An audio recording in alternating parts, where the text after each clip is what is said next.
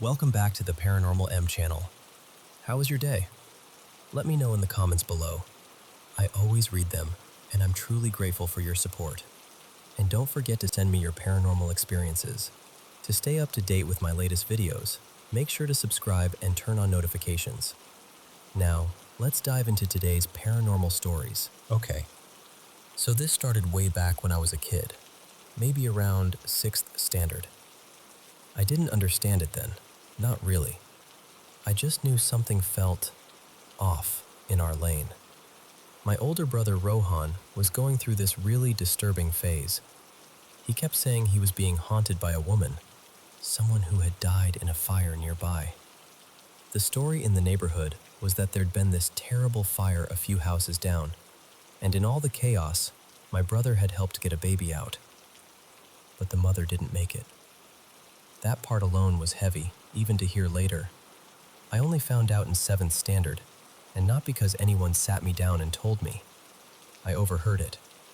Rohan was talking to one of his friends, in that intense voice people use when they think nobody's listening. He was describing how she kept showing up, how she wouldn't leave him alone. And then, not long after that, I started seeing her too. Not in the hallway or anything. At first it was in dreams. She had this really specific look, and I can still picture it clearly. A squarish face, a short, dark dress, her eyes bulging like she was forcing them wide open, tongue slightly out like she was mocking you.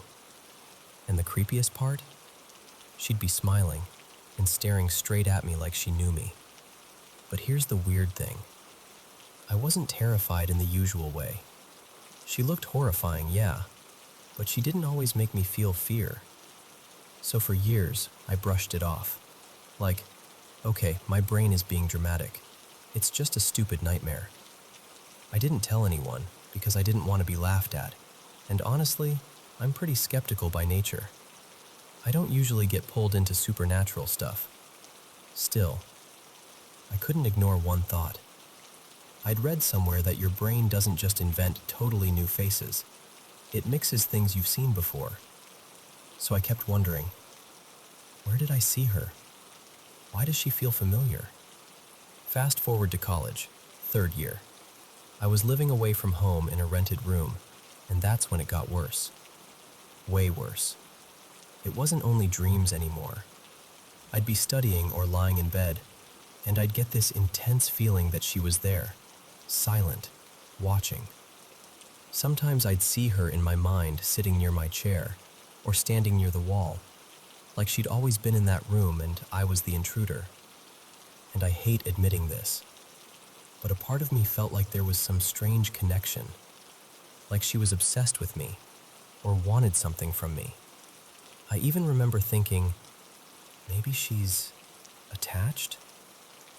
It sounds ridiculous when I say it out loud, but in that moment, it felt real. That phase messed me up. I started fearing little things, turning off the lights, walking to the washroom at night, even closing my eyes while washing my face. My dreams got ugly. Repeating dreams too, like the exact same nightmare playing again, as if it was being replayed on purpose. I was terrified in a way I can't properly explain. It wasn't just fear. It was like my body didn't trust reality anymore. Eventually, I did this ritual, something small my aunt had suggested. Not even sure I believed in it, but I was desperate. And strangely, things settled down after that. Not completely, but enough that I could breathe again. Then life moved on. I shifted cities for work and study. New place, new routine. For nearly 2 years, nothing happened.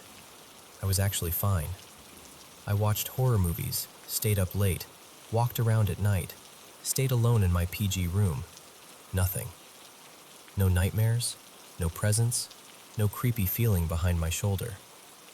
And I started believing it was over. But about 2 months ago, she came back. I stayed pretty chilled until October 24th.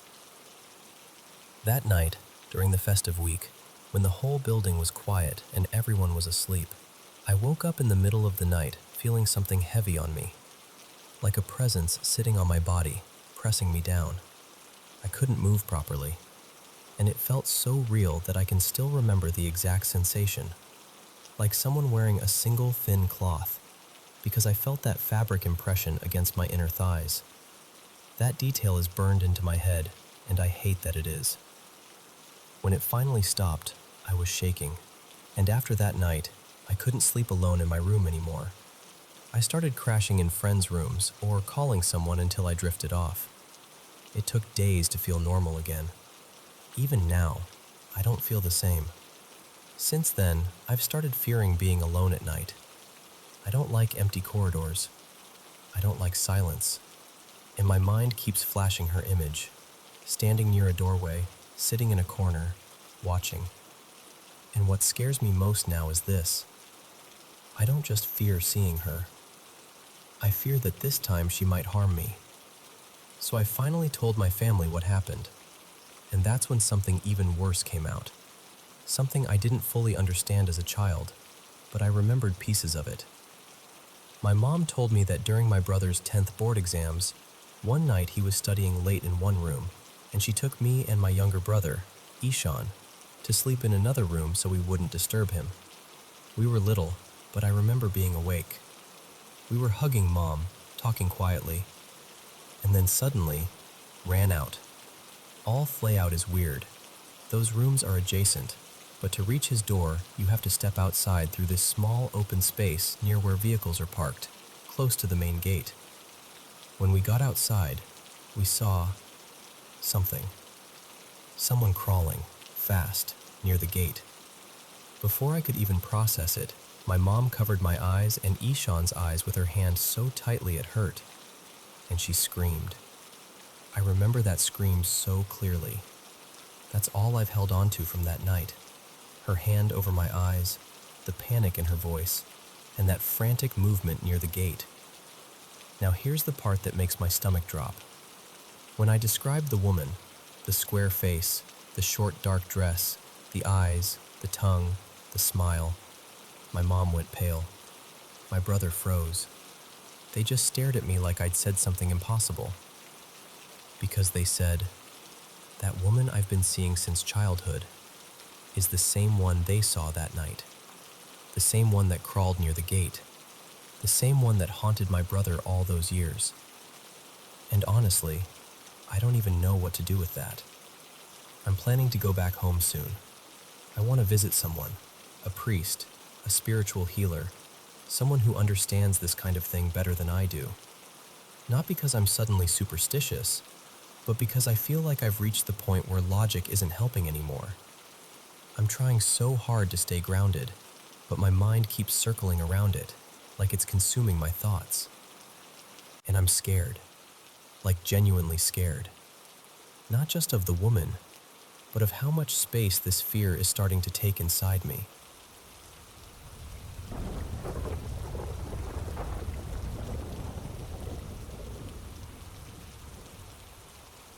So, I've been meaning to tell you this, because it still gives me that weird, cold sort of, what was that, feeling when I think about it. A while back, maybe late summer, I shot awake one night, around midnight, and instantly I knew something was off, because I couldn't move. Not my arms, not my legs, not even my head. The only thing I could move was my eyes. I was lying on my stomach with my face turned into the pillow, cheek pressed down, staring at the edge of my blanket. And as I'm trying, really trying, to force even a finger to twitch, this heavy feeling settles on my back. Like there's weight there. Like something large has climbed on top of me and is just sitting. And the worst part is, I couldn't see anything. My head was turned and my face was down, so there was no way to look up.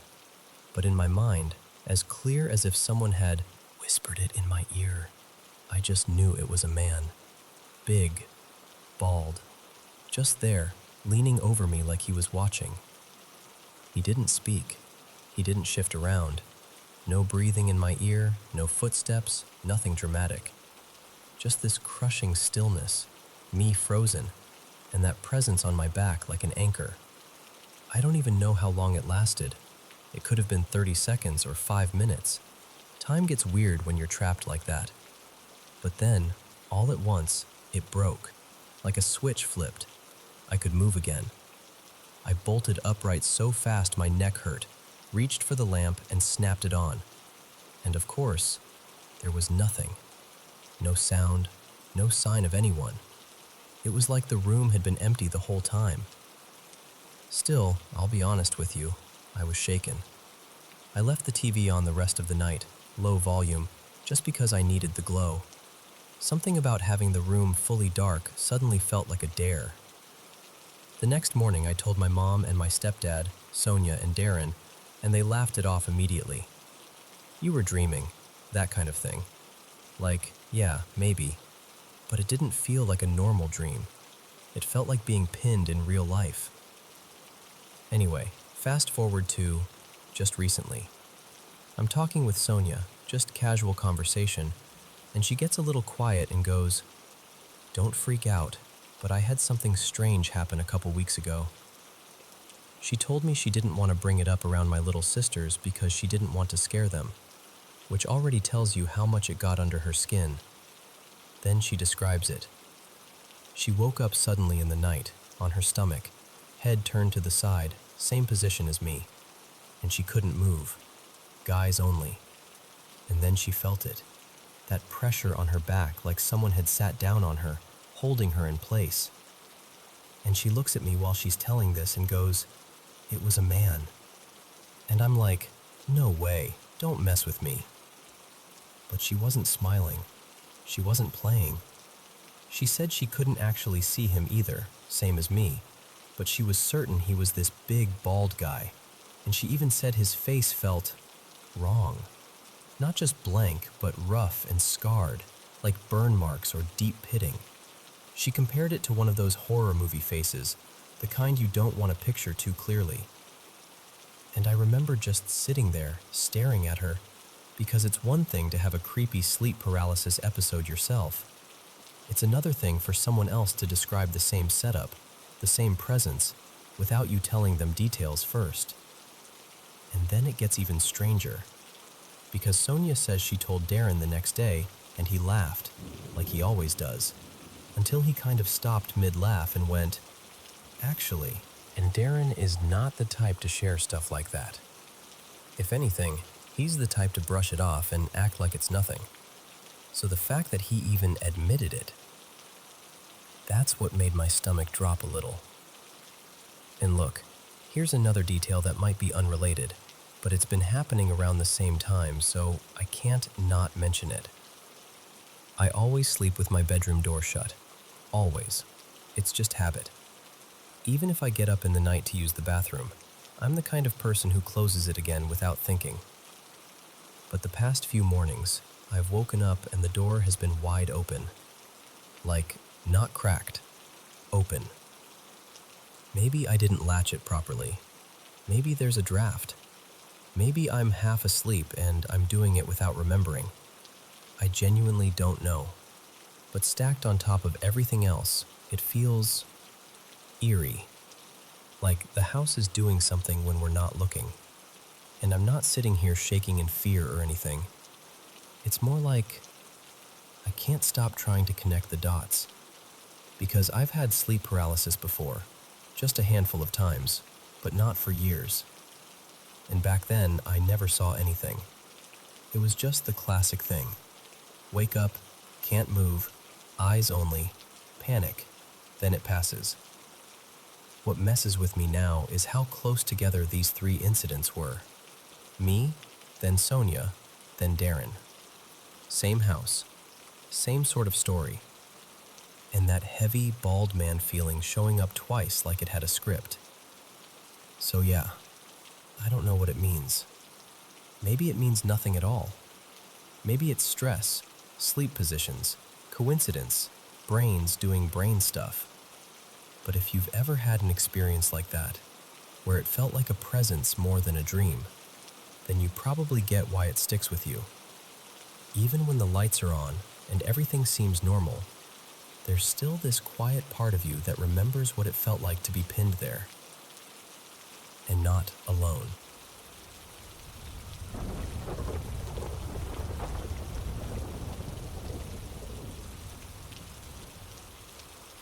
So, this happened a couple years back, when I was in my final year of college.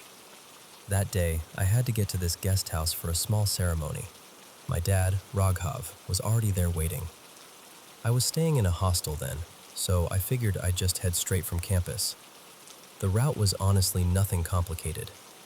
Bus ride, get off at the usual stop, and then it's like a straight walk. Maybe a kilometer, give or take. I'd been to that guest house so many times with my dad and my cousin Ayan that I could have done it half asleep. I knew the turns. I knew the landmarks. Nothing about it should have been confusing, except it was the first time I was going there alone. I reached the area around 12:15 in the afternoon, and it was one of those brutal, blazing days where the sunlight feels like it's pressing down on your scalp. No breeze, just heat. I started walking, took the turn I knew was correct, and I kept going, and going, and going. And after what felt like way too long, I slowed down because something didn't feel right. The guest house wasn't there. I looked around, confused, and that's when my stomach dropped a little, because I was standing in the exact same spot where I'd started, like I'd looped back without realizing. At first I told myself, okay, I'm tired, I'm overthinking, I took the wrong lane. So I tried again, different lane this time, really focused. First right, then straight. I even checked the direction of the sun like that would help. Same thing. No matter what I did, left, right, straight, back, different corners, different turns, every single path somehow brought me back to that same open ground again. Like the whole neighborhood was just folding in on itself. And the eeriest part? The place was empty. Completely. No people, no shopkeepers, no kids, no dogs sleeping in the shade, no scooters passing by.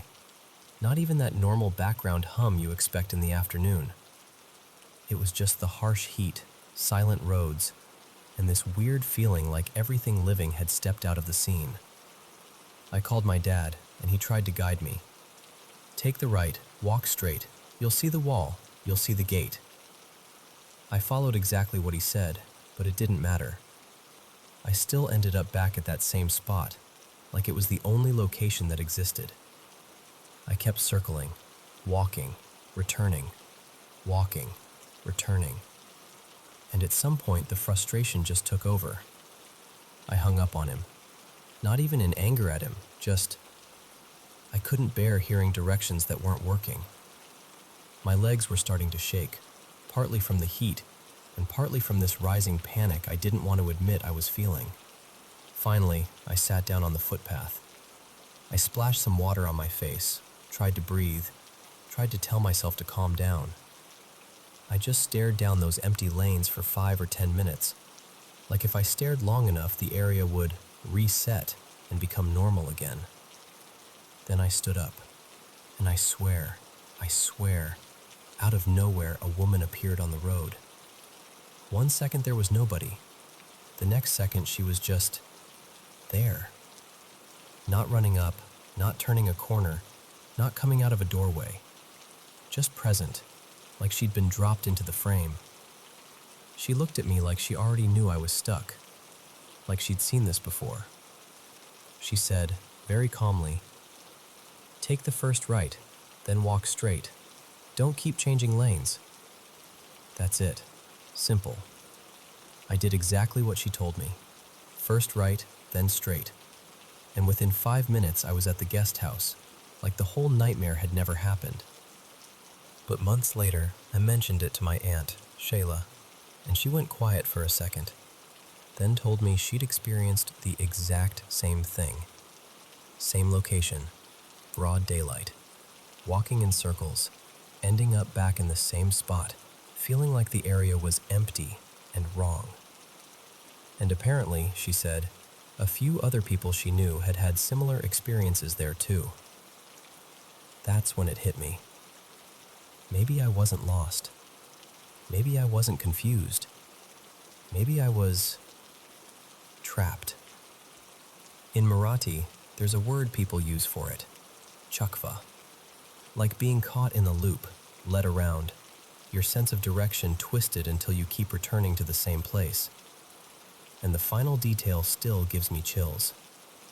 Because later, when I described the woman who appeared, my aunt's face changed, and she told me it sounded like her mother, the same person connected to the story I just shared. And even now, when I think about that afternoon, the silent streets, the blazing sun, the way the world felt paused, I don't remember feeling like I made a mistake. I remember feeling like something had decided I wasn't allowed to leave. Until it let me.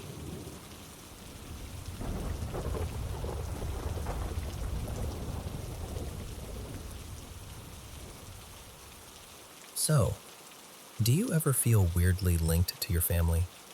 Like you're all sharing the same invisible group chat in your heads? Because that's what it's been like for me. There are 6 of us in my family. Busy house, lots of moving parts. We're not the kind of family that's constantly hugging and pouring our hearts out, but we're close enough that we're always bumping into each other's lives. It started out as these tiny, annoying coincidences. Like I'd quietly decide I needed the bathroom, and I'm not even fully in there yet. Knock, knock, knock. Someone's at the door like, "Hey, I need to use it." At first it was kind of funny. Then it became so consistent that I started expecting it, and honestly, I'd get irritated. Now I just wait until late at night when the house finally feels asleep and still. But it wasn't only that. One afternoon I was lying on my bed, scrolling on my phone, totally fine. And then out of nowhere I got hit with this sharp wave of emotion. Like sudden anger that didn't even feel like it belonged to me. I didn't know why, but I got up and walked out of my room. And when I did, I found my sister Naomi in the living room, fuming because our mom had told her she couldn't go meet her friends. I just stood there thinking, wait, was that her anger I felt? Then there's the kitchen stuff. Sometimes I'll be halfway through cooking something, pasta, eggs, whatever, and one of my siblings wanders in. I'll ask, "What do you need?"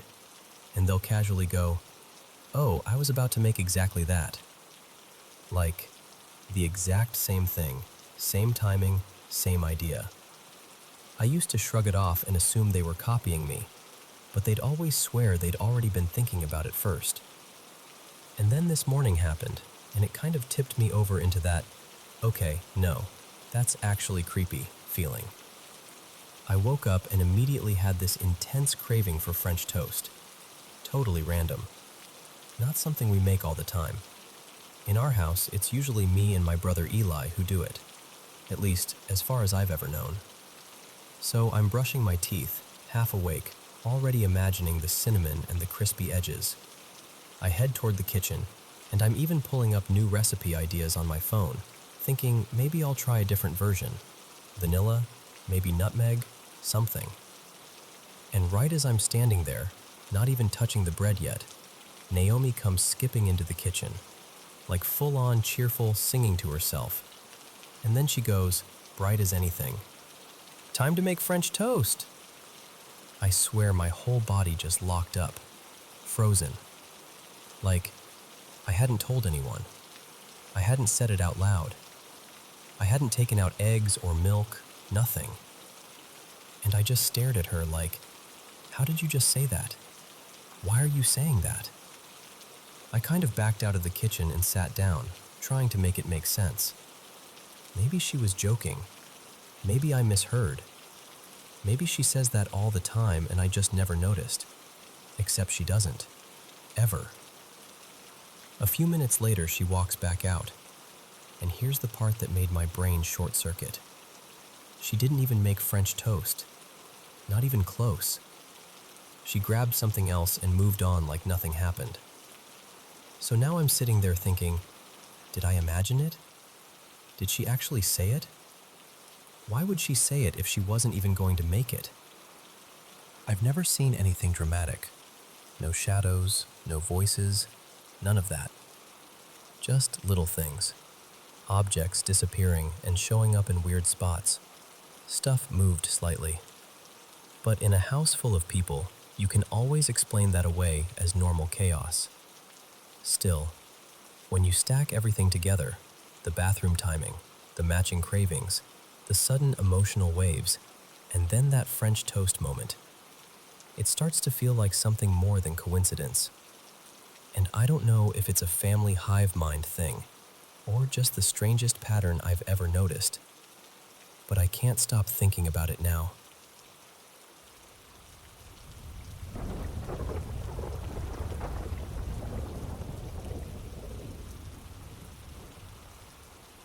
It was about 5:10 in the morning. You know that hour, when it's still dark, everything's quiet, and your body feels like it's not even fully real yet. I was at my mom's house, asleep, when I heard this violent banging on the back door, then screaming, high, panicked, a woman's voice. For a split second, my brain did that thing where it grabs the worst possibility first. I honestly thought one of my kids was hurt. I sat straight up, heart already racing, and ran toward the sound. I cracked my bedroom door, and the screams were louder, coming from outside. I went to the front door and looked through the peephole. There was a woman out there, crying so hard she could barely stand still. I called through the door. "Who is it?" She choked out. It's Marissa." And then, like the words were ripping out of her, she said, "Please, I need someone to come down here. Something's wrong with Evan." Evan was my brother. He was staying in this little old trailer behind my mom's place. Nothing fancy, just his own space. I swung the door open and said, "What do you mean? What's wrong with him?" And she looked at me, S's huge, face soaked, shaking, and said something I still feel in my bones when I remember it. I think he's dead." I swear I didn't even understand the sentence at first, like my brain rejected it. Then it hit and I screamed, "What?" And I just took off running down the yard, barefoot, not thinking, just moving. I asked her as I ran, "Did you call 911?" She said, "No," like she hadn't even thought of it, like she was trapped in the panic. I didn't have my phone on me. I yelled at her, "Call them right now," and kept going. When I got to the trailer and pushed inside, listen, I'm telling you, I will never be the same after that moment. The second I saw him, it was like my body was there, but I wasn't. Like something in me stepped backward, like my soul tried to get out of the room. He was on the bed. His eyes were open. His mouth was slightly open too. And his skin didn't look like him. I don't know how else to explain it. I ran to him and started screaming his name. "Evan, Evan!" And I grabbed his shoulder to shake him. Ice cold. Not cool, not clammy. Ice. Cold. And I knew immediately he was gone. But knowing didn't stop me. It didn't slow me down. I just dropped into survival mode like my body took over. I started CPR anyway. Hands on his chest, counting in my head. The first few compressions made this awful gurgling sound that I can still hear if I let myself. I checked for a pulse. Nothing. I put my head down on his chest like somehow I was going to catch a breath that wasn't there. Nothing. And somehow, Marissa still hadn't called 911. She kept saying her phone was dead, like that was the end of the story. I flew back up to the house, still barefoot, and my mom was at the door, scared, confused, asking what was happening. And I hate this. I hate that I said it the way I did, but I couldn't form anything gentler. I just blurted out, "Evan's dead." My mom's face, I can't even describe it. She grabbed her phone with shaking hands and called 911. I ran inside, grabbed my own phone, shoved my feet into shoes without even sitting down, and ran back. I remember yelling over my shoulder, "I'm going back down there. I'm doing CPR again." I reached up and closed his eyes at one point. I don't even know why. It just felt wrong to leave them open, like he was staring past me. I told my mom, "Stay outside. Please don't come in." I didn't want that image to become her image too. but she ended up handing me the phone because the dispatcher needed to talk to whoever was doing CPR. The dispatcher's voice was calm, too calm for what was happening inside that trailer. She told me to keep doing compressions. I told her, "He's blue, he's pale, he's cold." I told her, "He's gone." But she just kept repeating, "Keep going." Then she told me to get him on the floor. My mom came in anyway. She couldn't help it. That's her baby. And she grabbed his feet while I grabbed his arms, and we tried to move him. We couldn't. He didn't lift. He just slid a little. And that's when I saw he'd urinated in the bed. That detail is burned into my brain too, like the trauma saved it in high definition for no reason. I kept saying, "We can't move him." And the dispatcher finally told me to just do CPR where he was. Then she told me to count out loud so she could hear that I was doing it. So there I was, crying so hard I could barely breathe, pushing on my brother's chest and saying, out loud, over and over, 1, 2, 3, 4. 1, 2, 3, 4. Like some horrible nursery rhyme from hell. And I'm counting, and I'm screaming his name between numbers, and I can hear myself making these sounds that don't even feel human. At one point, my daughter's husband, he's only 21, came in, wide-eyed, like he didn't know where to put his hands or his grief. He offered to help, offered to take over compressions, and I snapped. No. Not because I was angry, because I couldn't let him carry that. I couldn't let that moment attach itself to him the way it was attaching itself to me. He just stood there, frozen, staring, already traumatized. I kept going. I don't know how long. It felt endless. I remember my arms burning, my chest tight, my hands slipping because everything was wet, sweat and tears and panic. And then the paramedics finally came in. They took one look at him, and they looked at me, and they shook their heads. That was it. And I want you to understand what that did to me. My brother, Evan, he was the only person who ever really got me. Like, truly understood how my brain works, how my heart works. He was my safe place in human form. He was my best friend. And after that morning, I keep replaying it. Like my mind is stuck in a loop it can't exit. The banging, the screaming, the running, the cold skin, the counting, the way the room felt when I realized he was gone. They told us later they think he had a heart attack sometime around 3 a.m. But that doesn't settle anything inside me. It doesn't make it make sense.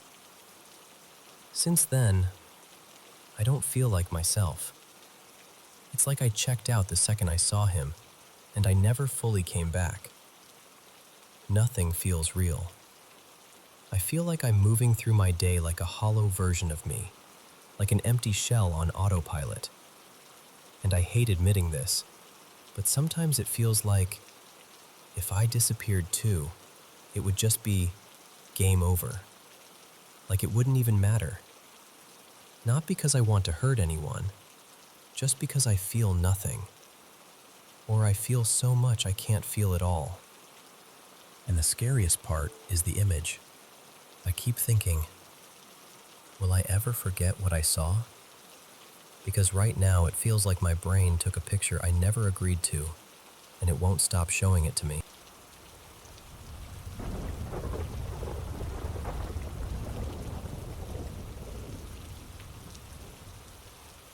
So, I'm going to start by saying this up front. I'm not the kind of person who wants to believe in spooky stuff. I'm the there's probably a logical explanation type. I always have been.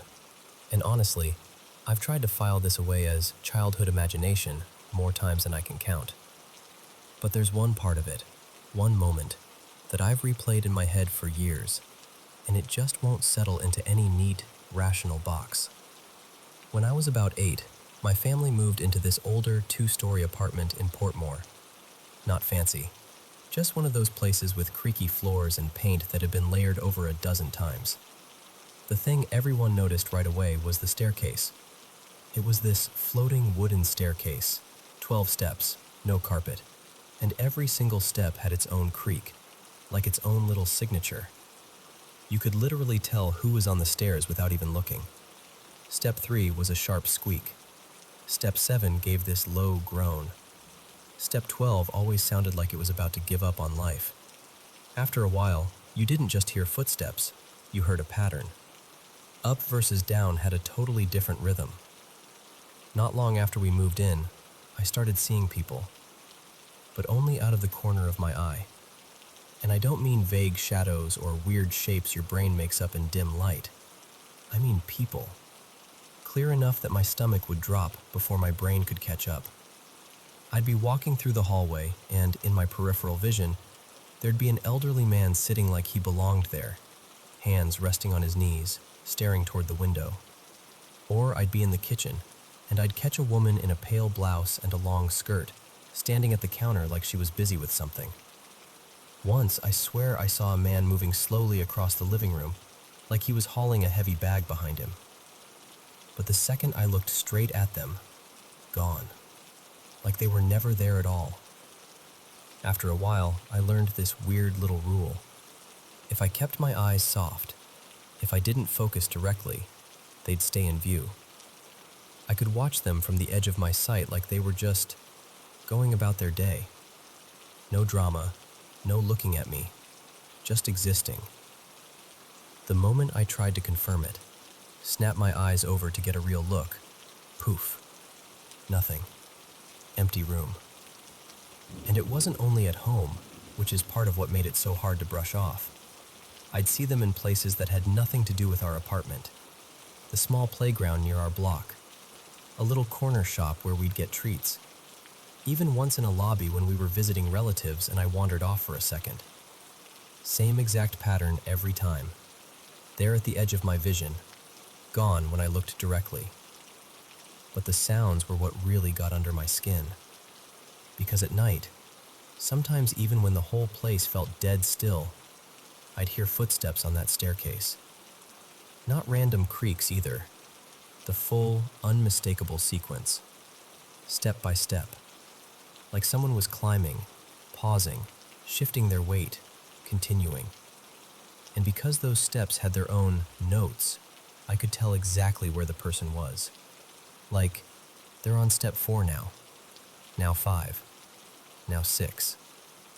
I'd sit in bed, holding my breath, listening, like it was a song I didn't want to know by heart, but did anyway. I told my parents.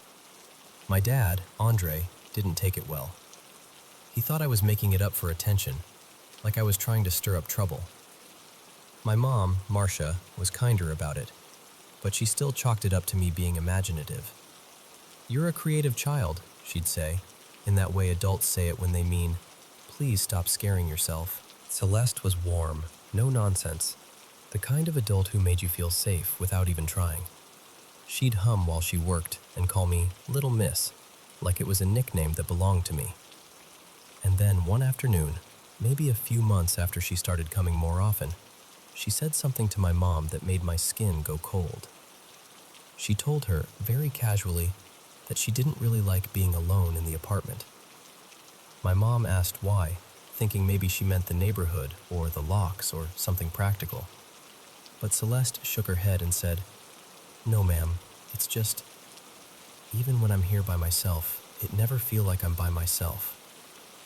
She said she'd hear someone walking up and down the stairs, or pacing upstairs while she was downstairs cleaning. And whenever she called out, "Hello? Who's there?" the sounds would stop like someone had just frozen. My mom told her, kind of half laughing, "You know, Kira has been saying that." And Celeste didn't laugh. She looked serious and said, "Then she not lying." I can't even explain what that did to me.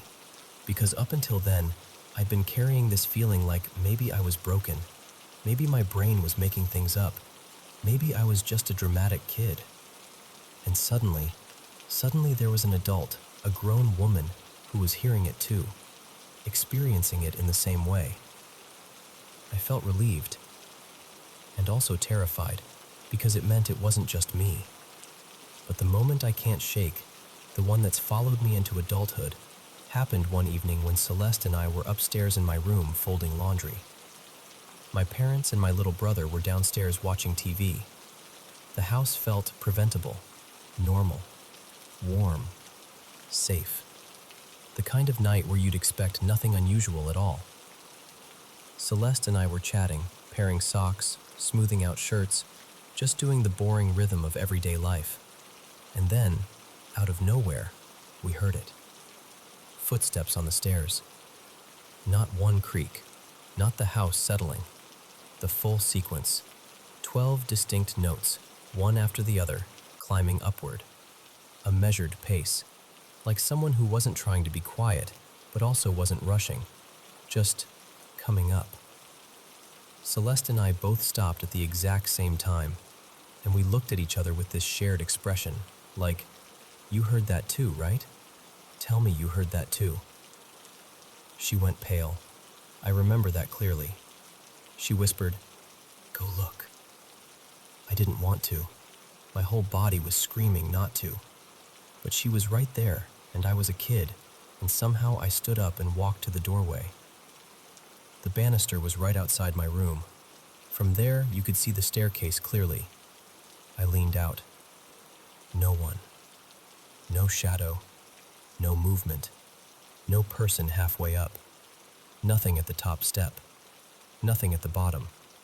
Just the staircase, silent, innocent, like it hadn't sung its little 12-note song a second ago. I turned back to Celeste, and she was already gathering the laundry like she wanted to be anywhere else. We went downstairs fast, asked my parents if anyone had come up. They both looked at us like we were ridiculous and said no. No one had left the couch. My brother hadn't moved.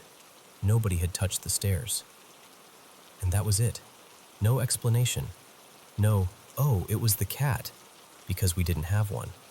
No, "the neighbors," because it was inside our unit, on our staircase, with our specific creak pattern we knew by heart. Over time, the peripheral vision figures stopped. By the time I was around 12 or so, it was like whatever that was, if it was anything at all, just faded out. Not long after that we moved away, and I never saw those edge-of-vision people again. Not at home, not in parks, not in shops, nowhere. And honestly, if it had only been me, if it had been just my childhood memory, just my private fear, I would have dismissed it by now. I would have told myself it was stress, imagination, some weird quirk of perception, anything. But Celeste heard it too. That night, in my room, we both heard those steps, clear as day. And I can't rationalize a shared moment like that. Not completely. So I don't know what it was. Maybe it wasn't ghosts. Maybe it was something else. Something about old buildings, sound, memory, the way a child's brain fills gaps. All I know is, after all these years, I still don't have a better explanation than the one I don't really want to believe.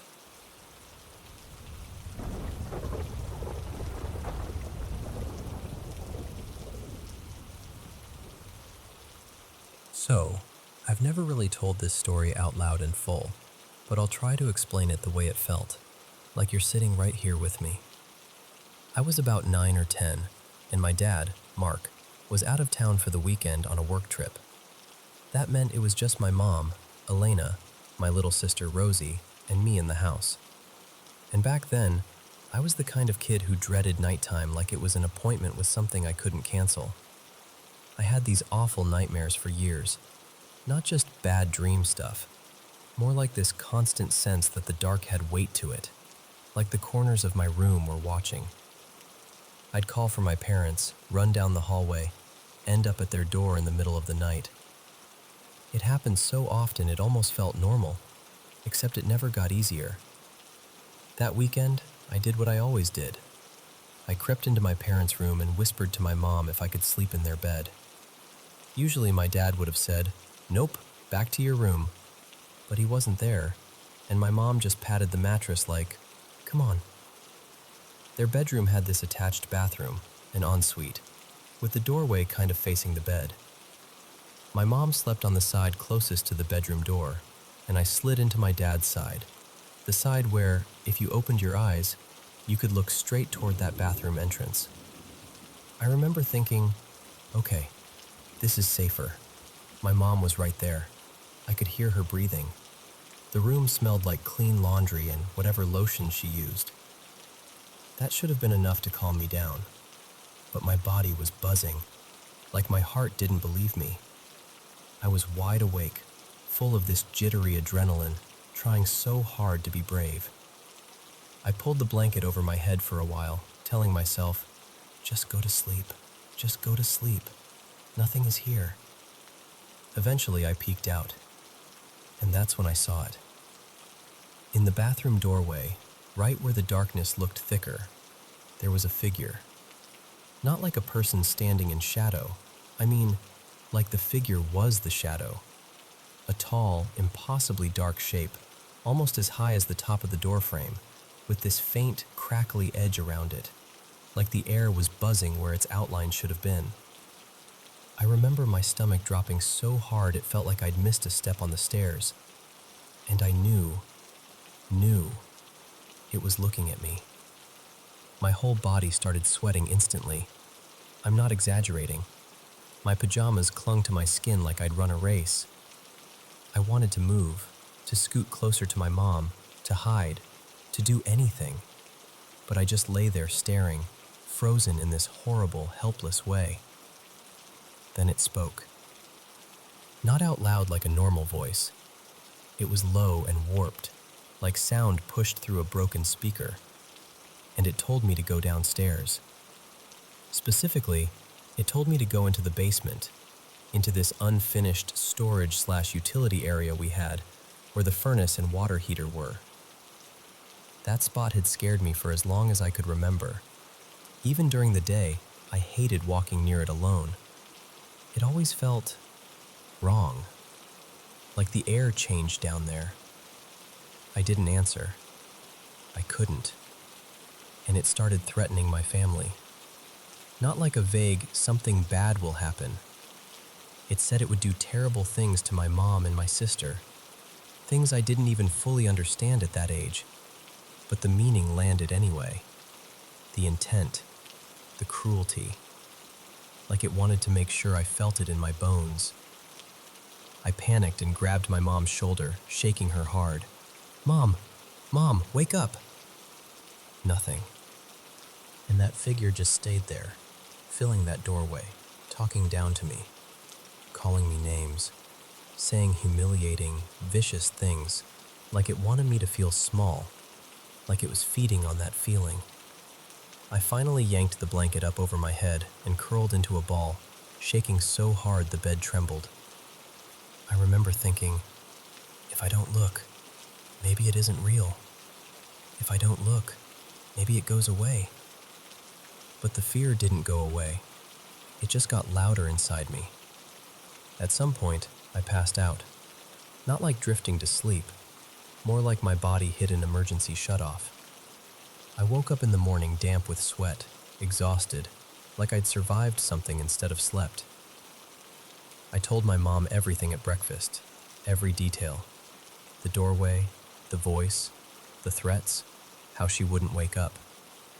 She looked concerned, she really did, but she eventually brushed it off as a nightmare, the kind kids have when they're overtired and scared. She said something I still remember. Don't give your attention to the darkness. Attention makes it stronger. I tried to believe her. I tried to carry that like a shield. And the strangest part is, I never saw that figure again. Not once. Not in that doorway, not in my room, not anywhere. I'm a grown man now, late 20s, and I've read a lot about shadow people, sleep paralysis, all of that. But here's the thing. I don't think it was sleep paralysis. I could move. I could grab my mom, shake her, even slap her. And I've never really heard of those things. Speaking. Not like that. Not with words that precise. Even telling you this now, I get those deep, full-body chills, like my nervous system remembers before my brain even finishes the sentence. I don't know what it was. I just know what it felt like. Like something stood in that doorway and tried to pull me into the darkest part of the house, and the darkest part of myself, while the person who could have saved me was right there, asleep and unreachable.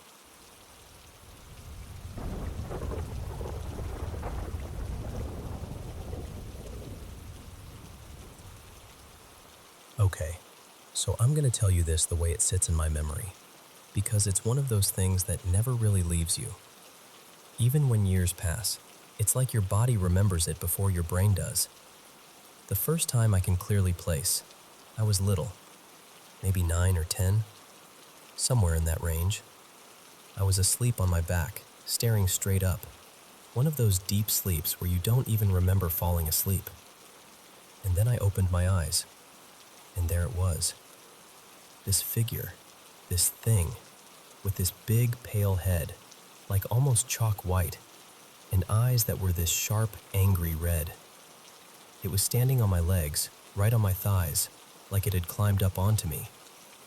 And it was looking straight down at my face. I remember how fast I shut my eyes. Instinct. Like my brain went, nope, don't look, don't move. And I stayed completely still. Completely. But my legs, my knees, my whole lower body felt like it was being crushed. Like this heavy, mean pressure. It hurt. Not like sore the next day hurt. Like immediate, trapped, helpless pain.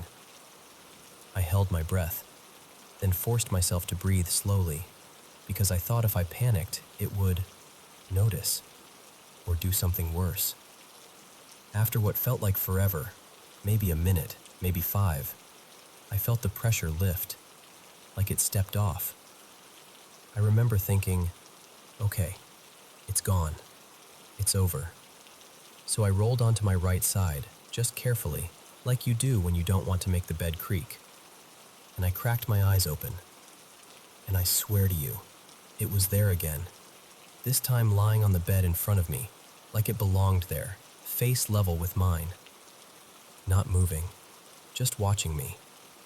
That red-eyed stare, like it was studying me, like it was waiting. I shut my eyes again and tried to pretend sleep into existence. I tried to nudge my sister, Leah, because she was asleep behind me. Just a small push at first. Nothing. Then a little harder. Still nothing. And this is the part that makes me sad when I think back. I stopped trying, because I had this awful thought. What if waking her up makes it go after her? Like I didn't want to drag her into it. So I stayed still, eyes squeezed shut, and somehow, I fell asleep anyway. Then years later, middle school age, I was maybe 13, or closer to 14. Things had been normal for a while, which almost made it worse, because I wasn't expecting anything. I woke up in the middle of the night, and I started rolling over to my left, and I did that thing where you barely open your eyes because you're still half asleep. At the foot of my bed, right at the edge, I saw something. It was thinner than a person, too thin, and it looked small at first, but the longer I stared, the more I couldn't tell if it was actually small, or if it just felt that way because it was crouched. But I knew it was staring at me. That feeling, like your skin knows before your eyes do. I panicked and flopped onto my side, and I pulled the blanket up, not all the way over my face, just enough to feel like I had a barrier. Like if I could still see, I'd be in control. And then, I felt a hand. Rough, big, like the palm was textured, almost scratchy. It brushed my cheek, weirdly gentle for something that felt so wrong. And then I felt something touch my lips. Like a kiss. A kiss. And then, this part still makes my stomach twist. I felt it leave the room, like a presence lifting away, like the air changed. After that, when I was around 15, it turned into something else. In the dreams, there were touches, hands, fingers, pressure on the bed. Sometimes whispers, sometimes just the certainty that something was there. And there was always this heavy fear, like something pushing down on me from the inside. And I know people jump straight to sleep paralysis, but that's what messed with my head. I could move. I could turn. I could shut my eyes tighter. I just didn't talk because I was terrified, and it felt, this sounds insane, but it felt obvious. Like if I spoke, they'd respond. Like they could hear me the way a person could hear you. Sometimes I'd be awake and it would happen anyway. And as soon as it stopped, I'd open my eyes and everything would be normal. Not like waking up groggy normal, like clear normal. I could think. I could hear. I could see the room exactly as it was. And then I'd just go back to sleep. Which is another reason it didn't feel like a dream. It felt like something interrupting my night and then leaving. Fast forward a lot to last year, summer. I wrote the date down because I finally started keeping track. July 7th, 2025. Early morning, somewhere around 5-ish, when the sky is still dark, but you can feel dawn waiting. I heard noises outside my bedroom door. Not like a normal house creak. More like footsteps in this wet, clicking mouth sound. Like someone making that loud tongue pop saliva kind of noise. It could have been my sister half asleep. It could have been my brain playing games because I was already tense. I don't know. I eventually drifted off again. But then I woke up to something grabbing me, hard, near my upper arm, almost like it missed my neck and caught my shoulder instead. And I felt myself get shoved down into the bed, like pinned for a second, aggressive and sudden. And right when that happened, my hearing went weird, like someone turned the world down and replaced it with static. That loud, painful ringing, like the inside of your skull is buzzing. It's hard to explain unless you've had it, but it wasn't normal ringing. It felt mechanical, like interference. And then a man's voice, clear as anything, said, over and over, "Stop being afraid of us. Stop being afraid of us. Stop being afraid of us." Like it was a command. There was another voice too, layered underneath, but I couldn't make out what it was saying. Just this murmur of words that didn't land. And the whole thing faded out slowly, like a radio station drifting away. And in the moment I got shoved, I also saw this flash, like black and white snapping in front of my eyes, paired with this deep thud, like a heartbeat that wasn't mine, like my body got jolted. Then, a few months after that, things calmed down. For a while, I started telling myself, okay, maybe it's done. But then this fall, again, I wrote the date down because I didn't want to keep doubting myself. December 2nd, 2025. For about a week before that night, I'd been having these non-stop, ugly dreams.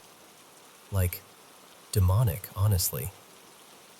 In them, I'd be screaming at my family, saying horrible things, out of character, cruel, unhinged. Sometimes I'd do something to myself in the dream and watch them react. And I woke up feeling sick, like the dream left residue on me. I brushed it off at first because dreams are dreams, right? But 2 nights before December 2nd, I woke up to use the bathroom, went back to bed, and I felt that familiar presence again, like someone in the room with me, even though nothing was there. That happened multiple times that week, enough that I stopped counting. I just knew I was becoming afraid of sleep. Then the night of December 2nd was worse. Same ringing, same spinning, And this time I couldn't tell if I was awake or stuck in that half state, but I could feel my body and the bed and the room, so it didn't feel like a normal dream. My sister, Maya, was across from me in our room, and I heard her repeating a name, over and over. Someone we know. But the tone didn't sound like her. It sounded off, like something using her voice but not getting it right. And it felt like she was staring straight at me while she said it, like her eyes were locked on mine in the dark. To make the layout make sense, our window is on the far right wall. The door is on the left wall facing it. My bed is against the wall near the window, and her bed is lower and closer to the center, kind of beneath my line of sight.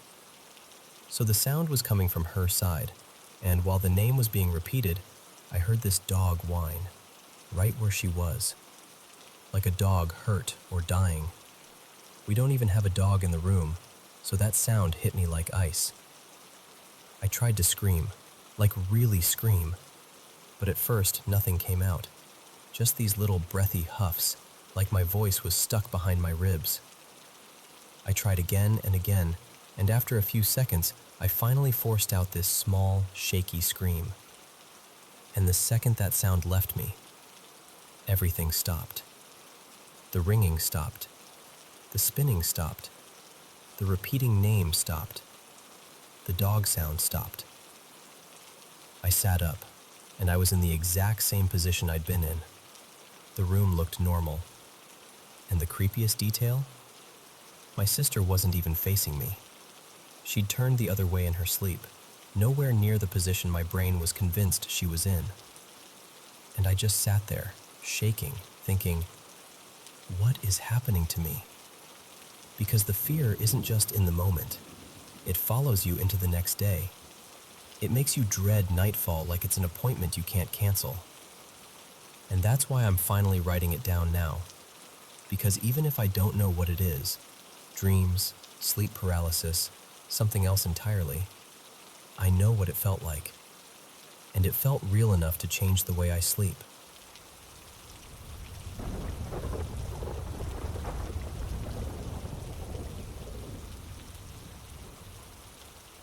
Hey, I'm not even sure what to call this, but I really need to get it off my chest. Like I'm telling it to someone who will actually listen and not laugh it off. My name's Mara, and I'm 17. Moving is basically a normal season in my life. My family rents, and every time the rent jumps or the owner suddenly wants the place back, we pack everything up and start over somewhere else. We moved again in early November, and we've only been in this new house for a few weeks. I've always had weird dreams, nightmares, vivid stuff. But this time, it's different. It's constant, heavy. And I need you to understand something important before I go further. Sometimes, after waking up from these dreams over and over, I've caught myself thinking, I don't want to be here anymore. Not because I'm some sad person all the time, more like the fear and tension have been chewing at my brain until I feel scraped raw. This move happened fast. My mom was working, and my dad, he gets impatient, especially under pressure, went looking for a place on his own. He came back acting like he'd found a miracle. He took me and my brothers to see it. The second I walked in, my stomach dropped. The house looked tired. The floors weren't finished right. The walls felt damp in places, and it was far from everything, right near a busy road where cars never seemed to stop rushing by. I have 2 cats, and I told him I was scared they'd slip out and get hit. He didn't want to hear it. He snapped at me, raised his voice, and signed anyway because the rent was cheap. Something like $2,300 for multiple rooms, an outdoor bathroom, a tiny kitchen, and utilities included. But the place was a mess. The wiring? There were outlets that sparked if you touched the wall too close. Some cables looked stripped like someone had yanked them out. Lights flickered like the house couldn't decide if it wanted to be awake or asleep. The first night I slept there, I had a nightmare so bad I woke up shaking. And after that, it didn't stop. Every night, either I'm being chased or someone's hurting me, or I'm somehow doing it to myself. It's like my own mind keeps showing me the same ending in different costumes. Even my cats acted different. Wide eyes, ears twitching, watching corners like something was moving when nothing was. One of them, Nube, slipped out during the first week. I panicked. I posted everywhere, walked around calling his name and barely slept. The next day, I found him crouched close by, like he'd been too afraid to cross the road. I cried right there on the sidewalk when I picked him up. And then there's my room.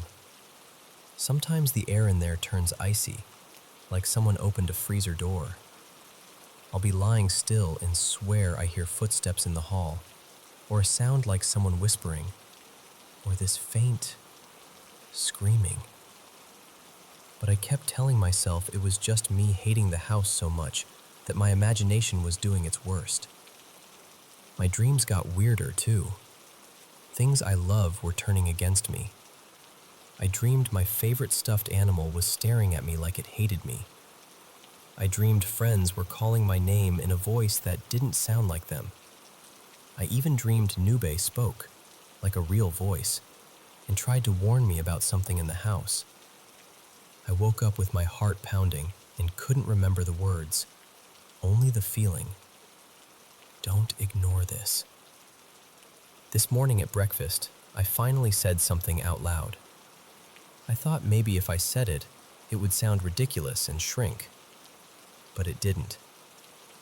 Then my little brother Iker said something that made my skin crawl. He told us that one early morning, he woke up and saw a woman walking slowly down the hallway. He said he couldn't move, like his body had turned to stone. He wanted to wake me but couldn't speak.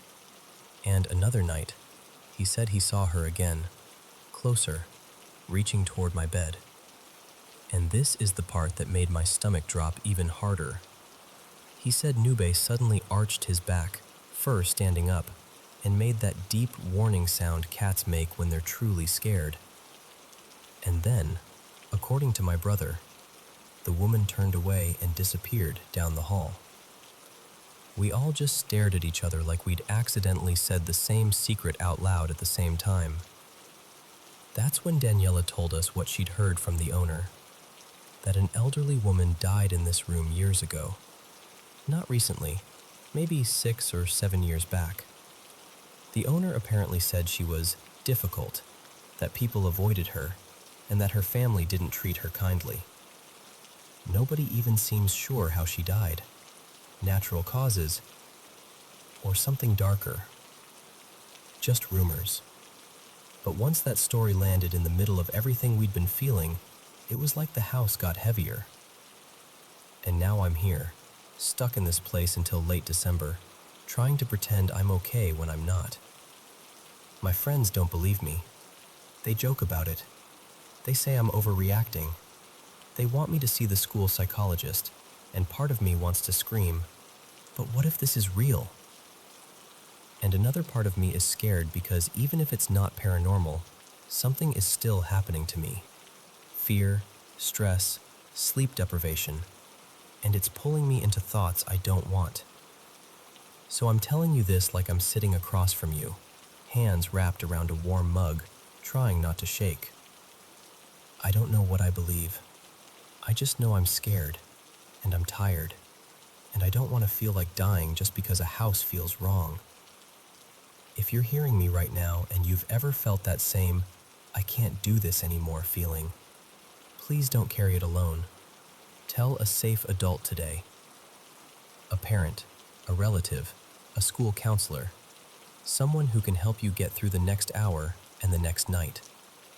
And if you feel like you might hurt yourself, treat it like an emergency. Call your local emergency number right now, or reach out to a crisis line in your country. You deserve support that takes you seriously. Whether what's happening is paranormal or just fear and stress, your safety matters more than proving what's real.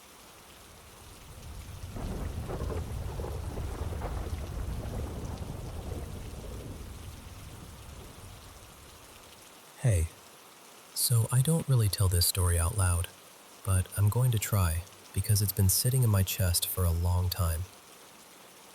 It started a little over 2 years ago, maybe closer to 3 now. I'd never been someone who had nightmares, or if I did, I never remembered them. But then, out of nowhere, I began waking up shaken, like my body had been through something my mind couldn't explain. The dreams were always the same kind of wrong. In them, I was trapped in these sexual situations with creatures, half human, half feline. Human arms and hands, except the fingers ended in claws. Their faces were unmistakably cat-like, muzzles, those watchful eyes. And there were always 2 or 3 of them, always, like they were waiting for me to show up. One dream stands out more than the others. I was in some kind of rented house, like an Airbnb, but the whole place felt staged, unreal. Everything was this deep, burnt orange color, like the walls, the couch, even the light itself had been soaked in it. I remember walking down a short hallway into a room, and I heard a voice, not from a person, just in the air, telling me calmly, "The drain is blocked. You should find another place." In the room, there was a big cat on the bed. Not a house cat, something like a leopard or a panther, stretched out like it owned the space, staring straight at me without blinking. And then one of the creatures was there in front of me. I don't want to get graphic, but the dream turned intimate and aggressive in that way nightmares do, where you're present, but you don't have control. I remember trying to push away, trying to reclaim myself, and I shouted, "Stop! I want to go! Leave me alone!" She was a few steps away when I said it. And that's what scared me most, because she didn't walk back toward me. She just appeared right in front of me, like the distance had never existed. She pressed her clawed hands flat against my chest and said, almost gently but completely certain, "No, you'll stay with me." I can still see her face, light hair, pale eyes, blue or gray, and faint feline markings across her cheeks like stripes. It wasn't cartoonish, it looked disturbingly real. That's when I jolted awake. I was lying on my back, staring up at the ceiling, heart hammering.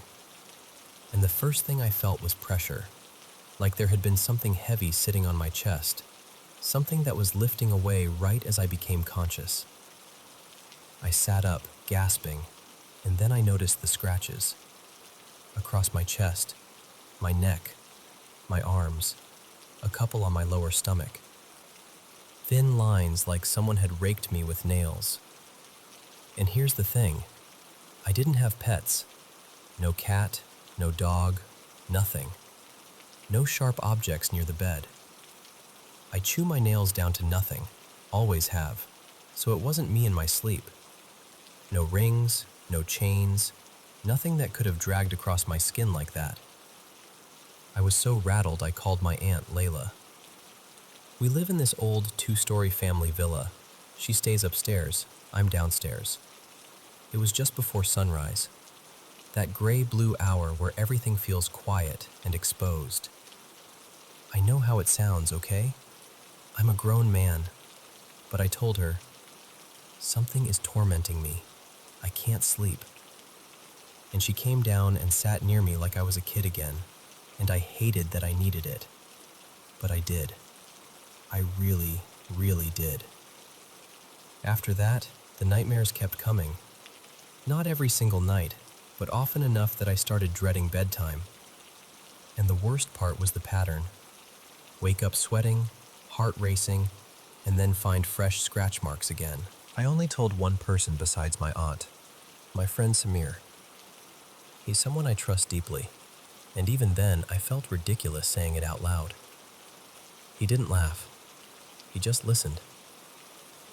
And then he suggested something simple, playing a Quran recitation at night while I slept.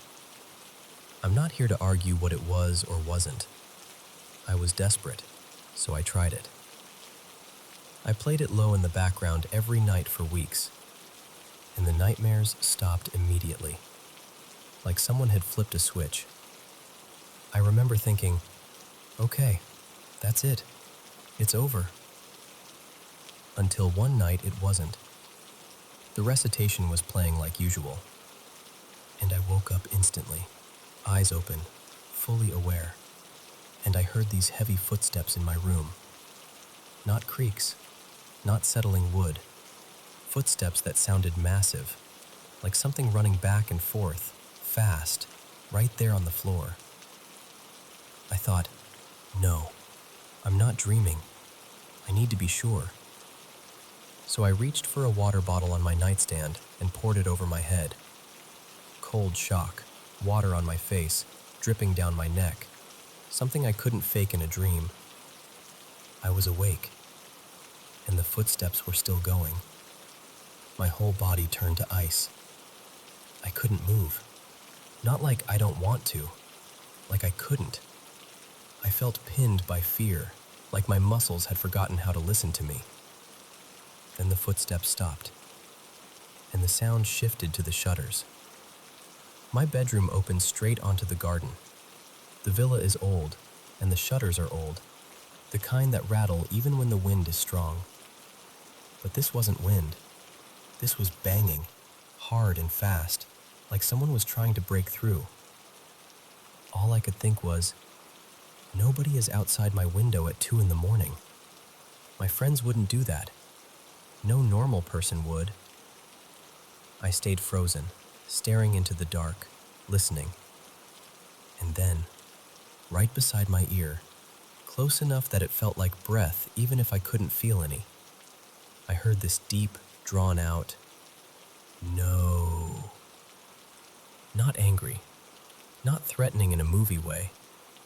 It sounded suffering, like grief in a voice, like something in pain. And the moment it ended, everything stopped. No more footsteps, no more banging, no more presence I could sense in the room. After that, the nightmares faded. The scratches stopped. The whole thing let go of me.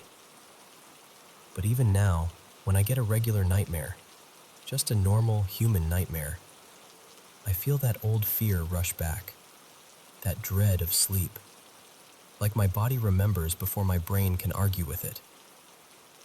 I'm not telling you this because I want attention. I'm not trying to convince anyone of anything.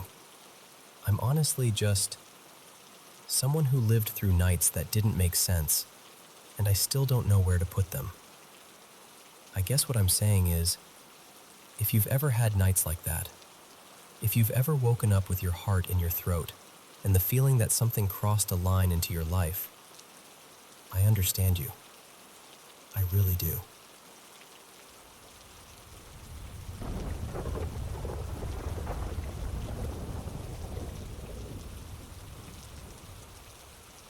So this goes way back, more than 2 decades ago, when I was still in high school. My family had just moved into a new place, and you know how it is on moving day. Cardboard boxes stacked like walls, furniture parked in the wrong rooms, everything half finished and dusty. By around midnight, we'd managed to get the basics done. My parents' room was usable, the kitchen was functional, and we'd cleared enough space in the living area and dining room to at least walk through without breaking a toe. My parents were completely wiped, so they just crashed. I went to what was supposed to be my bedroom and, yeah, no chance. It was basically a storage unit with a door. So I did the only thing I could think of. I shut the door, shoved a couple boxes aside, and made this pathetic little sleep zone by laying a mattress across a few sturdier boxes. Not comfortable, but I was too tired to care. And right as I'm about to lie down, I hear this meowing, I turn, and there, like it belonged there, was a black cat sitting in the middle of the room. The moonlight was coming through the window and landing right on it, like a spotlight. It wasn't scared. It just sat there, meowing over and over, slow and insistent, like it wanted me to notice it. I walked closer, and it held still for a few seconds, then calmly stood up and padded into the darker corner of the room. I flipped the light on, thinking, okay, it ran under something, and it was just gone. No scrambling, no thump, no sound at all. I searched everywhere, behind boxes, under furniture, even inside a partly open suitcase. The windows were locked, the door was shut. There was nowhere it could have gone. And in the process of searching, I managed to make the room even worse than it already was. At that point, I was out of energy and, honestly, a little unsettled. So I dragged my mattress out into the hallway where it was clearer, turned off the lights, and lay down. I just wanted sleep. I wanted my brain to shut off.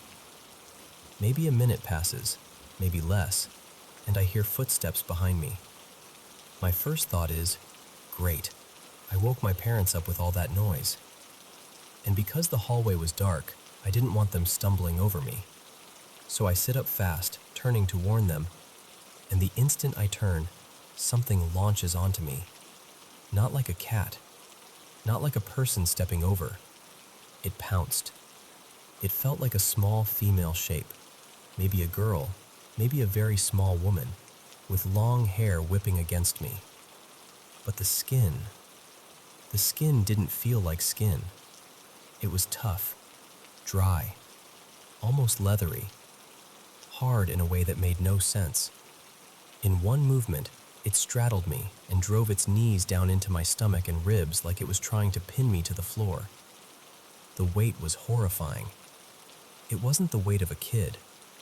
It was like getting crushed by a sack of stone.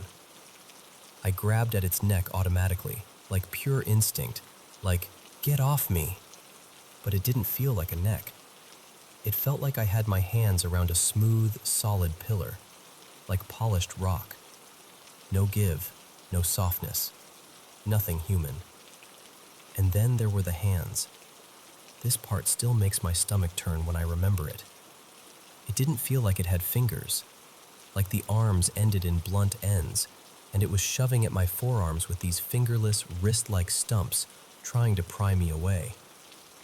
I know this is going to sound weird, but in that moment I wasn't even afraid yet. I was furious. I genuinely thought somebody had broken into the house and tackled me in the dark. I was fighting like an animal. I tried to look at its face, but I couldn't make out anything. No eyes, no mouth, just black, like the darkness had mass. I scrambled, half crawling, half stumbling to the light switch, and snapped the light on. Nothing. No one. Just the table overturned like something had hit it hard. My parents came running out immediately, panicked, asking what happened. We searched the house, then the yard. My dad even went next door and got the neighbors to help look around. We searched for a long time, maybe half an hour, maybe more, because everybody was convinced there had to be an intruder. We called the police, filed a report, and that was it. For years after that, nothing happened. Not a sound, not a shadow, nothing. And honestly, over time I started to bury it. I didn't talk about it. I told myself it had to be some kind of half-asleep nightmare, except the table being knocked over didn't fit that explanation at all. Then, about 10 or 12 years later, I was abroad for grad school. I was sharing an apartment with a younger roommate. His name was Mateo, and he was one of those people who was always joking, always upbeat, never dramatic. The kind of guy you'd never expect to freak out. One night, I'm dead asleep, and his scream rips me straight out of it.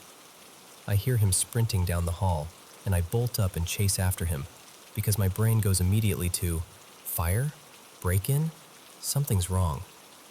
I catch up in the kitchen and he's pale, wide-eyed, shaking, almost laughing and crying at the same time.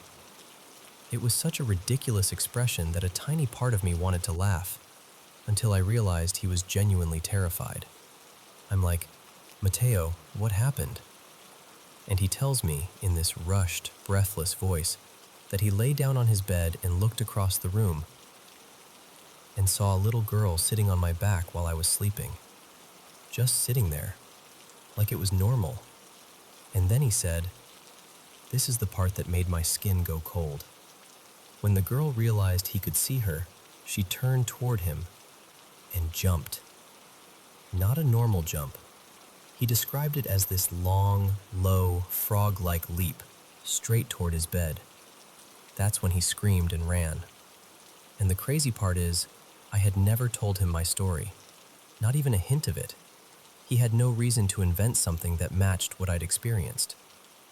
After that night, I barely slept for a week. I kept thinking, if it's real, why can he see it? Why can't I? Now jump to the present. My wife Alina started saying something about a week ago that after midnight, usually after midnight, she sometimes sees this woman-shaped shadow in the corner of our bedroom. Not every night, just twice so far. But twice is enough, you know? Now she won't go to the bathroom alone in the middle of the night. She asks me to walk with her, and I do, because the fear in her voice is very real. And then there's the other thing, small but strange.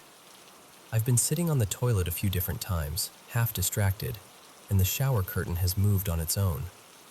Not like a gentle sway either, like it got tugged. 3 separate times. Here's the part that messes with me the most. We live on the 10th floor of a big apartment building. The place is relatively new, only a few years old, and we are literally on the opposite side of the world from that first house. So I don't know if any of this is connected. I don't know if it's just coincidence, or stress, or brains playing tricks in the dark. But I do know this. It scares me in a way that the original incident didn't, because back then it was just me. Now other people around me are seeing things, and I'm the one who can't. And that thought keeps me awake more than anything.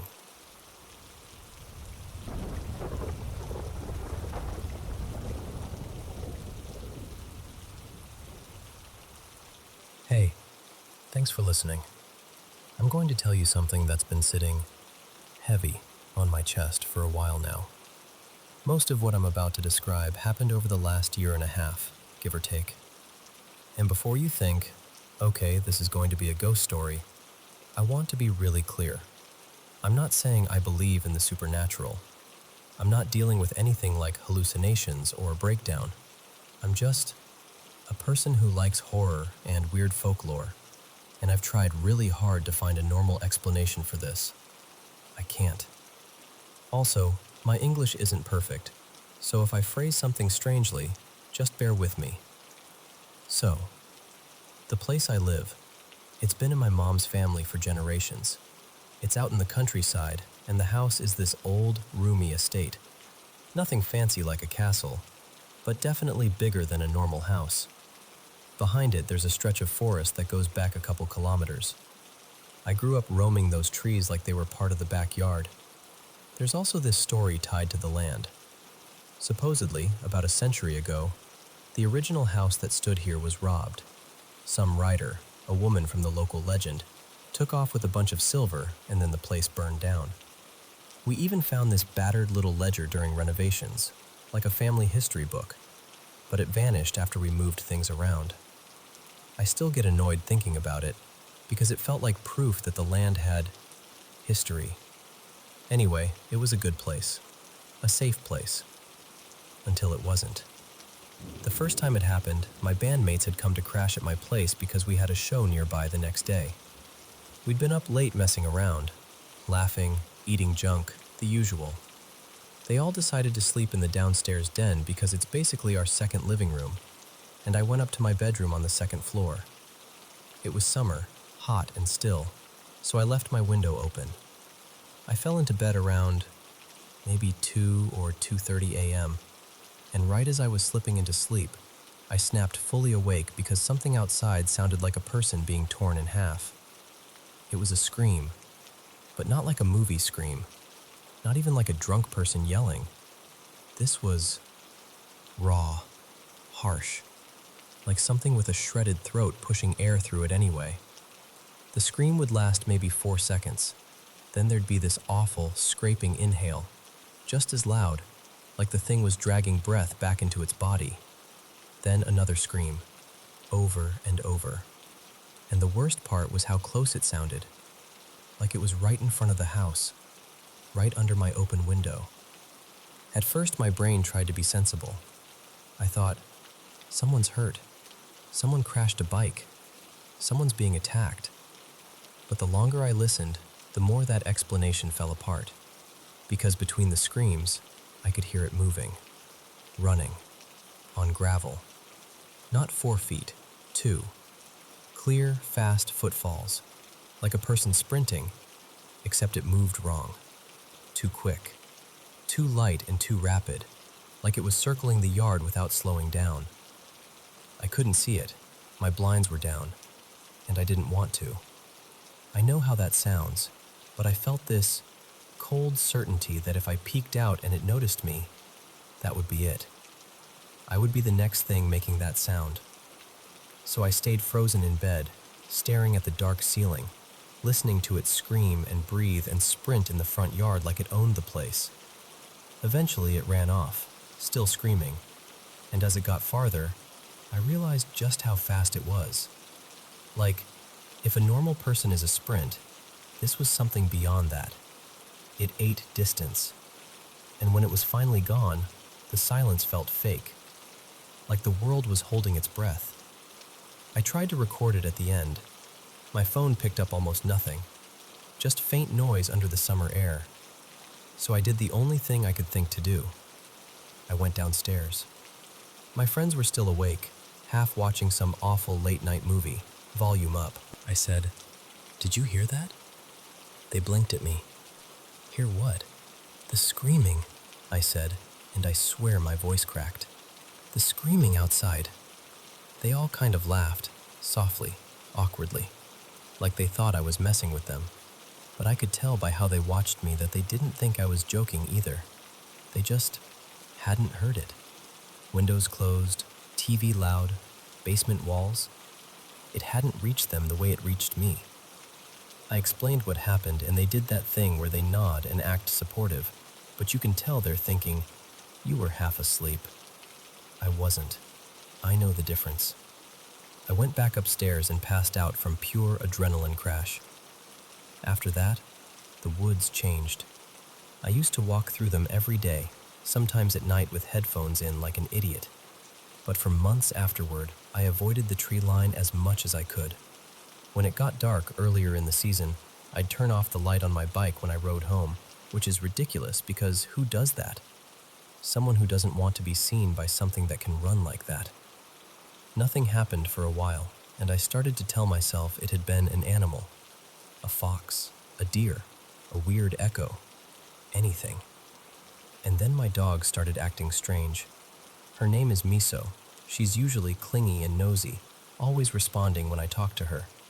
But at night I'd come down for water and find her sitting perfectly still by the big doorway that looks down the long stretch of the house, just staring into the dark hallway like she was watching someone stand there. I'd call her, "Miso, come on." No reaction. I'd move closer and she wouldn't even flick an ear, just locked in, like her brain had gone somewhere else. Then one night I found her sitting in front of the main door, like she needed to go out. So I opened it, and she shot into the night like she'd been launched, straight toward the woods. I panicked, grabbed a flashlight and went after her, calling her name, trying not to sound scared even though my heart was already hammering. I made it maybe 40 or 50 meters into the backyard, past the open grass, close enough that the house lights looked far away, and I heard rustling, near me, so I stopped, thinking she was finally coming back. Then it happened again. That scream. It came from inside the forest, deeper than last time, but close enough that my skin tightened. And immediately the birds exploded out of the trees like the whole canopy had been punched. A second later, Miso tore out of the woods at full speed from the exact direction the scream came from. And I didn't even think. We both ran. That open backyard felt like standing on a stage with a spotlight on me. I remember thinking, if something is watching, I'm the easiest target on earth. We made it inside. I slammed the door, locked it, locked the second lock, and stood there, shaking while the sound faded behind the walls. I barely slept that night. A few months passed after that. Life did what life does: school, work, rehearsals, and the memory started to dull again, like my brain wanted to survive by forgetting. But a few nights ago, it came back in a different way. I was in bed, trying to sleep, when I heard something hit the outside of the house. Not a branch, not wind. It was like knuckles. Quick, solid knocks against the wall. It stopped after a few seconds. Then the next night, the same thing. And the next. And then, this is the part that made my stomach drop. One night, it wasn't the wall. It was my window. Second floor. Light tapping, like fingernails. I just lay there in the dark, barely breathing, staring at the glass like I could will it to hold. And I kept thinking, how does something tap on a second floor window? A ladder? A tree? But there's no tree close enough to reach. And the tapping didn't sound like branches anyway. It sounded deliberate. So I'm telling you instead. Because I don't know what it is, and I don't know what it wants, and I'm getting really tired of pretending my own home isn't starting to feel like a trap. And I swear to you, if this was just one weird night, I'd shrug it off. But it isn't one night anymore. It feels like something has learned where I live.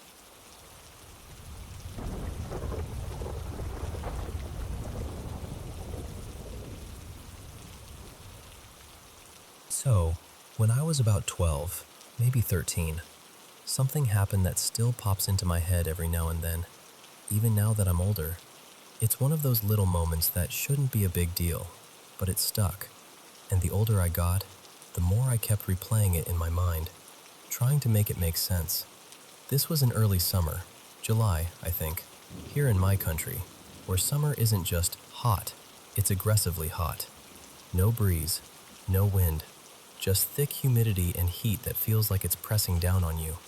The kind of weather where even the air feels heavy and tired. At the time, my whole family was away. My mom and my siblings were traveling, so it was just me and my dad in this big, quiet villa. No housekeeper back then, and the place felt extra empty because of it. Every sound echoed. Every hallway felt longer. That day had already drained me. We slept in late, and then my dad went out to do errands, groceries, household stuff, heavy things. He'd recently had heart surgery, so he wasn't supposed to lift much of anything, which meant, yeah, that was me. So I'm hauling bags inside, stacking groceries, carrying awkward boxes, even dragging in those big water jugs like I'm some tiny exhausted delivery guy. By the time everything was done, it was around 9 p.m., Friday night. And Friday nights mattered to me back then. It was the best night, the last free night before the school week started creeping into your brain. I was destroyed, but I refused to waste it by sleeping early. All I wanted was to flop down and play PlayStation for a couple hours like I'd earned it. My dad went upstairs like he always did. He was an early sleeper, especially after surgery. The moment he disappeared upstairs, I finally went into my room and just collapsed. Like, I didn't even make it to my bed. I dropped onto the floor, still in that half-awake, half-dead state where your body is melting, but your mind is stubbornly going, no, I'm staying up. My bedroom door was open, so I could hear upstairs if anything happened. And then I hear my dad's voice from near the stairs, calling down, "Yusuf, don't forget the main door, it's still open." I remember just staring at the ceiling, like my soul had left my body. I was so tired it felt unfair that I had to stand up again. And I swear, This is the part that makes me laugh now, but at the time it was so genuine. I said out loud, in the most exhausted, half-joking prayer of my life, "Oh Allah, please send someone to close the door for me," like I was bargaining with the universe because my legs didn't work anymore. I laid there for a few minutes, hoping I'd magically gain energy. Eventually, maybe 6 or 7 minutes later, I dragged myself up, shuffling toward the front of the house to close the main door. And when I got there, it was already closed. Not slightly moved, not halfway shut, fully shut, the way you'd close it properly, with intention. And this wasn't some light door either. This was a heavy metal villa door with a stiff handle, the kind that needs a real pull and a firm push. It doesn't just swing closed. I just stood there, frozen. My first thought was, Dad must have come down, but instantly I knew that didn't make sense. I would have heard him on the stairs, and he was tired, healing, and already in bed. So I called out, trying to keep my voice calm, but it came out weird anyway. Then I walked upstairs quickly and peeked into his room. It was dark. He was in bed, clearly asleep. He stirred and said, sleepy and annoyed, "What's going on?"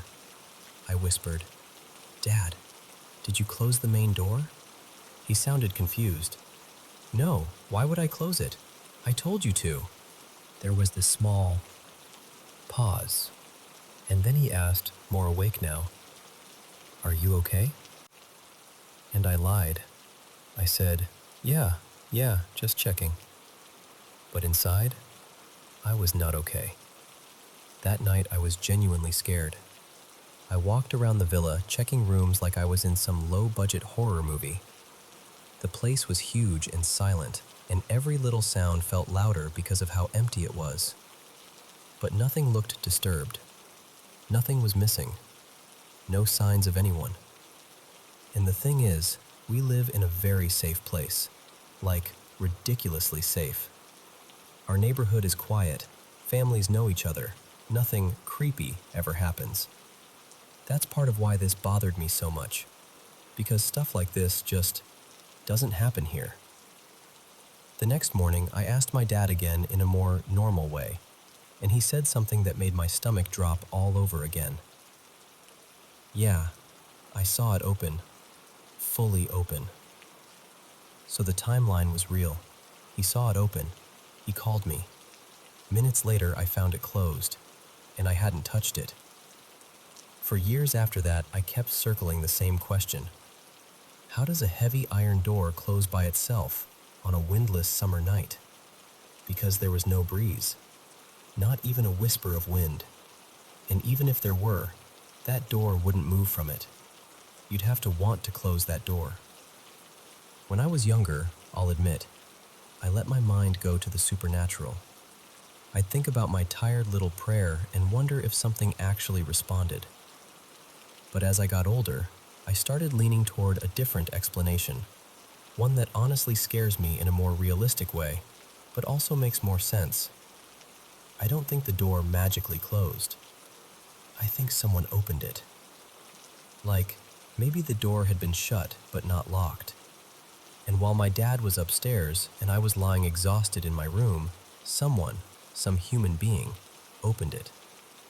My dad saw it open and called down, and before I reached the front door, that person quietly closed it again and left. And why would someone do that? Because all the villas in our area look almost identical. Same design, same door style, same layout. It wouldn't be hard for someone to walk up to the wrong house. Maybe a neighbor's guest. Maybe someone visiting someone nearby. Maybe a delivery person confused in the dark. Try the door. Realize instantly they're in the wrong place, and then close it quickly and smoothly, like, nope, not this one. Nothing was stolen. Nothing was damaged. We didn't hear any footsteps, any banging, any panic. Just open, then closed. And still, even with that explanation, the weird part is, how did they open it at all unless it wasn't locked? So sometimes I still think about that tired little prayer I made, how ridiculous it was, and I wonder if it got answered in the most accidental way possible. Not by a djinn, but by a random person who just happened to close the door right after my dad yelled. Or maybe it really was someone who entered by mistake and left. I'll never know. It's such a small incident, honestly. No big dramatic ending, no proof, no cameras back then. Just one heavy door that was open and then suddenly wasn't. But it stayed with me, because where I live, we don't really get strange stories. Not like that. So when something even slightly eerie happens, it feels extra loud in your memory. And every once in a while, even now, I still catch myself thinking, what actually happened that night?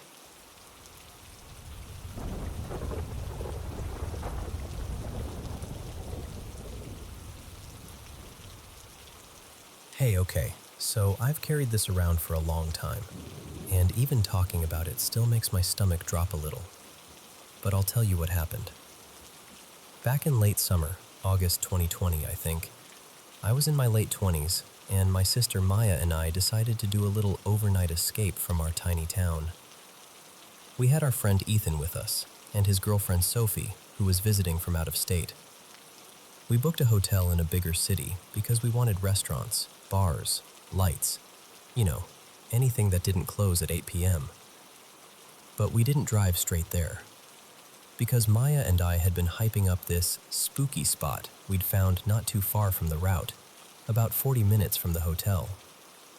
It's in North Carolina, and people call it the Devil's Tramping Ground. If you've never heard of it, it's basically this wide, barren circle in the middle of the woods where nothing grows. Not grass, not weeds, just dirt. And the thing that always messed with me? The place felt empty in a way the forest around it didn't. Like you'd expect birds or squirrels or something, but it was quiet in a way that made your ears feel too loud. The legend says the devil paces that circle at night, thinking up evil. Real dramatic. And there are all these stories. Stuff left in the circle gets moved or vanishes by morning. People get turned around on the trails like the paths change, and folks swear they lose time out there. Maya and I had already gone twice before, but only during the day. And honestly, those daytime trips were almost peaceful, beautiful even. Weird, but not scary. So we thought, let's take Ethan and Sophie, make it an adventure.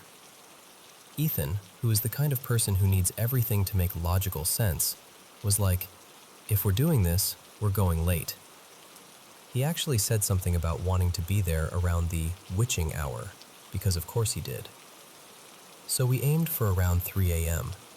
And listen, right away the drive felt wrong. It was this narrow 2-lane road through the woods with no streetlights, and every few minutes we'd hit these sudden pockets of thick fog. Not normal mist, like dense, sitting low, swallowing your headlights fog. In the middle of August. And I remember thinking, this feels like a warning. I know that sounds dramatic, but it's the only way to say it.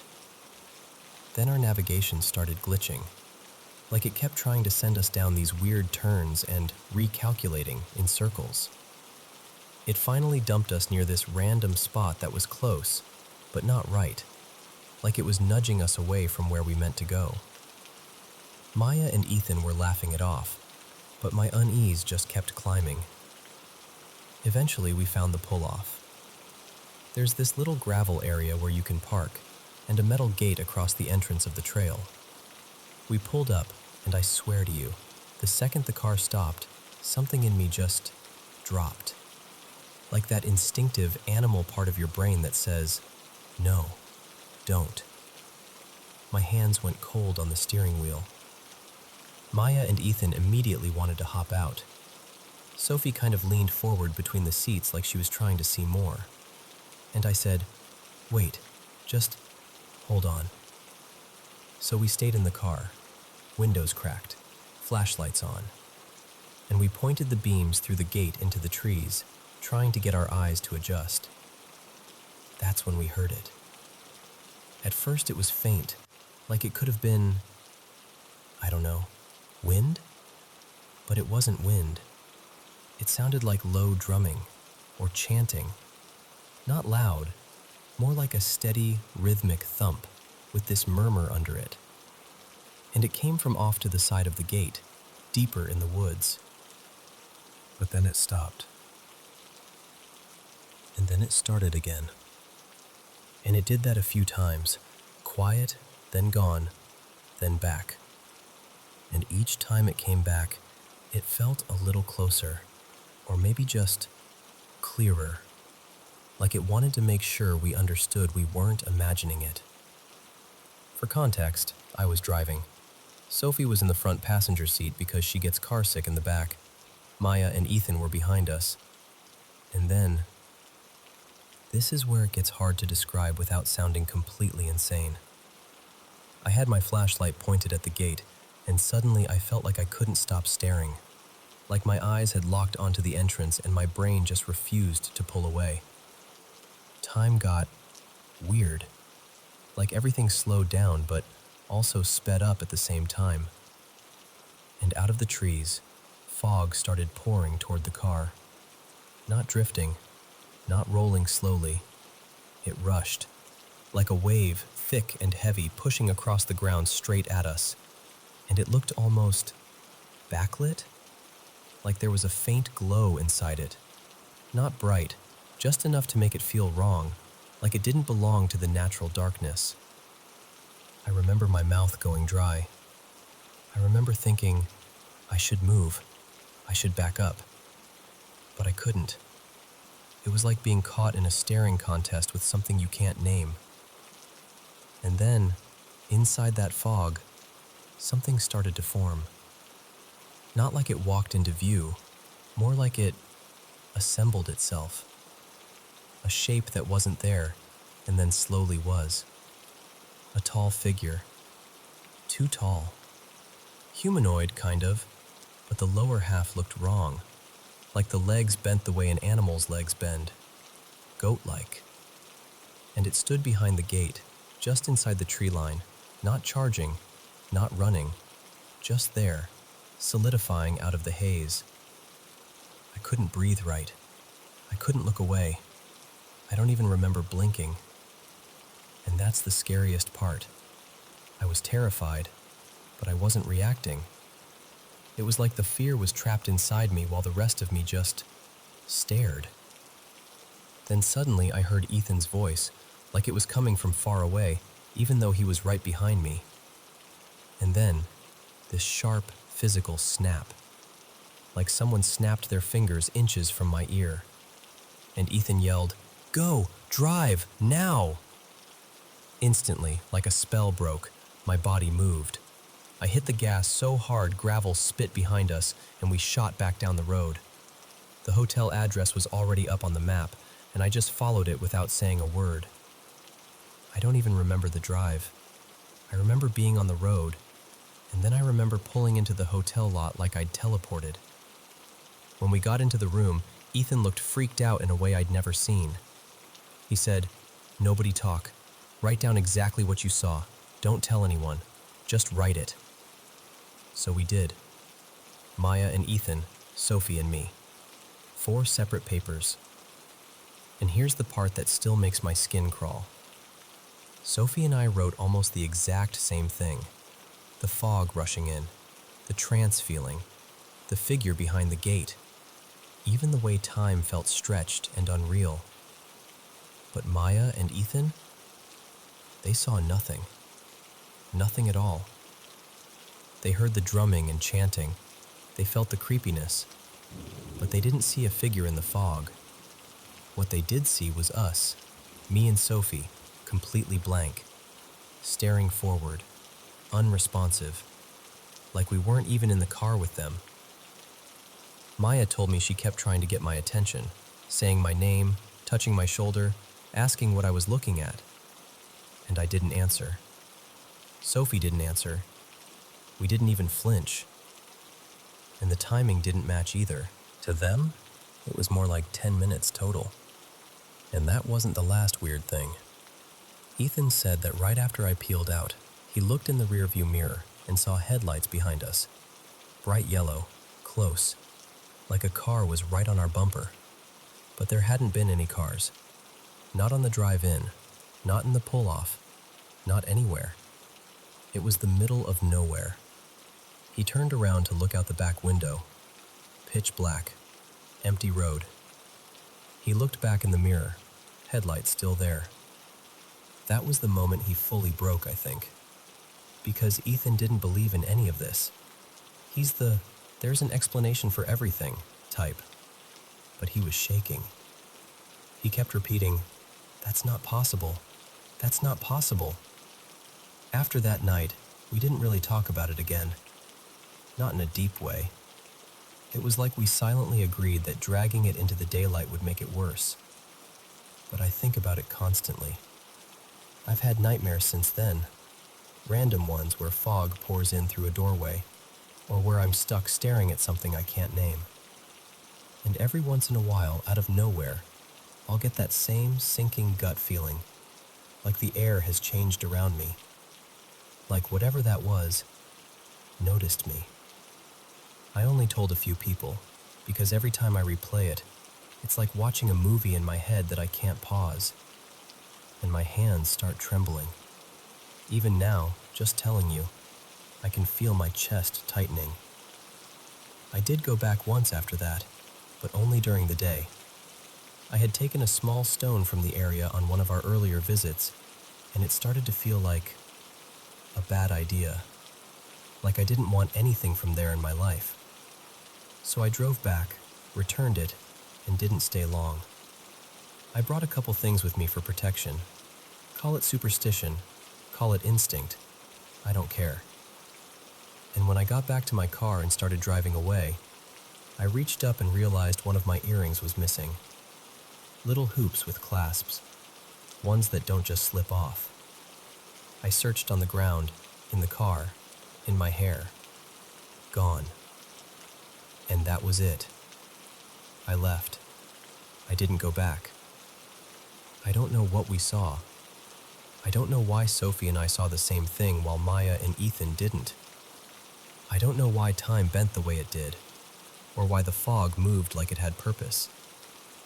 All I know is, something happened out there that night, and I swear it changed me.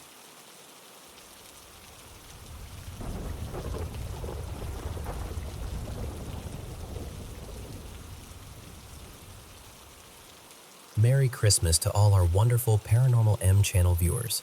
We're wishing you a joyful holiday season in a fantastic new year, surrounded by the people you love.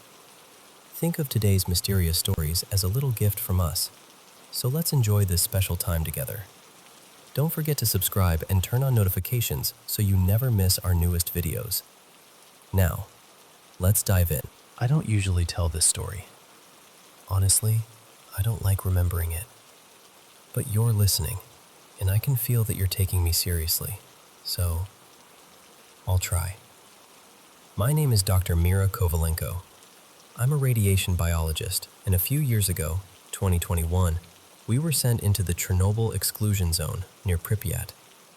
Officially, our task was simple: study long-term radiation mutations, collect soil and tissue samples, document what decades of contamination had done to the ecosystem. It sounded dangerous in the way you can quantify. Numbers, readings, protective gear. That kind of danger never bothered me. You can plan around it. I thought hell was a metaphor. I don't think that anymore. From the moment we crossed the perimeter, something felt wrong. Not dramatic, not like in the movies, just off. The air had a weight to it, like you're standing under high voltage lines. The kind of humming you don't hear, but your bones do.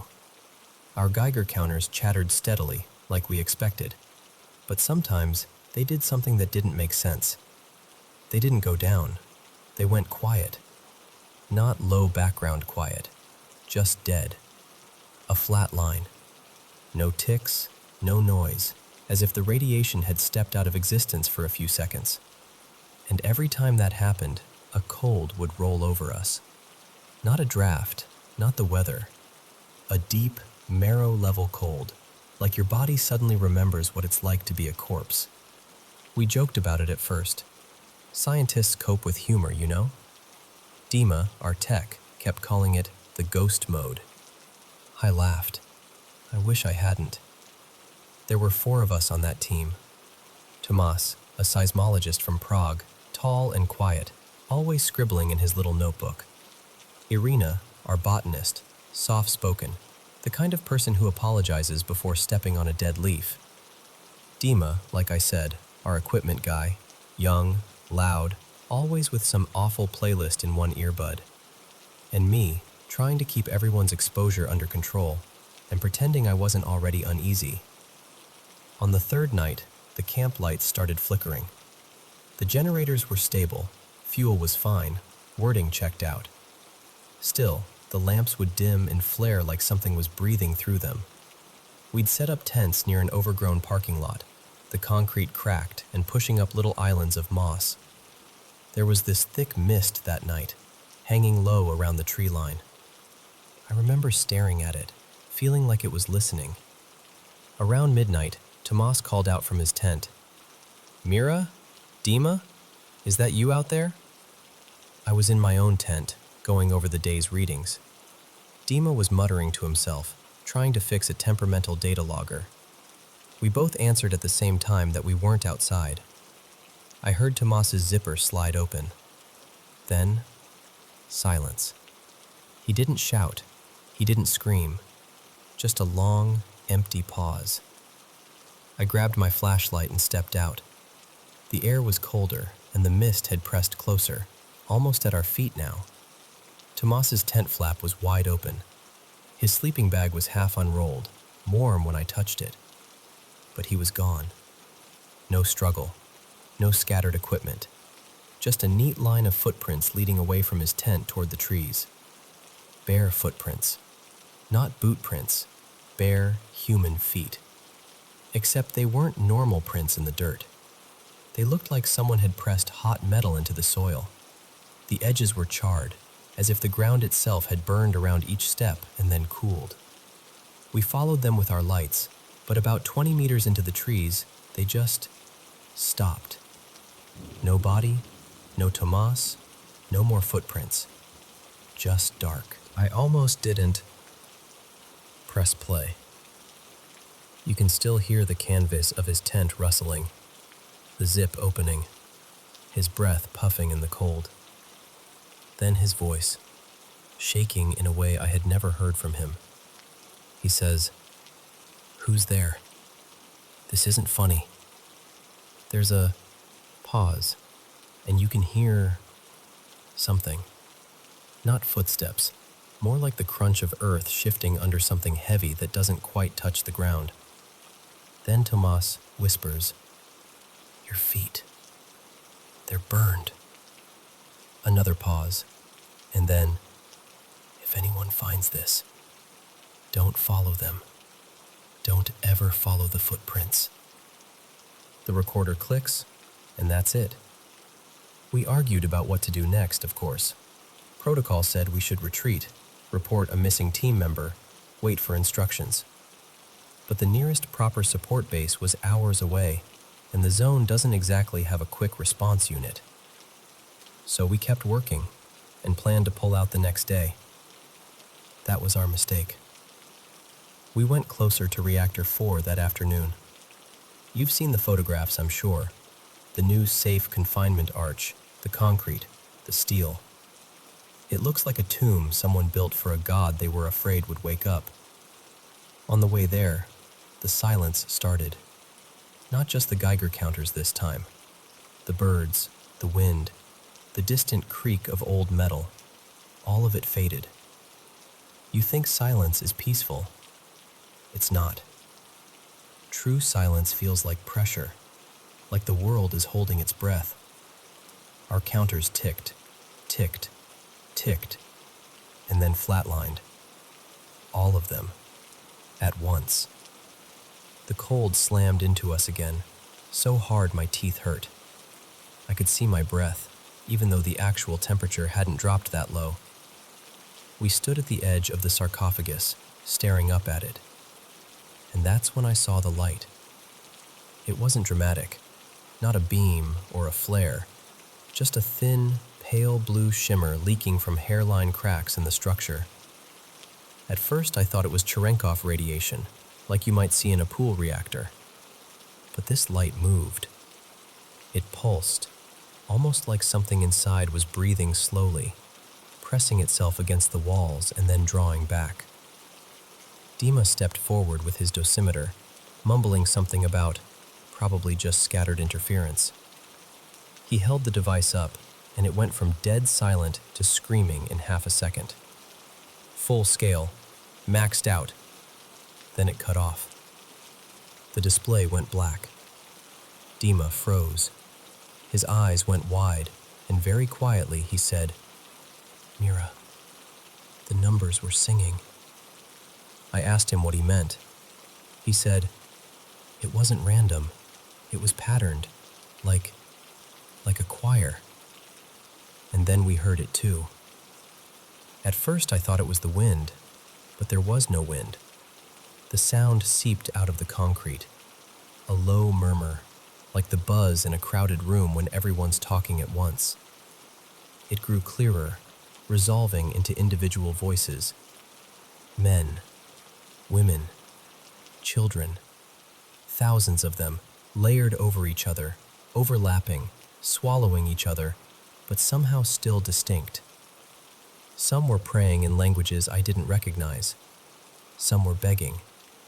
Some were just screaming, over and over, like the moment of their death never ended. The worst part? Every few seconds, one voice would rise above the rest, as if it had found the right frequency to reach us.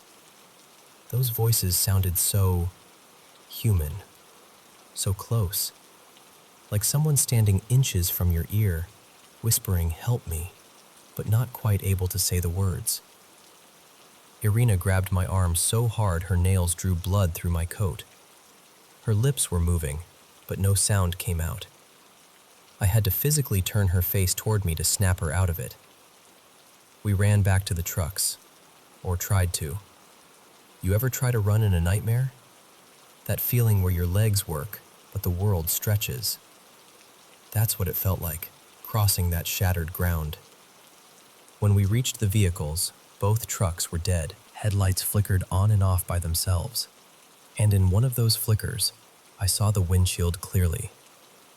It was reflecting more faces than there were people. There were 3 of us standing there, me, Dima, and Irina. But in the glass, I counted at least a dozen faces behind ours. Pale shapes pressed close to the inside of the windshield, as if the glass were a window into a crowded room. Their skin looked melted, not burned away, melted, like wax someone had held a lighter under, blackened and shiny. Where their eyes should have been, there were just smooth hollows, as if something had scooped their gaze out and left the empty sockets polished. They were watching us, and as the light flickered again, they leaned closer. Not toward the truck, toward us. I looked away, and when I looked back, the glass showed only our own terrified faces. The zone changes at night. You think it's dead land, frozen in time, but it isn't. Not really. The trees seemed to bend inward as the sun went down, their branches arching over us like ribs. The air started to vibrate with this low, constant hum. The same hum I'd felt in my bones on that first day, now louder, angrier. We saw flashes in the distance, beyond the rusted Ferris wheel of the old amusement park. At first I thought it was lightning, but there were no clouds, no storm. Figures moved through the park instead. Shapes, walking along the empty paths where children used to run. Their silhouettes glowed with the same pale blue light we'd seen leaking from the reactor. Not bright, just enough to outline them in the dark. We watched one of them turn its head toward us, even though we were far away.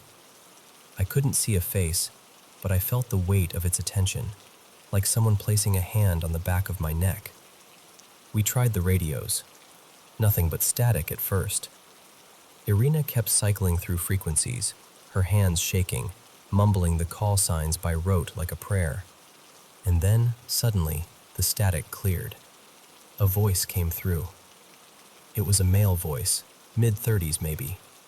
Calm, almost bored, like someone working a late shift at a desk job. It said, "You're late." I grabbed the handset. "This is Dr. Mira Kovalenko. Our team is stranded near Reactor 4. Who is this? Identify yourself." There was a pause, then a soft little chuckle. "You don't recognize me?" The voice shifted as it spoke, cracking, distorting, like the audio file of someone's speech being stretched and compressed in real time. It said my name again, but this time in a whisper that sounded exactly like Tomas. Then, overlaid in the same words, Dima's voice, and Irina's, then my own. "Mira, you shouldn't have come back." The radio squealed, this high, stabbing feedback, and the plastic casing grew hot in my hand. I dropped it, and it melted into the gravel like wax on a stove. After that, none of our equipment worked. Not the counters, not the GPS, not the spare batteries, just the hum. People always ask me, "Why didn't you just leave on foot?" We tried. That night became a blur of directionless walking. The forest in the exclusion zone does this thing where everything looks the same, especially in the dark.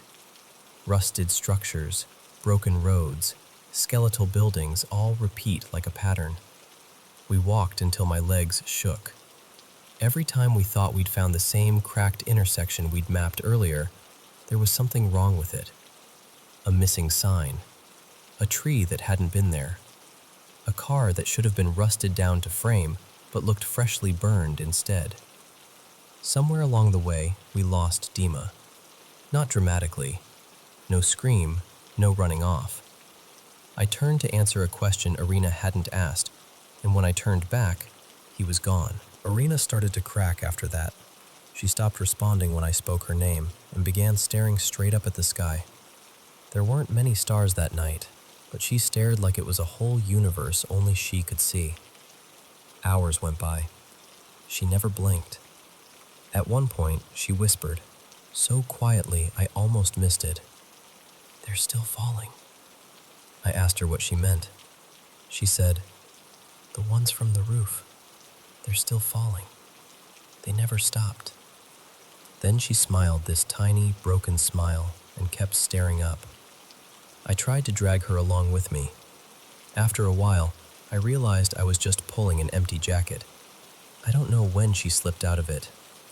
I don't know how. I don't remember letting go. I don't know how I ended up in the control room. One moment I was staggering through a corridor that shouldn't have been intact anymore. Peeling paint, exposed rebar, puddles glinting with that faint blue light. The next, I was standing in the ruined control room of Reactor 4. It looked wrong. I've seen the old photographs, the panels and switches, the devastation from the explosion. What I walked into was softened, melted. The walls seemed to pulse, very gently, like the inside of a living thing. On the floor, near what used to be the main console, I saw a flashlight. It was one of ours. Tomas's flashlight. Still on. The beam was weak and yellow. The plastic housing looked slightly warped, like it had been left too close to a fire.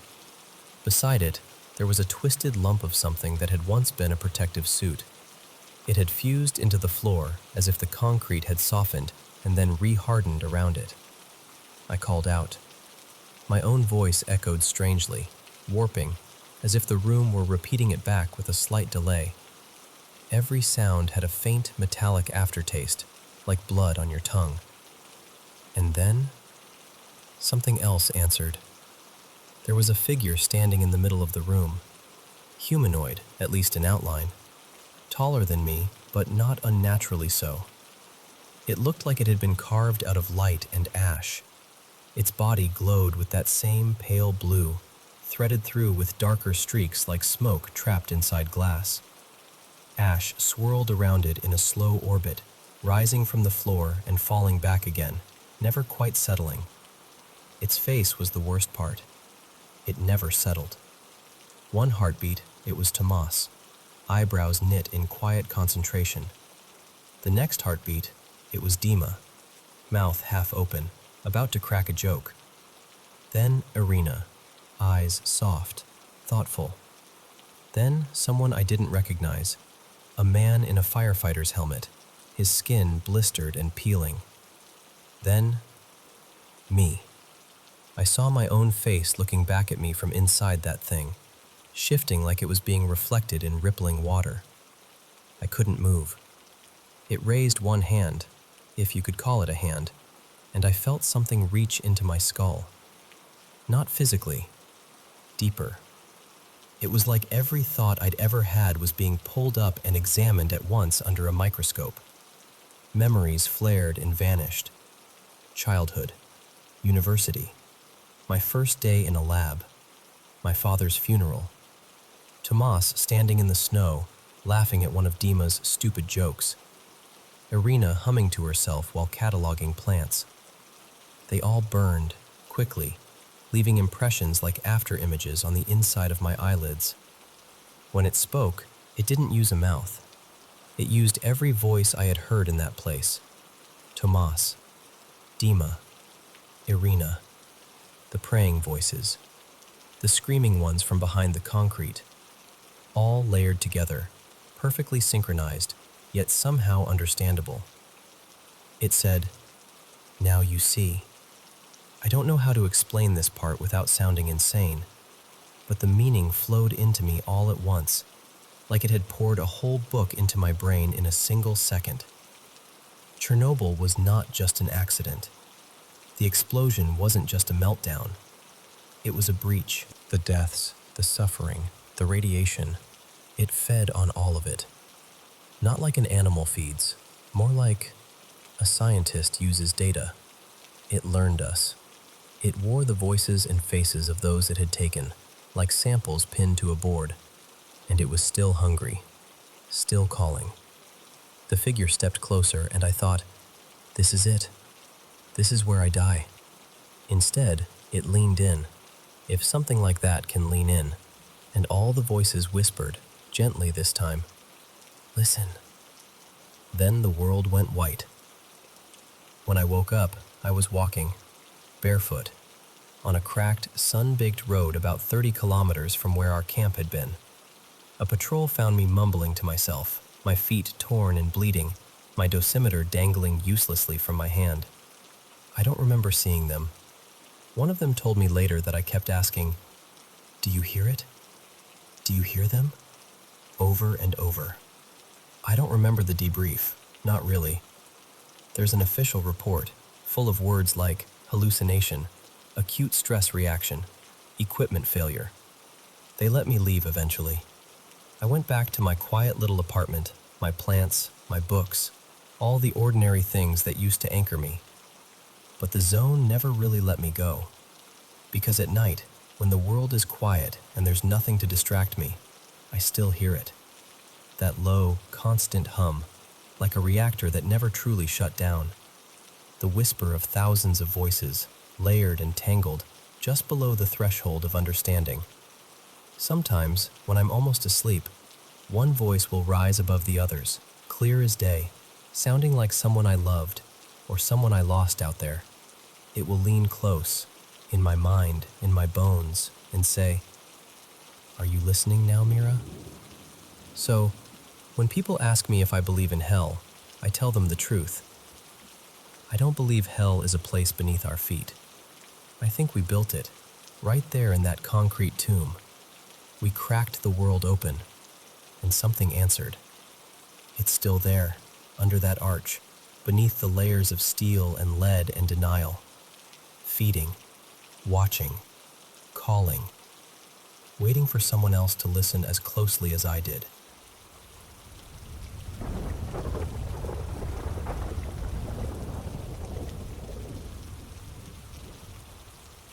So, I should start by saying I am not the kind of person who sees ghosts everywhere. If anything, I've always been a little smug about not seeing them. I've slept in all kinds of places that practically beg to be haunted. An old plantation house in the American South, a converted monastery in the French countryside, even this crumbling 17th century palazzo in Rome, where the hallways smelled like dust and incense. Nothing. Not a creak out of the ordinary, not a cold spot, nothing that couldn't be explained by bad plumbing or old floorboards. All of that charged on one dreary trip to London. This was late autumn of 2023. My partner, Emma, and I decided to do this slightly reckless thing. Take an overnight flight from New York to London for a quick, end-of-year romantic escape. You know, the kind of trip you book when you're tired of your own kitchen and think a different country might magically fix your mood. Now, if you've ever been to Soho, you know it's not really the first place that comes to mind when you hear the word romantic. Unless, of course, your idea of romance involves drunken shouting, sticky pavements, and people arguing over takeaway chips at 2 in the morning. But I had a surprise planned. I'd booked us into this historic little hotel that looked, online at least, like the set of a British period drama. The kind where everyone wears waistcoats and broods attractively by the fireplace. We stepped out of the cab in a light drizzle, because of course it was drizzling, and there it was. A narrow Georgian townhouse, red brick darkened by centuries of soot, sash windows glowing softly from the inside. A discreet brass plaque by the black door read, Hazlitt's House, established 1719. No neon, no big sign, just that. It felt like the building was trying not to be noticed. We rang, heard the buzzer click, and as the door opened, it honestly felt like stepping out of the present. The floorboards were warped and slanted, and they pulled you inward, like the whole house was gently leaning toward you. The air smelled faintly of wax and old books. Everything was antique, dark wood, heavy paintings, little artifacts that probably had better stories than I do. The only giveaways that it was still the 21st century were the computer at reception and the staff's clothes. By the time we checked in, the jet lag was hitting us like a brick. We both agreed. Quick nap first, pubs later. Our room key was an actual brass key on a worn leather fob, and on the little tag someone had written in neat, old-fashioned script, Lord Eversley. Not a room number, a name. We climbed this narrow staircase that complained under every step. The walls were lined with old portraits and landscapes, all in tarnished gilt frames. At the top of the next landing, we found a door with the same name, Lord Eversley. I turned the key. There was that heavy old lock sound, more of a clank than a click, and the door gave this theatrical creak as it opened. Inside there was a tiny, dim vestibule with dark paneling and another door straight ahead, as if the room wanted to argue with us about whether we were really invited.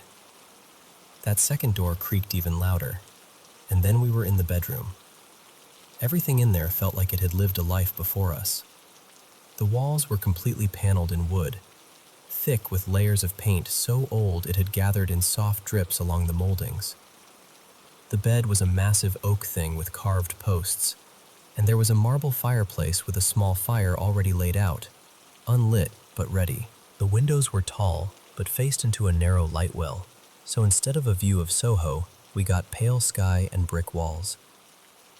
Strangely, I loved it.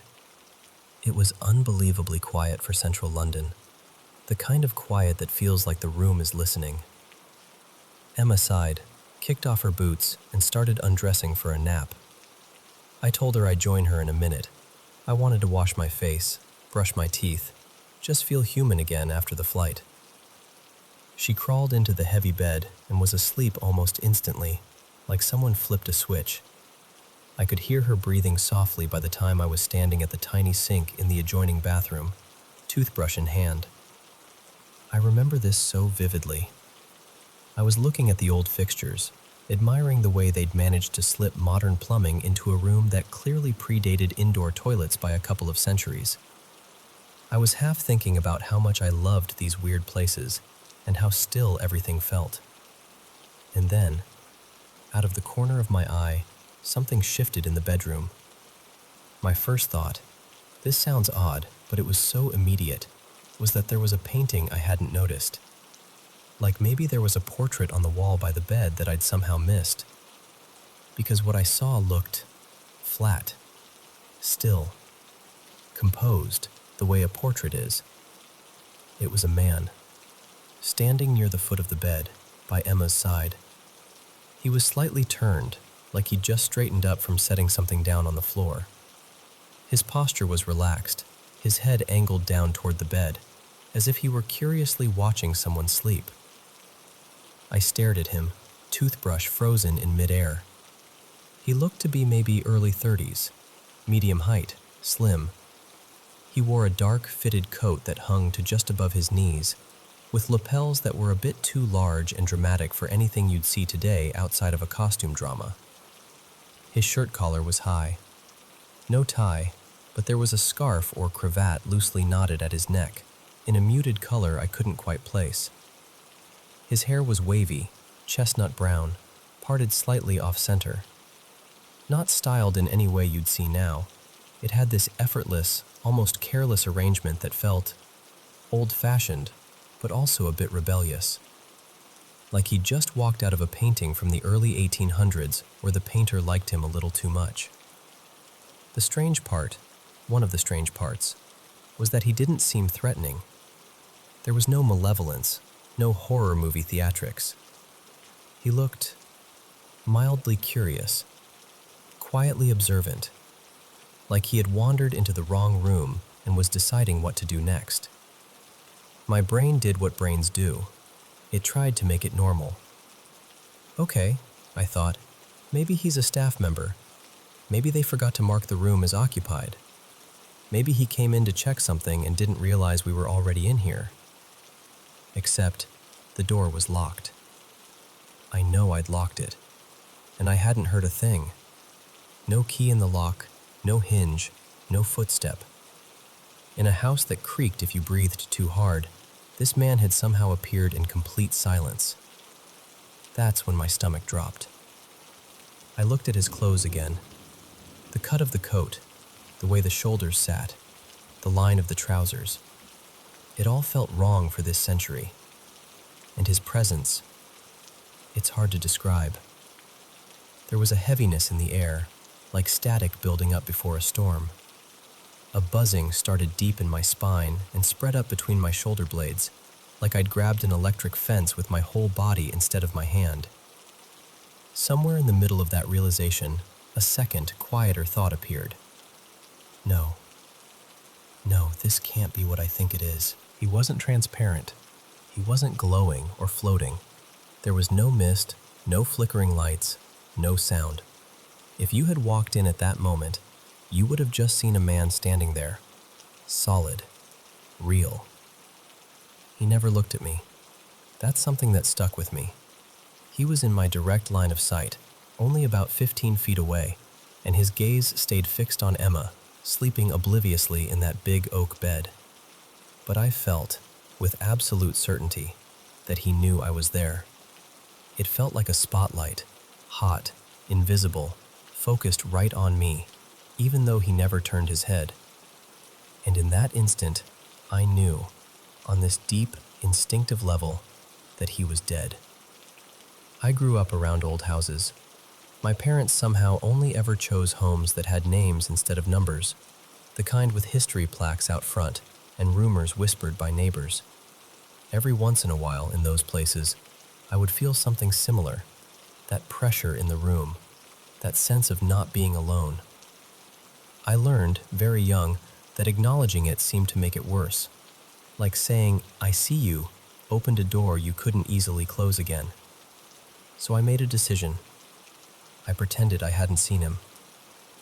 I turned my head slowly back toward the mirror, as if nothing at all was wrong, as if my heart wasn't trying to punch its way out of my chest. I started brushing my teeth again, very deliberately.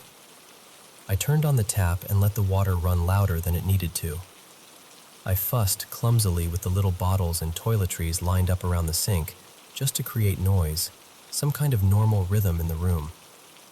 Every tiny movement felt exaggerated and fake, like I was acting badly in a play. After what felt like a very long minute, but was probably only a few seconds, I rinsed my mouth, set down the toothbrush, and forced myself to look back into the bedroom. He was gone. Just gone. There was no fading, no drifting away, no dramatic exit. One moment he had been there with this eerie stillness, and the next, the space at the foot of the bed was empty. Emma was still asleep, her face relaxed, covers pulled up to her shoulders.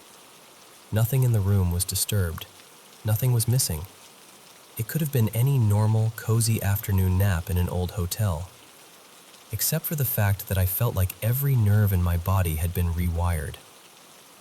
I stood there in the doorway, half in the bathroom, half in the bedroom, with this overwhelming sensation of being watched. Not from one particular spot, just from the room itself. From the walls, the ceiling, the dark corners the lamp didn't quite reach. Later on, I learned that the hotel is rumored to be haunted by the ghost of a writer, Edmund Hazlitt, who supposedly died in one of the rooms upstairs and gave the place its name. I looked up a portrait of him after we got home.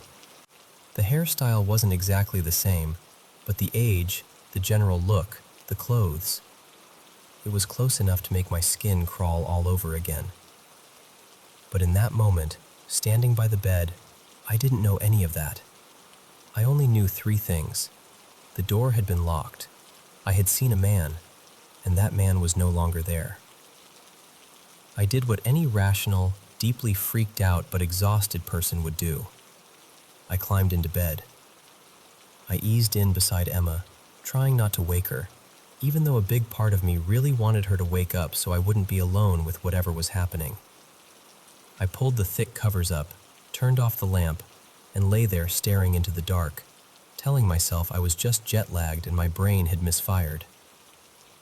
Eventually, the exhaustion won. I fell asleep. Still, I carried that image with me the whole time. The man at the foot of the bed. The way he never looked at me. I didn't tell Emma what I'd seen, not right away.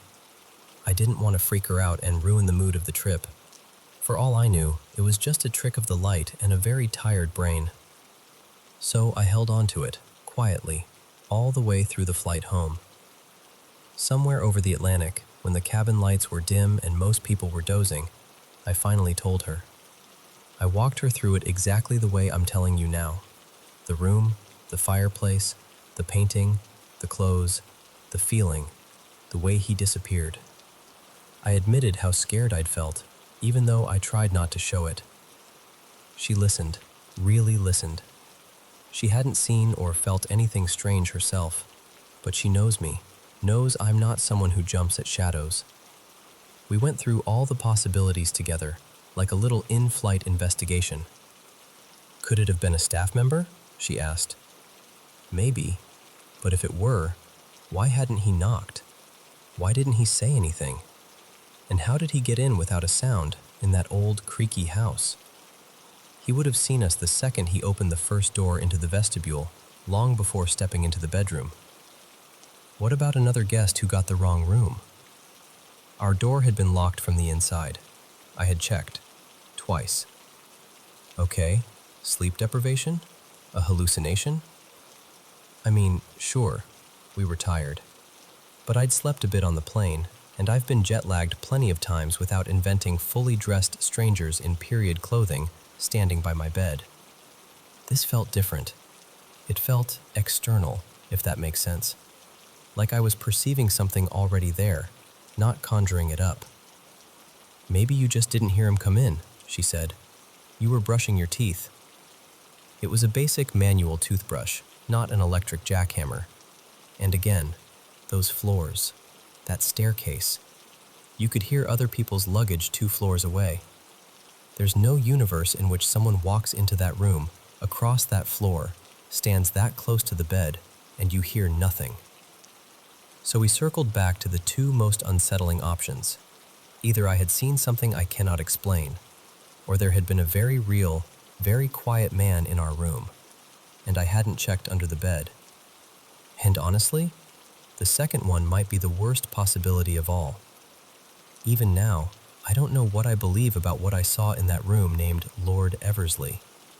Ghost, trick of the light, exhausted brain playing dress-up with shadows, some bit of history replaying itself. I'm genuinely not sure. What I do know is how it felt. That electric buzz in my spine, the weight of being watched, the absolute certainty that, for a few seconds, I was in the presence of someone who did not belong to my moment in time. I've stayed in plenty of old places since then, and every time I set my bag down, turn the key in an unfamiliar door, and step into a room that's older than anyone I've ever known, I can't help but think, if you're here, whoever you are, I'd really prefer you let me sleep this time.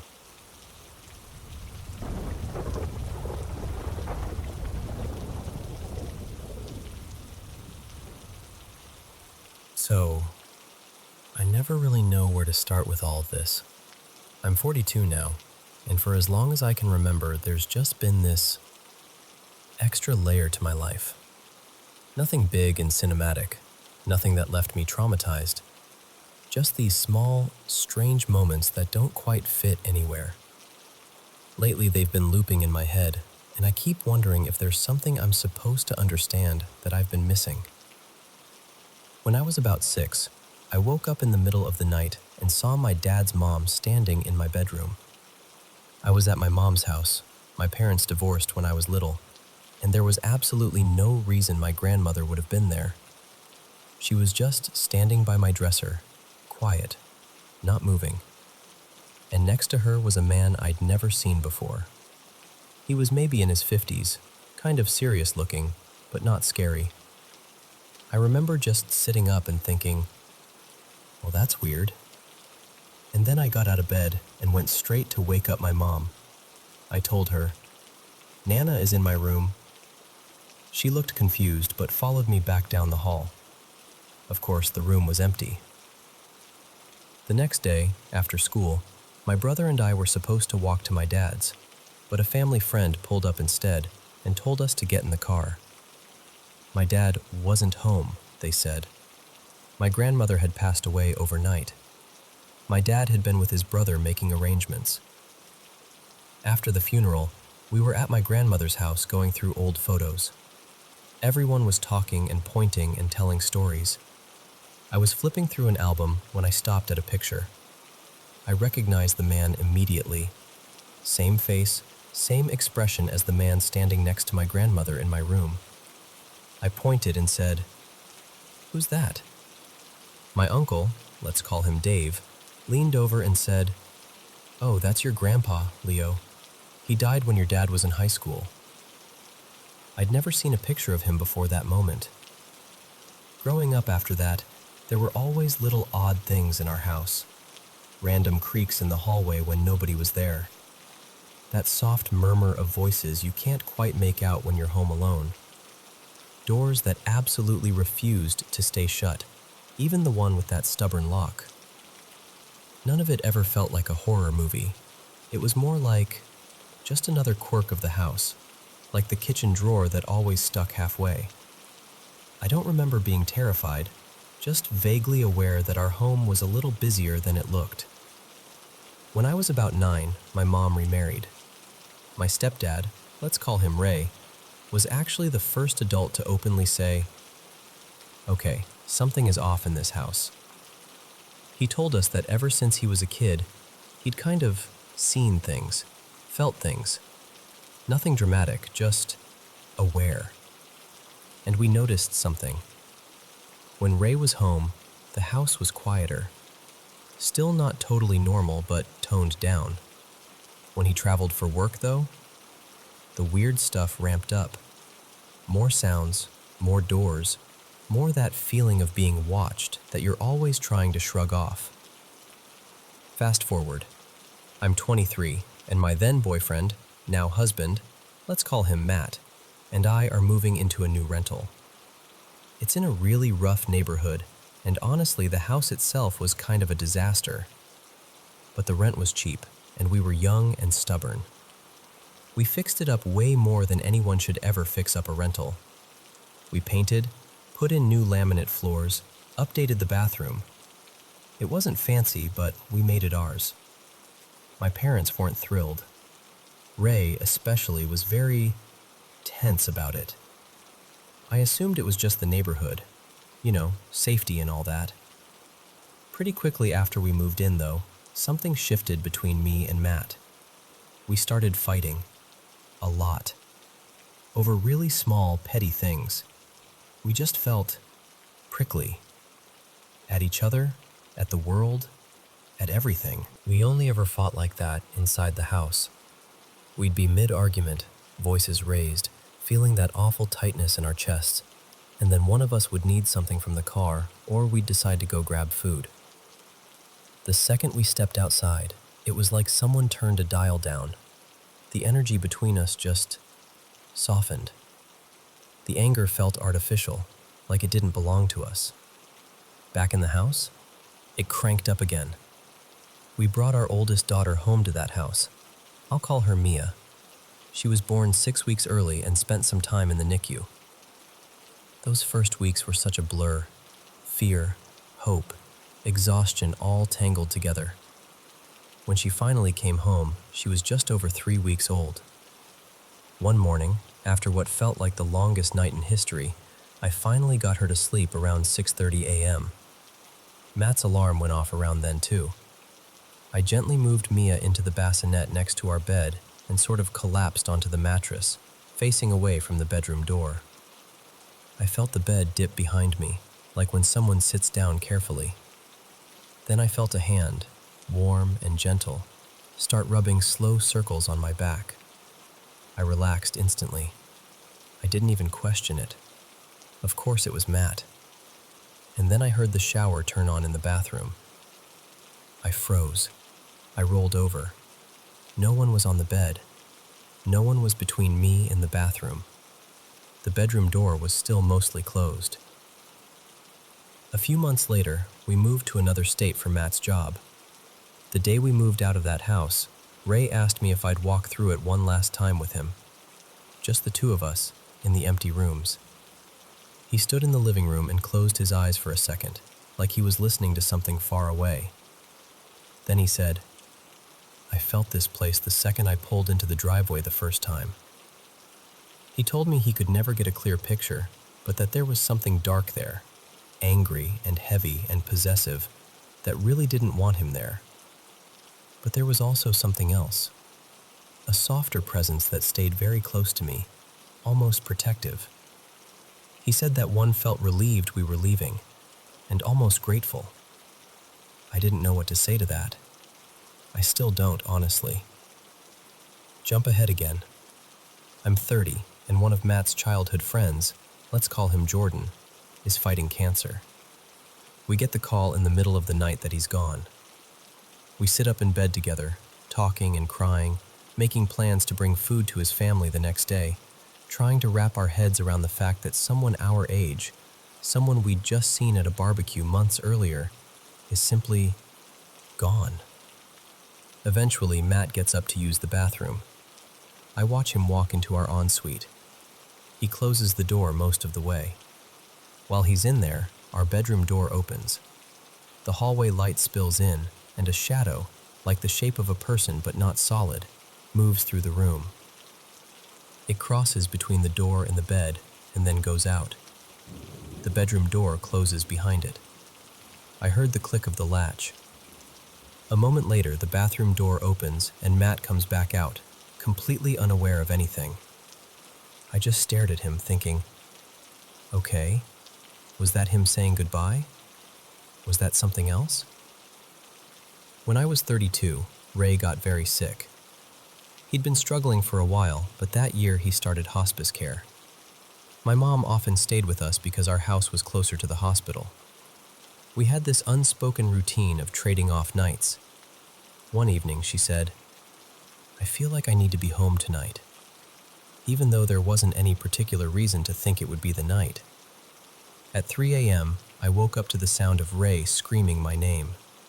Not calling it, screaming it. I bolted upright so fast that it woke Matt. I was already reaching for my phone when it lit up and started to ring. It was my mom. Ray had just passed away. Every single night during that time, I dreamt of Ray. There was nothing particularly symbolic or dramatic about it. He was just there, sitting in a chair, standing in a doorway, walking beside me, quiet but present. The night they put my mom on the ventilator, he was different. In that dream, he was pacing, anxious, almost agitated. I woke up feeling like my chest was full of static. On December 13th, the hospital called. They told us one of her lungs had collapsed. The damage was too much, and she wasn't going to survive. My brother and I were lucky, in a way. So many people didn't get this chance. We were allowed to sit in the ICU hallway, just on the other side of the sliding glass door from her room, while they removed the ventilator. We knew it was only a matter of minutes. I sat in the plastic chair, watching the monitors, watching her chest, feeling my brother pacing behind me. I remember the scuffed floor, the harsh lighting, the faint beeping from nearby rooms. And then, all at once, there was this piercing ringing in my ears, so loud it felt like it was inside my bones. My vision went dark around the edges, like someone was dimming the world, and I had this overpowering sensation that everything had just shifted. Not just my world, the world. The hallway tilted, the spinning got worse, and I slipped out of my chair onto the floor. My brother was at my side when the doctor came out and told us she was gone. Nothing has felt quite the same since that moment. It's like life continued, but slightly out of alignment. Last summer, when I was 40, my oldest, Mia, was gone for a few months chasing her drum corps dreams. If you know, you know. It was the night before she was due to come home, and we were all buzzing around the house trying to get everything ready. We live just outside a small, rural town. We have neighbors, but not close enough to casually lean over a fence and chat or anything. We don't have trash pickup out there, so once a week we load up the bags and take them into town. That evening, Matt and our younger two, let's call them Emma and Jack, went to run the trash while I stayed behind to clean out Mia's car. It was still light out, but heading toward dusk. I grabbed the shop vac, opened the car doors, and for a moment I thought, maybe I should wait until they're back. I won't be able to hear anything with this vacuum running, and I'm all alone. But then I brushed it off. I told myself, it's fine, it's early, you're being dramatic, and started vacuuming the front passenger floorboard. I was bent over, focused on that one stubborn little corner of dirt, when I heard 3 loud knocks on the side of the car. Not faint, not maybe it was an animal. Loud, solid. I felt the vibration through the door. I turned my head so fast I nearly hit it on the door frame. Nothing. No one there. Nothing moving in the yard. No wind, no car passing by. No branch nearby that could have hit it. Everything went weirdly still. I could hear coyotes way off in the distance. That's totally normal for us. But up close? Nothing. Just this thick quiet. And then I heard it, clear as if someone was standing right next to me. Go inside. It wasn't a voice I recognized, but it wasn't in my head either. It felt external, calm, but firm. So I listened. As I walked toward the house, our motion lights clicked on. The thing is, they're set so they usually don't come on until it's properly dark. But they lit up then, early, following me up the path like they were leading the way. I went inside, shut the door, and just stood there. My heart was pounding, but there was also this feeling like I just avoided something I should never meet. I can't explain it better than that, but that moment, I think about it almost every week. There's something about it that lodged itself under my skin. And now, we're back to where I started. I keep replaying all these things. My grandparents in my room, the house that made us fight, shadows in doorways, Ray calling my name, dreams of him when Mom was dying, that shift in the hallway, the knocks on the car, the voice telling me to go inside. Any one of them, by itself, I can kind of rationalize away. Sleep, stress, grief, the brain being weird. I know all the logical explanations, but when I lay them all out next to each other, like beads on a string, I don't know. It feels like too much to just be coincidence, and yet I have no idea what else to call it. The person I wish I could talk to about all of this is Ray. We never really went back to the topic after we moved out of that one house.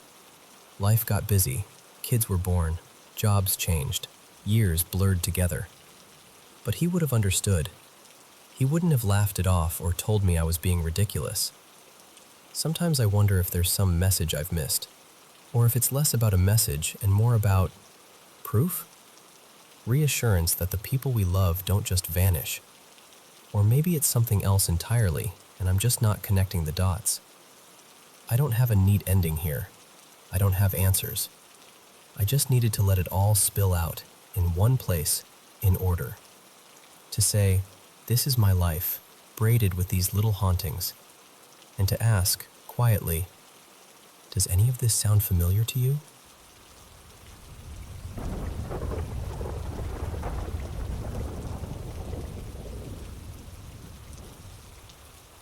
Okay, so this all really starts a long time ago, when I was still a teenager. I grew up in one of those tiny towns where there's absolutely nothing to do. You know the kind. One blinking stoplight, the same 3 restaurants, everybody knows who your grandparents dated. Back then, my friends and I were really into urban exploring and chasing ghost stories. If someone even whispered that a place might be haunted, we were already in somebody's car, halfway there.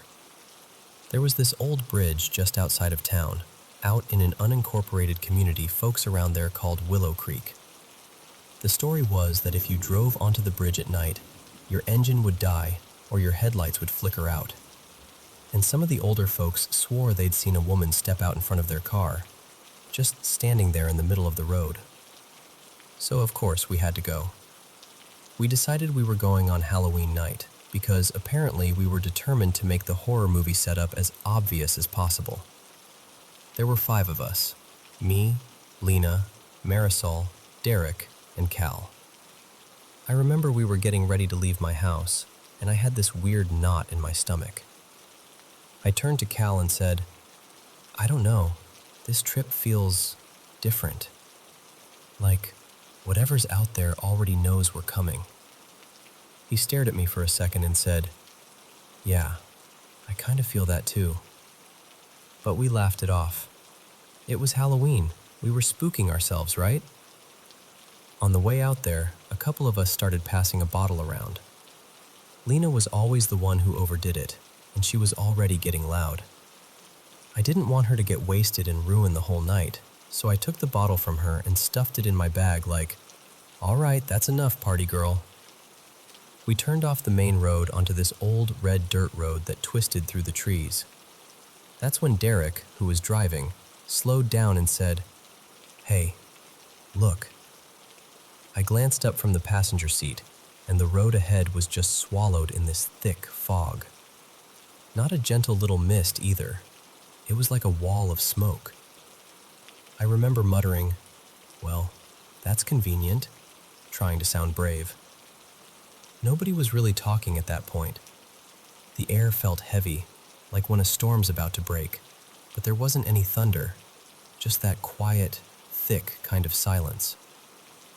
We rolled onto the bridge and Derek stopped us right in the middle. We all sat there for a second, waiting for something dramatic to happen. But nothing. No screaming ghost, no flashing lights, just the hum of the engine. Finally, I said, why don't we get out and look around? Everyone kind of shrugged and agreed, because we hadn't come all that way to just sit in the car. Lena climbed out from the back seat and stumbled a little. I hurried over and grabbed her arm. Easy, I said, and we started walking together. We were maybe a car length away from Derek's old sedan when the headlights suddenly blinked off, then on again. Marisol whispered, "Nope, nope, let's go. I've seen this movie." But Cal shook his head. "Isn't this literally why we drove out here? We should at least look around." Lena decided she wanted to go down under the bridge, by the water. Of course. So I motioned to Derek to grab her other arm, and the three of us started walking down the little slope. As we got closer to the creek, Lena suddenly lifted her head and started talking to the darkness like it owed her money. She goes, "So what, you're not going to show yourself? You scared or something?" Then, "Come on, do something." But she just kept going, waving her arms around, calling whatever was there a coward. The closer we got to the water, the more I felt this static, like the air itself was buzzing under my skin. I knew, deep down, that she had crossed a line. Lena inhaled to start another taunt, and before she could even finish the sentence, something shoved her. Hard. It wasn't like tripping on a rock. She was ripped straight out of mine and Derek's grip. 1 second she was between us, the next she flew forward and slammed onto her knees, right at the edge of the cold, black water. She screamed, "It pushed me!" I snapped, "I told you not to provoke anything. You never disrespect a spirit." My stomach did this slow roll, and I got really nauseous. That happens to me sometimes around whatever this kind of thing is. I've always been a little sensitive. Cal saw the look on my face and hurried over. "Hey, what are you feeling? Do we need to leave?" Before I could answer, an image slammed into my mind, like someone just dropped a photograph right behind my eyes. I saw a woman standing in front of me. Dark hair, wet clothes clinging to her. Her face was tired, sad, angry, all at the same time. I swallowed and said, "She's here. We need to go. And Lena, don't say another word." We scrambled back up the incline toward the car. As we were getting in, Derek froze with his hand on the door and whispered, "I just saw her. She was right there by the railing. Oh my God." We piled into the car, and as soon as Derek turned the key, the engine died. Just went dead. He tried again. Nothing. Third time, it finally coughed, sputtered, and came back to life. The way the road was laid out, we had to drive off the bridge, pull into this little gravel patch to turn around, and then go back over the bridge to get home. So we eased forward, turned around, and started crossing it again. Right as we got to the middle of the bridge, every light on the car went out. No headlights, no dash lights, nothing. Just darkness and fog. I panicked, grabbed my phone, turned on the flashlight, and leaned half my body out the window, holding the light out so Derek could see the road at least a little. It was ridiculous and terrifying at the same time. Eventually, we made it back into town, all shaking and pretending we weren't. We went to my house, ordered pizza, we needed something aggressively normal, and decided to just put on some movies and crash there. But you could tell we were all still wired. Nobody wanted to admit how freaked out they were, but the energy was off. We made this giant blanket pile on the living room floor, all of us sleeping there together like little kids at a sleepover. At some point in the night, I heard someone say my name, soft but clear. "Alex." I opened my eyes, looked around. Everyone was out cold. No one had moved. I kept drifting in and out of this restless sleep, and every time I closed my eyes, my dreams shoved me back onto that bridge. The fog, the water, that woman. Before the sun had fully come up, the doorbell rang. It was so early, it made all of us jump upright. I looked at the clock. It was 6 a.m. I got up, crept to the front door, and peeked through the window. Standing on the porch was a longtime family friend, my Aunt Rosa. Now, she's not my aunt by blood, but we've called her that our whole lives. And she's a clairvoyant. That's just always been part of who she is. I opened the door and let her in. She looked at me with this narrowed, suspicious expression and didn't say a word. Then she went straight past me and headed up the stairs. "Alex!" she shouted. We all sat up at once. "Yeah?" I answered, heart racing. Aunt Rosa appeared behind my mom, calm as anything, and asked, "Alex, where were you last night?" I hesitated. Part of me wanted to lie, but this is a woman who has known things about me I'd never said out loud. If she was asking, she probably already knew. My mom said, "Get upstairs and talk to your Aunt Rosa. Now." So I dragged myself upstairs to my room. Aunt Rosa was already sitting on my bed like she'd been waiting there for an hour. She patted the mattress. "Sit," she said. "Where did you kids go last night?" "Because she followed you home." My skin went cold. "We went to the bridge," I started. She cut me off. "The one out on Willow Creek Road?" I nodded. She shook her head and sighed. "Why would you go out there, after what happened?" I blinked at her. "What happened?" She called out, "Maria, come here a minute." My mom came into the room, already looking guilty. Aunt Rosa asked her, "You never told Alex about what happened out on that bridge?" My mom shook her head and said quietly, "No, I didn't think it was my place. I thought their dad would have told them." My mom sat down on the other side of me, and I remember the bed dipping under her weight. She took a deep breath. "In the late 50s, she began, "you had a cousin on your dad's side. Her name was Elena. She'd gone through a rough divorce and started working at a little bar near Willow Creek. It was close enough that she could walk home and still keep an eye on her kids." She paused, looking down at her hands. "One night, 2 men followed her when she left. They did terrible, terrible things to her. Then they threw her off the bridge and into the water. I just sat there, stunned. I'd never heard any of this before. Why would she follow me?" I asked, turning to Aunt Rosa. "I didn't provoke her. I tried to be respectful." Aunt Rosa said, gently but firmly, "Because she knew you were family. She recognized the blood, and she's still trying to protect her children. She's been stuck there, watching, guarding, for a long time. We need to help send her to the light. Tonight." Later that day, my friends and I went to my great-grandmother's house, Nana June, to ask about Elena. As soon as we mentioned her name, Nana's whole face softened.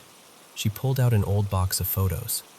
There were pictures of Elena, smiling in those soft, faded colors, and photos of her kids, 2 little boys with crooked grins.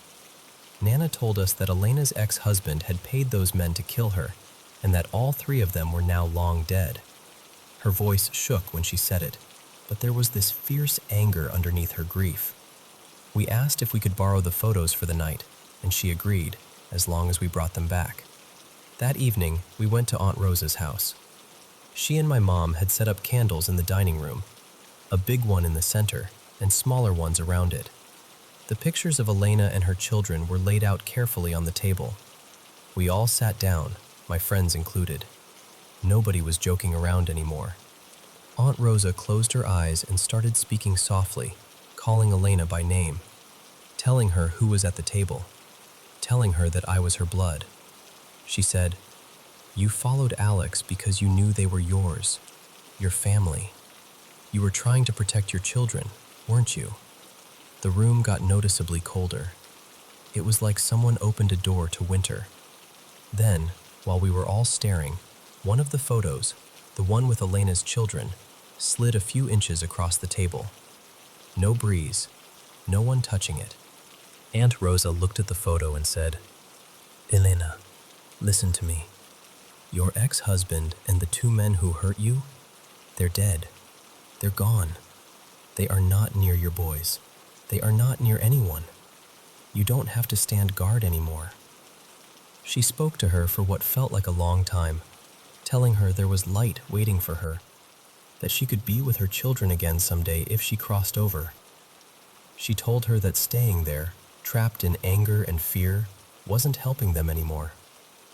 The temperature kept dropping until I could see the faintest bit of my breath.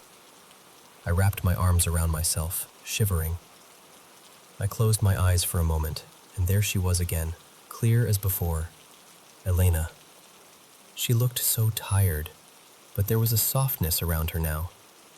She looked at me and I heard, not with my ears but somewhere inside, a quiet, "Thank you."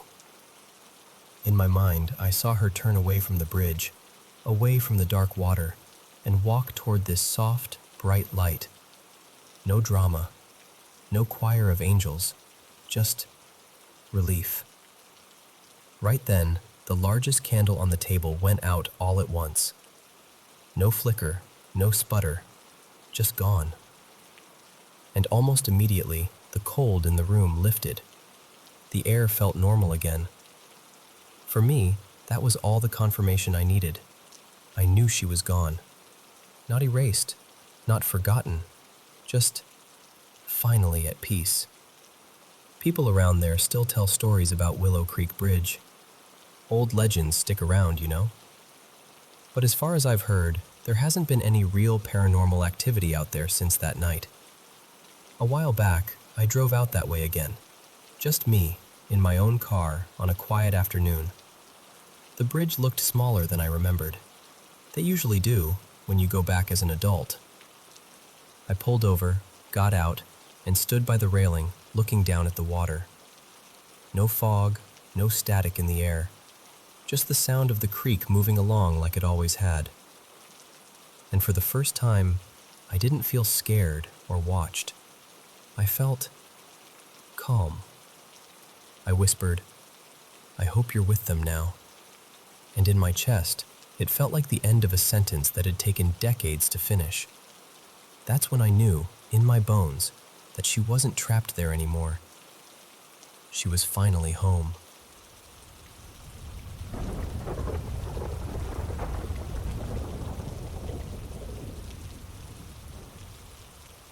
So, I want to tell you a ghost story. And honestly, this is the one that made it impossible for anyone to ever talk me out of believing that something is out there. I was 18 when my life cracked open in two directions at once. Fear on one side, freedom on the other. I was still living at home with my mom and my little brother. My dad had died a few years earlier, and the house felt smaller after that. Like grief takes up space you can't redecorate around.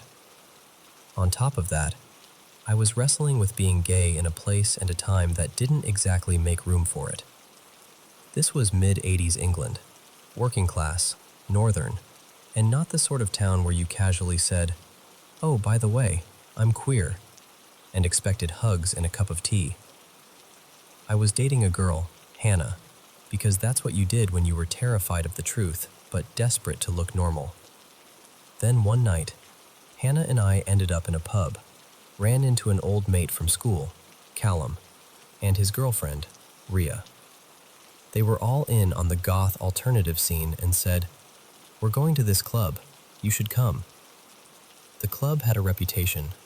A bit dark, a bit strange, a bit not for everyone. It was like walking into oxygen for the first time. Suddenly, there were people who looked like how I felt inside. People who didn't apologize for being different. Even Hannah liked it, until she met someone else there, and our relationship quietly ended. It hurt, because I did love her in my own way, but it also felt like the universe clearing a path. And that's where I met him, Adrian.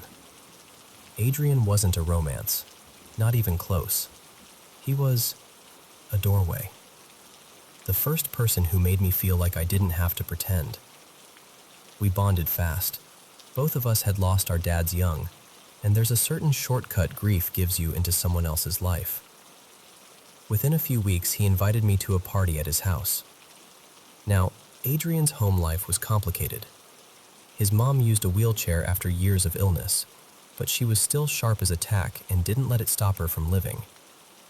A while before I met him, she'd moved out to live with a boyfriend, leaving Adrian alone in their big old family house. Adrian's boyfriend at the time had moved in, but the relationship didn't last. Later, I learned why. Because the house didn't feel empty. At that party, everyone was brilliant, warm, dramatic, hilarious, Misfits in the best way. I found my people, and not long after, I started hearing stories about Adrian's ex, Jonah, and how Jonah couldn't cope with what was happening in the house. It started small, they said. A thing missing here, a cupboard left open there, odd knocks, the sense that someone had been in a room when they hadn't. But it escalated, like whatever it was realized it had an audience. And then the big one. Jonah was heading upstairs one night after Adrian had gone to bed, and something he couldn't see, shoved him backwards. He went down the stairs hard. That was it. Jonah never slept there again, not after that, and the relationship collapsed under the weight of fear. By the time I came along, Adrian hated being alone in that house at night. So our little group, Adrian, me, and our friends Imogen and Lewis, started taking turns staying over. There were 3 bedrooms, so it was easy to rotate. The first few nights? Nothing. Just laughter, music, cigarettes, late-night toast, and that sweet feeling of being young and newly unafraid. But then there were little things. We did what people do when they're scared but want to feel brave. We made it funny. We gave it a name. We called it Arthur. And once you name something, you start talking to it like it's a member of the household, which, looking back, might have been a mistake. Not long after that, I finally told my mom I was gay, and it went about as well as you'd imagine. I'd been staying at Adrian's more and more, and one afternoon, we popped back to my mom's for some clean clothes and a proper meal. It was spring. My mom even went out to the garden and cut flowers for us to take back. Bright yellow ones, cheerful, almost mocking in how normal they looked. Adrian, bless him, clocked my nerves and said, "I'm going to the shop. You'll do it better if I'm not here." So I called my mom in. She walked in holding the flowers, and I tried to speak. Tried and failed and froze so hard it felt like my throat had glued itself shut. Then I just blurted it. "Mom, I'm gay." Her face changed in a single second. She dropped the flowers like they'd burned her hand, and she said something that still stings when I remember it. Something like, "Why would you tell me that?" Like my truth was a mess I'd chosen to make. I left that day with my bag already packed, and when Adrian came back, he said quietly, "Just move in with me. You're here anyway." So I did, and I swear to you, already like it noticed me moving in, the house woke up again. At first it was daytime stuff, little disturbances. Then one afternoon, around 4, Adrian and I came home from work, and he said, half joking, like calling out to a mate, "All right then, Arthur, give us a proper bang." Instantly, there was a violent crash against the unused living room door, like a boot had kicked it as hard as possible. Not a creak, not settling wood, a thud that made our stomachs drop. We ran to the hallway, expecting to find someone. The front door was locked. No one there. Nothing moved. But even with something that loud, a few minutes later your brain tries to save you. You start wondering if you exaggerated it, if your memory is dramatizing it. That's the strange part. Fear makes you doubt your own senses. Then there was the loft hatch. Every morning, open. We'd shut it, properly. It would be open again the next day, for about a week, like someone up there was listening and grinning. Another night, all of us were downstairs talking when we heard glass smash upstairs. We sprinted up and found the bathroom bulb had shattered in the sink. Only the bulb was in the middle of the ceiling, and the sink was against the wall. Explain that one to me. I heard the tapping above my bed for hours some nights, and once, this one still creeps me out, I heard scraping outside the front window, like someone dragging a stick along the fence slats. on and off for ages, deep into the night. I looked out, but a bush blocked the view. The next morning, there were scratches along the fence. Maybe it was a person. But who does that for hours at 3 in the morning? And yes, we did the Ouija board thing. I know. Scraps of paper, letters, a glass on the table. Very teenagers in a horror film. Most of it felt like nonsense, like someone nudging it. But then we asked its name, and it went straight to Arthur, like it had been waiting. Then it claimed, very specifically, that it knew Adrian's dad from the army, and that it came to frighten us. We laughed it off in the moment, because you have to. But underneath the jokes, we were all carrying this constant low-level dread, like living with a thunderstorm that never fully breaks. I heard a shuffle sound upstairs. Faint. I ignored it. Then again, closer, heavier. So I turned the music off. 2 seconds later, I heard footsteps. Not creaks, not one or two. Proper, deliberate steps, circling around the room above the living room, which was Adrian's bedroom. No carpet up there, just bare floorboards. And it sounded like someone in heavy boots pacing, round and round, like they were building up speed. I didn't go up to check. I'm not ashamed to admit that. I grabbed my keys and left the house so fast I nearly forgot my coat. I walked straight to my workplace and waited for Adrian's shift to end so I wouldn't have to go back alone. When we got home together, everything was normal. Doors locked, windows shut. No sign anyone had been there. Then, just when I thought I was settling into the weirdness, Adrian and Lewis played a prank on me. I'd been ill, didn't want to go out, so they went clubbing and I stayed home alone. Around 2:30 in the morning, they snuck in, crept upstairs, and started stomping like a herd of elephants above me. Then they came charging down the stairs, laughing, threw the living room door open, and burst in like maniacs. I nearly folded myself behind the sofa with a cushion over my head like that was going to save me from anything. They found it hysterical, until they realized I wasn't laughing. They apologized, properly. They hadn't meant to scare me that badly. And here's the thing. A few nights later, something happened that proved it wasn't just them messing about. Adrian, Imogen, and I were in bed, maybe half an hour into trying to sleep, when we heard a gigantic crash downstairs. Not a knock, not a bang.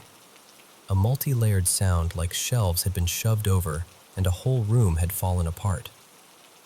We all shouted to each other, because obviously we'd all heard it, and we armed ourselves in the stupidest, most desperate way. A heavy ornament for Imogen, and for me, I snapped a picture frame and held the broken wood like a weapon. Like that would do anything against whatever we'd been living with. We went downstairs together. Nothing. Not a book out of place. Not a shelf tilted. Not a single item disturbed. We searched the entire house. Then we sat in the kitchen drinking tea with shaking hands, the three of us refusing to admit out loud how terrified we were. We didn't really sleep after that. We just waited for morning like you do when you're a kid and you've had a nightmare. But the house wasn't finished. Later that night, or early morning really, we heard another loud crash. Then footsteps ran up the stairs, stopped on the landing outside Adrian's room, and something breathed 3 times. Slow, heavy, deliberate. Then, this laugh. And I swear to you, it didn't sound human. It sounded like something trying to imitate laughter, like an animal making the shape of a person's joy. We opened the door, crept out, checked again. Nothing. And we didn't go back to bed after that. I lived there for a little over 2 years. Eventually, I met my first proper boyfriend and moved out, partly because I wanted to start a new chapter, and partly because I couldn't live with that constant tension forever. Adrian understood, but I still felt guilty leaving him in that place. Over time, the activity calmed down. It didn't vanish completely, but it faded. like whatever it was needed the right conditions to get loud. And here's the part that makes it complicated. Adrian changed in the years after. He became paranoid, painfully so. He started believing I was out to harm him, like I was poisoning him or plotting against him. It built slowly, then took over. Eventually, he was diagnosed with a serious disorder. We tried to help, we tried to stay close, but it became too much. He pushed everyone away in the end, and I still wonder, quietly, late at night, if the house was haunted the way people imagine, or if the grief, the loneliness, the upheaval, the energy of everything Adrian had survived, somehow seeped into the walls and took on a life of its own. We never saw a thing. It was always sound, movement, broken objects, that feeling of menace. But it was real. And it wasn't even my only experience. When I got my first flat alone, top floor of a crumbling old Victorian townhouse, I had a few strange moments there too. One night, I was reading in bed and the toilet flushed by itself. Properly flushed. Old high cistern, long chain, and yet nothing was moving. Just the cistern refilling like someone had pulled it. Another time, there was a crash in the hallway. One pane of glass in the loft hatch had shattered. In the morning, I found a stone on the stairs. But the only glass panel up in the roof space was still intact. So where did the stone come from? And the last one, middle of the day, quiet house. I was studying, no TV, no music. The heavy mirror above the mantel just dropped off the wall and smashed. When I checked, the chain wasn't broken. The hook was still on the wall. So tell me, how does that happen? Weird, isn't it?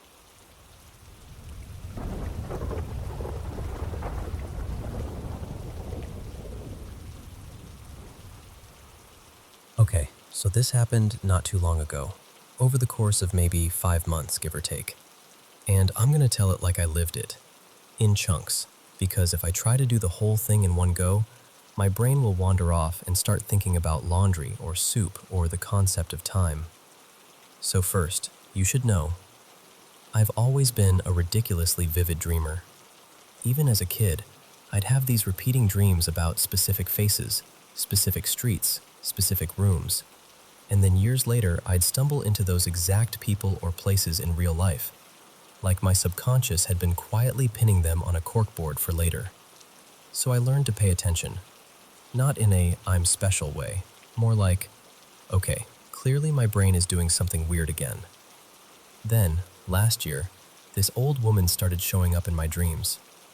But here's the thing, I wasn't dreaming about her. It was more like she would just appear, almost like she'd stepped into the dream from somewhere else. No dialogue, no storyline, nothing symbolic, just her, interrupting everything. And the moment she arrived, I'd pop awake like someone had yanked me by the collar. She had this pale, drawn face, deep-set eyes, a mouth that looked permanently unimpressed with the human experience. And she wore these faded robes that felt almost old world, like something between a monk and a peasant dress, honestly, kind of medieval. Tall, too. Too tall. The vibe was very stern statue in a forgotten church. Not exactly comforting. This went on for a couple of weeks, not every night at first, but it started happening more often. And then I noticed something that made my stomach do that slow little drop. Every time she appeared, I woke up at the exact same time. 3:30 a.m. on the dot. Now, I'm observant, but I can also be hilariously slow at connecting dots when I want things to be normal. So I was like, sure, it's probably nothing. Right up until the night it very much became something. Because one night, the entire apartment jolted awake. Me, my partner Miles, the dog, the cat, everyone. Because one of the guest room doors slammed shut with this violent, final-sounding bang. And yep, you guessed it. 3:30 a.m. We live somewhere warm, like humid warm, so we sleep with the windows open. And we're close enough to the water that wind sometimes whips through and makes the curtains jump. frames rattle, all of that. But that night, the air was dead still. No breeze, no weather, nothing. Also, these weren't light doors. These were heavy wooden doors, the kind that feel like they belong in an old hotel. And we had these strong wall magnets near the baseboards that hold the doors open. You have to tug to pull a door off them. So for that door to slam shut like that, it wasn't a casual drift. And in a moment of pure, classic horror movie decision-making, I got up alone to investigate. Because of course I did. I opened the guest room door and stepped inside, and immediately, it felt like I'd walked into a refrigerator.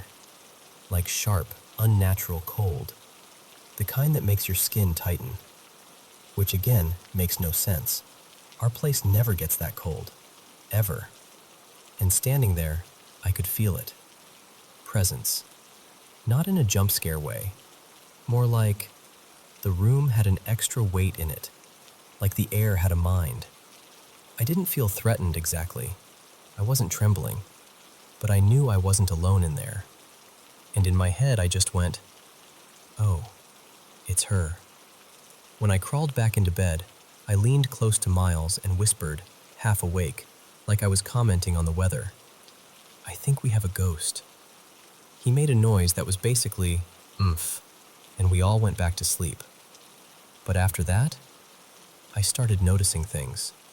Like once your brain admits, okay, something's off, you can't unsee it. And Miles, who stayed up late gaming, started seeing her too.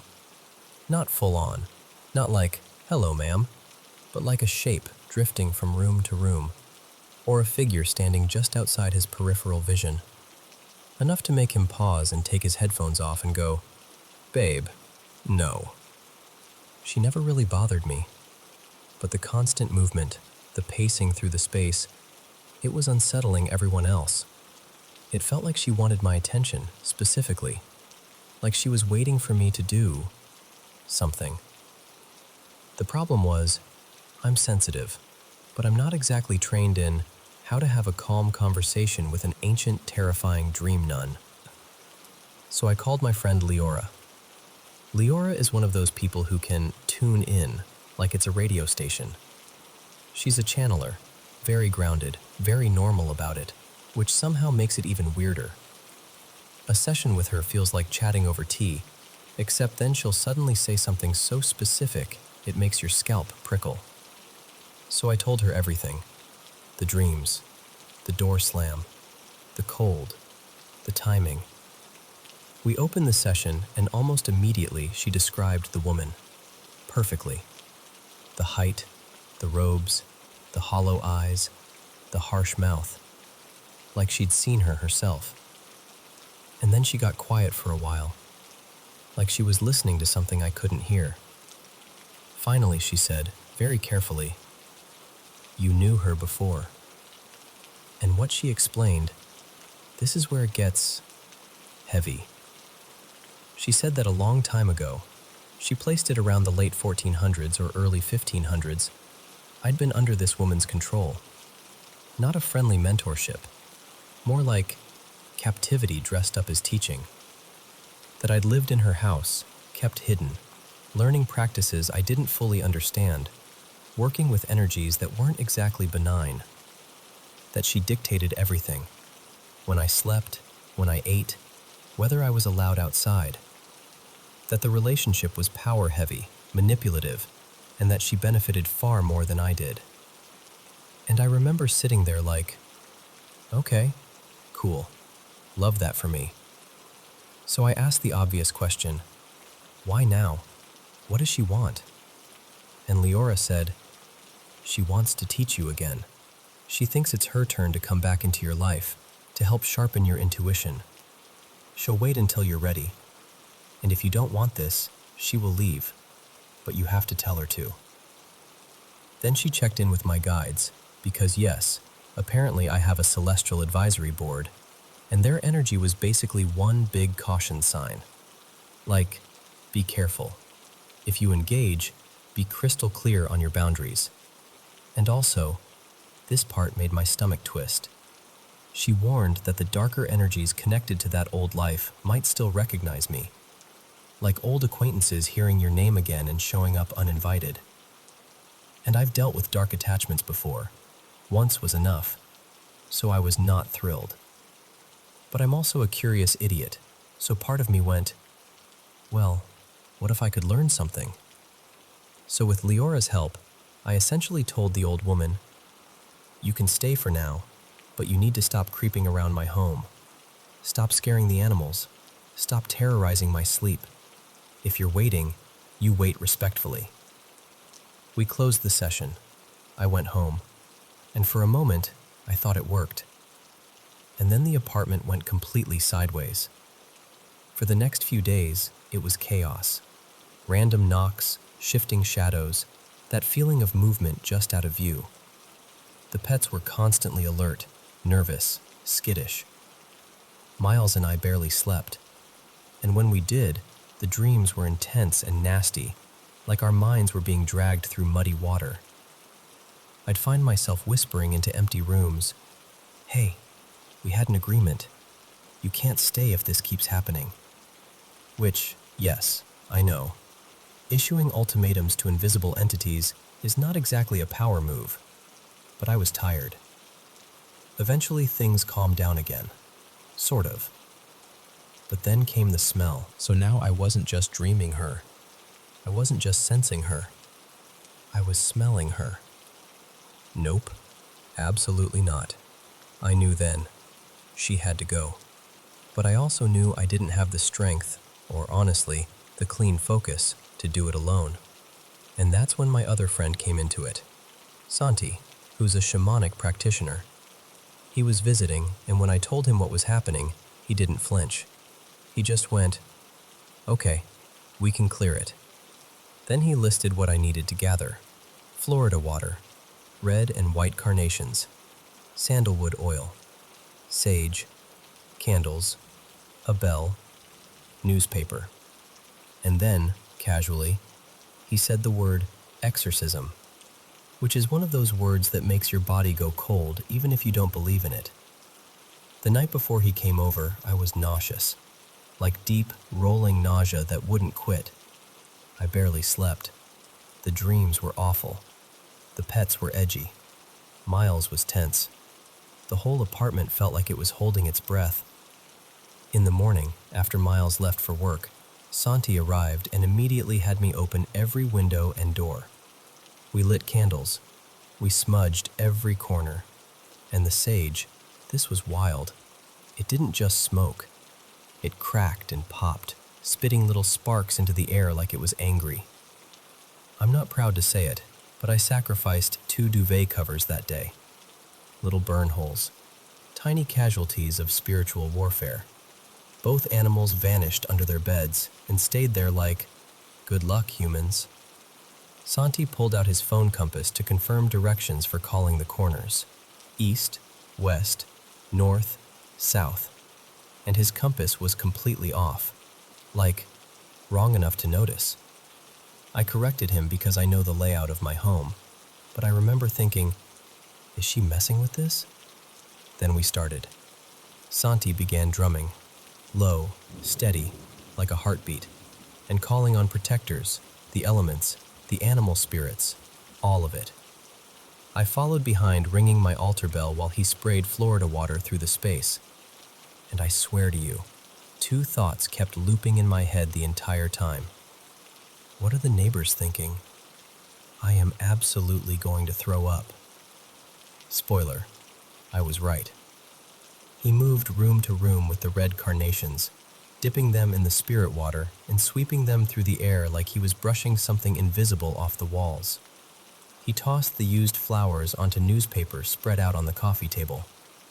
And halfway through, he suddenly stopped, rushed to the bathroom, and got violently ill. And the second he did, my body went, oh, we're doing this too. And I sprinted for the other bathroom. 2 grown adults, spiritually cleansing an apartment, simultaneously throwing up in separate bathrooms. Just very glamorous work. When we recovered, he finished the ritual, drumming faster now, singing loud, like he was pushing something out with sound. And I could feel the energy shifting, like pressure changing before a storm breaks. My throat was raw from smoke and being sick, but I joined in anyway. I sang as loud as I could, because something in me knew. Whatever this was, it responded to force, to intention, to vibration. When it was over, he placed the white carnations in a vase on the table and said, "If the clearing worked, these will still be white tomorrow." After he left, I wrapped the red carnations in newspaper and carried them down near the shoreline and buried them under a big tree, something thick and rooted, like it could hold what I was releasing. I didn't even have the energy to analyze how the apartment felt afterward. I just collapsed into bed and slept for hours, mourning my poor, scorched bedding like a responsible adult. The next morning, I woke up and went straight to the vase. The white carnations were still white. And later that day, I buried them too, under a different tree in the park, and I was suddenly starving. I went home to an apartment that felt normal, quiet, ordered, like the air belonged to us again. I kept paying attention for days after, waiting for 3:30, waiting for the cold, waiting for the smell, waiting for her shadow at the doorway. But she was gone, and nearly a year later, still gone. So, yeah, that's the story. I know it's a lot. My life has been sprinkled with weird, spooky things like that. But this one really left a mark. If you ever want to hear another, you tell me.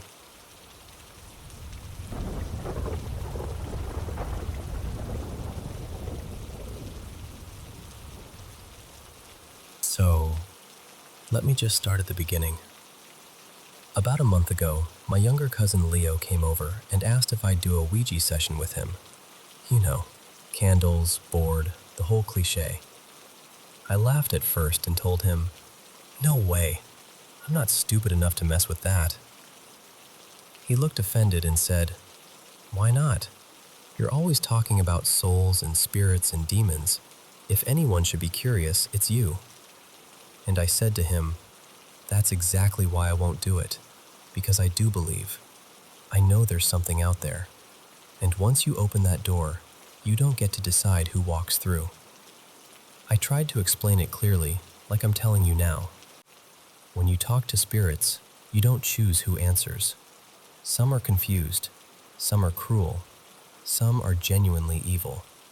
And if you let one of those in, it will twist you, drain you, break you down piece by piece, your heart, your soul, and eventually, your sanity. And I told him, I've seen it happen with my own eyes. I had this friend, let's call him Amir. We used to hang out all the time. Smart guy, a bit eccentric, loved all that open your third eye stuff. One day he got obsessed with colloidal gold. You've probably heard people talk about the mild stuff, like 10 ppm, that's supposed to activate the pineal gland or whatever. Yeah, no. He went way beyond that. He started making his own mixture at home. He bragged it was something insane like 1800 ppm, way, way stronger than anything you'd buy. He drank it every day, huge glasses of it. He was basically poisoning himself, and it changed him. Within a few weeks, he wasn't the same person anymore. He started calling me at 3 in the morning, whispering. Not talking, whispering. He'd say, "They're on the roof. I can hear them climbing." Or, "There's something in my room. It's talking to me." I thought it was just paranoia, maybe a bad reaction to the gold or lack of sleep. But it got worse. One afternoon, I went to his place to check on him. His uncle, Stefan, opened the door. I'll never forget his face. Eyes red, like he hadn't slept, like he'd been crying for hours. He said, "He locked himself in his room. He won't talk to me. Maybe he'll talk to you." I walked down the hallway and knocked gently. "Amir, it's me." The door flew open so hard it hit the wall, and he grabbed my wrist and yanked me inside. He locked the door and pressed his back against it, breathing like he'd just sprinted for his life. His eyes, they were huge, wild, like an animal in a trap. He pointed at the ceiling with a shaking hand and said, "They're up there. They're waiting. If I go outside, they'll tear me apart." I tried to keep my voice calm. "Who's they, man?" He looked at me like I'd asked the dumbest question in the world. "The ones I see, the ones I hear, the ones I smell. They hate being seen for what they really are. They're rotten, they're ugly, they stink like corpses. They're demons." The way he said, "demons," it was like he wasn't just scared, he was already broken. About 10 minutes later, he suddenly stiffened, his eyes rolled back, and he collapsed into a seizure right there in front of me. We called an ambulance. His uncle was shaking, mumbling prayers. I told the paramedics I was his brother so I could stay with him. They loaded him in, hooked him up to everything. The nurse, Julia, sat on one side, I sat on the other, and the paramedic was facing us. The siren came on, and we took off toward the hospital. On the way, Amir grabbed my sleeve, pulled me closer, and whispered, "Brother, I can smell them. They're here." I opened my mouth to tell him it was just in his head. It was like something slammed down on the roof of the ambulance. Bang. We all froze. You could see it in everyone's faces. We each waited for someone else to say, "Oh, that's just a pothole," or "It's the stretcher," something normal. Then it came again, louder. Bang, bang, bang. The whole ambulance shook, rocking from side to side like we were being hit by waves. My heart just stopped. I thought, "No, he's hallucinating. This is my imagination. This is nothing." Then I looked at the nurse. She had gone completely white. Her eyes were wide, staring up at the ceiling. Her hands were trembling. She whispered, "What the hell is that?" So it wasn't just us. The paramedic shouted toward the front, "Hey, slow down. You're losing control back here." The driver yelled back, "I am slowing down. Something's wrong with the van." And the banging didn't stop. It got angrier, heavier, like something big was crawling all over us, throwing itself against the metal. Then the smell hit. It rolled in like a wave, thick, wet, choking. Imagine the worst rotten meat you've ever smelled and multiply it by 10. It stuck to the back of my throat. My eyes watered. Under the noise, I started hearing these low, guttural growls. Not from my friend, not from any human throat. It sounded like something trying to form words, but not quite managing. The driver suddenly shouted, voice cracking, "This is really fucked up." He begged the paramedic for a cigarette just so he'd have something normal to focus on. For a second, I almost told him to light it. Fire, smoke, anything human, anything ordinary to break that moment. And then, just like that, silence. No more banging, no more growling. The smell faded like it had never been there. By the time we pulled up to the hospital entrance, everything was quiet. Too quiet. Later, when things calmed down and Amir was somewhat stable, he kept saying, "At least now I know I'm not crazy. You felt it too. She headed it too." And he was right. We did. We spent weeks trying to rebuild his mind. Medication, therapy, talking, grounding. Slowly, he stopped calling at 3 a.m. Slowly, he laughed again. Eventually, he could talk about that ambulance ride and half joke about it. But for me, it didn't end there. That night was like a door opening. Ever since then, I've been experiencing things I wish I could just write off as stress. When I try to sleep, I feel someone touch my shoulder or brush my foot under the blanket. I spin around. No one there. That same rotten smell shows up randomly. I'll be in the kitchen or sitting on the bus, and suddenly it's there, curling into my nose, just for a second, then gone. Sometimes I feel eyes on me in the dark. Not the normal, I'm a bit creeped out feeling. This deep, heavy awareness that something is watching, just outside the edge of what I can see. I hear whispering right next to my ear as I'm falling asleep. Not words I can understand, more like breath that tries to be language. I jerk awake, gasping, heart racing, lungs burning like I'd been underwater. Panic attacks, nights and nights of them. Sleep paralysis came next. I'll be lying on my side, totally awake in my mind, but my body won't move. The room is dim, the lights from the street coming through the blinds, and in the corner, always in the same corner, there she is. A tall woman. Too tall. Her head almost brushing the ceiling. Her hair hanging forward, hiding most of her face, but not her smile. She laughs, this low, cruel laugh that feels like it's inside my skull. She says things I can't repeat. Not because I'm scared, you can believe me or not, but because the words feel poisonous. Like if I say them out loud, something will hear me and answer. The worst dream I had was this one. I saw myself in a completely dark room. No walls, no floor, just black. But I knew I was chained to something, some kind of metal post. And then they started burning me. I felt it. I really felt it. The fire, the skin blistering, the smell of my own flesh turning into that same rotten stench from the ambulance. I screamed until my voice tore apart. I could hear them laughing, see hands pulling at me from the dark. When I woke up, my whole body hurt. My throat was raw. My sheets were twisted and soaked with sweat.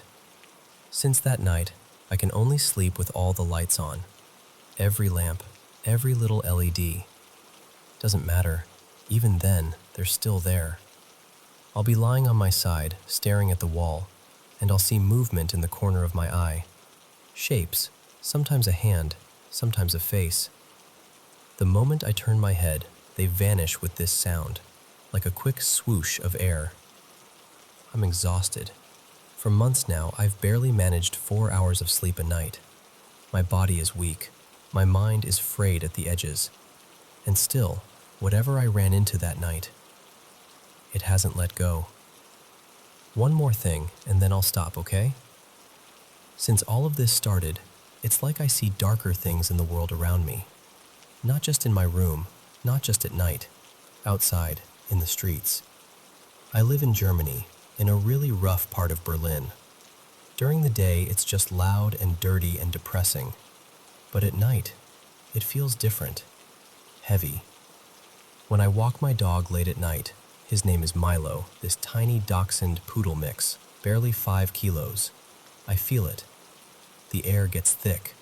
The streetlights look weaker than they should. It's like the whole neighborhood is holding its breath. Sometimes, I'm sure I see things move in places where nothing should move. A shadow stepping away from a wall, then melting back into it when I focus. Last week, I took Milo out around midnight. The streets were quiet, just distant traffic and a drunk guy arguing with himself a block away. Milo stopped to poop beside a parked car. The shadow of the car fell over most of his body, so only his head and a bit of his back were in the light. I wasn't really paying attention at first. I was just scrolling on my phone. Then I realized he wasn't moving. I looked up. He was standing completely still, in this weird, stiff posture. His eyes were huge, staring straight ahead, not blinking. His little body was trembling, but he wasn't making a sound. I said, "Hey buddy, you done? Come here." Nothing. No ear twitch, no tail wiggle, just that frozen stare. I tugged gently on the leash. Normally that's all it takes. He trots right over. But this time, it was like the leash was tied to a concrete block. So I pulled harder. Still nothing. And then, I saw it. In the shadow under the car, where his back legs were, it wasn't just darkness. There were hands. Several of them. Long, black hands reaching out from the shadow, wrapped around his hind legs, his belly, pulling him down. Clawing at him. trying to drag him deeper into that patch of darkness. My brain kind of broke for a second. It was like my eyes were arguing with my mind. This can't be real, while every instinct in me screamed, "Move." I panicked. I grabbed the leash with both hands and pulled with everything I had, shouting his name over and over. For a moment, I felt resistance, like I was in a tug-of-war with something on the other end. And then, suddenly, he came free. So fast that his little body flew through the air and slammed into my legs. He yelped in pain, and I dropped to my knees, scooping him up, apologizing, heart racing. When I dared to look back under the car, there was nothing. Just darkness. Just a normal shadow. But for 3 days after that, Milo wouldn't stop shaking. He wouldn't eat properly. He wouldn't wander off, not even a meter. He knows what he saw. And so do I. So when people ask why I won't touch a Ouija board, or why I sleep with the lights on, or why my dog is glued to my ankles, I just smile a little and say, because once you open that door, you don't get to choose who walks through. And I mean every word.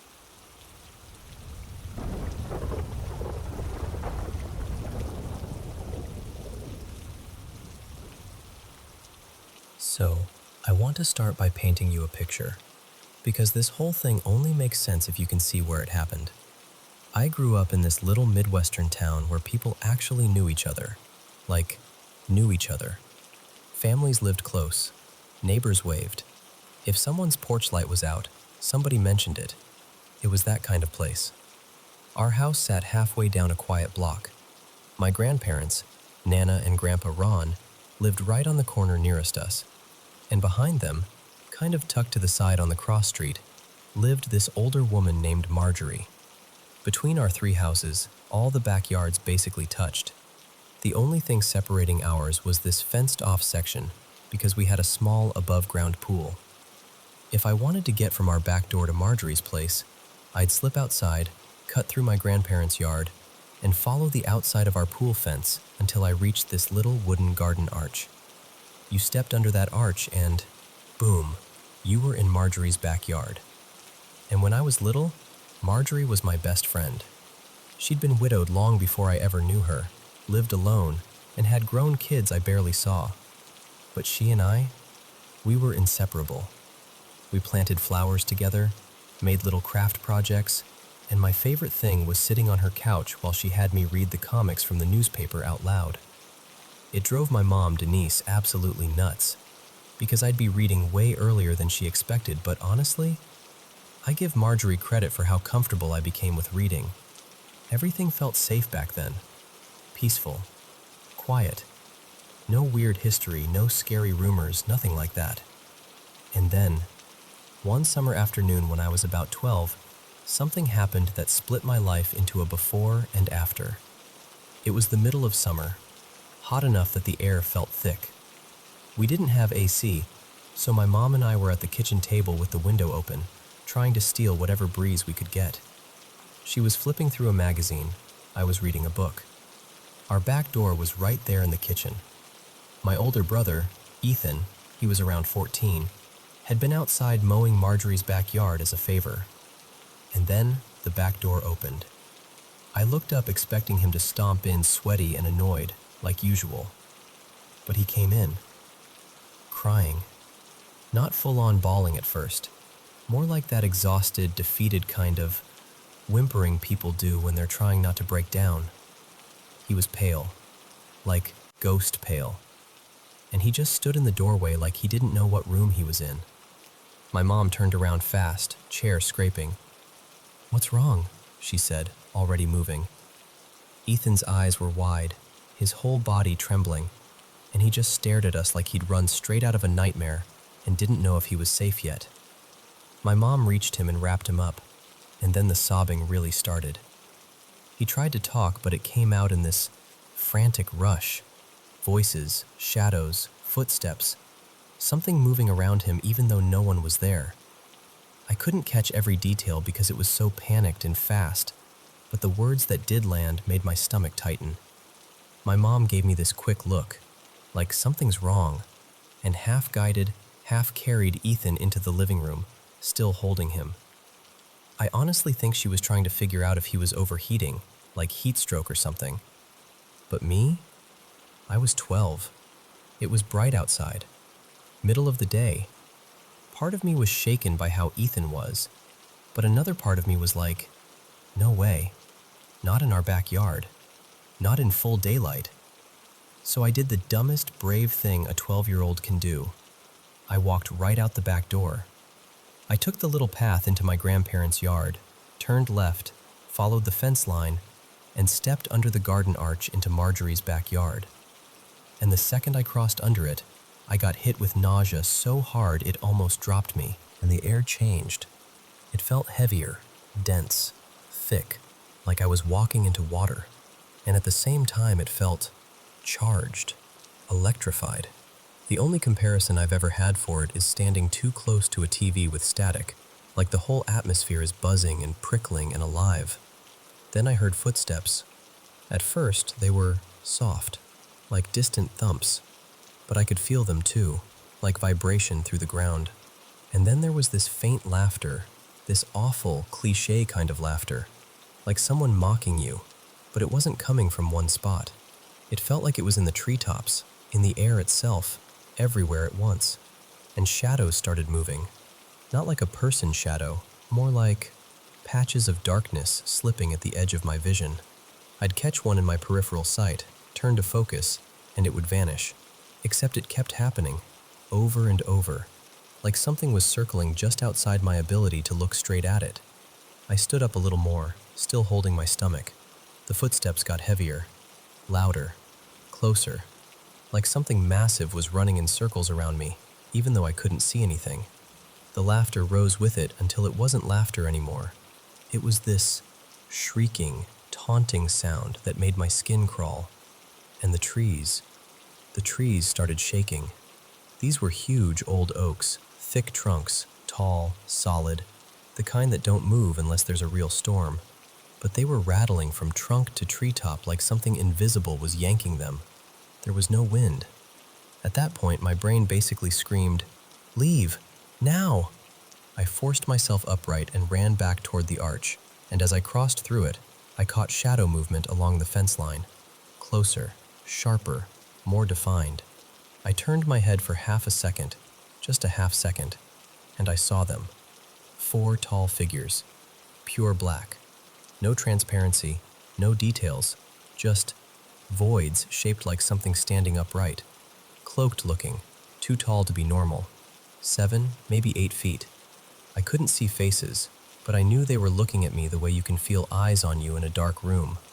They glided along the ground, keeping pace from about 20 feet away.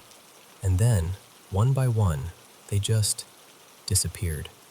Not behind anything, not into shadows, just gone.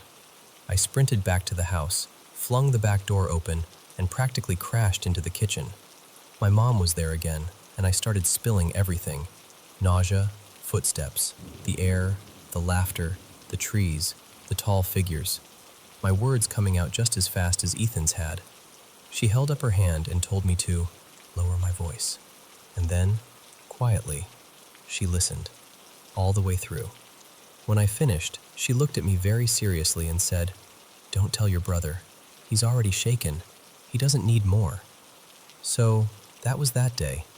A year later, we moved. New town, more land, different house. Nothing about the move had anything to do with what happened. Ethan never experienced anything again. Neither did my parents. Neither did my other siblings. But for me, it followed. That static, electrified air, the shifting shadows, it started happening again, randomly at first, then more often. Eventually it was weekly, sometimes more. Daytime, nighttime, alone, sometimes even with other people nearby, and nobody else ever seemed to notice. It eventually stopped being terrifying in the moment, because once something becomes common, your brain gets tired of screaming. But the unease never left. It was like having the constant sense that you're in the same room as someone dangerous, except Someone was a cluster of moving, shapeless shadows that came and went, and when they were near, the whole world felt charged and wrong. And then something stranger happened. I realized I could trigger it. After that, it stopped being spontaneous most of the time. I could leave it alone for weeks, then test it just to see if it still worked, then back off again. I don't even know how each episode ended, honestly. I think I just walked away, changed rooms, got distracted, like it was bound to whatever space I was in. Until one night, it didn't feel like I called it. It felt like it forced its way in. At our new place, we had a big property with a few outbuildings. One of them became this hangout spot, kind of a clubhouse, where we could be loud and nobody cared. I played guitar, so I spent a lot of time out there because I could crank an amp without anyone yelling at me. One night, late, like edging into early morning, I was out there playing for hours. I'd recently gotten a new amplifier, and I was obsessed with it. At some point, I noticed the volume knob felt loose, like it kept creeping down on its own. It was irritating, so I turned it all the way up and started playing hard, fast, half to blow off steam, half because I wanted to catch the knob in the act. I leaned forward, eyes fixed on it, and right in front of me, that knob twisted straight down to 0. The amp went dead silent, and the moment it did, the air exploded with that electric pressure, stronger than I'd ever felt it, like the room had been filled with charged mist. I sat up and realized the space was full of them. Not 10, not a handful, more like 50. Shadows gliding everywhere, appearing and melting out of existence like something was erasing and redrawing them in different places. And what scared me most was how uninterested they seemed. Like I wasn't the main event. Like I was just familiar. I couldn't move. I just sat there, frozen in my chair. Then something shifted to my left. Bigger movement, heavier. I turned and saw one shape on the wall that was clearer than anything I'd ever seen. A spider. Not a normal spider. A huge one, the size of a crib mattress. Solid black like the others, but the outline was unmistakable. And even though I know spiders don't move like this, the head or front of it rotated toward me, like it had noticed me. And then it dropped. Straight down from the wall to the floor, disappearing behind a stack of boxes. That was it. I bolted. I ran out of that building so fast I nearly tripped, and as I sprinted uphill toward the house, for the first time, I could feel it pursuing me. Not just around me, but in my head. Like something closing in from the edges of my thoughts, trying to swallow the space I was in. I got inside, raced to my bedroom, dove onto my bed face first, shoved my face into a pillow, and yanked my blanket over my head like a little kid. And I could feel the darkness pressing into the room. I didn't know what else to do. So I prayed. Not a polite prayer, not a calm one, a desperate one, over and over. Please, please make this stop. I don't want this anymore. Please. And then, under the blanket, eyes squeezed shut, I felt light.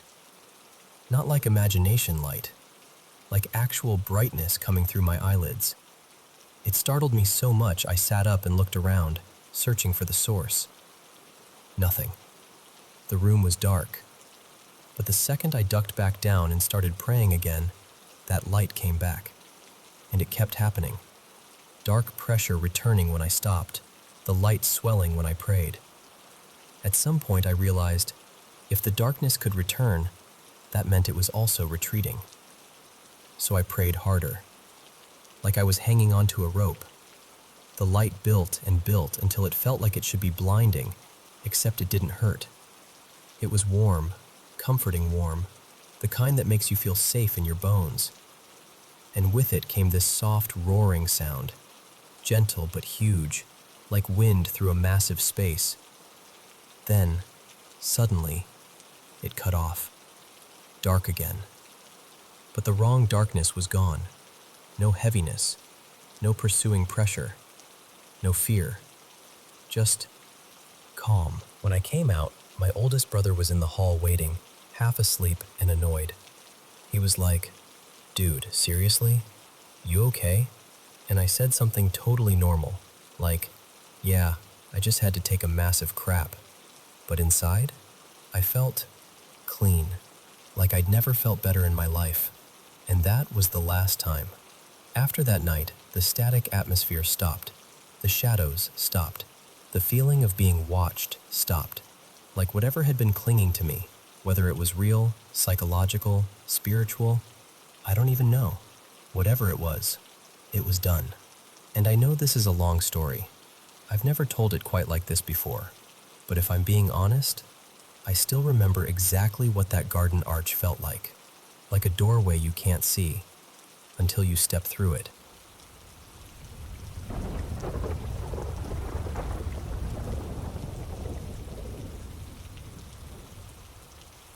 Welcome back to the Paranormal M channel. How was your holiday? Drop a comment down below and let me know. As for me, I'm really grateful for everything this past year brought, and most of all, for all the love and support you've continued to show the channel. Thank you so much for sharing so many of your mysterious experiences with us. Don't forget to subscribe and turn on notifications so you won't miss any new videos. So, thank you for listening. This is one of those stories that still makes my body react like it's happening all over again, even though it's been decades. I'm going to talk to you like I'd talk to a close friend over coffee. But just know, inside, I'm still shaking a little. I grew up in a Christian home, but it wasn't the safe, cozy picture people sometimes imagine. My mom was the main source of the emotional abuse, sometimes physical too. My extended family had their own patterns of cruelty, and it all felt very generational, like this heavy script being passed down. My dad, let's call him David, was my spiritual rock. He loved God, he prayed, he tried. But he also enabled a lot of what was happening by not stopping it. So even my safe person was complicated. That's the backdrop to everything I'm about to tell you. I've had a few supernatural experiences in my life, but nothing like this one. Even now, when I think about it, I get that deep, animal-level fear. My heart speeds up, my body wants to run, and I feel physically unsafe just remembering. I'll do my best to put it into words, but part of what makes it so horrifying is that it almost refuses to fit into language. When I was a kid, about 10, maybe 11, I went to this church camp in the woods for a few days. It was late fall in the hills, cold enough that we needed the heaters on in the cabins, but not snowing or anything dramatic like that. There was a rumor going around camp that there was a ghost of an old groundskeeper haunting the place. Supposedly, he wandered near one of the older cabins at night. I knew it was nonsense. The haunted cabin everyone pointed to was where the counselors slept, and the camp itself wasn't even that old. I didn't believe in ghosts then, and I don't really now, at least not in the typical TV way. I'm a very rational, logical person by nature. I like science, and if something weird happens, my first instinct is to look for a natural explanation. I've never been into ghost hunting shows, mediums, any of that. Honestly, that stuff makes me deeply uncomfortable, like people are poking at things they don't understand. Anyway, that trip ended up being the last time I ever went to that camp. I refused to go back afterward. Our cabin had maybe 10 girls and a young adult counselor. I had a top bunk. The bunks were arranged in kind of a loose L shape around the room. My bed was against a wall, with this long, narrow window just to my left, up near the ceiling, higher than the tops of the other bunks. Outside, there was one of those tall security lights, and all night it cast this pale, steady beam through that skinny window. The cabin lights were off, of course, but that outside light made it so the room was never completely dark. Now, remember, it was chilly in there. The heaters kept it from freezing, but it wasn't exactly cozy. Sometime in the middle of the night, on my birthday actually, I snapped awake and sat straight up in my sleeping bag.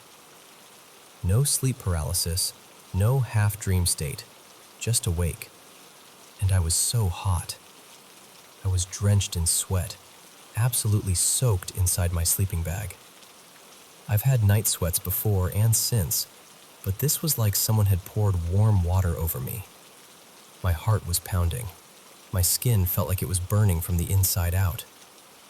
And then I realized I wasn't reacting to a nightmare. I was reacting to something I was looking at. At first I thought, oh, it's just an adult checking on us. That would have made sense. The hallway was darker, and the shape I saw was darker still. So at first I tried to file it under grown-up making rounds. But then it stepped into the part of the room where that outside light was shining in from the window, and the light didn't touch it.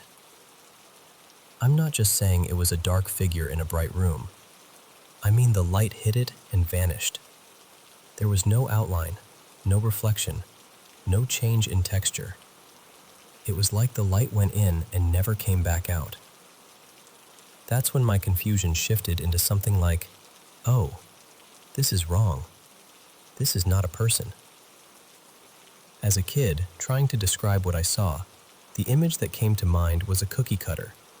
Like someone had taken a cookie cutter in the rough outline of an old person, bent shoulders, head, body, and pressed it into reality itself. Except instead of dough, they'd cut the shape out of the universe, not added something, removed something. It was the color of absence. That's the only way I can say it. People sometimes talk about shadow people, but shadows still obey light. This didn't. This was a presence made of nothing. It was black, but not any black I've ever seen. More like a hole, an absence, a moving cutout of wrongness. Every instinct in my body said, this should not be here. This should not exist. It was shaped vaguely like an old person, but it was pretending badly, like a child's drawing of a human being, just enough to suggest the rumor, like it was trying to wear the camp's ghost story as a costume. And as I stared at it, I knew two things with absolute clarity.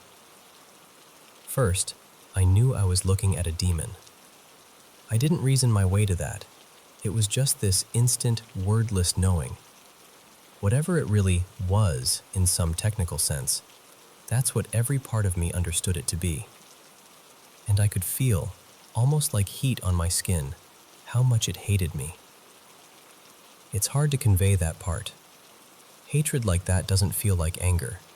It feels ancient, personal, like it already knew my whole family's pain and wanted more. Second, I knew I was completely safe. That sounds contradictory, but both things were somehow true at once. As terrified as I was, there was this other feeling wrapped around me, deep and solid.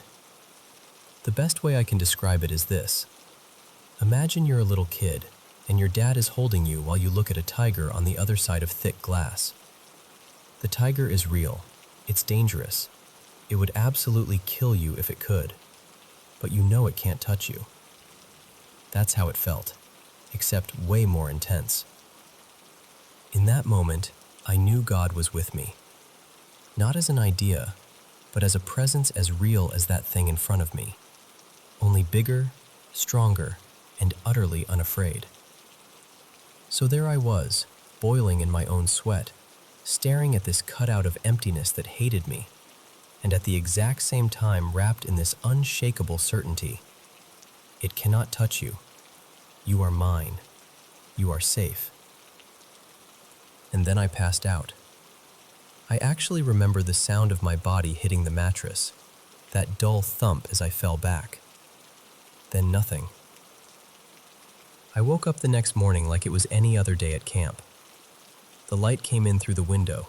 Girls were getting dressed, talking, laughing. For a second I wondered if I'd dreamed it, but my body knew better. I could feel it in my muscles, in the way my chest tightened when I glanced toward that hallway. I wanted to ask, did anyone see anything? Did anyone wake up last night? I didn't.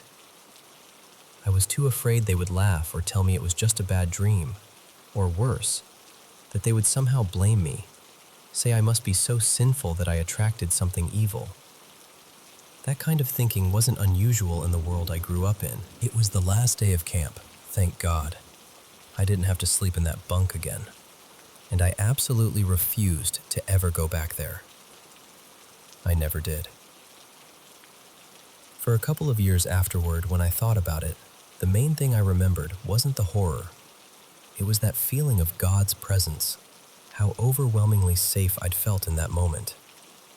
It was like my brain focused on that part, maybe as a mercy. Then I hit around 13 or 14, and it shifted. It was like the emotional filter wore off. The memory of that thing became sharper, more vivid, and the horror of its wrongness hit me full force. I think, in a way, God gave me a buffer when I was younger so I wouldn't break under it. Interestingly, I was never afraid of seeing it in my dad's house. I just knew it couldn't come in there. For all his flaws, my dad's home felt spiritually guarded, like there was a line it wasn't allowed to cross. Over the years, I've tried to explain it away to myself. Maybe it was some kind of fever, or a hallucination, or sleep paralysis without the paralysis. I've had plenty of nightmares and weird dreams. But this doesn't sit in the same category. It's the only thing in my life that still triggers that PTSD-type response, even decades later. I've had other supernatural experiences too, ones I didn't ask for and didn't enjoy, but nothing has ever matched that night. Fast forward many years. I'm married now, let's call my husband Daniel, and we have kids. One evening, when my oldest son, we'll call him Eli, was about 4, he was playing in the living room with his favorite little hat on. Out of nowhere, he froze, went pale, and started crying. I rushed over and asked what was wrong. Through his tears, he said, "The black shadow man took my hat off." That was all he could really explain at that age, a black shadow man. But the look on his face, this deep, cold terror that didn't match a normal childhood scare, hit me like a freight train. I knew, in that deep, wordless way, that he had seen something like what I had seen. And this time, something in me snapped in a different direction. Not fear, anger. I felt violated, furious. How dare it come into my house and scare my child?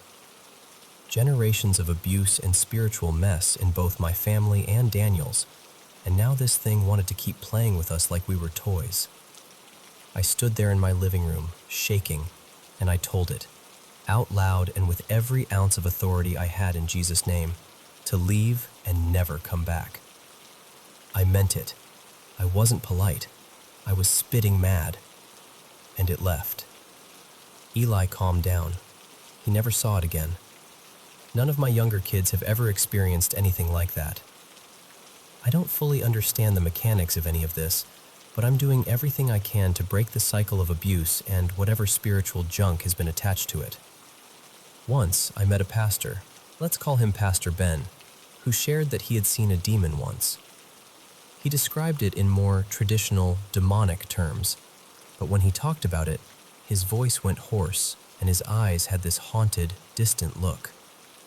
And I recognized that look. He talked about that same, it shouldn't exist feeling, and I thought, you've seen it too. Maybe not the same shape, but the same kind of wrong. I didn't tell him my story. I've only ever told Daniel and one of my brothers, Luke. I don't think either of them really knows what to do with it. It's hard to talk about without breaking down, and crying in front of people over something this strange can feel humiliating, because it is terrifying to live with the knowledge, at least from my experience, that there are ancient, malevolent, invisible things out there, and that if they could, they would absolutely destroy us. I can't prove any of this to you. I don't expect everyone to believe me, but you asked for the story, and this is how it happened to me, as honestly as I can tell it. What I hold on to, more than the terror, is that other certainty from that night, that I was not alone and that I was protected, that whatever darkness exists, it's not the strongest thing in the room. And now, as an adult, I fight back by loving my kids well, by refusing to perpetuate abuse, by drawing hard lines in my home, both practical and spiritual. Maybe that's one of the ways the cycle really breaks. So, yeah, that's the night something cut itself out of the dark and walked toward my bed. And the night I learned that even in the absolute worst wrongness, there was a presence that would not let me go.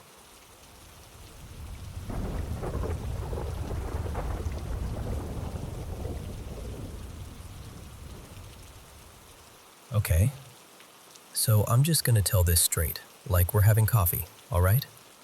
Because every time I keep it in, it gets worse. I still remember the ad that popped up on my phone. Cloudvale Mountain Spa, where silence heals you. There was this photo of a lake like glass, cabins with warm lights glowing, people in white robes holding mugs of tea. It looked safe, soft, like the kind of place you go when you're tired of being a person. So I booked it. The first night was calm, too calm.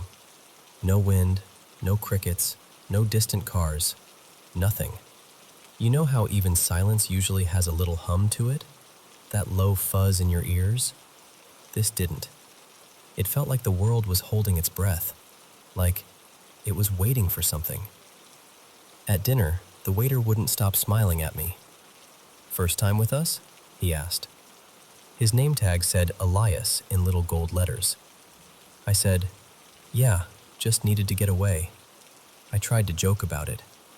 He laughed politely, but his eyes were wrong.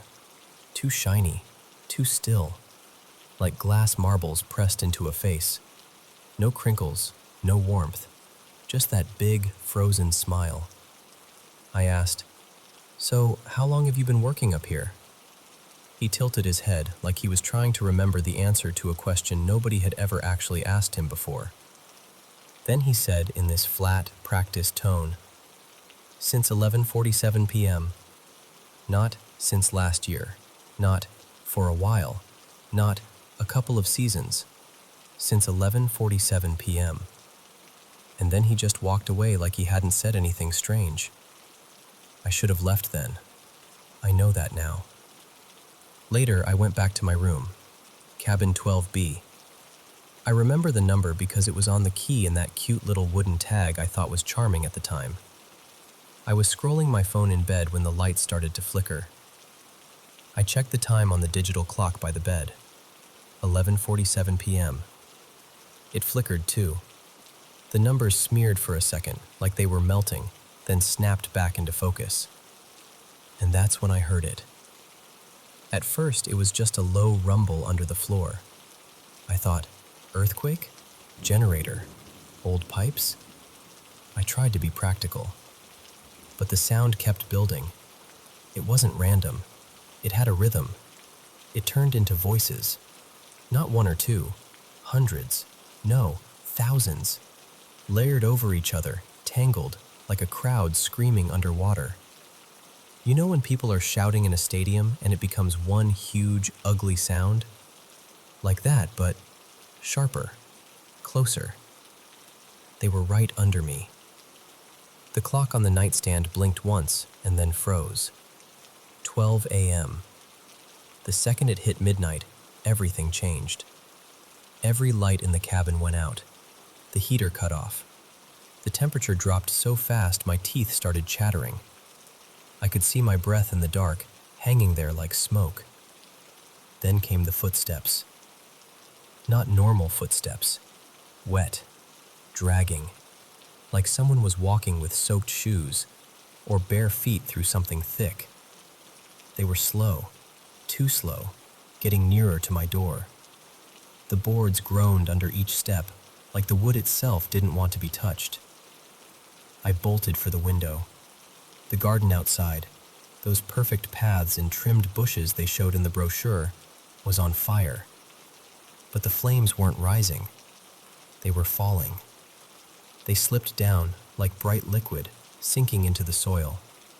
Like the ground was thirsty and the fire was being poured into it.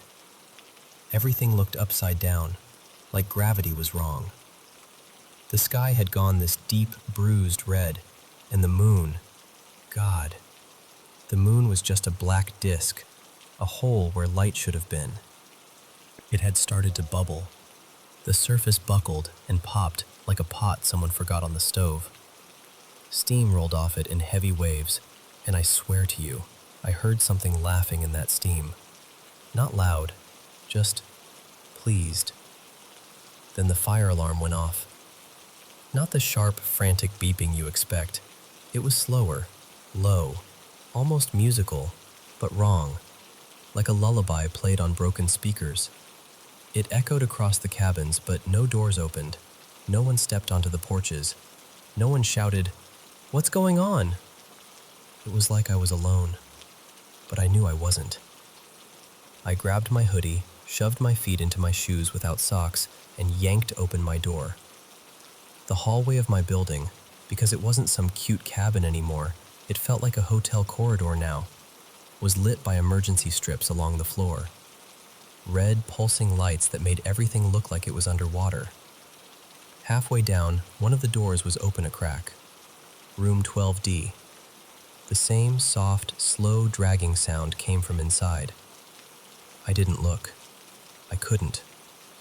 I just headed for the lobby. When I stepped in, I froze. All the guests were there. Not sitting on the couches, not talking at the bar.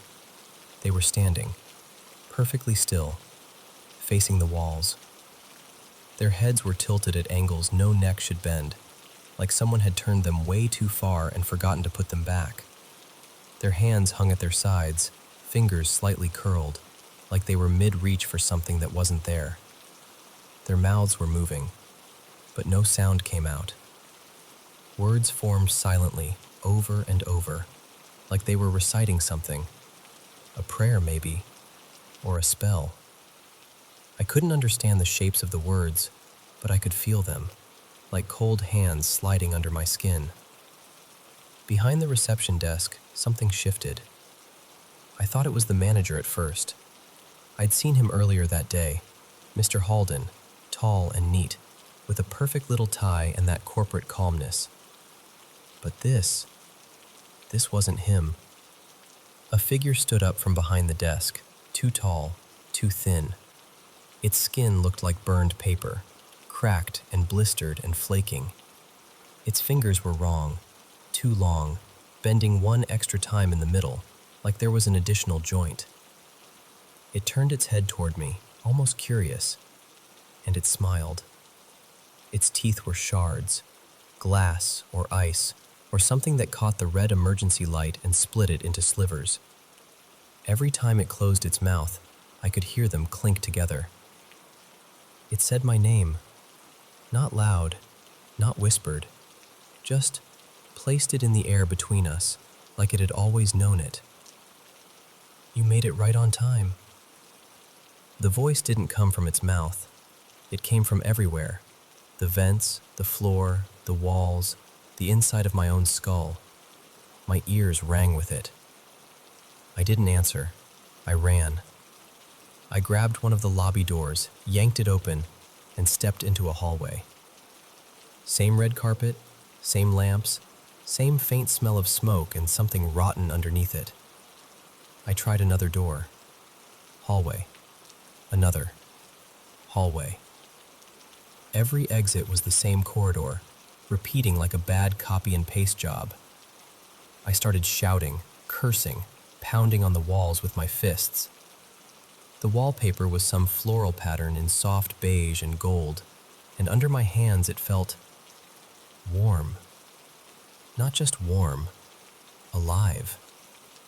It throbbed under my palms, a slow, steady pulse, like I was pressing on veins.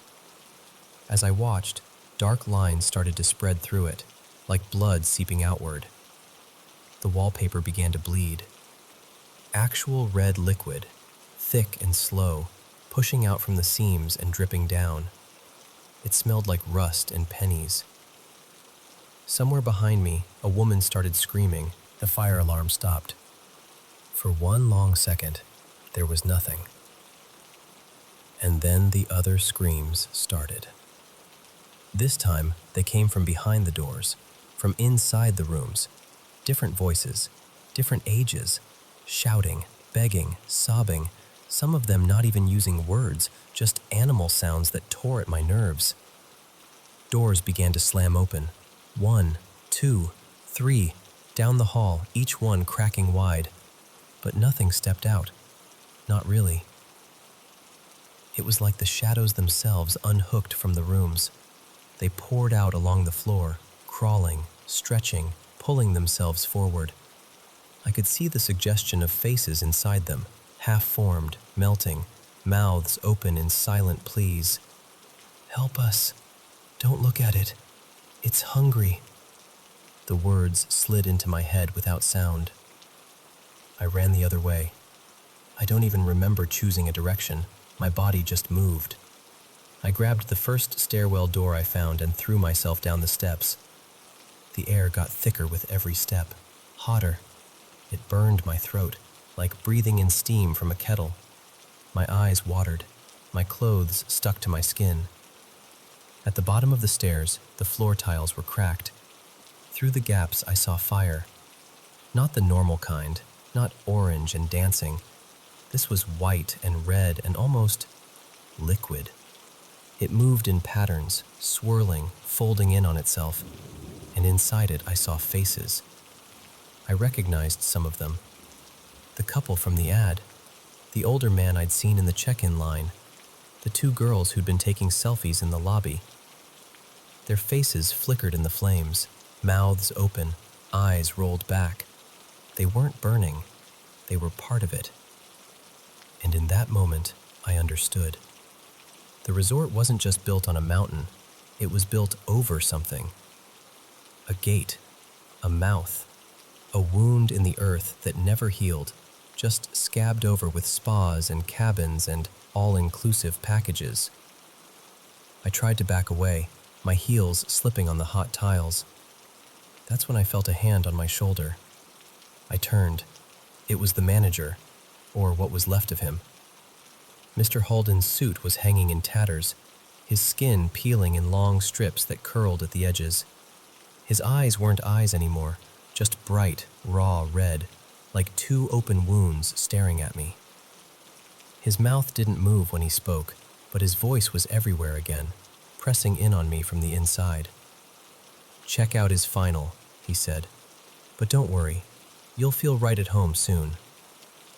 The floor split. Not a crack, not a creak, it just opened like a set of jaws. Heat roared up around me. I heard laughter, screaming, whispering, all woven together into something that wasn't quite sound and wasn't quite thought. Something grabbed my ankles. I looked down and saw hands, too many hands, reaching up from the fire. Fingers dug into my legs, nails tearing through my skin. It hurt, but it also felt pulling, like they were trying to drag not just my body, but everything I was. I grabbed for the railing, but the metal was soft, running between my fingers like wax. It dripped onto my wrists and burned through my hoodie. The manager, if I can still call him that, leaned close. I could feel the heat of him, smell something like burned hair and sweet rot. "You came for silence," he said. "This is what silence sounds like, when it has nowhere left to go." I started to slip. The last thing I saw before the fire swallowed my vision was the wooden sign above the lobby desk, hanging crooked, the nice little slogan carved in cheerful letters: "Cloudvale Mountain Spa, where the earth will hold you forever." And then everything went white. I woke up in my own bed at home. I told myself it was a nightmare, stress, too much caffeine. I almost believed it, until I noticed the time on my bedside clock. Frozen. Midnight. And underneath my bed, when the house is quiet, if I really listen, I can still hear them. the voices, waiting.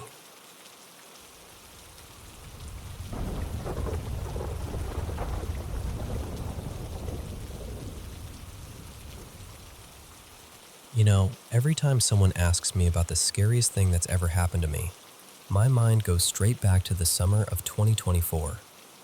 I was living in Belgium back then, but all I could think about was getting out for a while, working somewhere sunny. I became obsessed with finding a summer job in southern Italy. I'm talking hours and hours every day, scrolling through job ads until all the descriptions started to blur together. And then I saw it. This ad that looked, honestly, too perfect. They offered a little studio already ready for the employee, vegetarian food stocked in the fridge, decent working hours, and even said something like, "We value a peaceful environment for our staff." It felt like the universe had finally thrown me a bone. So I said yes. I packed my bags with this mix of excitement and that tiny knot of fear you get when you know you're about to change your life, but you don't know how. Then I flew to Italy, to this tiny village near the coast. When I arrived, I discovered I wouldn't be alone in the apartment. There were 2 other seasonal workers already there, both from different countries, Anna from Spain and Chloe from France. They greeted me with these huge smiles. We hugged like we'd known each other for years, and for a moment I remember thinking, this is it. This is going to be the summer I'll talk about when I'm old. The first day was normal. Kind of wonderful, actually. We spent the afternoon unpacking, joking, planning weekend trips we probably wouldn't even have the budget for. We cooked pasta, shared a bottle of cheap wine, and tried to convince ourselves we weren't nervous about starting work. But even that first evening, something felt off. It's hard to explain. The apartment itself was pretty. White walls, tiled floors, a little balcony with a view of olive trees. But the air inside was heavy, like you'd walked into a room where someone had just had a terrible argument and then left without opening a window. By the end of that first night, all 3 of us were weirdly emotional. You know when you're exhausted and suddenly everything makes you want to cry? It was like that, but there was no reason. We kept looking at each other going, I don't know what's wrong with me, and laughing it off. But our hands were shaking. We even joked about leaving before we'd started, except it wasn't really a joke. The second day was our first official day at work. That's when we met the boss. His name was Paolo. On paper, he was polite. He didn't yell or swear. But the moment he opened his mouth, something in me recoiled. His energy was cold. That's the only word I have for it. He had this way of looking through you, like he was measuring every move you made. He'd give us instructions without really looking at our faces, like we were tools instead of people. He never raised his voice, but somehow you always felt like you were already disappointing him. By the third day, Anna and Chloe were done. They were both shaking, eyes red from crying. They packed their things in this mechanical way, like they just needed to move, needed to leave. I helped Anna zip her suitcase while she kept repeating, I can't stay here, I can't. They booked the earliest train they could find and just left. And I stayed. I didn't have enough money for a ticket home yet. I told myself I'd work a little longer, get paid at least once, and then decide. Because by then, things had already started. When Anna and Chloe were still there, we'd sometimes hear footsteps in the empty bedroom across the hall. You know that very distinct sound of someone walking on tiles? Heel, toe, heel, toe. Except we'd all be together in the living room when it happened. That's why, after the first couple of nights, we decided to sleep in the same room. 3 mattresses on the floor, like a sleepover, but not the fun kind. More like survival. Sometimes we'd come back from work and find handprints on the inside of the windows. Small, greasy smudges, as if someone had pressed their hands there and then slid them down slightly. We blamed the heat, the humidity, each other. We said, maybe we did that without noticing. But we knew we didn't. Doors would slam when no windows were open. We'd leave our keys on the little table by the entrance and come back to find them on the kitchen counter. Anna would swear she'd left her book on the bed and find it standing upright on the shelf, as if someone had placed it there carefully. We kept saying, "It's just the wind," or "We're tired, we're imagining things." But it was there, that feeling that something in that place did not want us there. Still, the worst night came after the others had already gone.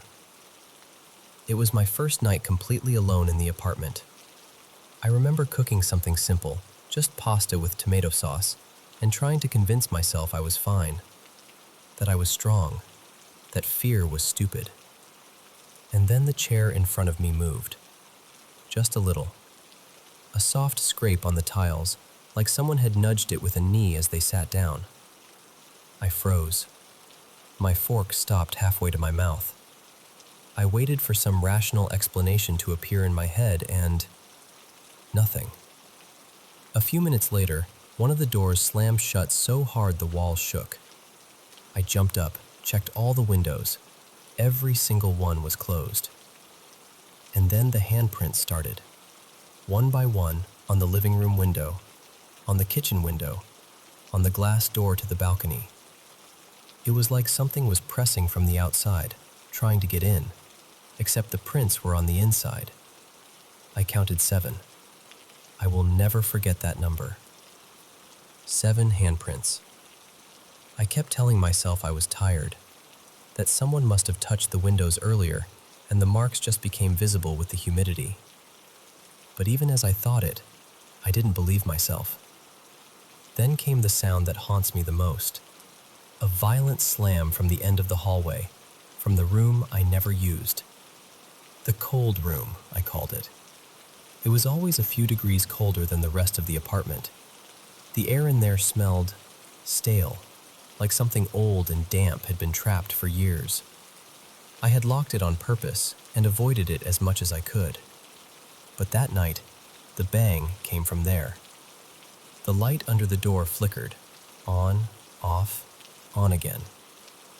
I stared down the hallway, heart pounding so hard it felt like it was echoing off the walls.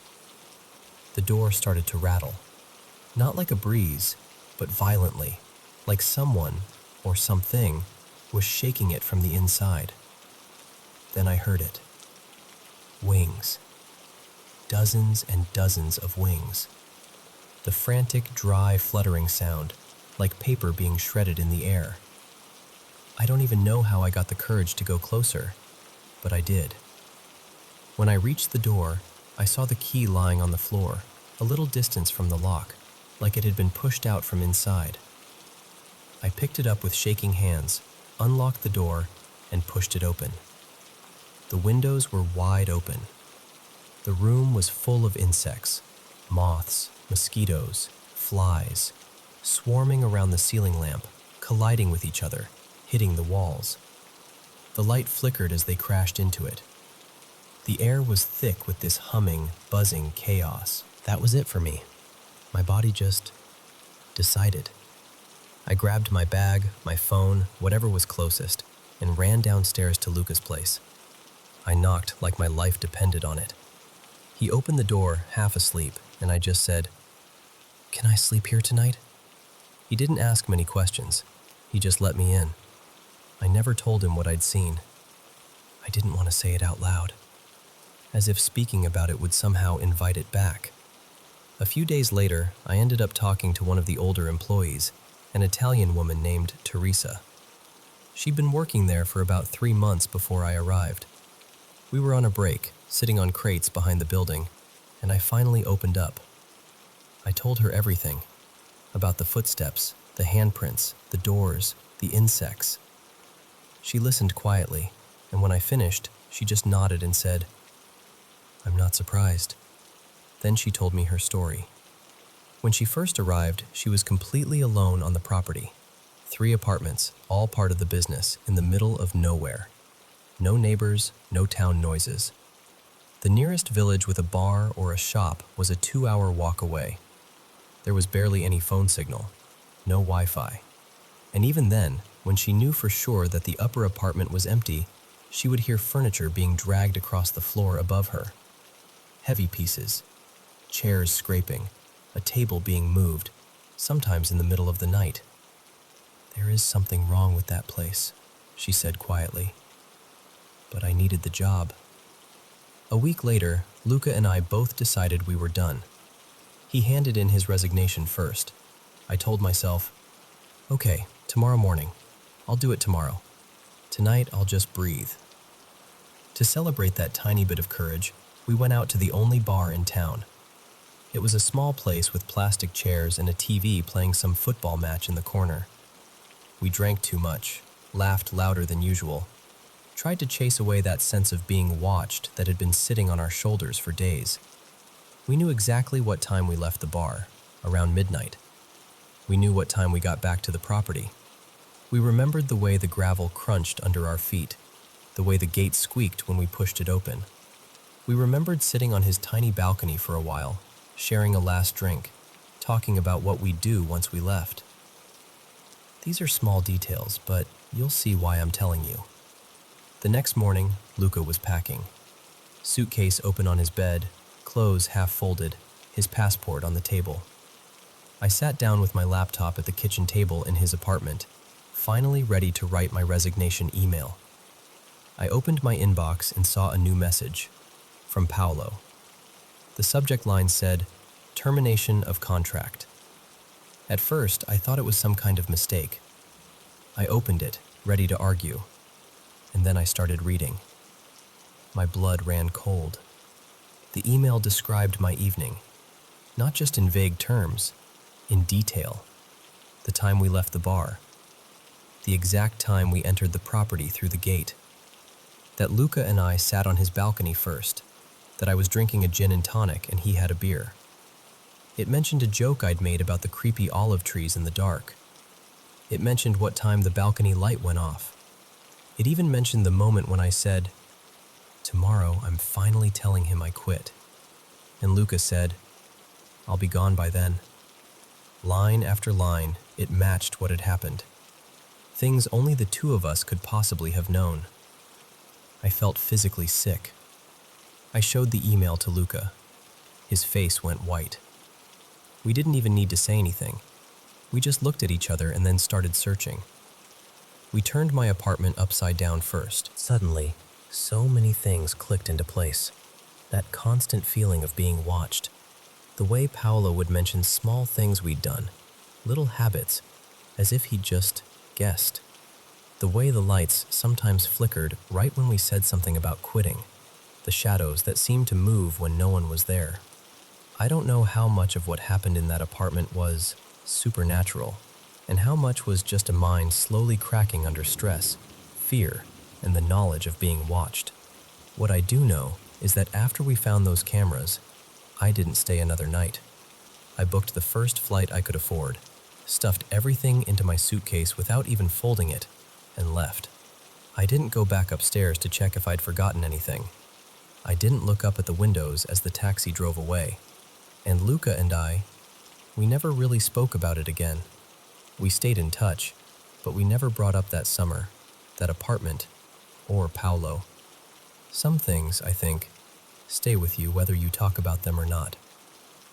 But this is the first time I've told the whole story like this. So yeah, that was my perfect summer job in Italy. Beautiful on paper, haunted in every possible way.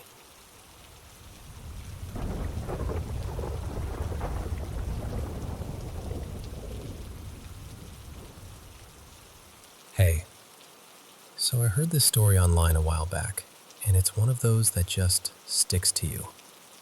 I've been thinking about it again lately, and I wanted to tell you the way it was told to me, like we're just sitting here, and I'm trying to get it all out without losing the feeling of it. So this took place in Thailand, maybe 8 or 9 years ago, something like that. There was this tutor, a woman everyone called Teacher Nuon. She was the kind of teacher who didn't just teach, you know? She poured herself into her students. Like a lot of tutors there, She ran extra classes after school and on weekends. She even converted the downstairs of her house into little classrooms. Whiteboards, plastic chairs, stacks of worksheets, the whole thing.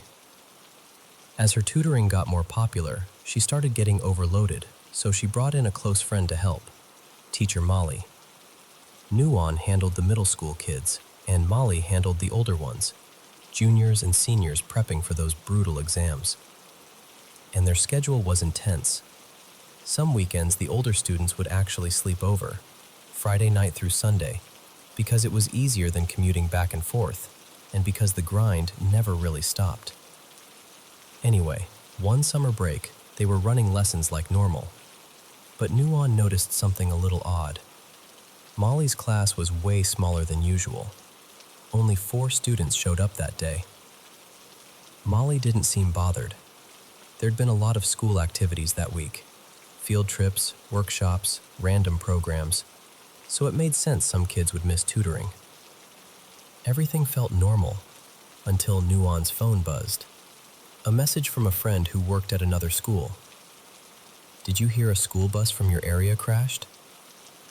Nuon's stomach dropped.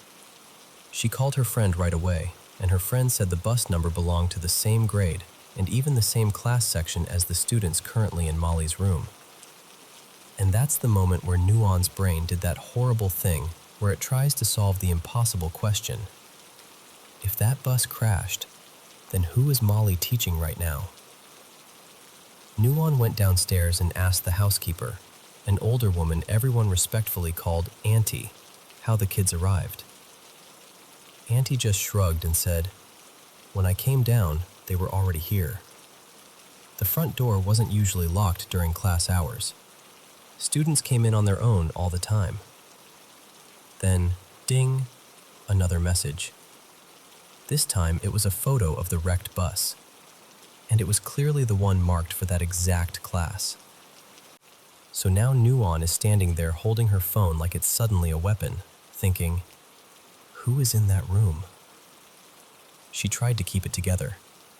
Her middle school class ended first, so she let them out early, and by around evening, their parents came and picked them up. But Molly's class, those 4 older students were supposed to sleep over. And Nuon couldn't imagine lying in bed knowing there were 4 students downstairs who might not even be alive. So she texted Molly, "Hey, can you stay upstairs with me tonight? I feel uneasy." Molly read it. No reply. Nuon couldn't stand it anymore, so she quietly walked down the hall and peeked into Molly's classroom. From the angle she had, she could see Molly's back at the whiteboard, teaching like everything was fine. But the 4 students, they slowly turned their heads and looked straight at Nuon. Not curious, not confused, just staring, like they already knew something she didn't. Nuon ducked away so fast she nearly fell, heart hammering. A minute later, Molly finally texted back, and Nuon, panicking, just lied. "Oh, nothing. I just wanted to talk."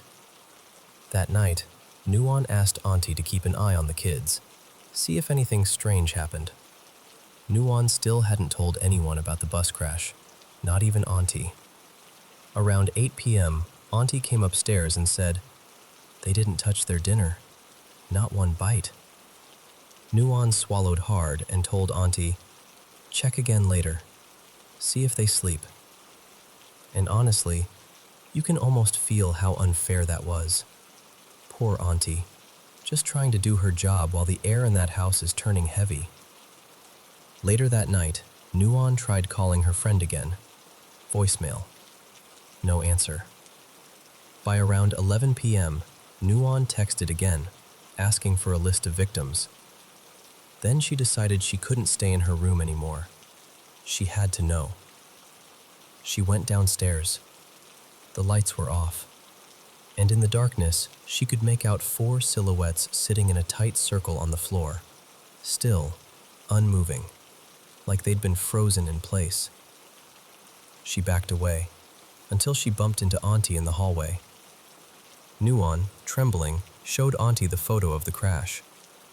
Auntie's face changed immediately, and she whispered, "No wonder. They've been acting strange all night. They haven't eaten. They've been sitting like that since around 9. They hurried back upstairs to Nuon's room. Nuon texted Molly again. "Are you awake?" No response. And then, someone knocked.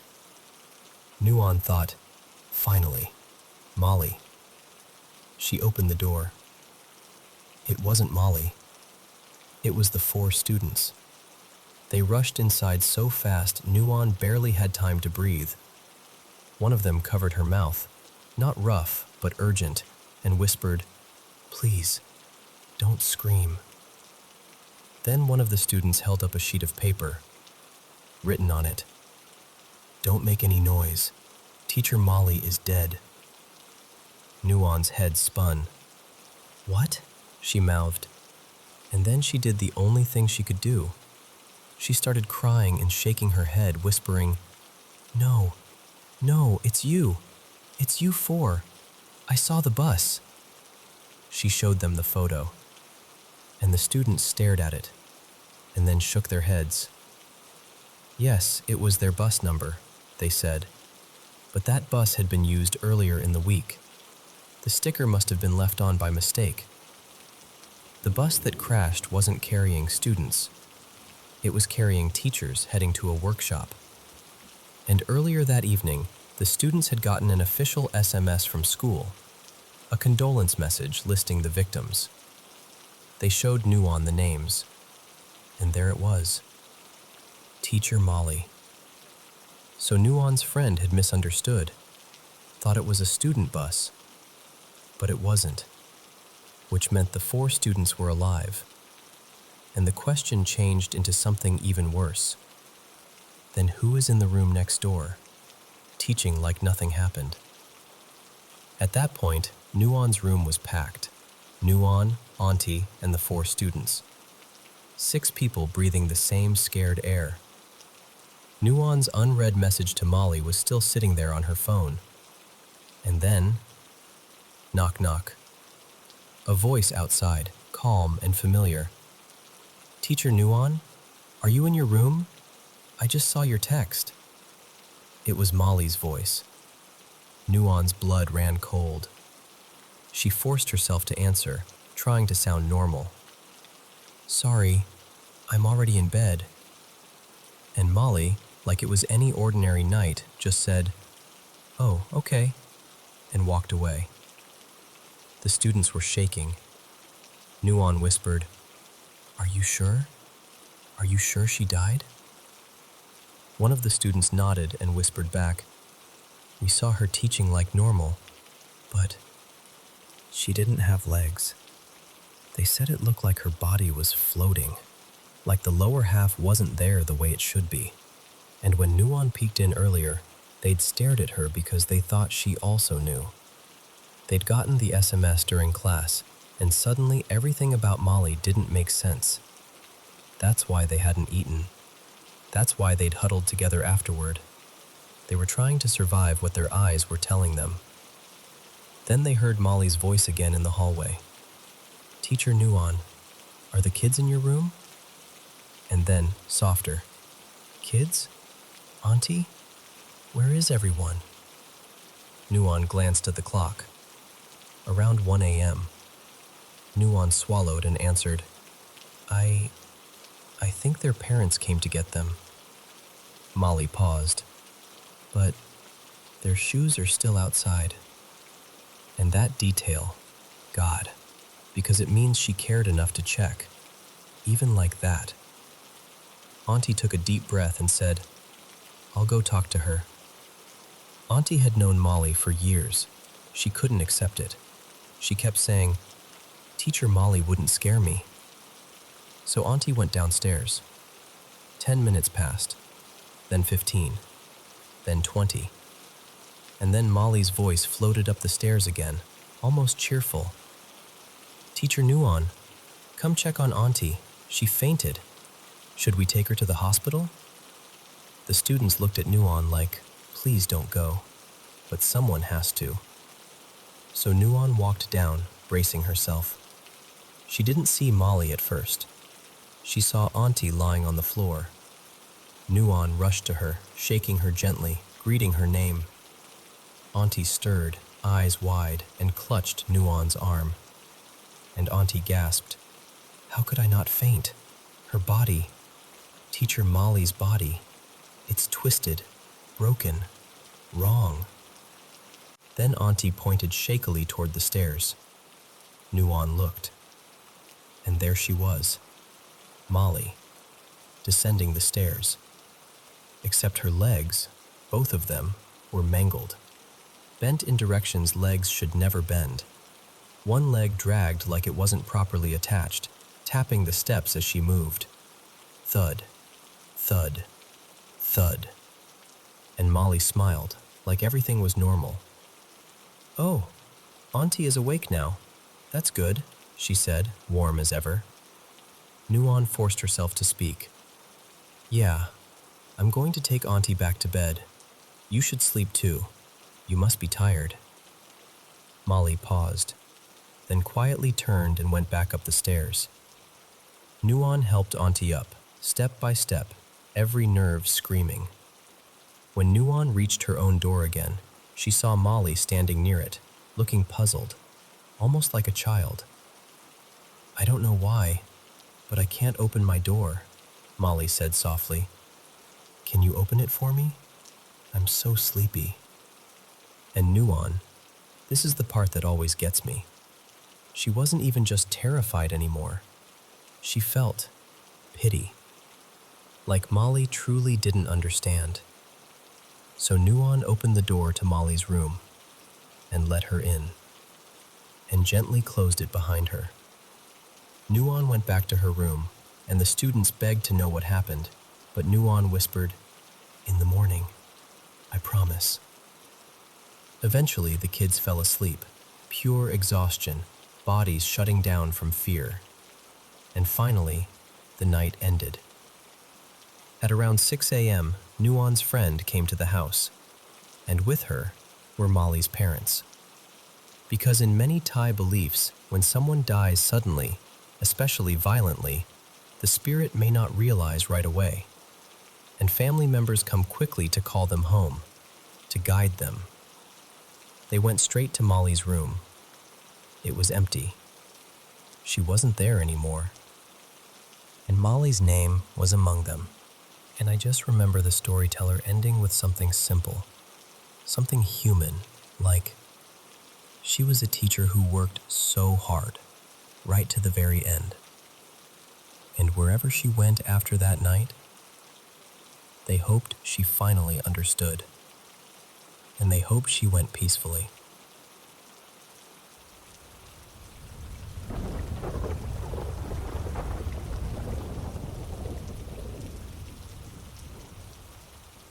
So, I've gone back and forth on whether to even tell this story out loud, because the second you say it, it sounds like you're asking to be laughed at. But okay, here it is. And I'm telling you like I'd tell a friend, sitting across the table, because that's the only way I can get through it. This happened in late September of 2020, back when I was living just outside this little nowhere town, Hickory Ridge, Pennsylvania. The kind of place where people wave even if they don't know you, and the woods are basically part of everyone's backyard. I'd just bought a handful of new trail cams. Not because I'm some hardcore hunter or anything. I've got a small farm, a few head of cattle, and I like knowing what's moving around out there. The weird part is, my old cameras had disappeared. Like, straight up vanished. At the time I figured, well, someone stole them. But then it hit me. I hadn't even told anyone I had them. Not one person. Which made the whole thing feel off. Anyway, one afternoon I load up my ATV and head back into the trees to hang the new cameras. I've got 5 of them. I'm on the last one, snapping the cover shut after putting batteries in, and I swear to you, I hear someone whisper my name. Not once, not twice, 3 times. Fast. Like, Eli, Eli, Eli. And I freeze. You know that feeling where your stomach drops, but your brain still tries to make it normal? I'm standing there thinking, okay, maybe it was the wind. Maybe it was a cow. Maybe I'm just tired. I even laugh at myself a little because, come on. 5 days go by. Nothing weird on the footage. A couple deer, a raccoon that looks like it owns the place. Normal. Then one morning I wake up, grab my phone, and it's just exploding. Notifications. Hundreds. I'm talking over 400 alerts from one camera. So I start tapping through them, expecting to see a bear or some kids messing around or something. But the first 15? Empty. Just the same patch of brush. No movement, no animal, no person, nothing. I skip ahead, 100, 200, 300, still nothing. The very last clip is stamped at 4:41 a.m., and it's the same, like the camera was being triggered by air. At that point, I'm thinking maybe moisture got inside, or a spider web is messing with the sensor, so I tell myself I'll check it after chores. I'm out on the farm all day, and by the time I finally head to the woods, it's getting late, like 7:30, 8 p.m., that time where the light starts draining out of everything. I unload the ATV, drive back to the spot, and the second I get there, my heart just sinks. The other 4 cameras are destroyed. Not stolen, not knocked down. Destroyed. I mean torn apart like someone had worked on them. Shattered housings, straps ripped, little pieces everywhere. And these weren't cheap. I'm standing there holding broken plastic and tiny screws in my palm thinking, half angry, half stunned, how does this even happen? And then, this is the part I can't ever explain cleanly. My ATV shuts off. Like the engine just dies. And right as it does, I see something dip low and slide into a bush near the trail. Not run, not walk, just sink into it like it belonged there. I call out. Not tough guy yelling, more like that shaky, "Hey, who's there?" you do when you want it to be a person, but you're praying it isn't. Nothing answers. I step around the bush, expecting to see a kid, a neighbor, a trespasser, anything I can put a normal label on. And there's nothing. No footprints, no rustling, just quiet. And right then my phone rings. Unknown number. At first, it's just faint static, like breathing through a radio. Then a couple coughs, wet, ugly coughs. And then a voice that doesn't sound right, distorted, like someone speaking through a cheap speaker underwater. It goes, they, I think it's probably too late now. And then it hangs up. I just stand there with my phone at my ear like an idiot, trying to replay the sentence in my head to make sure I heard it. Because who even says that? What does that mean? At that point, I'm still trying to make it human.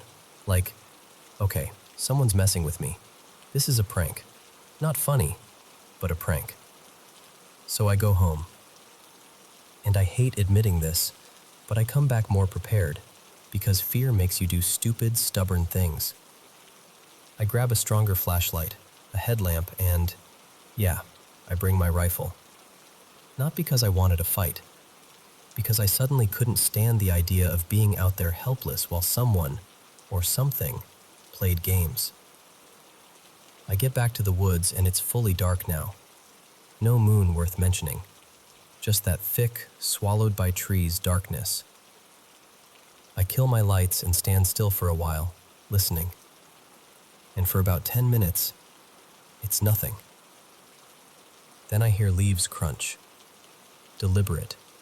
Not like a squirrel, not like a deer, like weight shifting. I tuck behind a tree and look out, trying to let my eyes adjust.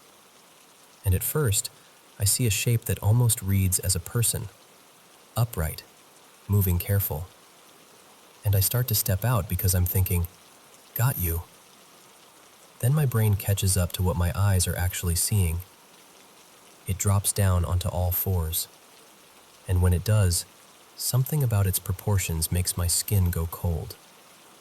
It's too long in the limbs, too thin, skin that looked pale gray, like it didn't belong under sunlight.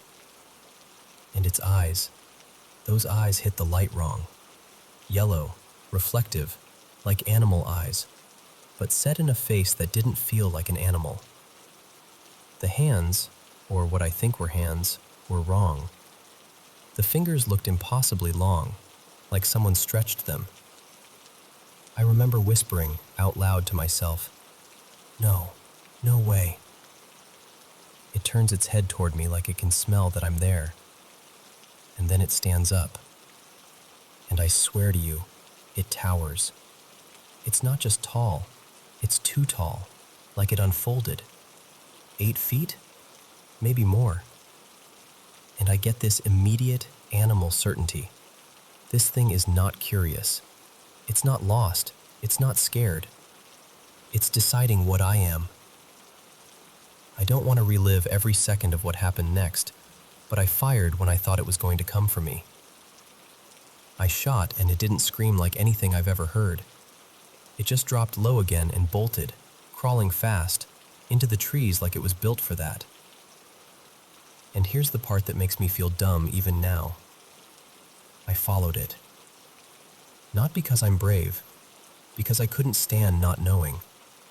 Because my cameras were in pieces and my phone had just been hijacked by some nightmare call, and I needed to see what the rules were. I lost it pretty quickly. Whatever it was, it moved like smoke through brush. But after a few minutes of running and stumbling, I caught sight of something off to the side. A house.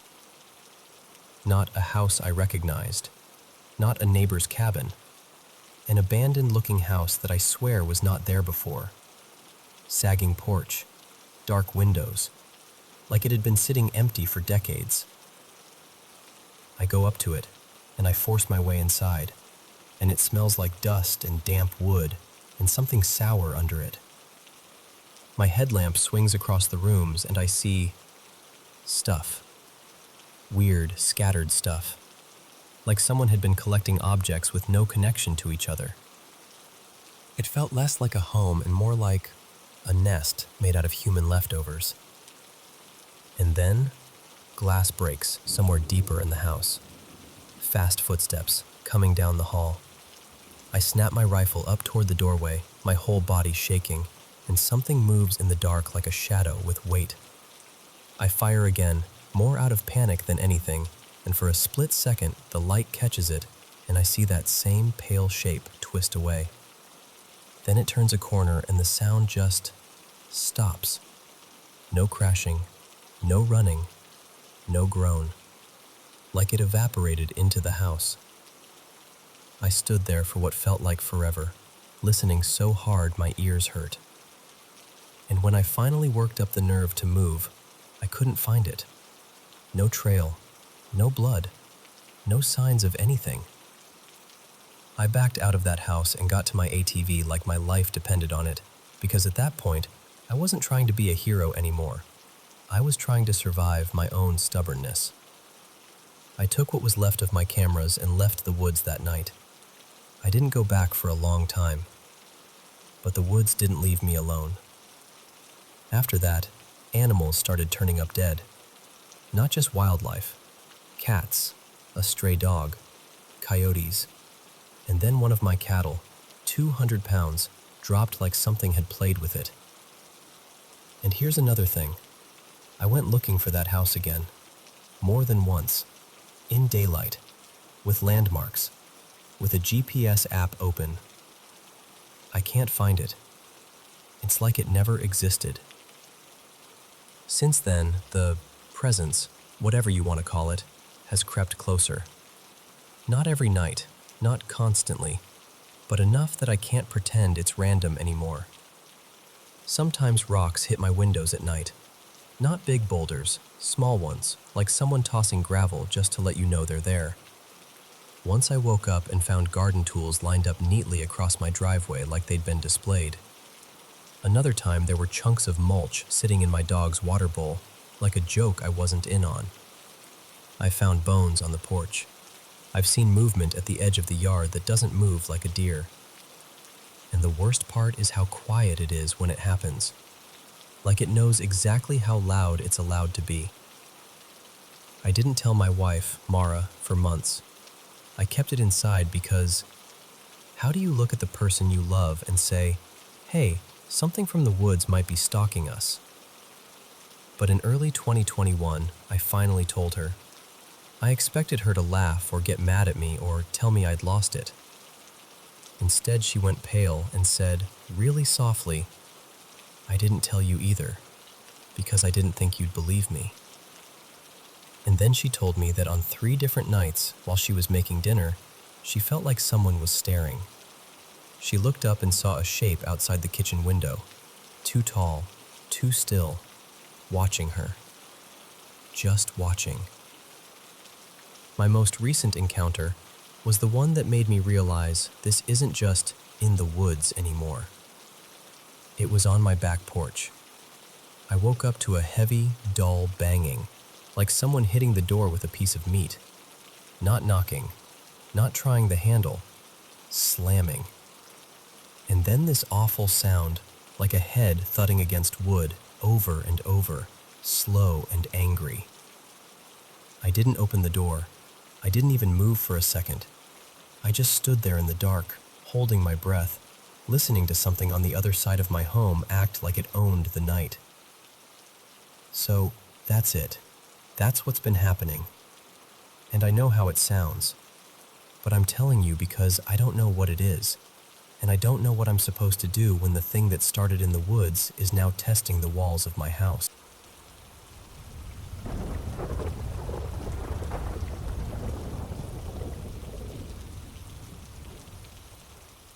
Okay, so I want to tell you something that still feels a little unreal when I say it out loud, even though it shaped years of my life. Back when I was about 25, in the early 2000s, I went through this phase where I was absolutely devouring books. Occult stuff, philosophy, comparative religion, mysticism, all of it. I wasn't trying to be edgy or anything. I honestly couldn't have explained why I was so pulled toward it. There was this dusty little used bookstore near my apartment. One of those places where the shelves lean a little and the carpet smells like paper. And it was basically a treasure cave of weird, wonderful books. I read everything I could get my hands on. And after a while, I started noticing the same themes repeating across different traditions. Focus, intention, will. The idea that the mind can call things toward it. So I started practicing that. Just quietly, like a habit. I'd sit in my room and try to set an intention the way those books described, like tuning a radio to a specific frequency. And then one morning, I'm at a cafe with my friend. Her name was Mara, and we're just drinking coffee, talking about nothing important. She gets this faraway look, grabs a napkin, and starts sketching. No explanation, just draws something, like a shape around a stick figure, kind of like flames or sunlight. Then she slides the napkin across the table to me.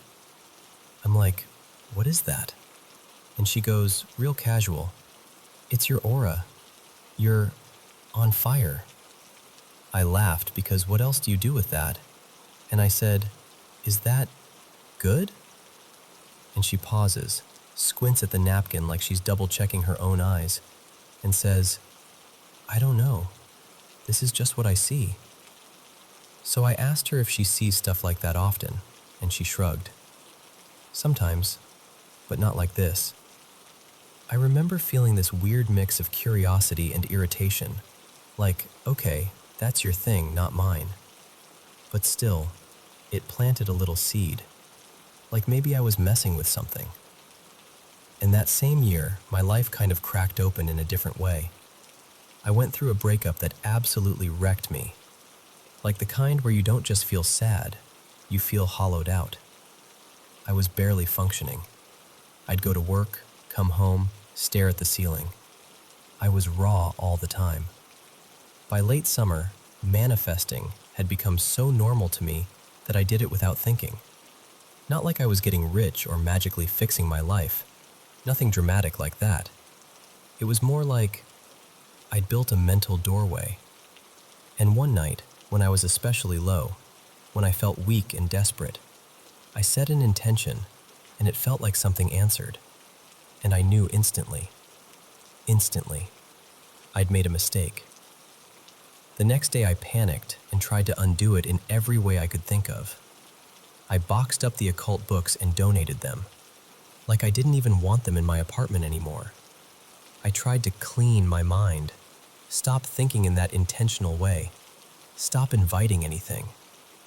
But it was too late because after that, I started having this constant feeling that something was with me. Not a presence like comforting, not like a guardian angel vibe, more like a predator you can't see. It felt tall, thin, not exactly a solid shape, more like spindly shadow, like smoke pretending to be a person. I'd catch it at the edge of my vision, like a darker patch of darkness. And sometimes it wasn't visual at all. It was physical in a different way, like the sensation of it standing behind me while I was cooking, leaning in, hovering too close. I'd be chopping vegetables, and suddenly my skin would crawl like someone was inches from my neck. It eased up when I was outside, or around people. But that summer I was alone a lot, and I got used to living in this constant low-grade fight or flight, like my nervous system never fully unclenched. Spoiler, it wasn't important. It was just a door again. The dream journal worked too well. I started remembering dreams in insane detail. Then I started lucid dreaming, and after that, these out-of-body experiences started happening while I was falling asleep. And listen, people talk about lucid dreams and out-of-body stuff like it's some cool superpower. For me, it was terror. Because I learned fast that just because you're lucid doesn't mean you're in control. You can be awake in a dream and still be totally helpless. And that's where the entity showed up the clearest. 3 nights in a row, I'd be drifting off, eyes closed, and then, without warning, I'd have this sensation of separating from my body, just slightly, like an inch, like my awareness lifted off my skin. And in that state, it's hard to explain, but it's like you don't have eyelids. You can't blink or shut anything out. You're just seeing. And I saw it above me.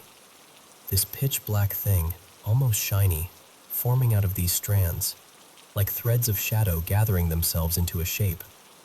Not tentacles, not really. More like fibers twisting together, becoming denser. And the second I recognized it, I would slam straight into sleep paralysis, like it was the next step in the sequence. Night 1, same pattern. Night 2, same. Night 3, I dreaded bedtime. I was working 2 part-time jobs and taking morning classes, so I couldn't avoid sleep forever, but I tried. I'd stay up until my eyes burned. But that 3rd night, right at the moment where it usually tipped into paralysis, something different happened. Something else came in. It felt smaller, brighter, not blinding, just clean, like a concentrated spark. And it rushed between me and that shadow thing, the way an animal darts in to protect its young. And the shadow thing, this is the part that still gives me chills. It didn't fight. It backed off. Like it recognized a force it didn't want to deal with. And instead of locking into paralysis, I sank back into my body like dropping into warm water, and I slept deeply. I woke up the next morning feeling rested in a way I hadn't felt in months. Did the entity go away? No. But it stopped pressing in close after that, like it had learned a boundary. Years passed. The lucid dreams and out-of-body episodes eventually stopped. The sleep paralysis stayed because that's just my brain, apparently. and the shadow presence faded into the background of my life until I almost forgot it. Then I moved out of state for work, down near Louisiana, outside New Orleans. And one night, I want to say 2004, maybe later, I'm sleeping, and my partner at the time, Elena, shakes me awake. She's pale, whispering, and she says, "It's staring at you from the doorway." My stomach dropped so fast it was like missing a stair, because I hadn't told her. Not one word about any of this. I just lay there, frozen, listening to my heartbeat, pretending I didn't understand. The next morning she brought it up over breakfast like it was a normal topic, like, pass the eggs. She told me she can see demons and angels, and that her grandmother could too. And she was careful about it. She wasn't saying it in a strict church way, more like her family had this blended folk tradition. Some Christianity in there, some older practices, some things that maybe didn't even have a clean name in English. And she kept asking me why that one was following me. So I finally told her. The books, the intentions, the sleepless summer, the strands of black above me, all of it. And she got dead serious and said I needed to come meet her mom. Her mother, she said, had an old book, not a Bible, something else, and she wanted to do a ritual to cut the thing loose. And I said no, and Elena did not appreciate that. Let's just say I became single again pretty quickly. More years passed. Life hit hard in other ways. Some genuinely traumatic stuff happened. I fell into a deep depression. Eventually, I moved back to the Midwest and started seeking again, but not in that I read a weird book and now I'm powerful way. More like I was looking for a reason to stay alive.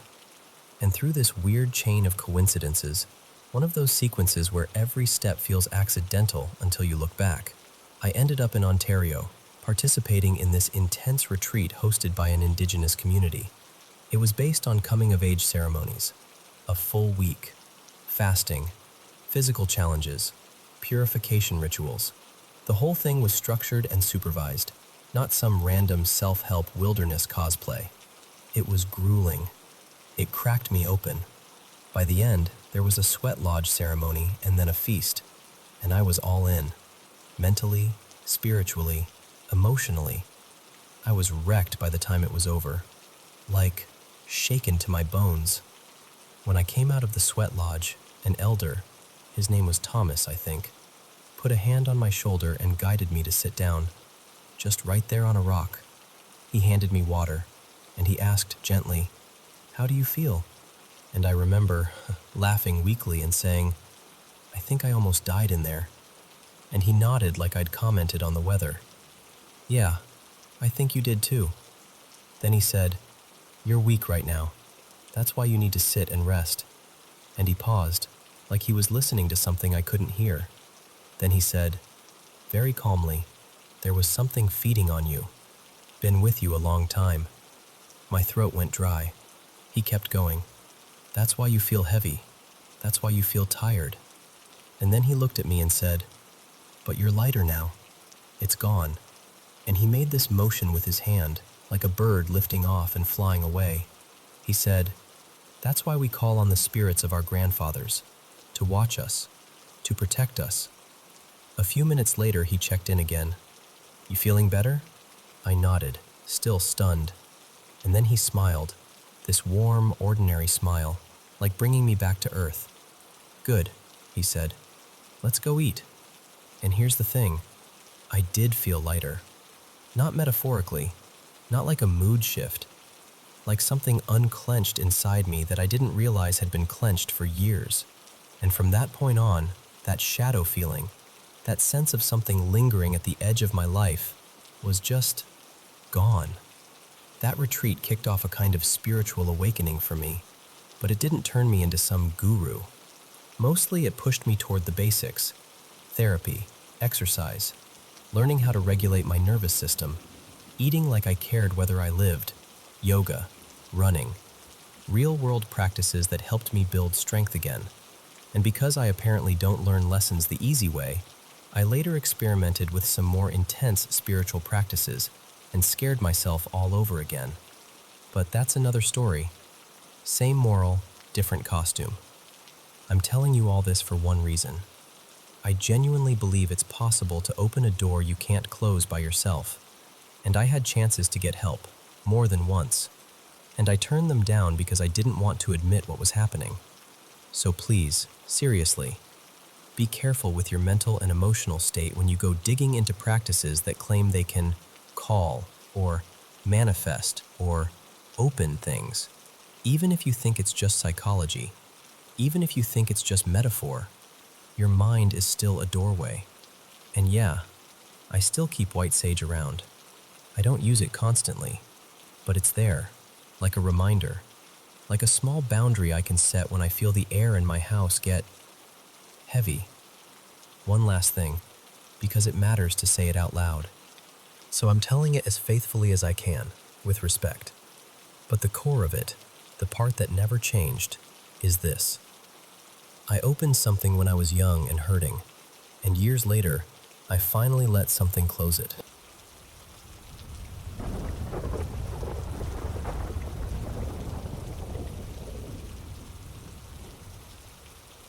So, I want to tell you something that's been freaking me out, and I really just need you to listen for a bit. For most of my life, I never really dreamed. Like, I'd close my eyes and it was just this blank nothing until my alarm went off.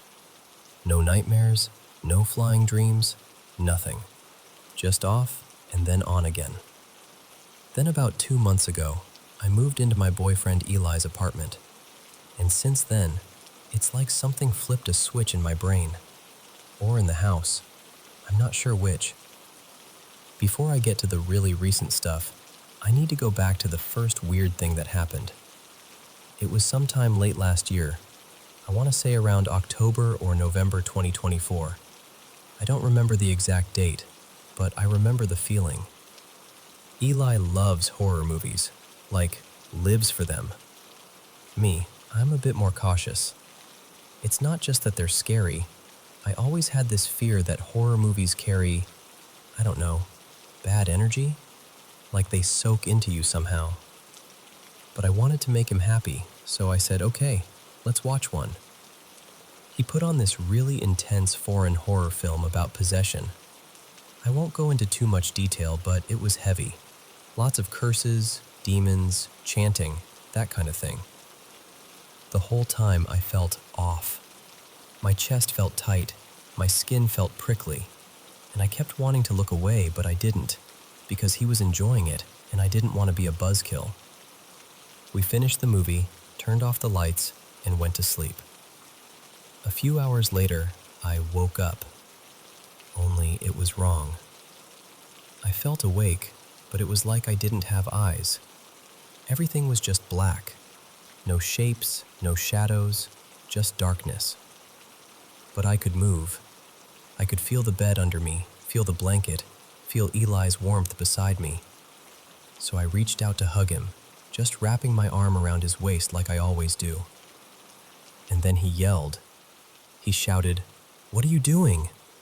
Like really startled, and his voice snapped me fully awake. My vision came back all at once, and I looked down and saw my hand on his stomach. And there were scratch marks, deep ones.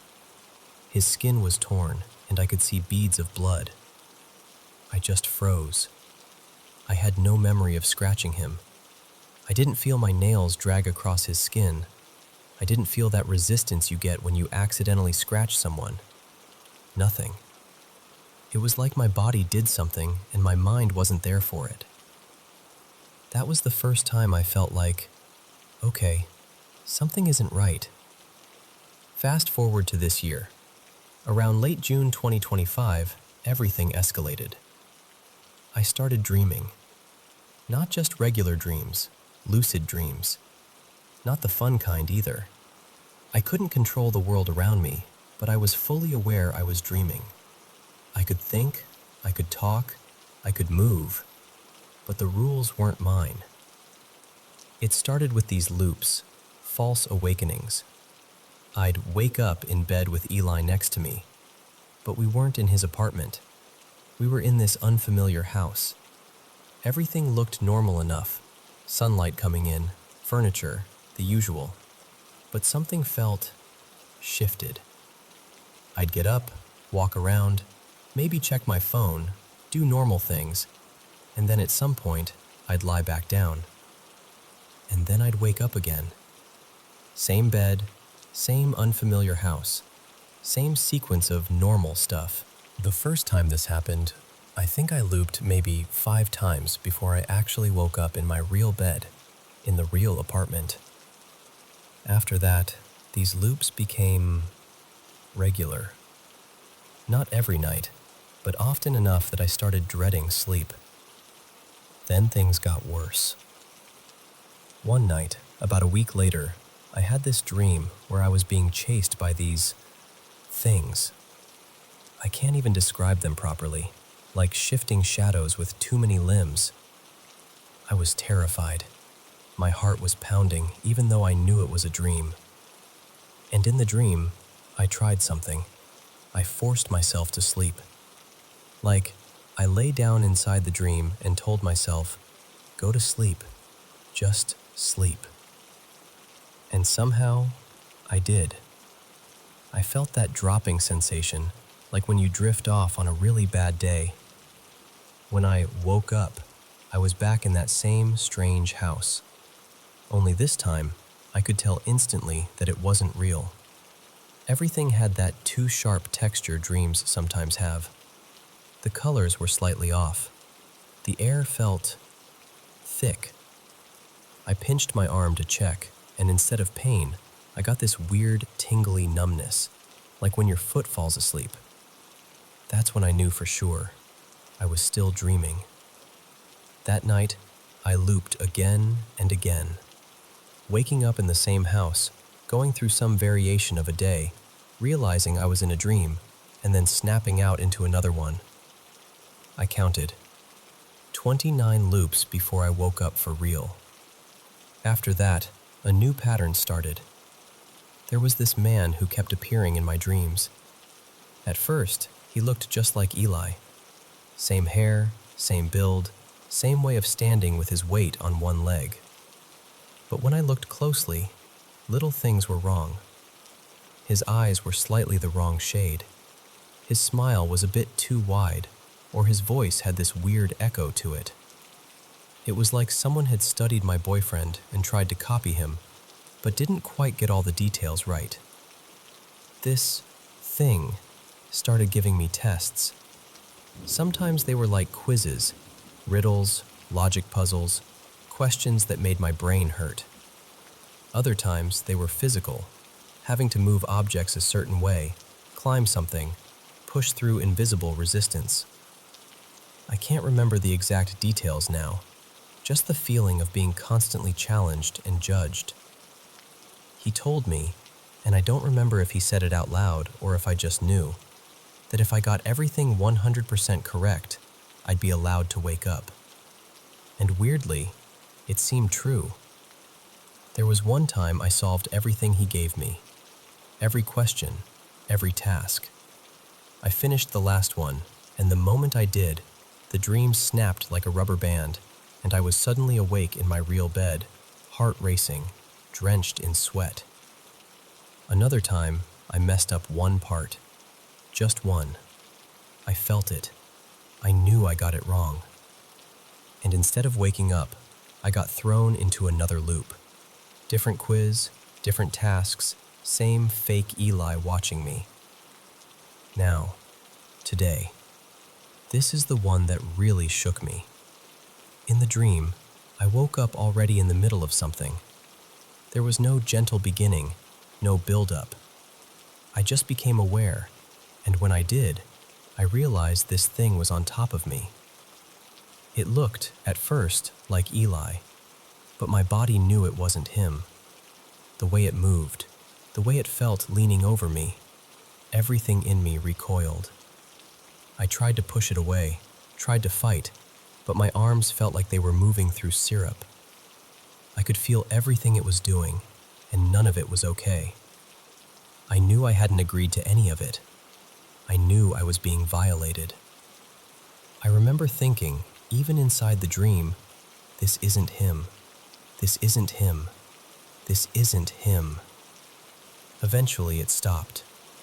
Not because I made it stop, just because it decided it was done. And then, just like that, the scene changed. And then they weren't. They were just gone, like someone deleted them. The fake Eli came back and gave me this strange watch. It looked normal at first, like something you'd buy in a store, but when I looked closer, the face of it was some kind of shifting puzzle. Symbols sliding around, numbers rearranging themselves. He told me I needed to solve it. I remember at least 2 loops there, maybe more. There's one whole loop I just can't recall at all. It's like that part of my memory has been erased. Then I shifted into what I think was the final loop. This time, instead of appearing in a house or room, I became aware in this in-between place. I didn't really have a body. I couldn't feel my arms or legs. The only part of me that existed was my head, and it was being dipped in and out of water. When my head went underwater, everything changed. I could see these massive structures that looked kind of like skyscrapers, but they weren't quite buildings. They were stacked, layered, glowing from the inside. Each window was pouring out bright white or blue light, and behind all of it was this endless blue horizon. It didn't feel like a city. It felt like data, like some kind of enormous archive. My brain labeled it as a data center, even though it was underwater and made no logical sense. Every time my head dipped below the surface, I'd feel this shift in the atmosphere, like I was being scanned or sorted. Then my head came back up, and I wasn't in the water anymore. I was in a body again. A vessel is the word that came to mind. I could feel weight, gravity, pain, and I had this strong sense that I could choose to leave that body if I wanted. Like I could just step out, disconnect. For a second, I tried. I felt this terrifying pulling sensation, like my soul was peeling away from my skin. It was the most intense vulnerability I've ever felt. Like if I went any further, there'd be no coming back. And I don't know how I knew this, but I had this instinct that if I left, I wouldn't wake up somewhere better. I'd wake up somewhere worse, or not at all. So I panicked and let myself sink back into the body. When I did, the scene solidified around me.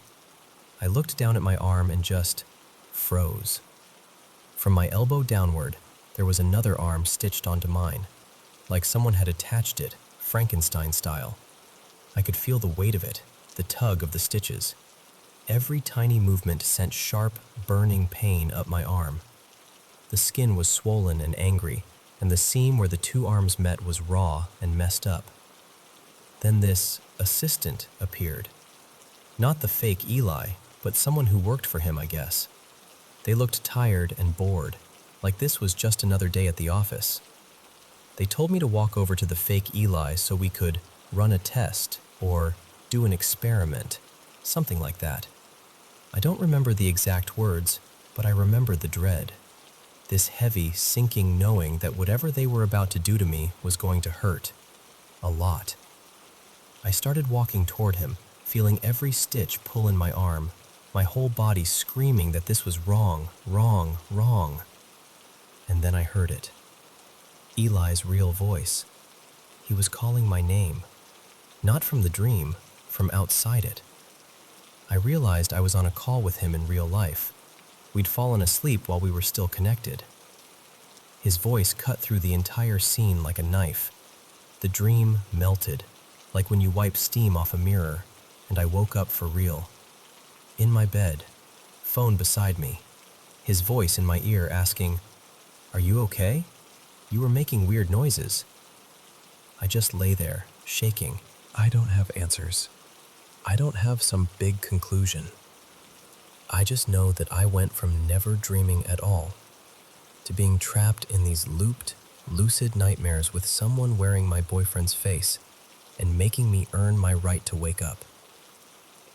And if you've listened all the way through this, thank you. Really. Even just telling someone makes me feel a tiny bit less alone in it.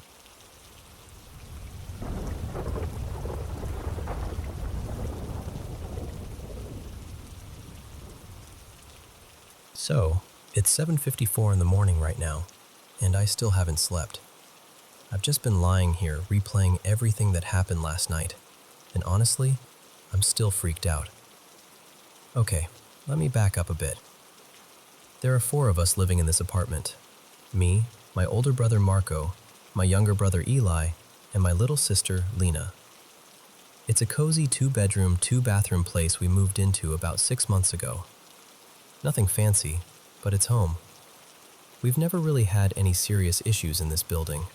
No rats, no possums in the walls, nothing like that. The worst we've seen has been a couple of earthworms that snuck in when it was raining, and the occasional cockroach that we immediately declare war on. Past tenants apparently didn't have any rodent problems either. So, last night, well, technically this morning, it was around 12:10 a.m. or so. Things were pretty normal. I was in the shared bedroom with Lena, and Eli, who works this weird 2 p.m. to 10 p.m. remote shift with people in different time zones, had just finished work. He came into our room, dropped onto his mattress, and said something like, "Wow, it's already past midnight?" Lena heard that and was like, "Okay, we should really go to sleep now." I usually sleep when Lena does, habit from us getting ready for bed at the same time. But then I realized I hadn't brushed my teeth yet. So I told her, "I'll be right back, just gonna brush," and headed downstairs. And literally the moment I stepped off the last stair, I got this weird, heavy feeling, like the air had changed somehow. For context, this wasn't the first time I'd gone downstairs alone at night to brush my teeth. I do it all the time. And yeah, it's normal to feel a little creeped out when you're alone in the dark. I'm not new to that. But this was different. It wasn't just, oh, it's dark and spooky. It felt off. So the layout is kind of important here. When you come down the stairs, the bathroom is to the left. The kitchen is a bit farther down, on the right. And then there's this weird little empty room outside, like a storage room or something, that you can see through the kitchen window and through this tiny, high-up window in the bathroom. That little room has no light. At night, it's just pure black, like someone cut a square out of the world. Even in the daytime, it's a little unsettling, but at night, it's just pitch darkness. You feel like if you stare too long, something might look back. So I go to the kitchen sink to brush my teeth. Yeah, we do it there because the bathroom sink is tiny and the water pressure is pathetic. And while I'm brushing, I get that prickly feeling that something is watching me through the window over the sink. Again, not the first time I've had that feeling. I tell myself, "You're just paranoid, chill," and keep going. I finish up there and head to the bathroom because I really don't want to wake up at 4 a.m. needing to pee. And in the bathroom, it's calm, completely normal. That's actually what weirded me out. Usually, late at night, I get this creepy sense like something is hovering on the other side of that little upper window, just out of sight. But this time, nothing. It felt like daytime, calm, quiet, still. Like the calm before a storm. Anyway, I finish my whole routine. Face, skincare, bathroom, all that. And by the time I'm done, it's a little before 1 a.m. I turn off the kitchen light and start heading upstairs. Normally, I switch it off from the top before going into our room, but that night, I didn't. The switch is near the little foyer, not right by our bedroom door, and the idea of standing in the dark hallway, turning off the light, and walking blind to my room? Absolutely not. Our room light was already off because Lena was asleep, and I didn't want to wake her, so I just left the hallway light on. I go into the room, flop onto my bed, and scroll through TikTok like a responsible adult who definitely isn't ruining their sleep schedule. Eventually, my eyes start to feel heavy. I put my phone down and I'm in that half-asleep, half-awake zone where your brain is still kind of listening. And then I hear it. This sharp little click, It sounded exactly like when someone tries to open a locked door and the lock just catches. My immediate thought was, okay, calm down. It's probably just my glasses shifting on my messy desk. They make a similar sound if they slide against something. So I forced myself not to overthink it. And then, a few seconds later, something starts scratching at our bedroom door. At first, I freeze, completely. My heart is pounding so hard I can hear it in my ears. I try to be logical. Maybe it's a mouse. Maybe this is the one time a rat found its way in, and I'm just unlucky. It happens, right? But I know this building. We've never had rats. Ever. The scratching doesn't sound small. It's not a light little skitter at the bottom of the door. Whatever it is, it's moving around, like it's testing different spots. There's scratching around the doorknob, then in the middle of the door, then back toward the knob. I get up, because my brain is screaming at me, what if the door isn't locked? So I stumble over in the dark, my legs feeling like jelly, and reach for the knob. It's closed, locked, and I just stand there with my hand on the doorknob, listening. The scratching keeps going. It's not gentle. It's not an angry clawing either. It's insistent. Like something wants in but isn't in a rush. Almost like a dog pawing at a door. But here's the thing. We don't have a dog. Marco's girlfriend has a small dog, yeah, and sometimes she stays over with her and they sleep in his separate room. But before I went into my room, I only saw one pair of slippers outside Marco's door. Just his. No girlfriend, no dog. And even if the dog had been here, she's tiny, very clingy, and very vocal. She would have been whining or barking. Also, she definitely couldn't reach as high as the middle of our door, let alone around the knob. And then it gets worse. There's this thin strip of light at the bottom of our door because the hallway light is still on outside. I'm staring at it, trying to calm myself down, and suddenly that strip of light just disappears. Like something big is blocking it, standing directly in front of our door. It's like whatever is scratching is now also standing there, right on the other side. At this point, I am done. I'm not trying to be brave. I'm not trying to be the main character. I'm just a terrified person in pajamas who does not want to get dragged into some horror movie side plot. So I do the only thing that makes sense to me. I wake up Lena. I crawl over to her bed and start whispering urgently. Lena, wake up. Wake up, please. My voice is shaking so badly that I wake Eli up too. They both sit up and listen, and I can tell immediately that they hear it because their faces change. It's not one of those moments where they're like, it's just the pipes, or you're imagining things. The scratching is loud, wrong. It's circling the door like it owns the hallway. Then Eli decides he's going to be that guy, the horror movie character you scream at through the screen.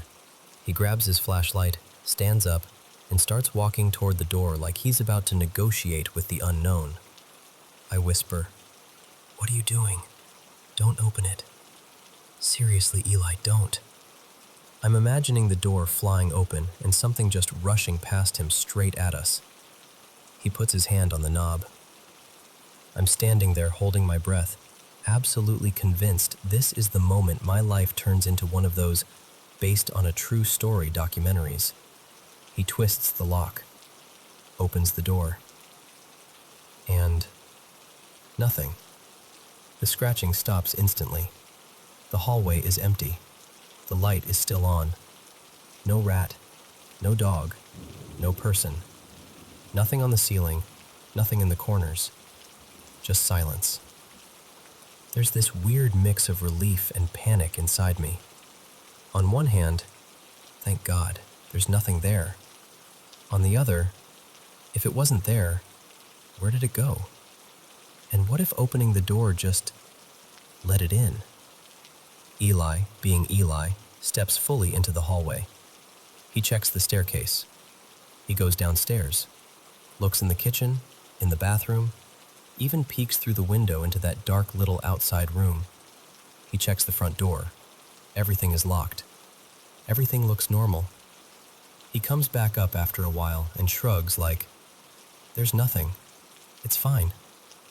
We close our bedroom door again. A few minutes later, the scratching starts up. Same door, same pattern. At that point, I'm holding back tears. My brain is just playing every horror movie trope I've ever seen on repeat. You know that scene where everyone investigates the noise, finds nothing, and then 5 minutes later something jumps out of the closet? That's exactly what it felt like.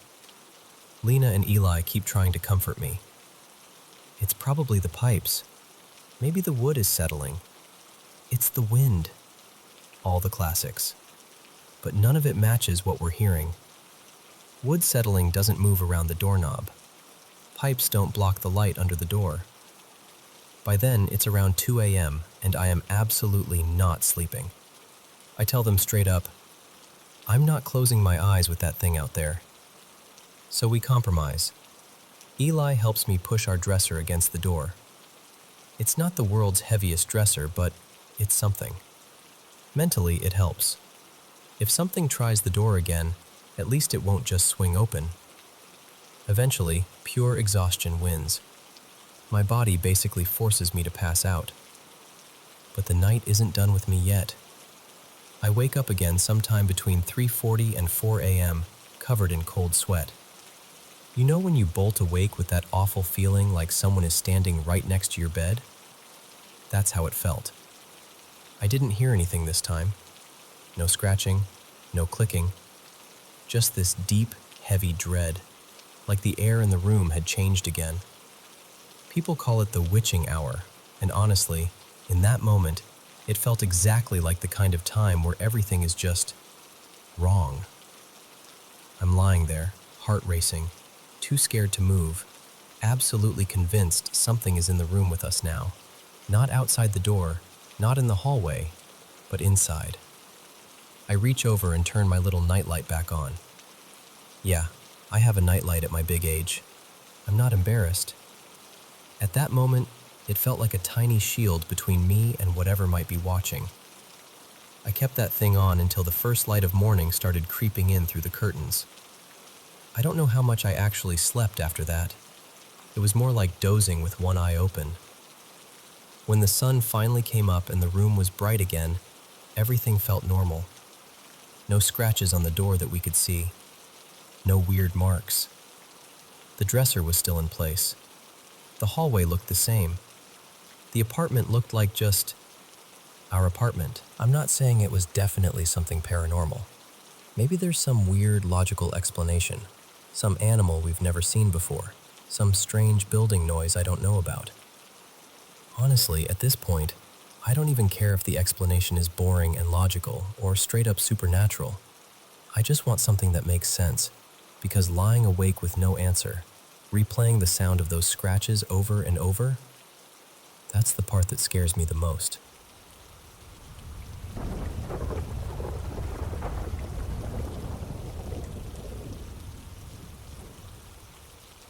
Welcome back to the Paranormal M channel. How's the weather where you are today? I seriously love what I do, sitting here and sharing paranormal experiences from all around the world. Thanks so much for sending in your stories, and please keep them coming. Don't forget to subscribe and turn on notifications so you don't miss our latest videos. Now, put on your headphones, and let's dive into today's paranormal experiences. So, this goes back to the early 80s. Let's say around 1984. I'd signed up as a volunteer at St. Bridget's Hospital up in Evanston, just outside Chicago. And I wasn't doing it for any heroic reason, you know? It was personal. I'd always felt tethered to that place. I was born there for one thing. And when I was little, maybe 4 or 5, I got so sick with pneumonia that my parents thought they were going to lose me. That hospital didn't just treat me. It saved me. So volunteering felt like the closest thing I could offer as a thank you, even if it was decades late. Of course, volunteers don't get a paycheck, but there were these small, oddly sweet perks, like they'd feed us on the evenings we worked. Not gourmet, but warm food, a tray, a little moment to sit down. And honestly, the best payment was the people. There was one woman in particular, Marlene, who ran the front desk like she owned the building. Late 40s, maybe early 50s, sharp lipstick, sharper tongue, and a laugh that could fill the whole lobby. She told stories the way some people breathe. Her kids, her grandkids, her first job, her disastrous blind dates. And every once in a while she'd drop something wild, like her time at a strict girls' boarding school in the 50s, the kind people politely called corrective. She made it sound like a sitcom with occasional trauma. Anyway, after a few weeks volunteering, I started hearing these little rumors about the hospital itself. It had originally opened way back at the turn of the century, 1901, in this big old Victorian house. Later, sometime in the 1920s, they added an annex, and after that it just kept expanding until it turned into the modern suburban medical center everyone knew. Some people swore parts of the original structures still existed inside the maze. Sealed-off corners, old staircases, maybe even leftover hallways. Other people rolled their eyes and said, "No, they remodeled everything. It's all gone." I didn't know who to believe. But I'll tell you this. One night, I found out the hard way that something was still there. My volunteer shift was always the same. I'd get there around 5 p.m., do little tasks, deliver flowers, help Marlene with visitor passes, point lost families toward elevators. Then dinner around 7:30, then filing or errands until about 10, and I'd head home feeling useful and a little tired. That particular night, around 9:15, Marlene handed me a patient chart in one of those thick paper folders. This was before everything went digital, and she said, "Take this up to the nursing supervisor on the upper floors." I asked where exactly, and she gave me directions the way people give directions when they assume you magically know the building. "Go up, take the hall, turn, then you'll see it." I'd never been to that section before, so I head off, trying to act confident, and within minutes I'm not confident at all. Corridors start looking identical. Signs point to units I don't recognize. One hallway dead ends into a quiet set of doors that feel like staff only, so I backtrack. Another corridor bends and bends and bends like it's deliberately trying to mess with me. After a few minutes of wandering, my stomach starts doing that anxious dip like, great. I'm lost in a hospital with someone's paperwork, and I'm about to be that volunteer. So I decide I'm going to reset, start over, find something familiar, and I hurry through a random door, thinking it'll take me back toward the main flow of the building. And the second I step through, it's like I walked into a different decade. And there was this stillness. Not quiet in a normal way. More like the air itself wasn't expecting anyone to be there. On the left, I could see a staircase going down with an ornate iron handrail. Decorative, almost elegant. And there was an old water fountain set into the wall like a little shrine, the kind with a rounded basin and a metal spout that looked like it belonged in a museum. What really got me, though, was what wasn't there. No bright safety signage, no exit arrows, no direction boards, no big modern warnings. Nothing. Just that soft, tired light and a corridor that felt preserved. I remember thinking, actually whispering it to myself like an idiot. So it does exist. And then, because I suddenly remembered I was carrying a chart like a responsible person, I snapped out of it and told myself, "Okay, cool, spooky hallway, love that for you. Now go deliver the folder before someone calls the front desk and Marlene roasts you alive." So I start walking toward the door at the far end of the corridor, the one with a thin slice of light leaking around it. And halfway down, right around where that old fountain was, I stopped. Not because I chose to, because I couldn't go any farther. It was the strangest feeling. There was nothing in front of me. No rope, no gate, no cart, no locked door. But when I tried to step forward, it was like my body met resistance, like pushing into a sheet of thick glass, invisible, firm, and completely unmoving. I actually lifted my hands and patted the air like I was trying to find the edge of something. Nothing to see, plenty to feel. My first thought was, am I having a panic attack? My second thought was, is there some kind of plastic barrier I can't see? And then, this is where it gets weird. My brain jumped to a memory from high school. I had this friend back then who loved sci-fi as much as I did. We'd talked about time travel theories, books, movies, all of it. I specifically remembered a conversation about a novel, something like Time and Again, and my friend saying, if you really went back, you wouldn't be able to interact. You'd be blocked from changing anything. You'd just watch. Like a movie you're inside but can't touch. Standing there in that dim corridor, palms pressing into nothing. That memory came back so vividly it made my skin prickle. And I thought, very calmly for someone who absolutely was not calm, what if I didn't just find an old hallway? What if I found an old hallway in its own time? I started imagining, without seeing them, doctors in white coats moving past me, nurses with starched uniforms, footsteps and murmured voices happening just beyond my reach. Patients who would now be long gone. People living ordinary moments in a year that wasn't mine. And then the fear arrived, full-bodied. Because I realized something. If this was some kind of slip, some kind of pocket, some kind of wrong doorway, then maybe the only way out was through. So I leaned into the invisible barrier. Hard. Not a shove, not a tap. I put my shoulder into it like I was trying to push open a stuck door.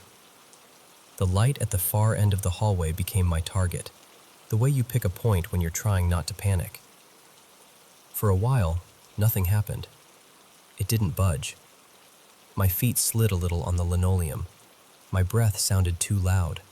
My heart was hammering like it wanted out of my ribs.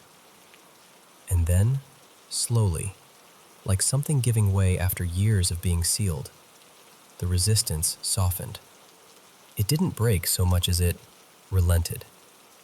And suddenly, I stumbled forward, almost tripping, and the hallway was just a hallway again.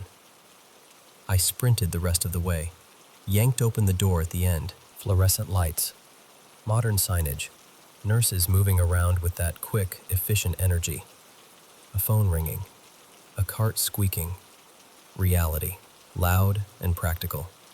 I stood there for a second, trying to get my face to look normal, and finally I walked up to a nurse and asked, probably too stiffly, "Hi, could you tell me where I am?" She looked at the folder in my hands and said something like, "You're right where you need to be. Who's the chart for?" I handed it over, hands shaking, I'm not even exaggerating, and she took it like I'd just given her any old paperwork.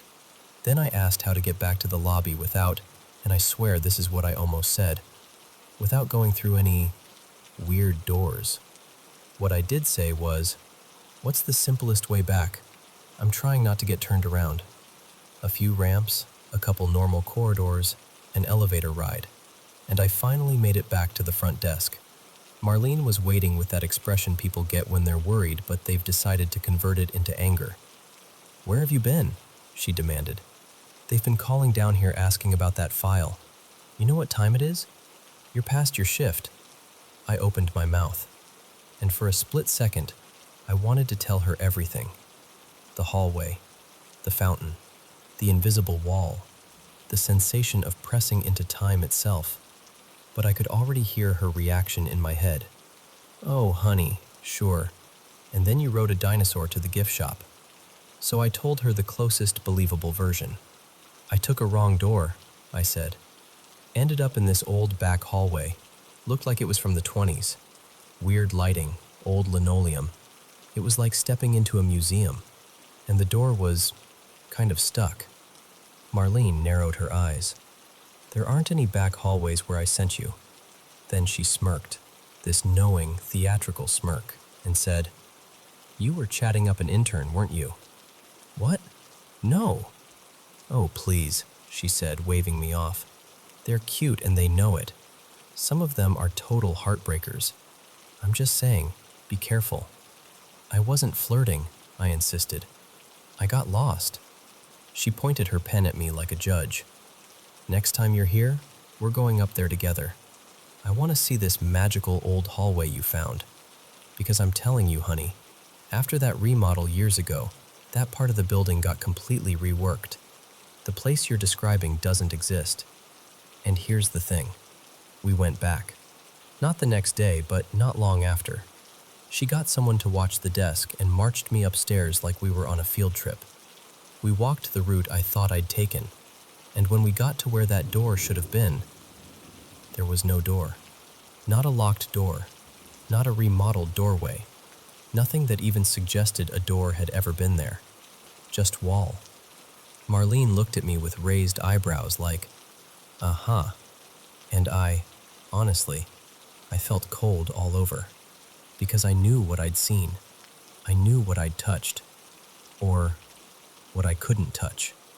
For the next couple of years, whenever I volunteered, I kept an eye out. I'd take slightly different routes. I'd peek down side corridors. I'd watch doors the way you watch a cat you don't trust. I never found it again. Eventually, I stopped volunteering, not because of the hallway, but because my job changed and the commute stopped making sense. Life moved on the way it does. I heard later the hospital became part of a larger network, like so many did. Still respected, still busy, still saving people the way it saved me. But sometimes I think about that corridor, about the checkered floor and the old fountain and that invisible boundary. And I wonder if, buried deep in the bones of that building, there's still a seam, a thin place, a doorway that only opens when it feels like it.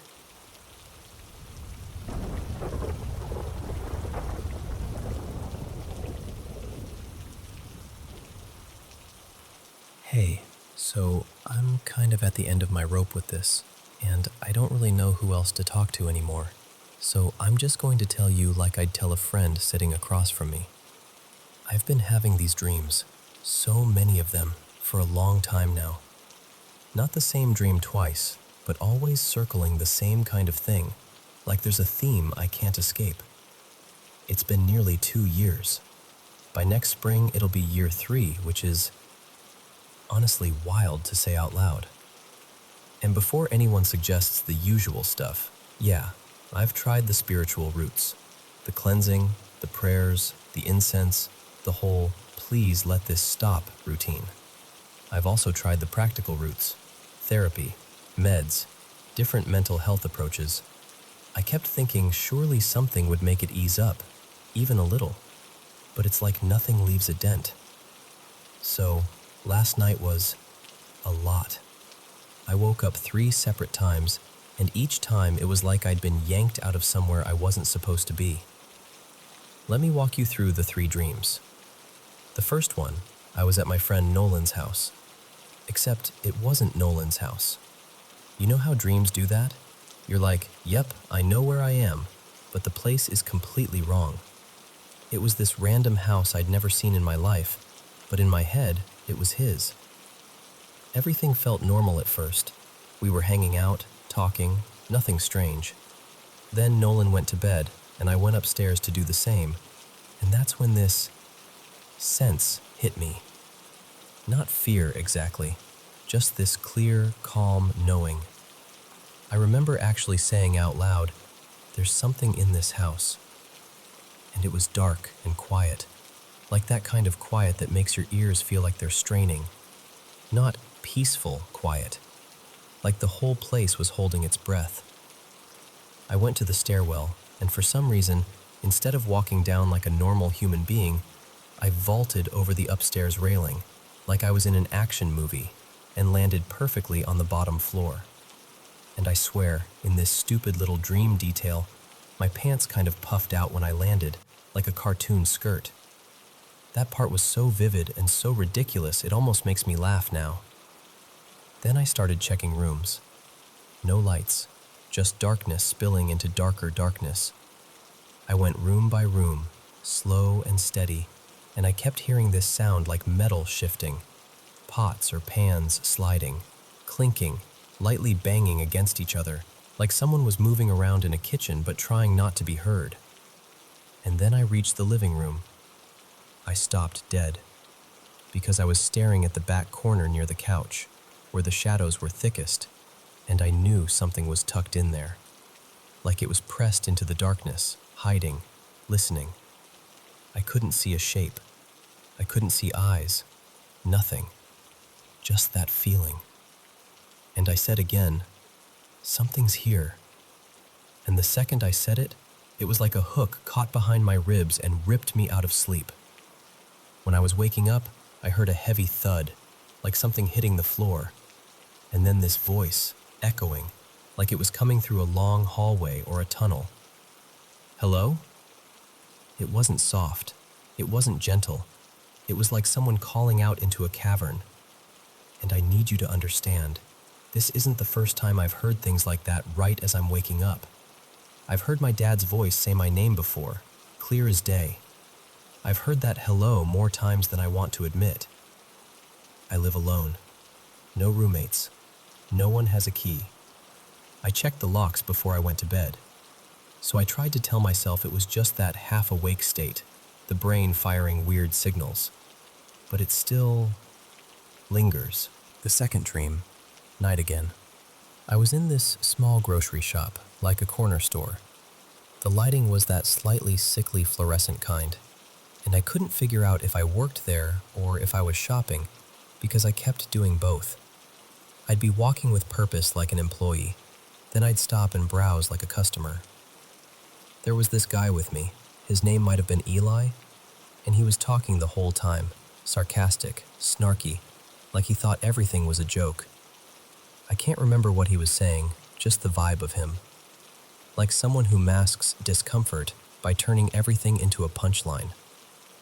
We made our way toward the back of the store, and that's where it was. This thing.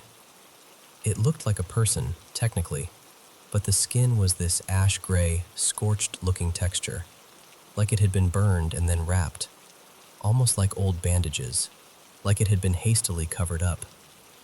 And its legs, God, the legs were wrong. They were stiff, like there were no joints, like they didn't bend where they should. Here's the weird part. I wasn't scared. I refused to look at its face, though, like I couldn't.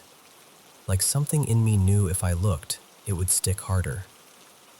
There were people gathered around it, talking about it like it was an oddity, like it was a medical case, or a rare creature, or some messed up curiosity. They were speaking so casually, like they'd seen it before, and someone was holding up photos and even this old book, like evidence. And they kept saying the solution was to break its legs and bend them where the ankle should be, so it could stand right, even though it was standing fine. It was like they had this accepted, normal consensus that harming it was the way to fix it. And then, this feeling came over me like cold water. That thing was me. Not physically, because in the dream I was still myself, watching it, but emotionally, spiritually, like I was looking at a version of me that had been stripped down and ruined and displayed. After that, the dream got embarrassing, honestly. Suddenly I could float, like I was hovering off the ground, drifting around the store. And there was this talk, like people were whispering and pointing about me being some kind of savior figure, like I was Jesus. Even saying that makes my skin crawl, because it's not like I want that. It wasn't flattering. It was uncomfortable, like being forced into a role I never asked for. And then it shifted again, like a scene change.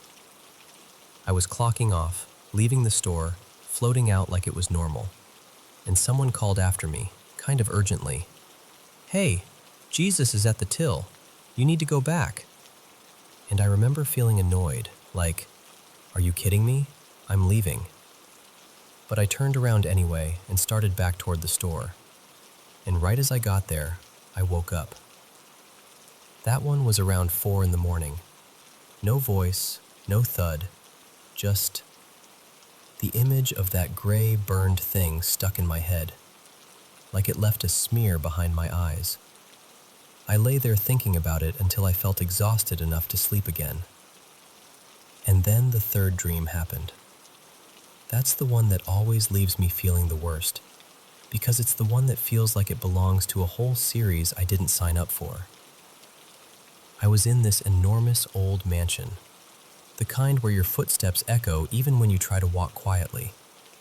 The decor was dramatic: deep black, dull gold, heavy curtains, old polished wood. And I wasn't just in the house, I was in charge of it, like I was the lady of the place. I was walking through the house, and then, with no warning, I was thrown backward onto the bed, like something invisible shoved me. And before I could even sit up, a woman was on top of me, clawing at my face with her hands. She wasn't huge, she wasn't monstrous, but the rage in her was unreal. She was ripping and slashing like she wanted to leave marks that wouldn't fade. We fought. I remember struggling, twisting, grabbing at her wrists, and somehow, I still don't understand how, I got the upper hand. And suddenly I had a cross in my hand, like it just appeared there, solid and heavy. I slammed it into her chest and I said, loud and clear, "In the name of Christ, I banish you. You will not return." And nothing happened. No smoke, no scream, no dramatic moment. She just stared at me, blank, almost bored. So I said it again, and again, like I could force it to become true if I repeated it enough times. And eventually she wasn't on the bed anymore. She was outside, in the garden. She stood by the gate and she said something like, "Fine, I'll go. But you can't stop him from coming. He's such a good dog." And then she opened the gate wide, and this big black Doberman came running through. I don't know how to explain this, but out of everything in all 3 dreams, the dog scared me the most. It looked like a normal dog, not supernatural, not glowing eyes, just a sleek, powerful Doberman moving fast, like it knew exactly where it was headed. I ran out of the bedroom, down these long stairs, shouting for help, and suddenly there were maids in the hallways, like they'd been there the whole time. I was yelling at them to stop it, keep it away from the house, don't let it reach me. And one of them, calm as anything, pulled out an old Polaroid. She held it up like it was proof. The photo showed me with someone else, but I didn't look like me. Not quite. Like it was me from another lifetime, another version. And the other person in the photo, their face was wrong, almost washed out, like the features were erased. The most visible thing was this shock of long red hair, and then this pale blankness where skin should have had details. There was a smile, too wide, and these bulging eyes staring straight into the camera like someone caught mid-madness. It reminded me of those old internet horror images, the kind you see once, and then your brain serves it back to you at the worst possible time. And that's when I woke up for the 3rd time. It was 10 in the morning, full daylight, birds outside, normal world. But I still feel like I didn't fully come back, because the images stay, the feelings stay, the sense that something is tracking me, waiting for me to slip, waiting for the moment I relax. I used to wake up shaking, crying, drenched in sweat. Now, I don't even do that anymore. I'm so used to it I almost feel numb, like the fear got worn down over time, sanded off. But I can't shake the watching feeling. And I've told people, I've described it in detail. I keep hoping someone will say the right thing, something that clicks, something that helps. But mostly I get silence, or vague comfort, or I'll pray for you. And I don't know. Maybe I do need something extreme. Maybe I need a ritual. Maybe I need a different kind of help entirely. All I know is, this has been going on for so long, and I can't see the end of it. And I'm tired. I'm not even scared anymore, which might be the scariest part of all.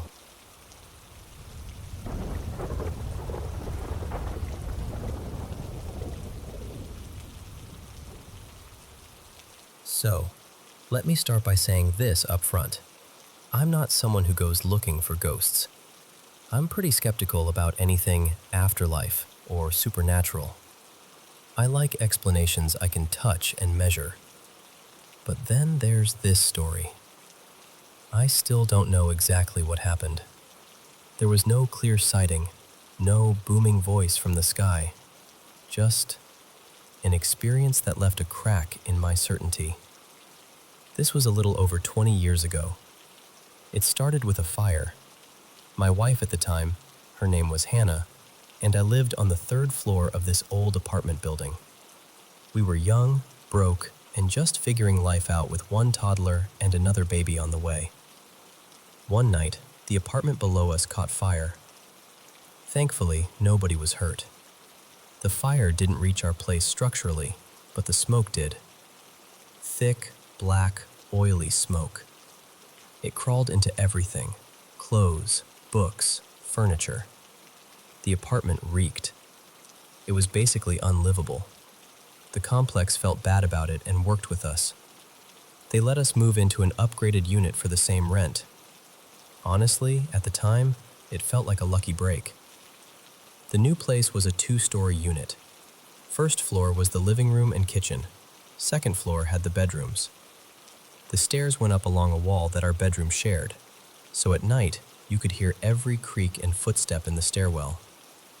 It felt kind of cozy, actually, like the house itself was breathing around us.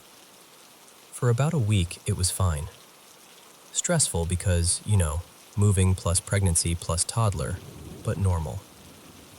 Then one morning, Hannah came to me looking shaken. Not just had a weird dream shaken, more like I just saw a car accident shaken. She said, "I had this dream last night and I can't stop thinking about it." In her dream, she said she woke up in our bed, in that exact apartment. Same dim light from the window, same cheap blinds, same shadows on the wall. It didn't feel like a dream to her. It felt like she had just woken up for real. At the foot of the bed, she saw 3 people standing there. Not glowing, not monstrous, just people. Watching her. Studying her. She couldn't move or speak, but she could see them clearly. Then she heard something on the stairs. She described it as heavy, like something big was coming up the steps. Not a person. The sound had weight to it. She said it reminded her of an excited dog, those quick, eager steps, but it sounded bigger. And it was making these strange, happy, almost playful noises. Not quite a growl, not quite a bark. Behind the bedroom door, she could hear this thing getting closer with each step. And the 3 people at the foot of the bed started getting excited. Their breathing changed. Their shoulders tightened. It was like they were waiting for it, like they'd been anticipating this thing finally reaching the room. Just as Hannah felt that it was about to burst through the doorway and into our bedroom, she woke up. Heart pounding, drenched in sweat. Now, here's an important thing to know about her. She's a very devout Christian. The kind who believes that a moral, faithful person shouldn't fear the devil. The devil should be the one trembling. She's not dramatic. She doesn't share every anxious thought. So for her to sit there and admit, "I'm scared, this dream rattled me," was a big deal. Honestly, it was a little humiliating for her to even say it out loud. I did what I could. Listened, held her, told her it was just a dream. I figured it would fade in a couple of days, the way most dreams do. It didn't. About a week later, she came to me again. She looked worse, tired, wired, like she'd been holding her breath for days.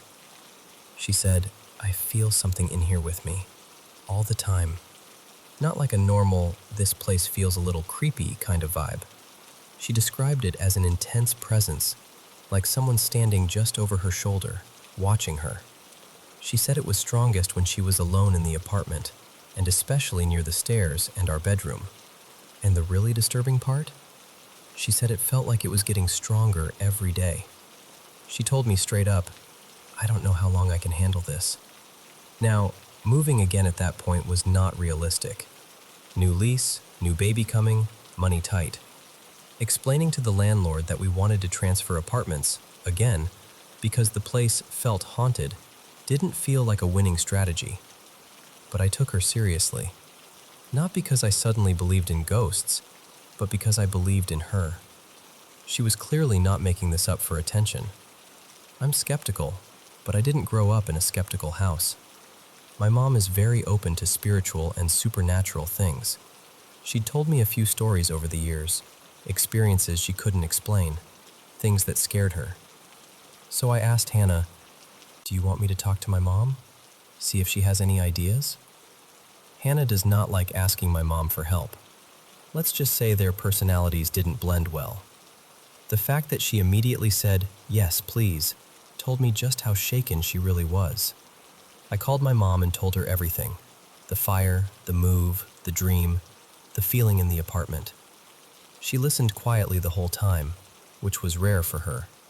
Usually she'd jump in with questions halfway through. When I finished, she paused and said, "Do you remember that thing that used to hang over our hallway when you were a kid? That round piece with the design on it?" I did. Growing up, we moved a lot, but that thing followed us from house to house. It was always hanging somewhere high, above a staircase or near a ceiling. It was about the size of a large dinner plate, woven out of thin, dark reeds.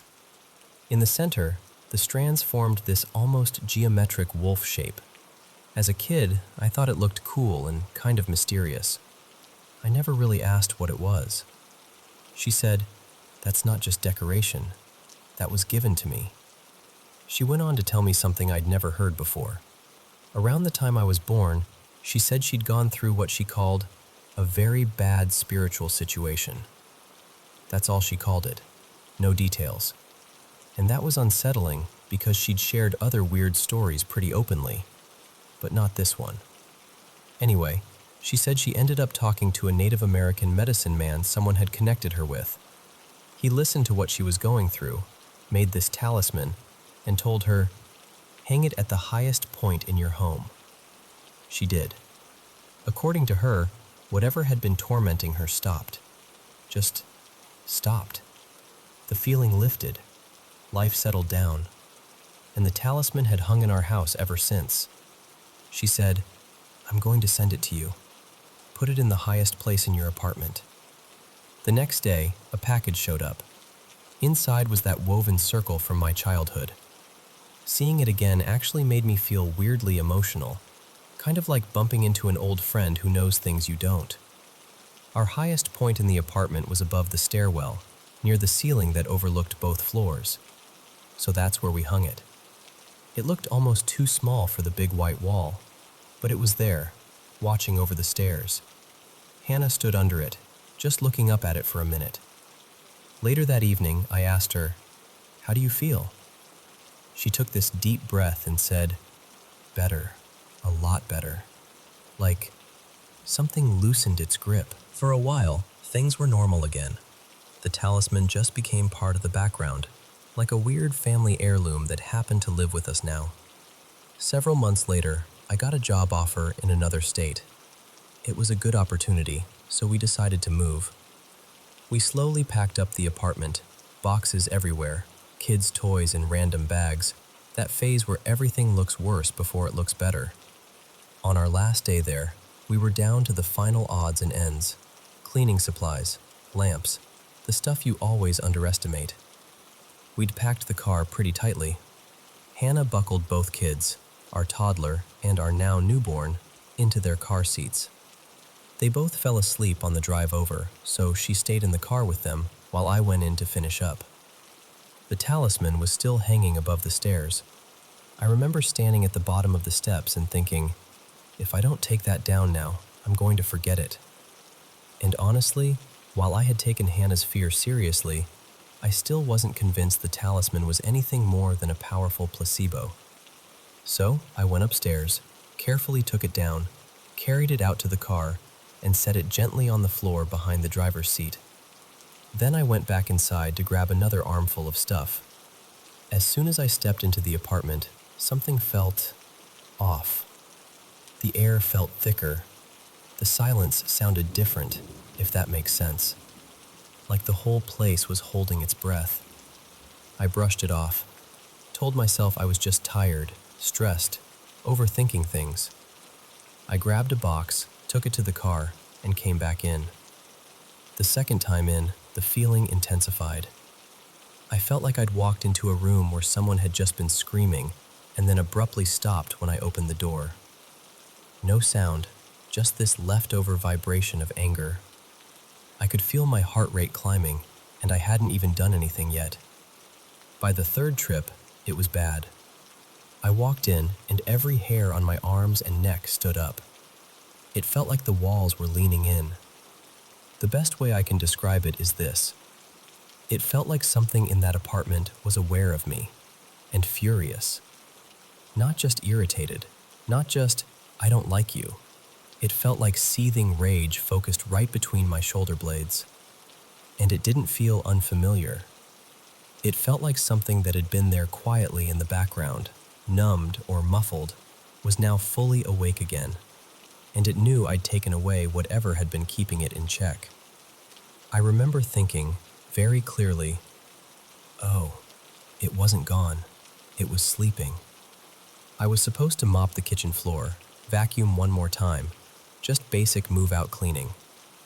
I tried to push through the fear. I told myself I was being ridiculous. But my body was not buying that logic. My stomach knotted up. My hands were shaking a little. I felt genuinely nauseous, standing there with a vacuum in my hand.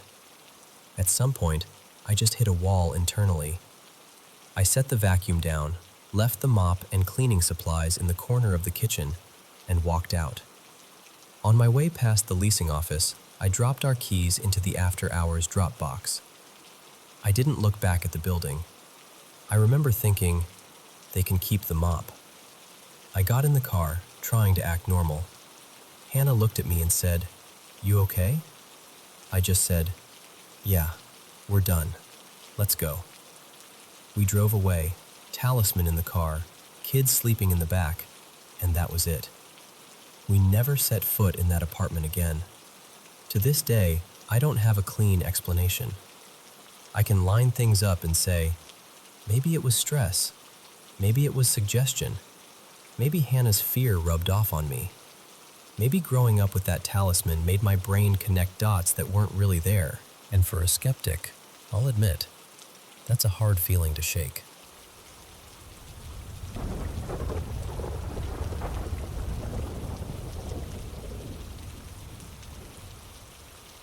Hey, so I don't remember this, obviously.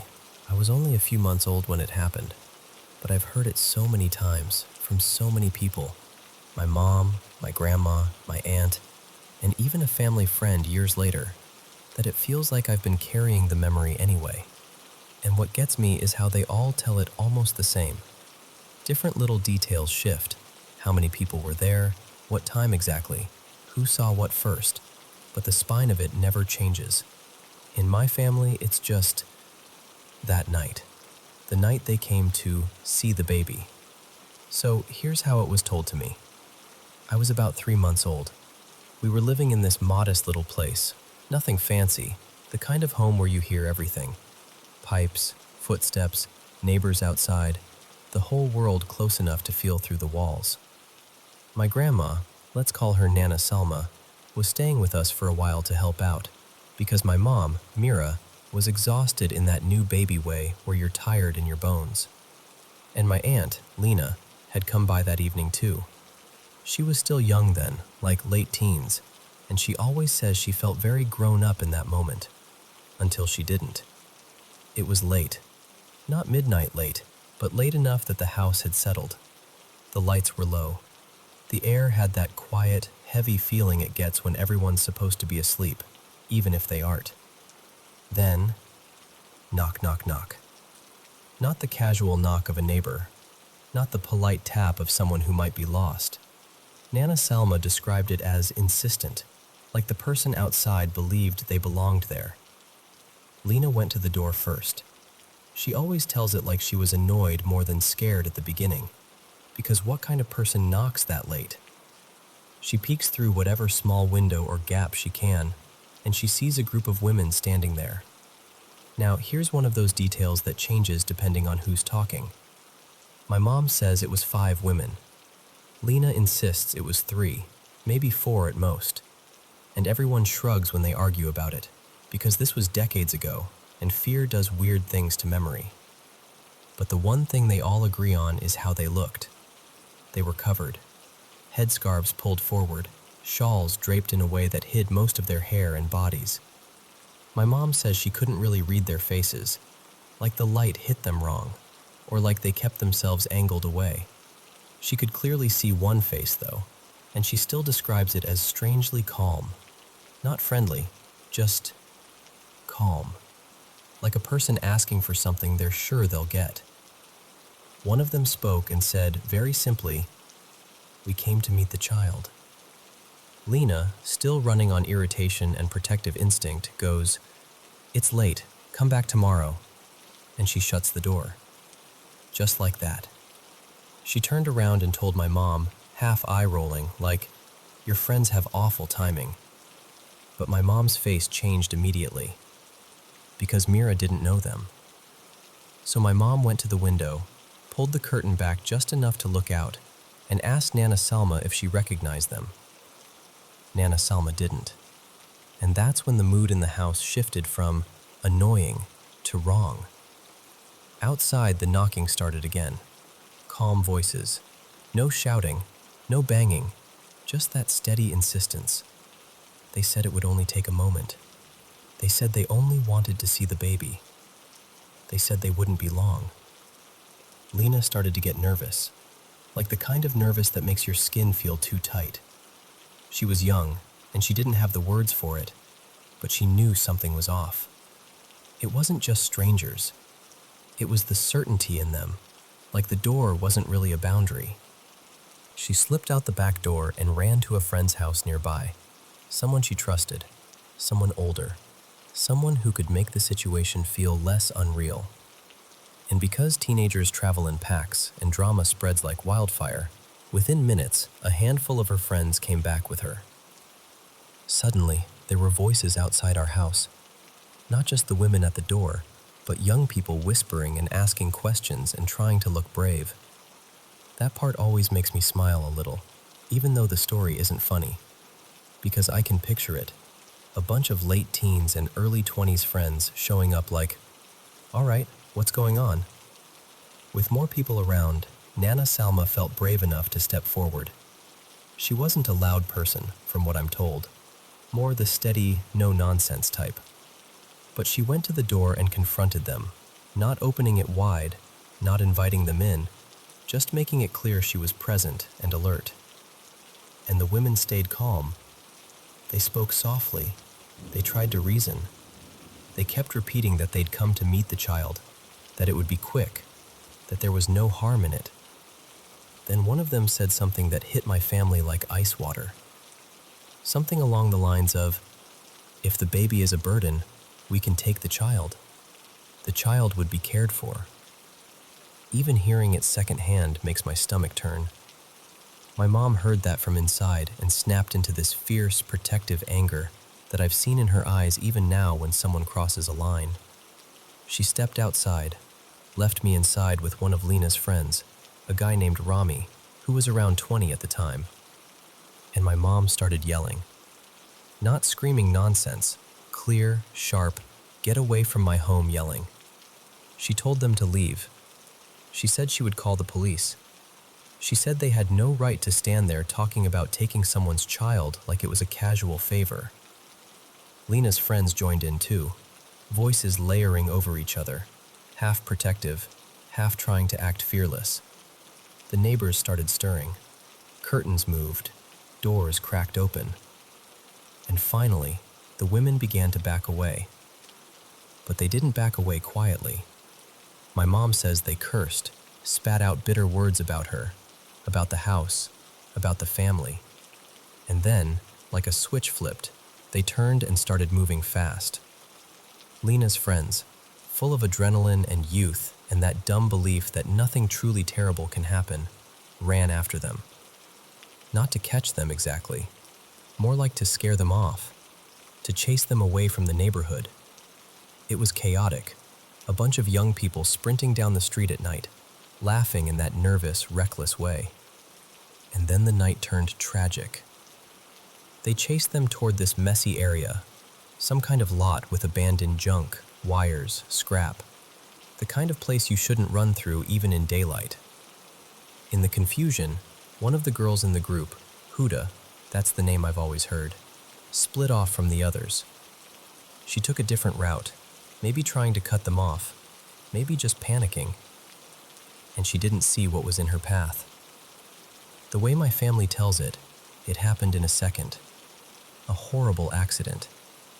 The kind of thing that makes a whole group of people go silent all at once, like the world loses its breath. They never describe it in detail anymore, thank God. They just say she died, and that it was sudden, and that nobody was the same after. While all of that was happening outside, neighbors gathering, my mom and Nana Salma trying to understand what they'd just heard, the street buzzing with panic. I was inside. Just me and Rami. He said I was so small, just lying there. And then, out of nowhere, I sat up. On my own. And I looked at him. Really looked at him. And in a clear voice I asked, "What are you afraid of?" Rami swears on everything that it wasn't baby noise. It wasn't a coo or a laugh that someone wanted to interpret. He says it was words. Calm words. Like a question meant to land. And he froze. He said his whole body went cold, like something had stepped into the room. Then he heard something else. A laugh. He looked up toward the window, toward the tree outside, and he saw a man. Not just any man. A man in a suit, too neat for that moment, too out of place, sitting or standing up in the branches like it was normal, watching and laughing like he found the whole thing entertaining. Rami panicked and bolted out of the house shouting for my mom. When my mom and Nana Salma rushed back in, my mom says she saw me sitting upright like someone had propped me up. And then, as if whatever was holding me let go, I fell back onto the bed and started screaming. Screaming so hard it sounded like my little body might split apart. Two neighbors later told Nana Salma they'd seen the man in the tree too. They swore it. But when people looked again, he was gone. After that night, my family didn't stay. They packed up fast. My mom took me, Nana Salma helped, and they went to Nana Salma's place for a few weeks while my mom figured out somewhere new to live. The house didn't feel safe anymore, not because the doors couldn't lock, but because the whole world felt like it had leaned in too close. There were police at some point, mostly because of Huda. Some of Lena's friends wanted to blame the women, because grief needs somewhere to go. But the official story, the one that stayed on paper, was that it was an accident. A terrible accident during a reckless chase in a dangerous place. And the women? They were never seen again. Here's the strange little epilogue my mom always adds. like she can't help it. She says that for a while after, random people would stop her in the street and press small gifts into her hands for the baby. A bracelet, a necklace, tiny trinkets. The kind of things you'd normally think were sweet, except in the shadow of that night, it felt eerie, like echoes, like someone still knew where we were. And then, it faded. Years later, I ran into Rami again, older, calmer, but still carrying that memory like a scar. He told me that night pulled him off a path he didn't want to admit he was on. He started going to church. He cleaned up. He stopped taking stupid risks. He said when he thinks about it now, he doesn't even know what to believe about what he saw, but he knows what it did to him. In me? I don't know. I don't have a baby memory of sitting up and speaking. I don't have a clear answer for the man in the tree or the calm voices at the door. What I do have is the way my mom's voice tightens when she tells it, the way my grandma's eyes go distant, the way my aunt still gets angry about the audacity of strangers knocking that late. And honestly, the fact that 4 people who barely agree on anything else all agree on this, that's the part that stays with you. So yeah, that's our family story. The night they came to see the baby.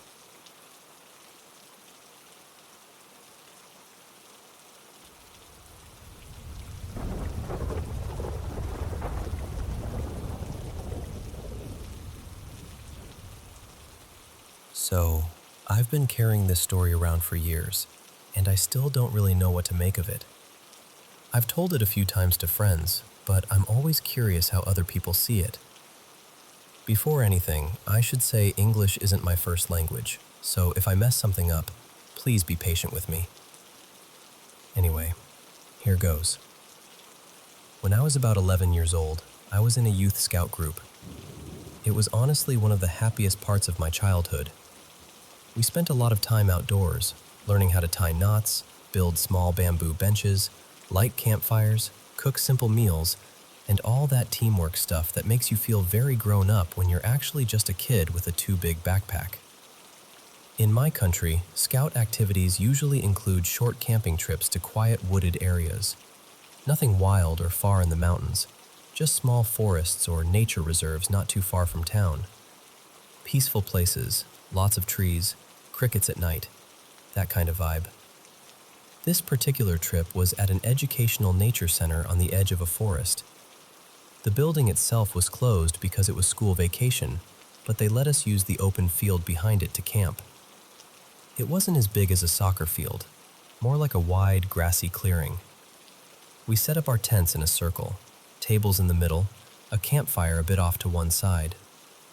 Our leader divided us into pairs for the tents, boys with boys, girls with girls. There were 3 girls in the group that year, me, my friend Lena, and another girl who ended up in a different tent with an assistant. So it was mostly just me and Lena together for everything. We had assigned duties. Someone handled cooking, someone gathered firewood, someone took care of the water, and so on. The one job everyone secretly hated was dishwashing, because we had to carry everything down a narrow path into the woods to a small stream. The rule was, always go in pairs, and you went with your tent mate. On the second night, we had a late dinner because one of the activities ran long. By the time we finished eating, it was close to midnight. The fire was just glowing embers, and everyone was tired and quiet. That night, it was my turn and Lena's turn to wash the dishes.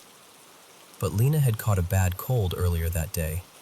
She was pale, shivering, and had that heavy, blocked nose kind of voice. Our leader, Mr. Rafi, saw her and said, "No, you stay and rest. I'll send someone else with you," meaning with me. So instead of Lena, one of the boys came with me. I'll call him Jonah. He grabbed the plastic tub with the dirty plates and cups, and I took the flashlight. We didn't really talk much. We were just sleepy and a bit annoyed that we got the worst chore at the worst time. To reach the stream, there was only one way, a thin dirt trail that went between the trees behind the field.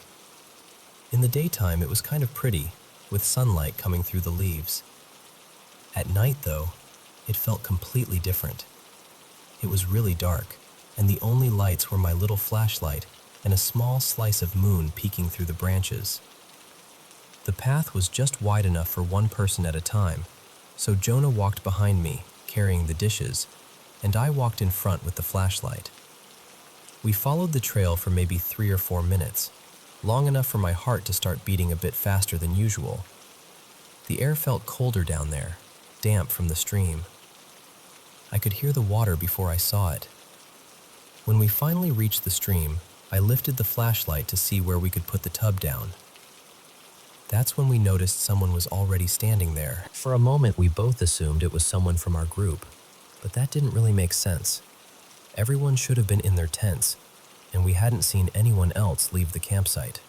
I remember Jonah whispering, "Who's that?" I didn't answer. I just squinted, trying to see better. I raised the flashlight a little, and my stomach dropped.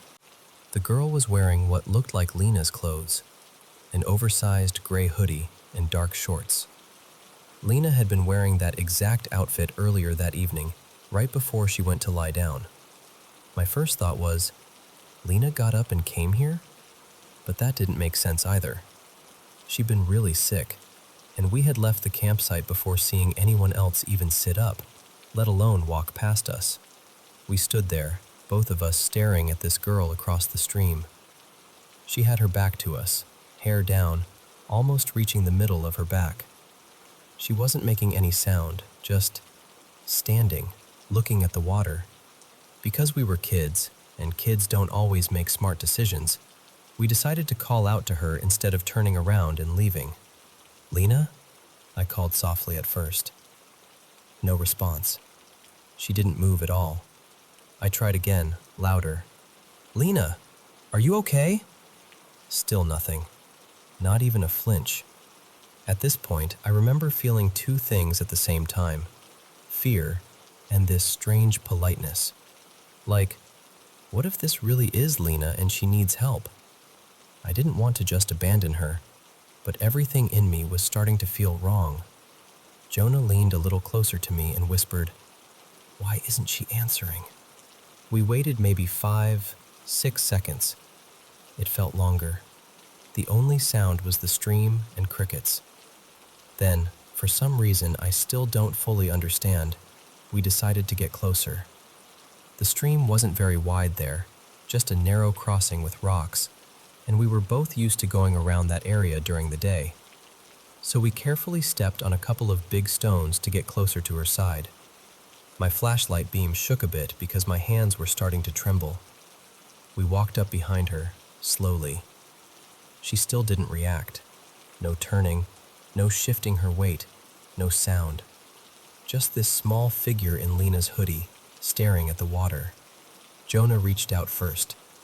I remember wanting to tell him, "Don't," but the word never came out of my mouth. He put his hand very gently on her shoulder and turned her slightly toward us. At the same time, I lifted the flashlight to her face. And that's the moment everything broke. Where her face should have been, there was just nothing clear. It was like my brain couldn't focus on it. I didn't see eyes, or a nose, or a mouth. Just a kind of pale blankness where all those things should be. It wasn't like someone wearing a mask. It didn't look plasticky or painted. It was more like my brain refused to make sense of what I was seeing. I remember feeling this cold wave run through my whole body in less than a second. Jonah made this noise, half gasp, half choke, and yanked his hand back. I couldn't even scream at first. My mouth opened, but nothing came out. The girl didn't move.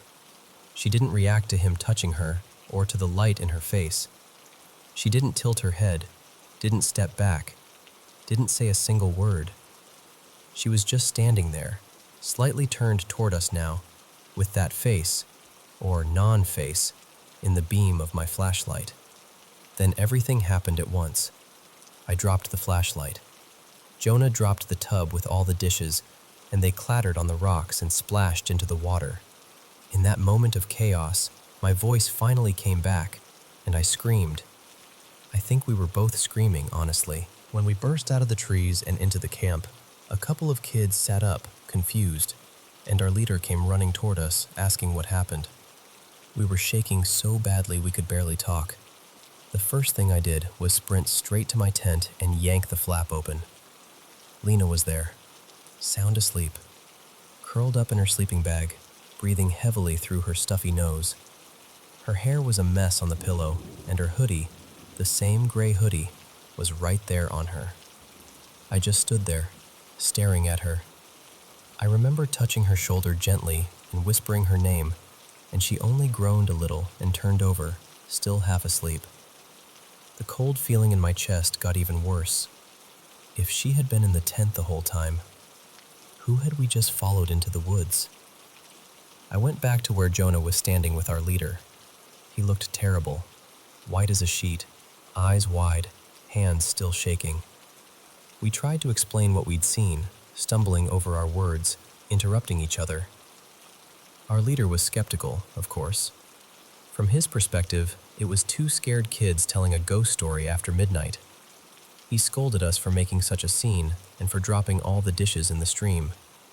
Then he told us we had to go back and pick them up. I did not want to go. Neither did Jonah. But we also didn't want to get into more trouble. So after a lot of deep breaths and nervous glances, we agreed to go, this time with our leader coming along behind us.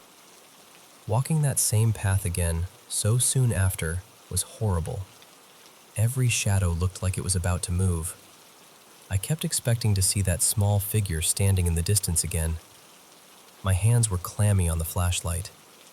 When we reached the stream, everything was exactly like we'd left it, except there was no one there.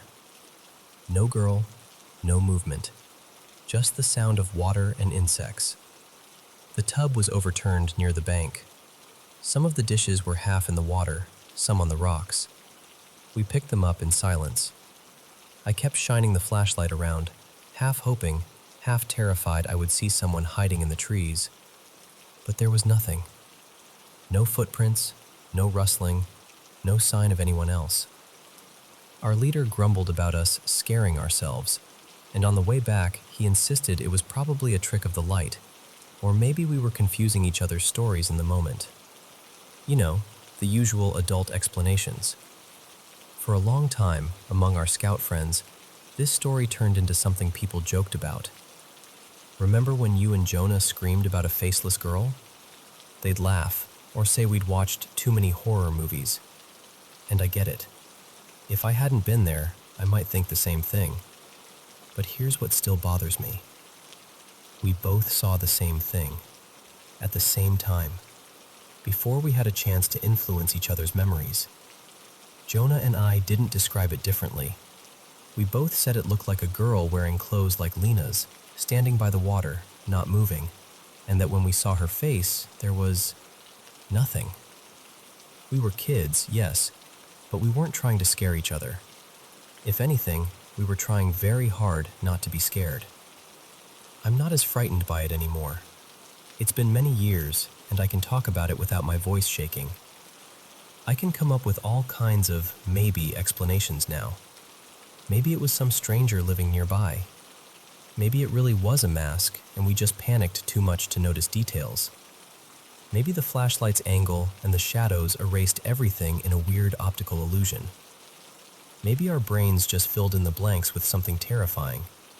All of those are possible, I guess. But whenever I think back to that night, what unnerves me the most isn't the blank face. It's the way she never moved.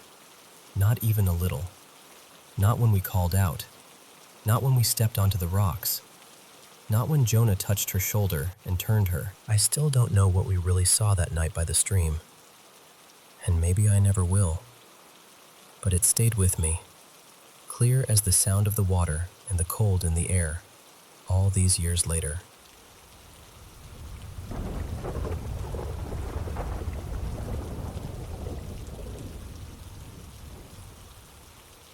So, before I jump in, let me set the scene for you.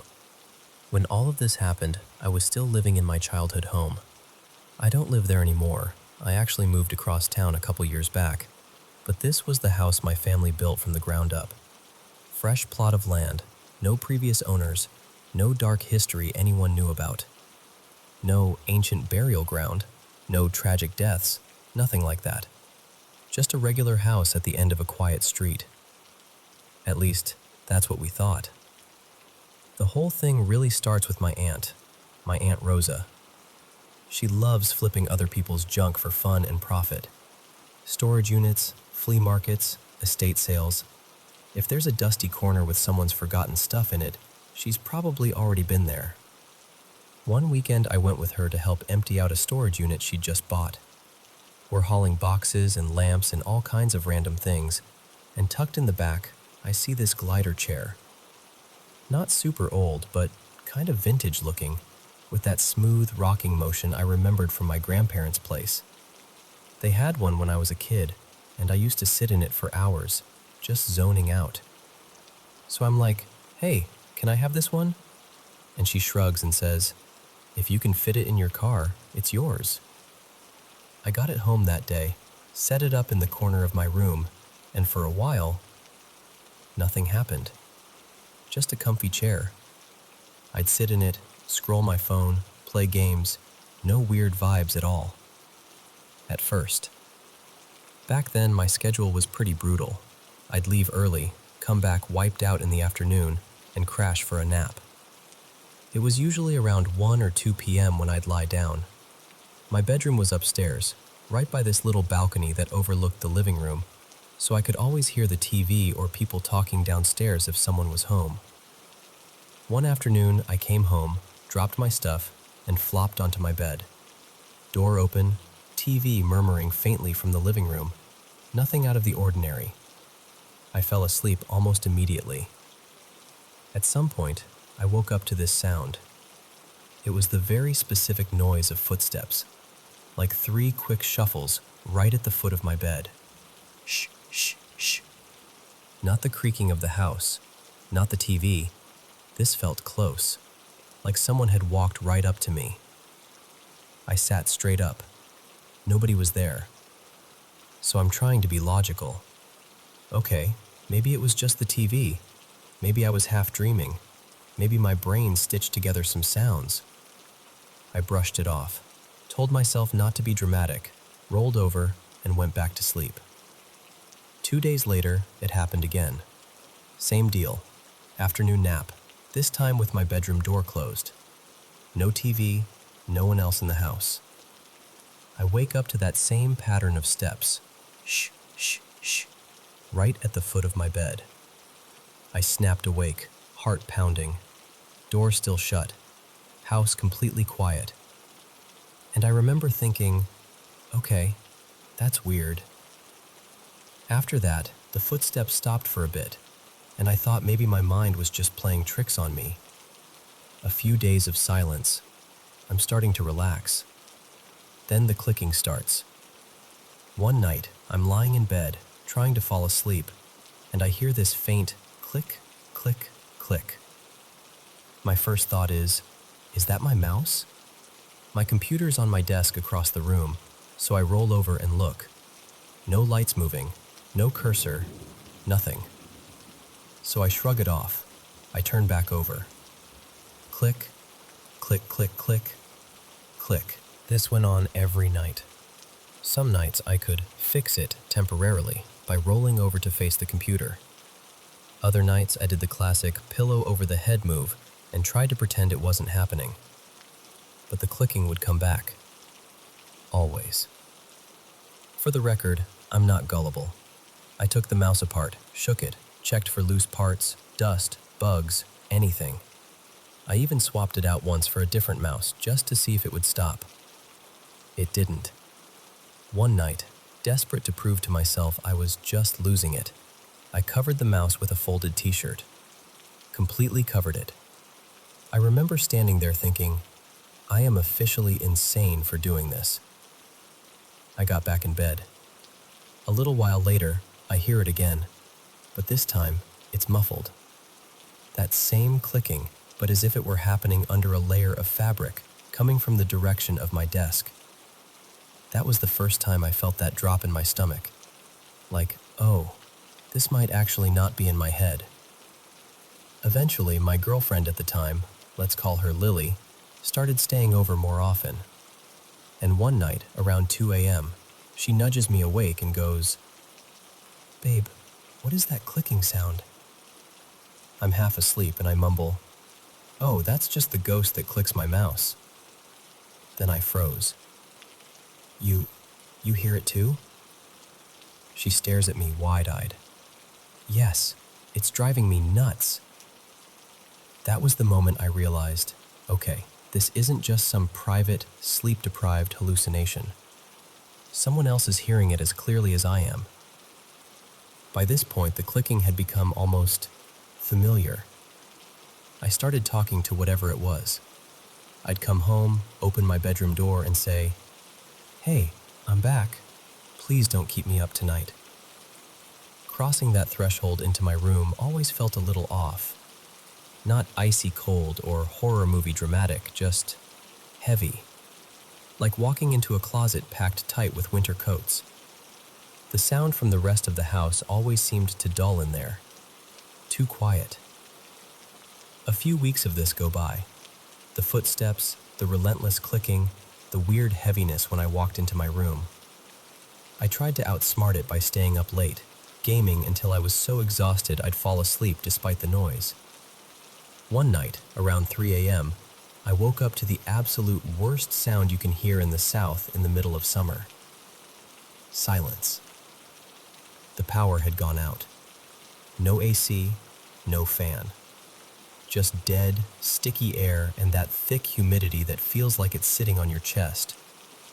I'm sweating, uncomfortable, trying to flip my pillow over to the cool side that doesn't exist anymore. And suddenly I notice the clicking has stopped. It's completely silent. I'm lying on my side, facing away from the computer, one arm out, the other under my pillow, just staring into the dark. Then I feel it. This soft, slow sweep of cold air across my bare shoulder.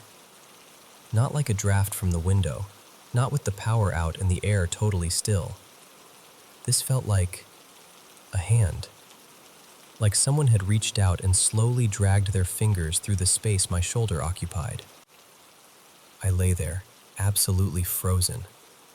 My whole body was hot and sweaty, except for that one line of icy sensation across my skin. I didn't sleep for the rest of the night. The next day, I finally told my family everything. The footsteps, the clicking, the cold breeze across my shoulder, all of it. My dad, his name's Mark, is a hardcore skeptic. He immediately started in with his list. House settling, loose wiring, electrical interference, maybe a bug inside the mouse. Maybe I'd been dreaming it. Maybe it was the TV. Maybe it was pipes in the wall. Maybe neighbors, you name it. He started telling my aunts and uncles about it as a joke, like, "Guess what my kid thinks is haunting their bedroom? A computer mouse." I didn't really blame him. Out loud, it sounded ridiculous. After the cold shoulder incident, though, I reached my limit. I went out and bought a small security camera, the kind that uploads clips to your phone, and pointed it at the corner of my room where the desk and chair were. I wanted to see if the sound happened when I wasn't home, or if anything actually moved. Was that extreme? Maybe, but I needed to know. Right around then, we decided to repaint part of the house. The painters came in and started with the living room downstairs. They covered the tile in those thick layers of paper, the kind that crinkles so loud you couldn't sneak across it if you tried. They moved all the furniture out, hauled in ladders and paint trays, and got a good chunk done on the first day. By evening, there was scaffolding set up, rollers stacked in corners, and one of those tall aluminum A-frame ladders left open near the far wall. The work area looked like a construction zone, but it was all neatly arranged. That night, for once, I wasn't trying to sleep. I was at my desk upstairs, headset on, laughing and talking with some friends online. It was around midnight. Out of nowhere, from the living room directly below my room, I hear this deafening slam. Not a knock, not something falling over gently. It was the kind of sound that makes your heart jump into your throat, like metal hitting the floor hard. I ripped my headset off and bolted out of my room. At the same time, my dad's bedroom door downstairs flew open. His room is right off the living room. I got to the balcony railing and looked down.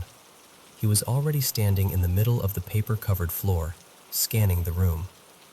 Paint cans, trays, scaffolding, everything still in place. No obvious disaster. He looked up at me, and I looked down at him. We both knew, instantly, that neither of us had made that sound. I watched the color drain from his face. He said, very quietly, "Okay, I believe you now." We spent the next 20 minutes playing detective. We started testing things, moving them, bumping them, trying to recreate that exact noise. At first, everything either scraped or thudded or clanged, but nothing matched. Then we got to this tall aluminum ladder, probably around 8 feet, that had been left open in the middle of the room. My dad picked it up a few inches off the floor and let it drop. Slam. Both of us froze. That was the sound. Perfectly. Except neither of us had touched that ladder when the noise first happened, and nobody else was awake. My dad just stood there, staring at it, and then he looked at me and said, "If something wanted my attention, it's got it." Eventually, the house got finished, the ladder went away, the living room looked normal again. The clicking in my room slowly faded and then stopped. I moved out not too long after. I don't know if it was the chair, the repainting, some weird coincidence, or something that just wanted to be acknowledged for a bit. I never saw anything, never caught a great clip on the camera, no dramatic horror movie moment. But I'll tell you this. To this day, if a computer mouse starts randomly clicking on its own, I still get that same little chill down my shoulder. And I can hear my dad's voice in my head saying, "Okay, I believe you now."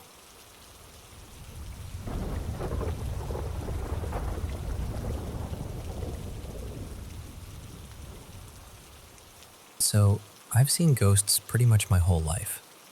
That's just kind of been my normal. But this one still makes my stomach drop when I think about her. This all happened, almost 10 years ago now. I don't even live in the same country anymore, so I'm sure some details are a little fuzzy. But to the best of my memory, this is my creepiest encounter. I was 17, and my mom was driving my friend Sam home one night.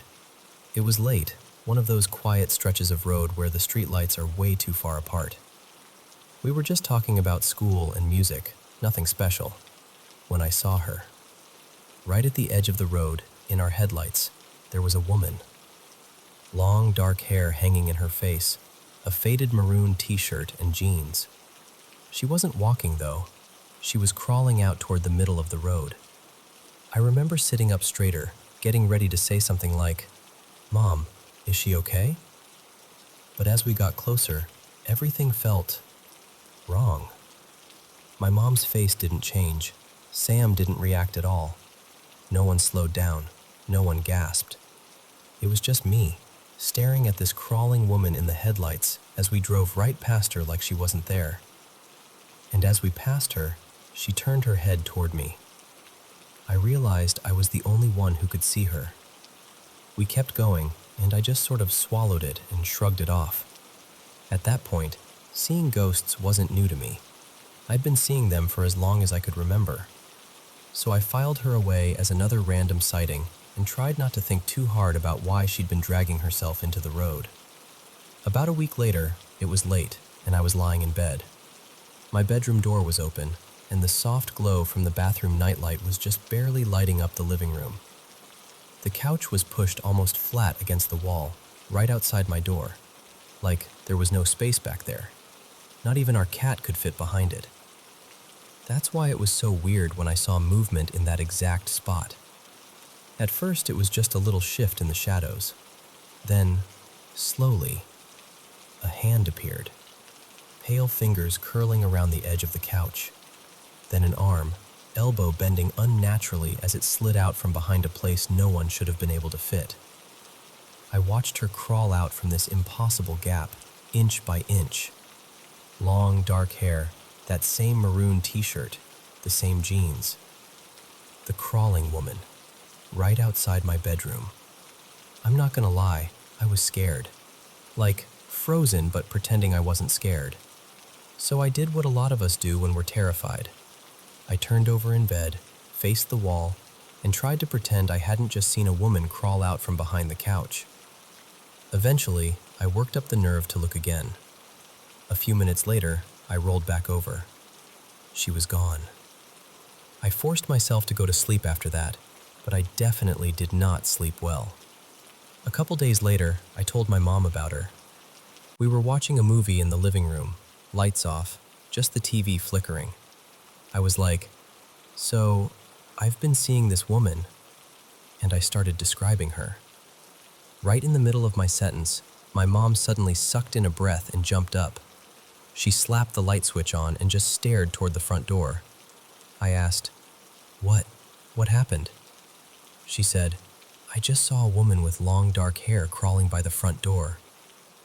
That was the first time we both admitted seeing the same thing. It wasn't until I was older, like late teens and now as an adult, that we actually started talking about it openly, swapping stories, comparing what we'd seen. And yeah, sometimes we see the exact same spirits. We've moved a lot over the years.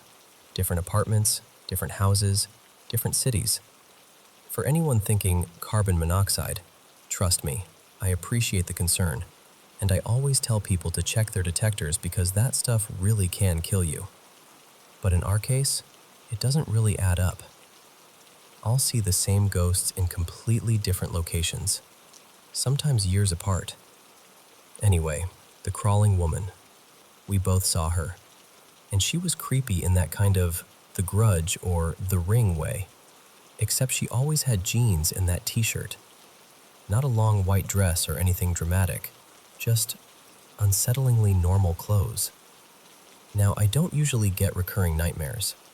Even the scary dreams I do have, I'm rarely scared inside the dream. It's more like I wake up and go, "Wow, that was messed up," and then move on with my day. But one night, I had a dream about her. And that one got under my skin. In the dream, I was in the basement of my childhood home, hanging out with friends. We were playing video games, being loud, doing the usual teen stuff. Then there was this noise from upstairs, one of those sounds where everyone goes quiet at the same time. We all looked at each other, freaked out, and bolted for the stairs. Somewhere between the basement and the kitchen, my friends just disappeared. You know how dreams are. They were there, and then they weren't, like the story forgot about them. I ended up alone in the kitchen. That's when my cat, Pumpkin, this chubby orange guy I loved to pieces, trotted in, meowing and rubbing against my leg. I relaxed a little. I bent down to pet him. Then another pumpkin walked in, and another, and another.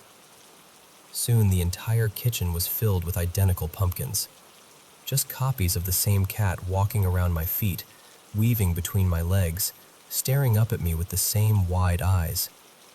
It was like the dream zoomed in and everything was cats and silence and my own breathing. And then I saw her. The crawling woman was standing this time, not on the floor, but right in front of me.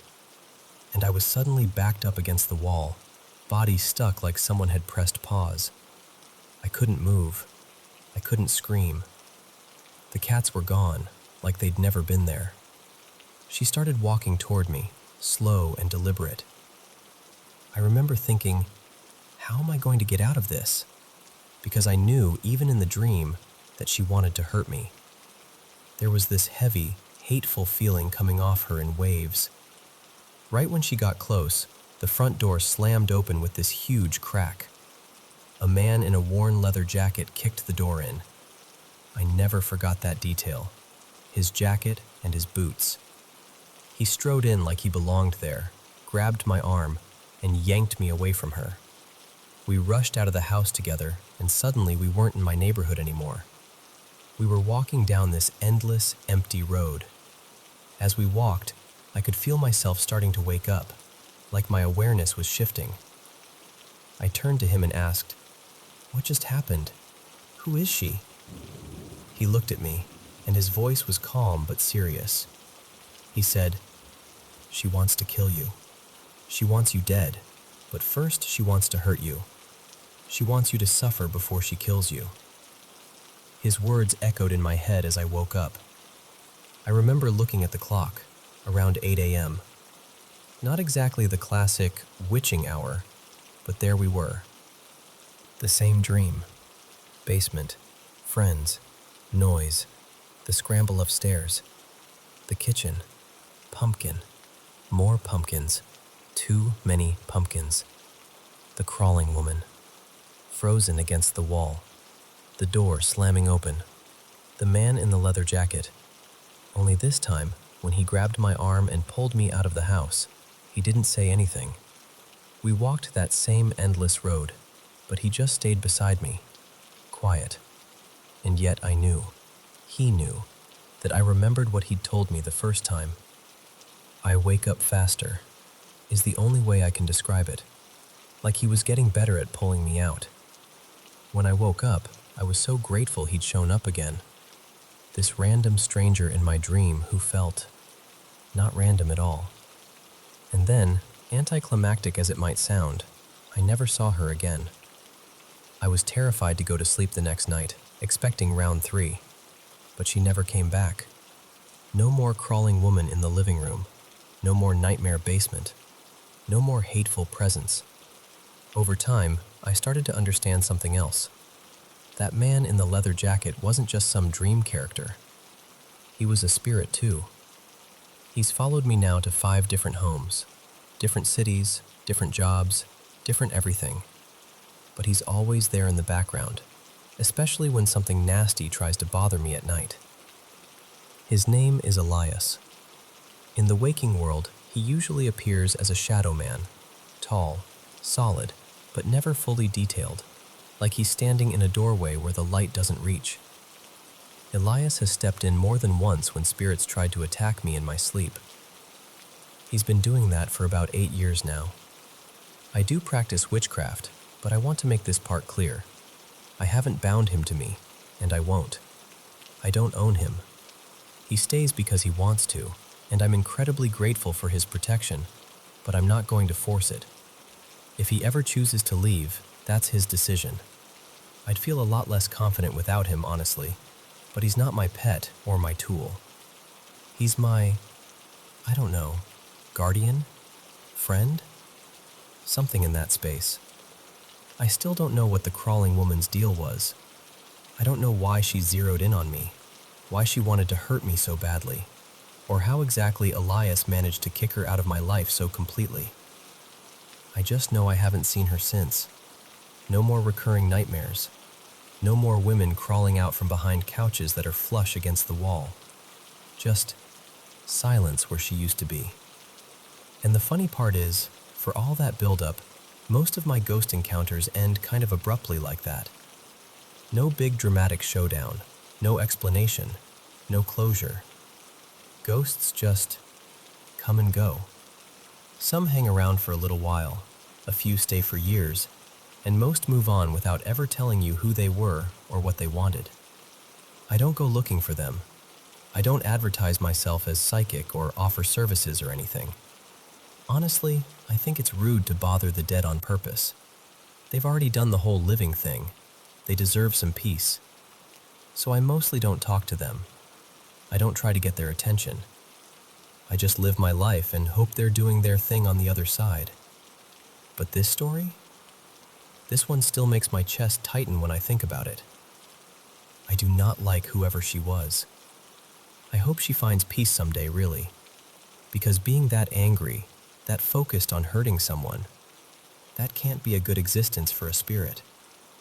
I know there's no big cinematic ending here. No, and then we discovered she died on that very road. Or, we found her name in an old newspaper. Nothing like that. I don't have an explanation, and I probably never will. For a long time, I didn't tell anyone stories like this. My mom was always worried people would try to use me to contact the dead if they knew I could see things, so we kept it quiet. It was our little secret. I just wanted to share it.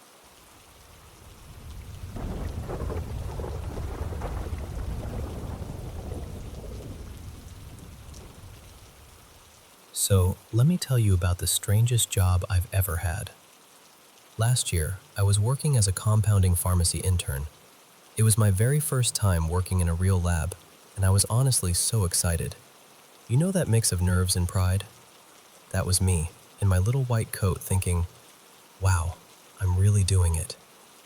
If you're not familiar, a compounding pharmacy is where they make customized medications, like tailored doses, different forms, special ingredients, very specific to each patient.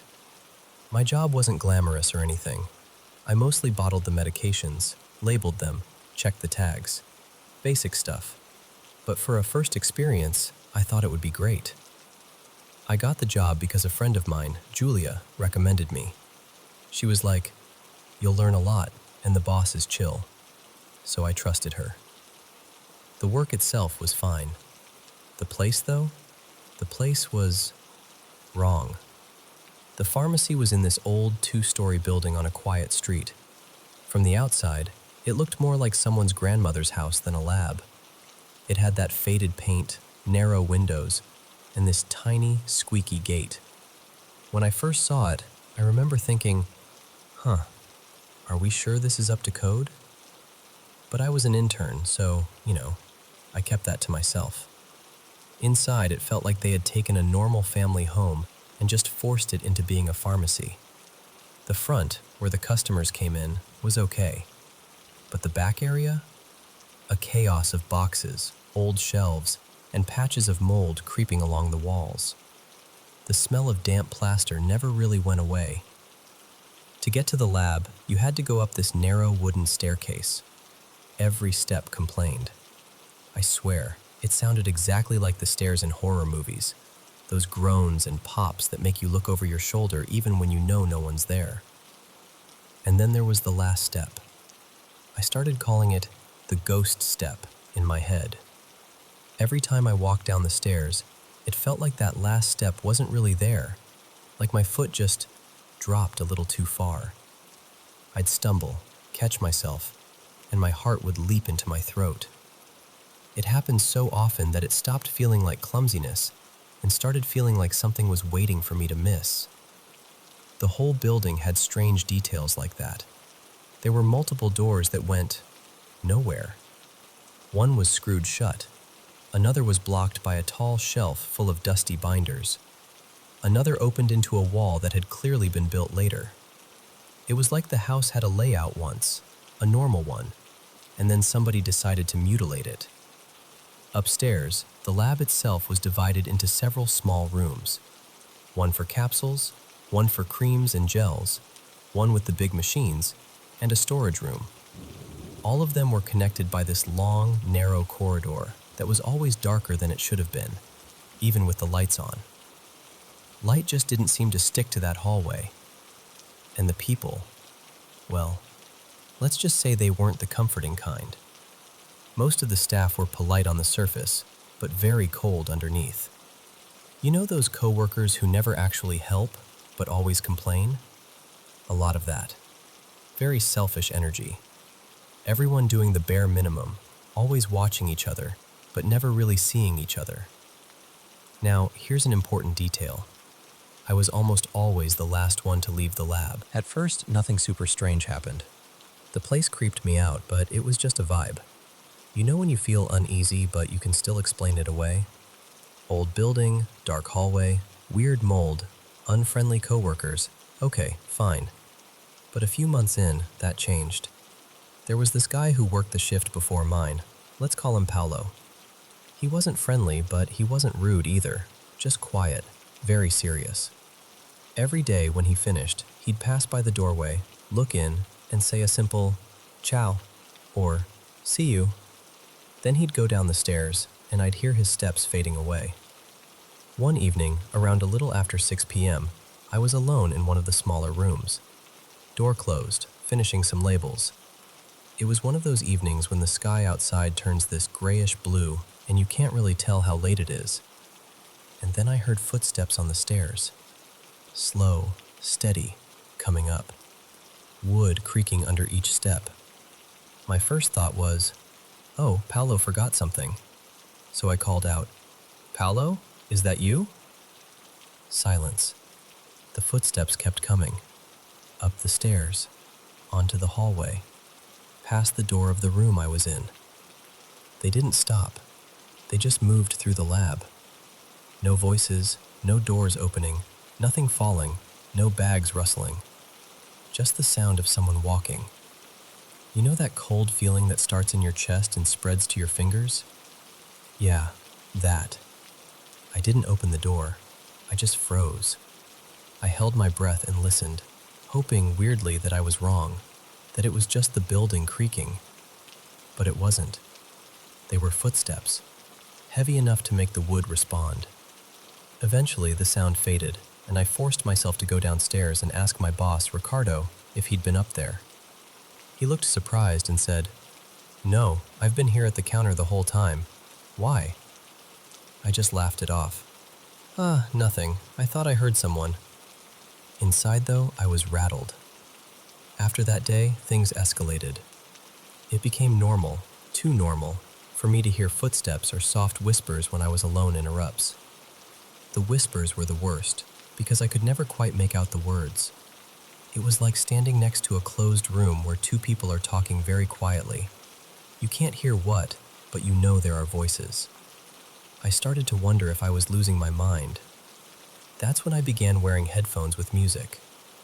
It was against the rules because of biosecurity, but honestly, I didn't care anymore.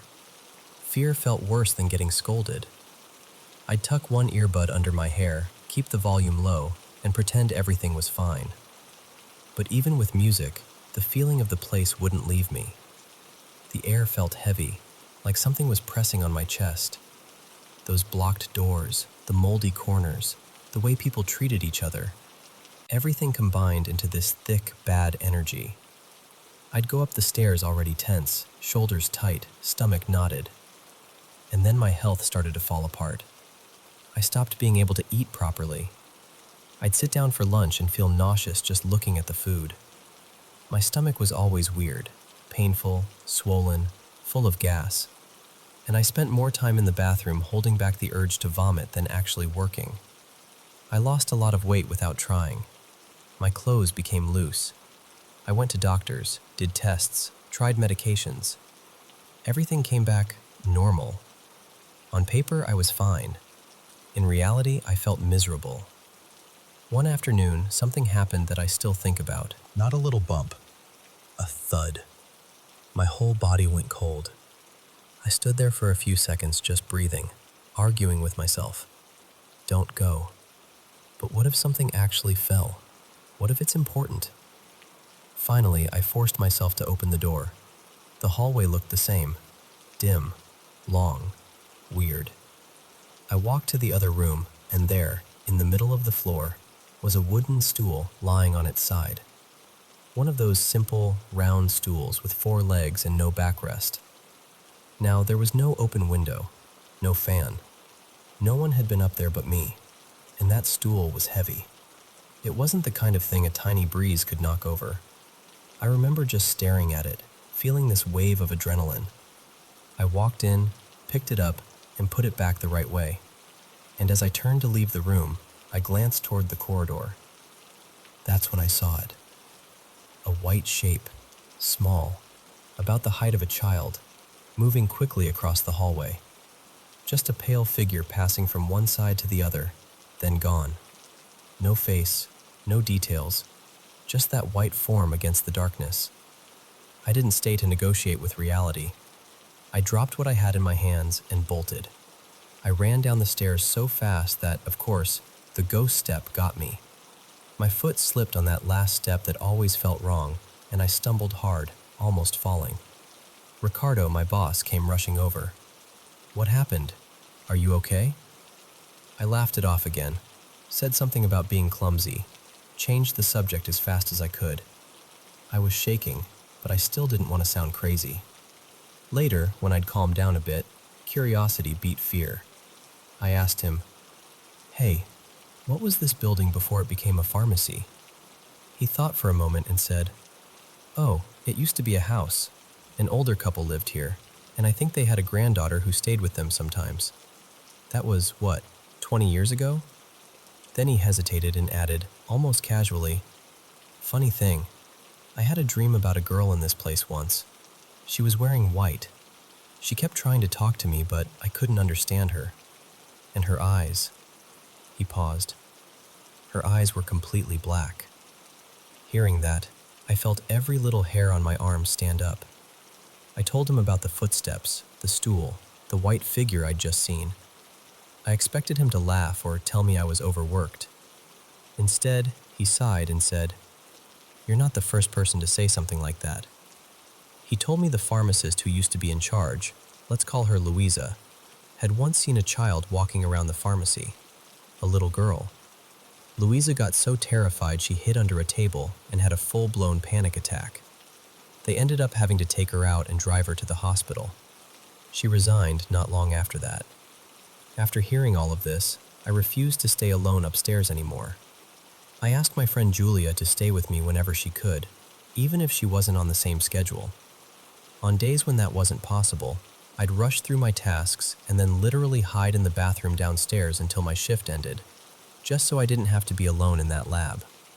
The whole thing just felt wrong. Not, "I watched a horror movie and I'm jumpy," wrong. More like, "My body is screaming at me to leave," wrong. After almost a year there, I finally had a reason to quit. My college schedule changed to full-time, and there was no way to keep the internship. I told them I had to leave, and honestly, I felt relieved in a way that's hard to describe. Here's the part that still blows my mind. In the first week after I left that pharmacy, my appetite just came back. No nausea, no constant stomach pain, no running to the bathroom. It was like my body had been holding its breath the entire time I worked there, and finally, it could inhale again. Let's just say I'm very, very happy to be far away from that pharmacy on the hill. And if anyone ever invites you to work in an old house that's suspiciously cheap to rent and full of doors that go nowhere, maybe politely say no.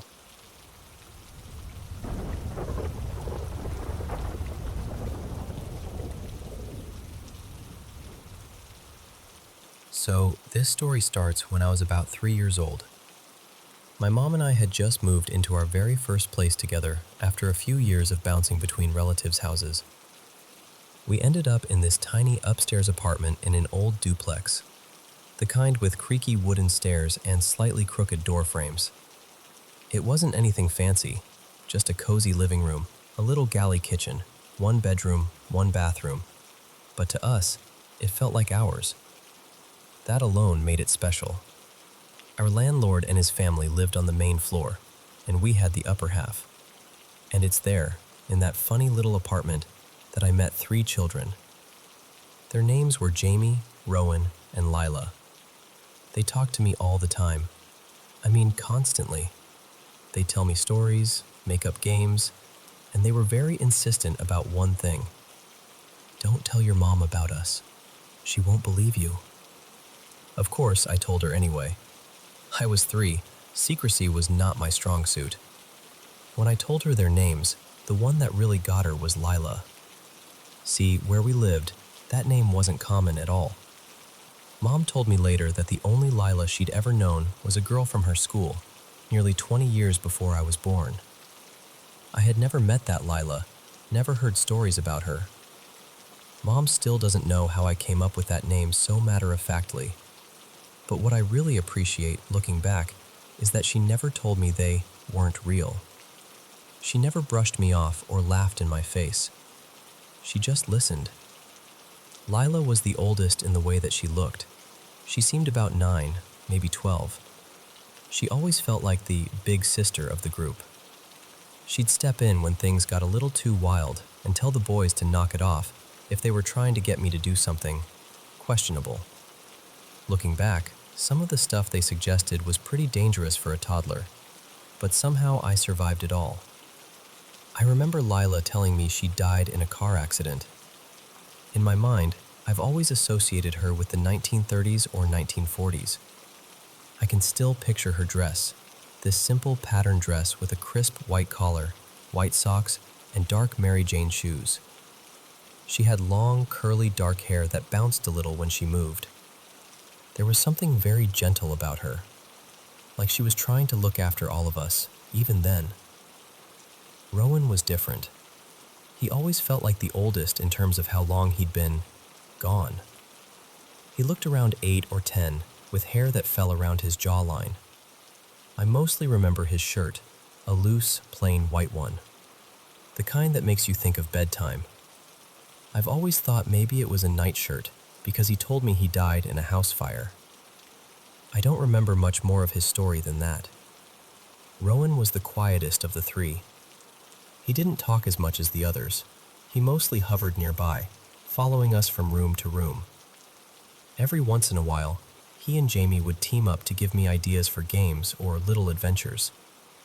I wish I remembered him more clearly, but he's the blurriest in my mind now. And then there was Jame.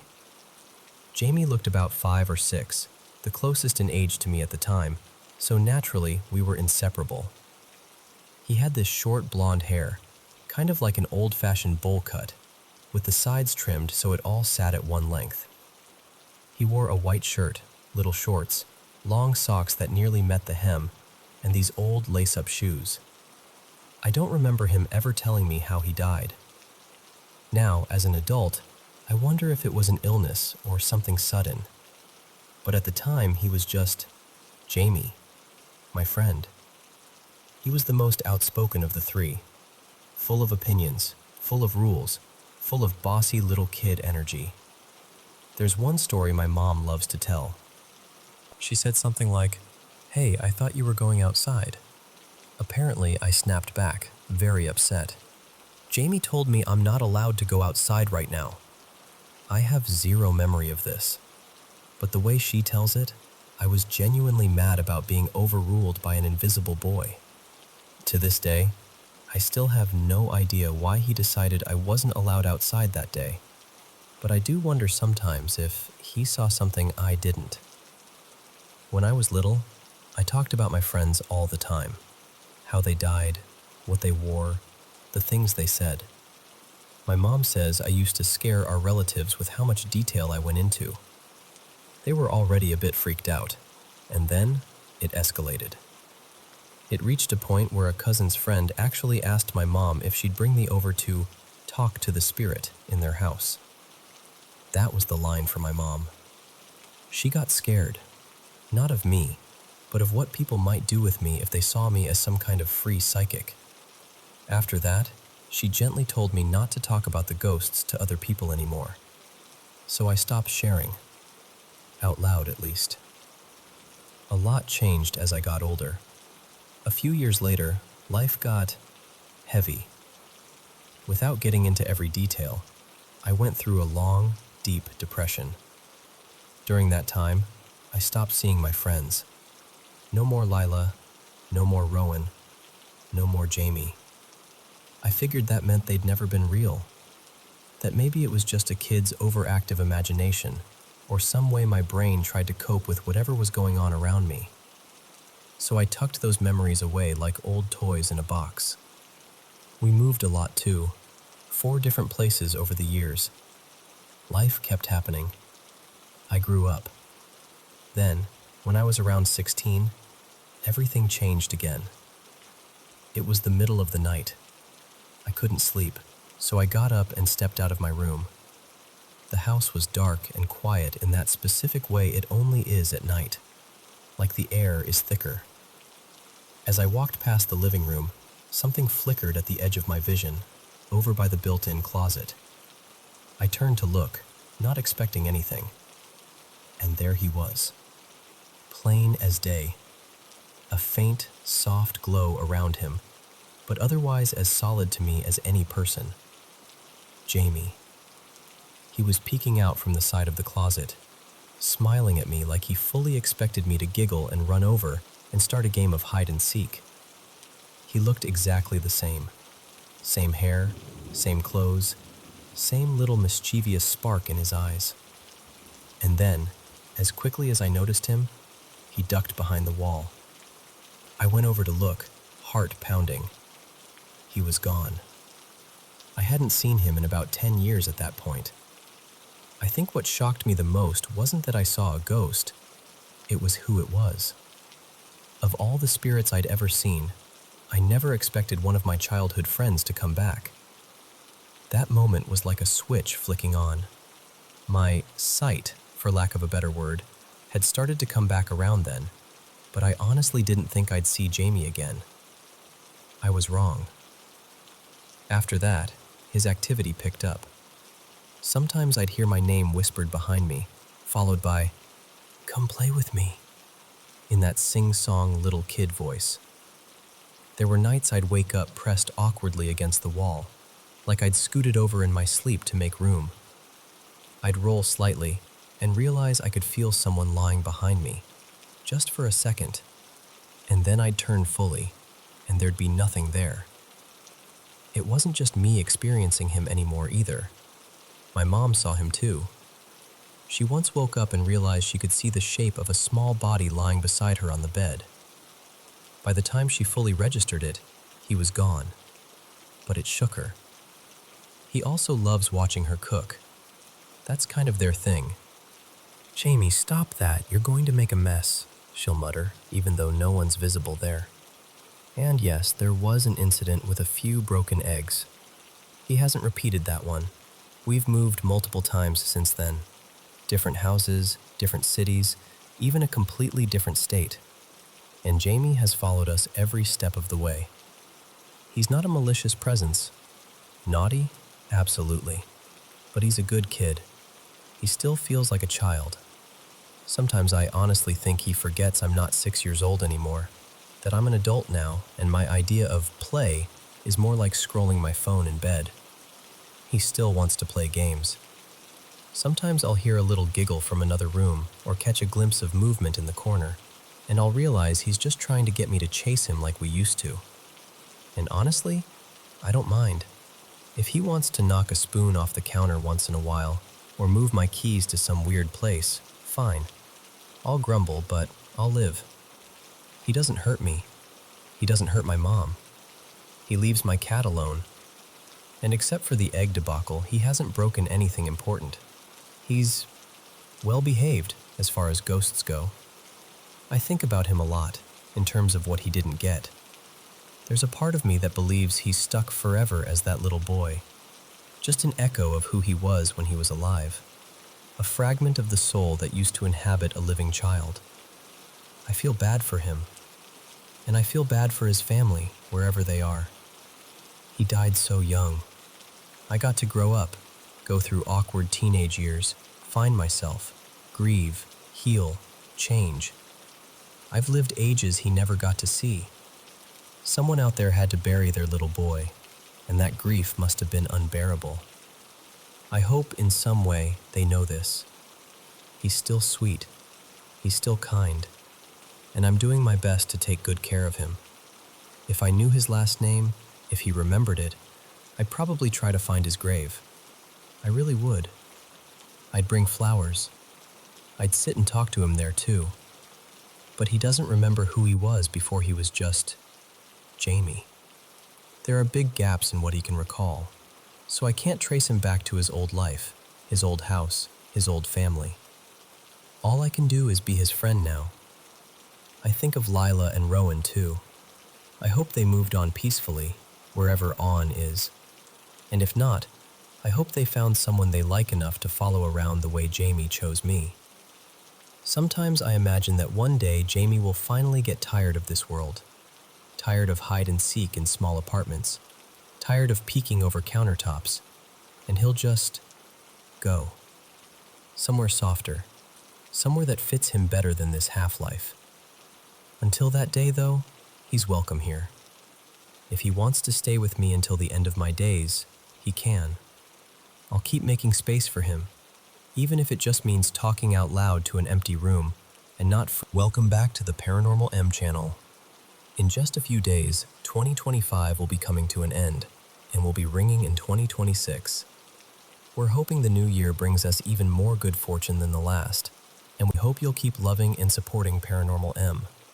Don't forget to send us your mysterious experiences.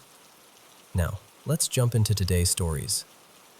Before we begin, make sure to subscribe and turn on notifications. Okay, so let me just tell it the way it really felt. When I moved into the Marisol Towers downtown, all I wanted was a reset button. New job, new city, a little studio that was finally mine.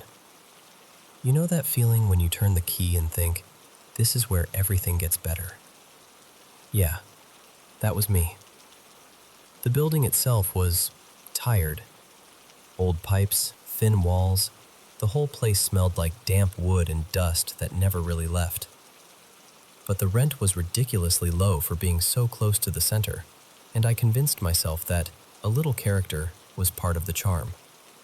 On the last page of the lease, there was this weird line, handwritten in blue ink, not part of the printed contract. It said, "Do not open 805. Do not answer if he calls your name." I actually laughed. I thought it was some kind of bad joke, or maybe the manager trying to scare off teenagers from exploring. I even took a picture and sent it to a friend like, "Lol, my building has lore." I stopped laughing after the first night. My apartment was 804, near the end of a long, dim hallway.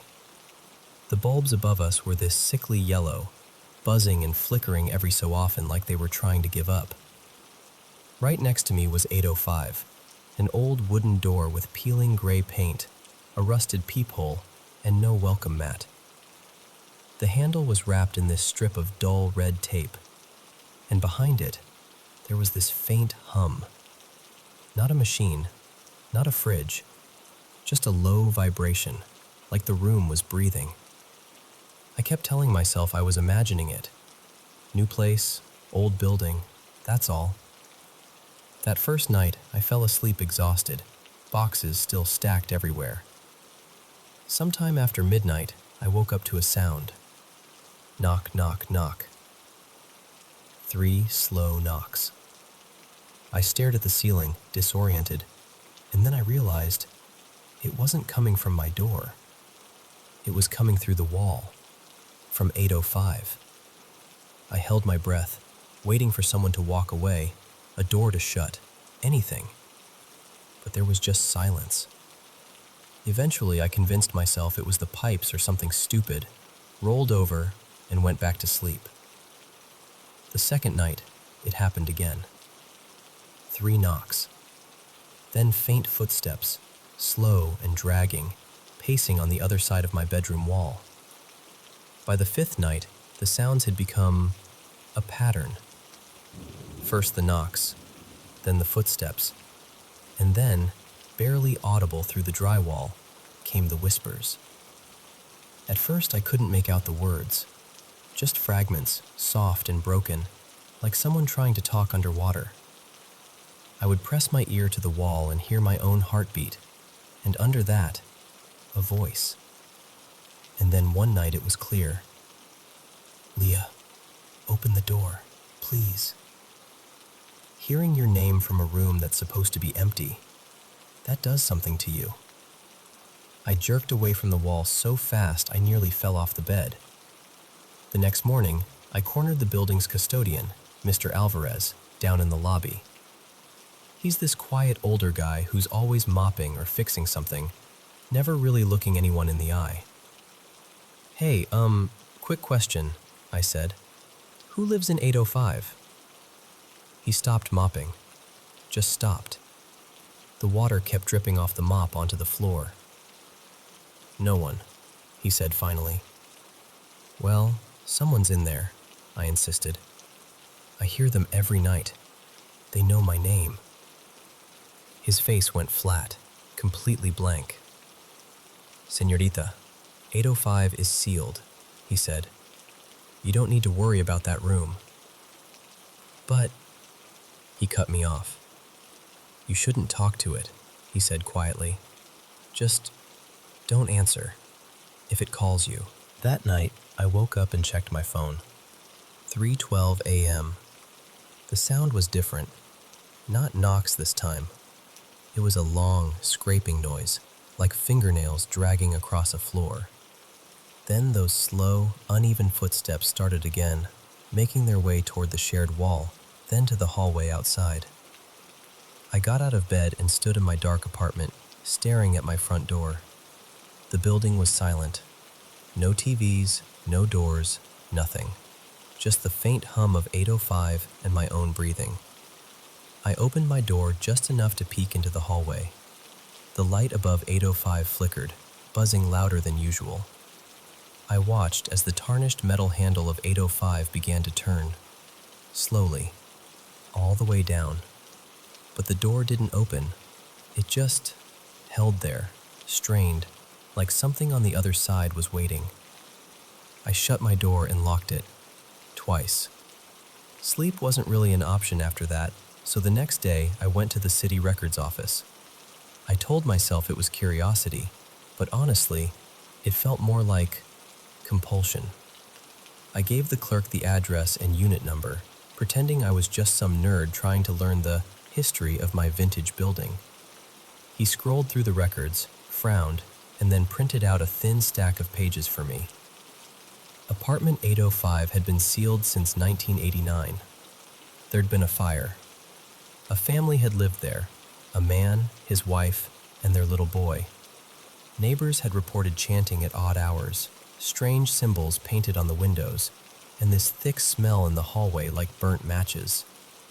When the fire department finally broke down the door, they found the man on his knees in what was left of the living room, in front of a scorched circle on the floor. His mouth was moving, still forming Latin phrases, even though he'd been dead for hours. The wife's body was never found. The boy was missing.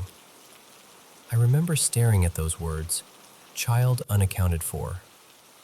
On the bus ride home, the city felt different, like I'd been given the answer to a question I hadn't meant to ask. That night, I watched the clock. I told myself I wouldn't, but I did. Every few minutes, my eyes went back to the glowing red numbers on my bedside table.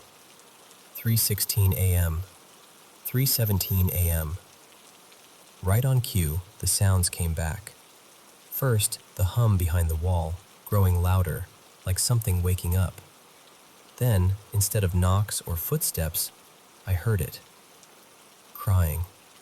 Soft, hiccuping sobs, the kind you hear from a kid who's been crying for a long time and doesn't know how to stop. It came from behind the wall, right where my headboard was.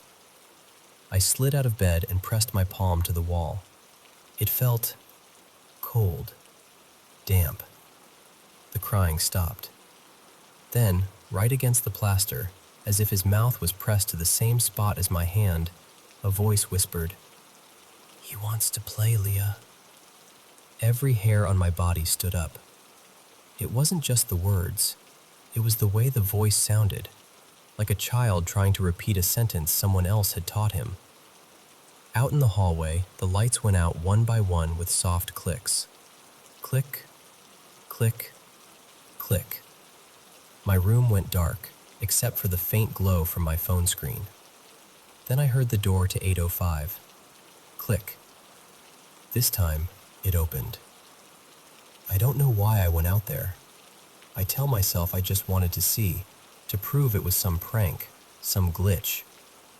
But that's a lie. The truth is, when something reaches for you from the dark, some part of you reaches back. I opened my front door. The hallway was almost pitch black.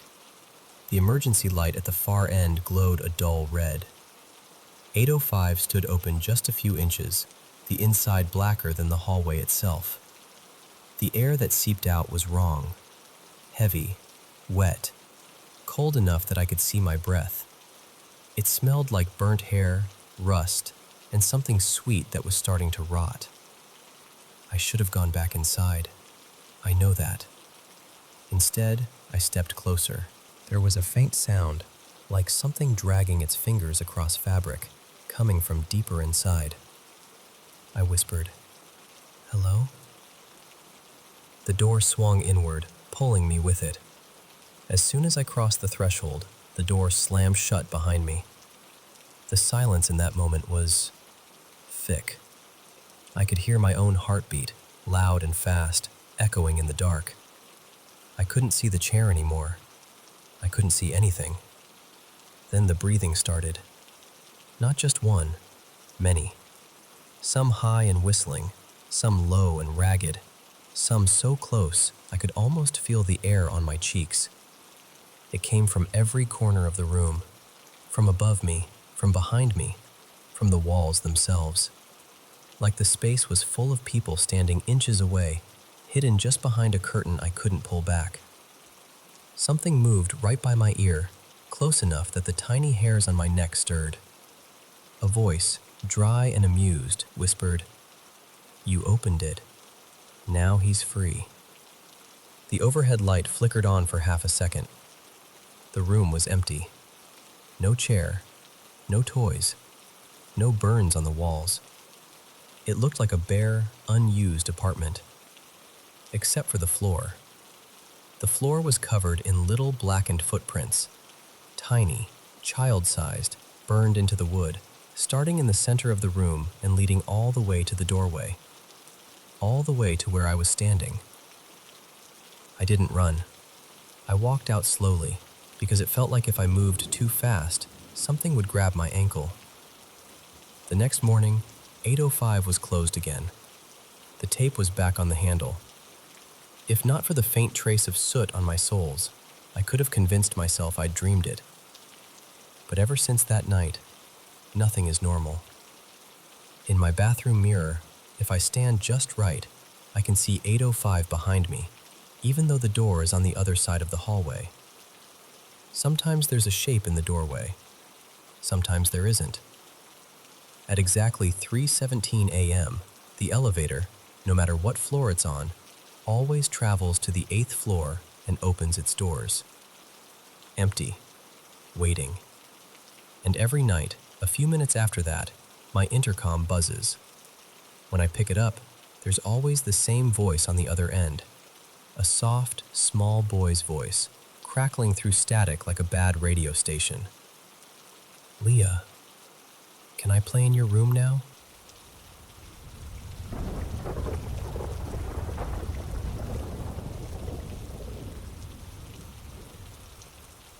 So, I kind of did this to myself.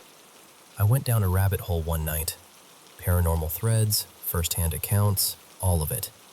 And I got this itch like, fine, I should probably add mine too. And even saying that out loud makes me feel ridiculous, because I'm one of those people whose brain immediately tries to rescue me with logic. Like, okay, cool story, but where's the evidence? My background's in philosophy, so the skeptical, empirical voice in my head is always hovering, ready to slap a natural explanation sticker on everything. But at the same time, I don't know, some stuff sticks to you, and maybe putting it out there helps. Maybe somebody hears it and goes, "Oh, yeah, I know what that is." Or maybe it just helps to say it plainly instead of carrying it around like some embarrassing secret. All right, I've moved a bunch, so I'll go in order, by place, by time. And I'm starting with the one that shaped all the others. The fixer-upper house, late 90s to mid-2000s. We moved into this house when I was basically a newborn. My dad was a physician, and we landed in this small Midwest town that had this old French settler history, one of those places where the streets feel quieter than they should. The house was too much house. Dead center of town, and it was the biggest place on the block by a mile. Not ancient by European standards, but for where we were, it was old. Like generations and weird remodels layered on top of each other old. Later I found out it was well over a century. My mom nicknamed it the fixer-upper because we were constantly repairing something. Roof stuff, pipes, a door that never sat right. Always a project. But even as a kid, I had this feeling she was covering. Like that name was a joke you could laugh at instead of saying, "This place scares me." Here's the strange part. I can't point to a first incident. We moved in when I was too young to remember a before. So my earliest awareness of life already included this constant background sensation of being watched. And I learned this little survival habit that still makes me cringe to admit. If I had to go down a hallway alone, I wouldn't look up. I'd do this tunnel vision thing, eyes on the carpet, on the baseboards, so I wouldn't accidentally catch a reflection in a mirror or see something in a doorway. I'd grab whatever I needed and run back like my feet were on fire. One of my clearest early memories is so mundane, which almost makes it worse.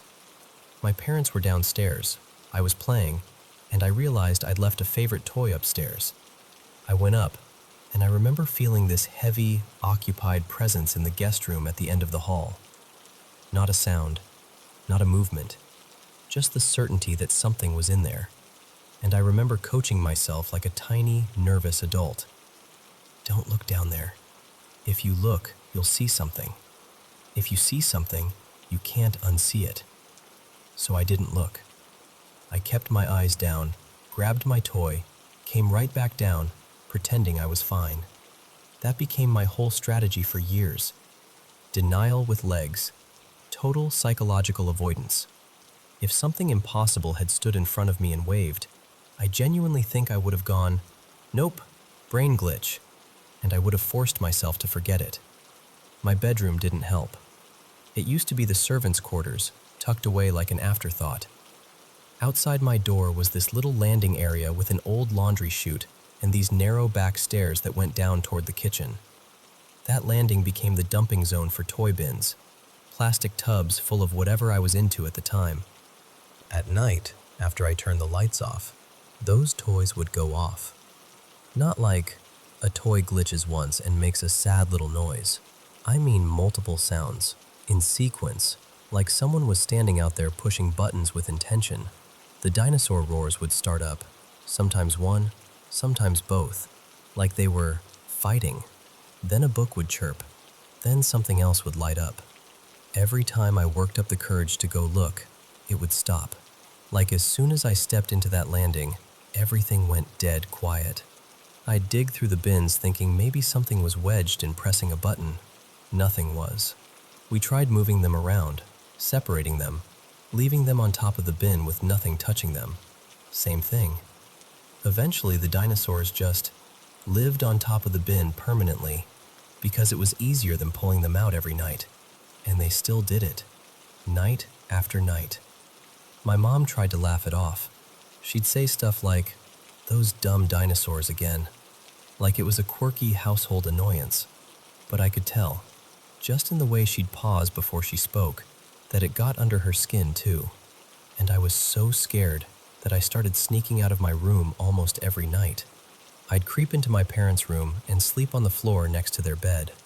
I'd wedge myself facing the bed frame or the side of a chair, anything so I wouldn't have to stare into open space. They would catch me sometimes and get mad, like, "Go back to bed, you're fine," but I didn't care. The floor in their room felt safer than my bed ever did, because in my kid logic, I had this belief that if I ever really looked, if I ever met whatever was there head on, then something would finally happen and my denial would break. And once denial broke, I didn't know how you kept living in that house. Okay, fast forward a few years.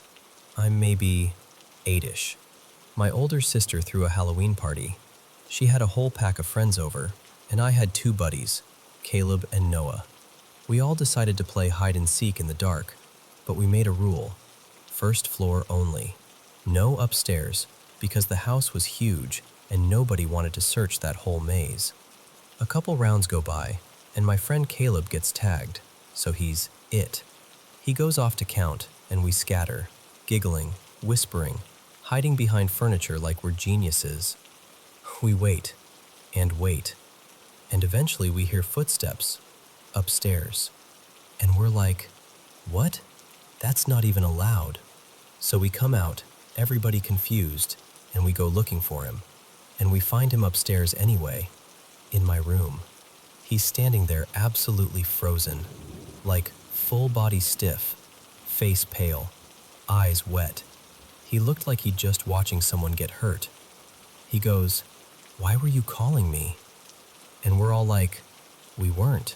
He swore someone had been calling his name, not yelling, not joking around, just a voice, close enough to follow, saying, "Caleb, come here, Caleb."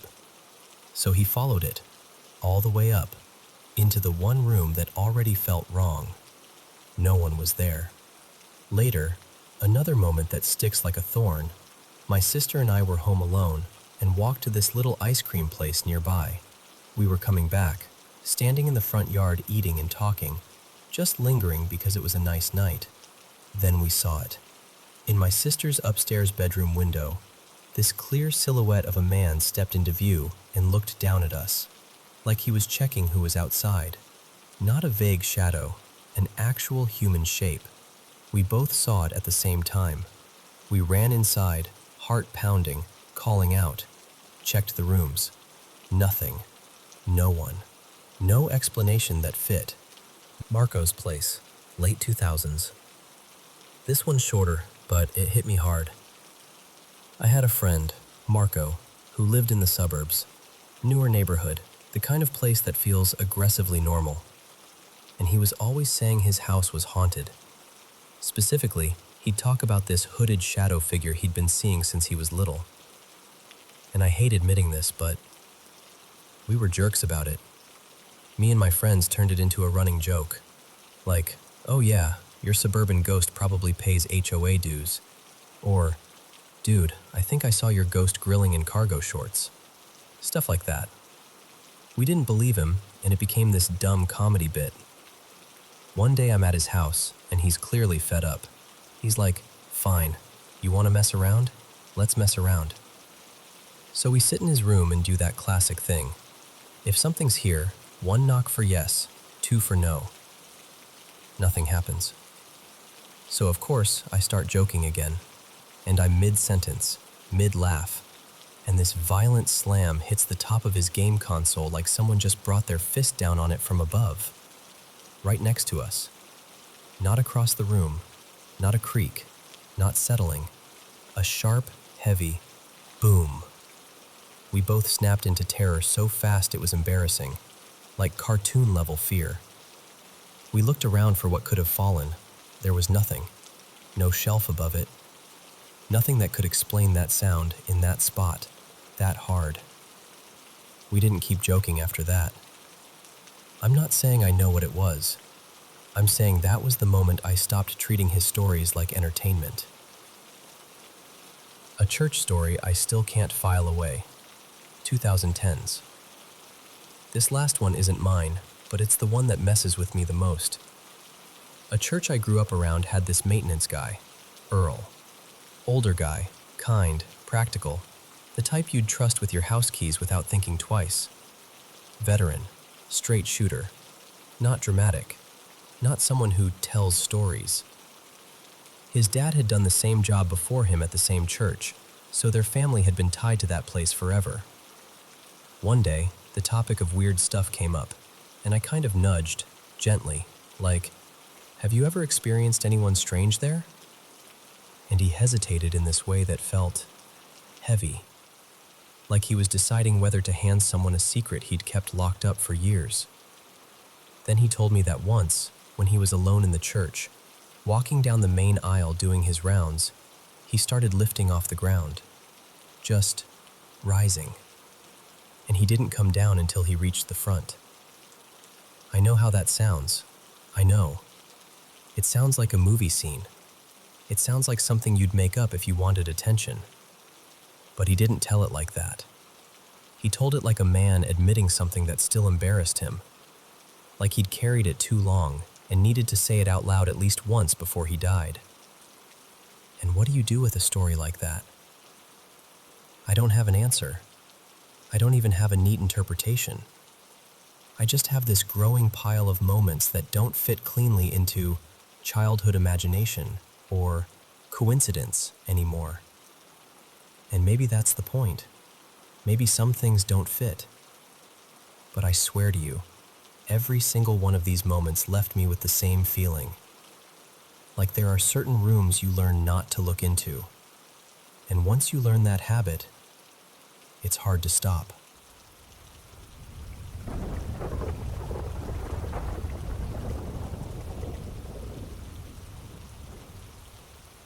So, this all happened about 12 years ago.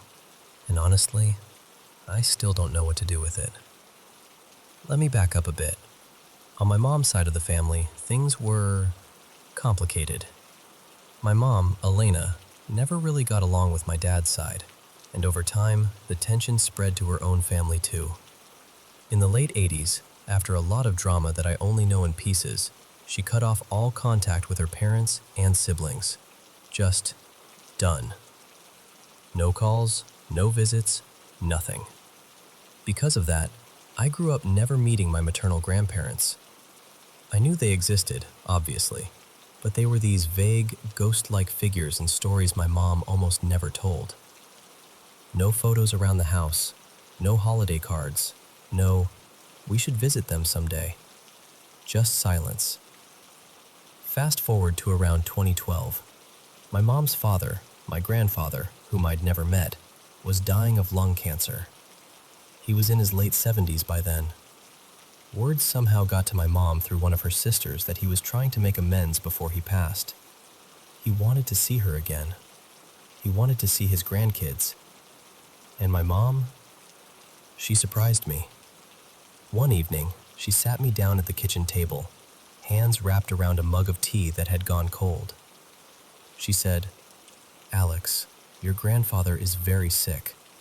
He doesn't have much time left. He wants to see me, and he asked if he could meet you." I could see the war going on in her face. Part of her was still that hurt daughter from the 80s, but another part of her was a tired woman who didn't want to carry old grudges anymore. She said, "I'm going to go. I think I need to. But whether you come or not, that's up to you. I won't force you."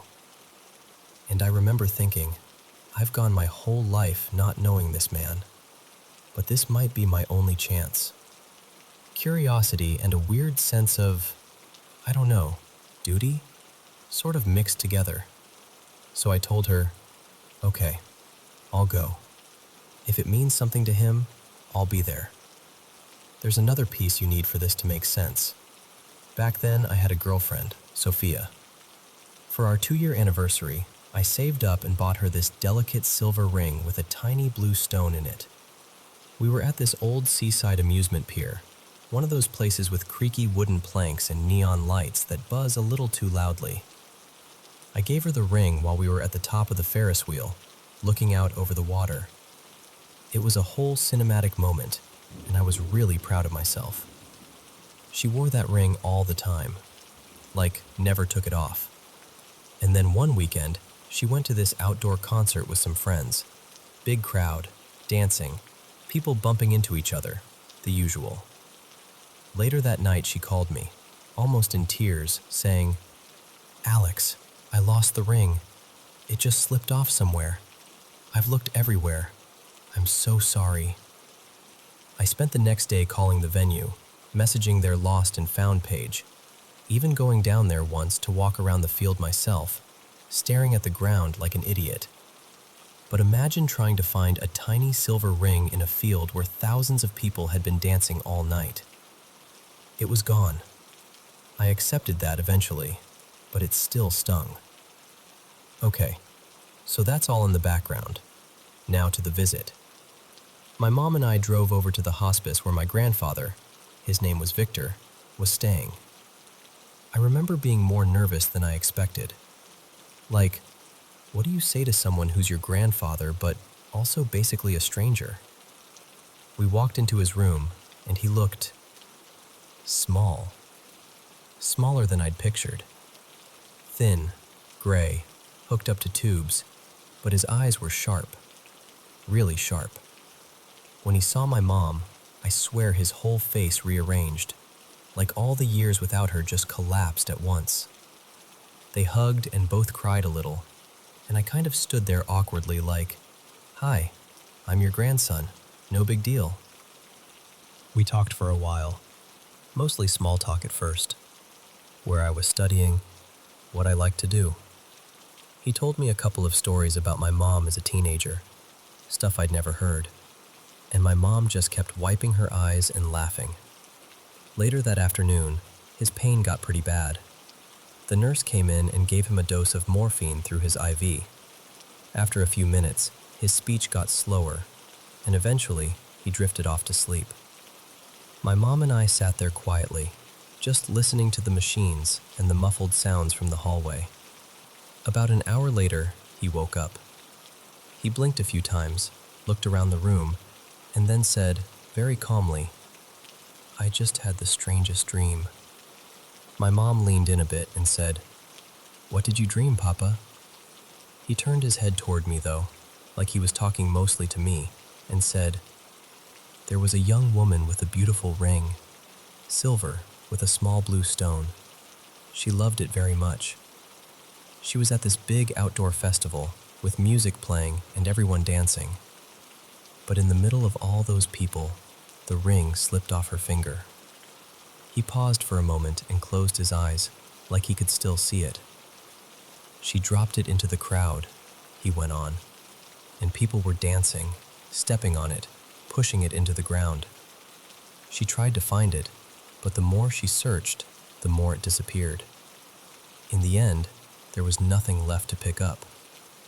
My mom and I just stared at each other. She knew about Sophia's ring. She knew where it had been lost. But we had never told anyone in her family any of that. There hadn't even been contact with them. No phone calls, no mutual friends, nothing. I kind of laughed, but it came out shaky. I said something like, "That's oddly specific." Inside, though, I felt this cold shiver run down my spine. We tried to shrug it off as a coincidence. Strange, but still technically possible, right? Plenty of people lose rings. Plenty of people go to concerts.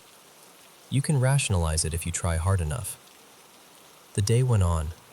Sometimes he would drift off mid-sentence, then wake up and pick up the conversation like nothing had happened. At one point, he started talking about the man with the cape.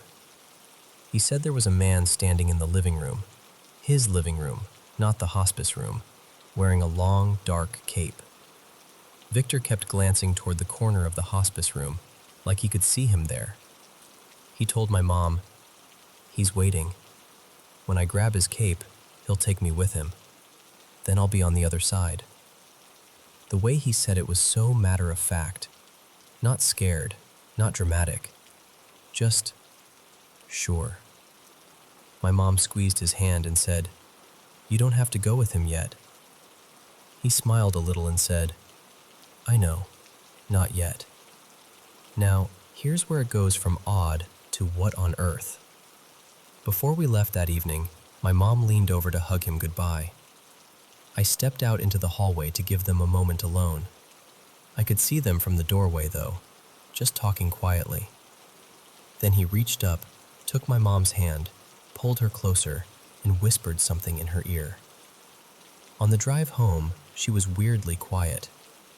I figured she was just emotional from seeing him again after so many years. Finally, halfway down the highway, she said, very softly, "Victor knew something he shouldn't have known." I asked, "What do you mean?" She took a deep breath and told me what he had whispered. He'd said, "Don't let your husband die on that highway. Don't let him end his life there. It won't solve anything. He's stronger than that. Please, remind him. Tell him I said so." Now, you have to understand something. About 10 years earlier, when I was still a kid, my dad had gone through this horrible period at work. The company he worked for manipulated a situation after his own father died and basically tried to push him out while he was grieving. He was exhausted, burned out, and felt completely trapped. Only my mom and my dad knew about that moment. They never told my grandparents on either side. They never told friends. It wasn't some family story that got passed around. It was a secret pain shared by two people and buried.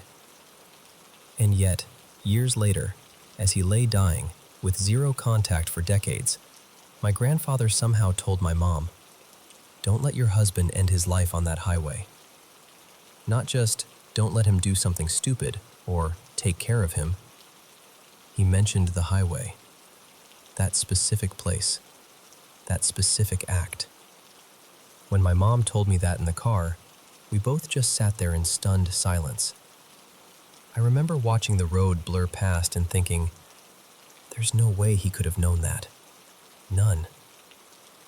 We tried to reason our way out of it. Maybe he guessed.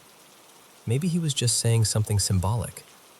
Maybe it was all morphine-induced rambling and we were connecting dots that weren't there. But then there was the ring, the concert, the color of the stone. Too many details, too specific. Even now, I don't know what to call it. A coincidence?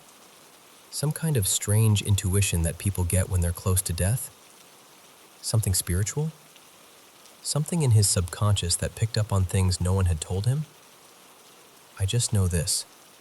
We had no contact with that side of the family for decades. There were no shared stories, no social media stalking, no quiet phone calls between relatives filling him in. And yet, in one single day, he spoke about two events he should never have known anything about. A lost ring at a crowded festival, and a silent, terrifying moment on a highway 10 years earlier. And in the middle of all of that, he kept talking about the man with the cape, waiting patiently to walk him to the other side. I still don't fully understand what happened in that room, but I think about it a lot. And every time I'm on that highway with my dad in the passenger seat, or at some crowded event where people are dancing and something small could get lost under their feet, those words come back to me. My grandfather's voice, quiet but certain. He's stronger than that. Don't let him end his life on that highway. Some things you just carry with you, even when you can't explain them.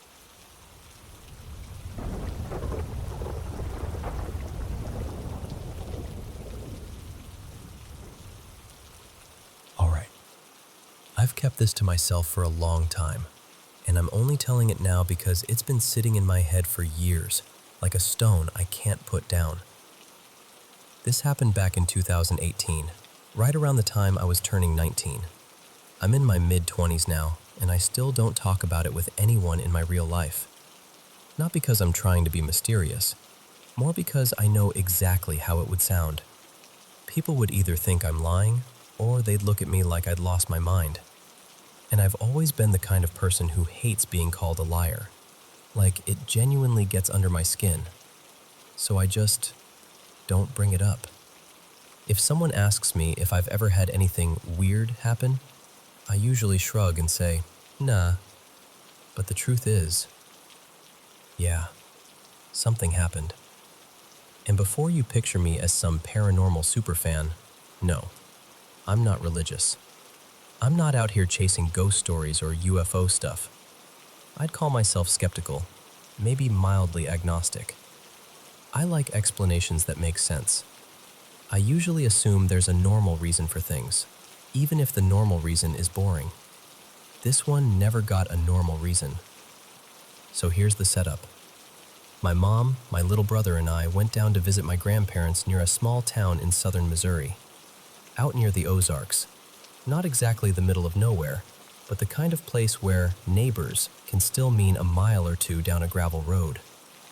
My grandparents had this house tucked into the hills, and we were staying in a little camper a short walk from their place. One afternoon, a few hours before dusk, I decided to take their four-wheeler out. I'd ridden around the property before, but that day I wanted to go deeper, follow the trail that locals used for horses and ATVs. My grandpa told me, "You can't really get lost. It's basically one main route." So I filled it up, found the trail, and headed out. At first, It was perfect. Trees swaying, birds going nuts, insects buzzing. Just that living, breathing sound the woods have when everything's doing what it's supposed to do. I rode for a while, longer than I meant to. By the time I checked the gas, I was thinking, okay, I should turn around soon. But the trail was narrow, and I needed a wider patch to do a proper U-turn. So I kept going, scanning for a clearing. And then, it happened. All the sound stopped. Not faded, not quieted down. Stopped. Like someone hit a switch. No birds, no bugs, no wind in the leaves. Nothing. It was so silent it didn't feel natural. The only sound left was the four-wheeler's engine, and even that sounded wrong, like it didn't belong in the world anymore. I got full-body goosebumps so fast it was like my skin decided before my brain did. Something's off. I kept rolling forward slowly, and as the trail dipped down a slope, I saw it. A deer, or something shaped like one. It was standing right in the middle of the path, maybe 40 or 50 feet ahead. And I swear to you, 1 second it wasn't there, and the next second it was. This thing was huge. Not big deer huge, wrong huge. Like the proportions didn't add up. And the antlers, I don't even know how to describe them. They weren't like normal antlers. They looked tangled, like branches or roots, all spindly and twisting, like something that grew instead of something that shed and regrew. But the worst part was the eyes. They were black, not dark brown, not shadowed, black, like holes. And it didn't move. It just stared at me like it had all the time in the world. Then the wind started up again, just a little. But it didn't sound normal. It sounded like the trees were whispering, or like the wind was carrying something that wasn't words but still meant something. And I got this feeling, clear as a command. Leave. Don't come back. Nobody spoke. Nothing said it out loud, and was just pressed into me. You know that feeling when someone is furious at you in another language, and you don't understand the words, but you understand the message? It was like that, except it was the woods themselves telling me. And in that moment, I didn't care how crazy it sounded. I listened. I tried to turn the four-wheeler around right there on the narrow trail, and I almost dumped it. The edge dropped off into this nasty slope, and I remember the thought flashing through me. If you flip this thing, you're done. But I somehow whipped it around, slammed the throttle, and took off back the way I came. And the silence stayed. That dead, sealed silence. Like being inside a soundproof box, except I was flying through a forest that should have been roaring with life. I drove like an absolute maniac. Too fast for the turns, too fast for the drop-offs. I wasn't thinking about safety.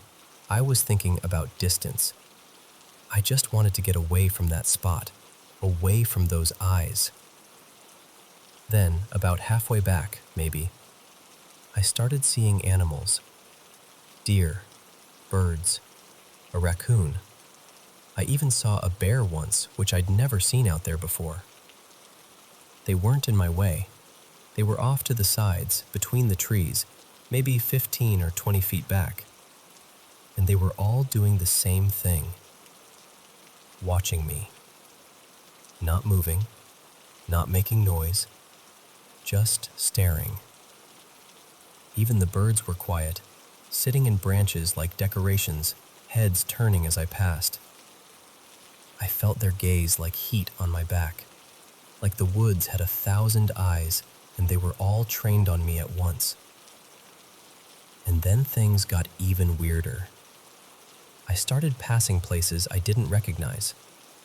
The trail was supposed to be one straight route, no turnoffs, no side paths. But suddenly the trees looked different, thicker, older, moss hanging off them. The ground looked darker. I saw this one massive tree, covered in moss like it belonged in a fantasy movie, and I remember thinking, there's no way I wouldn't have noticed that on the way in. Even my tire tracks were gone in places, like the earth had smoothed itself back over. I had this cold panic rising in my stomach, like, did I somehow leave the trail? Did I miss something? But it didn't make sense. I couldn't have. So I just kept going. I refused to stop. I refused to turn around. I didn't want to give the woods a single extra second of me. And then, just as suddenly as it changed, the trail looked normal again. The familiar trees came back. My tracks reappeared. The world snapped back into the version I recognized, and I don't know how else to say it except it felt like I'd been pushed through a place I wasn't meant to be, and then allowed back out. Not long after that, the wind returned, and it had that same strange, almost language sound. But this time it felt different. Less warning, more like encouragement. Like, yes, keep going. You're doing the right thing. I finally reached the trail entrance where it met the road in a big Y shape. The branch I'd taken was on the right. Another trail went left, and the bottom of the Y led back toward my grandparents' place. I pulled out onto the shoulder of the road and, I swear, the silence slammed back down again. I turned my head toward the entrance. The same animal, standing just inside the trees. Only this time it moved, stomping one hoof, tossing its head like a horse, antlers shifting like a living crown of twisted wood. And again I got that message, heavy and unmistakable. Don't come back. Then it stepped into the trees and vanished behind them. A few seconds later, like someone released the world, the birds started singing again. Bugs buzzed, leaves rustled. Normal sound rushed back in so fast it almost made me dizzy. I sat there shaking, staring at the trail like it was a doorway I'd barely escaped. On the ride back to my grandparents' place, I passed a local guy on one of those utility ATVs. He gave me a friendly wave, and I waved back, but I remember thinking, probably because I was already freaked out, that his face had this look like he knew, like he'd seen people come out of those woods before, looking the way I looked.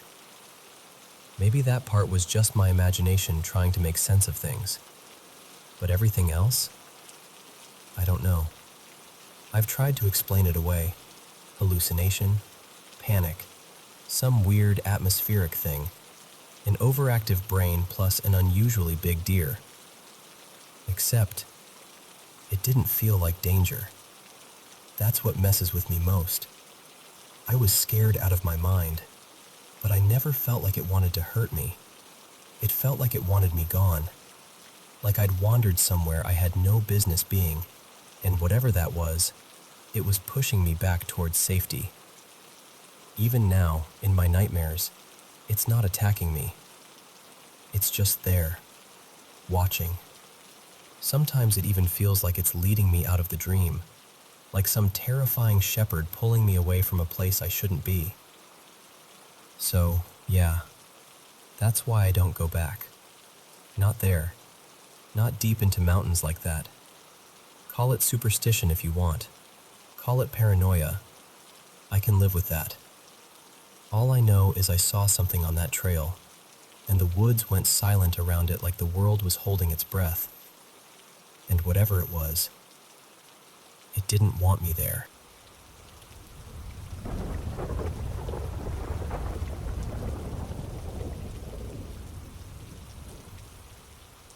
You know how some things happen when you're a kid?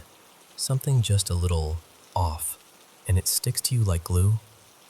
This is one of those things for me. I grew up in India, in one of those big company housing colonies, gated, kind of its own little world. There were rows of quarters, neighbors who felt like family, and flat rooftops you could actually walk on. Terraces are normal there. Kids run wild in the evenings, and everyone knows everyone. I was about 9, maybe 10. Back then, we didn't have activities the way kids do now. After school, we'd dump our bags, eat something quick, and then we'd be outside playing until it got dark. One afternoon, though, my school let out early, half day. I came home around 1. My parents were both at work, and my older sister, Mira, was still at school. The house key was with the neighbor, like it always was. I grabbed it, let myself in, ate lunch, locked up again, and went out looking for someone, anyone, to play with. But most kids were still in school. The only one hanging around was this older guy from a couple houses down, Arjun. He was, I don't know, maybe 6 or 7 years older than me. He wasn't a kid. He'd talk to me like I was a person, like I mattered. He'd tell me little life things, random advice, stories, stuff I thought was so grown up and interesting. I waved. He came over, and I remember saying, "Want to sit inside? I can unlock the door." And Arjun goes, "Nah, let's go up to the terrace." Now, in our quarters, you could reach the terrace stairs from the back without going through the house. It wasn't weird, just convenient. Then he says something that, looking back, makes my stomach tighten even now. "Let's wait for my friend. He'll come too." So we waited. It was around 2:30 when his friend arrived. Arjun called him around to the back of my house. And this is where it gets hard to explain, because I can still see him in my head. His name, at least what Arjun called him, was Rafi. He was thin, really thin. He walked using 2 crutches. He had this permanent smile, like his face just lived there. He'd speak in the local language with Arjun, not Hindi, and he didn't really talk to me. He mostly just looked at me and smiled, like he knew me, like we had a joke I wasn't in on. The 3 of us went up to the terrace. We barely lasted, because it was roasting hot, that dead afternoon heat where even the air feels heavy. After a few minutes, Arjun said we should go down. So we hurried down first, me and Arjun, because we didn't have crutches slowing us. But Rafi, he came down slowly, and I still remember the sound. Tick, tick, tick. Crutch tips on the steps, steady, patient, like a clock. Our staircase had a landing halfway up where it turned back on itself, so you couldn't see someone until they rounded that bend. Me and Arjun were waiting at the bottom, listening. Tick, tick, tick. Then Rafi appeared at the halfway turn, looking down at me, smiling like he'd been smiling the whole time. Arjun walked off toward the front. I followed a second later, unlocked the door to grab water, like a polite kid, and by the time I came back out with a glass, they were gone. And honestly, for the next couple days, life was normal.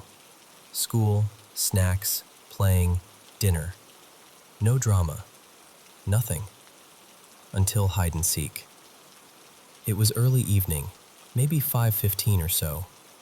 There were 4 or 5 of us playing. Me and my friend Kunal decided the best hiding spot was my terrace. I told him, "You go all the way up. I'll stay near the stairs so if someone gets caught, the other can run." So Kunal went up. A while later, the seeker gave up and shouted out, "Okay, everyone out."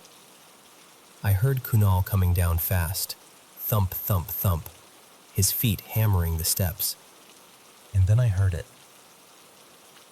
Tick, tick, tick. I froze, because it wasn't Kunal's footsteps. It was that same, slow, careful rhythm. And my brain tried to save me, you know? It tried to be logical. I told myself, it's wind.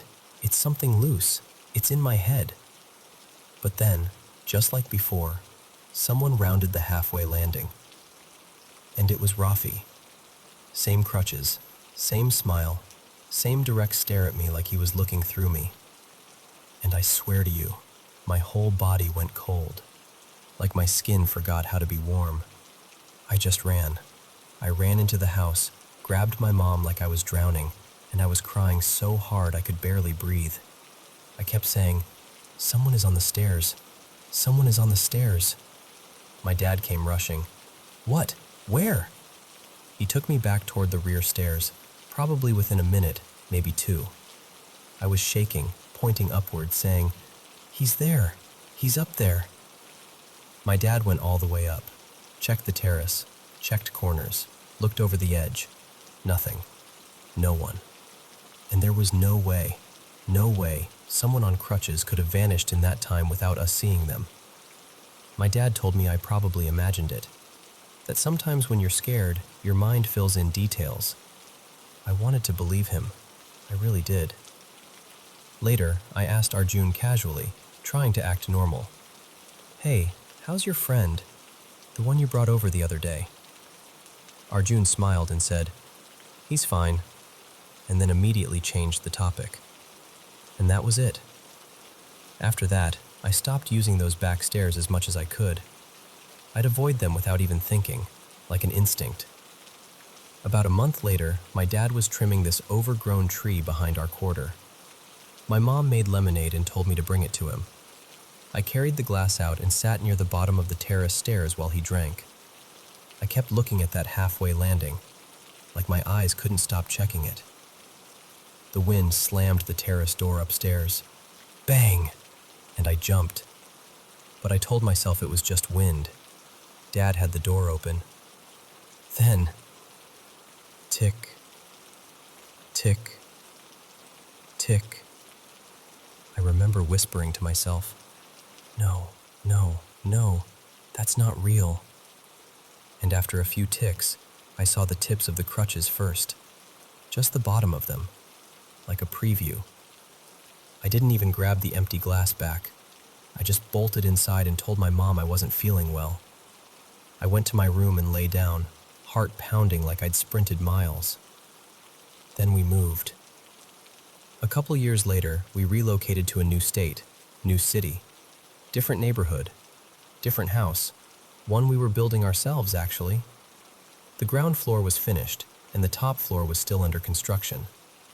We had these side stairs leading up, and then another set to the terrace. I started going up to watch sunsets because the view was beautiful. For a while, everything felt clean, new, like maybe I'd left the fear behind. Then one evening, around 5 again, I was sitting midway on the stairs, just staring out at rooftops, thinking about nothing. And I heard it. Tick, tick, tick. Not loud at first, almost like my brain was remembering before my ears were hearing. But it got clearer. I didn't wait. I just ran down and locked myself inside, telling myself, "Okay, this is it. I'm having delusions. Something's wrong with me." That night, I mentioned the old colony to my mom. I brought up Arjun, just casually, and his friend who used crutches. My mom got quiet for a second and said something like, "Oh, I remember hearing that one of his disabled friends passed away. It was a big deal there. He was young." And I remember sitting there thinking, no, please no. Because if that was true, then who did I see on the stairs? One day in college, I broke my own rule without realizing it.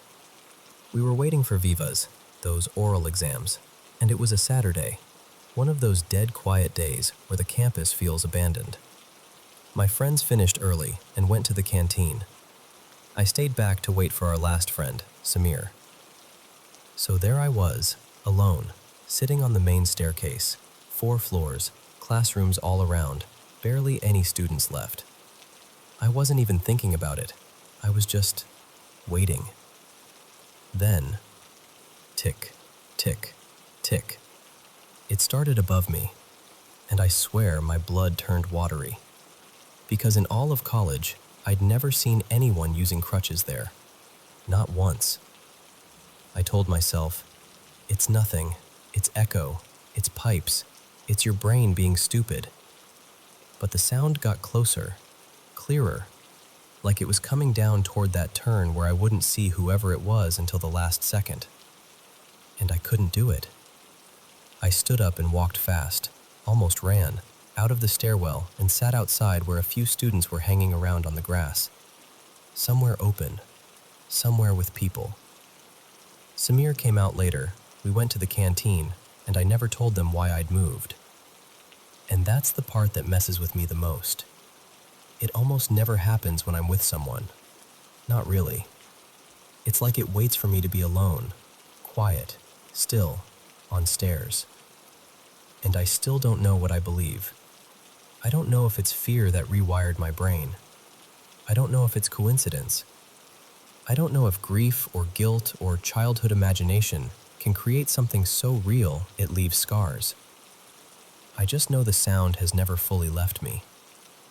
Tick, tick, tick. And I don't think I've ever had the courage to stay seated long enough to find out what happens if I don't run.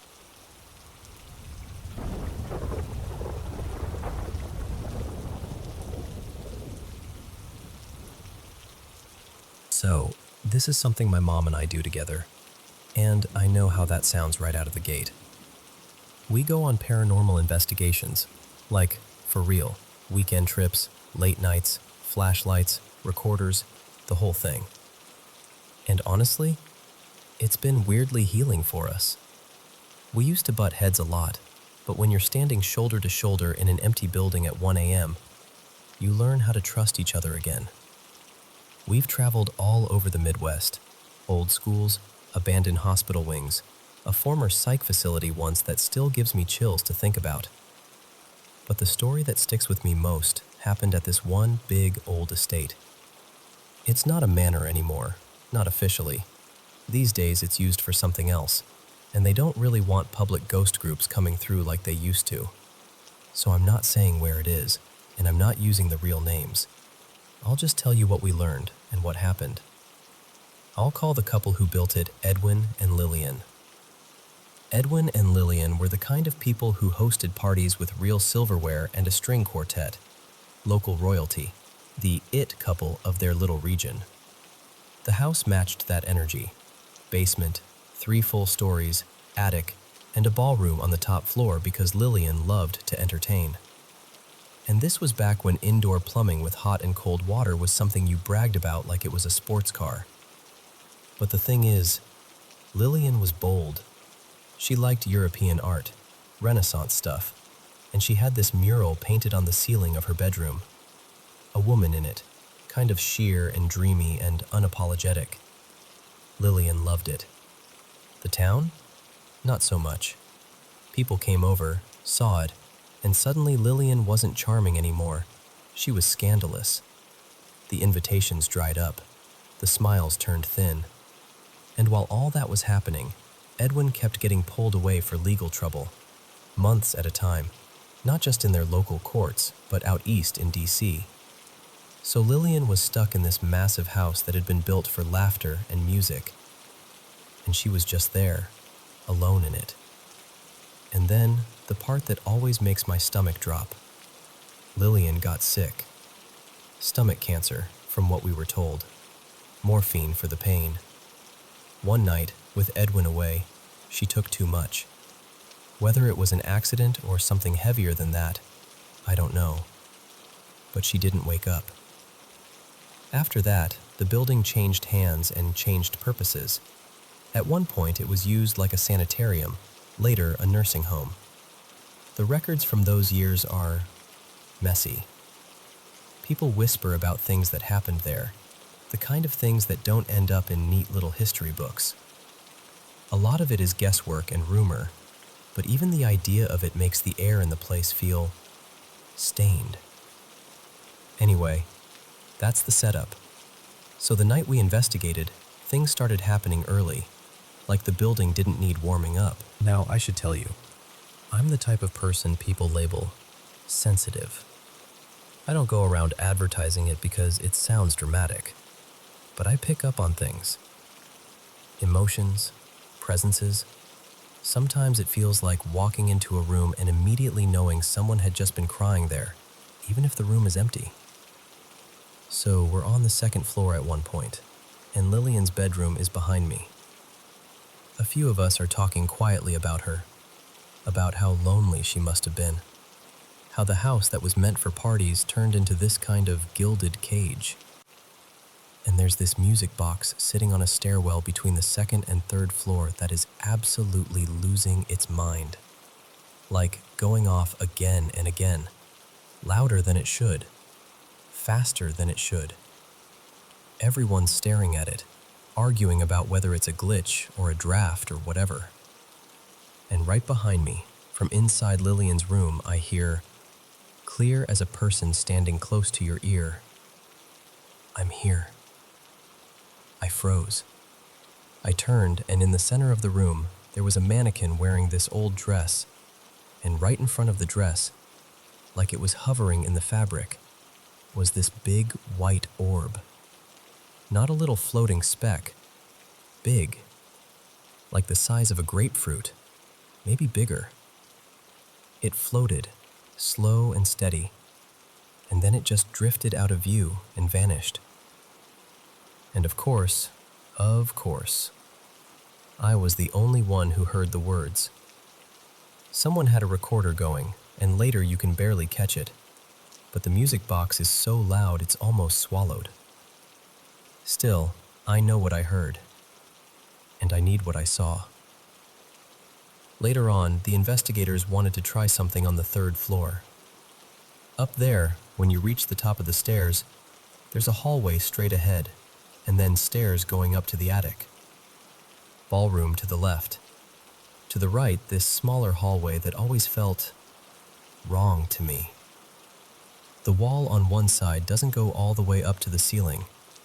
There's this open gap at the top, like 2 or 3 feet of space where you can see over into the next area. It shouldn't matter, but it does. Something about it makes you feel exposed. They decided to sit me there alone, blindfolded, noise-canceling headphones, spirit box in my hands. Everyone else went down to the second floor to ask questions, and I was basically supposed to be a human antenna and listen. Apparently, they'd tried it earlier with someone else and gotten almost nothing. With me, it was like somebody turned on a faucet. Answers came fast. Dates, times, how many people were in the house, who they wanted to talk to. One voice got sharp and annoyed when a certain investigator spoke, like immediately reacted. And the weirdest part? They told me later that my voice changed while I was answering, like I'd shift tone and cadence depending on what was coming through. I don't remember doing that, but I believe them. My mom's not the kind of person who makes things up to be spooky. It was supposed to last maybe 5 minutes. It went on for almost 20. Every time they'd say, "Okay, we're pulling her out," the spirit box would spit out something like, "Not yet," or "We're not done." And I know that sounds like a horror movie line, I know. But that's the truth of it. We left. Got food somewhere like people do after something intense. Tried to joke about it. Tried to come down from the adrenaline. And I thought that would be the end of it. It wasn't. About 6 months later, I started dreaming about that estate. And not vague dreams, specific. Like my brain had a map. In the dream, I'd pull up to the building and immediately recognize it. I'd walk through the entrance, past displays on the first floor, mannequins dressed in old outfits, hats in glass cases. Then I'd start up the stairs toward the second floor, and at the landing, there's this mirror. In the dream, I always stopped there, and I would just stare into it, waiting, like I knew something was supposed to step out. Then I'd end up in Lillian's bedroom, and she'd be there, this woman, head tilted slightly like she's trying to understand something that doesn't make sense.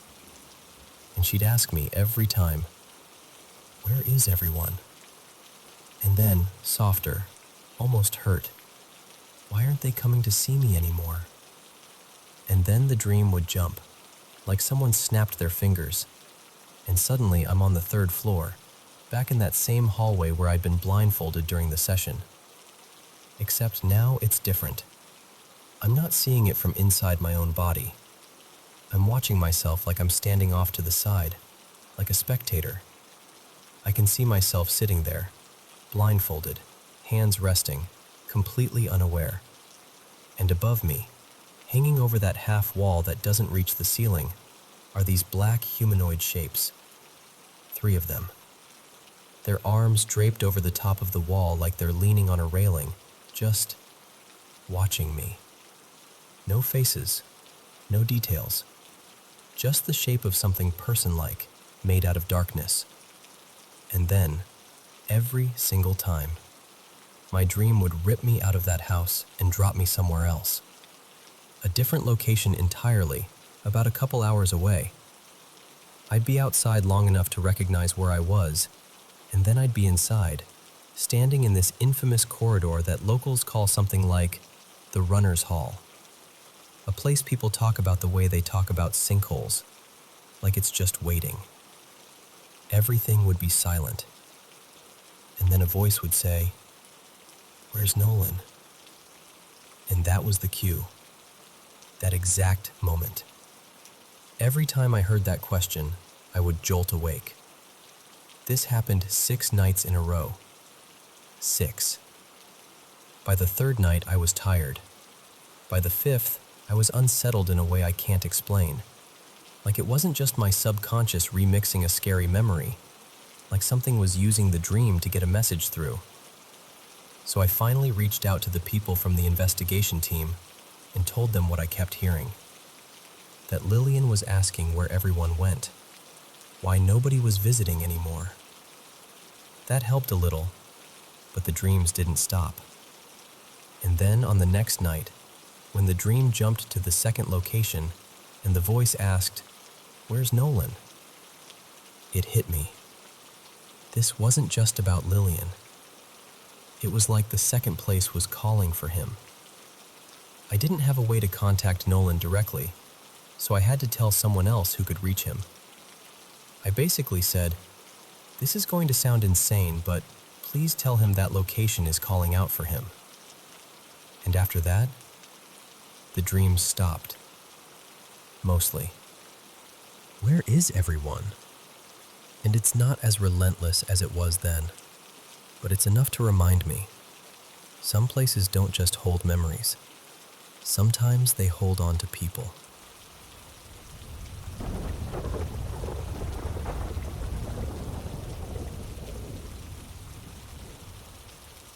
So, this one is my Uncle VJ and Aunt Lutha's story. They still bring it up every time the family gets together, you know? It'll be late, everyone will have eaten, kids are half asleep, and someone will say, "Are VJ chacha, wo purana ghar wala kissa sunaiye?" And he'll pretend he's tired, but he always tells it. This happened in 2001, just after they got married. At that time, they were really starting from scratch. One second-hand scooter that coughed more than it ran, 2 metal trunks with all their clothes and utensils, a small black and blue TV, and a few plastic chairs. That's it. My uncle had just got a government job in Lucknow, and they rented a small house just off the Lucknow-Kanpur road, near Banthra side, maybe 3 kilometers from his office.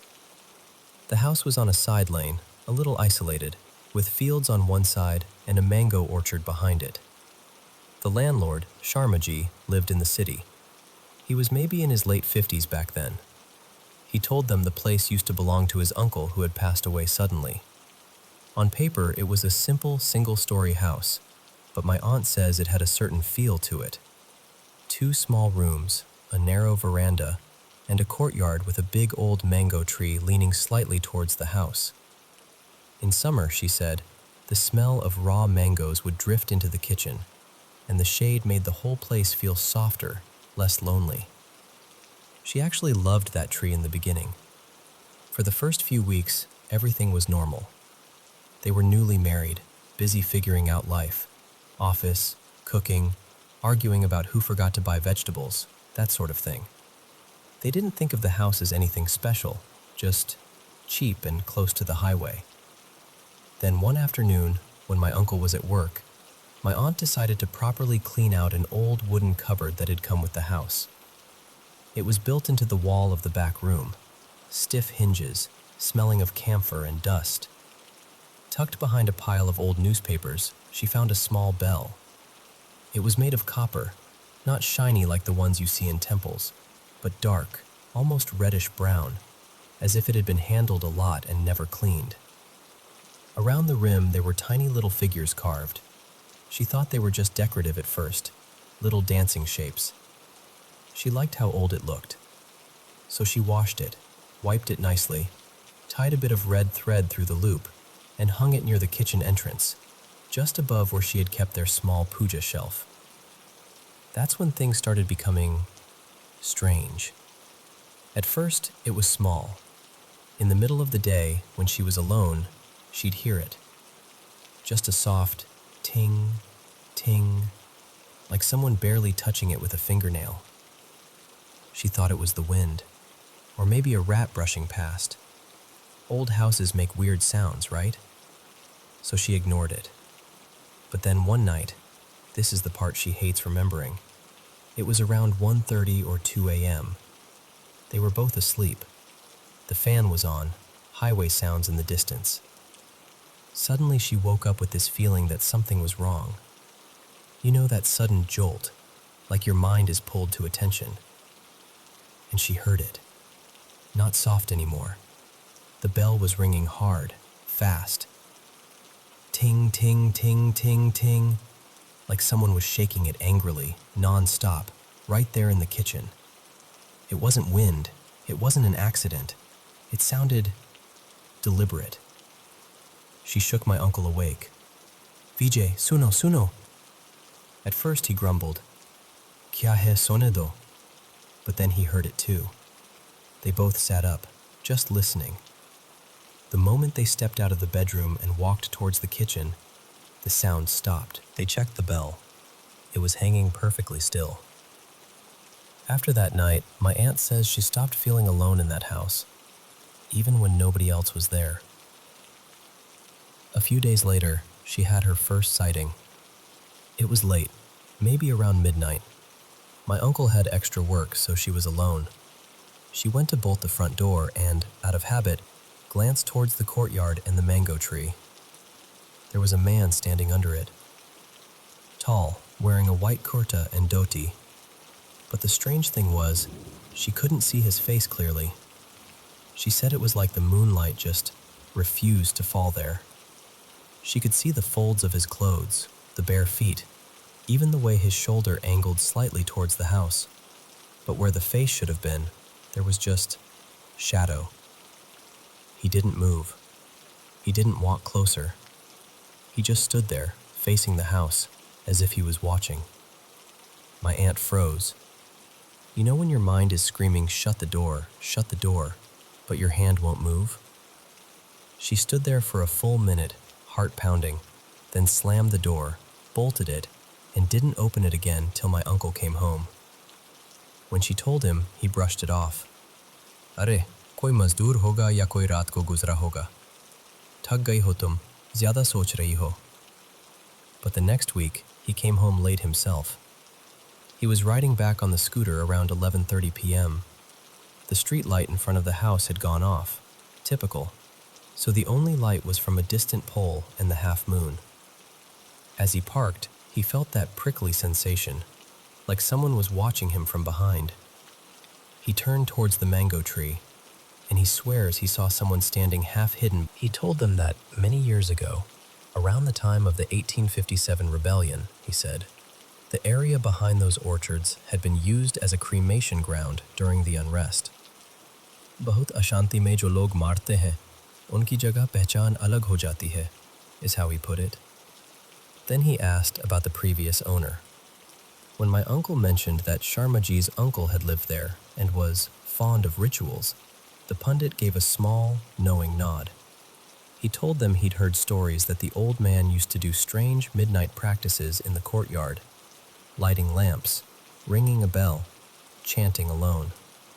The pundit did a havan right there in the courtyard that afternoon.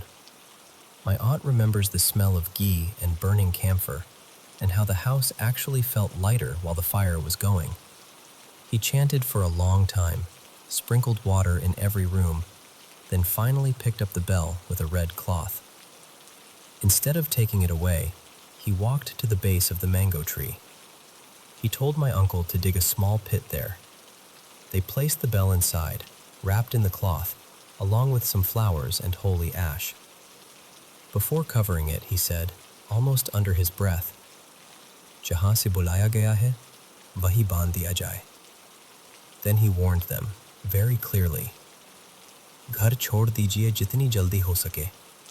कुछ चीज़ें सिर्फ घास फुसल नहीं, जगह से जुड़ी होती है." That night, they didn't sleep properly. It was quiet for a while, and they started to think maybe the ritual had worked. Then, around 3 a.m., my aunt woke up again. No sound, no reason, just that same tight feeling in her chest. And then they heard it. Not the bell this time. It was the sound of digging. Outside, near the mango tree. A slow, rhythmic scrape. Tuck, scrape, tuck. Like someone dragging a spade in the soil and dropping it. My uncle got up, went to the window that opened towards the courtyard, and very slowly pulled the curtain aside. He told us that till the end of his life, he won't forget what he saw. There was no one there, but the soil under the mango tree, right where they had buried the bell, was moving, as if something underneath was pushing up, trying to come out. The earth rose a little, then fell, then rose again. There was no wind, no animal, nothing visible, just that horrible sight of the ground shifting on its own. And faintly, very faintly, he heard a bell ring once. Just once. He shut the window so fast he almost broke the latch. By morning, when they went out with the neighbor, the ground was flat. Completely smooth, as if no one had dug there in years. No loose mud, no marks, nothing. Within 3 days, they had packed their things and left that house. My uncle took a room in a crowded colony closer to the city, and even though the rent was higher and the place was noisy, they both said they slept better. A few years later, when the highway was expanded, that whole cluster of houses was demolished. The spot where their house stood is now somewhere near a petrol pump, if you go by their rough memory. But here's the thing. Truck drivers who regularly drive that stretch still tell stories. You know how highway tales travel, chai stalls, dabas, late-night gossip. Some say that on certain hot April nights, when mango season begins and the air smells a little sweet, they see a man in white walking along the edge of the road near the old orchard line. Tall, slow steps, head slightly lowered. They say sometimes they hear a faint ting, ting of a bell, even though there's no temple around, no village close by. But every year, when April comes and the first mangoes appear in the market, if he has to travel between Lucknow and Kanpur, he quietly adjusts his route. He'll take a longer way or an earlier bus, anything to avoid that particular stretch. And at home? If anyone ever takes out a brass or copper bell near him, during Diwali, during puja, even just to admire it, he smiles politely, makes some excuse like, "Chai dekh ke aata hoon," and leaves the room. He never looks at the bell, and he never, ever stays in a house that has a mango tree in the courtyard.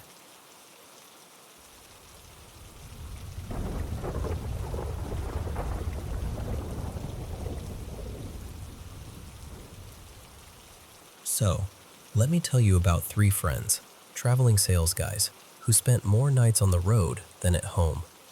Back then, they were always bouncing between provinces for work. After a long day of pitching products and chasing orders, they had this routine: find somewhere to eat, have a few drinks, laugh a lot, then crawl back to the hotel and do it all again the next day. The three of them were named Korn, Jai, and Neron, and on the night this happened, only Neron stayed sober.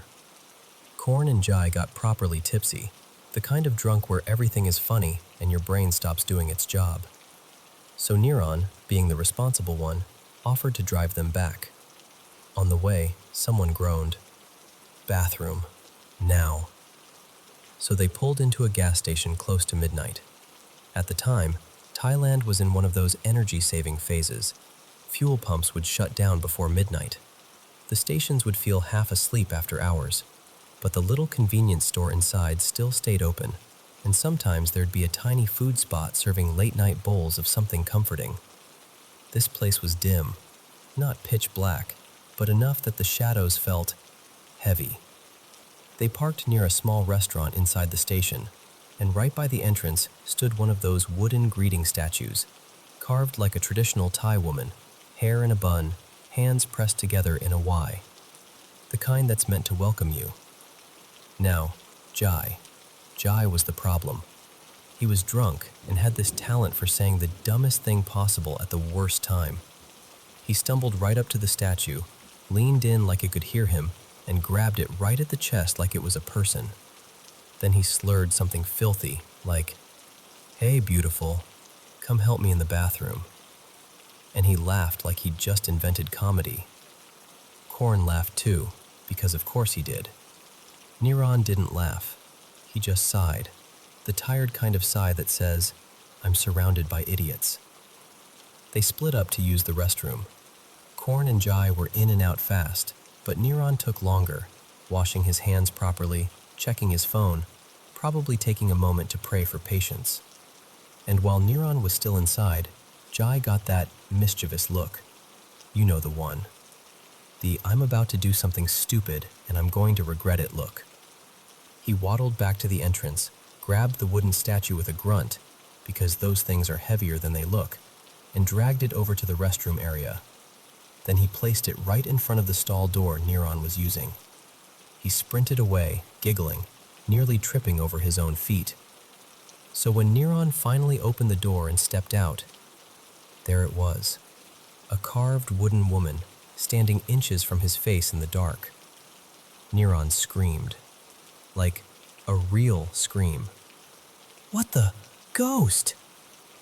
And Korn and Jai lost it. They were bent over, wheezing, tears in their eyes, slapping the wall like it was the funniest thing they'd ever seen. Once Neron realized what it was, his face went tight with anger.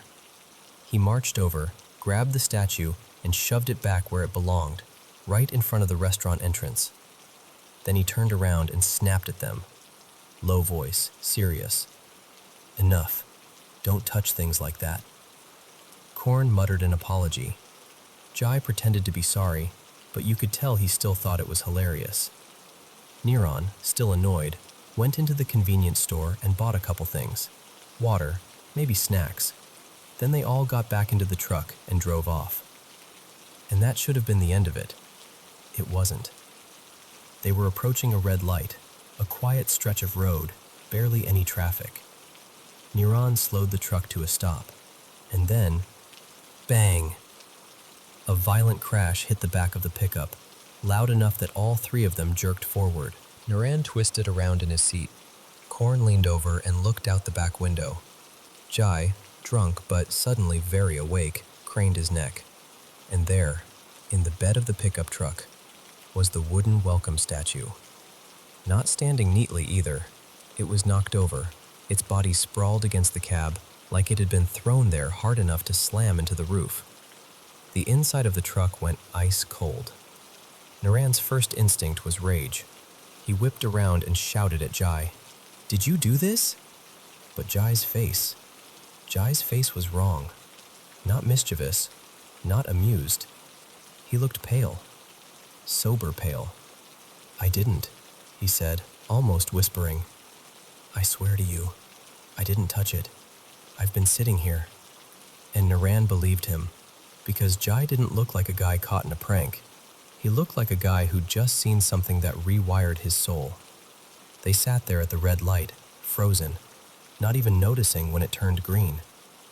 Finally, Naran said the only thing that made sense, even though it made no sense at all.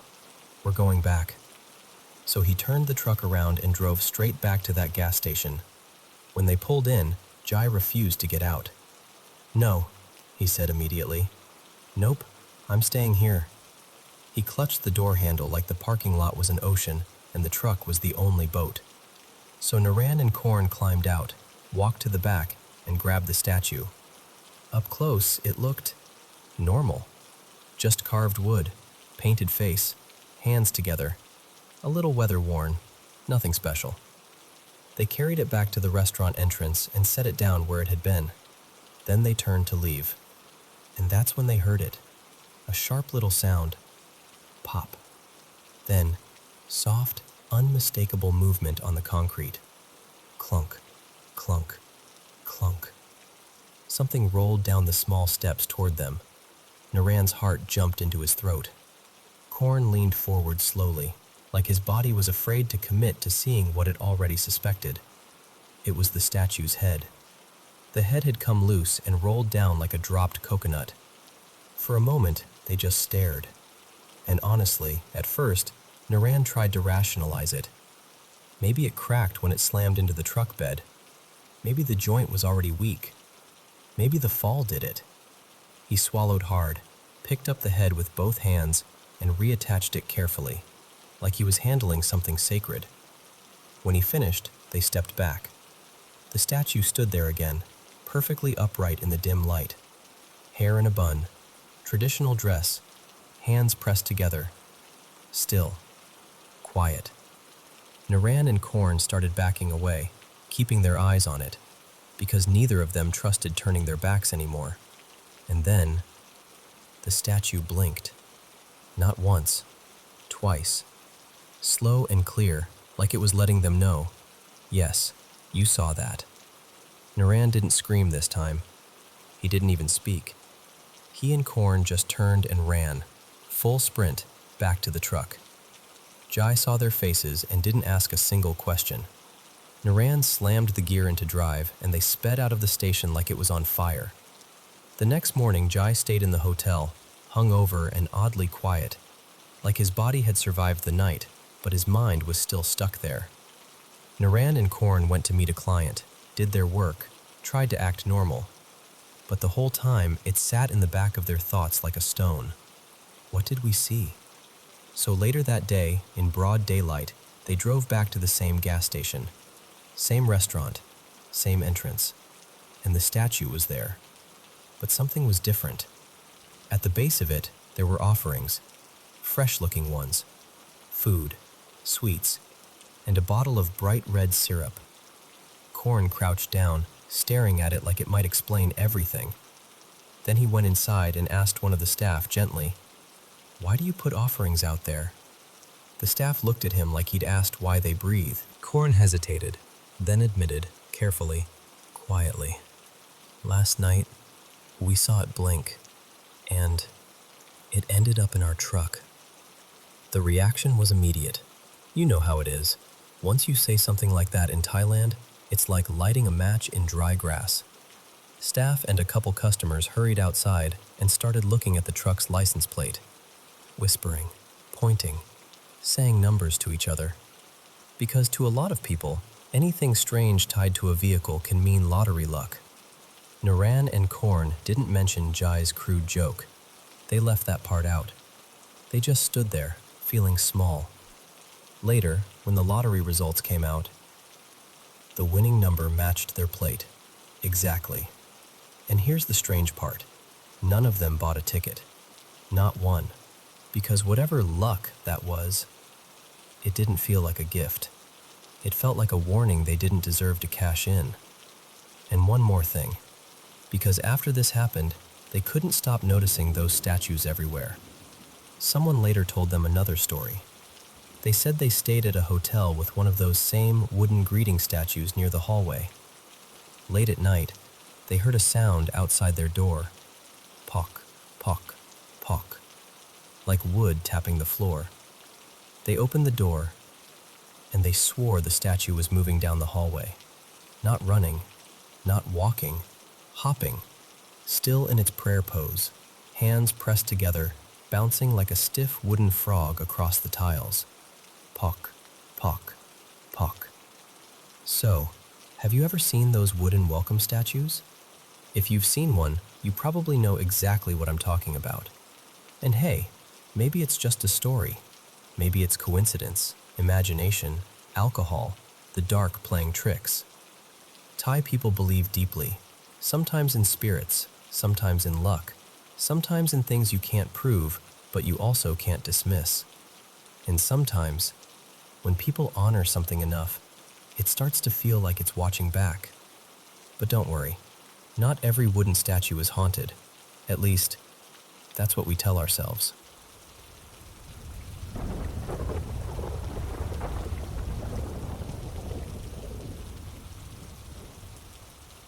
So, let me tell you about the apartment that still messes with my head a little, even now. It started when I was 18. This was late 2018, right before everything in the world started feeling weird for other reasons. I'd just moved in with my mom for a while. She'd gone back to the town I grew up in, the same area where my dad still lived, even though they weren't together. I figured it would be a fresh start for both of us, you know? A couple months to regroup. And right next door to her unit was this neighbor, Marjorie, I'll call her. She was a lot. The kind of person who'd be yelling at thin air on the porch, having full conversations with nobody, swearing she saw things in the corners. Everyone in the complex kind of just gave her space. Anyway, when I moved in, that's when the knocking started. The room I stayed in shared a wall with the neighbor's kitchen. So at first I told myself, okay, pipes, cabinets, someone making a late-night snack. Totally normal. Except it wasn't normal. Because the knocking always started around midnight, like someone was clocking in for a shift. And it wouldn't be just one bump here and there. It was this weird pattern, on and off, scattered through the night. Some nights it was faint. Some nights it was like somebody was gently, but deliberately, tapping from the other side of the wall. I lived there maybe 2 months before life pushed me somewhere else. I moved in with my boyfriend at the time. Long story, not paranormal, just messy. But here's the thing. Even after I left, my mom told me the knocking kept happening. Same wall, same timing. And she also told me about things from before I ever moved in. Stuff she'd heard when she was alone in the house. Running footsteps at night. Heavy stomping like someone sprinting across the living room. The floors in that place were old and raised, so every step carried. My mom's the type who walks lightly, and I always did too. So the idea of someone thundering through the house when nobody else was there, yeah, that stuck with me. Then the pandemic hit in 2020, and not long after, Marjorie, the neighbor, passed away in her apartment. New people moved in after that. Different faces, different routines, but the knocking stayed. My mom actually asked the new neighbors once, kind of casually, like, "Hey, are you in your kitchen a lot late at night?" And they were like, "No, we thought you were the ones making noise." So at that point, it wasn't just my imagination. It was this shared, confused, what is that, between two households. Fast forward to early 2023. I stayed with my mom for a few nights before a trip. Back in that same bedroom, same wall. And that time, it was so loud I couldn't sleep at all. Not little bumps, not settling noises. It was like someone was knocking on a door right beside my head. Thump, thump, thump, tight and deliberate, like they wanted attention. It was hot, so I left my door open and just laid there staring out into the little connector hallway area, more like a tiny square where the bedroom doors and bathroom door all meet. I'm lying there, dead still, watching that dark little space, and I hear my mom's bedroom door creak. Her door always creaks, always has. It doesn't matter what you do to it. So my brain goes, okay, she's going to the bathroom. But then, nothing. No lights, no footsteps. And in that apartment, footsteps are loud. The kind of loud where you can tell if someone's walking normally versus trying to be quiet. And there was just quiet. And then I saw a shadow slide through the doorway gap, like something passed between the doors. Not fast like a cat, not tall like an adult, just a shape, moving where a person would move. I felt my whole body go cold. But I didn't get up, because my little girl was asleep beside me at the time. She was about 3 then, and I didn't want to jolt her awake and scare her. So I just stayed frozen, staring, trying to convince myself it was my eyes adjusting to darkness. The next morning, I told my mom and her husband Eli. And Eli, without me prompting him, goes, "I heard the door creak too." He said both he and my mom were in bed when it happened. He didn't see the shadow, but he heard the same thing I heard. And then this year, more recently, my relationship fell apart and my daughter and I moved back in with my mom again. Same room, same wall. The knocking is still there. My daughter sleeps through it like it's a lullaby, honestly. I wish I could borrow that kind of peace. But once you've noticed something like that, you don't unnotice it. And then the other stuff started. Let me just run through it in order, because when I say it out loud, it sounds ridiculous. But living it didn't feel ridiculous. It felt invasive. First, the shower knocks. I was showering one night, leaning my shoulder against the shower wall, just letting the hot water hit my back. That wall faces the outside yard. Nothing back there. No walkway, no neighbors passing, nothing. And then, 3 loud knocks right where I was leaning. Not a pop, not a creak. Knocks. Hard enough that I felt the vibration through the wall into my shoulder, like someone knocked from inside the drywall. Next, the blinds. My aunt, Renee, crashed on the couch one night. No fan, windows closed, totally still air. And she sits straight up and goes, "Did you hear that?" The metal blinds above the couch had rustled, like someone dragged fingers along them. Not a breeze flutter, more like a hand deliberately combed across them. Then, the curtain thing. My mom was on that same couch another night, and she suddenly jerks and grabs the back of her head like something touched her. She reaches behind her and finds the edge of the curtain had lifted up off the floor and fallen onto her head, like someone had tossed it. We tried to recreate it, pulling it, shifting it, turning on air, walking past it, and we could not get it to do that naturally. Then there was the lamp. I watch scary movies before bed sometimes. I never got to when I was younger, so now I'm catching up. Old classics, random newer stuff, all of it. One night I'm watching a horror movie with a ton of flickering lights. One of those scenes where the lights go nuts to build tension. And my bedroom lamp starts flickering right along with it. Not constantly. Just enough that I kept looking away from the TV like, is this syncing up? It felt like the room was responding. Then, the voice. This one wasn't mine, but it was about me. My mom and Eli told me that one morning, while I was asleep, they were getting ready for work and they heard my voice come from the living room. Even the dog turned its head toward the sound. And my voice, my exact tone, said sarcastically, "Okay." But I was asleep, in the bedroom, door shut. And then the thing that finally made my stomach drop. The night my daughter started talking about cracks in the wall, and she goes, very quietly, like she's narrating something, "The wall is cracking." And I remember thinking, that is not a phrase a 3-year-old casually says. Then she says it again, but this time with excitement, like she's watching something interesting. "The wall is cracking." And then she whispers, like it's a secret, "It's coming through." I'm staring at the wall so hard my eyes hurt. I can see nothing. No marks, no movement, no cracks. I ask her, "What's coming through, baby?" and she says, so casually, like she's naming an animal, "The monster." And then she starts giggling, like it's funny, like she's playing with it. I'm trying to stay calm because I don't want her to absorb fear from me. So I ask her what it looks like, and she describes it. A black face, a frown, tongue sticking out, like it's making a weird expression at her. She says it's scary, but she's not actually scared, more like she's entertained. She even made faces back at the wall, like it was a game. Eventually, she fell asleep again. I did not. I stayed awake listening to every tiny sound in that room.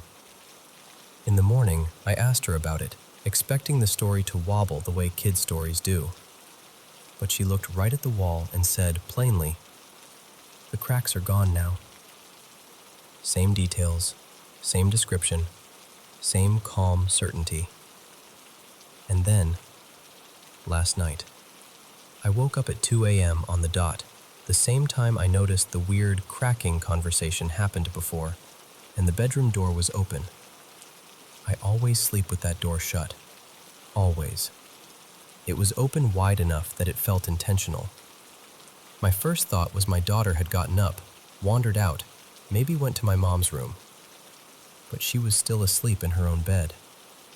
So I got up and shut the door. And the second I did, my window fan stopped. The light on it stayed on, but the blades just quit. Like it got tired. Like it got switched off without being switched off. I had to physically turn it off and back on to get it spinning again. And I stood there in the dark, holding my breath, just thinking, maybe none of these things mean anything. Maybe it's old wiring, old walls, an old building settling. But when it's the same room, the same wall, the same time of night, and your kid is staring at it like she sees something you can't, it stops feeling like random noise. It starts feeling like something's been trying, for a long time, to get noticed.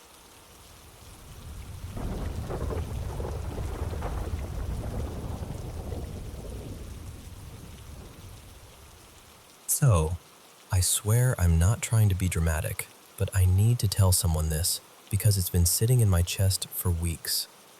Last year, my dorm was haunted. I posted about it a couple times, got the usual mix of nope, nope, nope, and you're imagining it.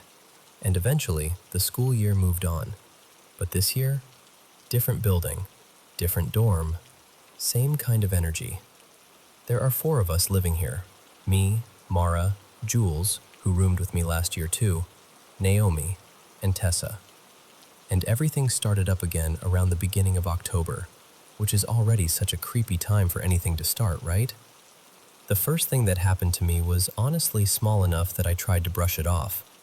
I was in my room, and I saw this shadowy figure move through the doorway out into the hall. I thought, oh, it's probably Tessa heading to class. Except, the door never opened. No click, no swing, no footsteps. Just a figure moving where there shouldn't have been one.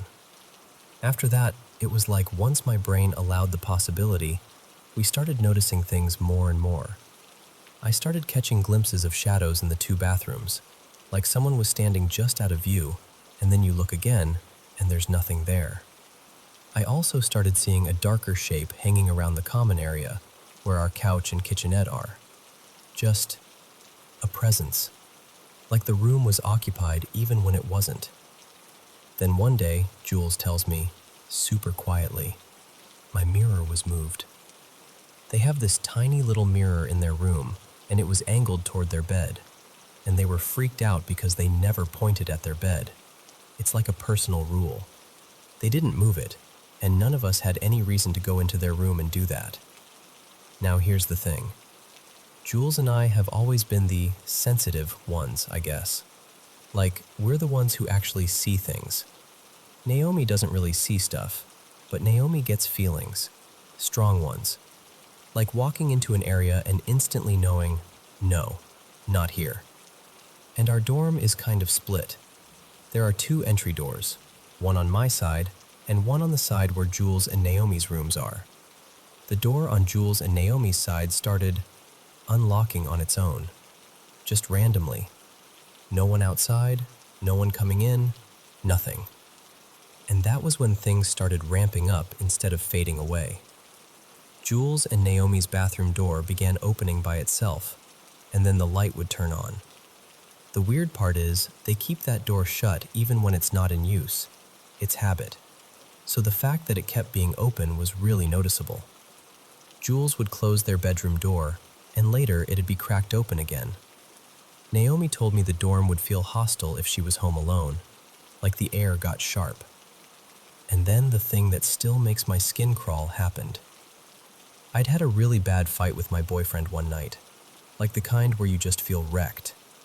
I went into my room and shut the door, and I was lying there trying not to cry, just wanting to disappear for a bit. There was a knock on my door. I said, "Yeah?" And I heard Jules's voice, clear as day, go, "Hey, are you okay?" So I answered like it was normal. I said something like, "Yeah, I'm fine. I'm just going to sleep." And that was that. Except the next morning, I asked Jules if they came over to check on me, and they looked at me like I was speaking another language. They said no, and not only that, they said they wouldn't have, because they know I like to be left alone when I'm upset. So I asked Naomi and Tessa, and both of them either weren't home at the time or didn't go anywhere near my side of the dorm. So, who knocked? And we also started wondering if it began in October for a reason, because that's when maintenance tore open part of a wall to fix damage from a flood. Like the building got opened up, and something that was sealed away wasn't sealed anymore. One night, Naomi and I were sitting on the couch in the common room, just trying to keep it normal, like if we acted casual it would stop. And I'm not kidding. Every time I opened my mouth to talk, there would be a loud knock on the wall. Like a response. Like, stop. And while we were sitting there, we both felt touches. Not like your shirt brushed the couch, like actual hands. Little taps, little presses. We both looked at each other at the same time, wide-eyed, silently confirming. You felt that too, right? Another day, I was alone in the kitchen. I turned toward the fridge, and right in front of me, the door on Jules and Naomi's side unlocked. I stared at it for a second, then checked the peephole. No one there. And I know what it sounds like when someone struggles with keys in a lock, and there was none of that. Just click. Then reading week came, and Naomi, Tessa, and I all went home to our hometowns. Jules stayed. And while we were gone, Jules had the worst stretch of activity yet. They told me they heard heavy sounds coming from my side of the dorm, even though no one was there. They heard scratching out in the common area. And then, this is the part that makes me laugh and want to cry at the same time. They heard noises coming from Naomi's room. Like bed springs squeaking, shifting, movement. Jules wasn't sure if Naomi had gotten back early, so they went and knocked on Naomi's door.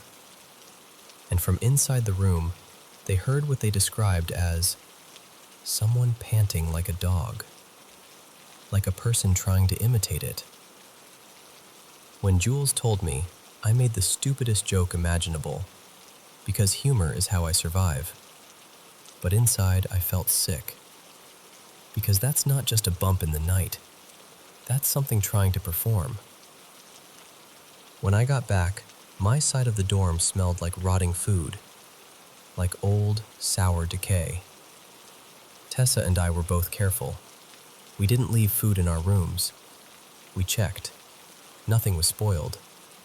But the smell clung anyway, like it was soaked into the air.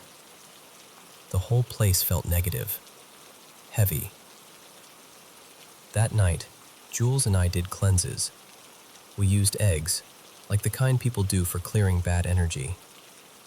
And both of ours came back with these sharp spikes in the results, which, if you know, you know. It's not a cute little cleanse. It's a something's wrong kind of sign. That night, weirdly, Jules and I had almost no activity. Naomi, though? Naomi got slammed.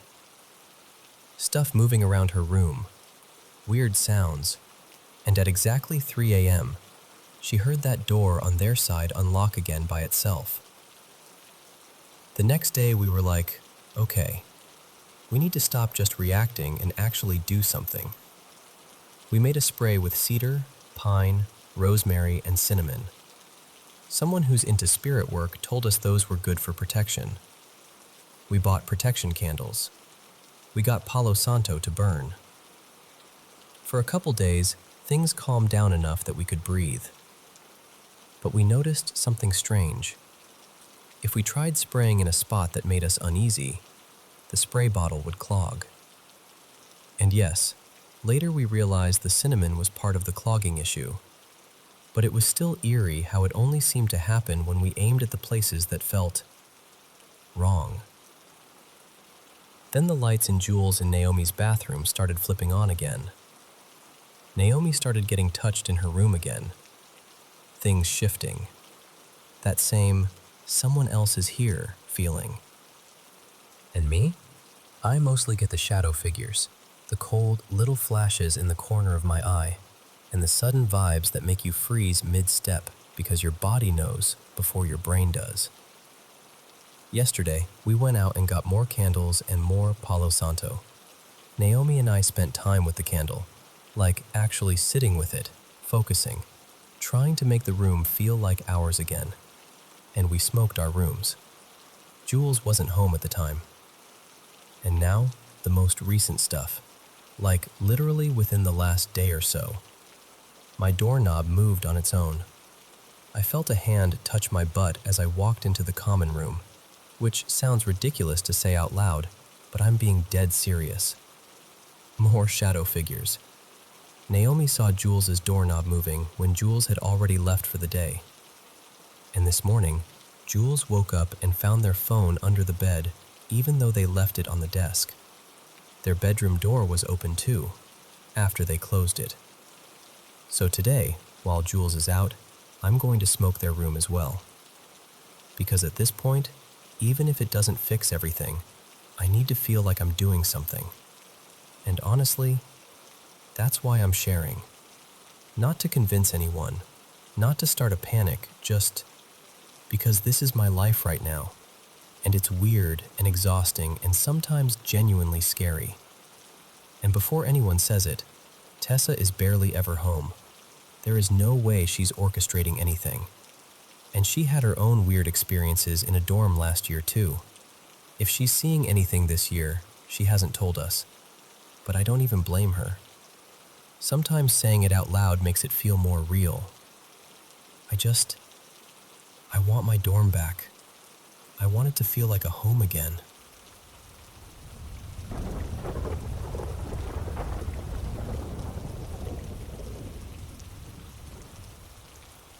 Hello everyone, welcome to the Paranormal M channel. I'm so excited to be here and share my paranormal experiences with you. Been having trouble sleeping lately? Come on in, we've got you. And don't hesitate to send us your own paranormal stories. Also, have you subscribed and turned on notifications yet? If not, you might miss our newest videos. Now get comfy, and let's dive into today's paranormal experiences. Okay. Let me just tell this like I would if we were sitting on a porch somewhere.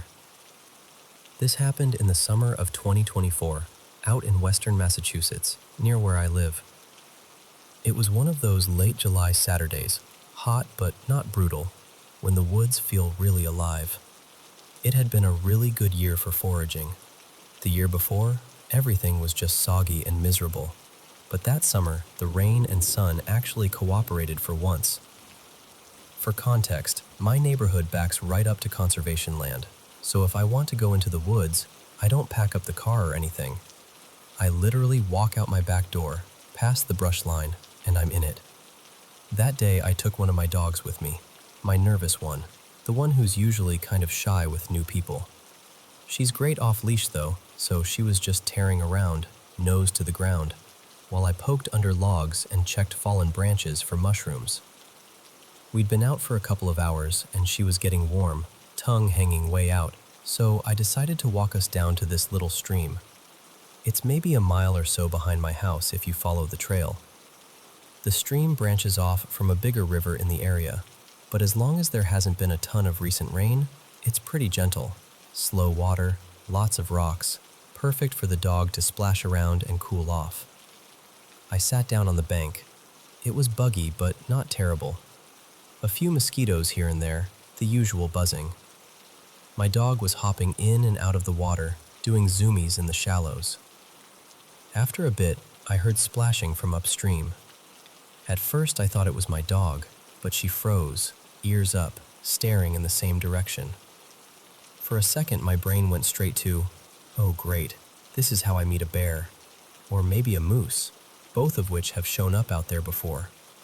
But it wasn't an animal.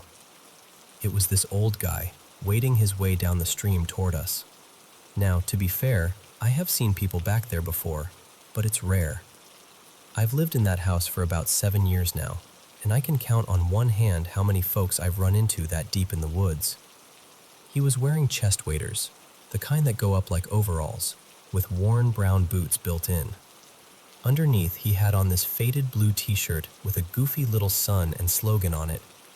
Not the exact brand I own a million of, but the same vibe. And he had a tan bucket hat on, cinched under his chin. His face was pretty red, the way somebody looks when they've been outside all day in the heat, part sunburn, part exertion. He was clearly older. His skin had that weathered, deeply lined look people get from years of being out in the elements. White beard, kind eyes. I'm sure if he'd taken the hat off, his hair would have been white too. He was old enough and moving slowly enough that I didn't get that immediate, oh no, feeling I sometimes get as a woman alone in the woods. I still had my little knife on me, and my dog, and he just didn't give off that kind of energy. If you know, you know, that automatic mental checklist we do. All of that, and still, I just didn't feel threatened. What was strange right away was my dog's reaction. Normally she's skittish with strangers. Not aggressive, just shy. She'll try to back away or keep her distance. But this guy steps closer, stretches out a hand, lets her sniff, and she just lights up. She starts bouncing around him like he's her long-lost best friend, splashing and spinning in the water. He chuckles and goes, "Don't mind me, I'm just passing through." Then he looks at me, looks at my dog doing laps through the creek, and adds with a little smile, "Looks like you're just passing through too." For some reason, that phrasing stuck in my head.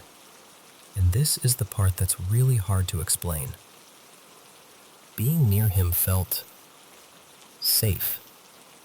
Not just, oh, he seems harmless, safe, but this deep, full-body calm, like my nervous system finally took a breath.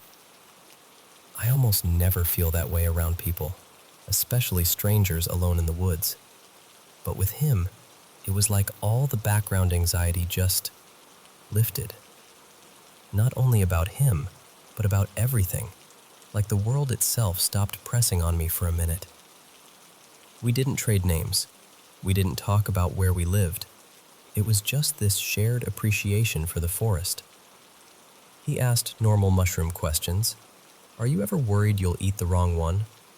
How'd you get into this? What do you usually find out here? All the stuff I'm used to answering. But with him, it felt less like small talk and more like, I don't know, like he was making sure I knew what I was doing. After a while, he stopped casting and nodded downstream, in the direction he'd been heading. He said something like, "If you keep going that way, you'll see some real strange mushrooms along the waterline. They like it damp, right up near the edge. Can't say I know what they are."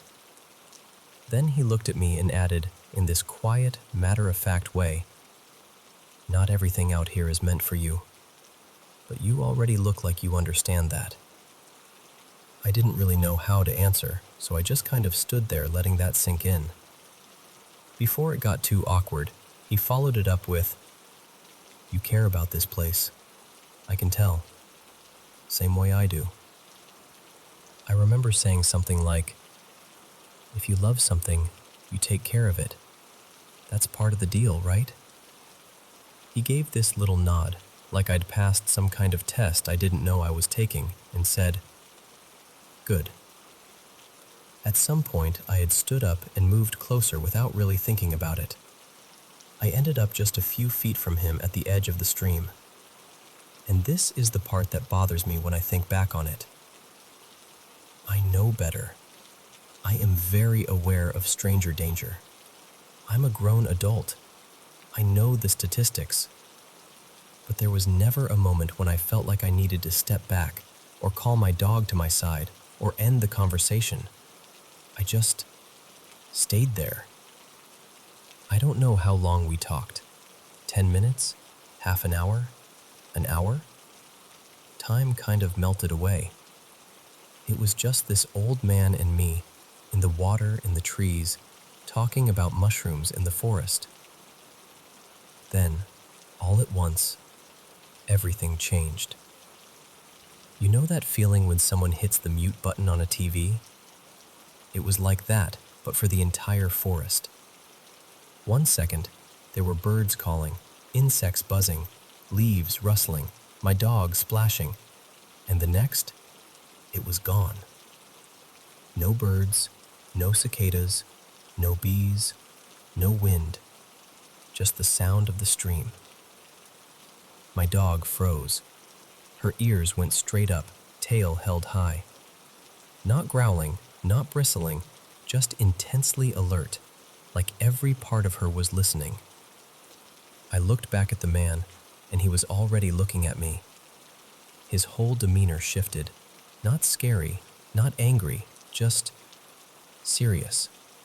Very, very serious. He said, calmly but firmly, "It's time for you to head back now." I opened my mouth to ask, back where, or why, or anything, but before I could get a word out, he repeated himself, a little more insistent this time. "It's time for you to go back now." Then he reached out and tapped me on the chest with 2 fingers, like making a peace sign and pressing the tips gently against my sternum. It wasn't a shove. It didn't feel threatening, but it landed with this weird weight, like the gesture went deeper than it should have. And then, I was standing in almost the exact same spot by the stream. My dog was a few feet away, calmly standing in the water like nothing had happened. The forest was loud again, bringing insects, the soft rush of the stream, distant leaves moving. My feet were wet, and right where he'd touched my chest, I could feel this dull ache, like a bruise forming under the skin. But he was gone. No old man in waders, no splashing footsteps downstream, no sign that he'd ever been there at all. I don't know how much time passed between him touching my chest and me coming back. It could have been seconds. It could have been longer. I checked my phone later, but there wasn't anything obvious, just that disorienting gap, like someone quietly removed a slice of my afternoon. I've told only a few people about this. The general response has been some version of, "You crossed paths with something on the other side," or "The veil was thin and you met a guardian of the forest." That kind of thing. And honestly, that's what it felt like. Not a random fisherman, not a creep, just something older, deeper, and very, very tied to that place. A couple of things people always ask, so I'll just say them now. I was completely sober. I wasn't sick before or after. I'd already eaten. I never eat anything I forage while I'm still out in the woods. I don't have any underlying medical conditions that could explain blacking out or hallucinating. And this isn't even the only strange thing that's happened to me in that forest. I don't know exactly what I believe about it. I just know that for a little while that day, I felt more at peace than I have in years. And then some old man in waiters told me, very clearly, that it was time to go back.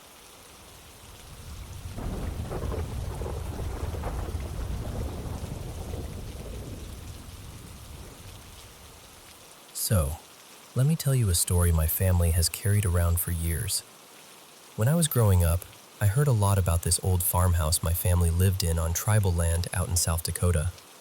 It sat by itself at the end of a long gravel road with soybean fields and windbreaks of cottonwood trees instead of neighbors. Nobody really knew how old the house was. It felt like it had just always been there. The house is gone now. The land's empty, nothing rebuilt on it. Just a patch of ground everyone in my family quietly agrees to leave alone. Anyway, this happened sometime in the late 1940s. My grandfather Jonas and my grandmother Ruth took their kids to a small traveling carnival that rolled through the county one summer. You know the kind. Rusted rides, fried dough, lights that look brighter than they should against the dark. My grandpa liked to make a big evening of it when something like that came through, because there wasn't much else to do out there. One of the kids they brought along was my grandpa's younger brother, my great-uncle. We'll call him Eddie. He was about 10 at the time. Now, Eddie had this little chestnut mare, a pony-sized thing named Ginger that he absolutely adored. He rode her everywhere, like she was his bike and his best friend rolled into one. He begged and pleaded until my grandpa finally said, "Fine, bring the pony, but you're responsible for her." Travel back then wasn't like it is now. There was one strip of asphalt in the whole county, and everything else was dirt and ruts. They loaded up in this old truck, Ginger tied to a rail on the back, and they bounced their way to the carnival.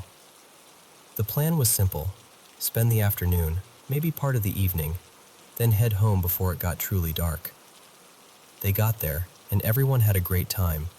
Kids running wild, Ruth winning a cheap stuffed bear at the ring toss, my grandpa spending too much money on rigged games. You can almost hear the calliope music and the squeak of the rides, right? As the sun started sinking, the air stayed warm and still. My grandpa looked up at the sky and decided they'd just camp out nearby instead of driving home that night. They kept blankets and a bit of camping gear in the truck, just in case. There was one problem, though: Ginger. My grandpa didn't like the idea of leaving the pony tied up around a bunch of strangers all night. So he told Eddie, "Ride her back to the house, get her in the pen, make sure she's got water, and then come straight back. You know the way. Don't dawdle." It wasn't far. On horseback, it should have taken him maybe an hour there and back, maybe a little more if Ginger decided to be stubborn. Still light out, easy trip, clear instructions. But time passed. The sky started to dim, purples and reds bleeding into the horizon. Eddie didn't come back. At first, my grandpa was just irritated. Eddie was known for wandering off, getting distracted, finding frogs or old bottles in the ditch. Jonas kept glancing toward the road that led home, expecting any second to see a kid on a little horse trotting back. But the minutes stretched out, and the irritation turned into this tight, hard worry in his chest. By the time it was nearly dark, Jonas had had enough. He loaded everyone back into the truck, muttering under his breath, and headed for the house. Now, picture this: the truck's headlights cutting through dust, the fields on either side just dark shapes, air thick and quiet. No other cars, no porch lights, just that long, lonely stretch of road that led to their place. There was Ginger, reins hanging loose, calmly nosing at patches of grass. Next to her, on the ground, sat Eddie. He was cross-legged in the dirt, just sitting there, facing the house. Jonas stopped the truck so suddenly everyone lurched forward. He jumped out, heart pounding, equal parts furious and relieved. He yelled, "Eddie, what in the world do you think you're doing? You were supposed to come back." But Eddie didn't move. He didn't look up, didn't flinch, didn't say a word. He just stared straight ahead at the house, not crying, not shaking, not anything. It was like he'd been turned down to mute. Jonas stomped over, continued scolding him. "I told you to come straight back. Are you even listening to me?" Really laying into him. But Eddie wouldn't even turn his head. He just sat there, breathing slow and steady, eyes fixed on the front of the farmhouse. Finally, Jonas snapped. "Do you hear me, boy? Answer me." And in this small, flat voice, Eddie finally spoke. He said, "There's somebody in the house." Now, this house barely had electricity. Just a couple of lines run out there, one single bare bulb hanging down from the ceiling in the living room. No lamp, no switch on the wall, just a pull chain dangling over the middle of the room. Eddie lifted his hand and pointed toward the front window. Jonas followed his gaze. The living room light was on. Jonas swore to his dying day that he had turned that light off when they left for the carnival. He was particular about things like that. So at first, he was annoyed all over again. He said something like, "You rode all the way back here and just turned the light on? You're sitting out here because you're scared of your own shadow now?" But Eddie kept staring at the window. And then he whispered, "No, watch." Jonas turned back to the house, and that's when he saw it. Step by step, into the spill of yellow light from that hanging bulb, came a figure. The doorway in that old farmhouse wasn't exactly short, but this thing had to duck under the frame to step inside. It looked like a man, sort of, wearing old, faded overalls, the kind farmers wore decades before, legs too long, shoulders too broad. Jonas always said it was like watching someone stretched out just a little too far. It had to be over 7 feet tall, maybe more. The proportions were wrong.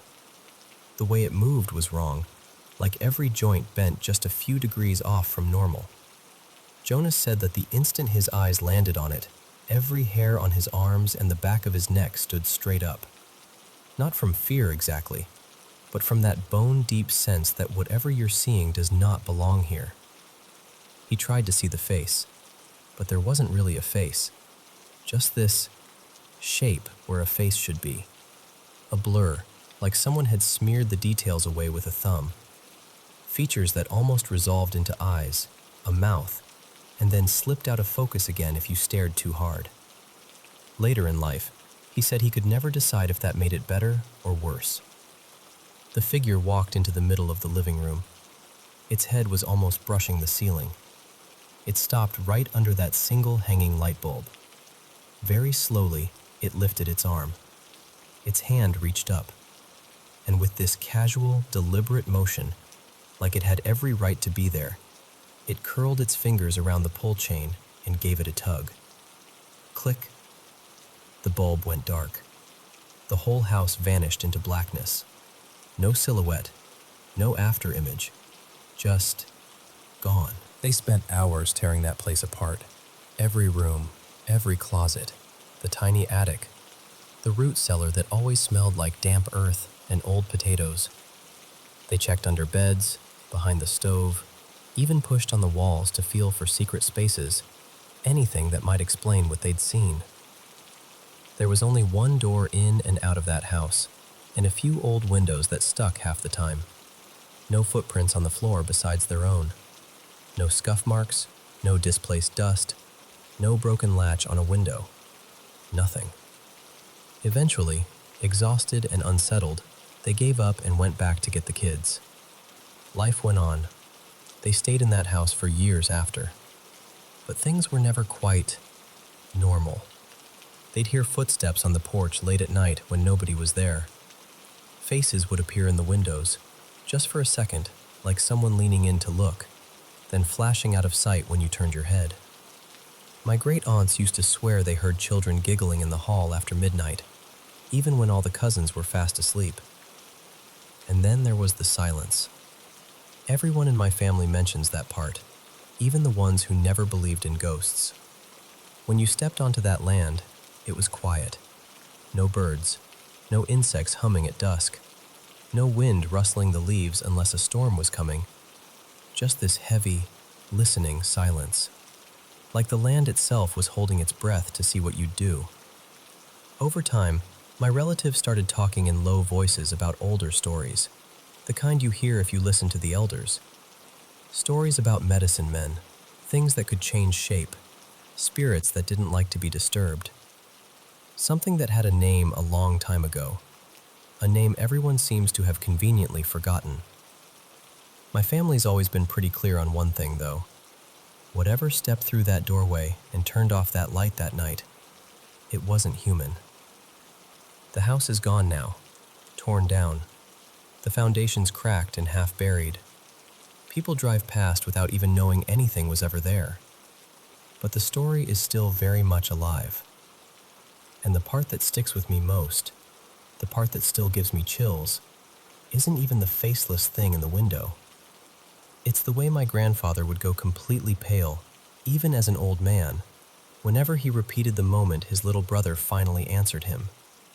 He'd close his eyes, his hand would shake just a little, and in a small voice he'd say, "Eddie just kept staring at that house," and then he whispered, like he was afraid to wake something up, "There's somebody in the house."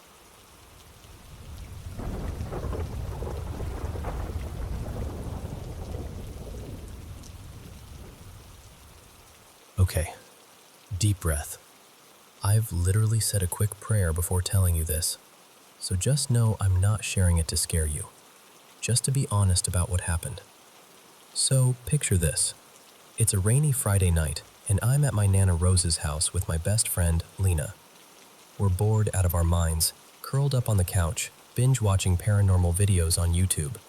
Those exploration channels where people sneak into abandoned hospitals and hear weird stuff through spirit boxes. And I get this brilliant, but not so brilliant idea. I turn to Lena and I'm like, we should get a Ouija board. Now, important context. I've been obsessed with paranormal stuff since I was a kid. Ghost shows, real haunting videos, creepy forum stories. That was my jam growing up. So this wasn't some random impulse. I had wanted to try a Ouija board for years. Like, little kid me was low-key waiting for this moment. So the next day, I go out, buy one, and bring it over to my other best friend's house. Her name's Maya. So it's me, Lena, and Maya in her room, lights low, candles on the dresser, trying to act brave even though we're all a little jittery.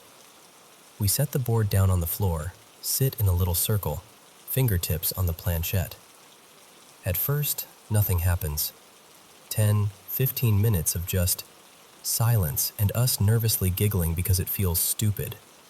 I'm almost embarrassed, like, wow, guess I wasted my money. Then it starts to move. At first it's slow, like it's testing us. It spells out that it's a spirit named Henry, who supposedly lived on that property in the 1500s and died from poison. Which already didn't make a ton of sense, but we were trying to roll with it. And then, the vibe shifts.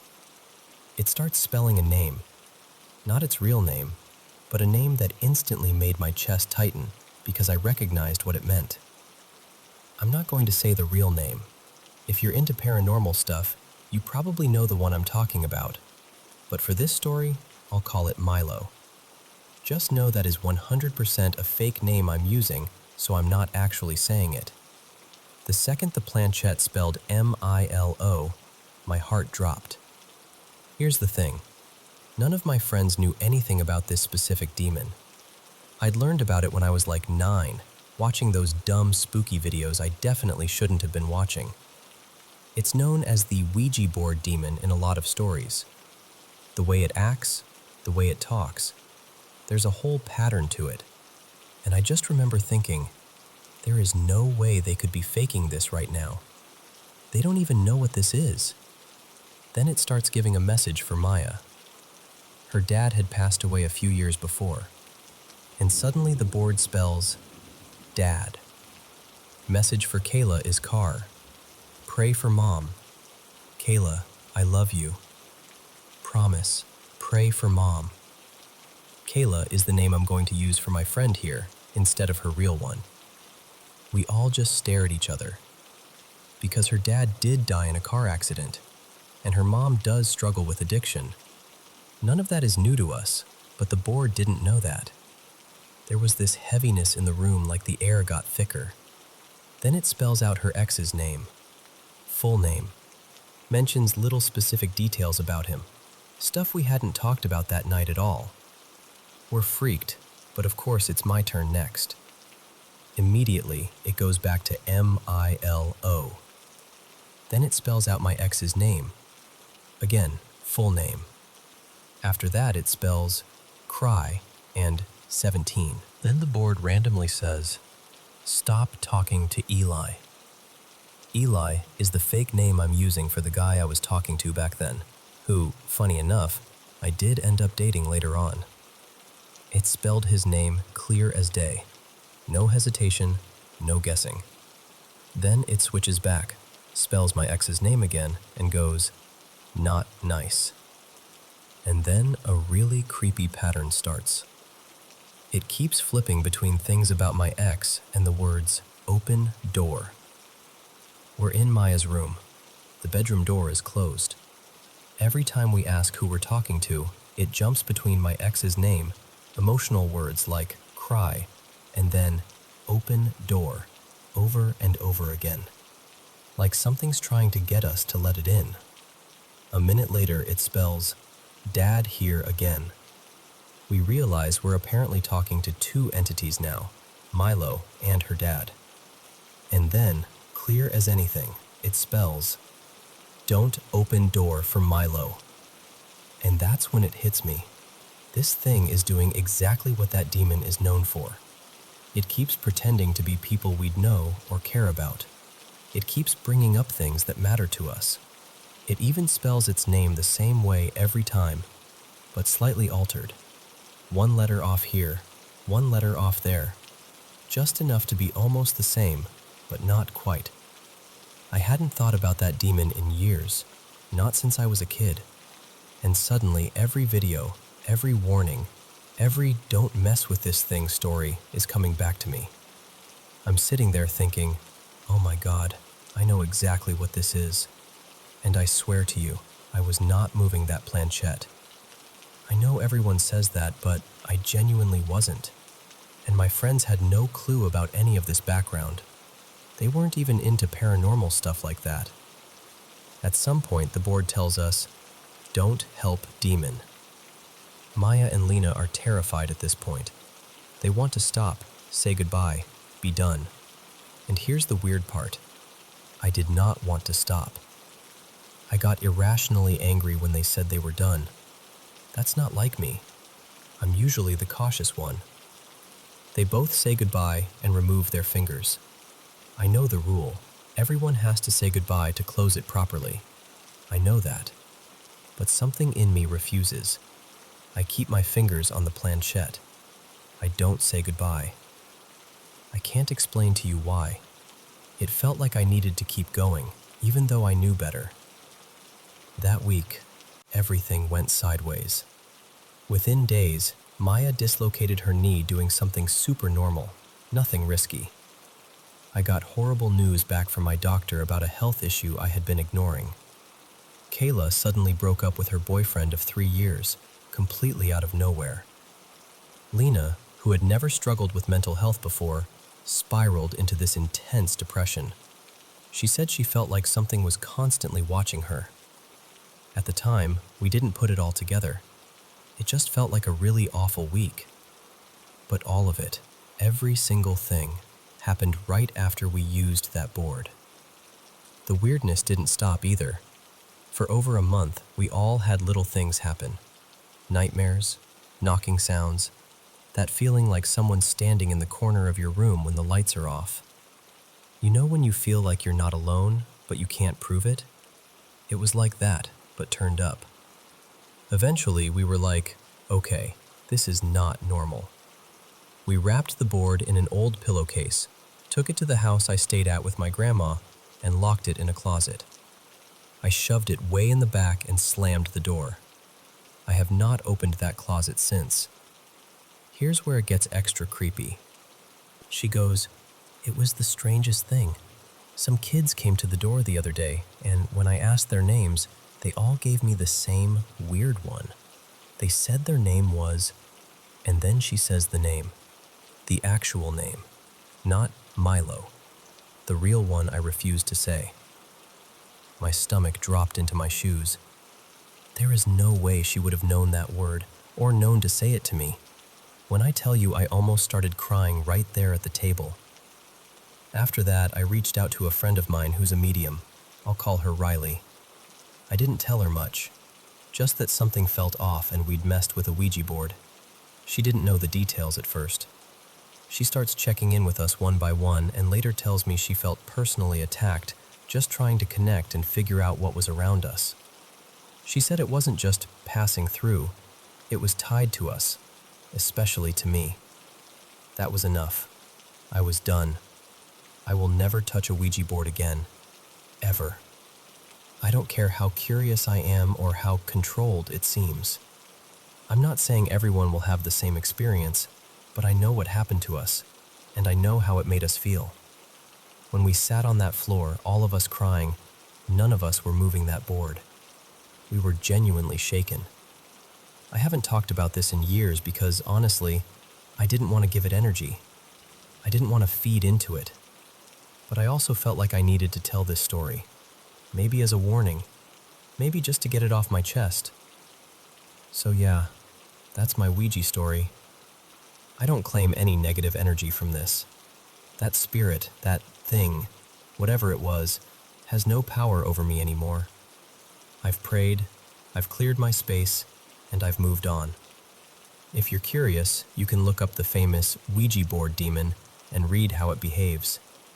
The way it pretends to be familiar, how it targets your interests and soft spots, how it changes one letter in its name. It did all of that with us. Exactly. And the wildest part to me?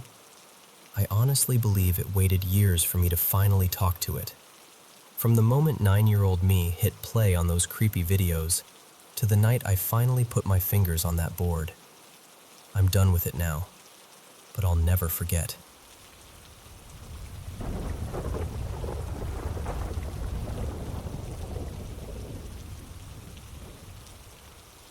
I've heard a lot of scary stories over the years, but there's one Japanese urban legend that's always gotten under my skin. Not because it's the most violent or the most supernatural, but because it sits right on the edge of plausible. Like something that could have started as one strange encounter and then spread like wildfire. It isn't about haunted temples or cursed videotapes. No ancient rites, no dusty scrolls. This one supposedly walked right through ordinary streets in the late 70s, after school, near crosswalks, outside little corner shops, while kids were still wearing their randoseru backpacks and parents were making dinner. People call her different things depending on who's telling it, but the name I first heard was Mika no Mask, the woman in the mask. Later, the name that stuck, the one everyone seems to know, is the slit-mouthed woman. And honestly, what makes her terrifying isn't what she does. It's what she asks. So, the version I was told begins in the summer of 1978, in a quieter town outside Nagoya. Not some remote village, just a place with schools, bus stops, alleys between houses, the kind of streets where kids walk home in noisy groups. One evening, a handful of elementary school kids claimed they saw a tall woman standing near a pedestrian bridge. She wore a pale coat even though it was humid, the kind of sticky heat that makes your shirt cling to your back. And on her face, this is the detail everyone repeats. She wore an unusually large mask. Not a normal little cloth one, not the kind you'd see on someone with a cold. This thing looked too big, too stiff, like it swallowed half her face. Back then, seeing a young woman in a mask wasn't normal. It drew attention immediately, so the kids stared. And that's when she stepped closer. They said she didn't move like a hurried adult. She moved gently, almost politely, like a teacher calling you over without wanting to scare you. Then she leaned down to their height and spoke in a soft voice, the way someone might speak to a child who's upset. Watashi Kirei? Am I pretty? Now imagine being 8 years old and hearing a stranger ask you that. Your brain starts doing that quick math. Is this a trick? Is this a game? Is she lonely? Is she dangerous? Most kids in the stories said yes, because that's what you do when you're a kid and an adult asks you something strange. You try to answer correctly, and she would pause, like she was savoring it. Then, slowly, she would hook a finger under the edge of that oversized mask and pull it down. And underneath, there it was. A cut stretching from the corner of her mouth, torn wide toward her ear, like someone had tried to turn a smile into something permanent and wrong. The kids described it differently, but the shape was always the same. Too long, too deep, too deliberate. And then she'd ask again, "Kore demo? Kirei? Even like this, am I still pretty?" That's the moment the legend becomes a trap, because no answer feels safe. If you say no, she gets angry. If you hesitate, she gets angry. If you scream, she gets angry. And if you say yes, well, some versions say she takes that as permission. The old neighborhood rumor, this part always sounds like adults trying to scare kids into behaving, was that she'd pull something sharp from her sleeve. Not always described as the same thing. Sometimes scissors, sometimes a craft knife, sometimes just something shiny. And then she would follow you, not running at first, not like a movie monster. People swear that's why the panic got so big. It wasn't just kids telling a spooky story. It was kids coming home pale and shaking and saying, "A woman stopped me and asked me if she was pretty." And suddenly parents didn't want their children walking alone. Some schools, this is one of my favorite details because it feels so real, started sending groups home together, like little escorted clusters. Teachers standing at the gates longer, neighborhood adults watching intersections. It turned into this community-wide vigilance, like everyone was waiting for her to show up again. And here's what's creepy. The descriptions stayed consistent. Usually with ghost stories, the details blur. One town says she's old, another says she's young. One says red dress, another says white. But with her, people kept saying the same thing. A young woman, 20s, maybe early 30s, long dark hair, a pale coat that didn't match the season, and that mask, always too big. Some people even said she was beautiful above the mask. Clear skin, elegant eyes, the kind of beauty that makes you understand why the question mattered to her. But then there's another detail that always made me uneasy because it's so specific. They said she smelled strongly of hair product, like cheap pomade. That old-fashioned, oily, sweet smell. And kids started passing around advice like it was playground survival wisdom. If you shout wax 3 times, she hates it.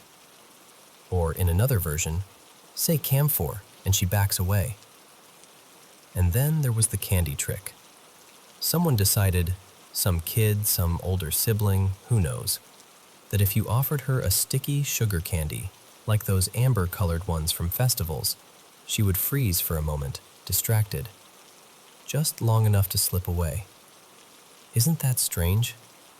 A spirit with a sweet tooth, a monster who recoils from a specific scent. Those details make her feel less like a demon and more like a person with fixations, like the legend accidentally captured the habits of someone real. And that leads into the origin story, the one people repeat because it sounds the most grounded. They say she was obsessed with her face, not in a vain cartoon way, more like she believed beauty was her safety, her value, her identity. She saved money for a cosmetic procedure. This was the era when those surgeries felt new and risky and whispered about. And during the operation, something went wrong. In this version, the doctor had strong pomade in his hair. The smell filled the room. She inhaled sharply, maybe a sneeze, maybe panic. His hand jerked, and the scalpel slipped, cutting from the corner of her mouth upward, ruining the one thing she thought made her untouchable. The story says she snapped, that she attacked the doctor, that she fled, that she couldn't stand mirrors anymore, couldn't stand her own reflection, and couldn't stand the idea of anyone seeing her and deciding she wasn't worth looking at. So she started asking strangers the same question, again and again, like she was trying to patch something broken inside her with a stranger's answer. Am I pretty? And that, to me, is the real horror. Because beneath the gore and the chase and the playground rules, her question feels painfully human. It isn't really about beauty. It's about validation. It's about fear. It's about the desperation to be seen as acceptable, even after something awful changes you. And what's unsettling is, people say she never really left. Even decades later, there are modern sightings. Different cities, different streets, but the same eerie notes. Someone else says they heard a muffled voice behind them at night. Gentle, almost shy. Hey, am I pretty? And when they turned, she wasn't close. She was farther back than she should have been, like she'd already drifted away, but was still watching. And after masks became normal in the world, the legend got worse in a new way, because now she could blend in. People online started writing things like, I saw someone at the station with a mask that was too big. Her hair moved even though there was no wind. She turned her head too slowly, like she was waiting for me to notice. And the creepiest modern twist is that she doesn't always chase anymore. Sometimes she just stands there. Sometimes she watches you walk away. Sometimes she smiles under the mask, like she already knows what you're thinking. Because the truth is, her question doesn't have a correct answer. Not really. If you say yes, you're lying. If you say no, you're cruel. If you hesitate, you're honest. And honesty is the thing that gets you punished. So when I think about her, I don't think about the slit mouth first. I think about walking alone at dusk, passing someone who looks normal, until you realize their mask is a little too large. And right as you convince yourself you're being ridiculous, you hear a soft voice behind you. Watashi, kirei? And you realize the fear isn't that she's a monster. It's that she's asking you to look at something you don't want to see, and respond like you mean it.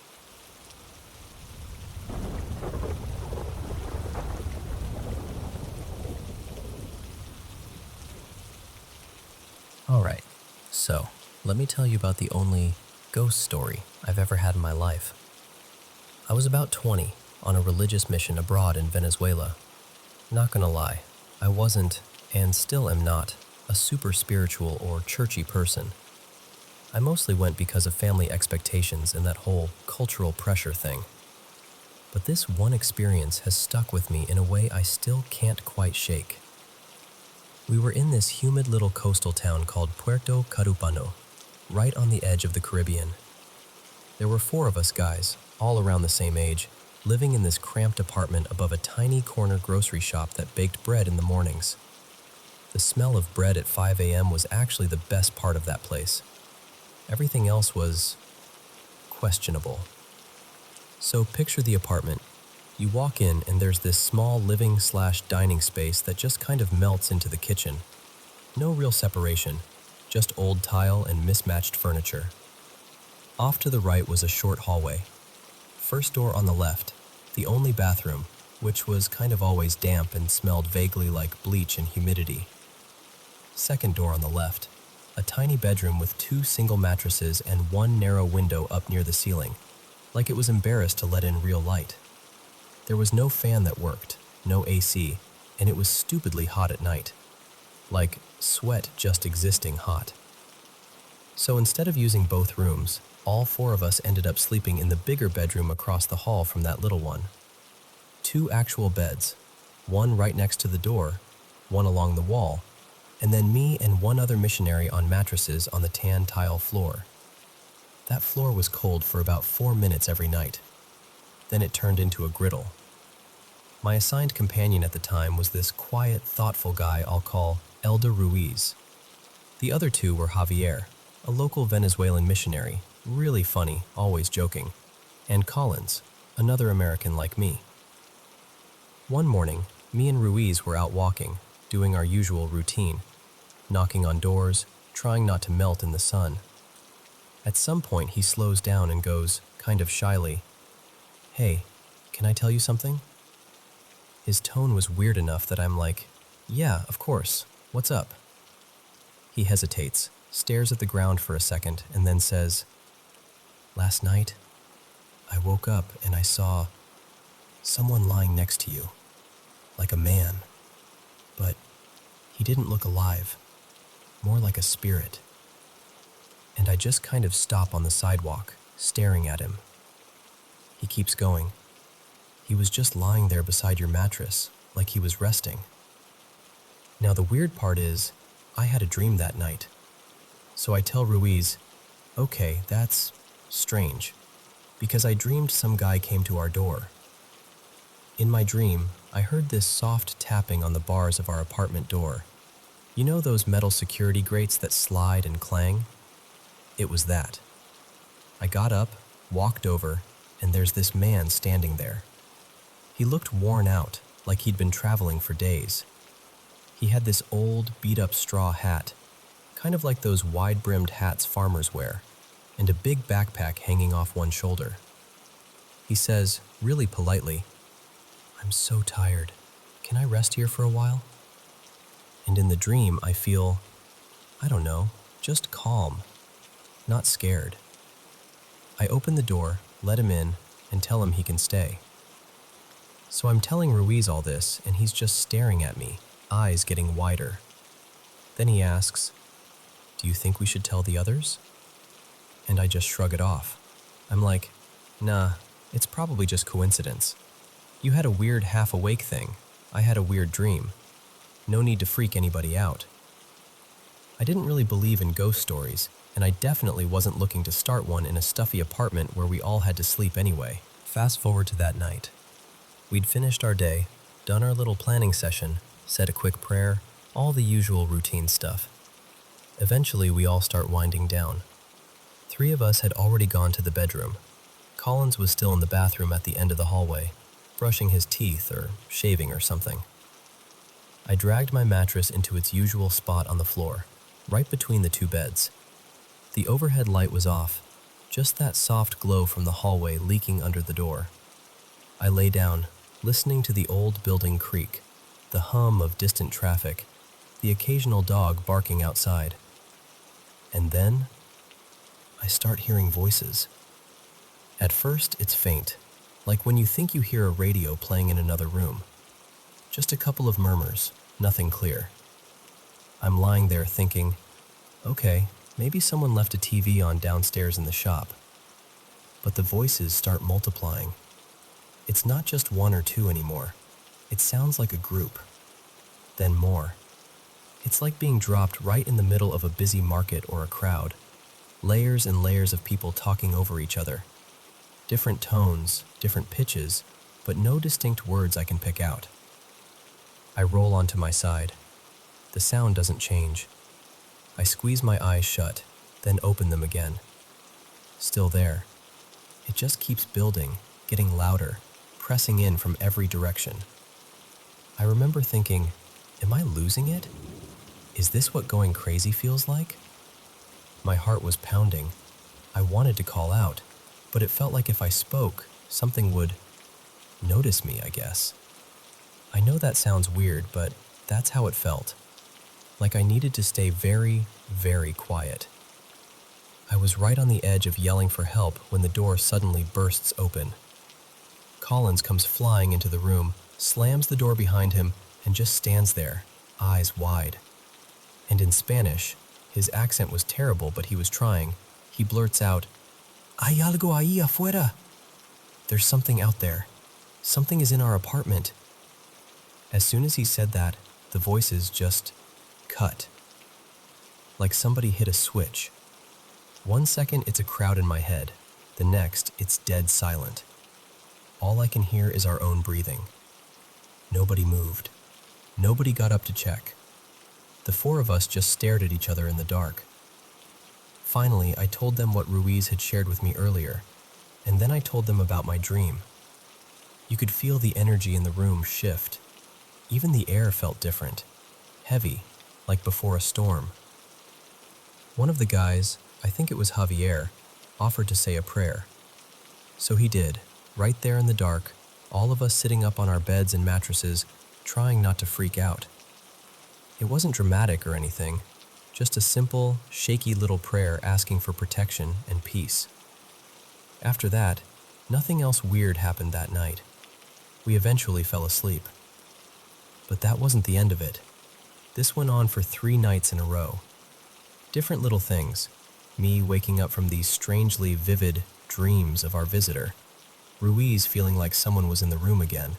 That heaviness in the air. But the 3rd night is the one that really sealed it for me. On the morning after that 3rd night, we were all kind of sitting around, eating cheap bread and powdered milk for breakfast.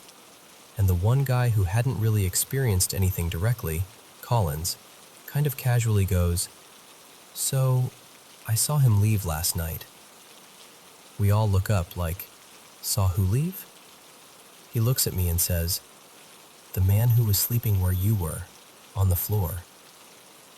My stomach dropped. We pressed him for details. I remember asking, "What exactly did you see?" The important part?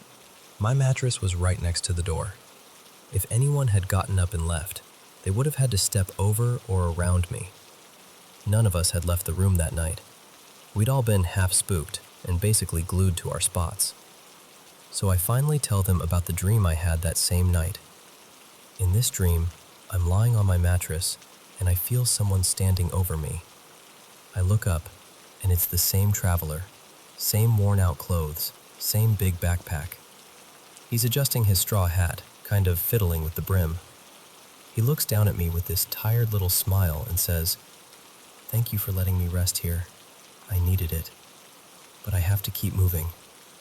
And then, in the dream, I watch him turn, walk to the door, open it, step out, and close it gently behind him. It was exactly what Collins described seeing from his bed, except Collins was awake, and he hadn't heard my dream yet.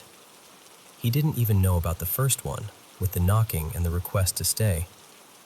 None of us had a good explanation. We still don't. I've stopped going to church regularly. It's been over 5 years now. I don't really spend time worrying about ghosts or angels or any of that. Life is busy, and honestly, day-to-day stuff feels more real to me than spiritual debates. But this quiet, exhausted traveler in the straw hat, who showed up for 3 nights in a suffocating little apartment above a grocery shop on the Venezuelan coast. This story still sits with me.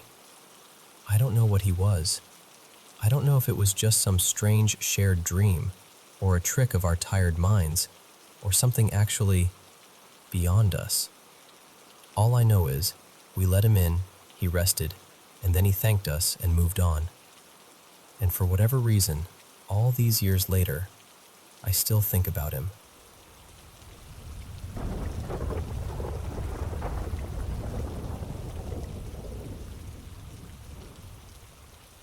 So, this happened when I was 15, and it's one of those memories that never really lets go, you know? Growing up, I had a few little weird moments here and there, nothing dramatic. I'd catch a shadow slipping past in the corner of my eye, or feel something lightly brush the back of my shoulder when no one was behind me. I always wrote it off as an overactive imagination, stress, maybe just my brain being weird. I never really believed in anything paranormal. Around that time, my parents divorced. My dad moved into this small apartment complex across town, and my mom moved into a townhouse with her new boyfriend and his 2 kids.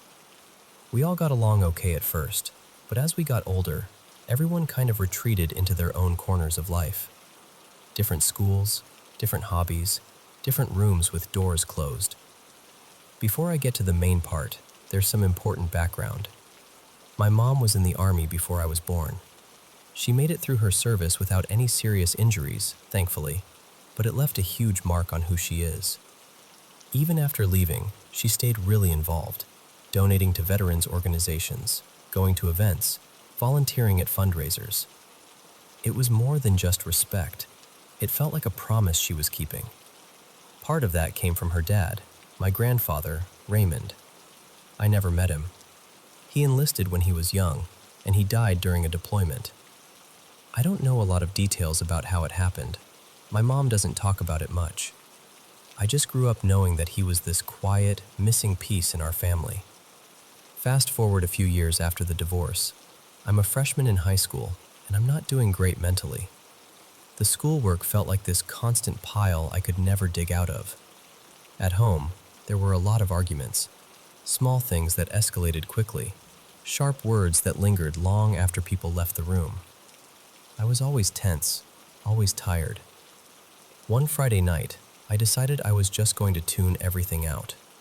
I stayed up late in my room watching movies on my laptop, eating chips and candy, just trying to forget how overwhelmed I felt. By the time I finally paused the movie, it was around 1:40 in the morning. The house was quiet. Everyone else was asleep. I realized I was really thirsty, so I headed to the kitchen. I didn't bother turning on the lights. By then, I knew the layout of the house by heart, the distance from my doorway to the kitchen tiles, where the edge of the counter was, where the fridge handle was. The only light was this faint bluish glow from the microwave clock. I grabbed this old blue plastic cup from the counter and started filling it with water from the fridge dispenser. And while I'm standing there, half zoned out, I hear it. A faint screech. It came from the darkness to my left, where the hallway opened up toward the living room. At first, it sounded almost like furniture scraping against the floor, the kind of sound you get when you drag a heavy chair without lifting it. But there was something off about it. It was too sharp, too thin. It made the hairs on the back of my neck stand up. I froze. My first thought was, okay, it's nothing. Calm down. We had 2 cats at the time, and they were always squeezing into places they shouldn't, knocking things over, scratching at stuff. I told myself it was just one of them jumping off the couch or pushing something around on the floor. But the longer I stood there, the colder I felt. My cup wasn't even full yet, and I just thought, you know what? I'm done. I pulled the cup away, not even bothering to stop the drip, and started walking back toward my room. I'd only taken a few steps when I heard it, a raspy, human cough. It came from behind me, from the direction of the living room. I turned around without thinking, and that's when I saw him. There, standing in the shadowy outline of the living room, was a man. He had a short, prickly beard, tired eyes, and his mouth hung just slightly open, like he was about to say something but didn't. He didn't look transparent. There was no glowing aura, no horror movie stuff. He looked solid, real. Like if I walked up to him and pushed him, I'd actually feel him. For a few seconds, my brain was just trying to process stranger, intruder, danger. But then something clicked. I knew that face. It was my uncle, my mom's younger brother, Daniel. He'd died in a car accident the previous winter. The realization hit me like ice water. I remember this rush of chills crawling over my entire body, like my skin suddenly didn't fit right. I didn't scream. I didn't say anything. I just stared, and he stared back, and I couldn't tell if he looked sad or tired or something else. The next part is fuzzy. It's like my brain didn't want to remember it clearly. I remember backing away. I remember turning and walking as fast as I could down the hallway, my legs feeling heavy and light at the same time. I shut my bedroom door and locked it, even though I wasn't sure what a lock would do against whatever that was. I put my movie back on, but I wasn't really watching it. I just needed noise. I stayed up until the sun started to slide through the blinds. Every little creak in the house made me jump. I told almost no one about it. The few people I did tell, they tried to be kind, but you could hear the skepticism. They said things like, "You were exhausted," or "Shadows can play tricks on you," or "Grief does weird things to the mind." And honestly, I wanted to believe them. It was easier to think my brain misfired than to accept that I'd seen my dead uncle in the living room. Life went on. I finished high school. I moved into my 20s. The memory faded into the background. Still there, but covered up by new routines, new problems. Then, a few weeks ago, now that I'm in my early 20s, something happened that pulled it all back. My mom and I went out to this small family diner not too far from where she lives now. You know the kind. Laminated menus, coffee that smells strong but tastes okay, old songs humming softly from a speaker somewhere near the ceiling. It was just a casual lunch. We were talking about work, about my siblings, about nothing super deep. At some point, I noticed my mom looking past me, her attention fixed on something over my shoulder. I turned around and saw this older man walking slowly down the aisle between tables. He had a worn camouflage jacket on, and there was a small veteran patch on his chest. He looked tired in that way you sometimes see in people who've lived a lot of life. Creases around his eyes, slight limp in his step. As he walked by our table, my mom looked up and said, very softly but clearly, "Thank you for your service." He smiled at her, just a little, nodded, and kept walking. I turned back to my mom, and her eyes were full of tears. Like, not just misty, she was really struggling to hold them back. I asked, "Mom, what's wrong?"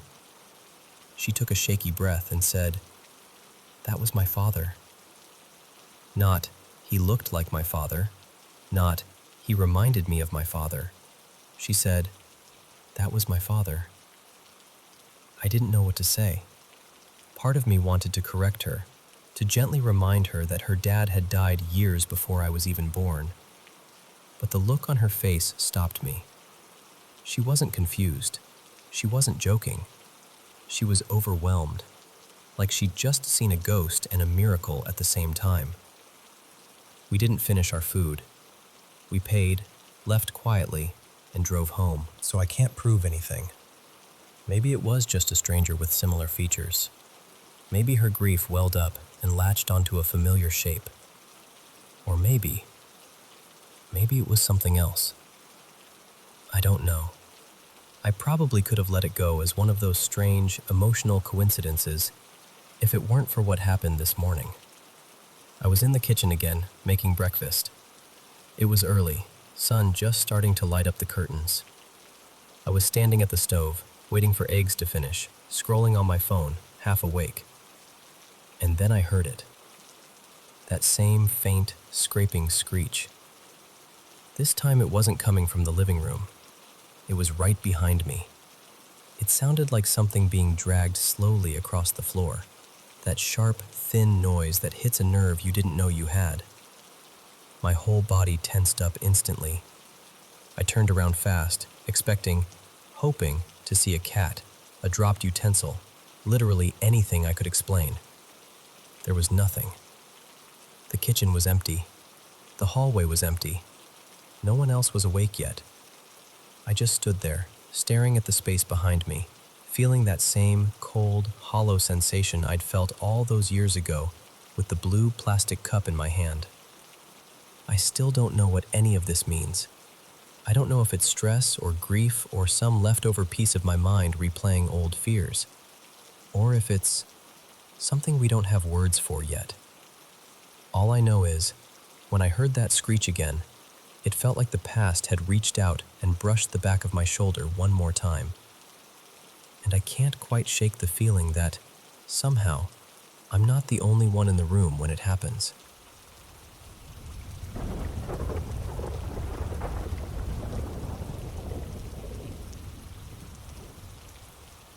So, I've been hanging around this community for a while, just reading everyone else's stories, and I figured it's about time I shared one of my own, about my grandma's mansion back in Brazil. My grandma, we called her Vô Lúcia, passed away about 3 years ago now. I still miss her every single day. After she died, her house went up for sale, and as far as I know, it's still just sitting there, empty. The house itself was, honestly, it was something out of another time. Nobody ever gave me an exact year, but everyone in the family agreed it was built somewhere between the early 1900s and maybe 1910, back when the town was mostly coffee farms and fields. Now it's this busy, packed city, but the house still sits on this old corner, like it remembers when everything around it was just dirt roads and trees. My grandma didn't raise her kids in that house. She moved in later, when her 4 children were already grown and scattered with their own families. My grandpa, João, had passed away years earlier, and she traded their small coffee farm for this mansion in town. She ended up living there for almost 40 years, mostly on her own, with my uncles Paulo and Renato staying with her off and on to help with bills and keep her company. Before Vô Lúcia moved in, the house belonged to an elderly woman everyone in the neighborhood remembered as very kind and very religious. The story goes that she passed away peacefully in one of the upstairs bedrooms. Peaceful or not, it seems like she might not have completely left. This place was huge. I'm not exaggerating. There were 2 kitchens, one formal one and a smaller, real kitchen in the back, where all the actual cooking happened. 2 dining rooms, one of them with this long, dark wood table that could seat 20 people if you squeezed in. Marble floors that were always a little cold under your bare feet. A little library with floor-to-ceiling shelves. A bar with mirrored shelves and dusty bottles. A wine cellar that always smelled like damp stone. Multiple sitting rooms with heavy armchairs. The walls were covered in these enormous oil paintings. Serious people with serious eyes following you around the room. And then there was the staircase. A wide, curving marble staircase, probably 5 or 6 feet across, with this polished wooden handrail that felt like satin under your hand. It wound down from the upstairs landing into the front hall, so that from the landing you could look straight down, but you couldn't see around the bend as the stairs turned. Out back, there was this huge covered patio with a brick barbecue, where every Sunday the whole family would gather for lunch. And beyond that, a separate 3-room building in the yard where the maid, Doña Rita, used to sleep. It was beautiful once, but by the time I was growing up, you could see the age on everything. The cracks in the plaster, the fading paintings, the loose tiles on the roof. Still, we all loved it. All of us grandkids grew up on stories from our parents, aunts, and uncles about what they've seen and heard inside those walls. One morning, I was at the big kitchen table having breakfast with my mom, Carla, and my grandma. We were just eating bread and cheese and drinking coffee when they started talking about something strange that had happened the night before. So, there's this habit my grandma had.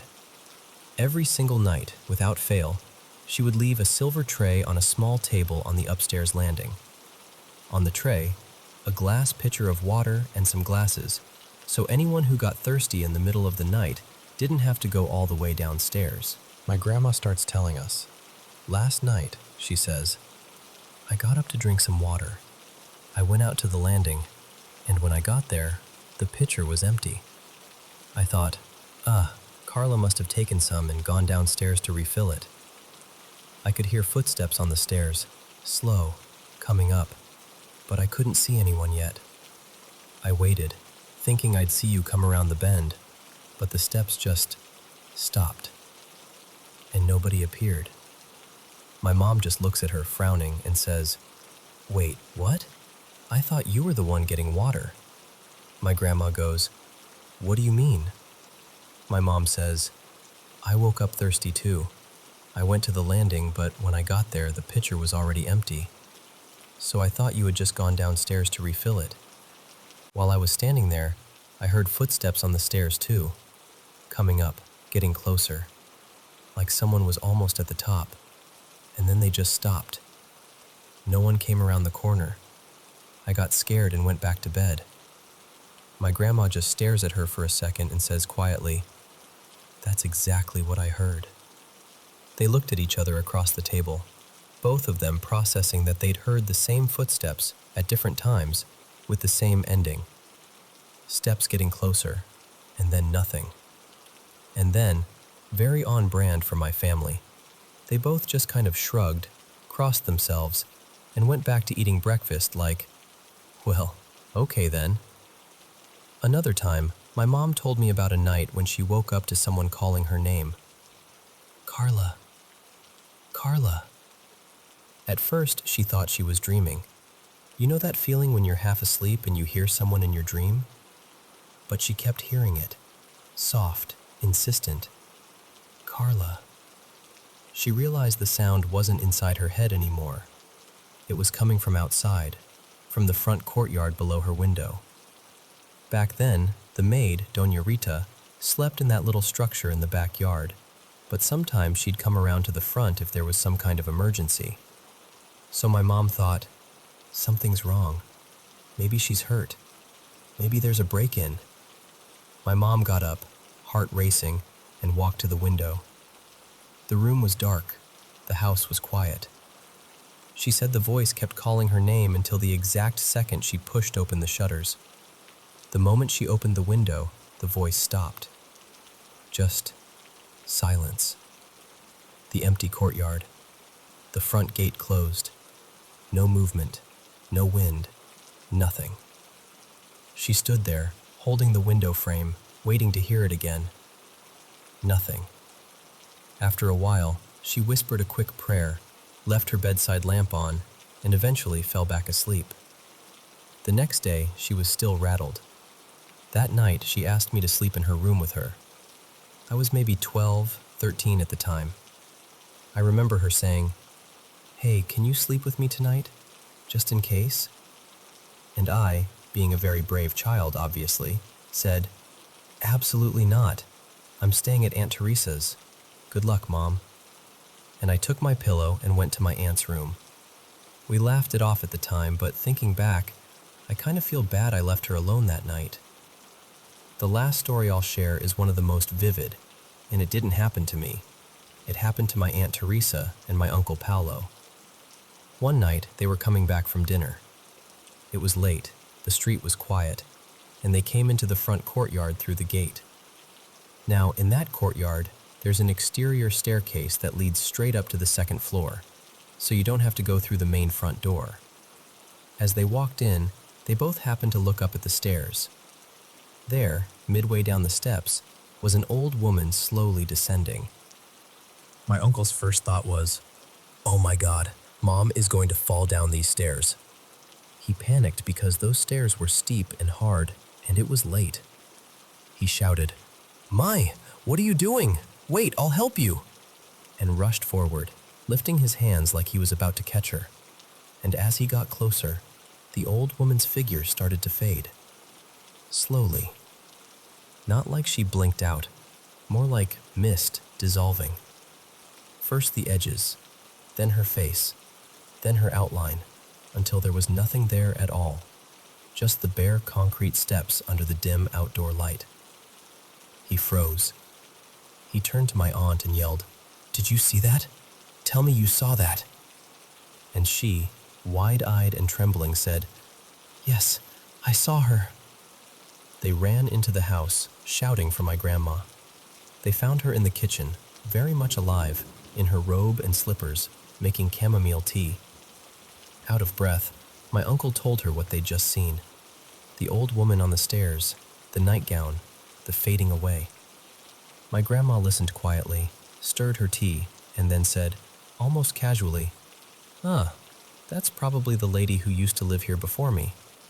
Everyone says she was very attached to the house." Then she added, "I've never seen her myself, though. Maybe she doesn't want to scare me." And that was that. My grandma, who lived there alone for nearly 4 decades, never had as many experiences as the rest of my family did. It was almost like whatever still lingered in that house was more interested in the visitors than in the woman who kept its doors open and its tray of water waiting on the landing every night. Sometimes I think about that empty mansion now, about the cold marble, the curved staircase, the silver tray that probably sits in some box or was sold off with the rest of her things. I wonder if, on some quiet night, when the street noise dies down, someone walking by might hear slow footsteps on the stairs, getting closer, and then stopping just before anyone comes into view.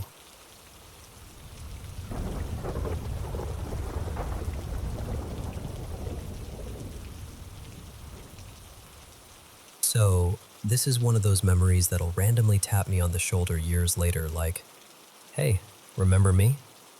I'd actually forgotten about it for a long time, until I saw someone online asking for real-life moments that left you with that uncomfortable little feeling of, okay, I can't fully explain that. This happened a while back, years ago now, when I took a train out to visit a buddy in Western New York. And of course, the exact moment my train pulled out, the weather decided to go full dramatic. When I boarded, the air already felt thick, those early flurries that don't look like much, but you can feel the storm gathering behind them. By the time we rolled into Erie, Pennsylvania, it was like the whole Northeast was getting swallowed. I stayed in the area for what felt like forever. Days blurred together because everything outside was just white and loud and relentless. At one point, I even dipped out to visit another friend in Providence for about a week, figuring surely I'd escaped it. And weirdly, Providence was almost calm. Cold, sure, but manageable. A little snow like powdered sugar. Nothing feral. Then I came back to Buffalo, and it was like I'd stepped into a completely different world. The snow had that heavy, angry look to it. Banks piled like walls, streets narrowed to tunnels.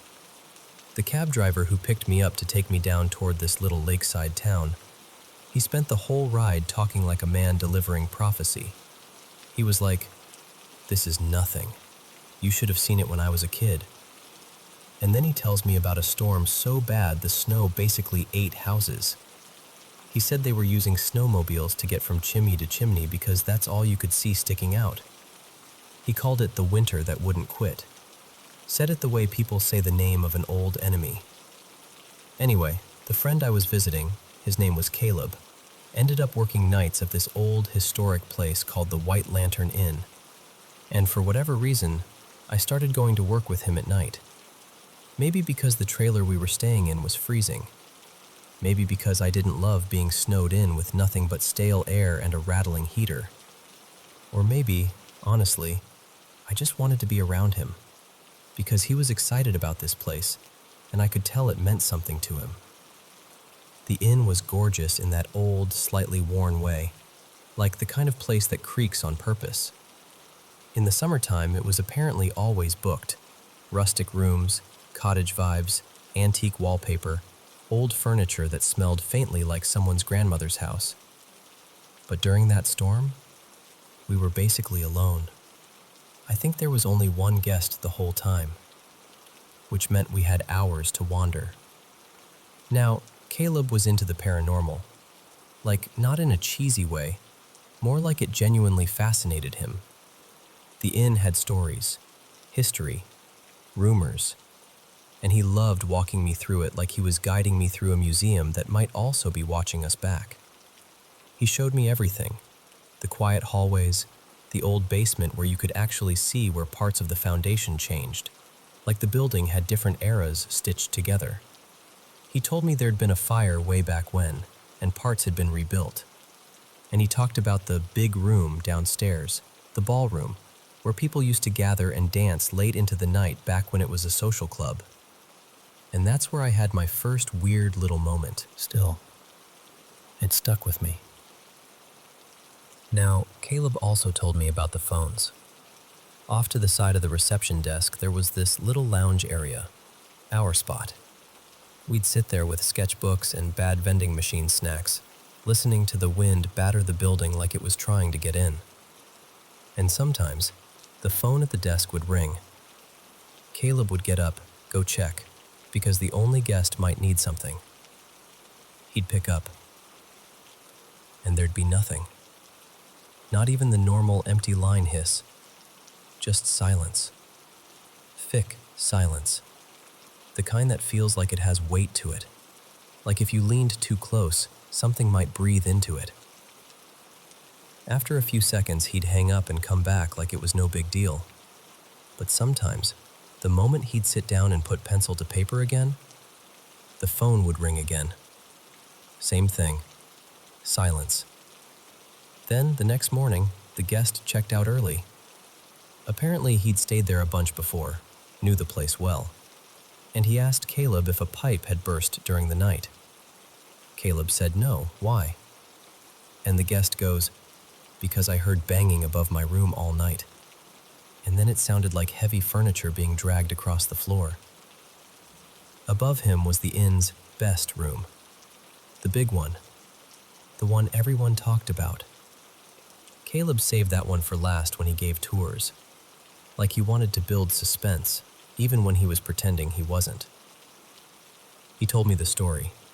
Back in the late 60s, the owners, Harold and Marjorie, were found dead.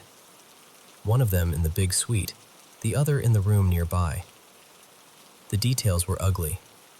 The story everyone repeated was that Harold had been depressed, that he killed Marjorie and then himself, and that it all centered around that top suite, room 272. So of course, we went up there. This was back before everyone had a smartphone glued to their hand. Ghost hunting YouTube channels were still kind of clunky. Those paranormal TV shows were still on, and we were both just young enough to think, well, why not try it? We sat on the edge of the bed in that suite, and I did the thing you're not supposed to do. I started provoking, asking questions, getting sarcastic, trying to sound braver than I felt. I had this little handheld gadget, more like a mini computer than a phone, and I tried recording, but it didn't pick up anything useful. But while we sat there, I caught this faint smell of smoke, like a whisper of it. And again, my brain immediately went, okay, heating system, old building, dust, don't be dramatic. Except Caleb had told me people sometimes reported smelling Harold's cigars. Then the chandelier moved. And I don't mean the tiny sway you get from a draft. It started swinging like somebody had put a hand on it and pushed from one side. Not wild, nothing Hollywood, but purposeful, rhythmic. Enough that we both stopped talking at the exact same time and just stared. Now, to be fair, there were train tracks not too far away, and I remember thinking, maybe a train just rolled by. Vibrations, old building, physics. I can't swear a train didn't contribute. But I also don't remember hearing a train. And the swing didn't feel random. It felt directed. We left the room a little quieter after that. And then there was one last thing. This part is harder to explain because it's not some big dramatic event. It's more like a moment that sits under your skin. The room was freezing. I'd gone from hot car to brutal cold to warm lobby to cold room, all bundled in a coat and hoodie and everything. So when I finally peeled those layers off and stepped into the shower, the heat felt almost unreal, like it didn't belong to me. And I swear to you, while I stood there with my eyes closed, letting the steam hit my face, I felt something like fingernails, lightly, gently, drag down one side of my back. Not scratching, not painful, just there. Like the softest tracing from shoulder to mid-back, slow enough that my whole body went still. I snapped around, heart slamming, shampoo half in my hand like that was going to save me. Nothing. Just steam. Just the old tile. Just the sound of water hitting the tub. And I stayed frozen for a long minute, trying to talk myself into a normal explanation. Cold to hot temperature shock. Nerves. hair shifting on my skin, anything. But I also remember, very clearly, that feeling of being watched, like the room had an audience and I'd just become aware of it. After that, I didn't feel comfortable being alone in that place the same way again. Not terrified, just respectful. Like, okay, I hear you. I don't know what you are, but I hear you. Years later, the inn changed hands a bunch. Some owners leaned into the haunted reputation, others tried to scrub it clean. Caleb eventually quit, and life did that thing where friendships drift if you don't fight for them. We lost track. I remember seeing a headline not too long ago.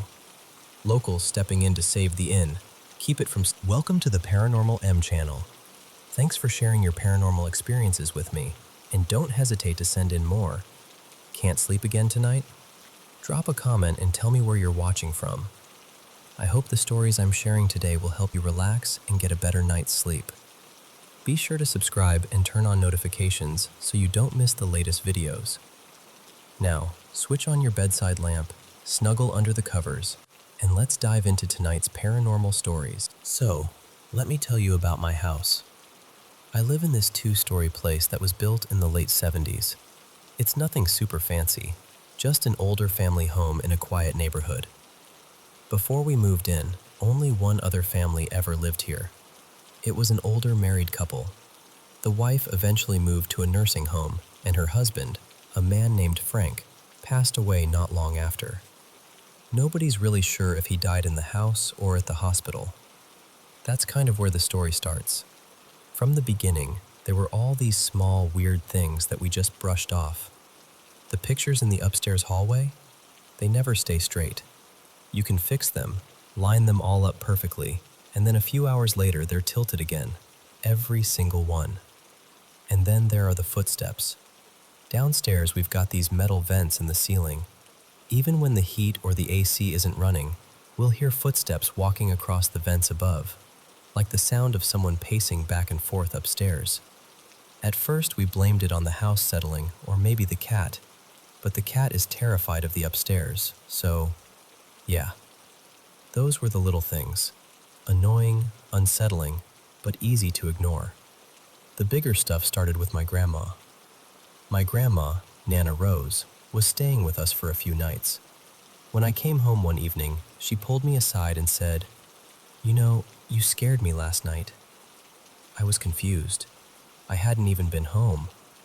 She told me she'd heard my voice calling her, clear as day, from the basement. Not once, but 2 nights in a row. Just, "Nana, can you come down here?" And she said the tone sounded exactly like me. Not just any voice, mine. The thing is, the first night she heard it, I was at my friend Mia's house. The second night, I was working late. I wasn't anywhere near the basement or the house at all. About a year after that, everything kind of exploded into this cluster of activity. It was like something in the house had been building up and suddenly decided, okay, it's showtime. The first big incident happened at the top of the stairs. It was me, my little brother Josh, and my stepdad, Mark. We were standing at the landing, just talking about something stupid, like what to eat for dinner or whatever. Right above the stairwell, on the wall, we had this big framed photo. We'd hung it really securely with these 2 hooks, like you had to lift it up and then out to take it off. There's no way it could just slide off on its own. In the middle of our conversation, the picture suddenly lifted.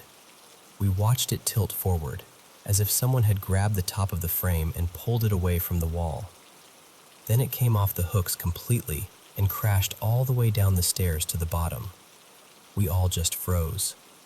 Josh bolted, and I remember Mark and I just staring at each other with that, "Did you see that? Look." We both knew how we'd hung that picture. There was no draft, no one bumped the wall, nothing. It moved like someone had physically picked it up and thrown it. The next night, I wasn't home again. I was staying at a friend's house. My mom, Lisa, and Mark were asleep downstairs in the living room. back when we had the couches pulled out into beds. We have these little hanging bells on the front and back doors that our dogs ring when they need to go out. They jingle in a really particular way when the door opens. Mark said he woke up because he heard the front door. Not just the bells jingling, but that heavy, recognizable sound of the door opening and closing. After that, he heard slow, heavy footsteps walking across the floor upstairs. Steady, human footsteps moving down the hallway. When he came back down, Mom was still half asleep. She said she hadn't heard anything. Not the door, not the footsteps, not even Mark running around above her. The night after that, things got even weirder. My mom and Mark were upstairs this time, watching TV in the loft. The dogs were lying next to them, totally calm. Out of nowhere, they both heard it. This clear sound of a little girl giggling downstairs. Not just a vague sound, a child's laugh. They looked at each other at the same time like, "Did you hear that too?" And then they both ran downstairs together. The downstairs was empty. No TVs on, no windows open, nothing. As they turned to go back up the stairs, they both heard these tiny footsteps on the stairs behind them, like a small person running up the stairs right on their heels. But when they turned around, nothing there. Later that night, when they went to bed, my mom was lying there in the dark, trying to fall asleep. Mark was next to her, already out. She said she suddenly heard heavy footsteps, like someone running, up and down the hallway upstairs. Not slow, not shuffling. Full-on running. Mark didn't hear a thing. He still got up, walked the hall, checked the rooms. Same story. Nobody there, house locked up, dogs still asleep. 2 nights after that, it was my turn. And honestly, I think my experience might be the creepiest one, at least for me. Back then, my bedroom was upstairs, right at the end of the hallway, near the back door that opens onto this small balcony. I was in bed, scrolling on my phone, kind of in that half-asleep zone. The house was quiet. Everyone else was downstairs. First, I heard the bells on the back door jingle. Just once, like the door had moved. Then I heard slow footsteps coming up the stairs. You know that feeling when you're sure you're home with other people, but suddenly you feel alone? It was like that. The footsteps reached the top of the stairs and walked across the hall, right past my door, toward the back door. I heard the doorknob jiggle, like someone was trying to open it. It clicked a few times, like they were really trying, but the lock wouldn't budge. Then the footsteps came back down the hallway. They stopped near the light switches by the bathroom. I heard the click of the switches flipping on and off, over and over. It felt like it went on forever, probably 20, 30 times at least. But no lights came on. My room stayed dark. The strip of light under my door never changed. Then the footsteps went into the bathroom. I heard this soft rustling, like someone opening cabinets, moving things around, maybe going through drawers. Bottles clinking, something brushing against the counter. Then sudden silence. No footsteps leaving, no door closing, just nothing. A few minutes passed. It felt like an hour. Then I heard it, breathing, right outside my bedroom door. Not the house creaking, not the heater. Actual breathing. Slow and heavy, like someone standing on the other side of the door with their face almost against it. I completely froze. My eyes were open, but I was too scared to move. My throat felt tight, and my eyes started to water.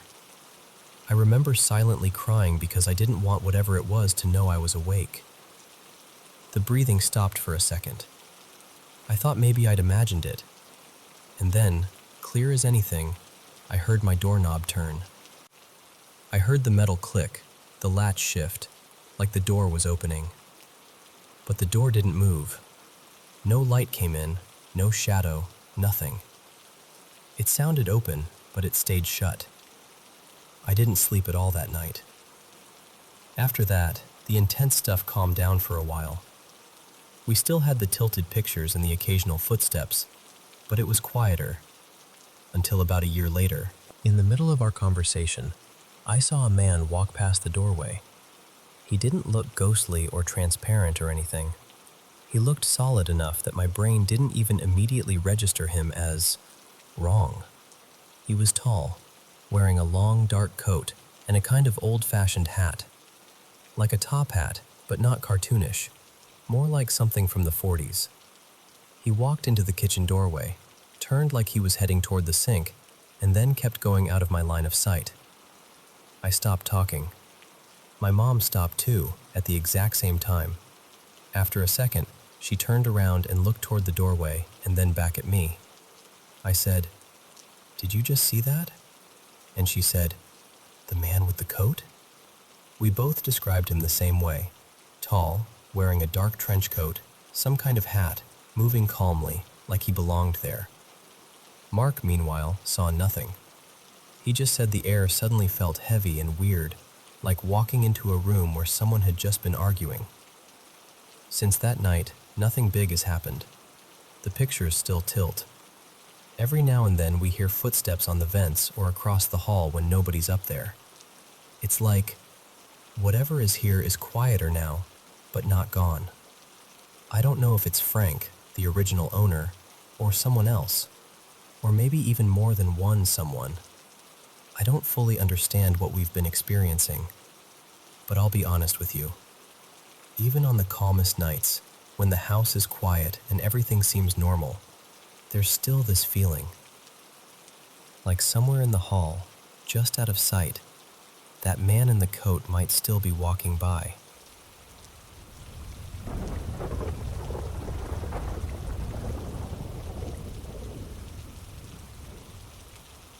So, for most of my life, I laughed off ghost stories.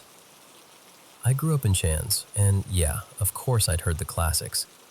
Someone sees a face in a mirror that isn't theirs, footsteps in an empty hallway, a figure at the end of a staircase that's gone when you blink. But I always figured there was some normal explanation. Being tired, being stressed, your brain filling in blanks when it's dark and quiet. I didn't really lose that belief because of some dramatic haunted house moment either.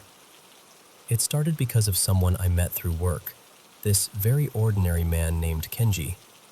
Mid-40s maybe, soft voice, neat hair with a bit of gray at the sides, thin metal glasses, the kind of person you'd pass in a hallway and forget 5 seconds later.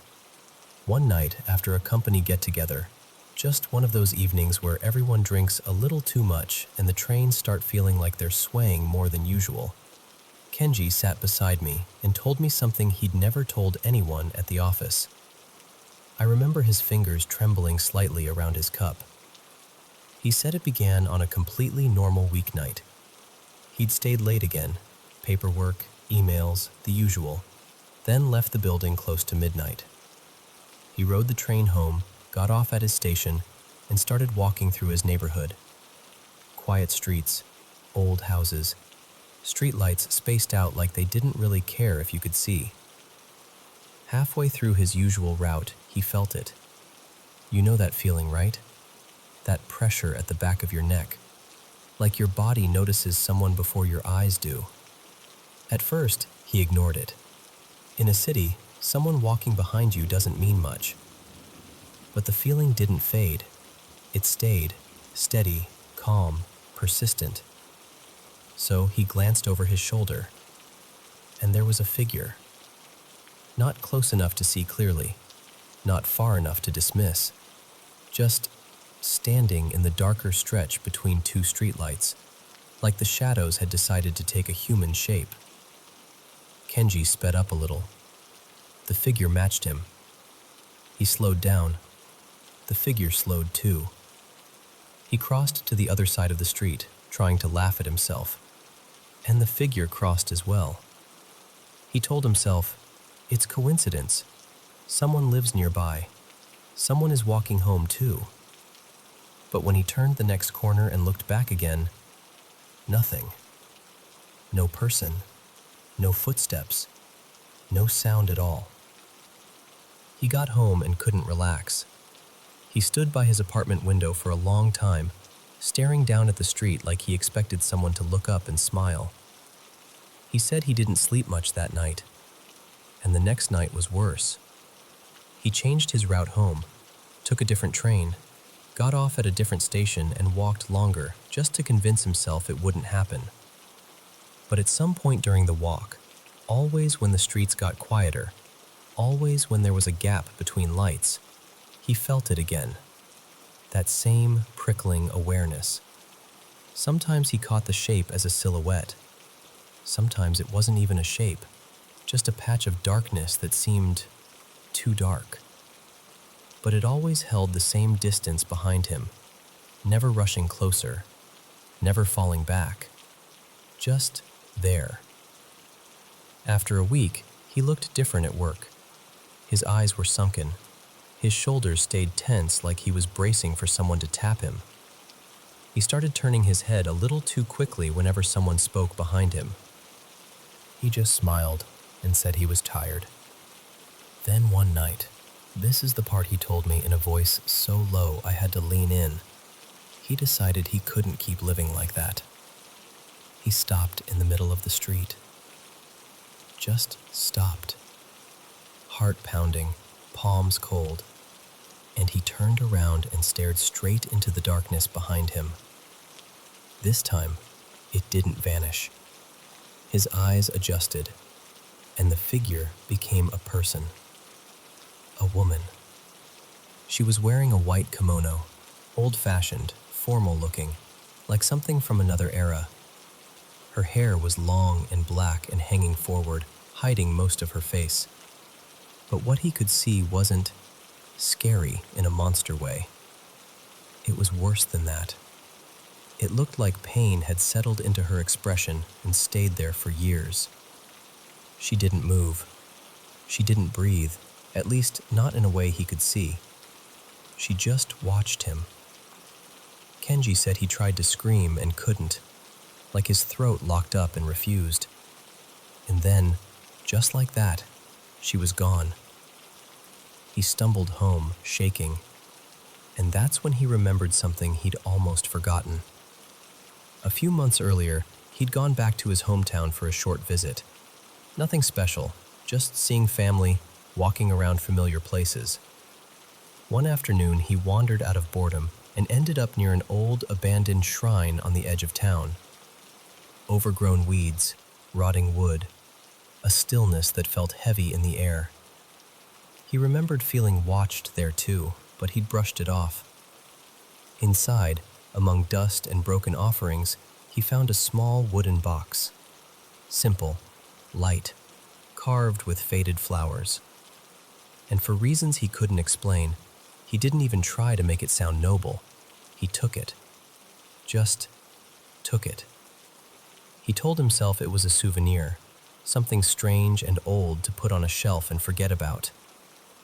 But now, sitting alone in his apartment, staring at that box, he felt something click into place. Like he'd connected a thread he hadn't realized was wrapped around him. After that, the nights became unbearable. The woman appeared more often, clearer, sometimes closer than before. He tried everything you can imagine, sleeping with lights on, keeping the TV running, calling a friend and staying on the phone while he walked home. Nothing helped. Finally, he did what a lot of people would do. He ran. He quit his job, packed up his life, moved to a small town far away, someplace quieter, someplace he hoped wouldn't have room for whatever was following him. For a few nights, it worked. He slept. He ate. He could breathe again. And then one evening, walking down a street he didn't even know well yet, he felt it. That same pressure, that same certainty. And there she was, standing beneath a flickering streetlight, as if she'd been waiting patiently for him to stop pretending he could escape. That was when he knew he wasn't dealing with a random haunting. He was dealing with something attached. Kenji eventually returned to his hometown, and asked around until he found an elderly priest, someone who still knew the stories of that abandoned shrine. The priest listened quietly, didn't laugh, didn't look surprised, just nodded slowly, like he'd heard the shape of this before. Then he asked one question. "Did you take something?" Kenji showed him the box, and when word finally came that he wasn't returning, she couldn't accept it. She ended her life there, at the shrine. The priest said some places, some objects, when enough emotion sinks into them, become anchors. Not cursed in the movie sense, just heavy, tethered. And when you take the anchor, the spirit clings to what it knows. Not always out of anger, sometimes out of loneliness. So they went back together, Kenji, the priest, and the box. The shrine was even more broken than Kenji remembered. Wind pushing through weeds, wood creaking like it was exhaling. The priest lit incense and began a ritual. Quiet words, steady hands. The air filled with that sharp, clean smell that always makes you think of temples and old prayers. Kenji placed the box back where he'd found it. And he said, right then, he felt something lift from his chest, like he'd been holding his breath for months without realizing it. In the corner of his eye, he saw her one last time, but softer now, less twisted, like the pain had loosened its grip. And he thought he heard a whisper. Not loud, not threatening, just a small voice, almost grateful. Arigato. Thank you. When Kenji finished telling me, he didn't look like someone trying to scare me. He looked sad, quiet, human. I don't think she wanted to hurt me, he said. I think she just didn't want to be left alone. And I'll be honest, I think about that sometimes when I'm walking home late, especially when the street gets quiet, especially when there's a long stretch between streetlights. When I get that feeling, like someone is behind me, I keep walking, and I don't turn around.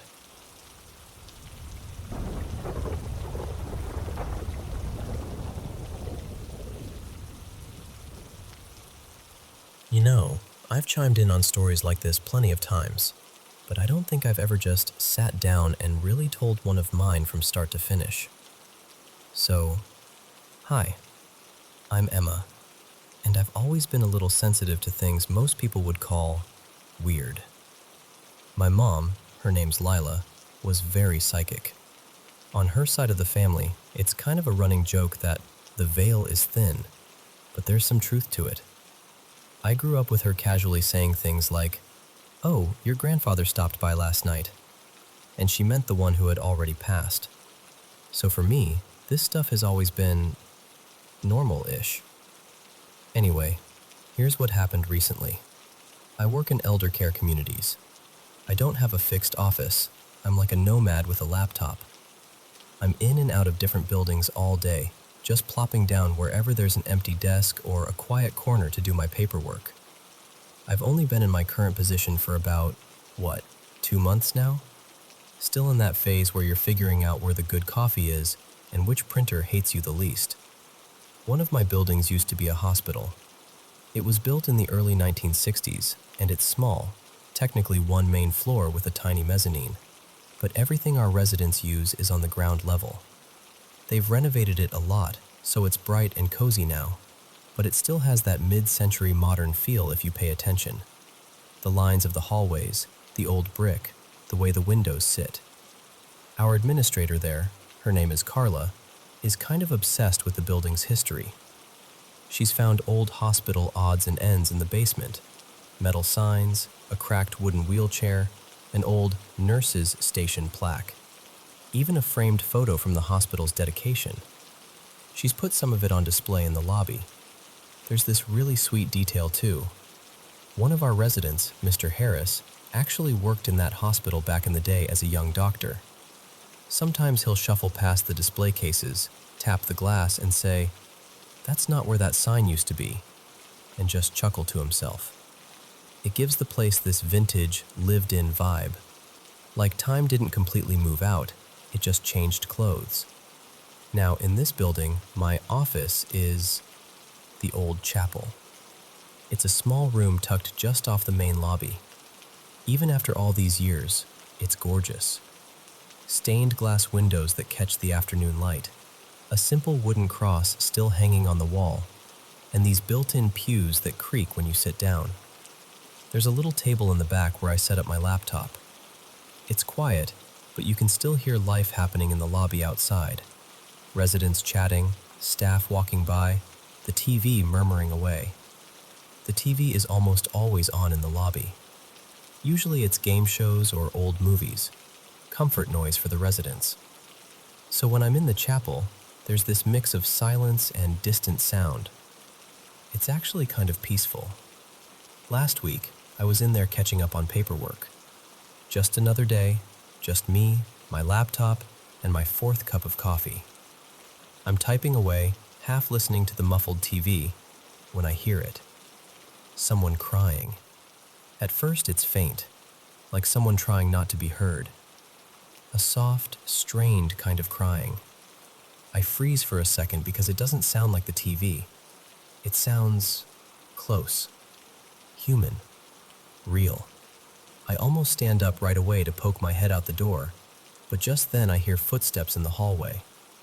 Carla, the administrator, and one of the nurses, Andre, walk past. I can recognize their voices now pretty easily. They're laughing about something, some inside joke, and they don't sound rushed or concerned at all. The crying fades. I tell myself, must be the TV. It has to be. You know how, when you're half focused, your brain can mash sounds together and trick you? About 10 minutes later, I get up to use the bathroom and walk out into the lobby. There's just one resident sitting there, watching an old black and white western. The scene on TV is some dusty street, a showdown, dramatic music, but no one is crying. No soap opera, no drama, just cowboys and bad dialogue. I stand there for a second, pretending to check my phone, just listening. Nothing but gunshots and hoofbeats and that low TV hum. So I shrug it off. I'm new, I'm tired, long day, weird acoustics, whatever. I walk back to the chapel, finish my work, go home, and don't think too much more about it. Then yesterday happened. Same building, same chapel, same little table by the stained glass. This time it's late afternoon, that kind of soft golden light slanting through the windows. The lobby TV is on again, and I can hear some kind of talk show or game show droning in the background. Normal. I'm typing, minding my own business, and I hear it again, crying. But this time, I pay attention. I stop typing. I literally take my hands off the keyboard and just listen. The crying is clearer now. It's not a sudden wail or a loud sobbing. It's this low, steady, heartbroken sound.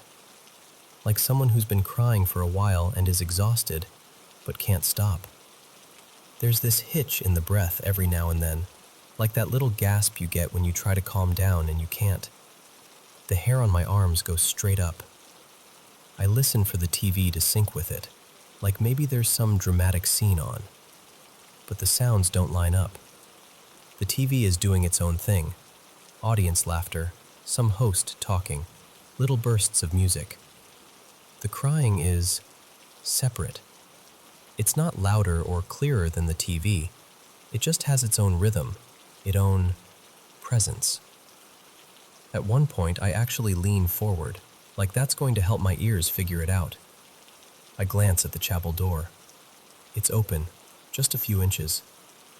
I can see a slice of the lobby floor and a plant in the corner, but no feet, no wheelchairs, no one standing just outside. The crying sounds like it's in the room with me, but also not tied to any particular spot. Not in front of me, not behind me, just there. All around but nowhere. My mind starts racing. Is someone in the hallway? Is it coming from another room? Is there a resident upset in a nearby apartment? I reach for some kind of logical explanation, because that's what you do. You try to keep things normal. I stand up and step out into the lobby. There are two residents chatting softly near the TV. Carla is at the far end of the hall, talking to a family member. The show on the TV is some light daytime program. People are guessing prices and clapping. No crying, no sad scene, no one looking distressed. And just like that, the crying stops. I stand there, feeling a little silly and a little shaken. I go back into the chapel. It's quiet now, just the TV and the faint hum of the building. And this is the moment where something in me just quietly goes, "Oh, okay. This isn't the TV. This isn't a stressed out resident. This is something else."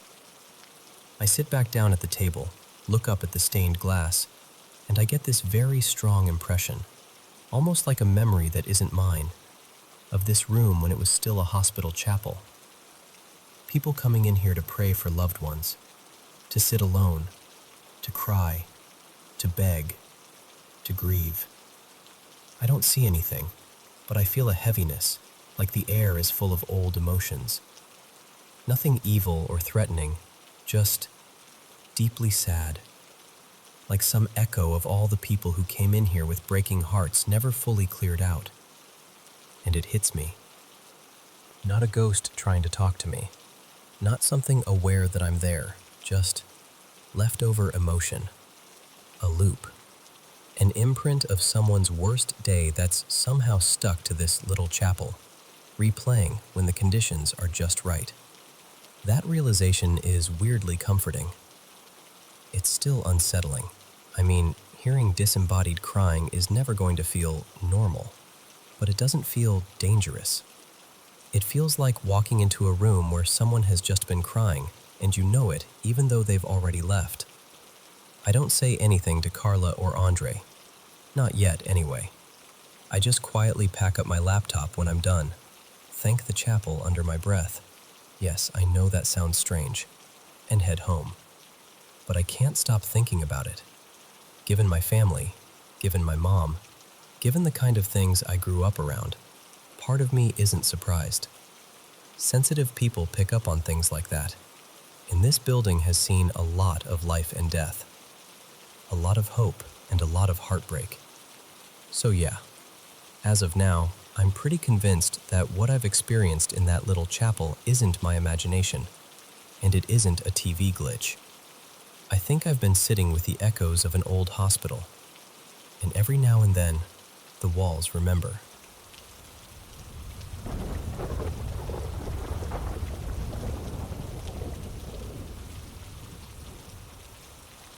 You know how some places just feel wrong the minute you think back on them?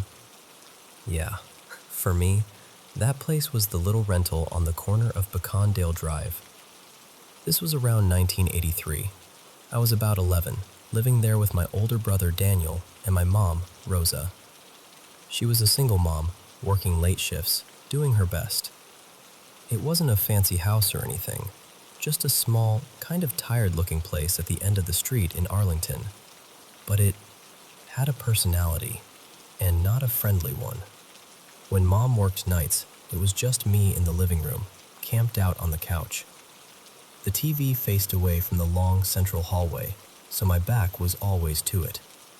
I'd watch Knight Rider, or The A-Team, trying to act like I was just a normal kid having a normal TV night, not a kid who was, honestly, kind of terrified. I loved making popcorn on the stovetop. Big metal pot, oil, salt, my little ritual. Above the stove was this old black plastic push-button switch for the exhaust fan. It made this loud ker-chunk when you pushed it in. You had to jam it pretty hard, like you really had to mean it. 7, 8 pounds of force, easy. Thing is, I didn't always push it. I'd be standing there, watching the kernels start to dance, and over my head I'd hear it. Ker-chunk. Fan kicks on, loud. I'd jump every time. Then I'd have to reach up and switch it off again, acting like it was nothing. But it kept happening, over and over. Sometimes twice in a night. Nobody else home. Nobody near that switch. And that was one of the mild things. There were these weird mechanical and electrical fits the house would have. Lights would flicker in just one room, or the old box fan in the hallway would hum and jerk, and then just stop like it changed its mind. Plates would slide a few inches on the counter, and then, on 2 different occasions, one just shattered all on its own. Didn't fall, didn't get bumped, just cracked and burst, like it decided it was done being a plate. Sometimes, sitting in the living room with the TV turned up, I'd hear loud bangs and thumps from the back bedroom, down that long, dark hallway. It sounded like someone was dropping furniture or slamming drawers. I never went to check. Not once. I was scared enough that I started bringing a big kitchen knife with me to the couch. I'd tuck it on the cushion next to me under a throw pillow. Picture this skinny kid watching TV with the volume too loud, pretending everything's fine, and his hand is resting on a knife the whole time. Mom would come home and find the knife on the couch later. "Why is this here?" she'd ask. I'd just shrug. We both kind of knew why, but we didn't want to talk about it. Saying it out loud felt like it might make it worse. There were other things too. Small, strange fires. Once, there was this little blaze in the bathroom, like something in the wastebasket had just decided to spontaneously catch fire. Another time, it was a corner of a towel. Not big fires, but enough to blacken the wall and scare everyone. We could never really explain it. Faulty wiring, someone said. Maybe a cigarette butt, someone else, even though nobody smoked inside. Then there were the pictures. We had these framed photos hanging in the hall. One night I was walking past, and out of the corner of my eye, I saw one of the frames slowly tilt forward, like it was on hinge instead of a nail, like someone had gently opened it. When I turned to look directly, it eased back into place. Not a drop, not a swing, more like a deliberate movement. I told myself I was tired. I told myself it was my imagination.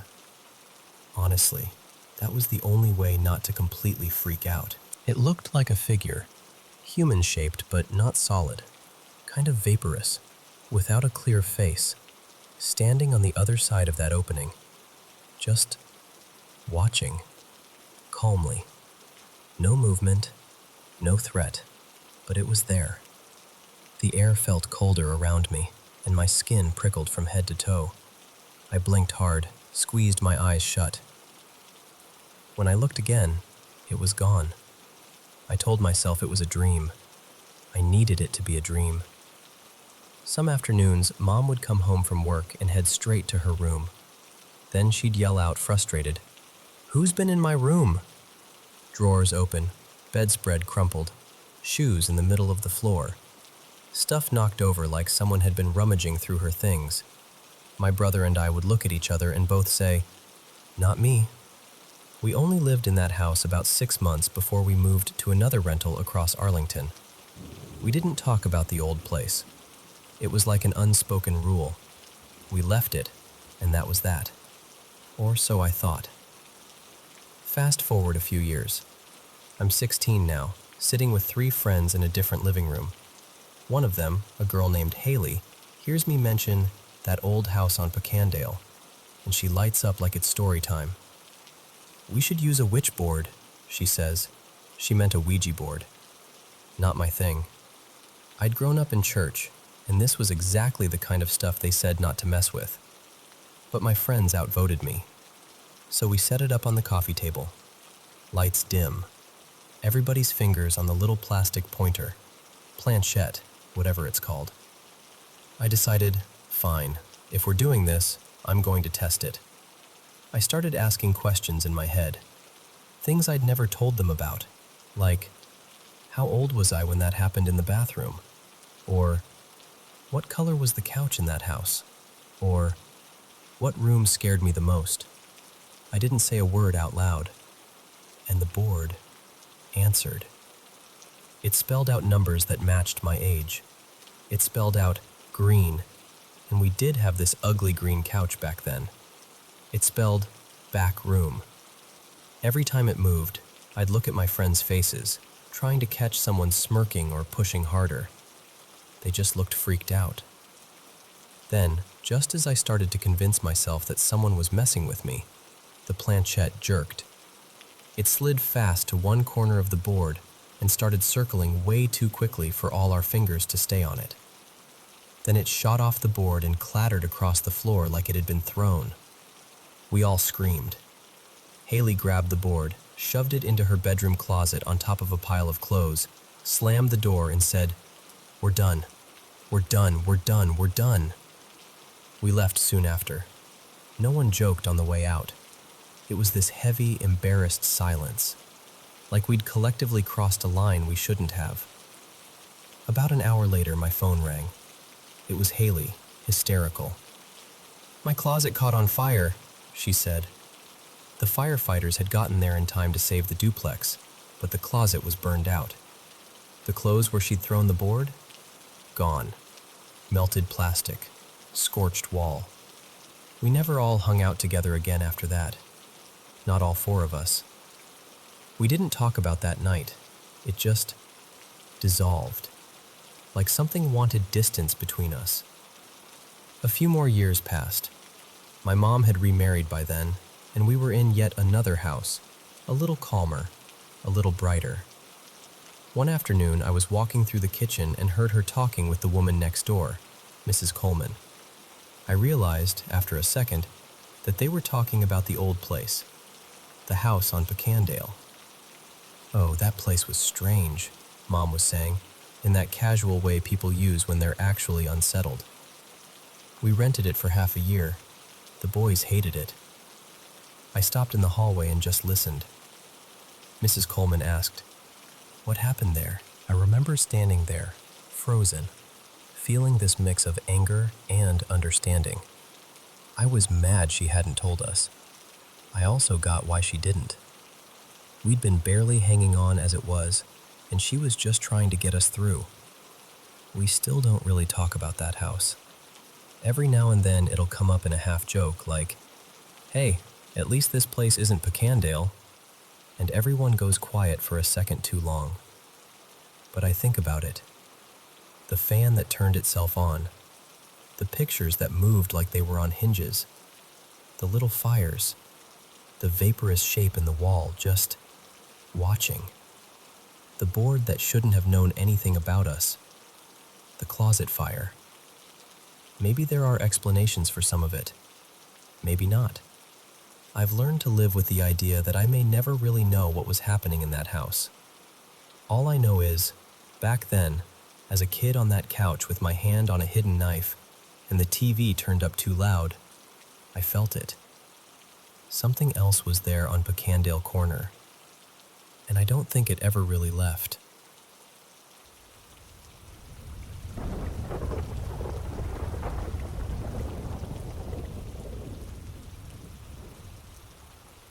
Okay, so I'm just going to tell you this the way it actually felt, because even now, years later, it still sits in my head like a puzzle piece that never quite clicks into place. Back in 2016, I moved into a college dorm at a small private university in Southern California. I won't name the school this time because, honestly, the specific name isn't even the point. The point is the room.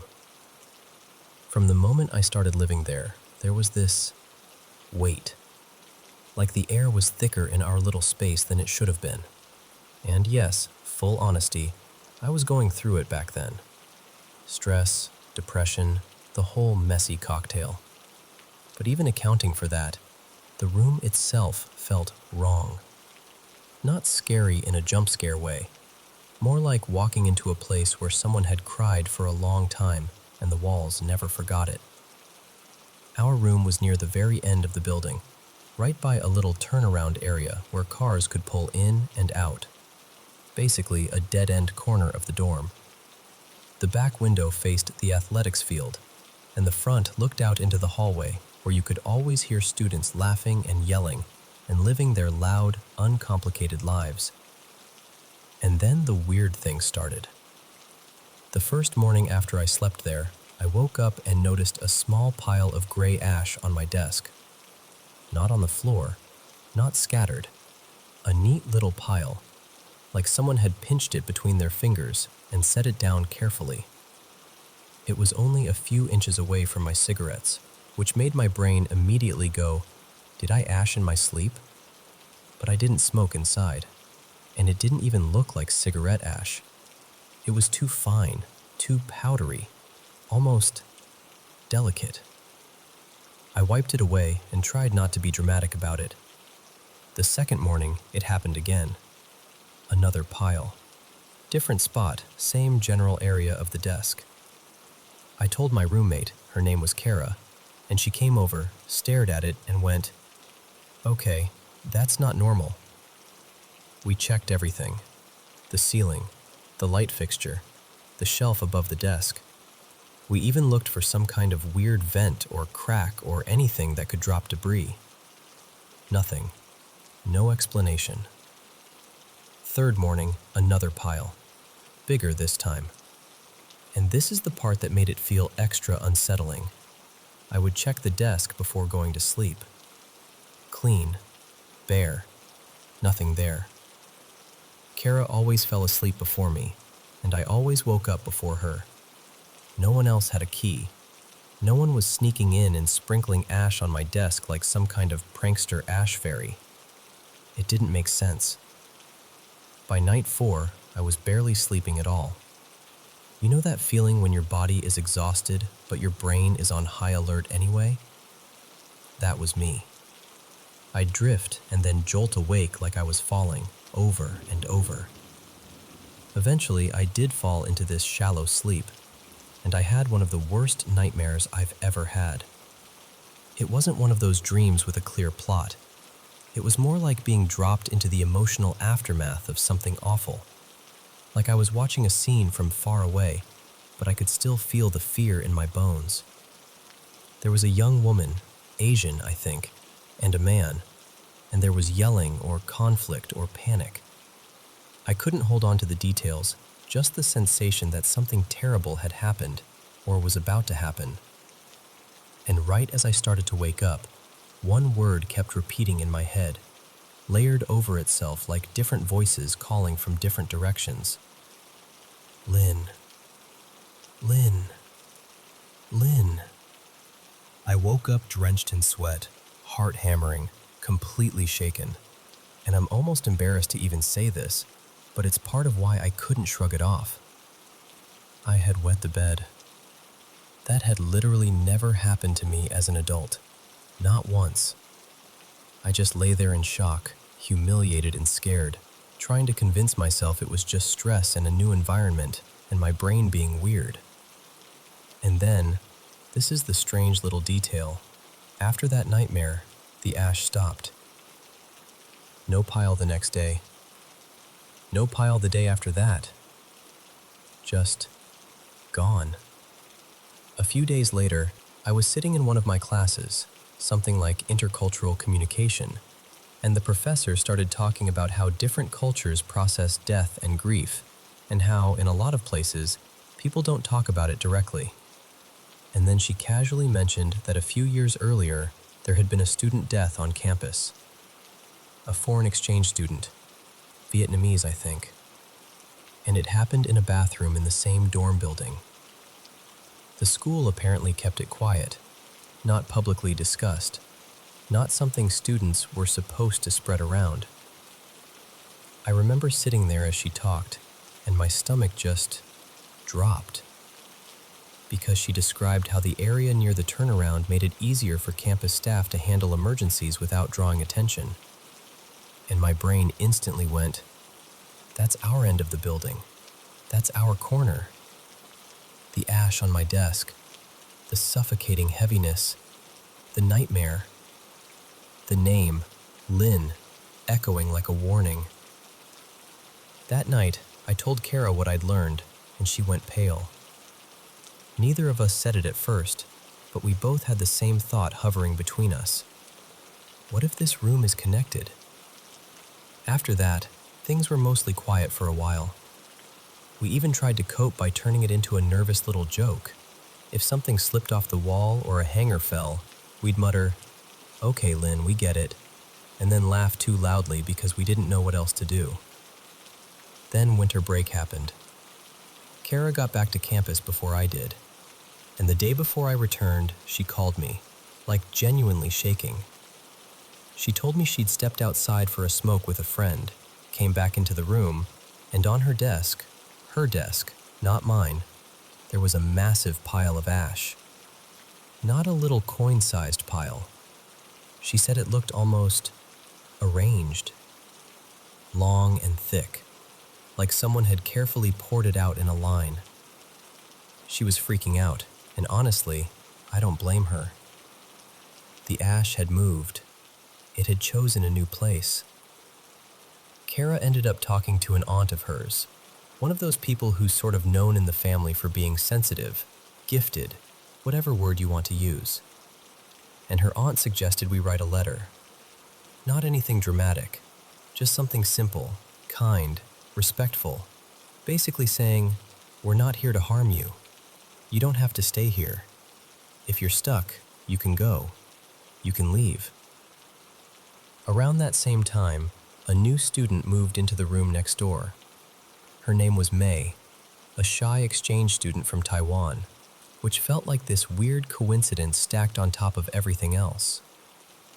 Eventually, her roommate moved out and she was alone, and I started hearing her through the wall late at night, talking, crying, sometimes sounding like she was arguing with someone who wasn't there. Kara and I looked at each other a lot during those nights. You know that look. The look that says, "Are you hearing this too?" without ever actually saying the words out loud. By the end of the year, both our room and the one next to it were suddenly repurposed into storage. Storage. Just like that. And maybe it was an innocent logistical thing. Maybe they needed space. But a part of me couldn't stop thinking the school knew that they didn't want stories, didn't want rumors, didn't want people connecting dots or talking about ash appearing on desks in the same hall where someone had died. The last piece that still gnaws at me is this. I tried to find information later. A name, a record, an obituary, anything. And I couldn't. Nothing public, nothing easy to trace. Like the person had been erased from the official story. So I'm left with these questions that I still don't know how to answer. What were those ashes? Why did they appear so neatly, night after night, like a message? Why did it stop after the nightmare, after the name? And if that student really was still there in some way, what did she want?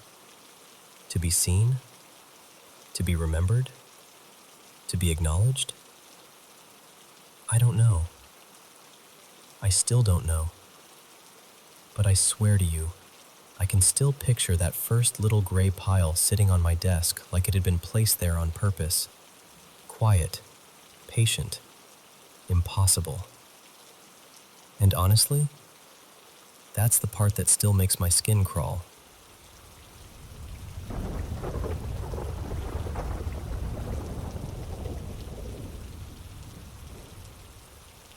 So, okay, let me just walk you through this because I'm still trying to make sense of it myself.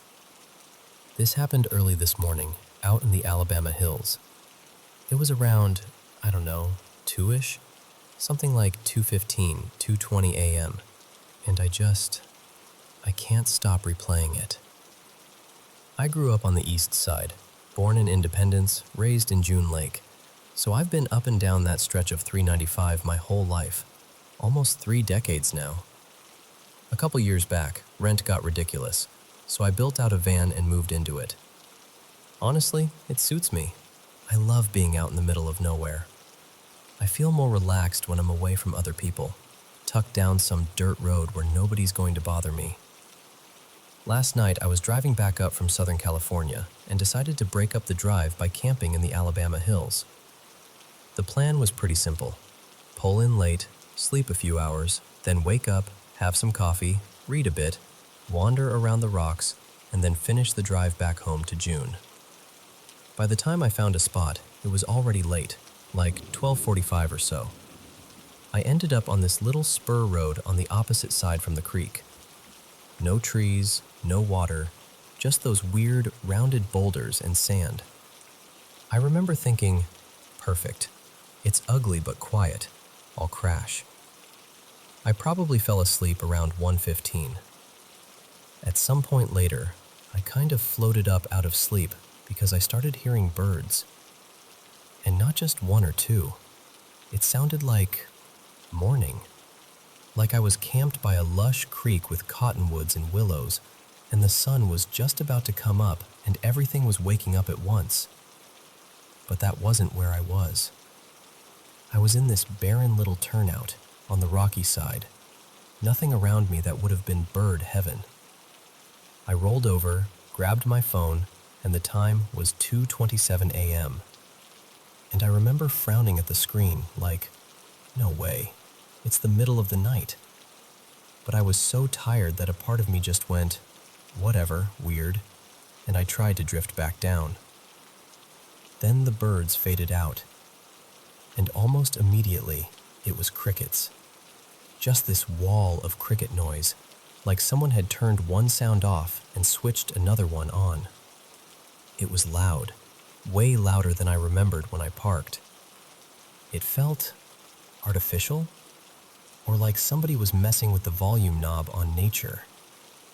I barely got through the thought, did I just not notice this before? When I felt something lean into the side of my van. You know that feeling of weight pressing in? The metal flexed just a little, and then this sound. I don't even know how to describe it. It was like a scream, a whistle, and a wail all at the same time. High and piercing, but there was this weird depth under it. It felt like it went straight through my chest. And then my van started shaking. Not just rocking a bit, full-on violent shaking. Earlier this year, a bunch of my friends thought it would be hilarious to mess with me and rocked the van back and forth while I was inside. That was annoying, but it felt like people. It was playful, rhythmic. This was not that. This felt like the whole van was in a storm, like something huge had grabbed it from every direction at once. If that was an earthquake, it was bigger than anything I felt in California, and I've been here my whole life. The movement wasn't rolling. It was like the ground and the van were each trying to go in different directions. And I just broke. Usually, when bears mess with my van, I know what to do. I grew up with black bears around. If they try to get into my vehicle, I'll yell. I'll hit the side. I'll bang on the window. I've always been able to stand my ground with them. But in that moment, I couldn't move. I wanted to scream stop and slam my hand against the glass, and I just couldn't. My body would not cooperate. I was lying there, totally rigid, with tears pouring down my face, listening to this thing happen around me. The fear was different too. I'm used to normal fear, adrenaline, heart racing, brain making plans. This wasn't that. This felt like something heavy in the air, pressing down on me from the outside. Like the whole space around the van was saturated with this, I don't know, presence. It felt evil. I don't use that word lightly, but that's the only way I can describe it. It didn't feel like my own anxiety spiraling. It felt like stepping into a room where something terrible has happened, and your body knows before your brain does. Just this objective, crushing dread. I honestly thought, okay, this is it. I'm going to die here, in my stupid van, in this random turnout off Whitney Portal Road. I have no idea how long it lasted. It might have been 30 seconds. It might have been a few minutes. In my head, it felt like forever. The shaking finally stopped. The sound cut off. And then there was nothing. No crickets, no birds, not even wind. The silence was almost worse than the noise. It was that thick, ringing silence you get after something explodes, where your ears are trying to catch up. I stayed under my blanket like a little kid, shaking and sobbing, listening to absolutely nothing. After a while, I'm guessing 10 minutes, maybe more, I realized I couldn't just stay there. The fear was still there, but underneath it, there was this clear thought. You need to leave. Now. So I forced myself to move.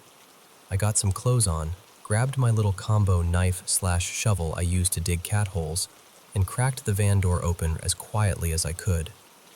Part of me was terrified something would be standing right there, but outside, it looked normal. I turned my headlamp on low and started checking around my van. I expected to see something. Bear tracks, shoe prints, fresh tire tracks, anything. The dirt out there usually records whoever's been around. Nothing. No bear prints, no human prints I hadn't already made, no new tire marks. I hadn't heard another vehicle pull in or leave while all this was happening either. If a truck had been messing with me, I would have heard it drive off. That was the moment my fear turned into this cold, unsettled feeling. I climbed back in, started the engine, and just left. I didn't even bother pulling my bedding together. I just threw it aside and drove. When I finally got service, I pulled over and checked the earthquake reports for that time, somewhere around 2:30 to 3 a.m. in the Lone Pine area. Nothing. No recorded quakes that matched what I felt. Driving down from Whitney Portal, past town, I could still feel that oppressive heaviness sitting in my chest. And then, as I got farther south on 395, it started to loosen. By the time I was passing Manzanar, it felt like whatever had been on me was finally wearing off. Normally, I hate sleeping at rest stops.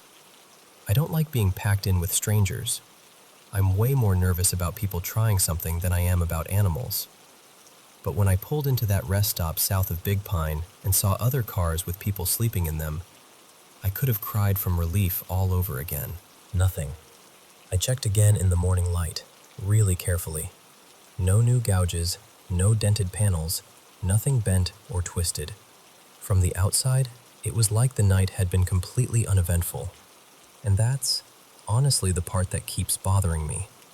If it had clearly been a bear, or an earthquake, or some drunk person messing around, I'd still be shaken up, but I would have a box to put it in. Instead, I'm left with this experience that feels like it doesn't fit anywhere. For what it's worth, I was camped just east of this rock formation people call Nightfall Rock, in a little side canyon folks around there sometimes refer to as Ranger's Cut in the Alabama hills. I know it's close to LADWP land, and yeah, I probably wasn't supposed to be exactly where I was. The plan was to pull in late, leave early, and just catch a few hours of sleep. After what happened, I don't think I was there even 3 hours total. I'm not trying to jump straight to, it was something supernatural. That's not usually how my brain works. The real reason I'm telling this is because I'm hoping someone who knows the Lone Pine area better, especially around that part of the hills, might have some stories or some kind of explanation. Maybe there's local lore, or maybe someone's had something similar happen out there. Right now, I'm just rattled. It was honestly traumatizing. I've never felt fear like that, and I've never cried the way I did in that van. So yeah, that's what happened. If you've heard anything about that area, or if you've had your own weird night out near Ranger's Cut or around Nightfall Rock, I'd really like to hear it.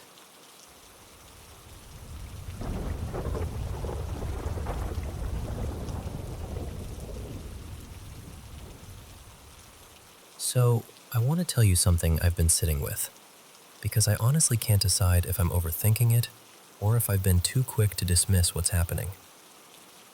I work nights in hotels, and I've worked in enough of them to know every building has its quirks.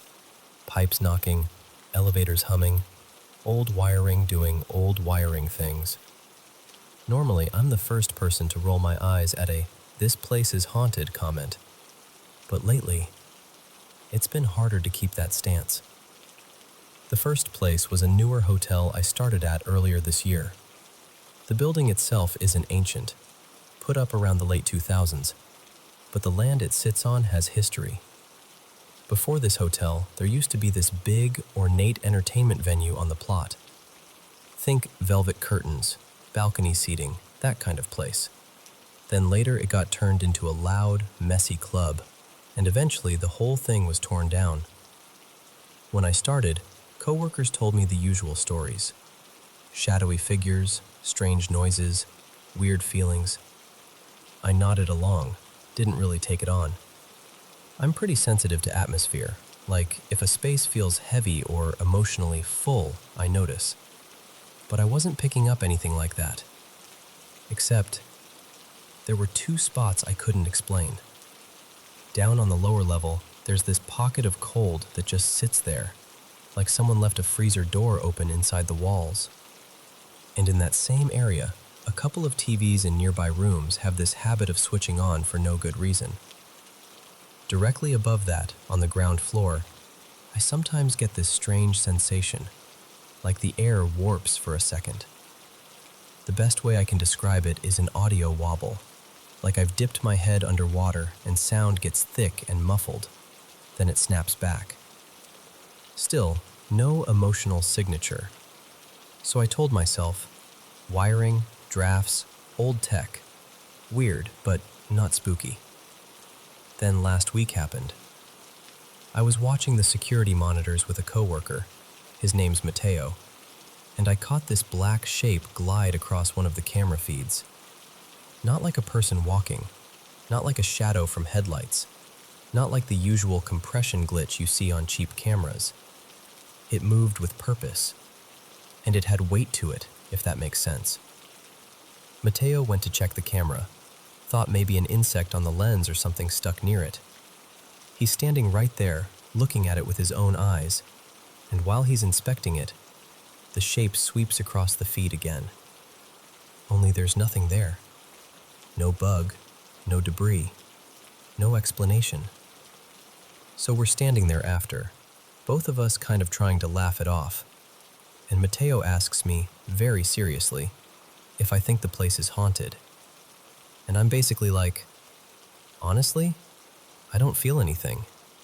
I've noticed some odd stuff, but nothing that feels intelligent.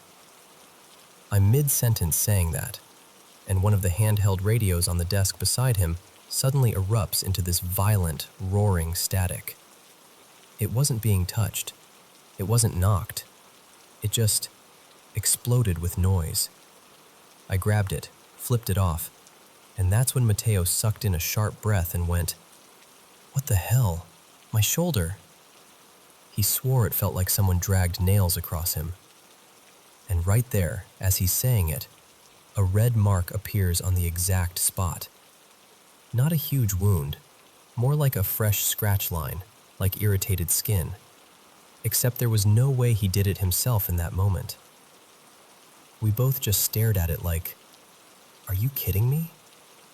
And then, because apparently the universe loves timing, within 2 days, a long-stay guest calls down to the desk, totally shaken, asking if she can move rooms.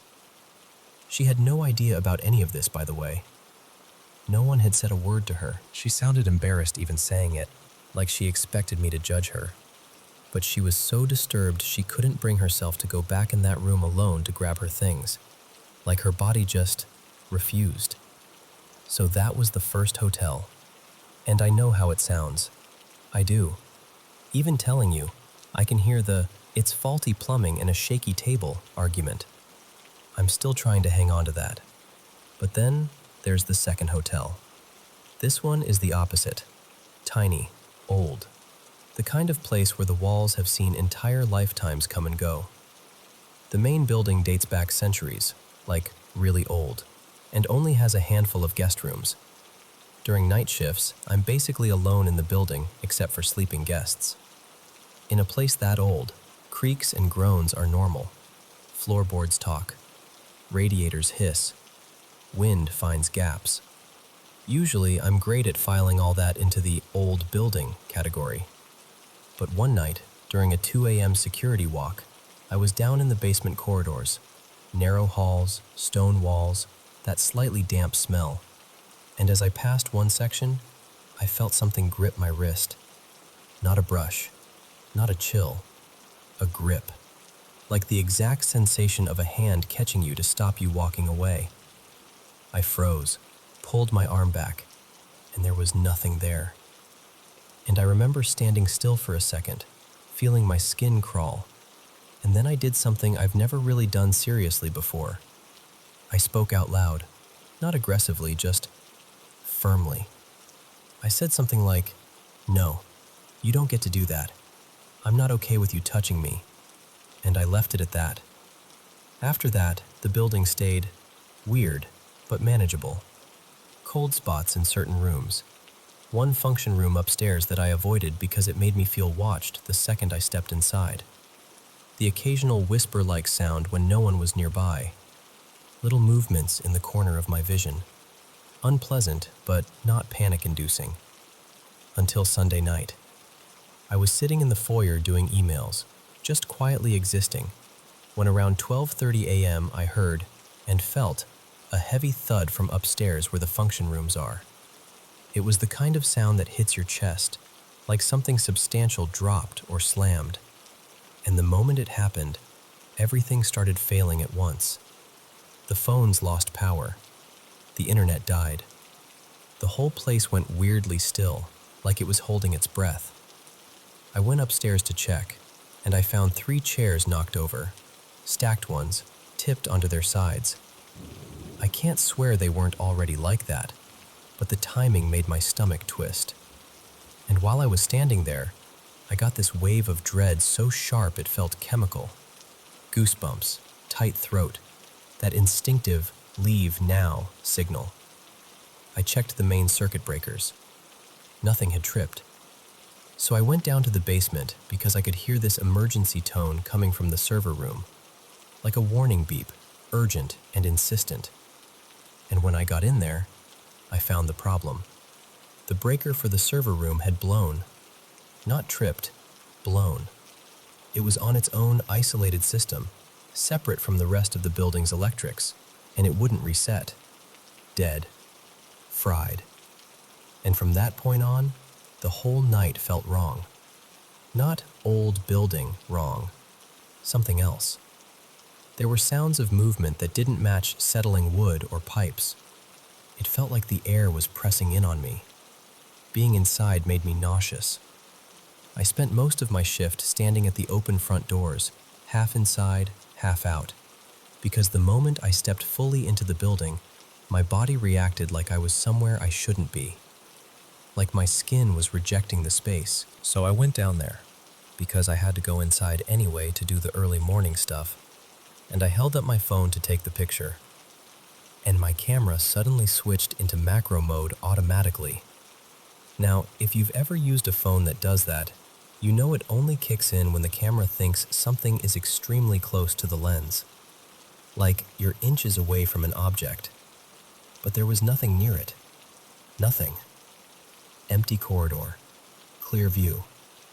Just the macro setting snapping on, like my phone detected something right in front of it that I couldn't see. That was the final straw for me. I finished what I absolutely had to, and the second I could leave, I left. And I'm not going to lie to you. I'm hesitant about going back. Because here's the thing. I'm not looking for ghosts. I'm not chasing a story. If anything, I've been trying hard to explain it all away. But when you've got 2 separate places, 2 separate sets of incidents, and your body is reacting before your brain can even make excuses, it starts to feel less like coincidence. So yeah, that's where I'm at.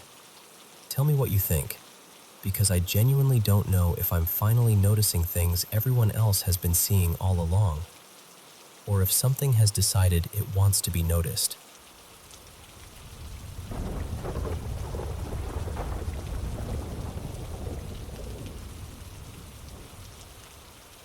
Okay, so before I tell you any of this, I need you to know two things about me.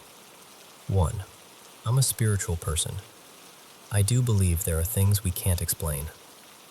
Two, I'm also annoyingly skeptical. Like, I'll sit there for hours trying to come up with a logical reason for something before I ever let myself whisper the word paranormal. So when I say some of this still doesn't add up, I really mean it. So, we moved into this house a little over 6 years ago, right before my sophomore year of high school. It was just me, my mom, her name's Marissa, and my dog, Atlas. No dad in the picture, not really.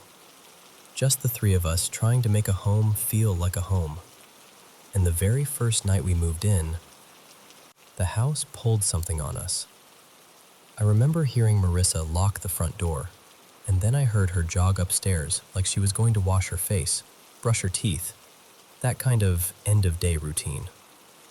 I stayed downstairs because I wanted a cookie. Like, after a day of hauling boxes around, I felt entitled to a cookie. I'm in the kitchen, half in a cabinet, when there's a knock at the front door. Just a normal knock. Firm, like someone who expects you to answer. I froze, because who knocks that late on move-in night? And then I hear Marissa's voice from outside, tight, embarrassed, a little panicky, saying she'd gone back out to grab something from the car and the door had locked behind her. So right away, it's like the house wanted us to know, I can lock you out whenever I want. Nothing huge happened for a while after that.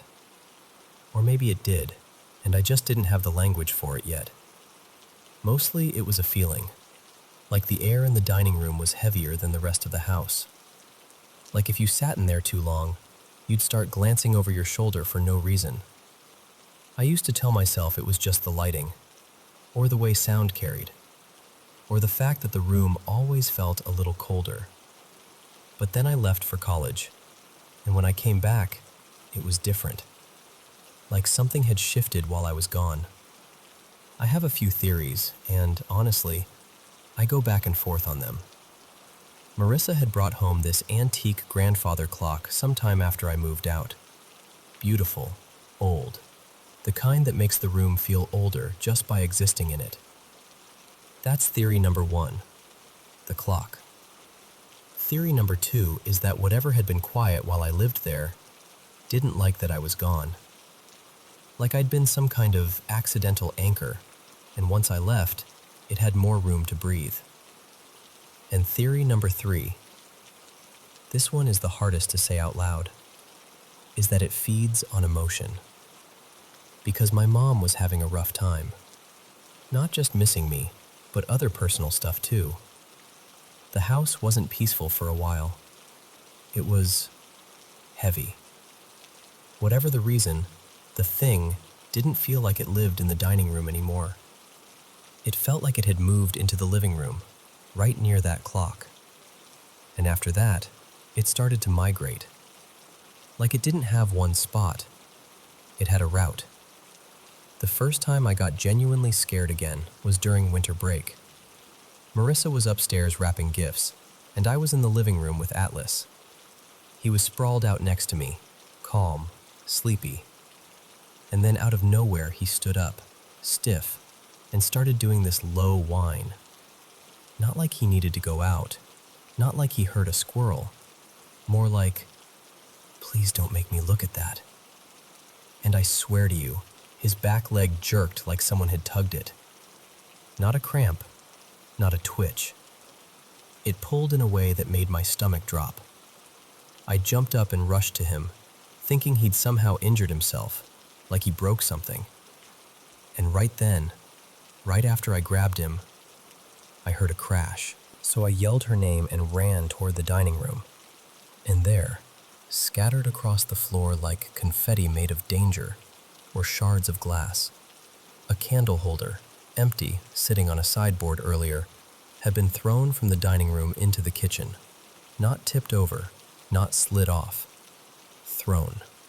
The fragments were everywhere, wall to wall, like something wanted to prove it could reach across rooms. Marissa came halfway down the stairs, white-faced, asking what happened. And all I could do was stand there with Atlas pressed against my legs and say, "I don't know." Because I truly didn't. I kept trying to replay it. Wind? Vibration? A truck passing? The dog bumping furniture? But it didn't make sense. The angle didn't make sense. The distance didn't make sense. After that, the smaller things started. At night, I'd hear scratching above my room. Not the cute kind where you tell yourself it's a squirrel. It sounded deliberate, like nails dragging, stopping, starting again. And the weirdest part was this. When I'd sit up and listen, really listen, it would stop.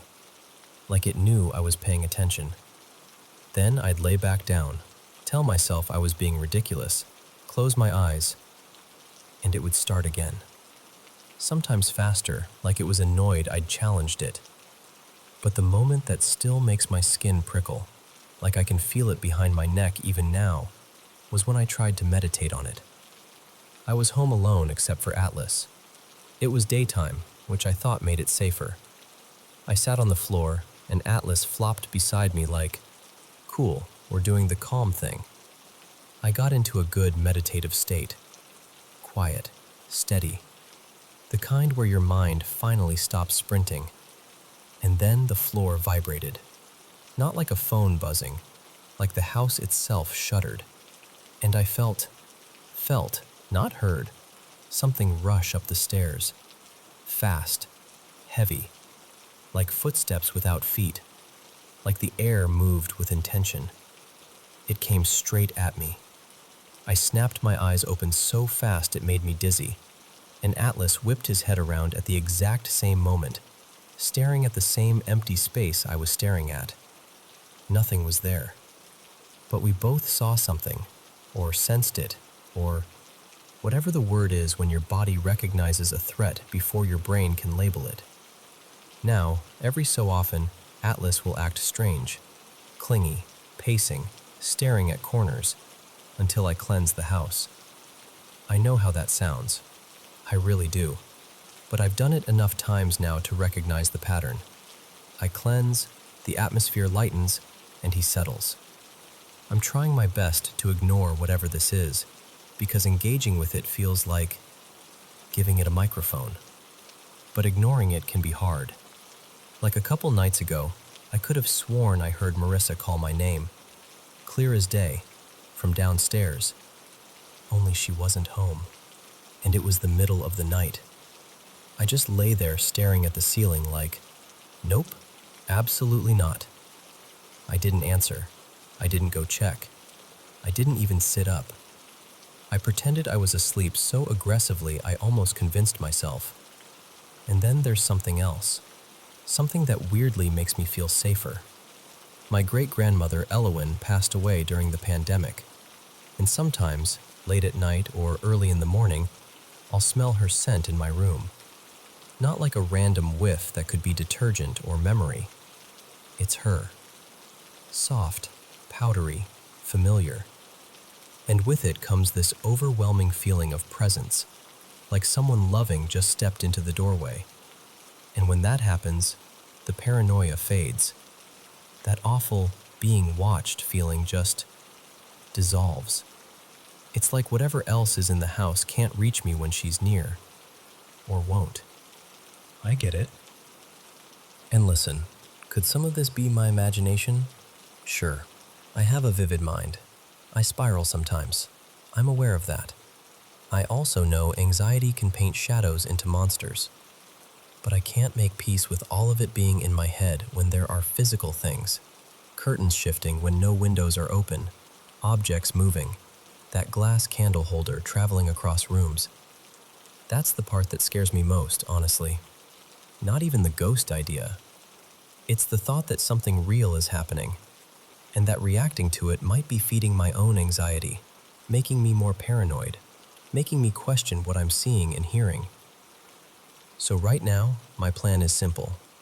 Protect my peace, keep the house as calm as I can, cleanse when it feels heavy, and trust Atlas when he tells me something's off.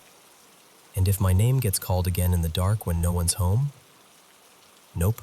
That is a hard, full-body, spiritual no from me.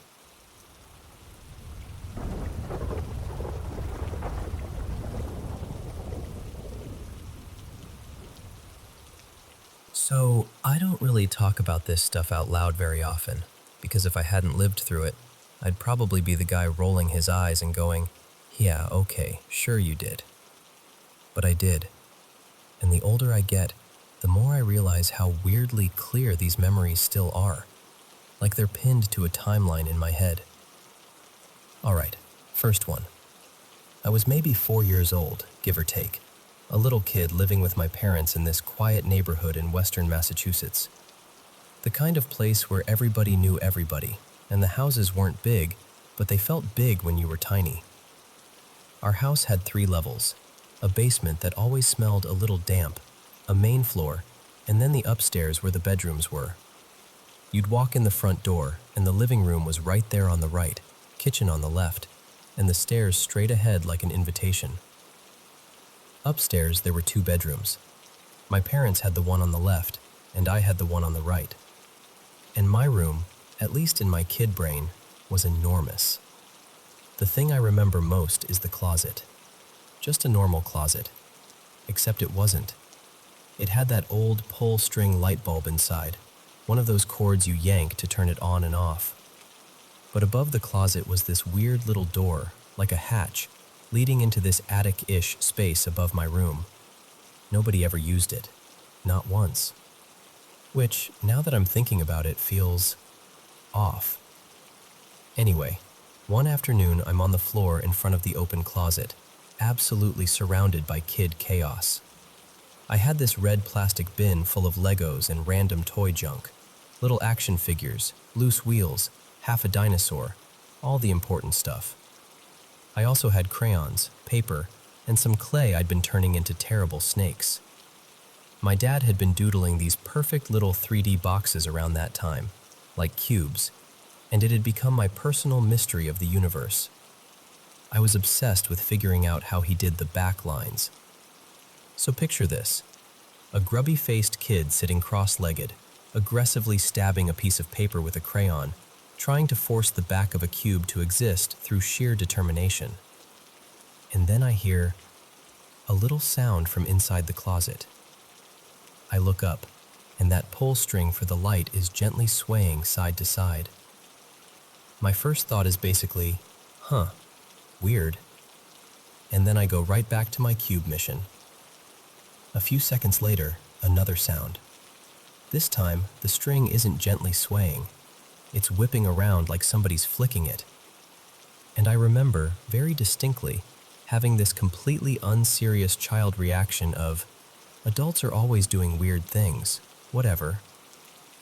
Then it changes again. The cord goes totally still. And then it starts getting yanked straight down like someone's pulling it, over and over, clicking the light on and off, on, off, on, off. And then the closet door swings shut by itself. And I just stared at it for a moment. And I swear to you, I had this calm little thought like, never seen that before. And then I went right back to stabbing my paper. I know. In hindsight, I'm like, excuse me? How was I not screaming? But I was 4. My brain filed it under mystery grown-up mechanics and moved on. Now, the second thing in that room wasn't a one-time event. It was a night thing, like a recurring thing. My bed was in the far corner of the room, and near the bedroom door there was a window. Every night, I'd lie on my side facing that window while I drifted off. And almost every night, there was this pale bluish glow there. And here's the part that sounds the most ridiculous. The glow would sort of become whatever I imagined. At that age, I was obsessed with giant robots. There was this movie I loved, and I kept picturing this towering metal figure out in the distance. In the bluish window mist, it would look like the robot was way out there, semi-transparent, tinted blue, slowly walking toward the house, but never actually getting closer. And I'd watch it until I fell asleep, night after night. It never felt threatening. It was just strange, almost comforting in a weird way. My parents said they'd had odd moments in that house too, but I'm sticking to what I personally saw and heard. Okay, fast forward about a decade. I'm around 14, and by then my family had moved down south, closer to Virginia, but we came back up to Massachusetts for the holidays to visit my grandmother, Marjorie. She lived in this cozy apartment building, nothing fancy, but warm and familiar. I'd stayed there a bunch as a kid and never had anything weird happen. That night, everyone's deciding sleeping arrangements, and they tell me to take the couch in the living room. Fine, whatever. Teen me is just happy nobody is making me share a bed with a snoring relative. So it's late, like 1 or 2 in the mummer, and the apartment is pitch black. Totally silent except for the little hum of the building. I'm lying on the couch with my handheld game system, playing this old Pokemon game, doing one of those repetitive little grinding tasks you only have the patience for when you're 14. I'm half annoyed, half locked in, pressing buttons like it's my job. And then, out of nowhere, I get this sharp awareness. It's really dark in here. Not scared dark, just suddenly aware of it. And the thought didn't feel like it came naturally. It felt injected, like someone nudged my attention. And the instant that thought lands, I hear something above me, on the ceiling. It's muffled at first, like someone talking through a wall, except it doesn't sound like a neighbor. It sounds like it's in the room with me, like a man murmuring without stopping, low, rapid, relentless. I freeze and stare upward like, what is that? And the murmuring gets louder, clearer, and then I realize, no joke, the sound is repeating my thoughts. Not in a crisp voice, in this messy, whispery mumble, like it's chewing the words up. If I thought cat, it would go, cat, cat, cat, cat, cat, cat, cat, cat, cat. If I thought something stupid, it would latch onto that too, immediately, like a mirror with a mouth. I'm trying to stay cool, because I'm a teenager and pride is a powerful force. So I do this very casual move where I pull the blanket up and go, I'm not scared. I'm just getting comfortable. I'm cold. Meanwhile, my brain is going a mile a minute. To drown it out, I crank the game volume up and press the speaker close to my face. I even switch areas in the game to get louder music, like that's going to save me. It doesn't, because the whispering starts moving. Not physically like footsteps, but the sound shifts from the ceiling, down, like it's descending toward me. And it gets louder and louder until it's basically right next to my head, like a real person leaning in and whispering non-stop. And at first, this is so embarrassing. I actually try to make it say ridiculous stuff on purpose, because my teenage brain is like, oh, it's a thought parrot? Watch this. So I think the dumbest, most inappropriate words I can, and it starts mumbling them, and for like 30 seconds it's almost funny, because it will not stop. It doesn't pause, it doesn't breathe, it's just relentless. And the moment I start feeling fear, my thoughts turn into pure panic, so the whisper turns into pure panic too. It's like, what is that? What is that? It's right here, stop, stop, stop. And it's echoing it back in that ugly, whispery loop, getting tighter and louder and closer. Something in me snaps into fight or flight, and I pick fight.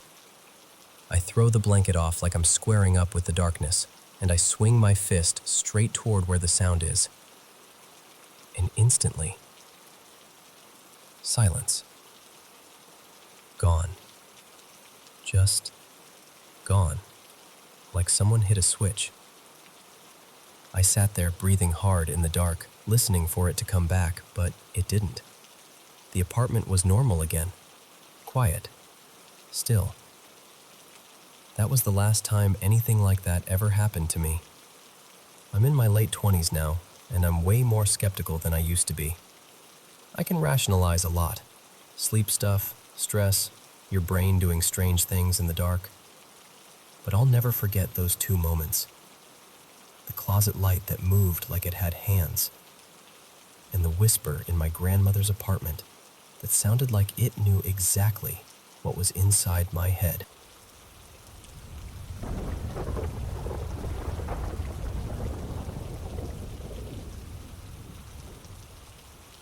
So, let me take you back a bit. This happened, a little over 10 years ago now? And even today, my dad and I still bring it up like it was last week. We're from England, right? And that year we'd gone on holiday to the States. We flew into Los Angeles, stayed with some family friends just outside the city to save money, and one evening we all decided, let's drive down to this pier and boardwalk area by the ocean. You know the kind of place. Fairy lights strung overhead, street musicians, loads of little shops and restaurants, the whole thing buzzing. There were about 7 of us in total. Me, my dad, my mom, my little brother Jame, and our family friends. By the time we got there, it was properly dark. The air was still warm, there was music drifting in from somewhere, and the smell of food everywhere. We eventually found this busy restaurant, some kind of grill place, and joined the line outside to wait for a table. So my dad, Mark, is standing in front of me, holding Jame on his hip. Jame was maybe 3 at the time, half asleep, clinging to him. I'm just behind them, kind of zoning out, people watching. And then, this guy appears. Now, I say appears, but I did see him walking toward us in my peripheral vision. He was wearing this faded red t-shirt with a little logo on the chest, dark cargo shorts, and battered trainers. He had a bit of a belly, looked like he might be in his late 30s, maybe early 40s. Skin tone kind of brown, maybe Latino, maybe native, hard to tell in that lighting. He was carrying a big shopping bag in one hand and a smaller paper bag in the other. Totally ordinary guy, right? Except his eyes. At first I didn't clock it because you don't expect it. But when he got close and lifted his head properly, I could see them. They were completely black. I mean, no whites at all. Just 2 solid, jet black orbs. Like someone had drawn them on with ink. Like holes. And the second I registered that, something in me just switched on. I can't really explain this part logically. On paper, he did not look threatening. He's got shopping bags, he's alone, he's not shouting or anything. But my body reacted before my brain did.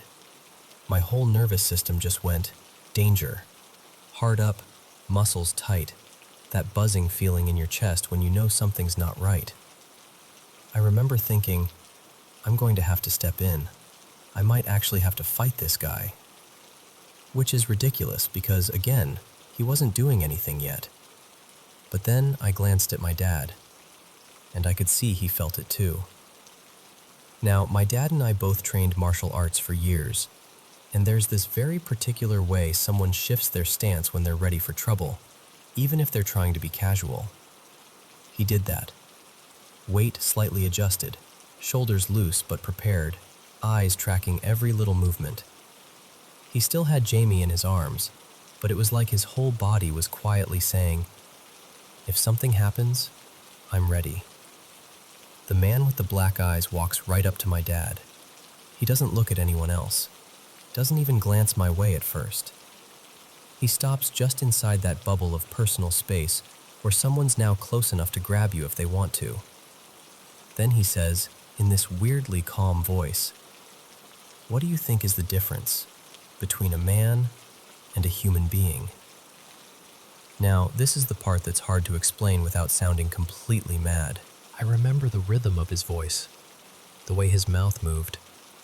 I remember my dad answering slowly, struggling to find words, asking him what he meant. I remember the pauses, the feeling that it was a very strange, intense conversation. But the actual content? Gone. Completely blank. It's like he put up some kind of mental curtain and I was stuck on the outside of it. What makes it even stranger is that, apparently, no one else saw him. We were near the back of the line, but not far away from the others, maybe 3-4 meters max. There were people walking past us constantly, waiters weaving through, families queuing. You'd think someone would have turned their head and gone, "Who's that bloke with the weird eyes talking to them?" But they didn't. Afterwards, when we sat down and I brought it up, my mom was like, "What, man?" Our friends were the same. They remembered us stepping out of the line a little, maybe, but no one recalled seeing him at all. While we were talking to him, it felt like time changed. That's the best way I can put it. Not in a dramatic sci-fi way with everything freezing, but more like the whole world went a bit syrupy, slower, muted. The sound of the crowd seemed to pull back, like we were under a dome. I remember being hyper-aware of tiny details, the way the fairy lights flickered, the feeling of the wooden boards under my feet, the weight of the humid air, like everything around us was on slow motion, but the conversation was happening in its own pocket. At one point, my dad said later, it felt like they were just standing there for ages. I remember these long pauses where my dad was trying to answer whatever the man was asking. Something about what we really are, and if we think we're only flesh, or something along those lines. But when I try to replay it, I just get that first question, and then static. Eventually, my dad told me his side of it.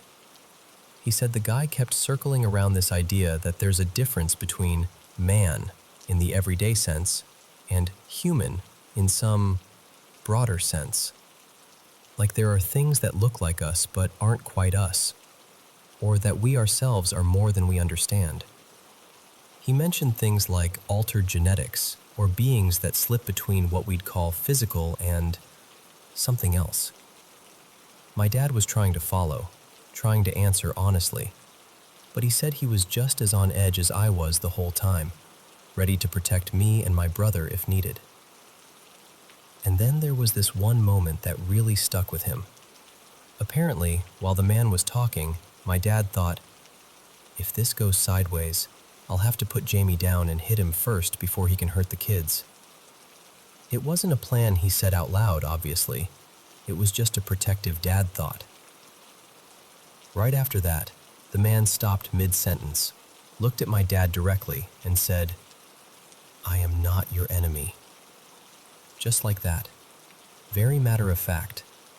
Not offended, almost reassuring. And then he turned his head to look straight at me. Now, from my point of view, all I saw were those black eyes.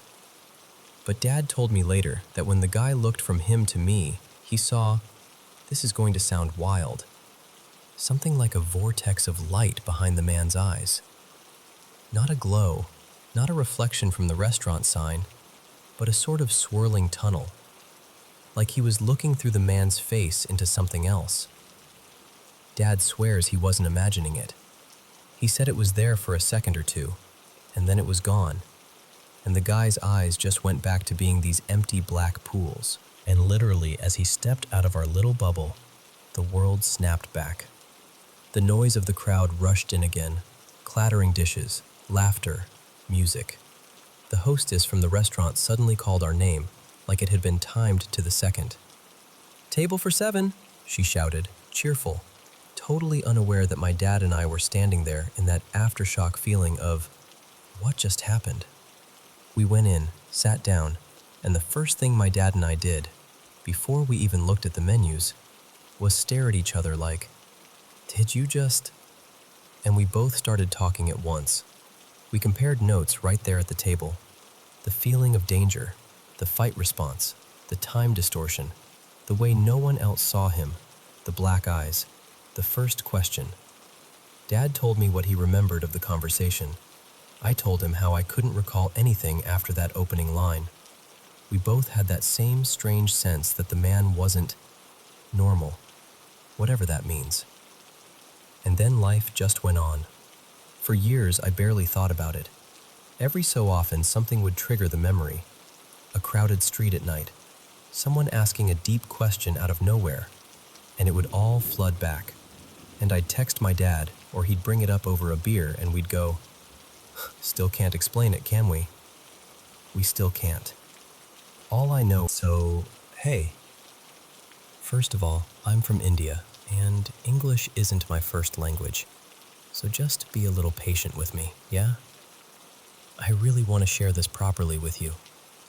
I've had some weird experiences in my life. Like the kind that stick in your mind so clearly it feels like they happened last week, even though years have passed.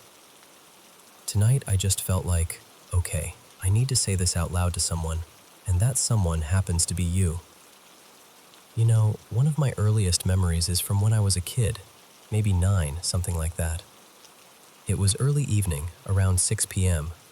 I was at home, completely alone, just chilling in the living room and watching Shin-chan on TV. There was this really silly scene, and I started laughing at it, like genuine belly laugh kind of thing. And right after my laugh, I heard another laugh. It was this eerie, creepy laugh, just a little bit delayed after mine, like an echo, but wrong. And it came from right behind me. Not from the TV, not from outside, from behind me. The whole room suddenly felt colder.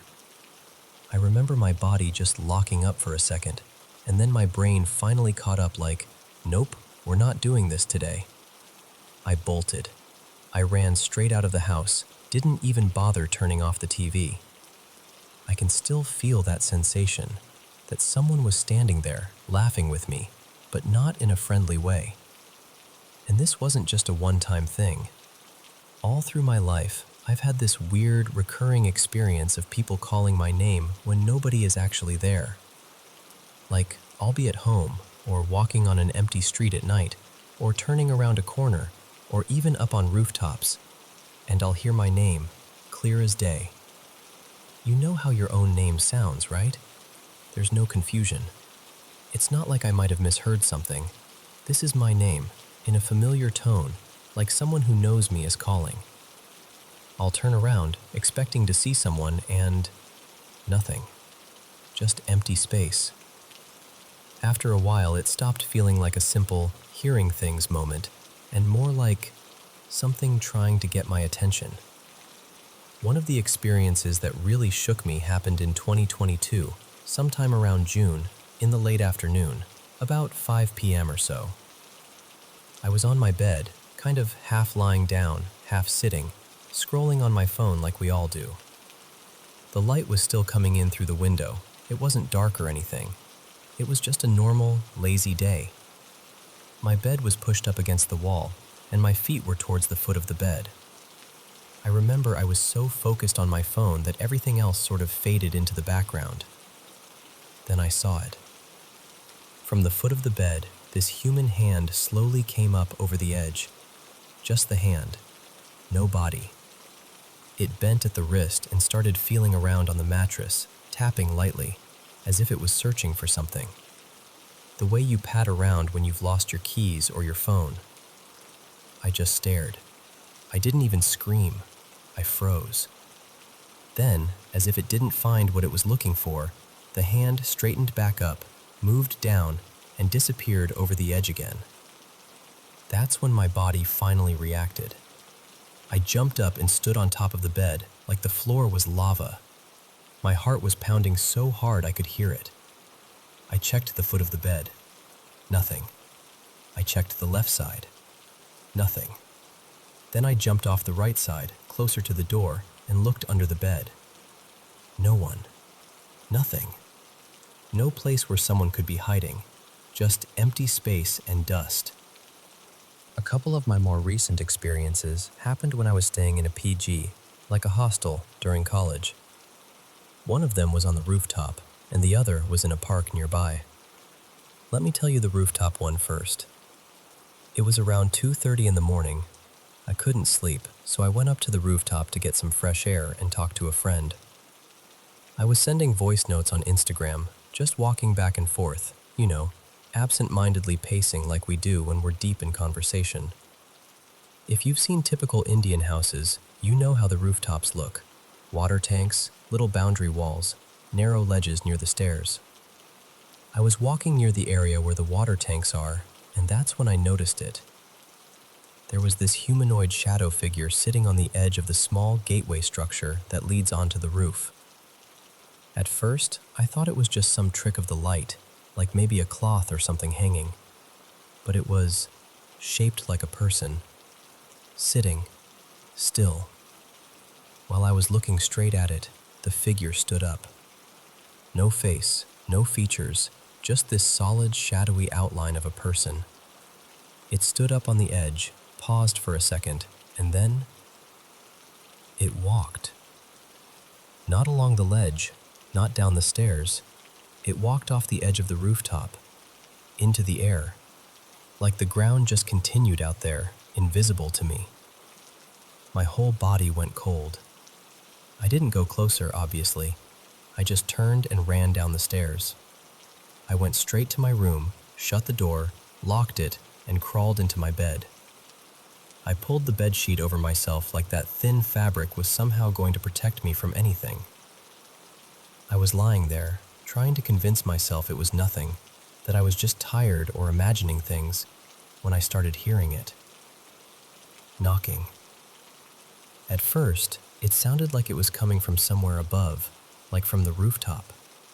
A slow, deliberate knocking. Then it seemed to move. The sound shifted toward my room, toward my window. It felt like it was tracing a circle, roof, wall, window, back again. I put my earphones in, blasted music as loud as I could, and tried to drown it out. I didn't get up to look. I didn't want to see anything. Eventually, I somehow fell asleep, but that feeling of something searching for me stayed. Now, about the park. There was this park I used to visit regularly near my PG. I'd go there almost every night to walk for an hour or two, trying to lose weight and also clear my head. It became a sort of ritual for me. One night, it was around 11 p.m. I remember thinking, maybe I should skip today. I'm tired. But then I was like, no, consistency is important, and I forced myself to go. At first, everything was normal. Streetlights, a few distant sounds from the road, some stray dogs lazing around. I put on my earphones, turned up my music, and started walking laps around the track. After 3 or 4 rounds, I noticed something. I started smelling this foul odor. It was strong, like the smell of rotting flesh or a dead animal somewhere nearby.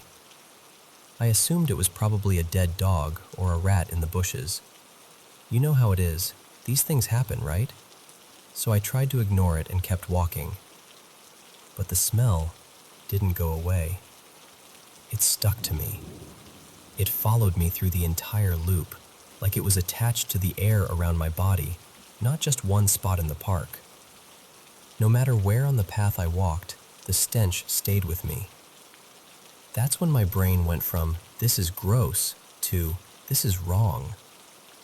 A few minutes later, I started hearing footsteps. The strangest part? I could hear those footsteps clearly, even though I had music blasting in my ears. The sound was just there, right behind me. Not too fast, not too slow. Matching my pace, as if someone, or something, was walking exactly 1 or 2 steps behind me, keeping rhythm with me. The mixture of the smell, the footsteps, and that feeling of being watched finally got to me. I just thought, yeah, okay, not today. I'm done. I turned around and headed straight out of the park. Didn't run, but I walked fast. I didn't look back again. I went straight home, locked my door, and sat there for a while, just trying to calm my breathing down. These are some of my horror experiences, the ones I feel ready to share right now. There are a few more that I've left out, partly because this is already a lot, and partly because I'm still not fully ready to talk about all of them. But you? You're actually one of the first people I've ever told all this to in this much detail. So, thank you for listening. I don't know what any of it means. I don't know if it's spirits, my mind playing tricks, or something in between. But if anything I said connects some dots for you, or reminds you of something you've experienced, well, at least we're not alone in this.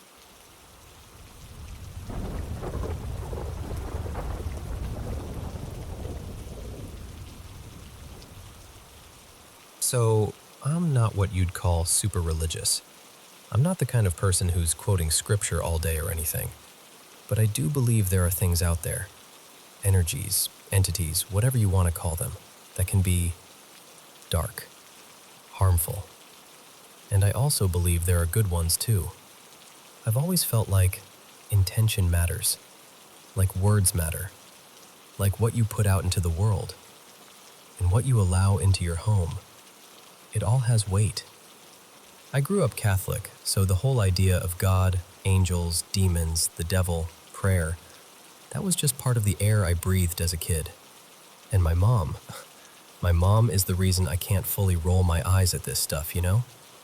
She was always into ghost shows, paranormal investigations, all of it. She'd say she was sensitive, like she could feel when something was around. And honestly, our house growing up had moments that were hard to explain. She used to talk about this little boy she'd see sometimes. She called him playful, like he was just there, like a kid with leftover energy, mischievous but harmless. But she also had experiences that were the opposite of harmless, like the kind that shook her, and my mom is not easy to scare. She dealt with sleep paralysis more than once, and she described it as this heavy, terrifying presence that felt wrong. Not just creepy, wrong. As I got older, I started having little things happen too. Nothing dramatic at first.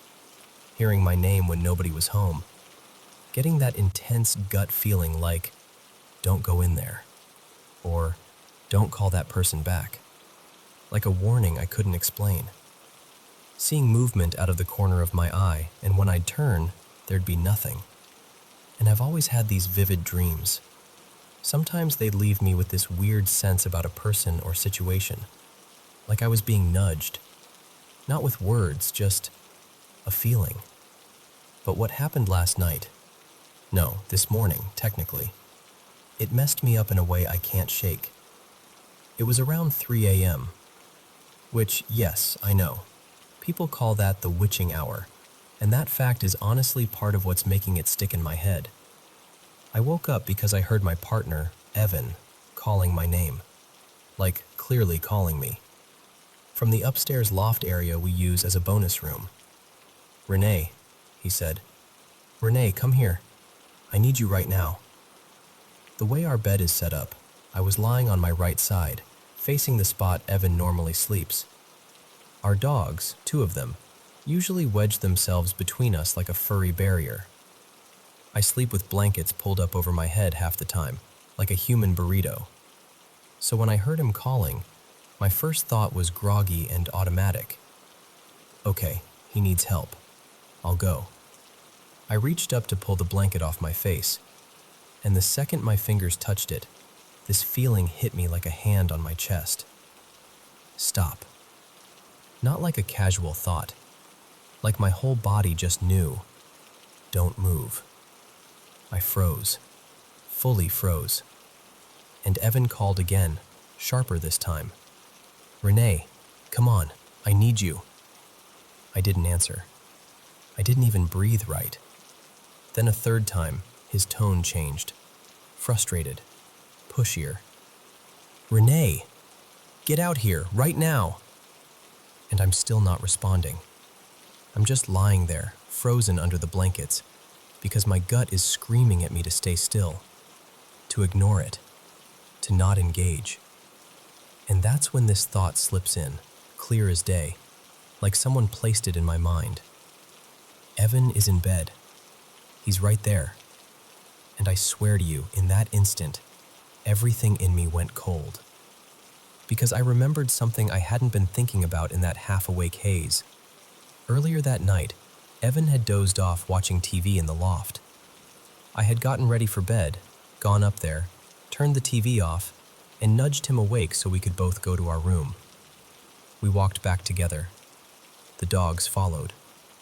Everything was normal. So why was Evan calling me from the loft like he'd never left? And then the voice started getting closer, like footsteps in the hall. "Renee," it said again, louder, angrier. "Turn over. Come here." And the more I ignored it, the more it escalated, like it was feeding off my refusal. Then, it changed. The voice dropped into something deeper, rougher, like a growl underneath the words. And then it wasn't just one voice anymore. It was like several layered together, like a chorus that didn't match itself, like something trying to wear Evan's voice and failing. My skin prickled everywhere, that buzzing, electric fear that makes you feel like your body is too small to hold it. I tried to pray. Not out loud. I couldn't. My mouth wouldn't work. It was like my body was locked in place. But I tried to pray in my head, and it started mocking me, like it could hear my thoughts. I couldn't even get the words organized at first. It was like my mind was scrambling, slipping, fogging up. But I forced it. I started repeating the same prayer over and over in my head, anything I could remember. Anything that felt protective, anything that felt like light. The voice got louder. It was screaming now, demanding I turn over, demanding I look at it, demanding I go to it. And I could feel it behind me. Not like I saw it, like I felt it. At the foot of the bed, near the bedroom door. A presence, a pressure. It wanted me to acknowledge it, to face it. And I'm lying there, frozen under blankets, my heart trying to climb out of my throat, praying in my head like my life depends on it. It felt like it went on forever. Realistically, it was probably minutes. But when you're trapped like that, time turns into this thick, sticky thing. And then, just like that, it stopped. Silence. No footsteps, no voice. No growl. Nothing. It was gone. I laid there for a second, still unable to move, like my body didn't trust the quiet. Then I finally made myself lift my head and look around the room. Everything looked normal. The dogs were still between us. Evan was there, breathing, slow, asleep, completely unaware. And I felt this relief. But also this deep, ugly exhaustion, like something had drained me. Here's the part that messes with me the most. I don't remember waking up after it ended. I remember waking up at the beginning, when I first heard the voice. I remember praying and praying and praying. But after the silence, I don't remember that snap back into waking life. It's like I just slipped into sleep again. Still exhausted, still shaken, until my alarm went off. And when I woke up for real in the morning, I felt wrecked. Mentally, physically, emotionally. Like my nerves were rubbed raw. I was jumpy, on edge, like the air was too loud. And I'm not someone who scares easily. I love horror movies. I'm not afraid of the dark. In stressful situations, I'm usually calm. Like, I'm the person who notices something's off and starts making a plan. I've had nightmares before, and every time there's that moment where you wake up and you can tell. You can feel the difference. This didn't feel like that. My bed was the same. My blankets were the same. The dogs were in the same spot they were in during it. Nothing about the room felt dreamlike. It felt like my real life. Like something stepped into my space and tried to pull me toward it using the one voice I trust most. And I hate even saying that out loud because it sounds insane. But I know what I felt. After I got up, I did what I always do when I feel something's wrong. I cleansed the house. I spoke out loud, clearly, like I meant it. Like I was setting a boundary. Anything harmful is not welcome here. Leave. You don't get access to me, to Evan, to this home. And I keep circling the same questions in my head. Why did it mimic him? What was it trying to get me to do by making me turn over? And how do I protect us, really protect us, so whatever that was doesn't think it can come back?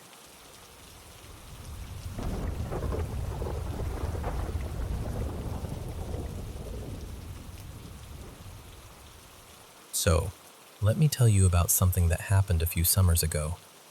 It was late July in eastern Kentucky, the kind of summer where the air feels heavy even after the sun goes down.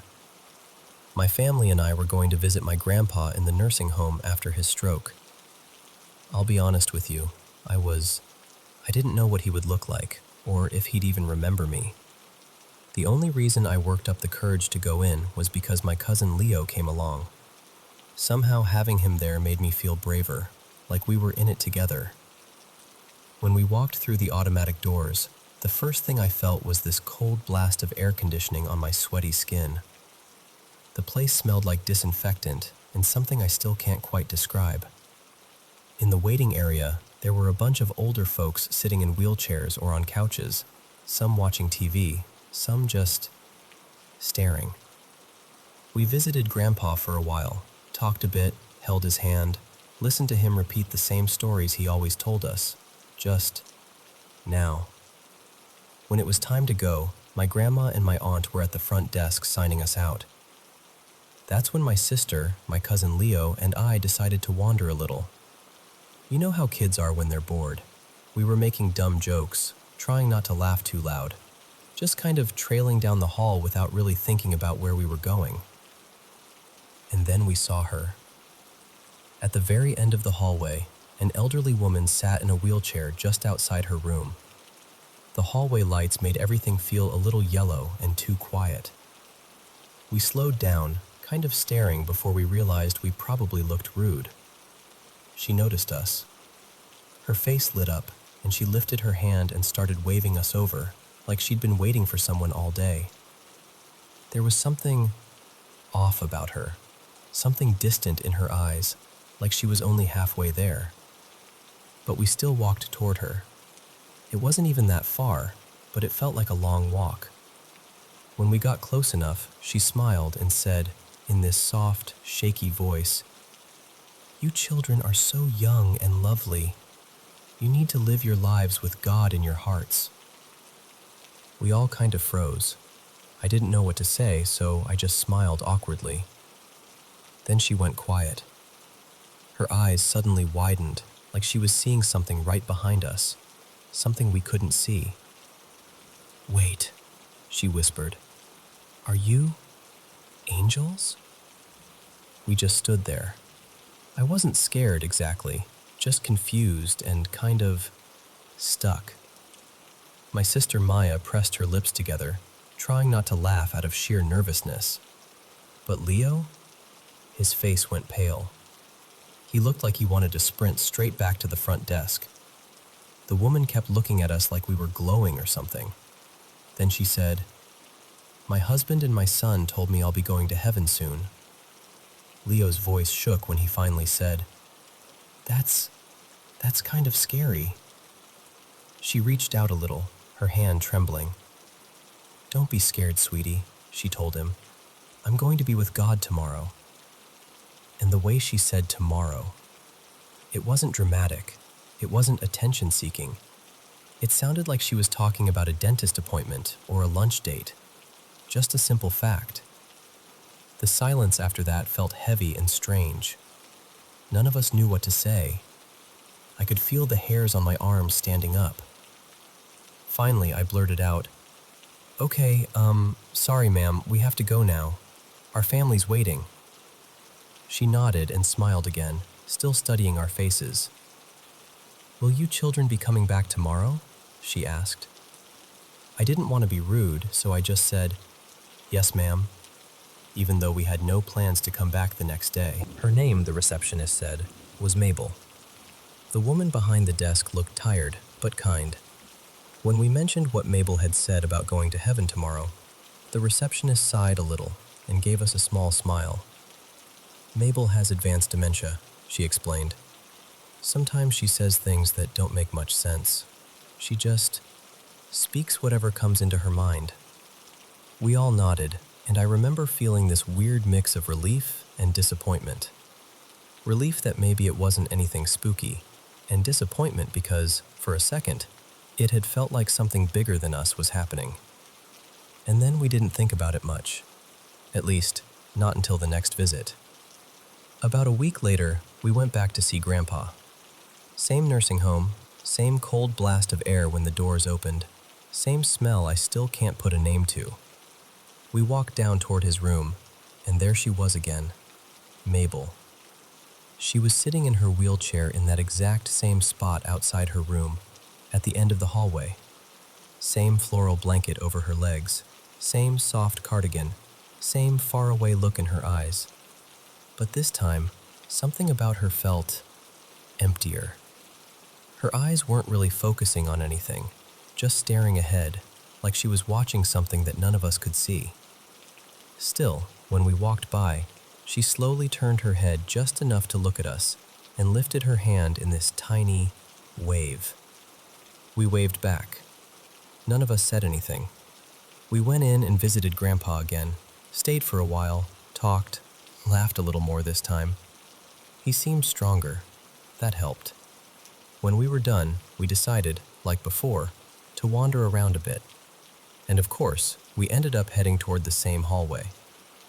We turned the corner, looked down the hall, and Mabel wasn't there. Her wheelchair, though, that was still there. Same spot, same angle, just empty.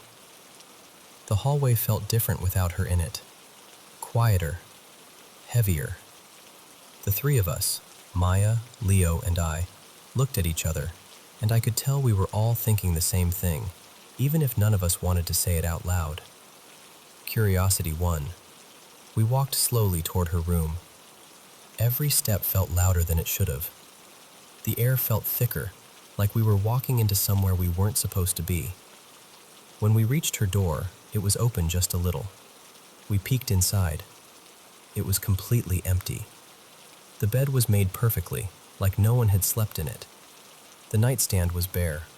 No photos, no cards, no flowers, nothing. The walls looked freshly wiped, like they'd just finished cleaning everything out. It didn't look like someone's room anymore. It looked like a room waiting for the next person. Maybe they moved her, Maya whispered. Yeah, I said, but my voice didn't sound very sure, not even to me. At the end of our visit, we went back up to the front desk. I could feel my heart beating a little faster, but I forced myself to ask. What happened to Mabel? The lady who used to be at the end of that hallway. Her room is empty now. Did she get moved? Because she waved at us today. The receptionist's face changed immediately. Her eyebrows went up, and all the color seemed to drain right out of her cheeks. That shouldn't be possible, she said slowly. My stomach dropped. What do you mean? She glanced at the other nurse behind the counter, then back at us. Mabel passed away last week, she said. She died in her sleep. For a second, I thought maybe she was joking or testing us, but her face stayed serious. She even turned to the computer, clicked through a couple of screens, and nodded, almost to herself. Yeah, she confirmed quietly. She died the day after your last visit. The day after she told us she was going to be with God, tomorrow. On the drive home, no one talked much. The radio played softly, but it just felt like background noise. I kept replaying it all in my head. The first time she spoke to us, the way her eyes had widened, the way she asked if we were angels, the way we saw her the second time, empty but somehow still there. It's been 3 years now, and I still bring it up with Leo sometimes. We'll be hanging out, and one of us will say, do you remember that lady at the nursing home? And the other one will just go quiet for a second before saying, yeah, I think about her more than I'd like to admit. I don't know what really happened. Did we actually see her that second time? Did all three of us somehow imagine the same thing? The same blanket? The same slow wave? The same empty eyes? Or was she really there, one last time, saying goodbye from that spot at the end of the hall? I still don't have an answer. All I know is this. Every time I walk into a hospital or a nursing home now, I think of Mabel. And part of me still wonders if, just for a moment, we saw something we weren't supposed to see. Something meant for the space between here and whatever comes next.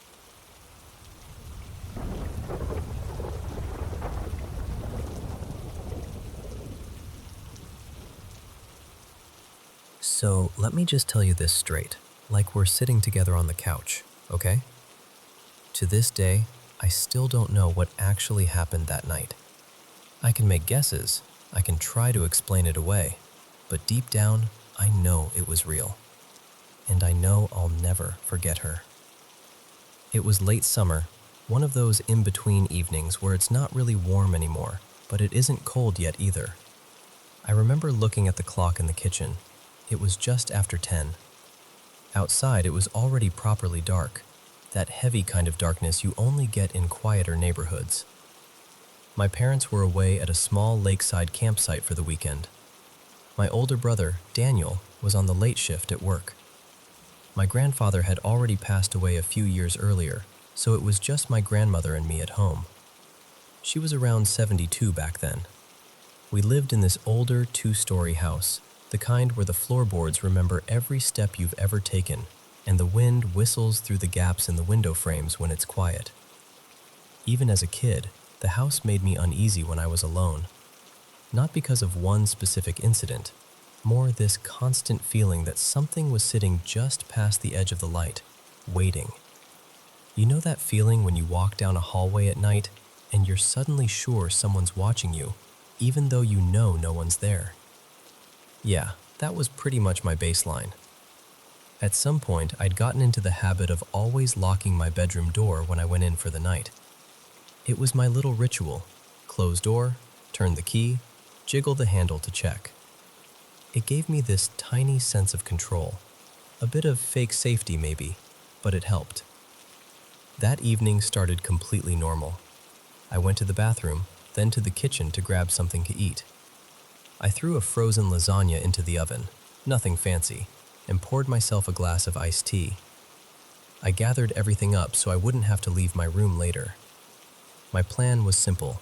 Stay in my room, listen to some music, play a bit of Xbox, maybe watch a movie before falling asleep. Before heading upstairs, I popped my head into the living room to see my grandma. Her name was Marta.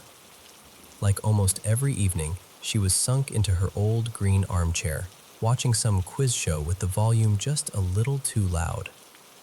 She looked over at me and smiled that soft, tired smile she always had at night. I said, "Good night, Oma. I'll be in my room if you need me." She asked, "Are you having breakfast with me tomorrow?" And I said, "Depends how late I stay up," kind of laughing. Totally normal moment. Nothing creepy, nothing strange. Then I went upstairs.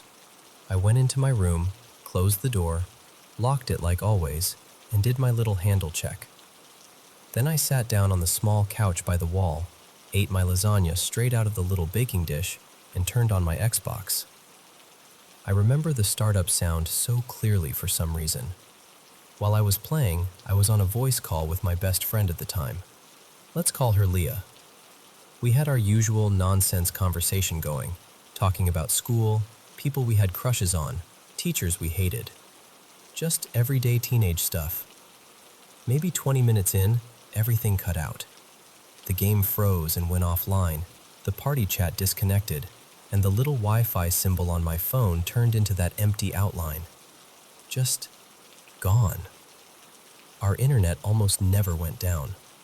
The router was in this tiny storage room at the end of the hallway, pretty much right next to my bedroom. So I grabbed my phone and tried to reconnect. Nothing. Leah messaged me. "Hello? Did your internet die?" I called her back over mobile data and said, "Wait a second, our Wi-Fi just died on me. I'll fix it real quick." I went into the little room, unplugged the router, counted maybe 10 seconds in my head, then plugged it back in. The lights blinked, then started flickering in the usual pattern. Everything looked normal. For a second, I even rolled my eyes at myself for being so jumpy in that creaky old house. I went back to my room, closed the door again, locked it, and sat down. I put my headset on, grabbed the controller, and told Leah, "Okay, all good, I'm back." And then came the moment I will never forget. I was in the middle of a sentence, just talking normally, when I heard it. Click. The doorknob. At first, it was so quiet I thought I'd imagined it. Just this tiny metallic sound behind me. I froze for a second and listened. Leah was still talking about something, but her voice kind of faded into the background. Then I heard it again. Click. And this time, it wasn't just the sound. The handle moved. Slowly at first, just enough that you could hear the mechanism inside the door. My whole body tensed up.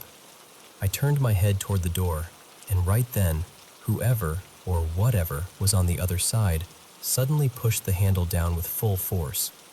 It slammed down so hard and so fast that the metal squeaked.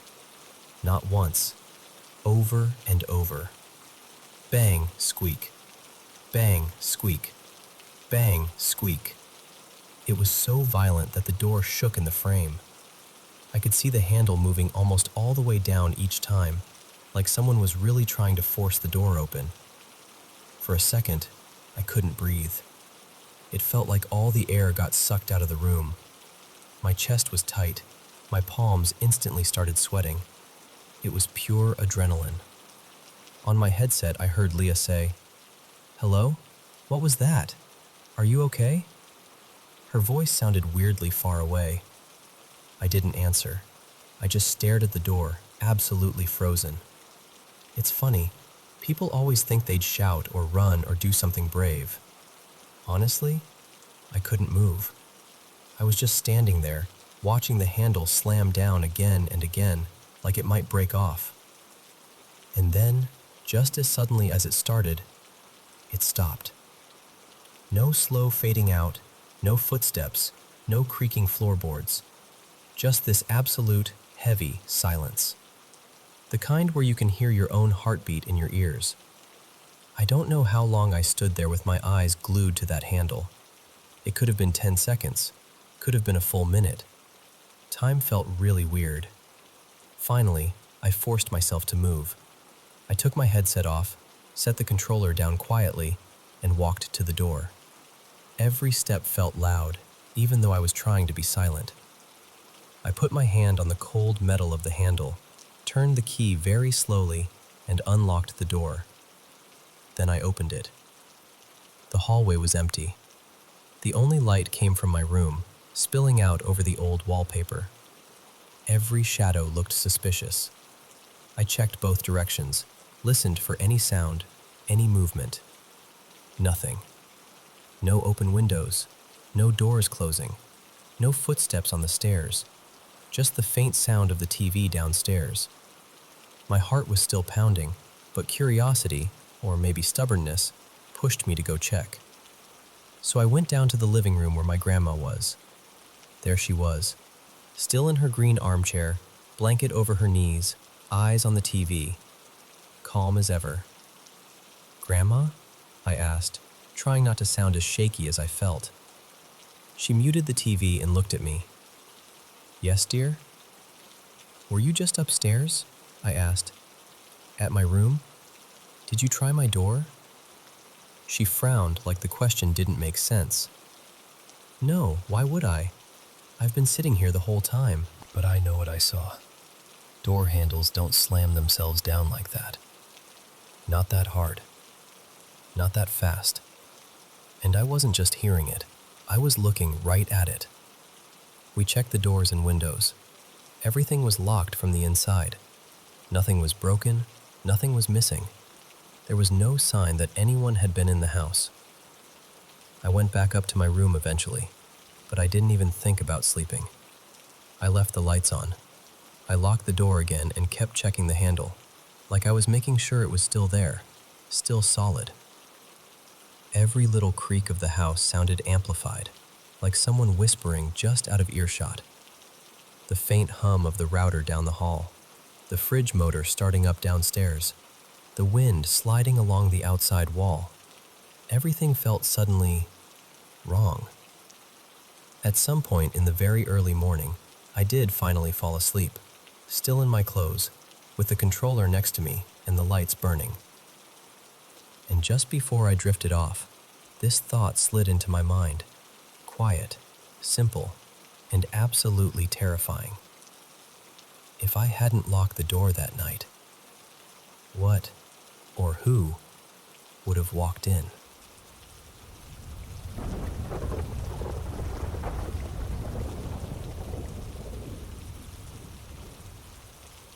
So, I'll start off by saying this isn't my story. It's my friend Leo's, but I've heard it so many times over the years that I can pretty much tell it by heart now. Every time we manage to see each other, which is rare since we live about a 12-hour drive apart these days, we end up on somebody's porch with a couple of drinks, and I make him tell it again. We're both in our late 30s now, but this happened when he was just a kid. So, picture little 8-year-old Leo. He's playing out front of this small house his family rented back then. There's this tiny patch of grass and a low wooden fence, nothing fancy. On one side of the house, there's this long, narrow, covered walkway that runs from the front to the backyard, like a tunnel made of shadow, he always calls it. It's late afternoon, the sun's kind of low, throwing those long, orange shadows. He's out there with a toy car or something, just doing kid stuff. And as he's playing, he notices movement out of the corner of his eye. He looks up and sees a man. The guy is coming from the back of the house, walking along that side path toward the front. At first, Leo just thinks it's maybe a neighbor cutting through, or one of his mom's friends. So he does what polite little kids do and says, "Hi." No answer. The man just keeps walking, slow, steady, like he's on a track, eyes fixed straight ahead. That's the first thing that unsettles Leo. Not just that he doesn't respond, but that he doesn't even react. No blink, no nod, nothing.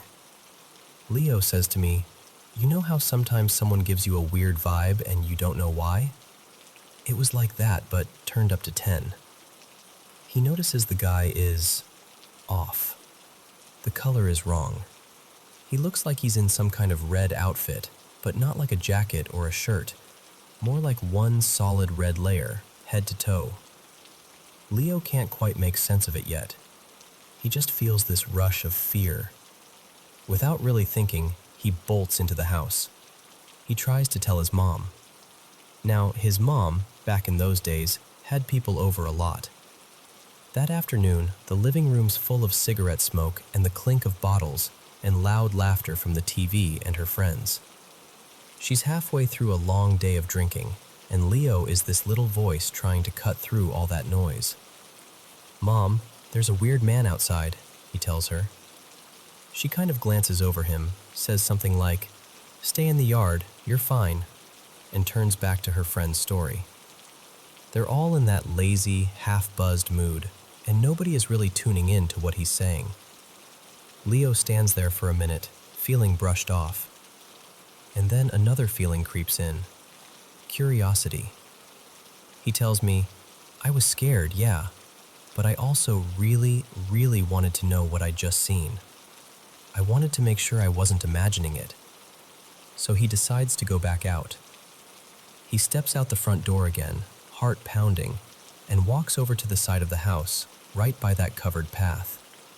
It's quieter now out there, just the distant sound of a TV from inside and a car passing a few streets over. He waits. He told me, "I don't know why I thought he'd come back the exact same way, but I just had this feeling." And sure enough, after a moment, he sees movement at the far end of the walkway. The man appears again, turning the corner from the backyard into that narrow side path and starts walking toward him. Same slow, steady pace. Same fixed direction. Only this time, Leo is really looking. He realizes it's not a red suit at all. Leo says, "I know how crazy it sounds, man. I've spent my whole life trying to come up with a normal explanation. But there was no fabric, no seams, nothing. Just muscle. Like in those anatomy diagrams at school, except moving. Breathing. The torso is thick, strong. The arms and legs look like someone who lifts weights constantly. Overdeveloped, almost too big for his frame. There's no hair, no eyebrows, no eyelashes. Just that red, raw surface. And the feet. This part always makes me shiver. He swears the feet weren't like normal human feet. They looked more like 3 thick, spread-out toes on each foot, with these wide gaps between them, planted flat on the ground. When he told me for the first time, he actually held up his hand and spread 3 fingers, like they looked like this, but on the ground. The face is the worst of it. Leo says the features were human enough, structure-wise, nose, mouth, cheeks, but there was no skin, just red muscle stretched over everything. And the eyes looked wrong. Not just in a scary way, but in an empty way. Like they were focused on him, but there was no feeling behind them at all. He told me, when he looked at me, it felt like someone was staring through me, like I was a bug pinned to a board. This thing keeps coming closer. Step, step, step. No sound except the dull thud of its feet on the concrete. It doesn't speed up. It doesn't slow down. It doesn't tilt its head. It doesn't reach out. It just comes. Leo says by that point, he was absolutely sure this wasn't some prank, wasn't a costume. He didn't hear anyone else. No laughter, no whispers, no footsteps behind it. Just this skinless man in his side yard. And then there's this feeling that washes over him. So strong that even now, decades later, he gets quiet when he talks about it. He told me, I knew he wanted to get to me. Not like, oh, I was scared he might. I knew. The whole time he walked toward me, I could feel that the goal was to reach me. And it wasn't curiosity. It wasn't like he wanted to say hi. It felt like being hunted.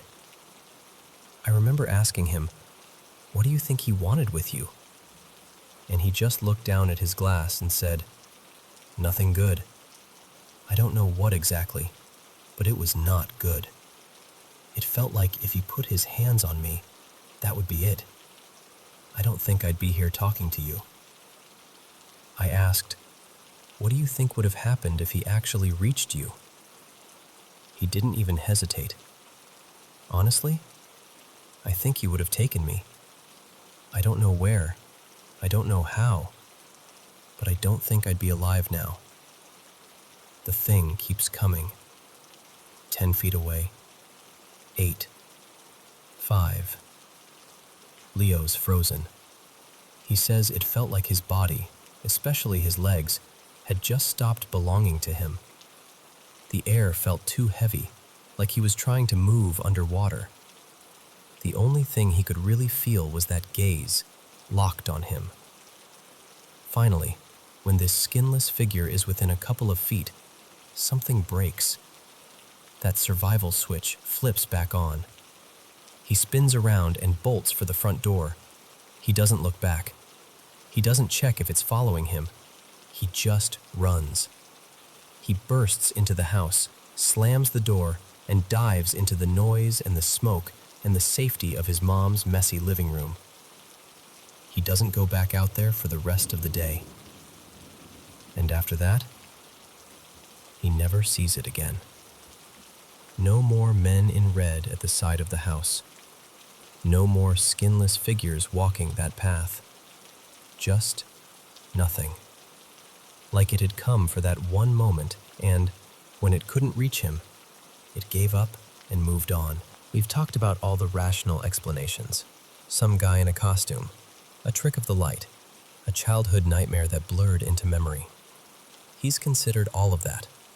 He wants one of those answers to be true. But he'll always end with the same line. It doesn't feel like a dream when I remember it. It feels like a day in my life. And that's why, even now, it still gives me chills. I've heard Leo's story of the skinless man more times than I can count, and yet I know the next time we manage to meet up, I'll hand him a beer and say, "All right, tell me about the thing in the side yard again." And he'll sigh, and he'll laugh, and then he'll tell it, just like I told it to you.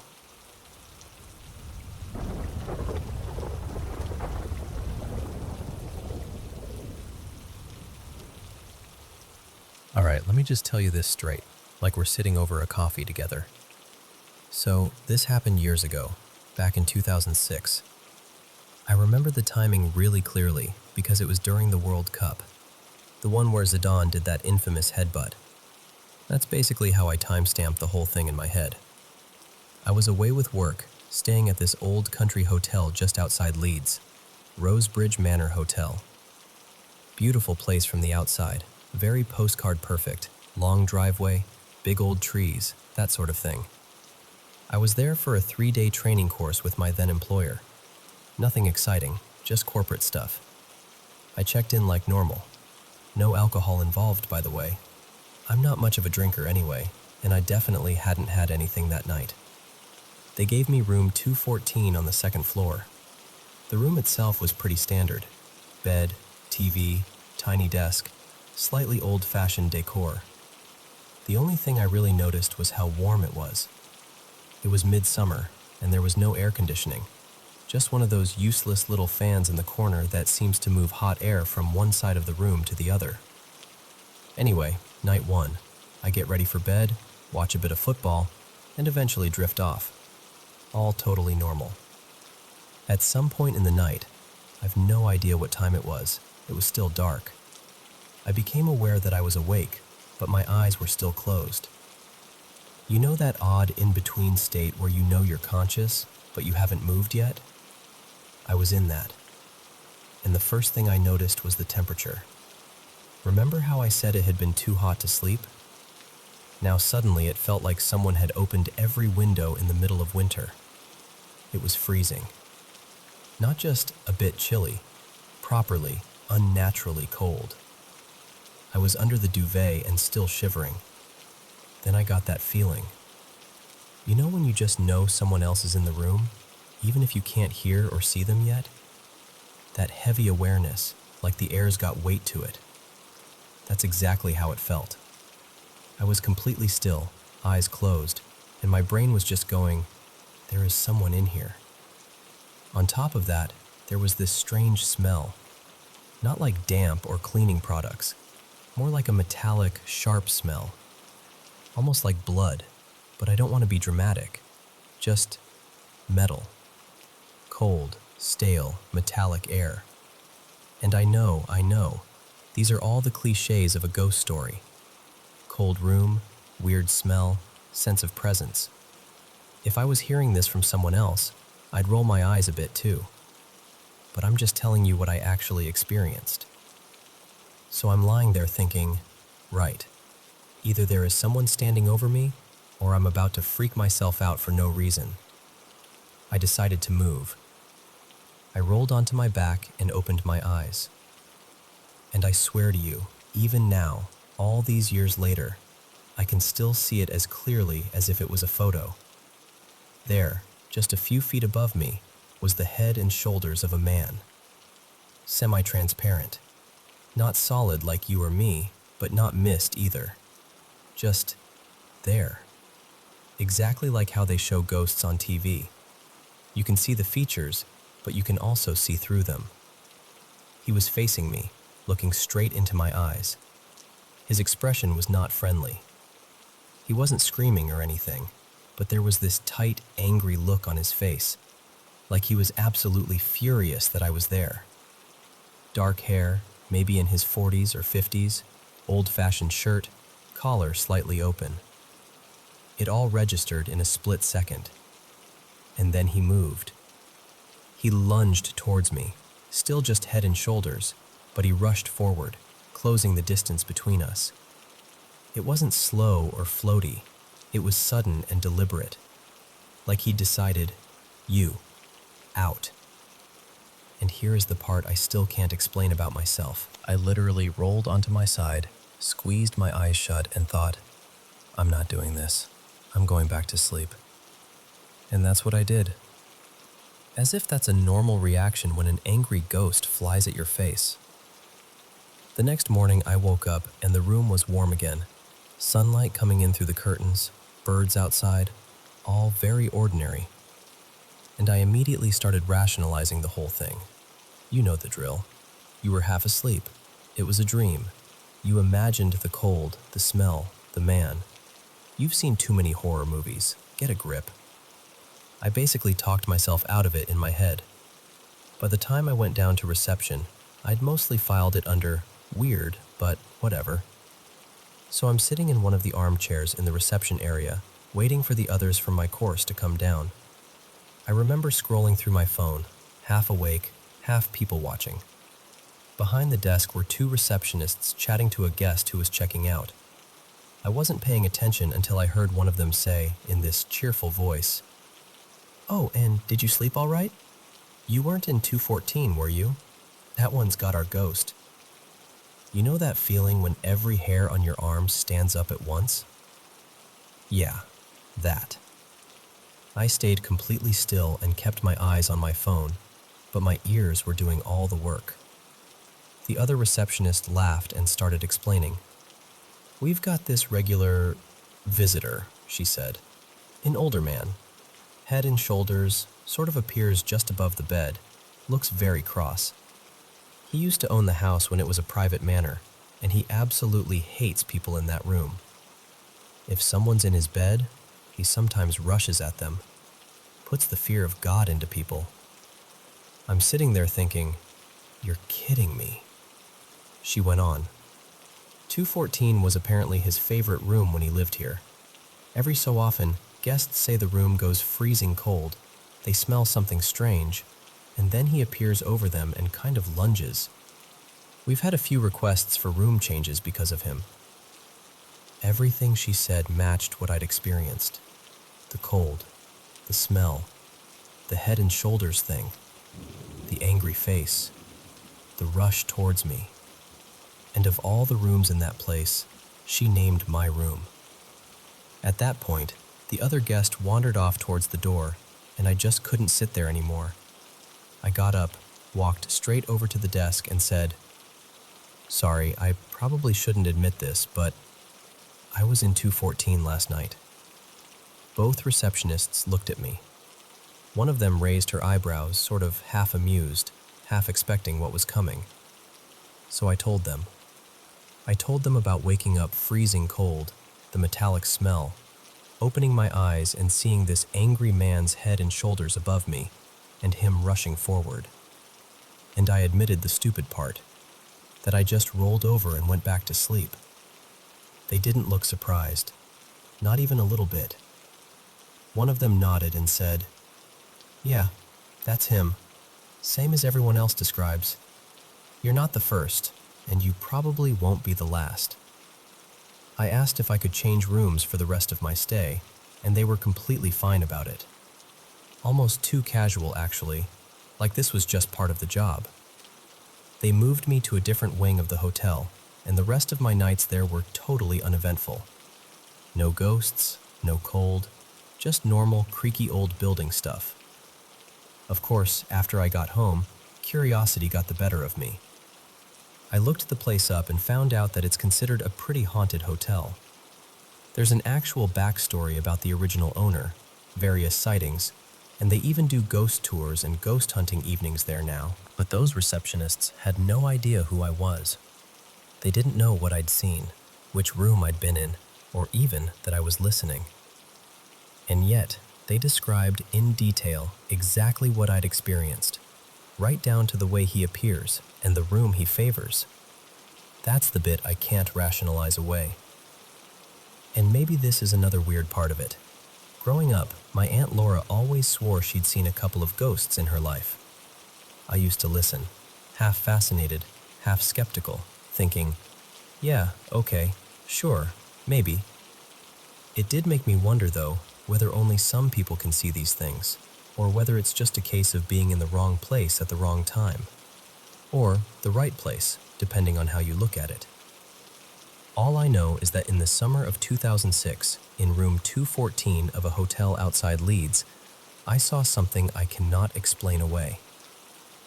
And as much as the rational part of my brain still tries to poke holes in it, there's another part of me that just quietly says, no, that was real.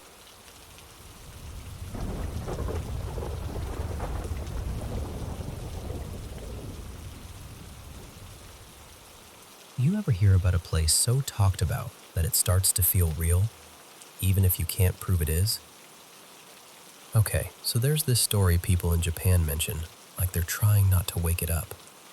Not on tourist maps, not in guidebooks, but somehow it's become one of those modern legends that refuses to fade. People call it Kuro Inu Village, and whether it ever existed the way the internet swears it did, that part's still fuzzy. But the stories? The stories are clear enough that most folks don't feel brave about testing them. What gets me is how it starts so normal. There's this mountain pass in Fukuoka, an ordinary-looking stretch of road, tight curves, tall trees, that kind of quiet that feels peaceful at first. Locals call it Mizunoki Pass. If you drive it in the daytime, it's just forest, asphalt, guardrails, nothing to point at and say, there, that's the scary part. But people who live nearby don't like talking about it. You ask for directions and they get polite in that way that means, please stop asking. And the ones who do answer don't say much, just little hints like, don't take that road at night, or if you go, don't go past the old marker. And then they'll change the subject so fast you feel silly for bringing it up. Travelers describe this weird shift, like the air thickens when you cross a certain bend, like you've stepped into the edge of someone else's private world. The kind of feeling where you turn the radio down without realizing you did it, because suddenly it seems too loud. But the real centerpiece of the legend isn't the road. It's a tunnel. An old, narrow tunnel tucked into the mountain. Locals call it Haguro Tunnel. It was built way back, early era construction, carved through rock like someone forced a passage through the mountain with stubborn hands in time. Years later, they built a newer tunnel nearby, wider, safer, brighter. So this one got abandoned. And normally, that would have been the end of it, right? Except abandoned places don't stay empty. Not when people get curious. It started pulling in the wrong kind of visitors, late-night drivers, thrill seekers, kids daring each other to step inside with cheap flashlights and shaky laughter. And that's when the rumors really started. People said they heard talking in there. Not echoes, actual voices, like someone was just around the bend. Some said the temperature was wrong, warm in the dead of winter, icy in the middle of a humid summer night. Others swore they saw tiny lights flickering deeper inside, like someone was signaling or watching. And then, this part always turns the story heavier. There was an incident. Not some vague, a man disappeared thing. An actual case people still bring up in whispers. In the late 1980s, a young couple, let's call them Rina and Daichi, were found dead in a neglected building not far from the tunnel, badly burned. So badly that identifying them took time. It wasn't some neat horror movie scene either. It was messy and real and awful. The strangest detail people repeat is what investigators supposedly found around the site. Marks, symbols, scraped into dirt and ash. Not anything anyone could easily match to a gang sign or a local religious practice. Just wrong-looking scratches, like someone tried to write a language that didn't belong there. The case never got a clean ending. No satisfying answer, just a file that went cold. After that, the tunnel was sealed. Concrete blocks, barriers, the kind that says, "This is not for you." And you'd think that would calm things down, but it didn't. Because when someone seals a place like that, people don't think safety, they think cover-up. Something like a hidden village.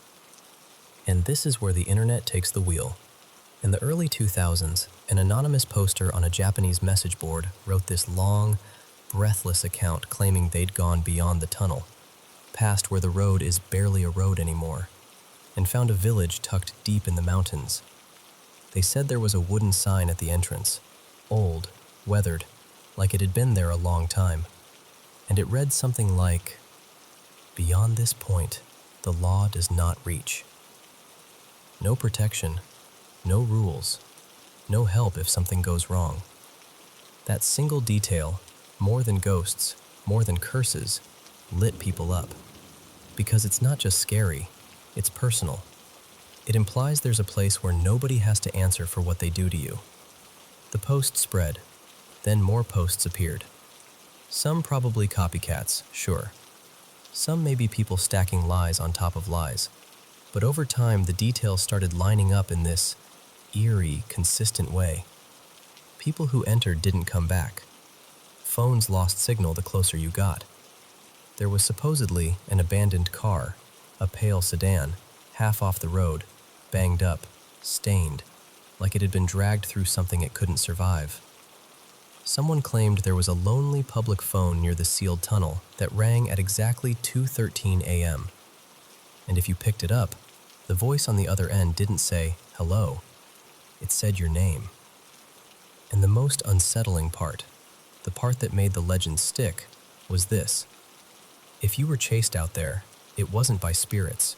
It was by the villagers. Living people, breathing, fast, angry. Because ghosts, people tell themselves, have rules, patterns, limits. But people? People don't need permission to be cruel. That idea, the danger is human, is what turned Kuroinu village into something people couldn't stop thinking about. Now here's the twist, and I swear it's almost too perfect. There actually was a real village connected to this whole area. Not the lawless nightmare from the posts, but a normal community with families and routines and ordinary problems. Let's call it Inunaki Valley Hamlet. And in the 1990s, when a dam project expanded, that village was relocated. The land was flooded to create a reservoir. Homes, roads, everything, gone underwater. The residents moved away, like people do when development decides your hottestgens is in the way. So the place vanished, physically. And the timing was exactly what an urban legend needs. A sealed tunnel. A real village that disappeared. A horrible unsolved crime nearby. A viral internet story tying it together. And the mountains, those quiet, staring mountains, holding all of it like a closed fist. People started connecting dots that were never meant to touch. But that's what fear does. It builds bridges out of coincidence. Over the years, the legend evolved. It stopped being just a creepy place and became this symbol of isolation, secrecy, and what humans might become when they cut themselves off from everything else. Movies hinted at it. Horror games borrowed its bones. YouTubers went searching with shaky cameras and overconfident voices that got quieter the deeper they went. Some explorers claimed they found paths that didn't feel right, like the woods were guiding them in circles. And one of the strangest details, my favorite, even though it gives me chills, is what a few people said about the reservoir near the dam. They claimed that late at night, if you stand near the water and listen, you can hear something muffled coming up from below. Not voices, dogs, faint barking, like it's trapped under the surface. And the wild thing is, even after people debunk parts of it, after someone points out timelines don't perfectly match, after someone says, that sign was probably fake, the legend still doesn't die. Because it's not really about one tunnel or one village. It's about a fear that's older than any forum post. The fear of stepping somewhere the rules stop applying. Not haunted by ghosts, but haunted by what people might do when they think nobody can stop them. And even now, if you ask locals around that area, a lot of them just shake their heads and tell you, real simple, don't go. They don't explain. They don't have to. Because sometimes, the scariest stories aren't the ones with perfect proof.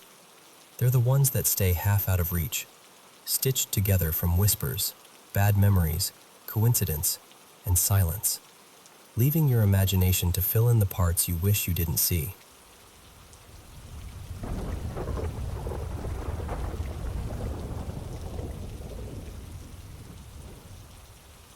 So, I'm still kind of shaky talking about this, but I'll walk you through it from the beginning. First off, a bunch of people had suggested carbon monoxide when I told them what happened. So I went to my husband, well, Evan, and I'm like, hey, a lot of people are saying this could be a carbon monoxide thing. He looks at me and goes, we've got a detector, remember? I checked the batteries last month. He reminds me we don't even have gas lines running to the house. Everything's electric. The generator out back hasn't been used in months. Our garage is basically a storage unit now. No cars running in there, nothing. We actually went through the whole maybe it's mold scare less than 6 months ago because my kid and I kept feeling run down and gross all the time. We had the place checked. Came back clear. And Evan's a licensed electrician who inspects buildings and signs off on them being up to code. So he's super strict about stuff like carbon monoxide and smoke detectors. He's always checking them and making sure they're working. So we went down that list. Detectors, mold, gas lines, everything. It really doesn't look like that's what's going on, but I'm still keeping it in the back of my mind and staying alert, just in case. Okay, now for the part that's got me genuinely freaked out. A few hours ago, Evan came home from work.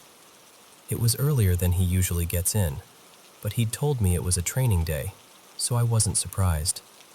Nothing about it felt weird at all. He comes through the door, calls out, "Hey, Em," walks over, gives me a quick kiss, asks how my day's going. I ask how his training went. Totally normal back and forth, the same everyday kind of comfort you don't even think about. Then he says he's going to change, so he heads to the bathroom for a minute, like he always does. After that, he wanders into the living room and says something like, "I'm gonna try that new Elden Ring build people keep talking about." He grabs his controller, plops down in his beanbag, starts messing with the console.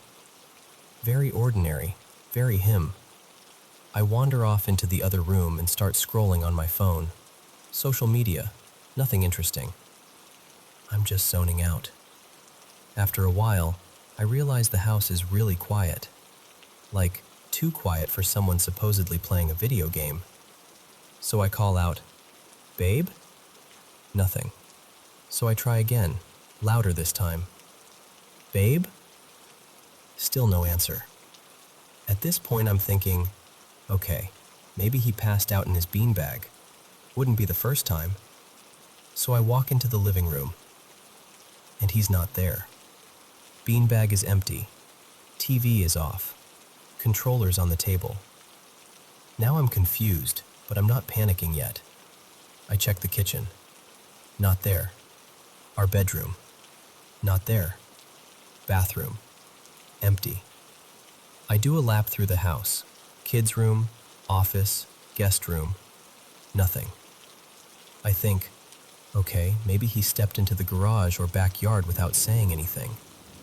Which would be weird for him, but still possible. I check the backyard. No Evan. Garage? Just boxes and junk. No husband. I even walk around to the side yard and then to the front door. And that's when I see it. His work van is gone. That's when my stomach drops. Because this man does not leave the house without at least calling out, "Love you, see you later," and giving me a kiss.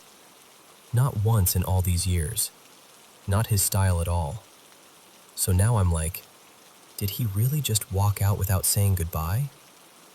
That alone is enough to make me feel off. I grab my phone and call him. It goes straight to voicemail. Before I can even spiral, he texts me.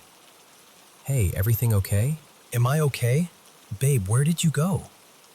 He replies, "I can't talk right now. I'm still in CPR training. What's going on?" I'm just frozen. CPR training. So I tell him, "What are you talking about? You came home early. We talked. You changed. You were in the living room playing your game and then you just disappeared." He sends back, "Em, I haven't left work yet. I kissed you goodbye this morning. I've been here all day. My badge never even left the building, and the door camera didn't ping once." At this point, I'm actually pacing. I'm 45 years old. I have never hallucinated in my life. I don't drink. I don't do drugs. I wasn't sleep deprived. I wasn't sick. I remember the weight of his hug, the way his shirt felt, the tone of his voice when he asked about my day, the sound of the bathroom door, the way he joked about his game. So I tell him, "I had a whole conversation with you. You hugged me. You went to the bathroom. I heard you. What do you mean you haven't been home?" He's confused and a little freaked out too, and he says, "Then it wasn't me." And no alerts went off on the ring. No door, no motion, nothing. That's when a different fear creeps in. Not the carbon monoxide kind. The other kind. The "we've been through this before" kind. Because here's the thing. When we first moved into this house, we had something. We used to joke about it, call it a house guest. We even gave it a name, Rowan, because at first it was just harmless little pranks. Lights flickering, keys showing up in random places, doors we knew we closed being slightly open. We brushed it off as old house quirks and our own forgetfulness. Until it escalated. It started with me feeling touches in my sleep. At first it was just like someone lightly tapping my leg or brushing my hair. I told myself it was dreams or the blanket shifting. Then one night, something grabbed my ankle and yanked hard enough to pull my foot out from under the covers. That was the night I sat up in bed, heart racing, and thought, okay, no, that wasn't a dream. I was scared enough that I actually looked up local paranormal groups because I didn't know what else to do. Evan, being the practical, grounded one, kind of shrugged it off. He said it was probably just my imagination, or a sleep thing. He didn't fully believe it, until it happened to him. One night, I'm half asleep and I hear him swear under his breath and jolt upright. Later he tells me, something grabbed my foot, like full-on grabbed it and yanked it. And this is a man who does not spook easily. He was pale. That was when both of us stopped laughing it off. Fast forward a bit. Last year in February, our house got chosen for a renovation show. Full-on makeover, new walls, new layout, new everything. While we were staying elsewhere, the production team arranged for a chaplain to come and bless the house before the big reveal. We never mentioned Rowan. We didn't say a word about any of it. After the renovations were done and we moved back in, everything was quiet. No footsteps, no flickering that couldn't be explained, no more touches in the middle of the night. It's been about 16 months of peace. To be totally honest, there were moments I almost missed the playful version of whatever that was. But mostly, we were incredibly grateful it all just stopped. And then today happened. And then, without a door opening, without a camera alert, without a sound, it was gone. Along with his van that, apparently, never left his work parking lot. So now I'm sitting here, going through every possibility in my head. Did my brain glitch? Was it some kind of stress episode? But then why did it feel so physically real? Why could I describe the smell of his cologne, the feel of his hoodie? Was it something pretending to be him? I don't know. I honestly don't know. I just know that it didn't feel like a fuzzy dream that faded when I woke up. It felt like real life, like any other afternoon I've spent with him. And then I checked my phone, and reality didn't line up with what I had just experienced. So that's where I'm at right now, caught between the logical explanations we've already ruled out and the weirdness I really truly thought was behind us. I'm staying alert. I'm double-checking the practical stuff, because I'm not about to ignore something that could be dangerous. But I'm also sitting with this really unsettling thought. Whatever showed up today knew exactly how to be my husband, and I have no idea why.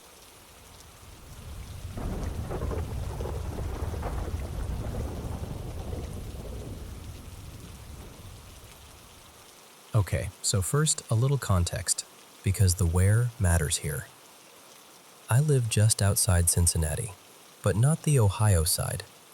I'm down in northern Kentucky, close enough that if you fly into the Cincinnati airport, you'd actually be landing nearer to my house than most of the city itself. It's one of those regions that's kind of stitched together from a lot of different worlds, different income levels, different neighborhoods, a lot of old history. Civil War history, river history, and the kind of native history you feel more than you can point to on a map. Stories tied to tribes like the Shawnee and Cherokee, mostly passing through or using the land for hunting rather than building big settlements right where I am. And yeah, around here, paranormal stories are basically part of the local seasoning. People talk about haunted spots like it's just normal small talk. I've got my own experiences too. But the thing I'm about to tell you, this one gets under my skin because I didn't see it myself. And none of the adults I've talked to have seen the main thing either. The only witnesses are teenagers. And look, I get it. If you're the kind of person who hears a bunch of teens said they saw something, and your brain immediately goes, sure, okay, I'm not even mad at you. I've done the same thing. But here's what changed it for me. Once you know a kid well enough, you start noticing their tells.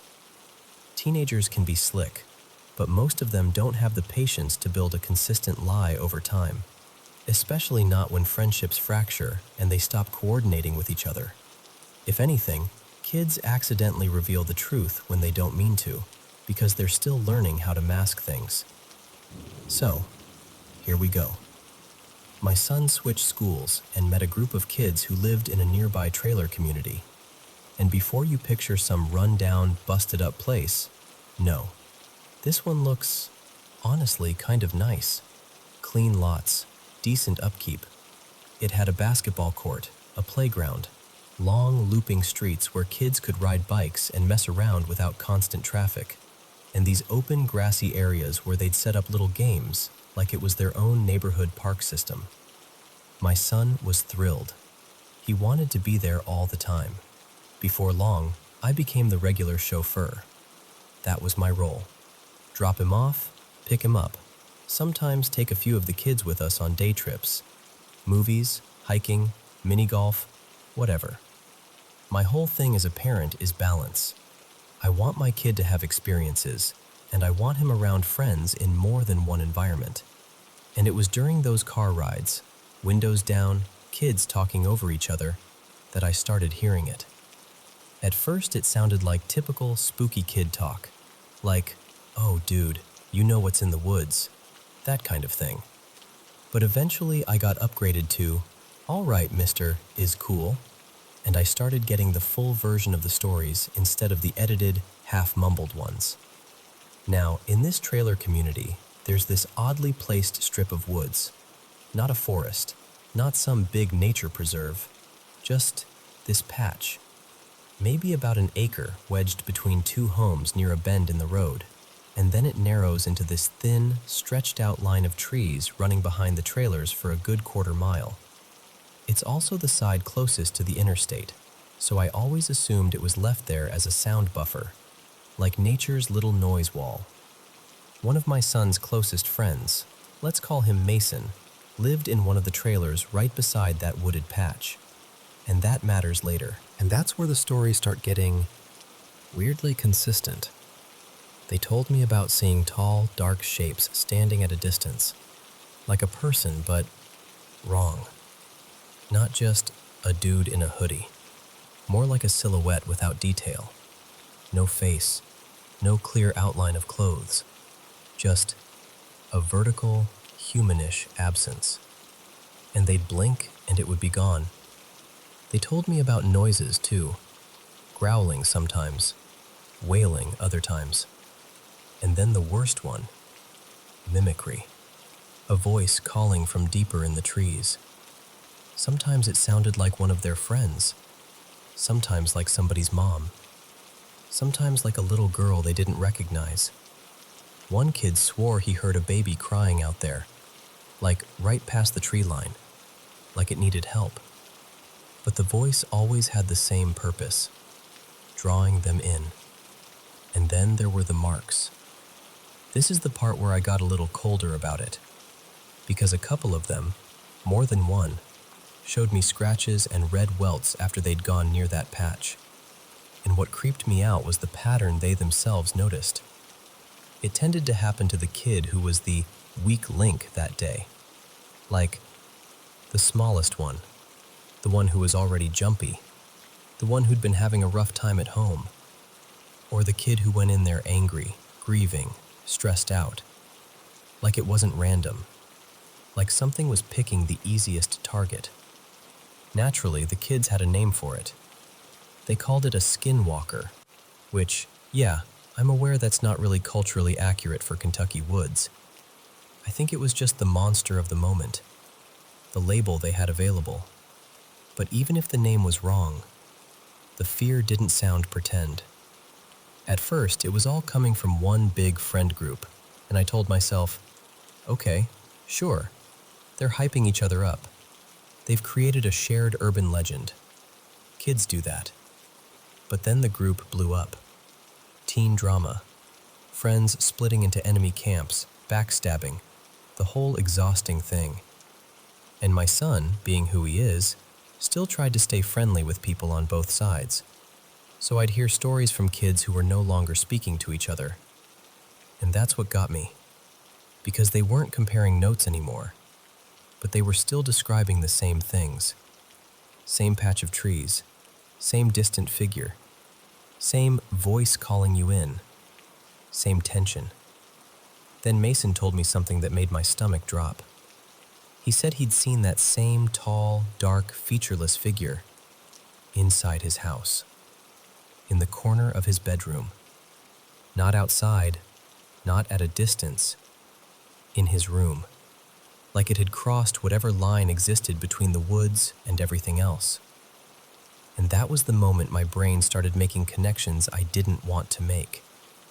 Because once I started paying attention, not to the paranormal stories, but to the adults and the general atmosphere, I noticed something else. It's like that whole place carried a kind of rot. People would move in and suddenly their lives would start unraveling. Cars that were fine would suddenly need expensive repairs. Couples who'd been together for years would split up in brutal, messy ways not long after relocating there. Kids who had never been violent would get mean, like truly aggressive, hair-trigger cruel. Injuries from accidents became common. Constant fighting, constant chaos. And then it escalated. This wasn't gossip, this was real. There was a situation where a teenager stabbed a grown man over something stupid and small. Like, the kind of petty conflict that should have ended with shouting, not blood. And that's the dividing line for me. So that's where I'm stuck. Because I can't prove anything supernatural happened. I didn't watch a faceless thing step between the trees. I didn't hear the voice myself. But I've heard these kids talk, separately, over time, with the kind of fear that doesn't feel performative. And I've watched the pattern of harm and negativity around that little wooded strip. And I keep coming back to the same thought, even though I hate it. What if there's something in that patch of trees? Something that doesn't roam beyond the community lines, but still influences everything inside them. Not like a ghost story where it slams doors and throws plates. More like a pressure, a stain, a slow leak of anger, misfortune, and hostility that just keeps seeping into whoever lives too close to it. I don't know what to call it. I don't even know what I believe. I just know it doesn't feel like a harmless legend anymore. And every time my son mentions that place, I find myself listening harder than I should, watching the kids' faces, watching their hands, trying to figure out who's genuinely scared and who's trying to pretend they aren't.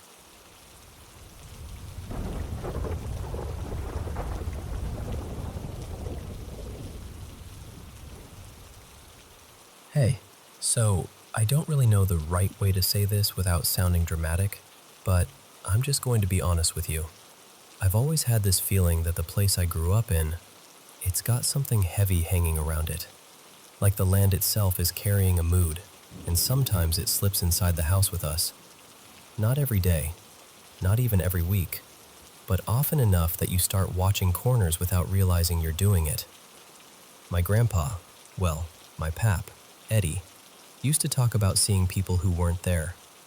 He'd say it like it was no bigger a deal than seeing deer in the yard. He'd tell us he'd catch glimpses of indigenous figures out by the tree line, sometimes in the afternoon, sometimes late at night like they didn't care what time it was. Just present, passing through, watching. He wasn't a guy who chased attention either, so when he said it, you could tell he meant it. And my mom, Renee, she's had her own experiences, but hers always sounded scarier. She'd talk about shadow shapes in the hallway, in the kitchen, at the top of the stairs.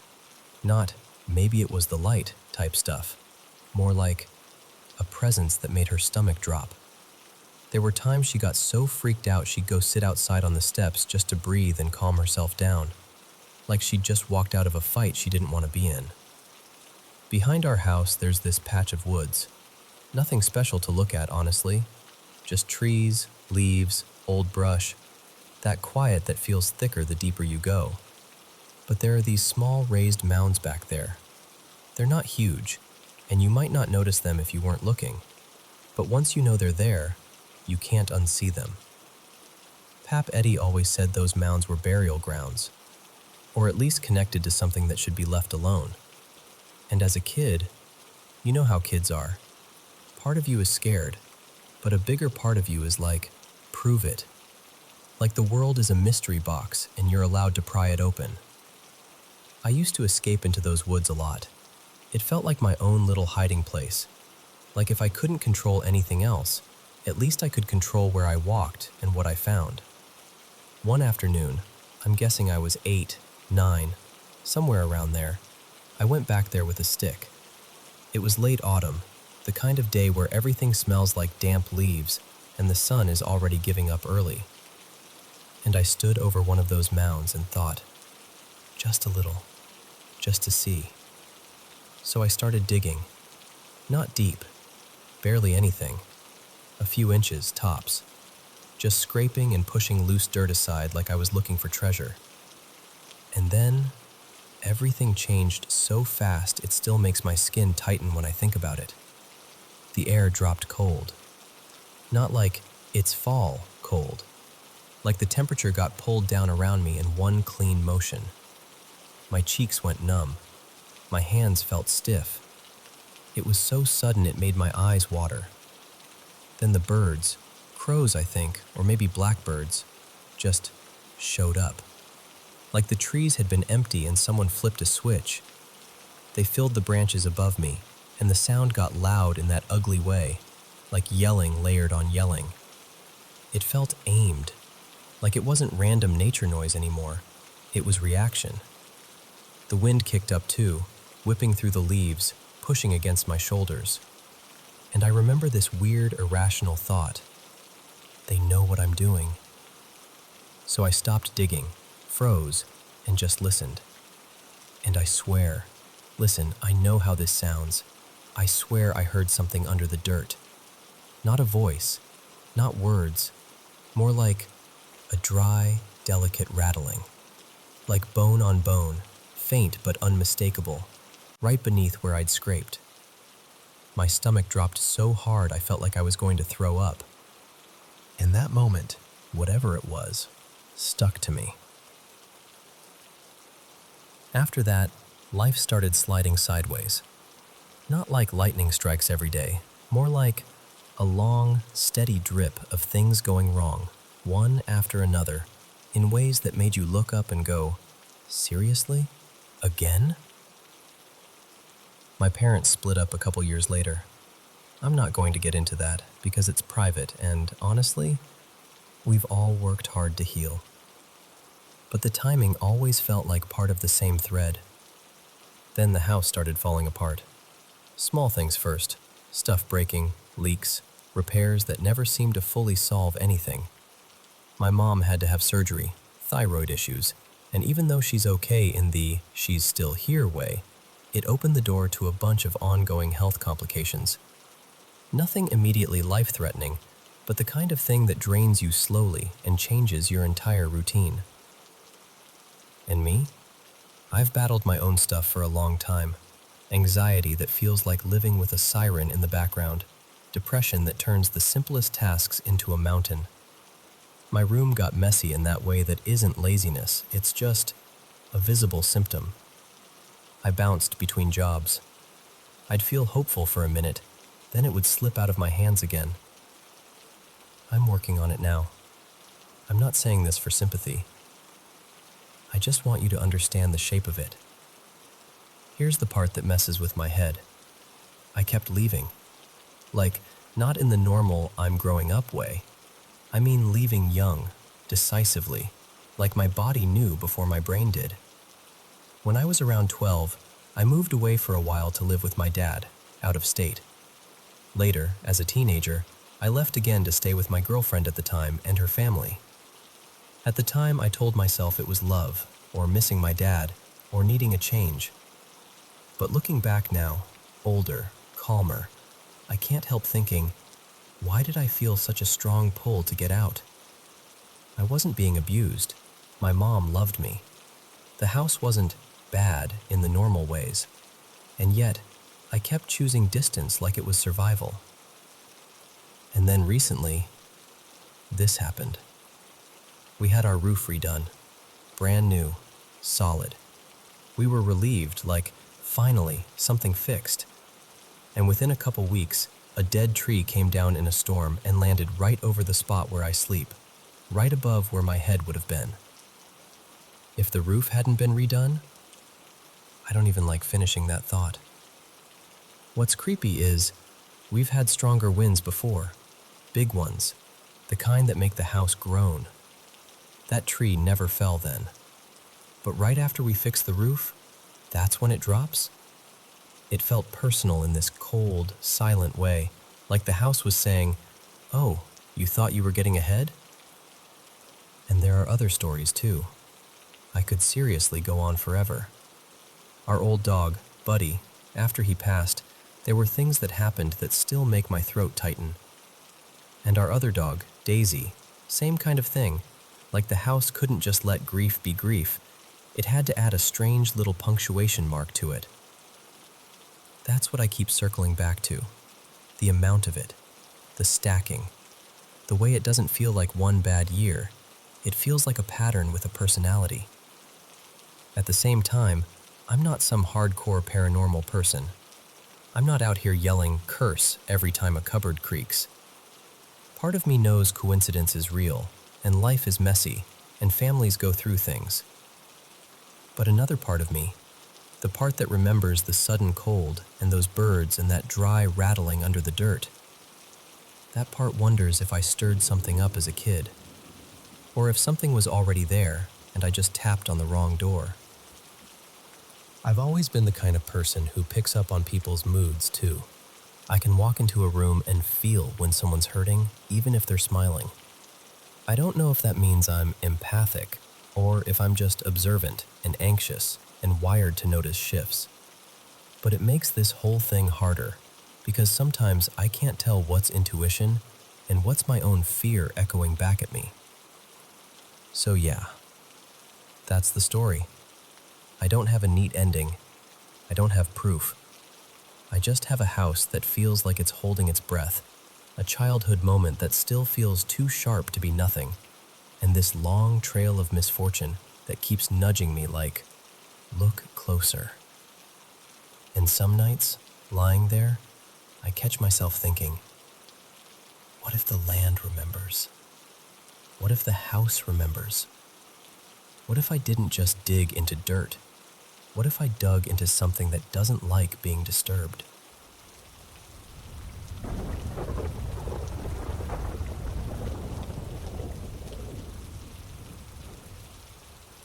Okay, so I've gone back and forth on telling this story because I'm not trying to be dramatic and I'm not even sure what I believe, but it's been sitting in my chest for years now, and lately, it's gotten hard to brush off. My wife, Mara, and I have lived in the same townhouse-style apartment for about 4 years. I'm in my late 20s, she's mid-20s. We've got 2 kids. It's one of those places where you share walls with neighbors, so for a long time, any weird noise could be explained away pretty easily. Pipes, footsteps next door, somebody's kid dropping something upstairs. Normal stuff.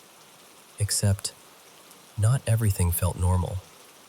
The first thing happened a few years back, and it was actually me, not Mara, who noticed it.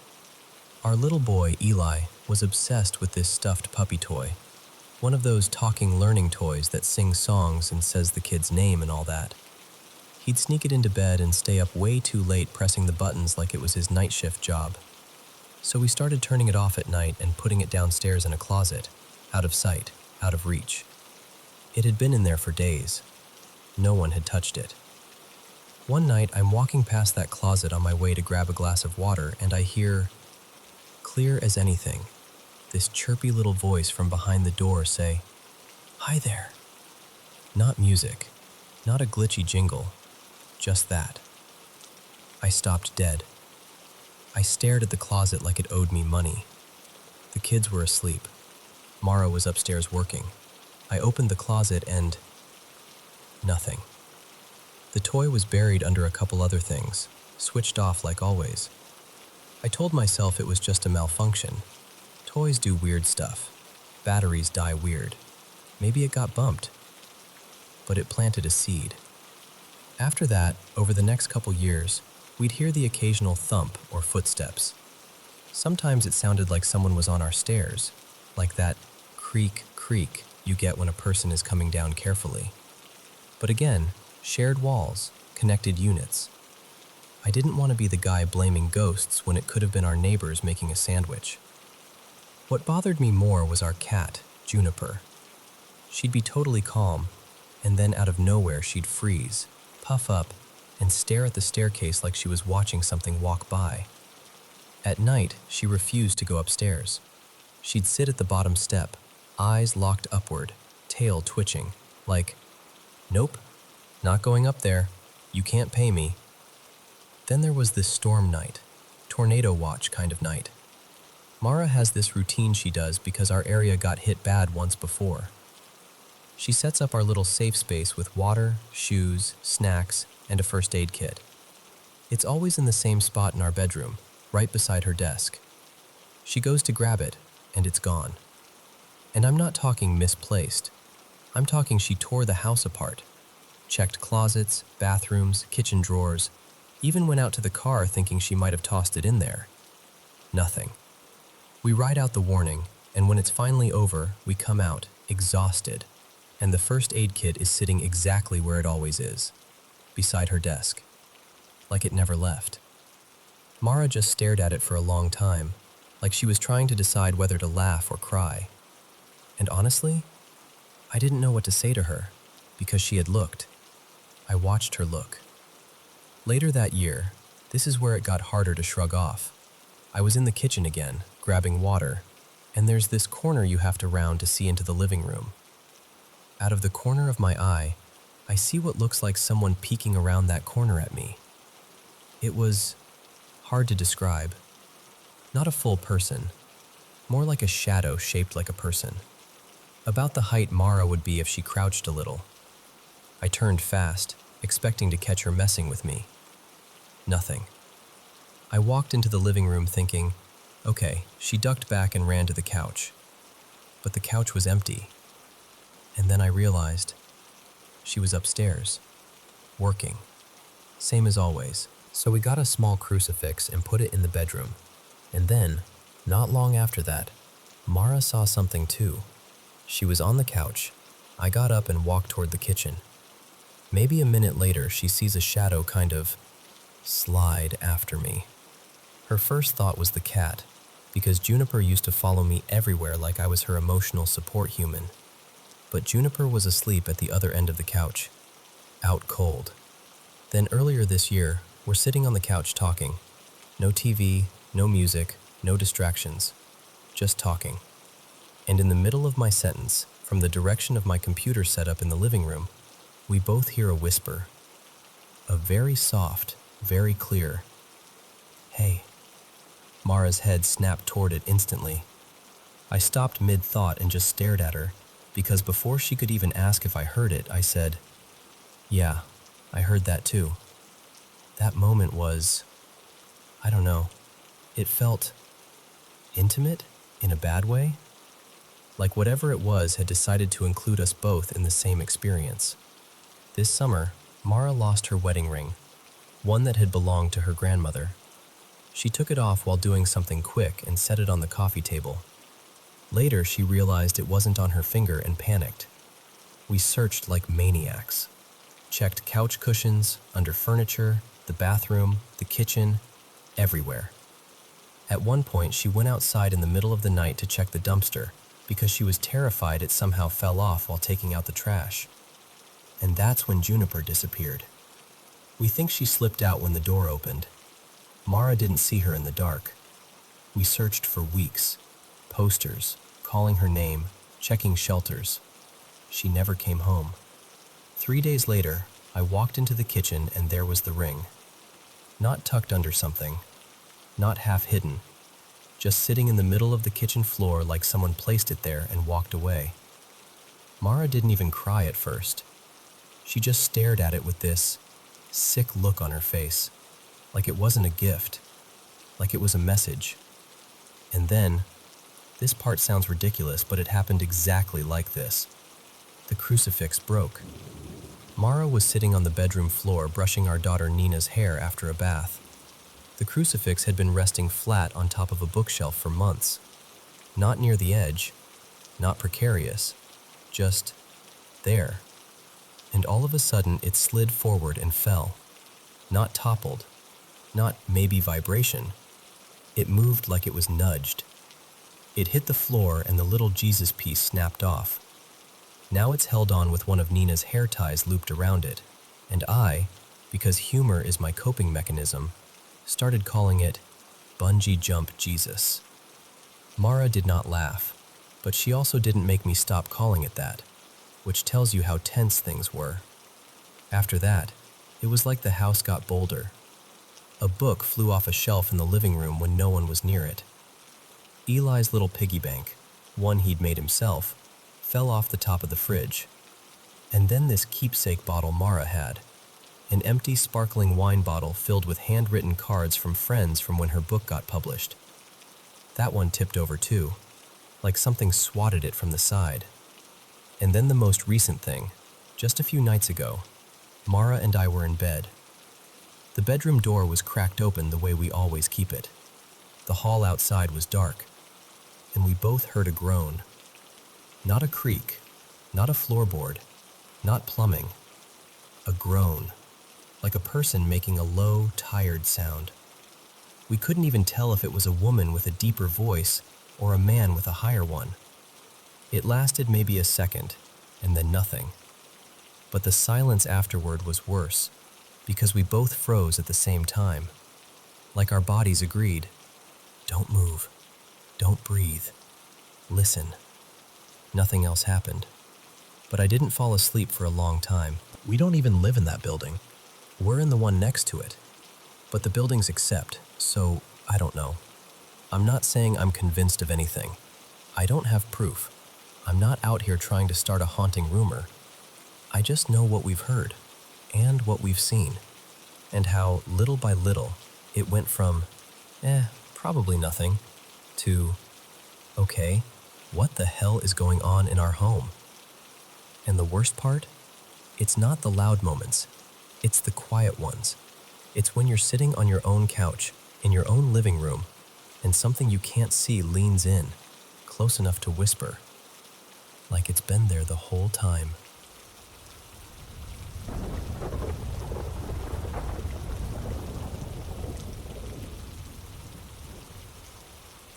Okay, so I don't really tell this story outside of a tiny circle of friends, mostly because it sounds like the kind of thing you'd swear you'd made up after the fact.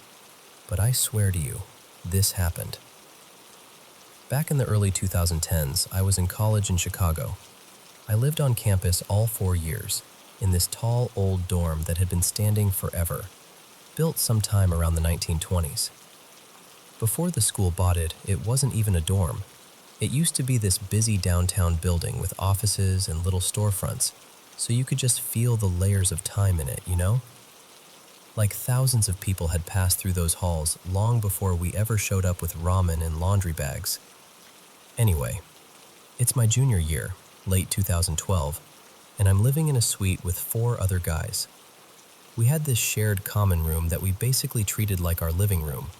Couch, TV, a couple mismatched chairs, the usual. And the weird part of the layout was the window. It was huge, and it looked straight down the hall into the common room of the suite across from us. And the suite across from us was a group of girls we knew. Same year, same classes, friendly but not best friends. Their common room had the same big glass window. So when both sets of blinds were open, it was like accidental reality TV. They could see us, we could see them. Most of the time, we'd just ignore it, or do a little wave if someone happened to look over. So one night, it's me and 2 of my suite mates, Evan and Noah, camped out on the couch. We'd ordered a pizza and we were doing this dumb, perfect college thing. A marathon of kung fu movies, one after another, getting way too invested in every dramatic slow-motion punch. And I need you to understand something about Evan and Noah, because it matters. Both of them are the most level-headed, skeptical, rational people I've ever met. The type who would rather argue statistics than entertain a ghost story. No superstition, no, maybe it was a spirit, none of that. If anything weird happens, they immediately start hunting for the sensible explanation. Also, we were completely sober. No drinks, no anything, just pizza grease and martial arts sound effects. It's late, like right around midnight, and at some point I catch movement through that window across the hall. Not in the movie, not a reflection, real movement in the girls' common room. All 3 of us look over at the same time because it's obvious. Their lights are on, which makes it crystal clear, and we see a man walking right through the middle of their common room. At first glance, it's not like, oh my god, intruder. He looks like staff.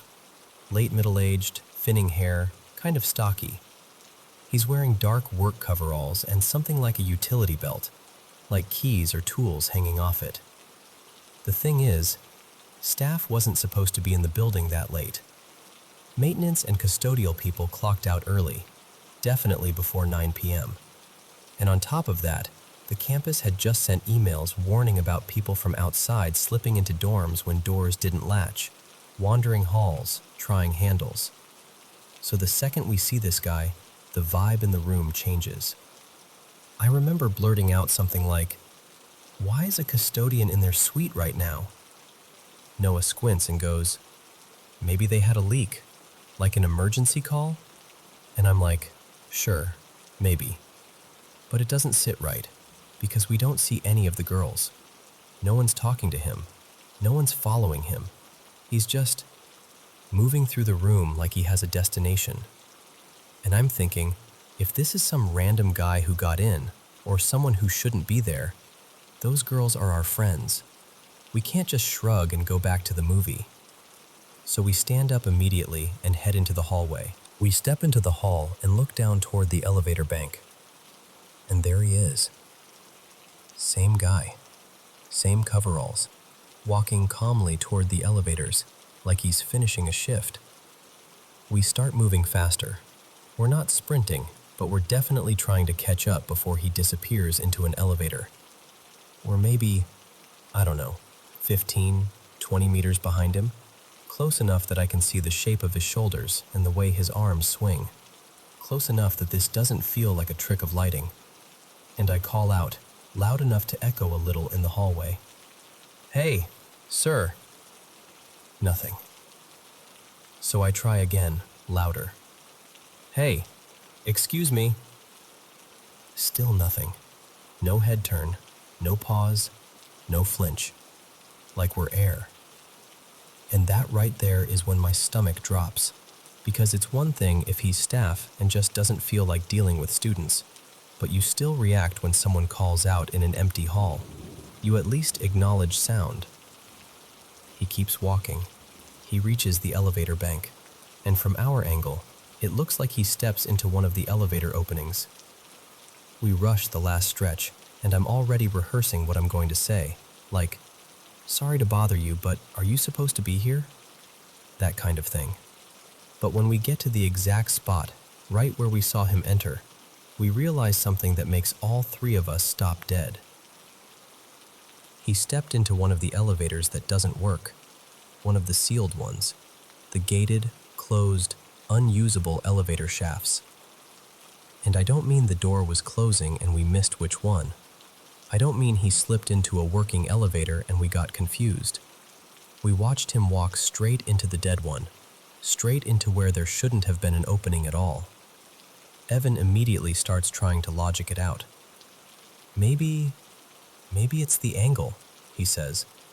Maybe he went into the one next to it and we thought. But that doesn't hold up, because if he'd gone into a working elevator, the doors would have been open long enough for us to see them. Those doors took forever to close, and we reached the elevator bank in like 2 or 3 seconds after he entered. There wasn't even time for a full close. Plus, there was no ding, no elevator light, no movement. Just the moment where he should have still been there, and instead he wasn't. The hallway is silent.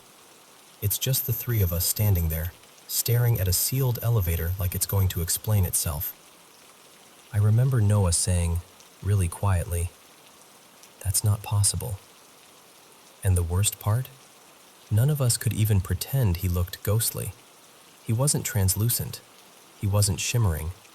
He looked like a completely normal, physical person. Solid.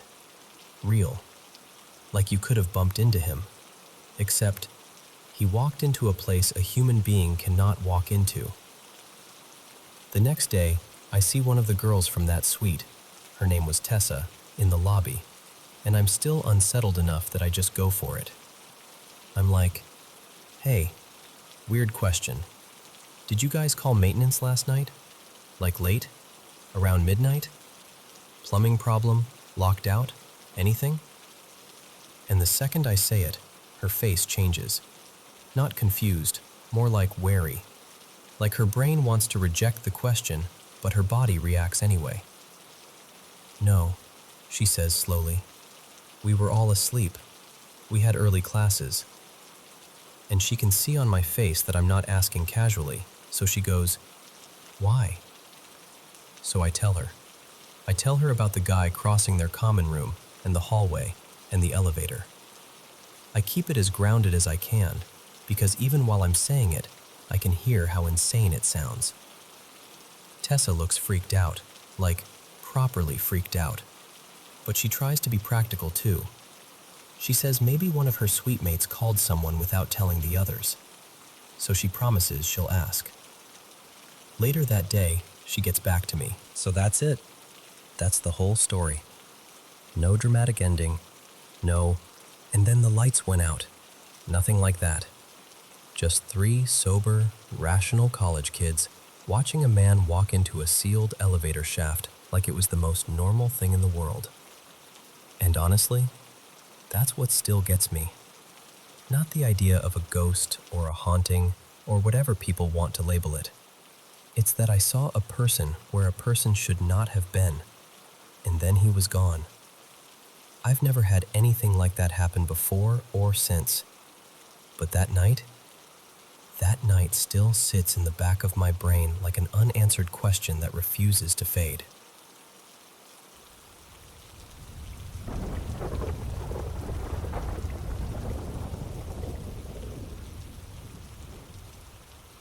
So, most people think an elevator is just a metal box. You step in, press a button, stare at the numbers, and a few seconds later, ding, you're where you meant to be. But there's this story from Japan that treats elevators like something else entirely, like a doorway, a ritual hidden inside something so normal you'd never think to be afraid of it. They call it the isekai elevator, and the idea is simple in the worst possible way. If you press the right sequence of floors, the doors won't open back into your world anymore. I first heard about it the way you hear about a lot of unsettling things. Late at night, half paying attention, scrolling through old threads. People said the earliest version showed up on 2 Channel, that chaotic Japanese message board where rumors breed like mold in the dark. At first it sounded like another chain post, the kind you read, get a chill, and forget by morning. But this one didn't fade out. It grew. Different users, different cities, and somehow the details stayed weirdly consistent. Same floor sequence, same timing, same figure that appears like she's tied to the ritual itself, not to any specific building. Some people said it was a prank. Some called it a test. A few, quietly, almost reluctantly, said it was dangerous. And then there were the comments that really made my stomach knot. The ones that were basically, my cousin tried it, my friend tried it, and they didn't come back. What makes it stick, I think, is how deeply Japanese it feels. Not in a touristy way, but in that old, uncomfortable way Japan has of treating the boundary between worlds like it's thin as paper. There are stories there about spirit realms sitting right beside ours. Not far away. Not up in the sky, just adjacent. Separated by the right bridge, the right tunnel, the right forest path at the wrong hour. So in older times, maybe you crossed over through a shrine gate or a red bridge. But the story goes, modern life replaced shrines with office buildings and replaced sacred rituals with elevator buttons. And honestly, an elevator is the perfect place to hide a myth. You're not on one floor or the other. You're suspended between places, between destinations. That weird little pause where you're nowhere for a moment. That's where stories like this love to live. Here's how the ritual is supposed to work. You find a building with at least 10 floors. Not 9, not 8, 10 or more. You go in alone. And I mean alone. No other passengers, no friendly security guards stepping in last second, no one peeking around the corner. People swear it only works if it's just you and the hum of the cables. Then you press this exact sequence. 3, 1, 7, 1, 10, 4. The elevator moves. It's boring at first, normal. You start to feel ridiculous. And then it reaches the 4th floor. That's when the door opens, and someone gets in. A woman, or something that looks like one. In the versions I've read, her name is never given, but people describe her the same way. Long dark hair, pale clothing like an off-white dress or hospital gown, face partly hidden like she doesn't want you to get a clean look. And the worst part? Her expression doesn't change. Not once. She doesn't greet you, doesn't glance at you like a normal person would. She just steps in like she belongs there more than you do. The rule everyone repeats, like it's the one thing keeping them safe, is don't speak to her. Don't ask her anything. Don't apologize, because the moment you do, you've confirmed yourself somehow. Like you've responded to something that isn't meant to be answered. After she enters, the elevator is supposed to start moving on its own. rising without you pressing anything else, up to the 10th floor. And when the doors open there, you're not where you should be. People can't quite agree on what the other side looks like, but the descriptions overlap in this eerie, familiar way. They talk about a sky that's wrong, washed out red or gray like dirty fog. They talk about buildings that feel unfinished, flat walls, no signs, no windows, like someone built a city as a replica and forgot to add the details that make it human.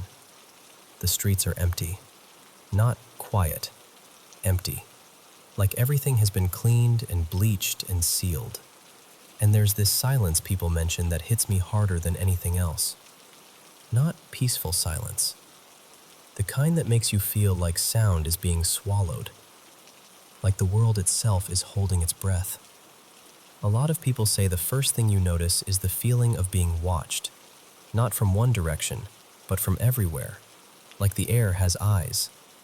And if you step out, you can walk, technically, but everyone warns you, don't go far, because some say it stretches forever, block after block, repeating like a copy-pasted maze. Others say it folds, like the streets curve back on themselves, like the place doesn't want you to find an edge. One person claimed they heard whispering behind them, but every time they turned, there was nothing. Another said they saw shadows in the corner of their vision that didn't match their own movements. And then there's a detail that shows up just often enough to make your skin tighten. Some people swear the woman from the 4th floor followed them out. Not quickly, not aggressively, just stepped out behind them like she was making sure they didn't forget she existed, like she'd already decided where they belonged. There's also a real case people like to bring up, one of those stories that gets repeated because it has dates and a location, which makes it feel heavier. It was around 2014 in Yokohama. Someone named Masato, at least that's the name that gets used online, walked into a building and got on an elevator. Security footage shows him stepping in, tapping the buttons fast like he was nervous or in a hurry. And then the footage glitches, comes back, glitches again. People claim the display showed floors that didn't exist in that building. And then, this is the part that turns a normal disappearance into legend. There's a stretch of missing time in the recording. Not the camera angle was bad, not it was blurry, just missing. When the doors opened again, the elevator was empty. Search teams checked the building. Stairwells, maintenance access, roof doors, everything. No sign of him. No explanation. And the internet, of course, grabbed it like a match to gasoline. Some said it was coincidence. Others said, no, that's what it looks like when someone presses the wrong buttons. And even if you don't believe any of it, like even if you roll your eyes and tell yourself it's just a good creepypasta, it still clings to you. Because the fear underneath it is real. It's the fear of trusting a door you don't control. It's the fear of being in a small space where you can't steer anything. It's the fear that something familiar can turn unfamiliar in one quiet moment. Somewhere that doesn't have help, doesn't have people, doesn't have rules you understand. And the creepiest part? Elevators already feel a little like that. You step in, you surrender control, and you just assume the doors will open back into your world. Most of the time they do. But this story lingers because it whispers, not all of them have to. So is the ritual real? Depends who you ask.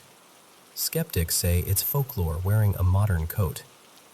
Believers say it's an ancient doorway, updated for the age of office towers. And the people who claim they tried it and came back, they usually don't talk about what they saw for very long. They'll just say something like, don't mess with it. And then they'll go quiet. Because whether it's true or not, the thought is hard to shake. Every elevator is a choice. And every button is a small act of trust. Most doors open where you expect, but not all of them.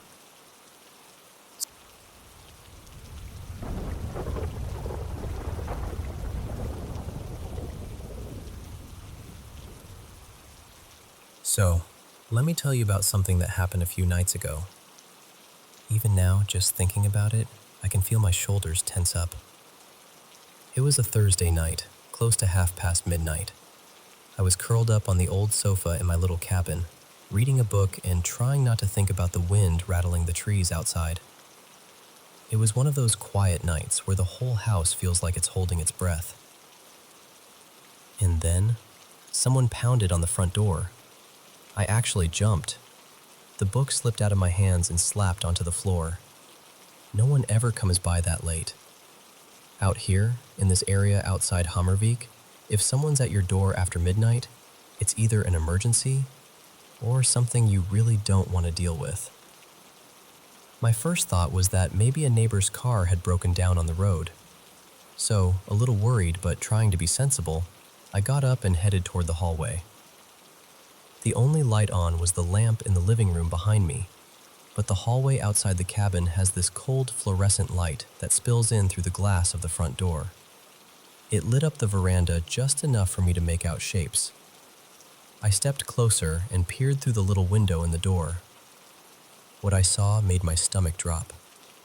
Pressed close to the glass was a chalky white face, too pale to look alive. Most of it was hidden under a dark hood, but the lower part of the face was clearly visible.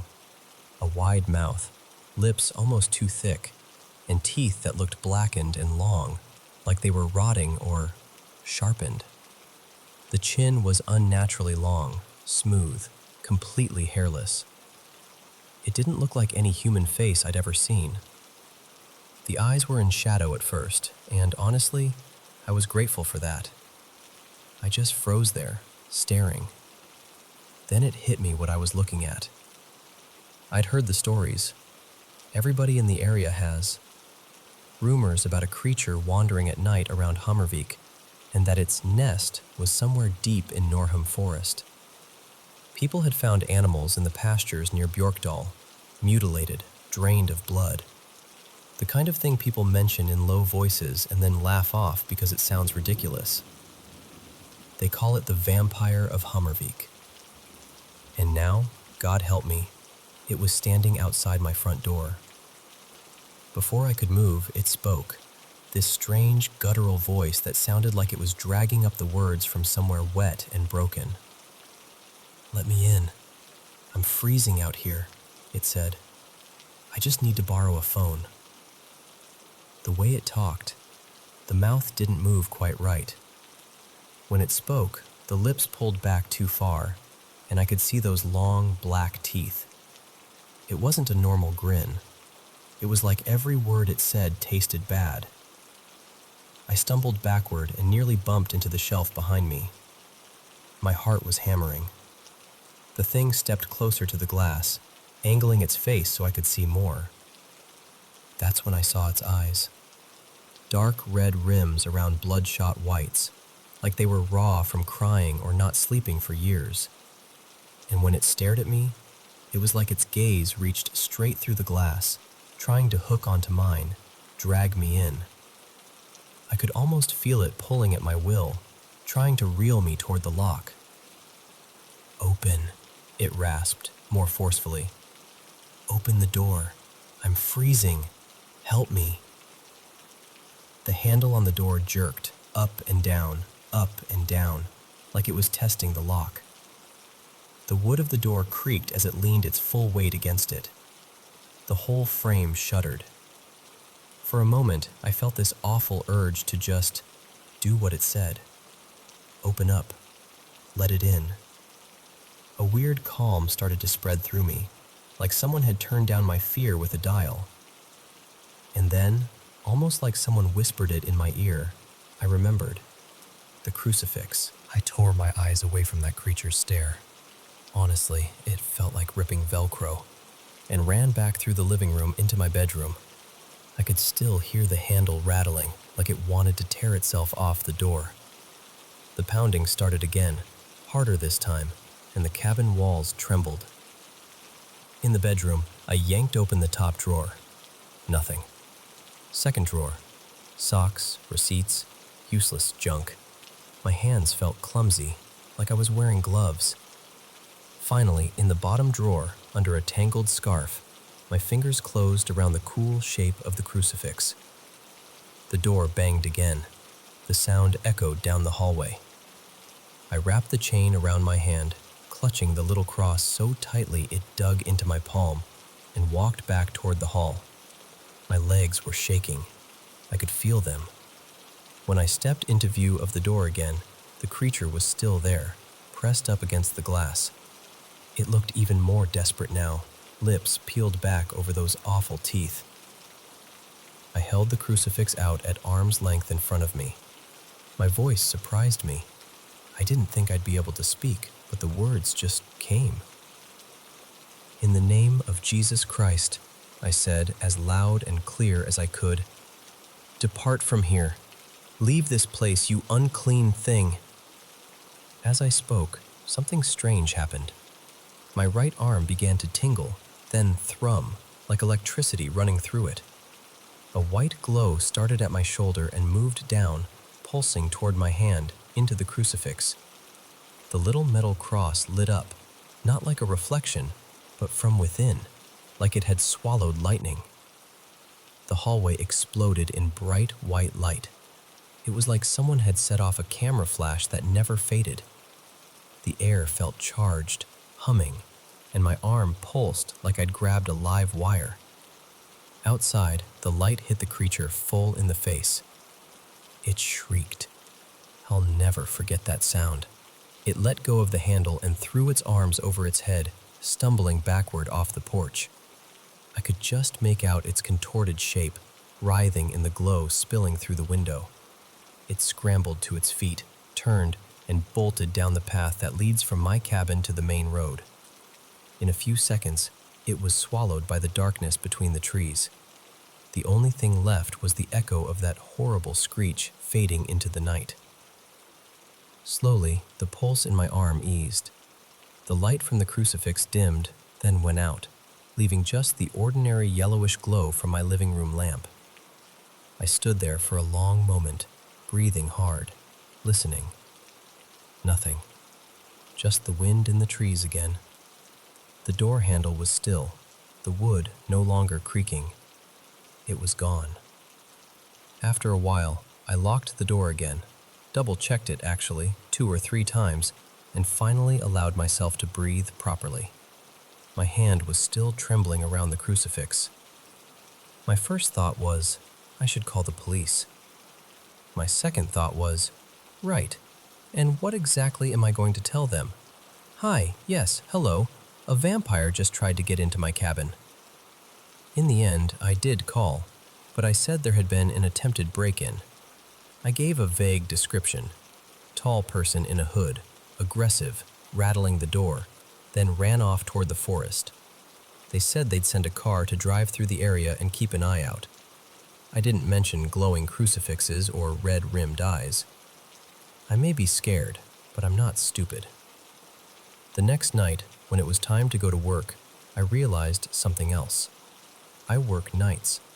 That means going out into the dark to get to my car. Since that night, I've made it a habit to park my car as close to the front steps as I can. I don't leave big gaps of shadow anymore if I can help it.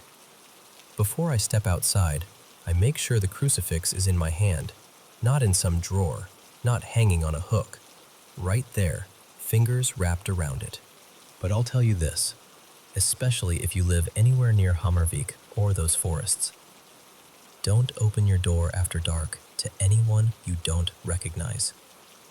If someone's out there, insisting, begging, trying to talk you into it, trust your instincts, not their voice. And maybe, just maybe, keep something holy nearby, just in case the stories aren't just stories after all.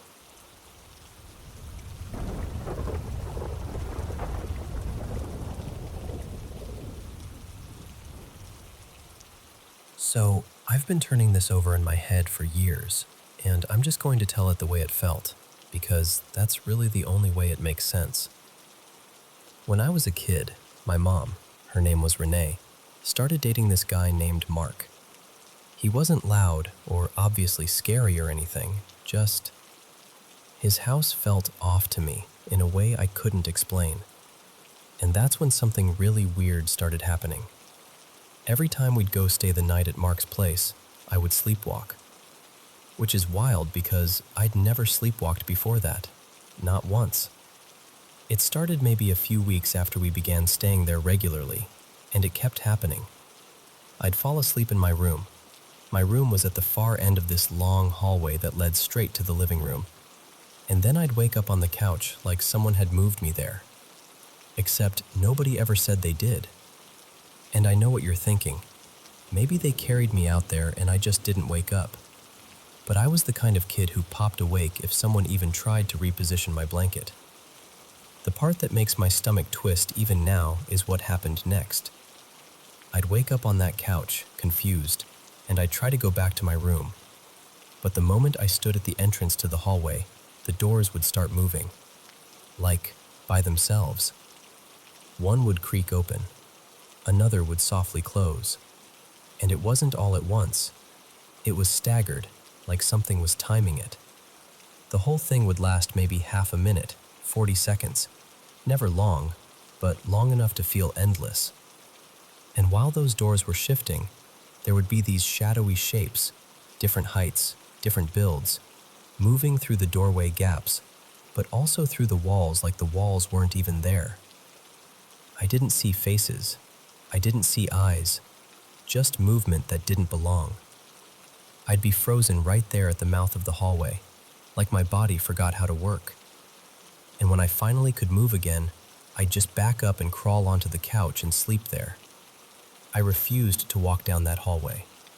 And somehow, I'd always wake up in my bedroom in the morning, like I'd eventually sleepwalked back on my own. That went on for about 2 years. Then it stopped, and I never sleepwalked again after that, ever. But the weirdness didn't leave with it. After that, I started seeing things in my room, and hearing voices, like someone calling my name, trying to get my attention. The timing was always the same. It would happen around 20 or 30 minutes after I'd been put to bed. Didn't matter if the adults were still awake. Didn't matter if the house was noisy or quiet. It was like, once I'd been alone in the dark long enough, it started. It got so bad that I begged to sleep with this super bright work light in my room. Not a normal lamp, like one of those harsh, blinding lights. The ceiling light didn't feel strong enough. I needed it to be bright enough to erase corners. Even then, sometimes I still couldn't see anything, but I could hear it. Eventually, my mom and Mark decided it was too expensive to keep that light running, and honestly, they weren't wrong. And one time, the bulb actually popped, exploded, so that was kind of their final straw. They took it out. About a week later, I woke up and it felt like my entire body was pinned, like something heavy was laid across me from shoulders to ankles. We had a cat and a small dog at the time, but this wasn't that.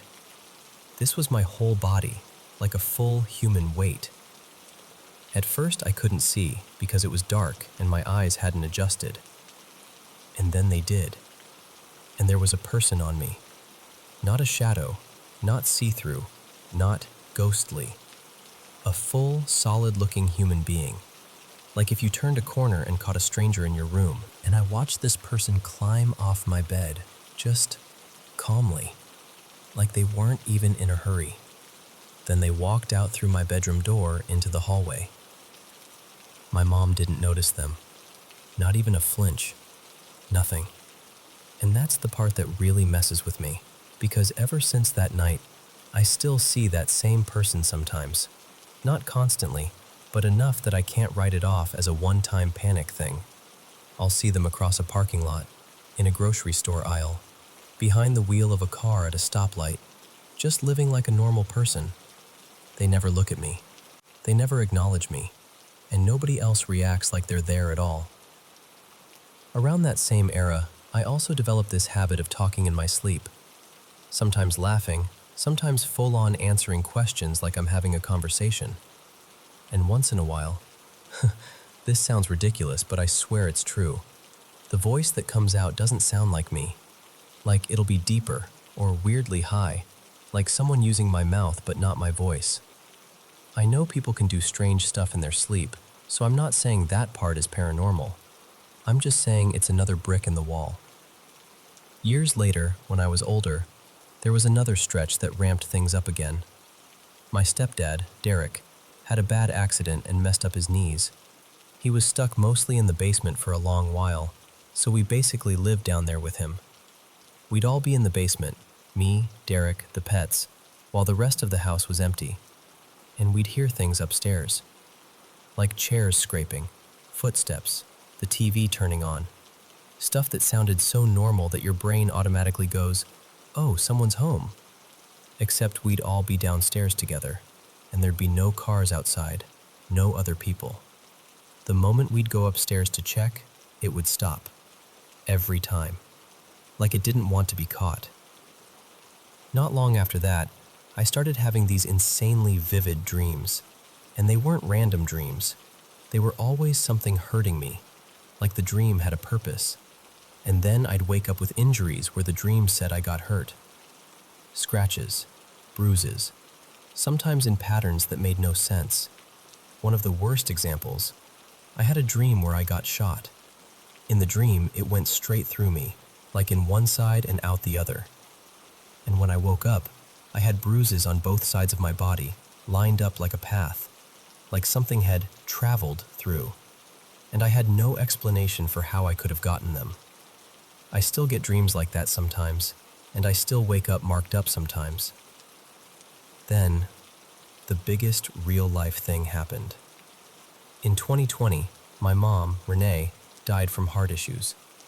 And Derek swears that around the same time, right around it, he suddenly got heart palpitations out of nowhere.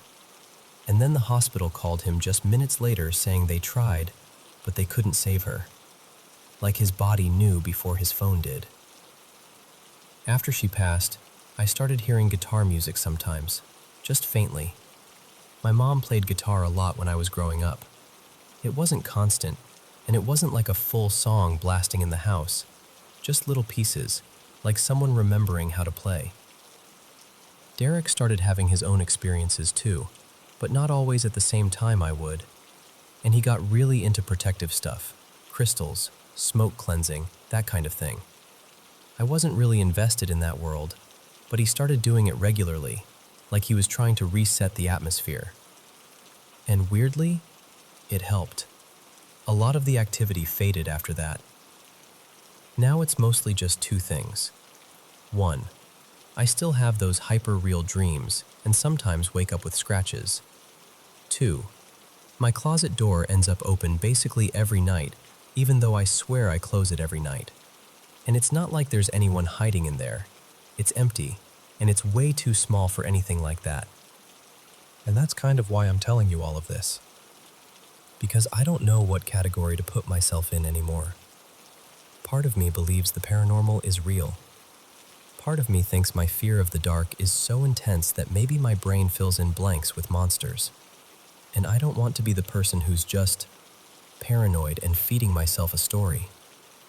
But at the same time, sleepwalking that only happened in one house, the hallway doors, the figures, that person on my bed that nobody else could see, the bruises after those dreams. It's hard to shrug it off like it's nothing.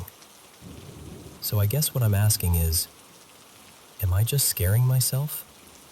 Or has something actually been happening around me this whole time?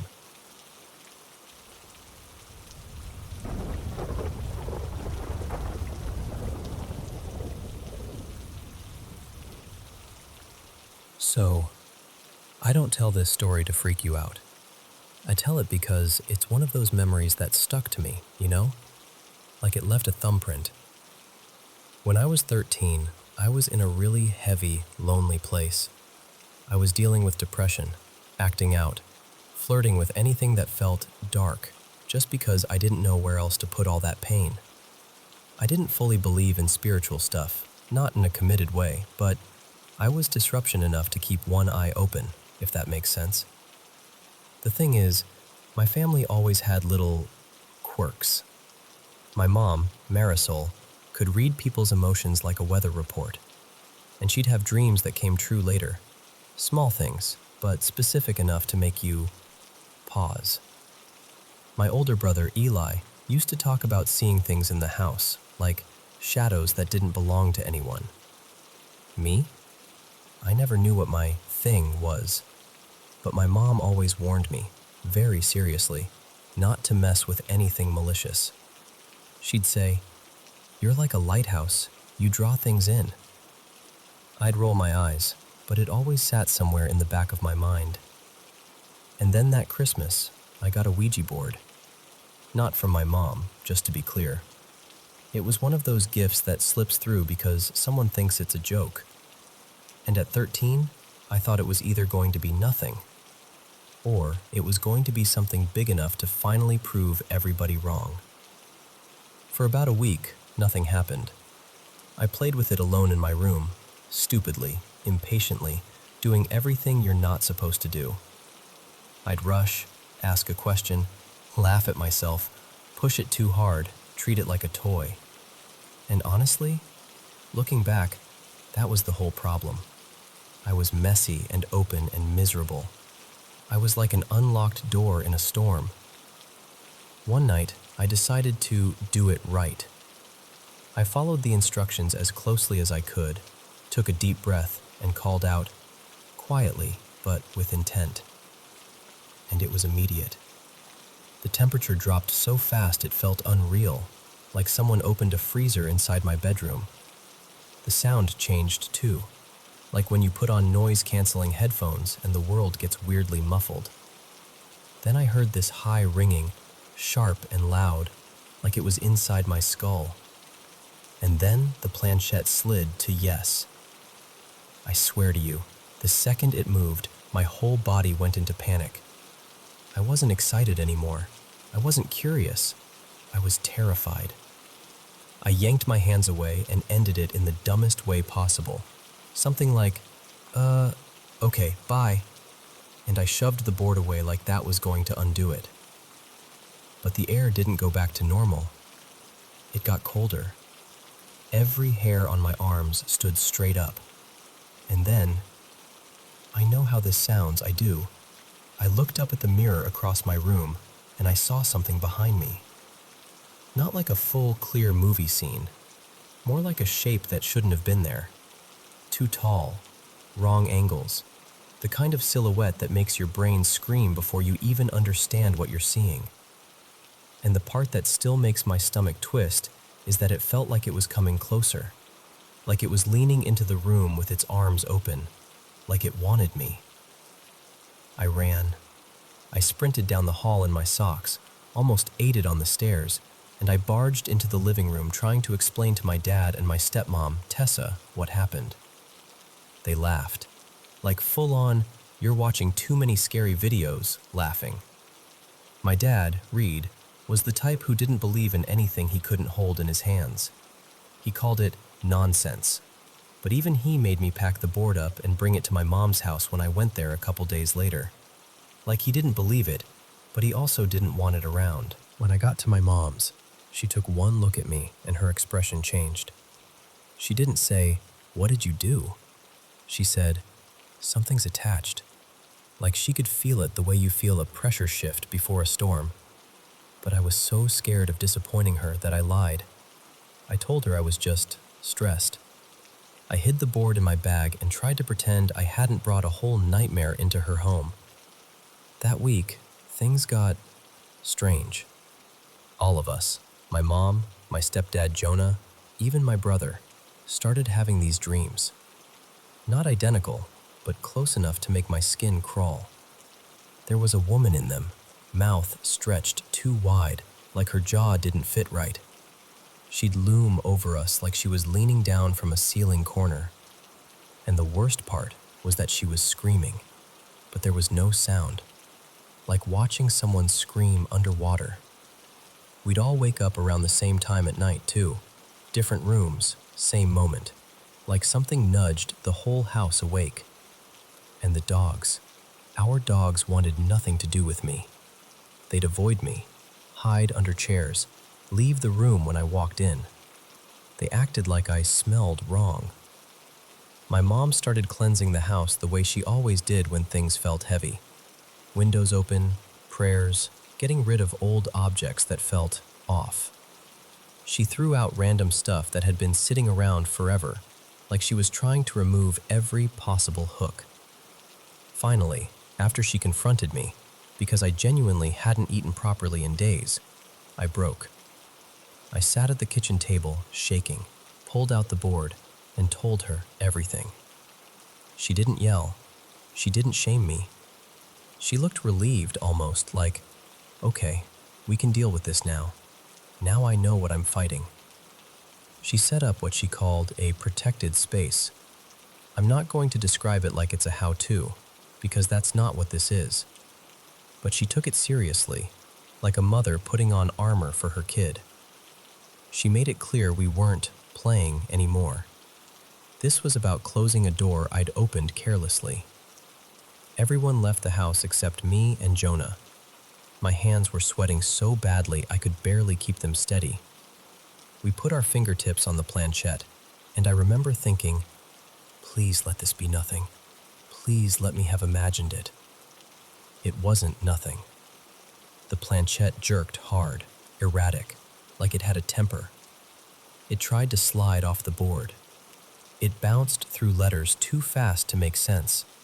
It did that thing people warn you about, racing, spiraling, acting like it wanted to break rules just to prove it could. Jonah kept his voice calm and firm. He spoke like you'd speak to a stray dog that's baring its teeth. No fear, no cruelty, just authority. He told it to leave the house, told it to leave me alone, over and over. And then, after a few minutes, it stopped. Just stopped. The silence after was so intense it felt like my ears were ringing again. We sat there, waiting for something, anything, like we were holding our breath in a paused room. And then my stomach growled. Not a normal hungry growl. A deep, empty sound like my body suddenly remembered it needed fuel. And I got hit with this wave of hunger so powerful it was almost embarrassing, like I could have eaten the table. My mom came back later, and I devoured a whole pizza like I'd been starved, because I basically had been. I remember looking down and seeing my stomach all bloated and tight, and feeling this sick little thought crawl in. What if it was feeding on me? What if it took something and now it's gone? My mom told me something that still haunts me a little. She said that whole week she couldn't feel me the way she normally could. Like my signal was dim. Like I was still there, but muted. But I'll be honest with you. Even now, when I'm really low, I sometimes catch something in the corner of my eye. A shadow that feels too tall, or a darker patch in a dark room that makes me stare a second longer than I want to. And maybe it's just my brain. Maybe it's paranoia. Maybe it's trauma plus a wild 13-year-old memory. But part of me still wonders if that night left something behind. And that's the part I don't know how to explain away.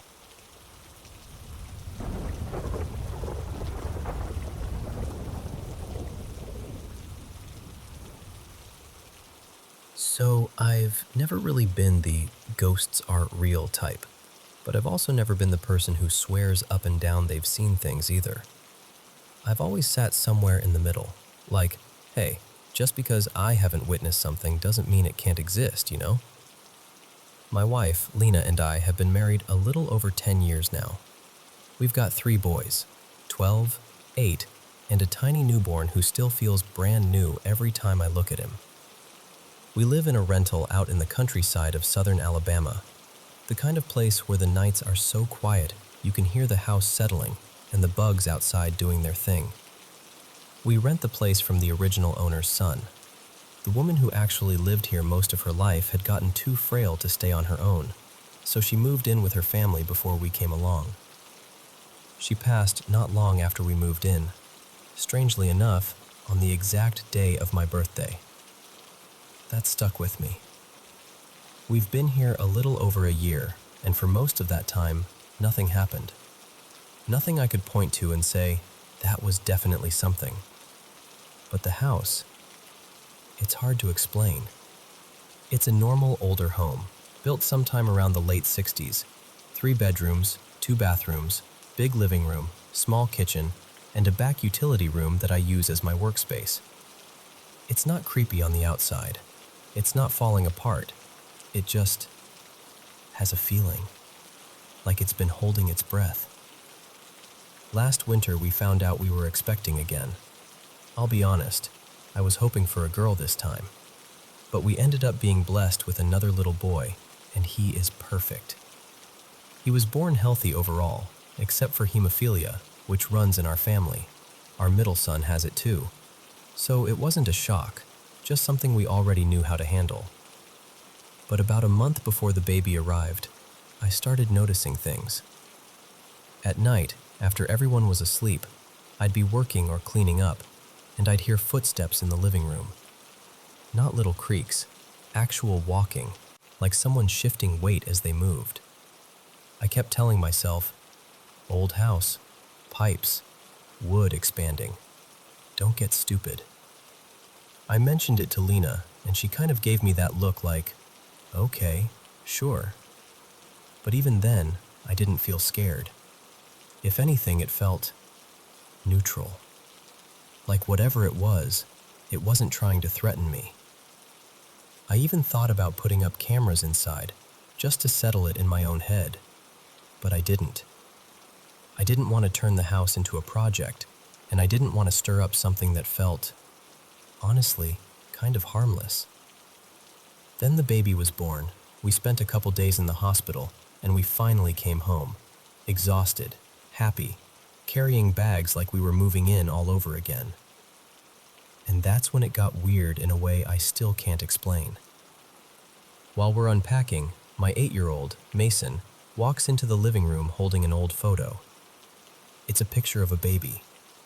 And the crazy part is, the baby looked a lot like our newborn. Not identical, but close enough that it made my stomach flip. He said it had fallen out of a drawer in a desk in his room, one of those older wooden desks that the previous tenants left behind, and he'd been using that desk for months. He swore he'd never seen the photo before. We all kind of just stared at it, laughed awkwardly, and filed it under creepy coincidence, because what else are you supposed to do?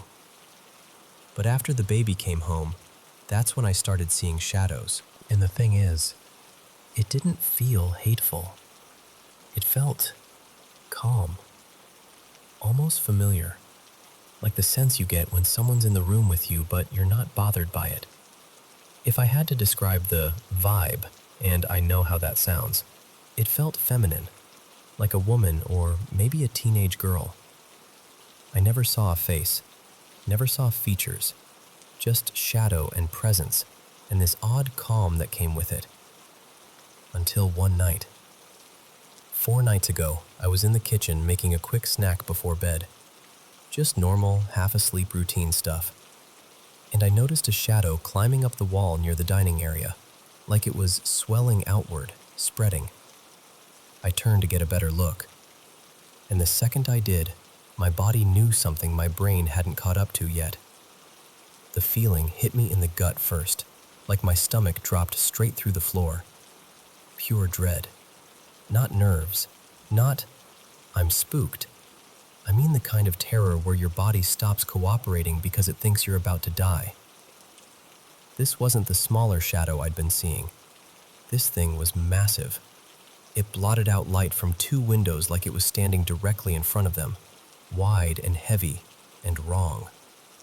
I didn't even get a clear shape, just the size of it and the weight of it, and that horrible, crushing sense of danger. I tried to speak and nothing came out. My throat locked up.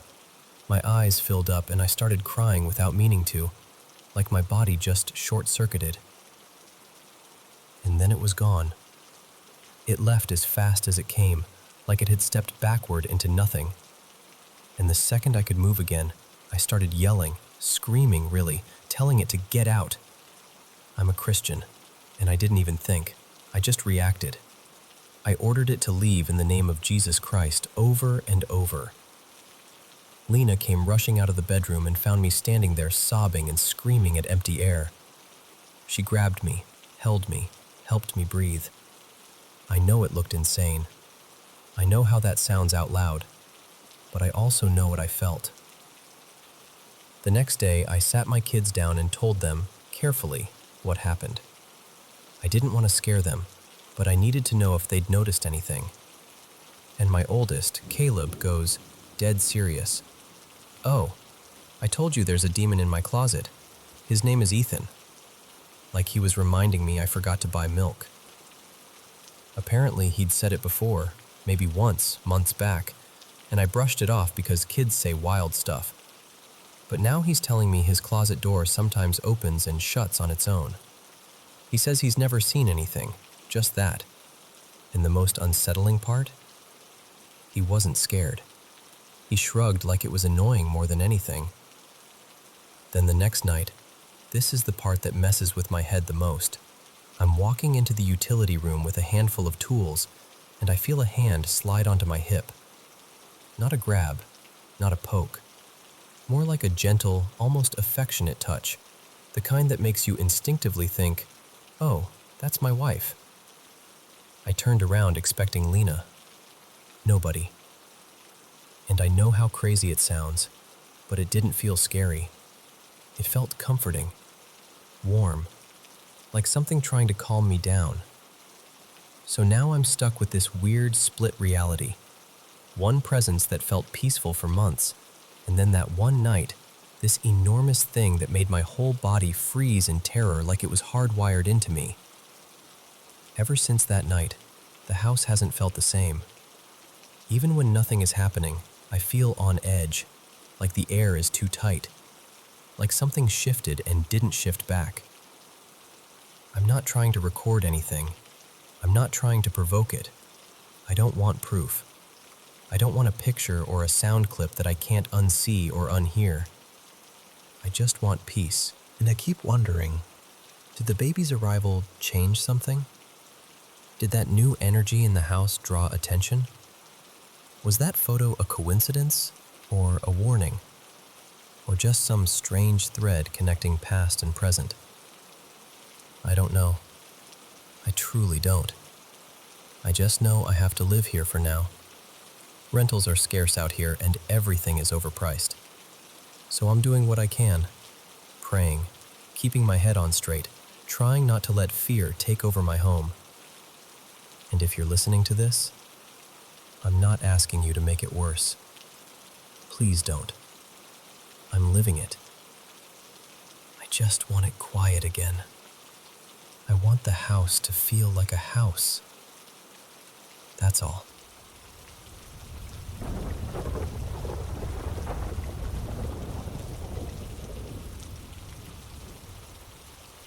So I used to work as an inspection clerk for a real estate agency in this medium-sized mining town. Nothing huge, but busy enough that I was in and out of houses constantly. And I'm telling you, when you see as many homes as I did, you start to notice something people don't talk about much. A lot of houses feel creepy.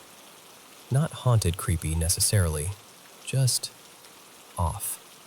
Especially the older ones. And when you're doing a full inspection, you can be inside for hours, sometimes right up until the light starts fading and the shadows get long. My job was simple on paper. Take photos and notes for every category you can imagine. Walls, ceilings, floors, windows, cupboards, fixtures, everything. If there's damage, if there's wear, if there's anything unusual, it goes in the report. And yeah, houses make noises, clicks, taps, a little settling, pipes shifting, roof expanding when it heats up, then contracting when it cools. I'm used to all that. I'm the kind of person who explains things away automatically. But one afternoon, one of the agents, her name was Marissa, comes up to me and says, Can you do this one for me? I laughed a little, like, what's the problem? And she didn't laugh back. She just said, I can't. I don't want to go in there again. That alone was enough to make me take it seriously. The place was an older rental on the edge of town. Weathered fence, dusty yard, one of those houses that looks tired even in the daytime. The moment I stepped through the front door, my whole body reacted. Not like fear exactly, more like this deep animal urge that said, get out. Something's wrong. I'm usually alert on inspections anyway, mostly because I'm always aware someone could come in behind me. So I locked the gate, locked the main door, and kept my keys in my pocket. Normal routine. I told myself to shake it off. Just a weird vibe. I started working through the front areas. Entryway, dining space, then the living room. In the living room, there was this old door that opened to the front yard, and the curtains and window fixtures were this dated style, heavy, older hardware. It made me think the house had been standing there a long time. And while I'm photographing the skirting boards, I hear it. A soft shuffle from the hallway behind me. Not a sharp footstep, not a creak. A shuffle, like someone in slippers, half awake, dragging their feet on the way to make coffee. I froze, just listening. Nothing after that. So I did what you do when you're trying to stay professional. I pretended I didn't care, kept moving. Down the hallway, there was a mirror at the far end. 2 bedrooms on the right, and on the left, 2 bathrooms, side by side, like the house had been modified at some point. I went into the first bedroom on the right, and the smell hit me immediately. It was strong, sour, damp, like old fabric that had been wet for too long. My first thought was the carpet. The place was stained, dark patches, weird discoloration, and I remember thinking, that's going to need replacing. Later I found out the underlay had rotted in places. I'm crouched down, taking photos and typing notes on my phone when I hear a voice. Just a voice, out of nowhere. At first, I genuinely assumed it was Marissa calling out, checking if I was okay. So I stood up and walked back toward the front door, like, hello? No one. The house was still locked. The yard gate was still latched. No footsteps. No movement. I went back into the room, telling myself I'd imagined it.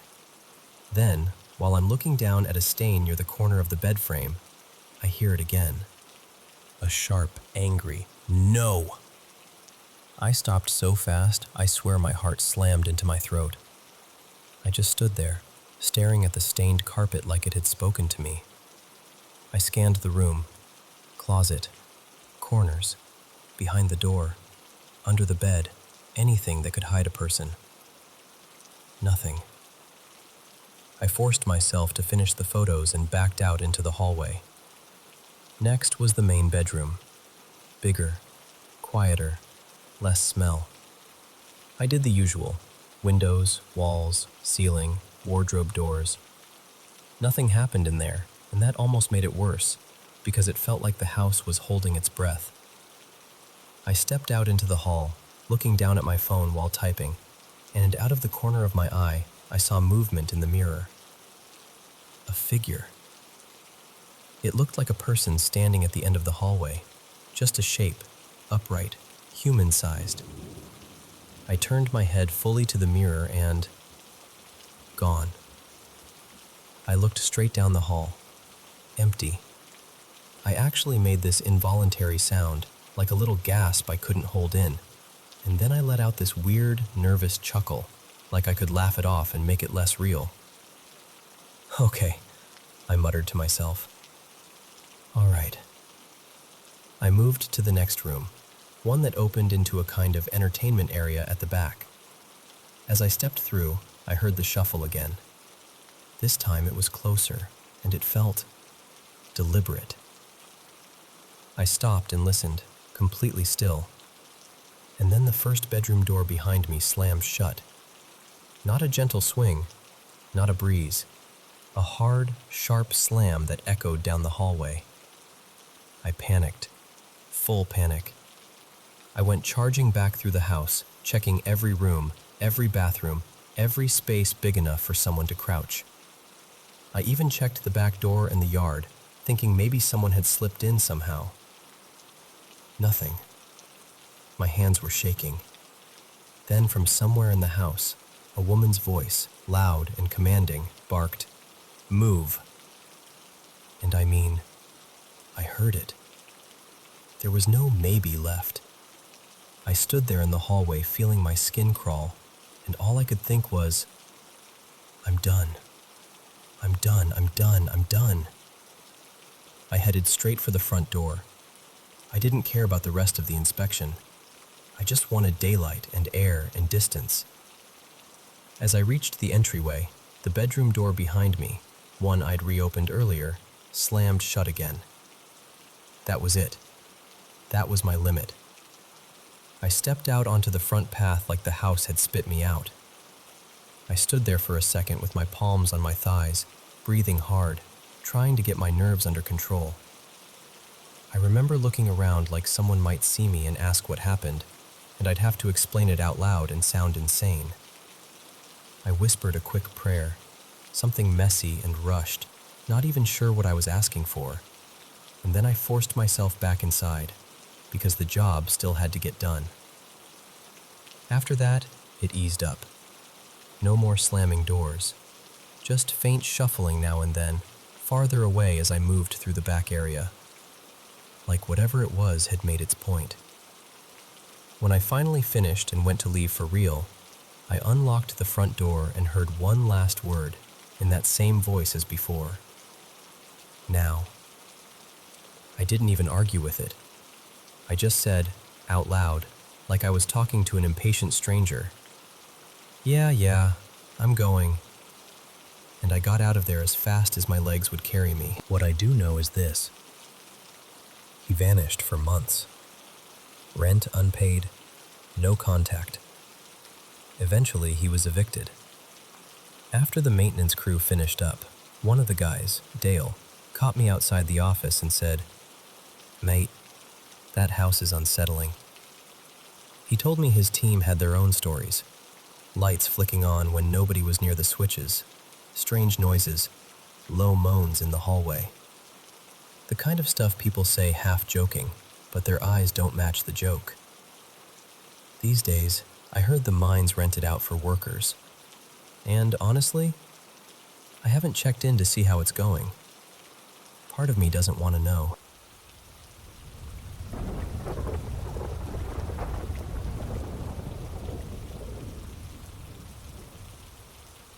You know how every place has its stories?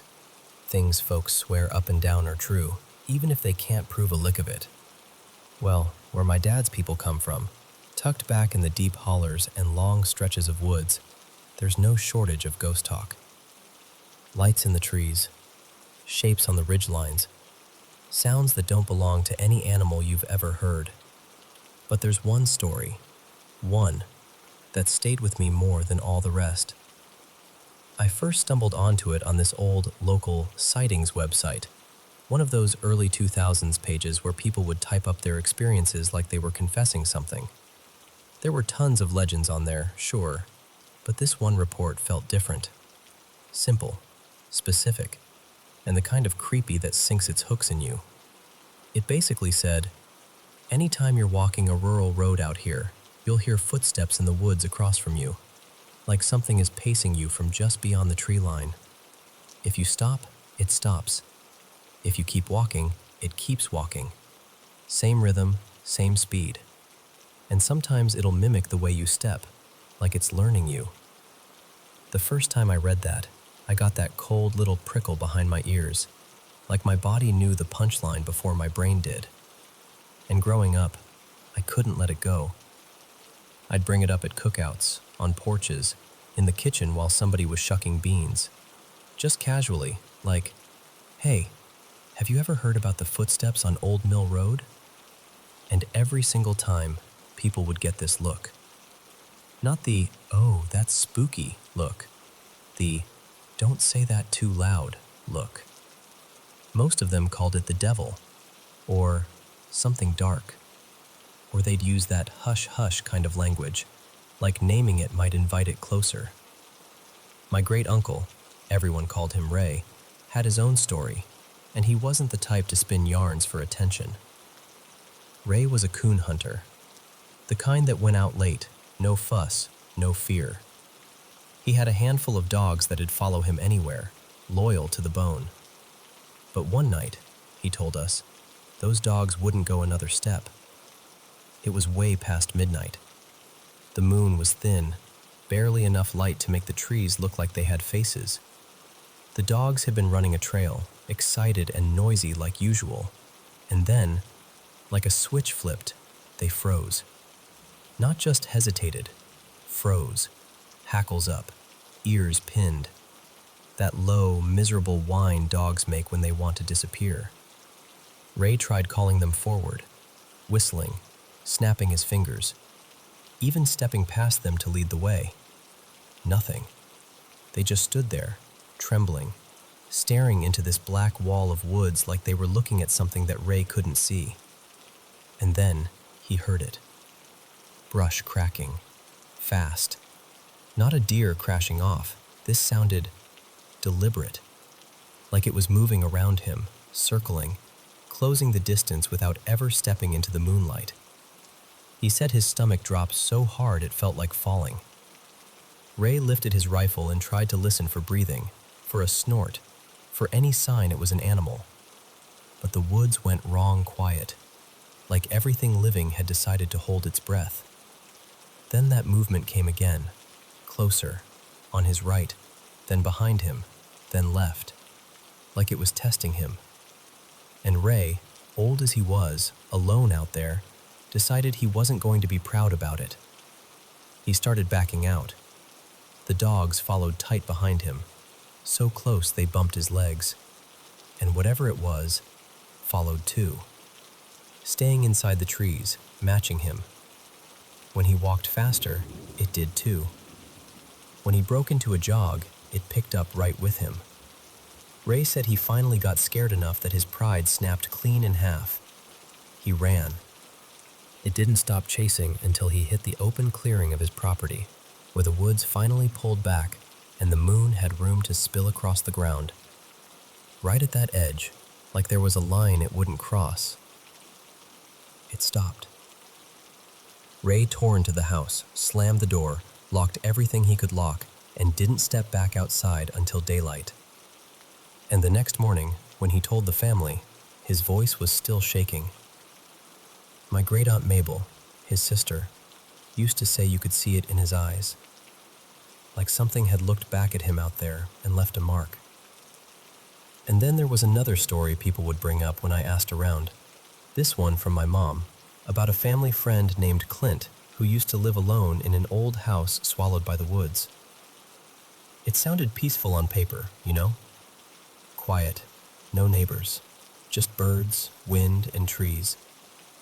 But my mom remembered him coming by my grandma's place early in the mornings, sitting down with a cup of coffee like a man who'd been awake for a week. Gray around the eyes, hands jittery. That hollow, scraped-out look people get when sleep won't come no matter how badly they beg for it. Finally, my grandma asked him what was wrong, and he didn't laugh or dodge it. He told her straight. Something was in that house with him. He said late at night the windows would rattle like fists were pounding the glass. The whole place would shake, pictures tipping on the walls, boards creaking under invisible weight. Plates and silverware would fling off the shelves like somebody had grabbed them and hurled them. And the front door, this is the part that always makes my skin crawl, would slam open and closed over and over, like the house couldn't decide whether to spit him out or swallow him whole. And it wasn't once. It wasn't a single bad night. He said it happened again and again, always late, like the thing waited until the world was asleep so it could have him all to itself. And he told my grandma, in this small, tired voice, that it wouldn't let him sleep. Months went by like that, until one night it got worse, violent, personal. Clint said he heard glass shatter in the kitchen, and then a plate came sailing through the room, close enough to his head that he felt the air move. Then another, like it was trying to take him out. And out there, deep in those woods, there wasn't anywhere to run. No neighbor's porch light, no car passing by. Just trees and dark and the feeling that you're very, very alone. But Clint was a man of faith, and whatever you believe, you can hear it in the way people talk when they're clinging to the last thing they trust. He dropped to his knees right there in the middle of the chaos and started praying, out loud, denouncing it, telling it to leave, calling on Jesus by name. He said the moment he did, the house erupted like he'd kicked a hornet's nest. More crashing, more slamming, like the thing was furious he dared to fight back. And that's when Clint broke. He bolted out the door and ran into the woods, not toward anything, just away. He ran for what felt like hours, branches tearing at him, feet slipping in the leaves, lungs burning, trying to find a road, any road, like pavement itself might be protection.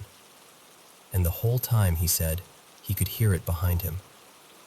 Not a voice, nothing so clear, just movement, snapping twigs, keeping pace in the dark, like it was playing the same game as that old story online. When he finally found the road and hit it, he didn't stop. He walked it through the night until morning, until he reached my grandma's place with his clothes dirty, his face cut up, and his eyes wide like he'd seen something no one should ever have to see. And even then, standing there in daylight, telling her what happened, he said the worst part wasn't the house, deep in the woods. Same pace, same patience, like it knew exactly where he was. And I'll tell you this, every time I think about that story, I catch myself listening a little harder when I'm walking near a tree line. Not because I want to hear footsteps, because somewhere deep down, I'm not totally sure I won't.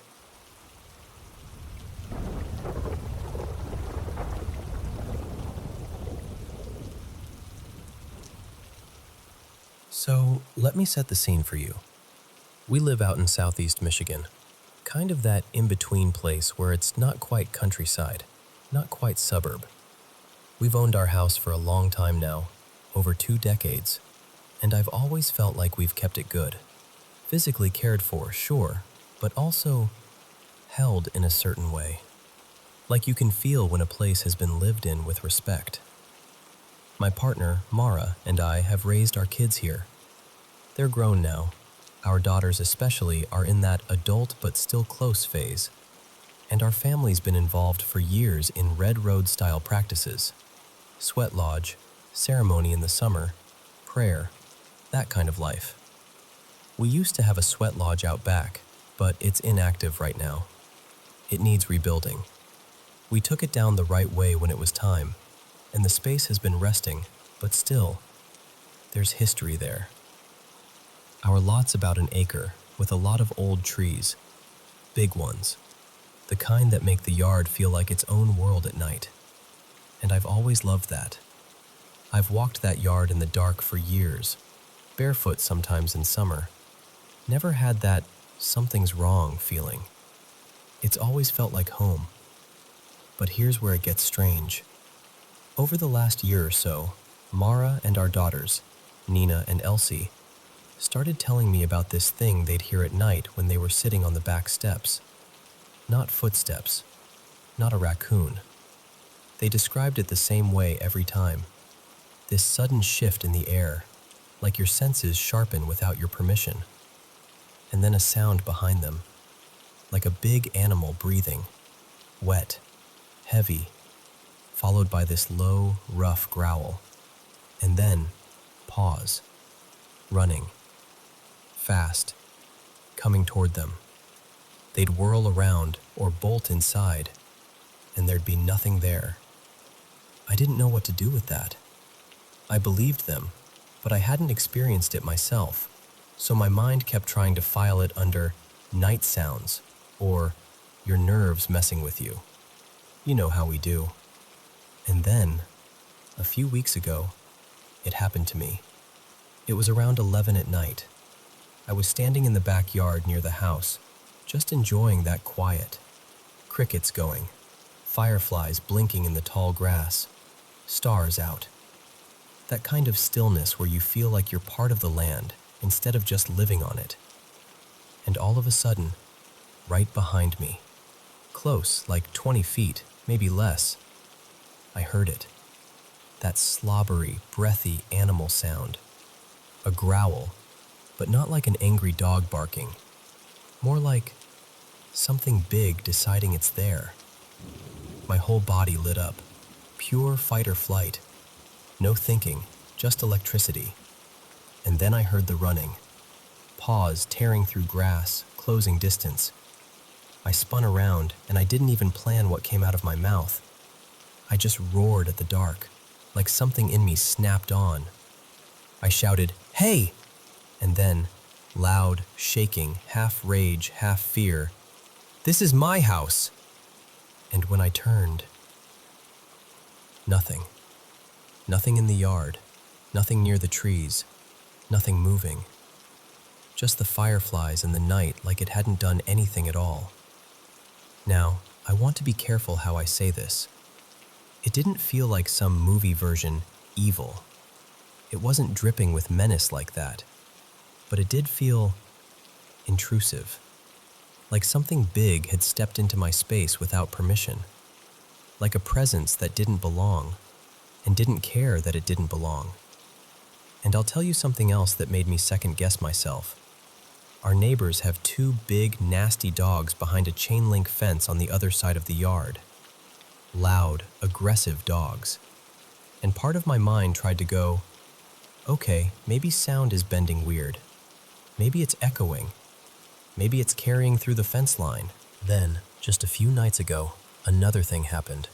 This time out front. Our daughter Nina was on the porch around 4 a.m. She works late shifts, so for her, that's basically evening. She heard rustling in the front yard. Figured it was a possum or something. Normal stuff. And then she said she saw movement. Fast. Not like an animal weaving through bushes. More like a blur that jumped distance. Like something went from one spot to another in a way that didn't match the space between. She said it moved up to her left, maybe 50 feet away. Just gone and then there. And right as she's trying to process that, our motion-sensing garage light flicks on. She looks. Can't see anything. And then she felt more than saw, something shifting toward her. She didn't stand there trying to be brave. She did exactly what you'd want your kid to do. She sprang inside and slammed the door like her life depended on it. And when she looked again, nothing on the porch. Nothing obvious in the yard. Just that light, on, shining over emptiness. So after that, Mara and I said, all right, no more pretending it's nothing. A few nights ago, we smudged the perimeter, walked the whole yard with sage, and steady, with intention. Not frantic, not scared, more like reaffirming. Like drawing a line with prayer and saying, this place is held. This place is cared for. This place is not available. Because I believe something pretty strongly. Attention feeds things. Fear feeds things. If something wants a reaction, giving it panic is like tossing it food. And I've been trying not to do that. At the same time, I'll be honest with you. I'm not walking around trembling. I'm more irritated, offended, like someone stomping around in my living room with muddy shoes. It feels like theft, stealing peace, stealing ease, and that's what gnaws at me. Not terror, the disrespect. This property has been good to us. I've got a relationship with these old trees, especially the black walnut in the back corner. I talk to it. I've leaned my forehead into its bark more times than I can count. It's given us sap I've boiled down. It held a swing when our kids were little. It shades the yard like it's doing us a favor. Even the ground feels generous here. Mycelium that pops up golden oyster mushrooms after rain, and once in a while morels like little gifts. Plants come and go, and the ones that stay feel like they belong.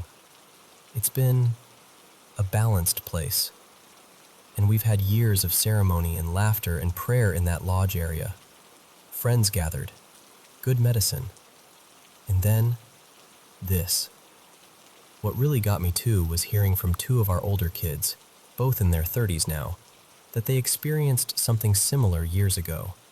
They just didn't tell us at the time. Didn't want to freak anyone out, I guess. Which means this might not be new at all. It might just be that now it's pushing harder, or we're noticing more. We're planning to sit down with close friends of ours, Tommy and Ray, who've walked this path a long time too. We want to talk it through with people who understand the ceremonial side of things. Part of me wonders if the lodge space being idle matters. Not because we did anything wrong. We've always been careful and respectful, but because an old ceremonial space has a kind of gravity, you know? And when it's quiet for a while, maybe something decides to nose around. I don't know. I just know this. We've lived here a long time. We've treated this land like a relative, not a possession. And whatever this is, sound, presence, animal, something we can't name, it doesn't get to claim the yard with fear, because this is our home. And I'm not interested in sharing it with something that runs at you in the dark and then hides when you turn around.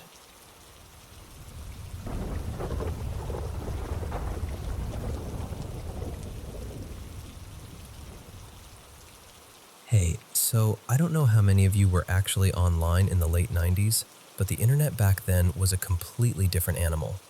No social media, no feeds, no algorithm trying to guess your next thought before you even have it. It was mostly static pages, clunky message boards, weird little fan sites, and those strange flash animations people made just because they could. And honestly, that freedom came with this haze of mystery. Half-buried links, broken directories, stuff you'd stumble onto and immediately feel like you weren't supposed to be there. Stories spread quietly too, like rumors whispered in the back of a classroom, except the classroom was a forum thread at 2 a.m. And if you were around then, you might have heard the one about the Red Room. Not the movie thing, not some haunted live stream. I mean the rumor that bounced around between kids who spent way too much time online. This idea that there was a website, and once you landed on it, a pop-up would appear and ask one simple question. Do you like the Red Room? And that pop-up, you couldn't close it. You couldn't escape it. You could click the X, you could hit Alt F4, you could refresh until your fingers cramped. Didn't matter. It just kept coming back. The version I remember people describing wasn't even fancy, just a harsh red window. Sometimes with jackknife text, sometimes with symbols that looked like they should mean something. And the rumor went that it could show up on random corners of the web, old personal pages, hobby sites, places nobody visited unless they got lost. And the part that really made it stick was what people claimed happened next. Supposedly, if you saw it, you'd be found in a red room the next day. Nobody ever explained what that meant exactly. They didn't need to. Your brain filled in the blanks for you, and whatever you imagined was always worse than anything someone could have written out. For years, I treated it like what it probably was, a classic online urban legend. The kind of thing that thrives in late-night chat rooms and message boards because it's scarier when nobody can prove it's real. But recently, I found myself thinking about it again. Let me back up. The first time the Red Room rumor felt even remotely real to people wasn't because of a website. It was because of an animation. A flash piece made by someone going by the name Kuroda Nori, or something like that. Handles were always slippery back then. In the animation, there's this kid who hears the same rumor. He laughs it off. Then one night, while he's online, the pop-up appears. He tries closing it over and over, but instead of disappearing, the message changes. It gets longer. It gets more specific. It starts vague, like, "Do you like it?" Then it becomes, "Do you like the Red Room?" And then, the kid sees a list. Names. Like a roll call.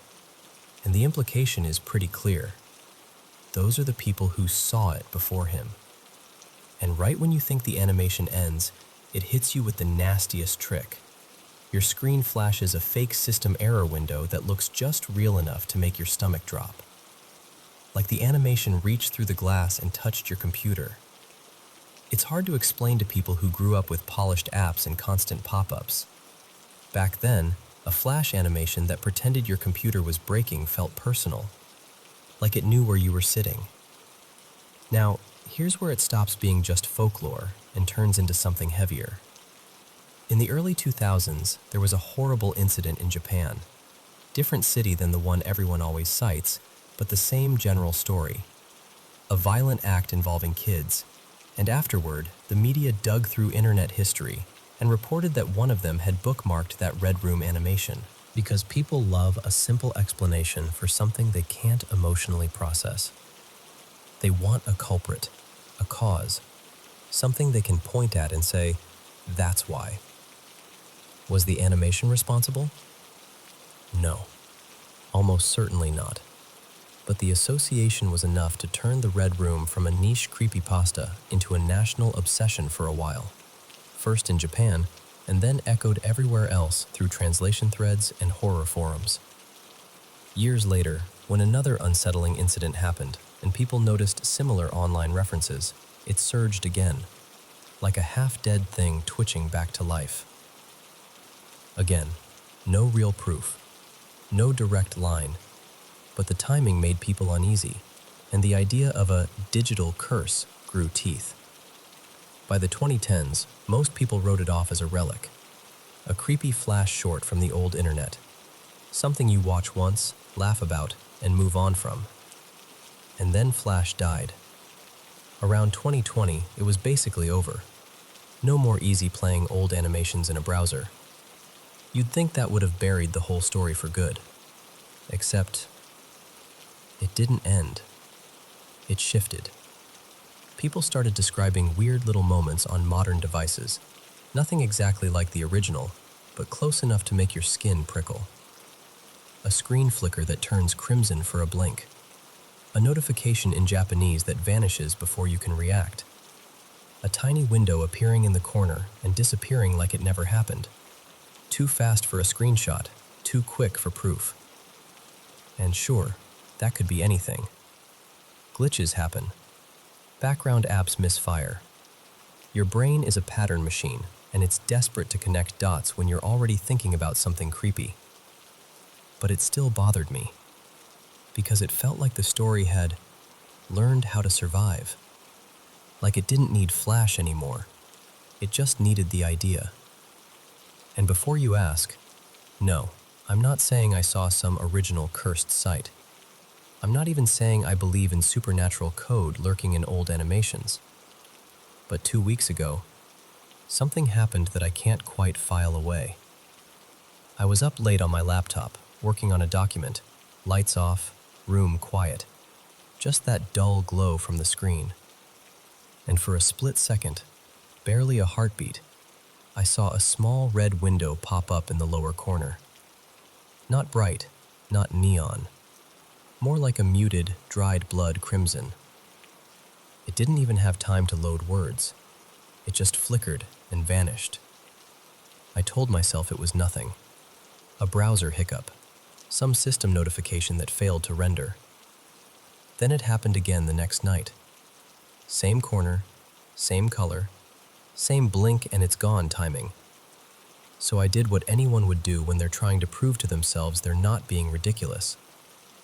I tried to recreate it. Opened a bunch of tabs, turned notifications on and off, switched networks, checked my extensions, ran scans, looked for malware. Nothing. Clean. And then, last night, it changed. No pop-up, no red window, just a reflection. I leaned closer to adjust my brightness, and the screen went slightly dark, just enough to catch my face in it. And for half a second, listen, I know how this sounds. I swear my reflection wasn't lit by the normal cool colors of my desktop. It was red. Not the room, not the actual screen, just the reflection. I blinked and it snapped back to normal like nothing happened. And I sat there for a long time after that, not moving, just waiting for my brain to explain it away. But it didn't. I'm not saying it's the red room. I'm not saying there's something living in my laptop. I'm just saying I can't shake the feeling that some stories don't die. They adjust. They evolve. They slip into whatever shape our technology takes next. And sometimes it feels like the internet isn't only something we look into.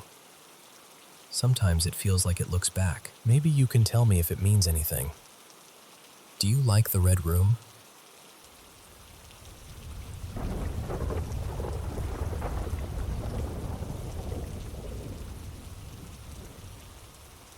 Okay, so let me just tell this to you the way I remember it. When I was a little kid, my younger sister Lena and I shared a tiny bedroom.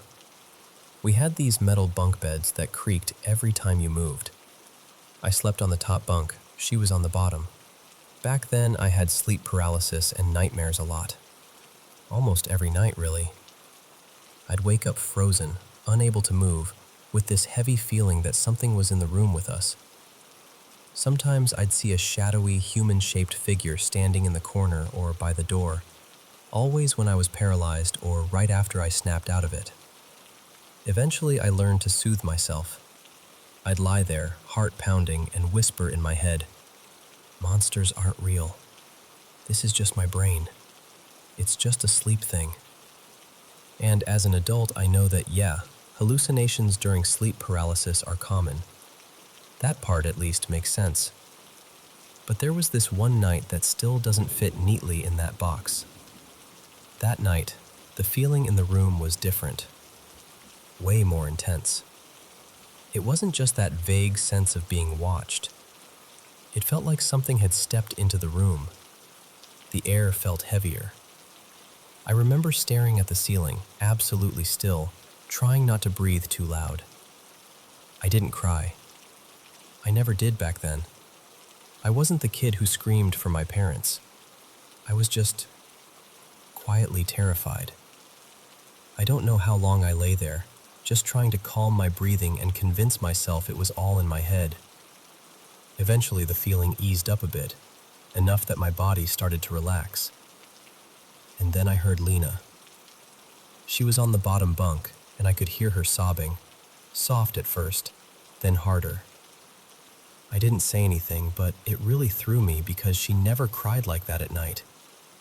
A minute later, the bunk shifted, and she climbed up to my bed, still crying, and just wrapped her arms around me.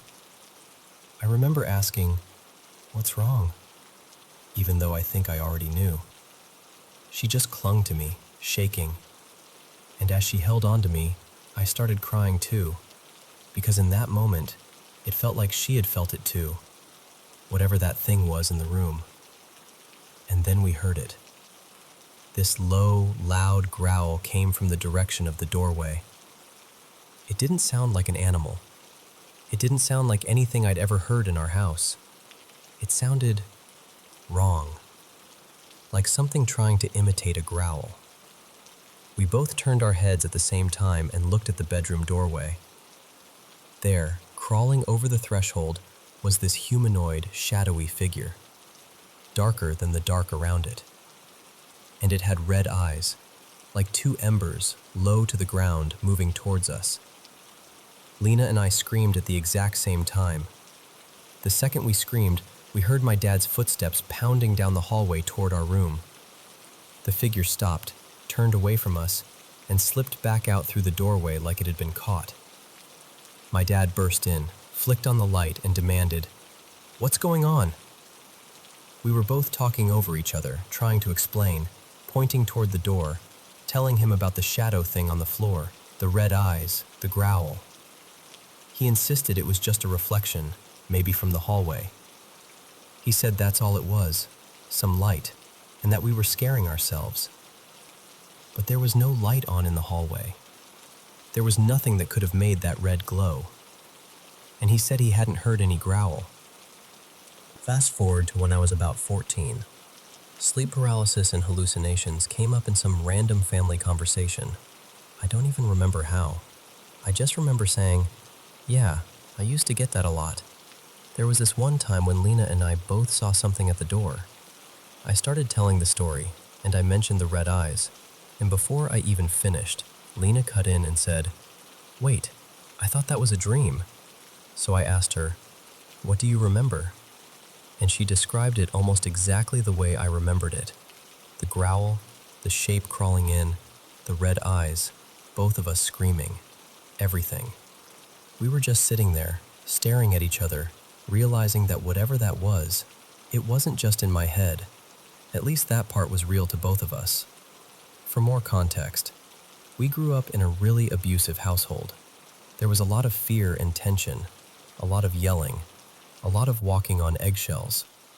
My dad was abusive toward me and my mom, but for some reason he never laid a hand on Lena. That imbalance, that constant stress, it was just the background noise of our lives. Around that time, I'd figured out something about my sleep paralysis. If I woke up frozen, I had two choices. I could fight as hard as I could to fully wake up, and then I'd be left with this bad feeling hanging over me for a while. Or I could stop fighting it and let myself slip back under. If I didn't fight it, something strange would happen. The moment I let go, I'd see this bright orb appear. It wasn't just a simple ball of light. It had rings around it, and these eyes, lots of eyes, that seemed to move and focus, like it was studying me.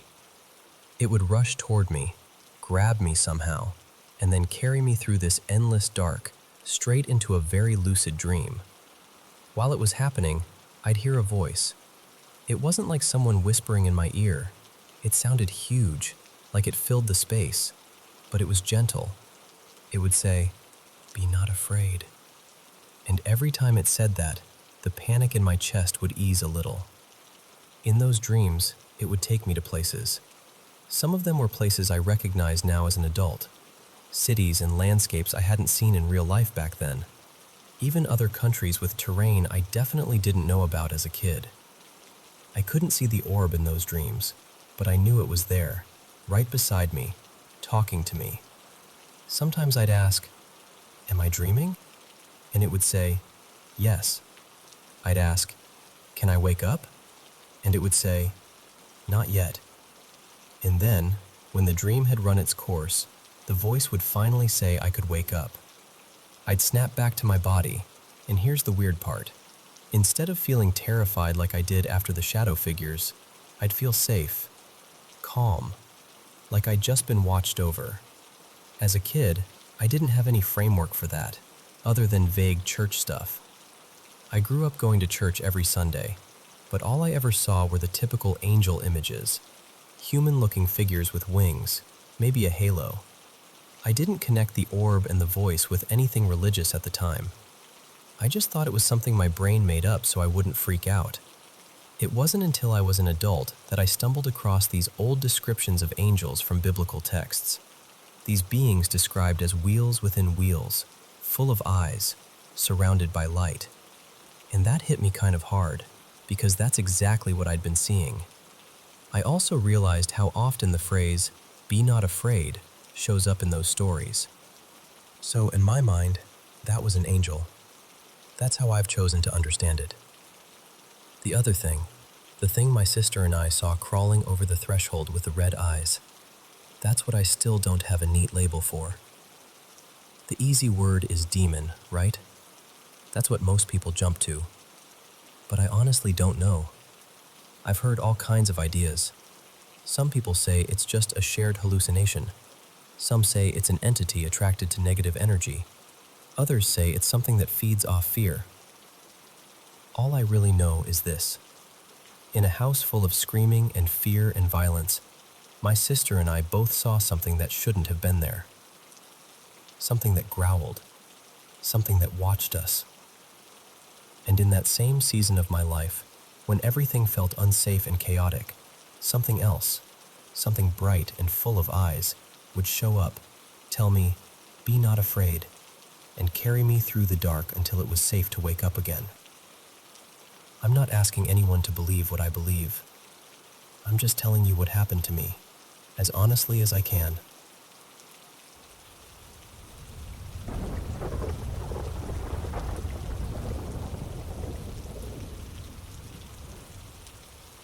So, my parents split up when I was about 8. Mom got custody, so it was mostly just me and her for most of my childhood. A few years later, when I was in elementary school, my mom remarried, and my stepdad's job moved us out to the outskirts of Houston, Texas. We landed in this clean, newer neighborhood. Fresh paint, new sidewalks, that whole still smells like lumber vibe. And I should say up front, I've always been the kind of person who believes there's something out there. Spirits, energy, whatever you want to call it. My mom likes to say our family has sensitive women in it, like a long line of people who just know things. I don't know if I buy all of it, but I also don't not buy it, you know? Here's the thing though, that house never felt scary at first, not even a little. If I got spooked, it was regular kid stuff. Dark hallway, too much imagination, scary movie trailer at the wrong time. The house itself felt normal, safe. Then years went by. I was a teenager by the time this happened, maybe 2018? Honestly, the timeline is fuzzy, but I remember the feeling of it like it was yesterday. My stepdad, Mark, I'll call him, started getting involved with a motorcycle club. It wasn't just a casual hangout situation either. They'd meet at this little shed-like clubhouse they set up in the backyard.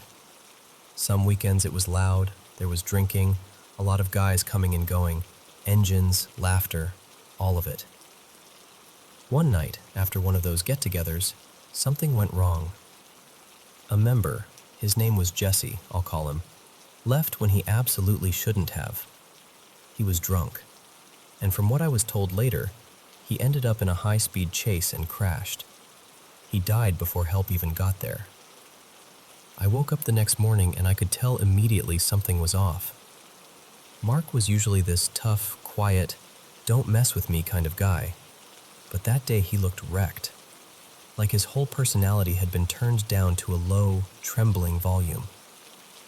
Jesse meant a lot to him, even to my mom, Lena, who never really loved the whole biker club thing. She cared about Jesse as a person, even if she hated the lifestyle. And after that, the house changed.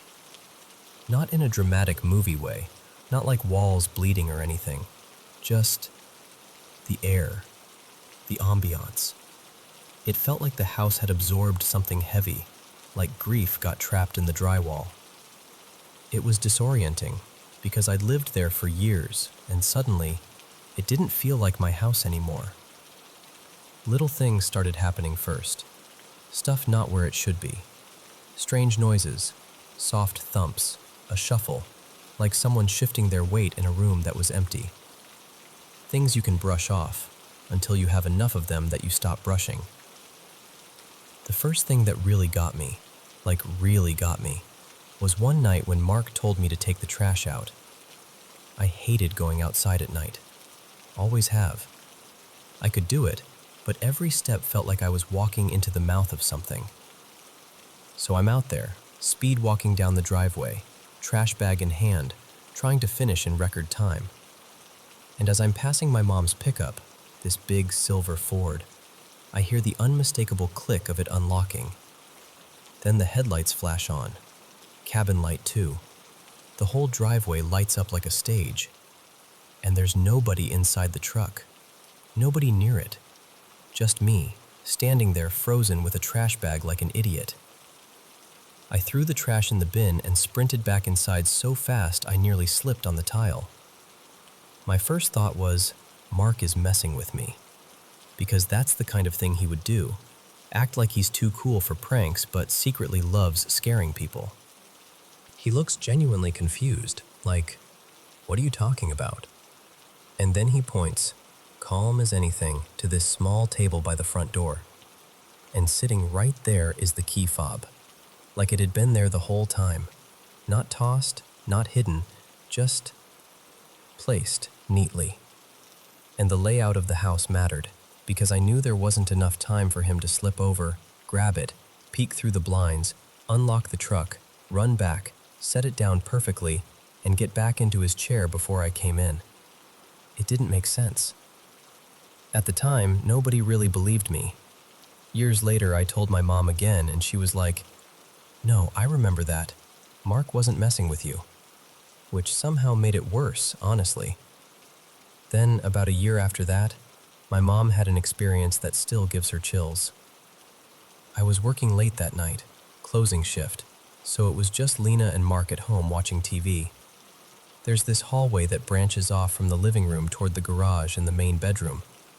My mom had it decorated with those cheerful, Pinterest-style canvases, sweet little phrases about family and gratitude and all that. She told me she was on the couch, watching the show, and she glanced down the hallway. And one of the canvases lifted. Not fell, not slid. Lifted off the wall like someone had grabbed it from behind. It hung there, just suspended in the air, for a second or two, perfectly still. And then it dropped straight down like gravity suddenly remembered it existed. My mom said she just stared, waiting for some explanation to appear, like a string or a draft or something. Nothing. And of course, I wasn't there. I still feel robbed that I missed it. The last thing that happened to me in that house was years later, when I'd already graduated and came home for Thanksgiving. I'd been driving all morning, felt gross, and went straight to the bathroom to shower. I remember this clearly because it was such a simple setup. I put my clean clothes on the closed toilet lid. I set my phone on the counter next to the sink. And my phone had this super grippy rubber case, one of those cases that practically velcros itself to your hand. It didn't slide easily on anything, which is important. I took off my dirty clothes and dropped them in a little pile under the sink area, kind of tucked beneath the counter. Then I got in the shower. A minute or two in, I heard it. That sharp little slap and thud sound of a phone hitting the floor. I pulled the curtain back and looked. My phone wasn't on the counter anymore. At first, I tried to be rational. I was like, okay, maybe I set it too close to the edge. But I knew I didn't. I'm weird about my phone. I don't balance it on edges. So I finish up, dry off, get dressed, and start looking. I check the floor, under the counter, around the toilet. Nothing. And then I look at the pile of dirty clothes under the sink. And my phone is under them. Like, under them. Not next to them. Not touching the side. Fully underneath, buried under several pieces of clothing. And I just stood there for a second, staring, because there was no version of physics where my grippy cased phone falls off a counter, bounces just right, and then somehow wriggles itself under a whole pile like it's trying to hide. My mom and I tried to recreate it later, because of course we did, and we couldn't. Not even close. Eventually, my mom sold that house. I've had a couple small weird moments in the years since, but nothing like what happened there. But I do know it felt like someone was around. And honestly, if something of him is still there, I hope it's quiet now. I hope it's peaceful.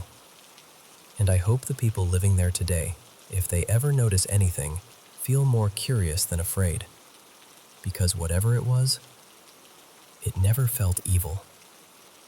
Just present.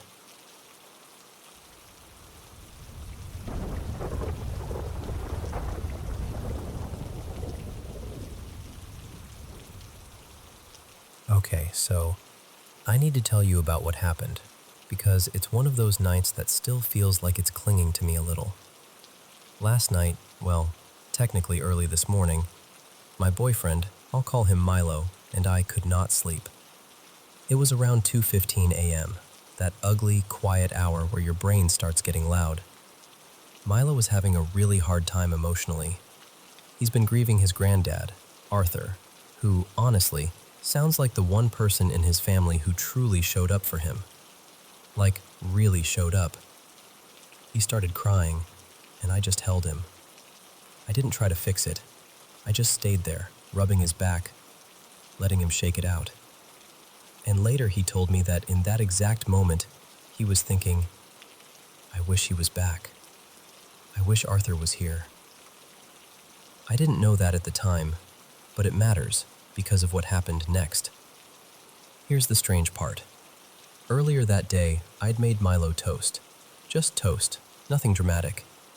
But when I brought it to him, he went kind of still and said, "That's exactly how Arthur used to make it. Same type of bread, same amount of butter, and I'd even sliced it into these little uneven triangles the way his granddad apparently always did. I swear to you, I wasn't trying to recreate anything. I wasn't even thinking. My hands just did it. And then this morning, it happened again. Same toast, same exact vibe, and I also grabbed him a little pastry on the way home, one of those cherry almond ones from the bakery. I didn't even pause to choose it. I just grabbed it like it was automatic. Milo looked at it and said, Arthur used to bring me one of those when I'd slept well, like, as a reward. And the thing is, Milo did sleep well, for the first time in ages. And just so you understand this whole thing fully, Milo has this teddy bear that holds a small memorial capsule with Arthur's ashes inside. He keeps it close. Like, it's not just a keepsake, it's comfort, it's safety. That bear becomes important. So, that night, while we were lying there, I started talking about how when I was a kid, I used to mess around with silly seance stuff, like holding hands, asking questions into the dark, laughing about it. My mom has always been the kind of person who says she feels things, like she'll know someone's about to call before the phone rings, or she'll dream something and it'll happen. I used to roll my eyes, but also, a part of me has always wondered if I inherited some of it. I don't know why it came up, but it did, and it led to this moment where Milo and I ended up holding hands in bed and just talking into the room, quietly. Like, Arthur, if you're here, if you can hear us, can you give us a sign? And I'm not kidding when I tell you, we got sound back. Twice. Not like a house creak, not like plumbing, something sharper, like a weird little audio response in the air. The kind of noise that makes your stomach drop before your brain even catches up. Milo froze. Full body tension. He looked terrified, and I tried to keep my voice calm and warm because he was already spiraling. I said something like, "It's okay. If that's him, then maybe it means he's here in a protective way. Maybe he's checking on you." We ended up talking about something Arthur had said before he died, how he'd send someone to look after Milo one day. And listen, I know how that sounds, but Milo said it like it was a real conversation they'd had. And I've always felt this intense, protective pull toward Milo, like I'd throw myself in front of anything if it meant he didn't get hurt. So in that moment, it felt weirdly possible. But then Milo kept whispering, "You're doing it like him." And at first I laughed it off, like, "Babe, you're high and emotional. You're connecting dots." But he was serious. He told me my laugh, my actual laugh, sounded exactly like Arthur's laugh. Not just similar, like it hit him in the chest. And then, without thinking, I did this little gesture where I leaned my forehead into his hair, kind of nuzzled him while I hummed, and Milo jerked back and said, "He used to do that exact thing." And I swear, it felt like my body was doing things before I decided to do them, like I was watching myself from half a step behind.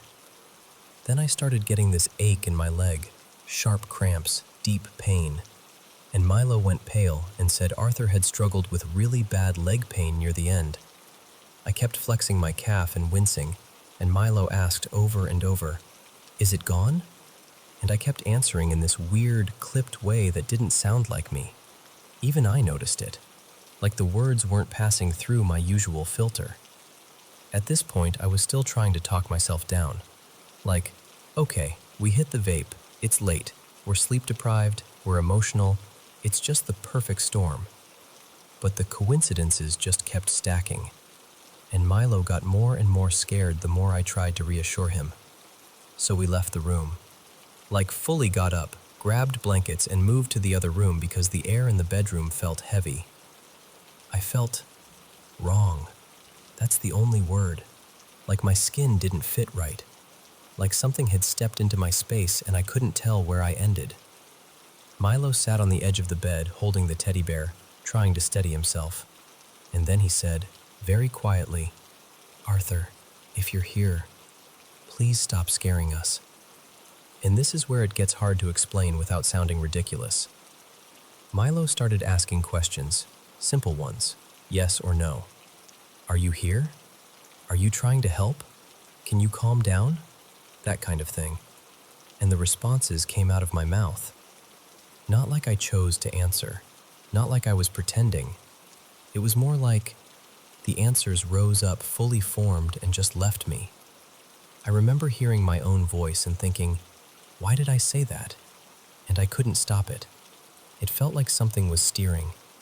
Milo was shaking. I was shaking. And I could feel him deciding in real time whether he thought I was having some kind of episode or whether this was actually happening. He finally said, firmly, "Arthur, you need to leave her.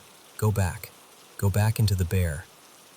And I don't know what came over me, but I reached out and put my hand on the teddy bear, like I was compelled.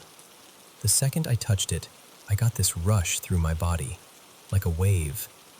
My chest tightened. I couldn't catch my breath, and I started breathing really fast like I'd sprinted, like my lungs forgot the rhythm. And then it stopped, like a switch flipped. I just sat there, hand still on the bear, breathing hard, and I remember thinking, oh, I'm back. That's me.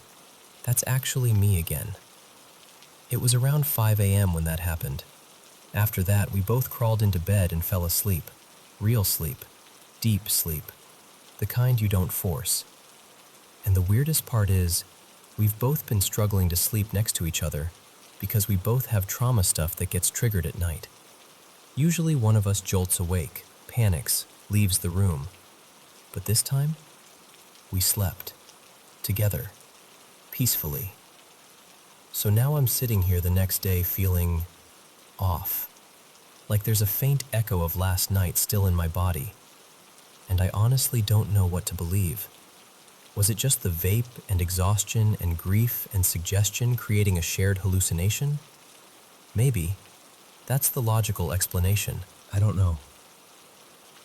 I just know it was the strangest night I've ever had. And I needed to tell someone who would actually listen. Because whether it was something spiritual or something psychological, something happened.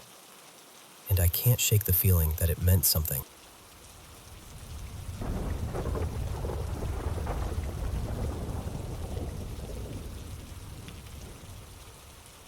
Welcome to the Paranormal M channel. I'm finally sitting down to share my own paranormal experiences with you. Thanks so much for sending in your stories. Keep them coming. And don't forget to drop a comment telling me where you're watching from. Ready for today's stories? Put on your headphones, get comfortable, and let's dive into tonight's eerie tales. Oh, and make sure to subscribe and turn on notifications so you never miss a new upload. All right? Let's begin. Hey, so, if you ever find yourself driving through the soft, wet countryside down in Dumfries and Galloway, the kind where the hills look like they're holding their breath and the fog sits low like it belongs there, there's a stretch of road I'd honestly think twice about. They call it Kinmount Strait, part of the A75. It sounds harmless, doesn't it? Like any other strip of tarmac cutting through fields. But locals don't talk about it the way they talk about normal roads. They talk about it like it's watching, like it's got a memory. And maybe, just maybe, it doesn't always know what year it is. The A75 runs a long way, linking routes toward the border, and people have been traveling it for generations. But Kinmount Strait, that's where the stories cling. Drivers swear it isn't just a bit spooky. They swear it's like the air thins out there, like the line between here and somewhere else gets blurry. And the thing is, it's not just one or two stories. It's decades of them. Same kinds of sightings, same cold fear, same sudden silence after, when people try to explain what they saw and can't make the words sit right in their mouths. There's one story that always comes up when people start swapping tales. An old one, from the early 1960s. Two brothers, Callum and Ewan McBride, were driving home late one night. Nothing dramatic, just trying to get from one place to another. They'd been chatting, radio low, the usual. Damp road, mist rolling across the fields. Then, out of nowhere, something flicked across their headlights. A bird, like a hen or a small chicken, flapping right into their path. Callum slammed the brakes, braced for the thud. But there was no impact. No feathers. No shadow falling away into the verge. Just gone. Like it had never existed. They sat there a second, hearts going too fast, doing that thing you do when you're trying to laugh off something that scared you. Then they kept going, because what else do you do on an empty road at night? Only it didn't stop. Not long after, another animal appeared, this time a cat, pale as a smudge of fog, right at the edge of the beam. It stepped into the road and, it should have been solid. It should have moved like a real creature. But it didn't. It blinked out. Not ran off, just vanished. Like someone switched it off. Then a dog. Then something that looked like a goat, awkward and wrong in the way it moved. Each one showed itself for a heartbeat, long enough to make them gasp and grab the wheel tighter, then disappeared before they could reach it. Ewan kept saying, "Did you see that? Tell me you saw that." And Callum's hands were white on the steering wheel because, yeah, he saw it. Every bit of it. And then came the worst part. Ahead of them, in the mist, they saw the rear lights of a lorry, one of those boxy delivery trucks, the sort you'd expect to see hauling furniture or crates. Big illuminate, slow in the lane, perfectly real looking. Relief hit them weirdly, like, thank God, something normal. They started to close the distance, and as they did, the truck simply wasn't there anymore. No turnoff, no engine sound fading, no brake lights. Just empty road where a whole vehicle had been a second before. That's the part that makes your stomach drop, isn't it? Because an animal could be your eyes playing tricks. Fog can do strange things. But a lorry? A whole truck doesn't just evaporate. They drove the rest of the way in silence. And then there's the procession. This one gives me chills every time I picture it. Drivers have described seeing people walking along Kinmount Strait in the dead hours, after midnight usually, figures moving through the mist like they've been doing it forever. Not one person, but a group. A line. They look tired, not modern. Clothes hanging loose, ragged around the edges, like they've traveled hard. And they don't talk. They don't look up. They just keep walking, step after step, as if they're following an invisible path only they can see. One haulage driver, I heard this from someone who swore they knew him, pulled over because he thought it might be stranded travelers. He saw them clearly at first. Several figures, hunched, dragging bags that looked heavy, the sort of luggage you'd take if you were leaving somewhere for good. He got out, called out, tried to wave them down. They didn't react. They just walked on, straight through the fog, and dissolved into it, like mist swallowing mist. Some say they're the echoes of old travelers, traders, farmhands, maybe even people fleeing trouble. This part of Scotland has its share of harsh history, raiding, violence, sudden deaths on lonely stretches of land. It's not hard to imagine souls with unfinished journeys, And it's not just people. There are animals reported too, only not quite right. Shapes that resemble deer but move wrong. Things low to the ground that look like dogs until the headlights hit them and you realize the outline doesn't match anything you know. Always the same pattern. They appear. They hesitate like they're deciding something, and then gone.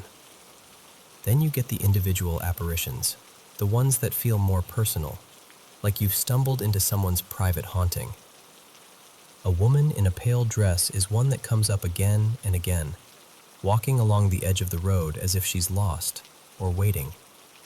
Men in dark coats crossing without warning. A figure standing in the lane, forcing a driver to swerve, only for the road to be empty the moment they glance back. And there's one account that really unsettles people who hear it. An older man, dressed like he's out on an estate shoot, tweed, cap, that old-fashioned posture.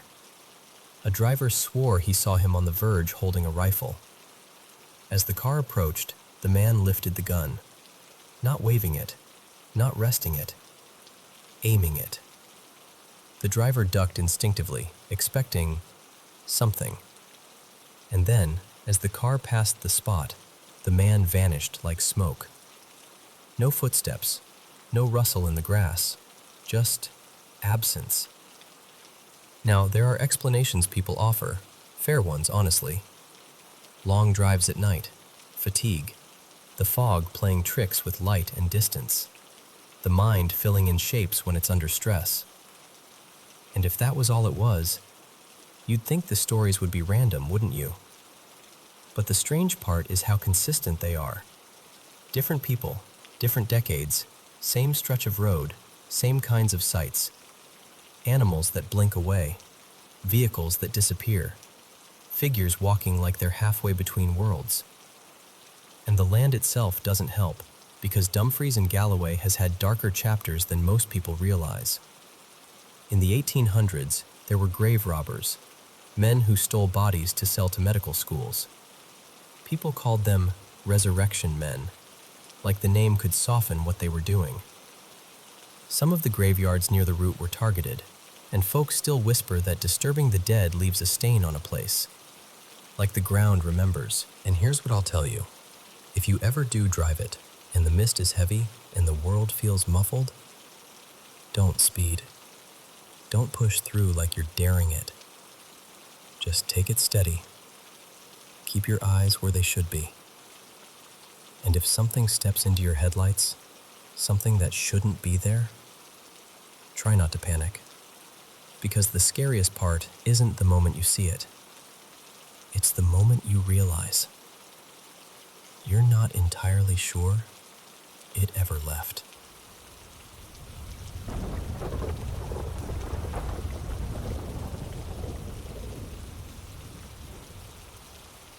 Okay, so I need to tell you what's been going on, because I'm at this weird point where I don't know if I'm overreacting or if I'm underreacting. So the house next door to me, it's been empty forever, like years. It's this huge, creaky old mansion with the kind of porch you can picture in an old photograph. A few different owners have bought it in a short span, 3, I think. And every single time, they start renovations and then just stop, mid-project. Boards in the yard, tarps half on, windows covered, and then nothing. No moving truck, no, finally, someone's living there. Just silence. And then, maybe 5-ish weeks ago, I started noticing lights. Not normal, someone's home lights. I mean, lights turning on late, always after 1 a.m. And I'm awake then because I work from home and my schedule is basically nocturnal. The first time I saw it, I did the rational thing. Maybe the owners came by. Maybe they needed to grab something. But there were no cars, no headlights, no doors opening.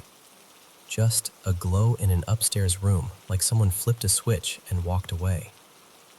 The second time, it happened even later, like 2:15, 2:30, and still no cars.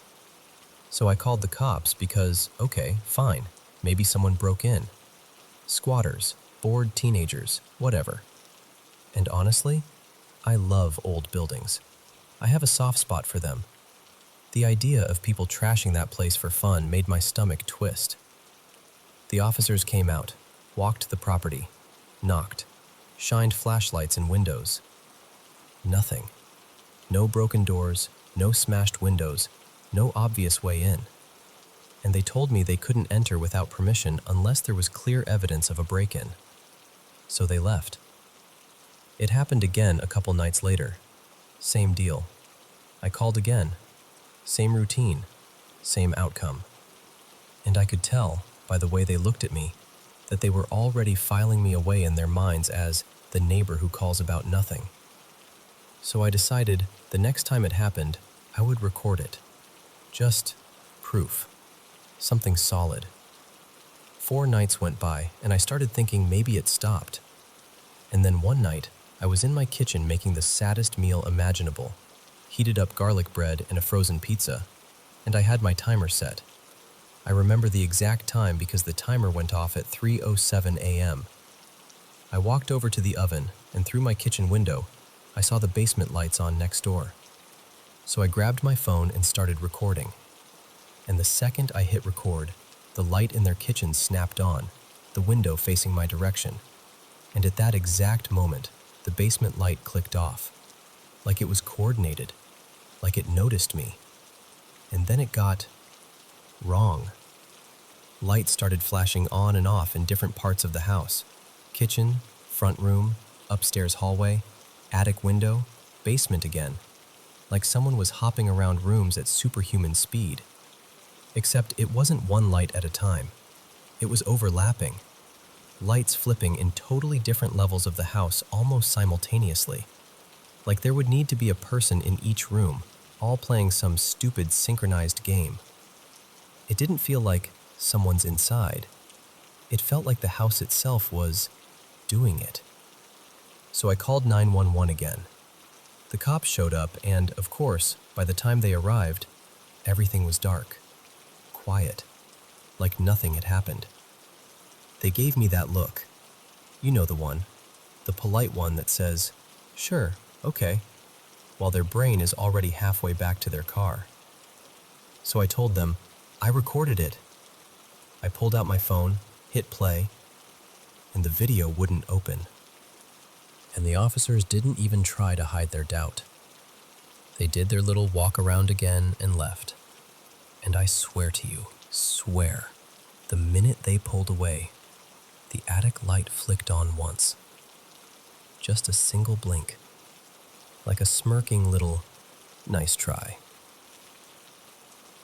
After that, I stopped calling the police. I'm not trying to become the neighborhood joke, but the lights kept happening, and every time I tried to record, phone, tablet, even my old backup device I keep in a drawer, something went wrong. The photo wouldn't save. The video would freeze.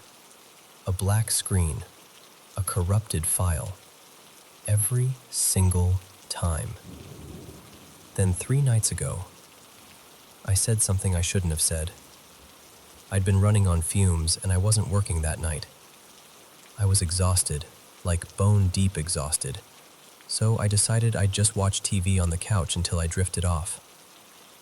Before I settled in, I went into the kitchen to turn off the little light above my fish tank. I have a betta fish, and I always say goodnight to him like a lunatic. So I said, "Goodnight, Captain," because that's what I named him. And then, half joking, half just being dumb, I looked out the window toward the mansion and I went, "Good night, whoever you are." Like I didn't even say ghost. I didn't want to give it that much. I was trying to be casual, flippant, like you talk to an empty room. And right after I said it, the living room light in that mansion snapped on. But here's the thing. It wasn't the usual warm white glow I'd seen before. It was red. Not, maybe the shade is weird. Not, maybe my eyes are tired. Red. Like someone put a red bulb in there on purpose. It held for maybe a second, long enough for my whole body to go cold, and then it shut off. And I just whispered, "Nope," like I was declining a party invitation, and I walked straight back to my couch and laid down like pretending hard enough could erase reality. About 15 minutes later, my cat, Miso, who'd been curled up on my stomach, shot upright like she got electrocuted. She hissed. A real, ugly hiss. And then she bolted out of the room like something chased her. And as soon as I sat up, I heard my front doorknob jiggle. Not a bump, not the house settling, the unmistakable sound of someone trying the knob, like a hand testing it. Once, twice. I flew to the door, heart pounding, and looked through the peephole. No one. I checked the windows, the yard, the sidewalk, the street. Nothing. Nobody. And that's the part that's messing with me most. Because the lights were creepy, sure, but they were at a distance. They were a mystery I could squint at and call weird. But the doorknob? That was here. That was my space. Now I'm barely sleeping. And when I do, I get nightmares. Really vivid ones. The kind where you wake up more tired than when you went to bed. And I keep replaying it, over and over. That red light, my cat hissing, the doorknob turning. And I keep thinking, did I invite something? Did acknowledging it, even lightly, make it feel like it could come closer? So I don't know what to do now. Do I ignore it completely and act like it's not happening? Do I try to figure out what it is and risk making it worse by paying attention? And how do you even confirm something is supernatural without spiraling into paranoia? Because I'll be honest with you, part of me still wants a normal explanation. A wiring issue, a prank, a squatter with a weird obsession with light switches. But the other part of me, the part that heard my doorknob move in the dark, can't shake the feeling that something heard me. And it answered.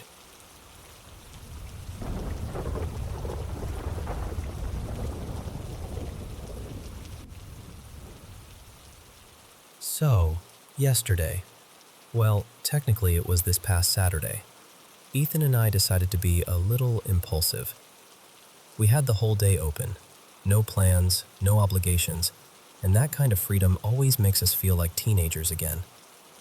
We tossed a couple of water bottles in the car, grabbed our dog, Maple, and headed north toward Ukiah just to hike, wander, and see where the road took us. And honestly, the day started out perfect. We drove through these gorgeous stretches of trees that felt like driving through a living cathedral. At one point, we even veered off toward the coast, took Highway 1 for a bit, just because it was there, and the ocean looked unreal. The whole time, Ethan was in his element, stopping here and there to take photos. He always does that, and usually he'll tell me, "Hey, I'm hopping out for a second." So I'm not just sitting there wondering where he went. Except there was this one weird moment earlier in the day. We pulled into this totally random rest stop, one of those places you can't even picture afterward because it's just asphalt, a bathroom, and some trees. I ran inside real quick, and Ethan took Maple for a short walk. When I came back out, Maple was there, but Ethan wasn't.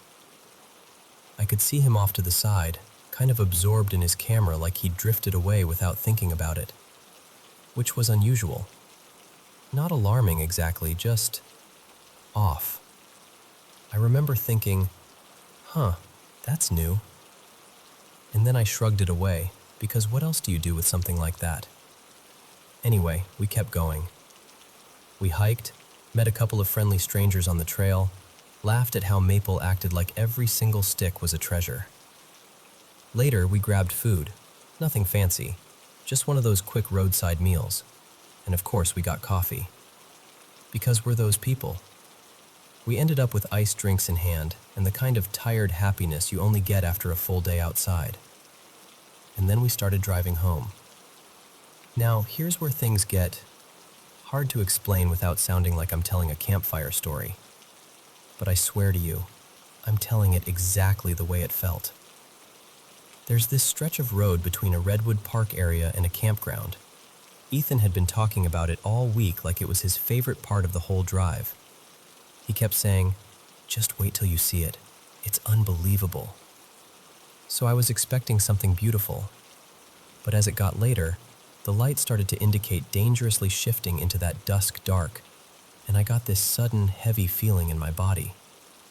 Like, my stomach felt tight and bloated, and my heart started doing that quick, nervous flutter. No reason, no trigger, just this wave of "please don't stop here."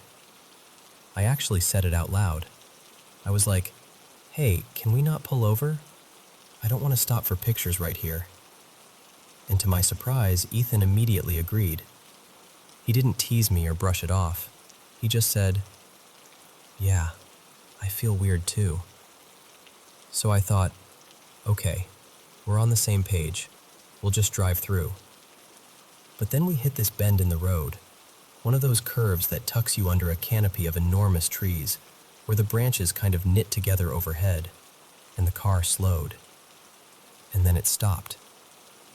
Not like he pulled over into a turnout. It just came to a stop like his foot decided on its own.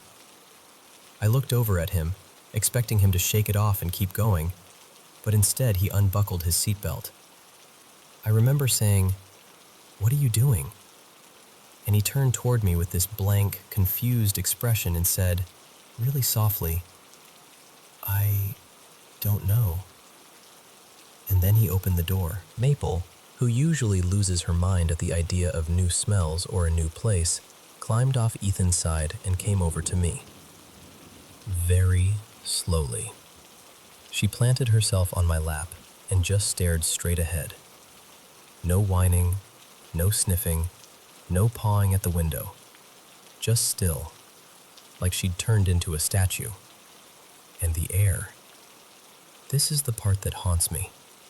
It didn't smell like a forest. It smelled sterile, like an air-conditioned off-building. That clean, chilled, artificial freshness that doesn't belong between redwoods at dusk. And everything went quiet. Not normal quiet. Not, "Oh, it's peaceful out here" quiet. More like the world had muted itself. I tried to break the tension by whistling a tiny little tune, something absent-minded, just a few notes, and it felt like the sound didn't travel, like it got swallowed immediately. No echo, no bounce, nothing. I looked around, and it was weirdly tidy. No fallen branches, no mess, no brush. The forest floor looked almost staged, and I noticed something else that made my skin prickle. There weren't any other cars.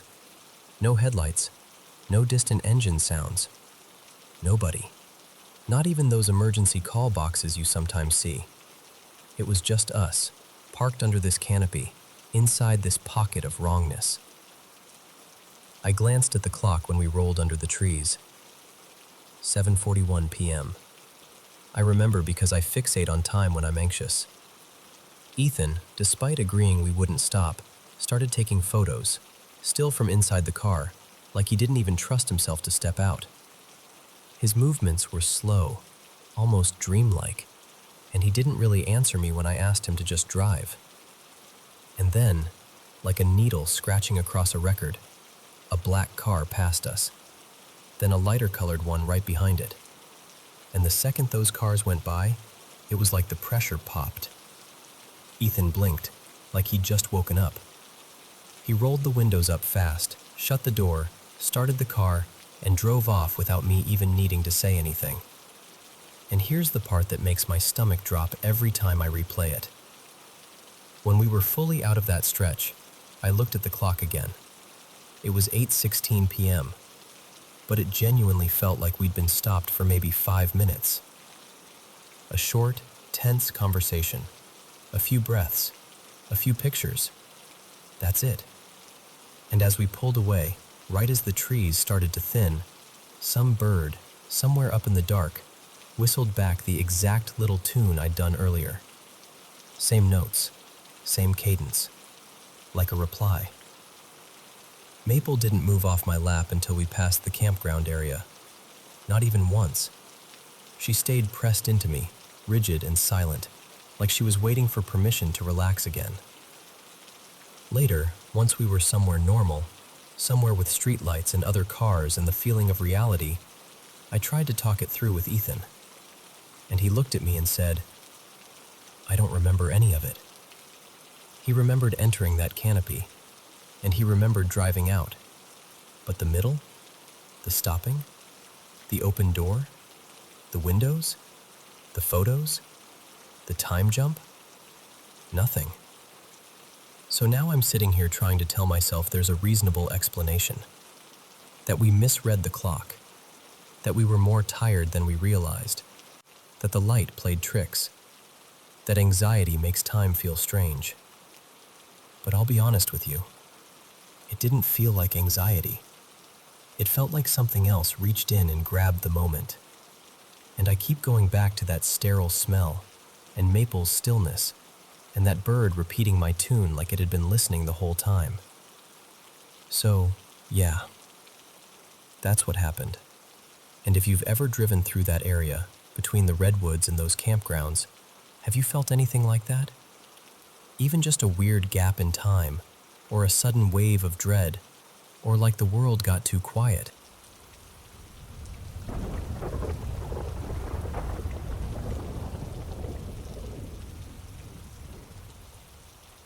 Hey, so I'm gonna be honest. I feel a little ridiculous saying this out loud, but I also can't keep brushing it off anymore. For the last couple months, like 2.5 give or take, it's felt like something shifted. Like either me and my friends accidentally stepped into something we don't understand, or the land we're living on is holding onto something heavy, something mean, something that doesn't want us here. It kind of started after my grandpa passed. That's the moment my brain keeps circling back to, like a pin stuck in a map. But even right before that, I had these stretches where I felt drained. Not tired, not stressed, more like someone unplugged me and I couldn't charge back up, no matter how much I slept. And then the weird little things started piling up. Gnats everywhere, stink bugs like it was their apartment too, spiders in places that made no sense, and the scratches, the bruises, me and a couple of my friends too. Random marks showing up like we'd bumped into something in the dark, except none of us remembered doing it. Then we started digging around because, of course we did. It turns out there's all this local lore about the property, old family names tied to the land, a woman people still whisper about, some community witch from way back in the 1800s. And right across from our complex, there's this small cemetery owned by her descendants. It's one of those things you can ignore until you can't, and lately it's been hard to ignore. And then the incidents. That's what really got me. First, my friends moved in. Like my close friends, Nadia and Seth, ended up renting one unit, and my other friend, Rowan, grabbed another. Suddenly, we had 3 apartments in the same complex, all basically our little group. It felt like it was going to be this fun, cozy chapter, you know? Except not long after that, the building right across from Nadia and Seth's place caught fire. Like full-on flames, sirens, the whole thing. Everyone was like, "Wow, freak accident," and we tried to treat it like that. Then Rowan ended up in the ER because their appendix was close to bursting. Emergency surgery. That kind of thing shakes you even when it ends up okay. And then right on the heels of that, Seth got badly injured at work, bad enough that he couldn't keep the job. It was like every time we exhaled, something else hit. For a minute I told myself, okay, life is just chaotic. Sometimes bad stuff comes in clusters. I tried to be logical. I really did. Then I took a trip, down south, to visit a friend and clear my head. And honestly, the trip itself was fine. It was the drive back that messed with me. I decided to take a different route home, and it was late. Like that eerie time where it's technically morning, but your body knows it's still night. Somewhere around 2:30 a.m., I crossed into this stretch of highway that felt like it swallowed sound. I pulled into a rest stop just to wake myself up for a minute, and that's when my phone and radio started going completely haywire. My Bluetooth kept disconnecting and reconnecting like it was panicking. Then when I tried to play music, my phone literally called itself, like I was suddenly in a phone call with my own number, and the music started playing through the call audio. I remember just staring at the screen like, "What are you doing? Why are you doing this?" I shut everything off, got back on the road, and somehow my GPS settings flipped to avoid tolls. I didn't touch it. I know I didn't. But it rerouted us off the main way and deeper into these back roads. And right when I turned onto it, 3 deer sprinted across in front of the car. I slammed the brakes, didn't hit them, and they ended up on the other side of the road. All 3 stopped, turned, looked right at us, and I swear to you, swear, their eyes reflected this sharp red glow. Not the normal white shine, not yellow. Red. I drove like a grandma after that, barely breathing, because the road was slick and twisting and my hands were shaking on the wheel. When we finally got back to the highway, we passed a deer that had been absolutely destroyed, like something had hit it and kept going. It was horrifying. And then, from the back seat, Nadia, who had been quiet the whole time, goes, "I didn't want to say anything, but there was someone walking behind us on that road, like on foot, and they followed us until we reached the end." I remember my stomach dropping, because nobody else saw them, but Nadia wasn't joking. She looked pale, real fear. Not long after that, back home, we got hit with another disaster. I was out running errands, just normal shopping, nothing special, and my phone rings. It's Rowan, frantic, saying there are cops and fire trucks everywhere at the complex. I'm thinking, okay, another building fire, which already sounds insane to say twice. But when I got the details, it wasn't just a fire. A small plane crashed near the complex and exploded. Not in a field miles away, near us, like within shouting distance, close enough that I could picture exactly where it happened. That was the moment I stopped being able to pretend this was all just normal bad luck. And then I worked this summer camp for my old high school marching band, helping out, long days, lots of kids, lots of chaos. We ended up with a nasty COVID outbreak through the group, and that alone was stressful and exhausting. But one night, after everyone was asleep, I stepped outside for air around 3 a.m. It was quiet, like the world had been turned down. And then I heard knocking, like hard knocks, not wind, not branches, knocking from somewhere close. And after that, voices, like people talking, softly, not far off. I went to look. I checked the corners, the shadows, the spots sound usually bounces from. And there was nothing. No one. Just that thick emptiness that makes you feel stupid for being scared. And somehow even more scared because you know what you heard. And today was the cherry on top. We woke up to another building on fire in our complex. Another one. At this point, it's like the universe is doing it on purpose just to prove a point. And after all that, we tried to do something normal. Grab lunch, breathe, act like regular people. We pull into a McDonald's and the whole area is locked down. There's a guy pulled over, 3 cops around him, and it turns into a standoff. Roads blocked. Sirens. Everyone trapped in place, just watching, waiting. So yeah, that's where I'm at. Because when you stack it all up, fires, the plane crash, the injuries, the sickness, the creepy late night stuff, the animal thing, the marks showing up on our bodies, the bugs, the history of the land, it starts to feel like there's a thread connecting it all. And I don't know if that thread is a curse, or an entity, or some kind of hex, or just the cruelest run of coincidence I've ever seen. But it feels attached, like it found us and decided we're its people now. I've tried a couple protection things, small stuff, things I know, things that usually make me feel grounded.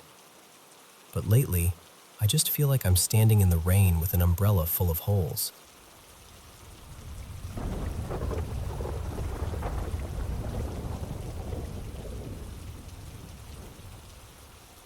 Okay, so let me tell you one of my favorite stories that my mom, Claire, used to tell me. She grew up in this tiny coastal town in eastern Canada, in an old creaky house that sat on a hill overlooking the bay. The kind of place where the wind never really stops and the fog just lives there. From the time she was a kid, she swore that house was haunted. Not in a cute Halloween way, but in the something is definitely watching you from the corner kind of way. She has a whole catalog of weird things that happened there when she was a teenager, but this one story has just stayed glued to my brain. So, in their living room, my grandparents had this huge old grandfather clock. You know the kind, towering, dark wood, heavy brass pendulum. It ticked so loudly it practically ran the house. My grandparents jokingly called it King George because they said it ruled over the living room.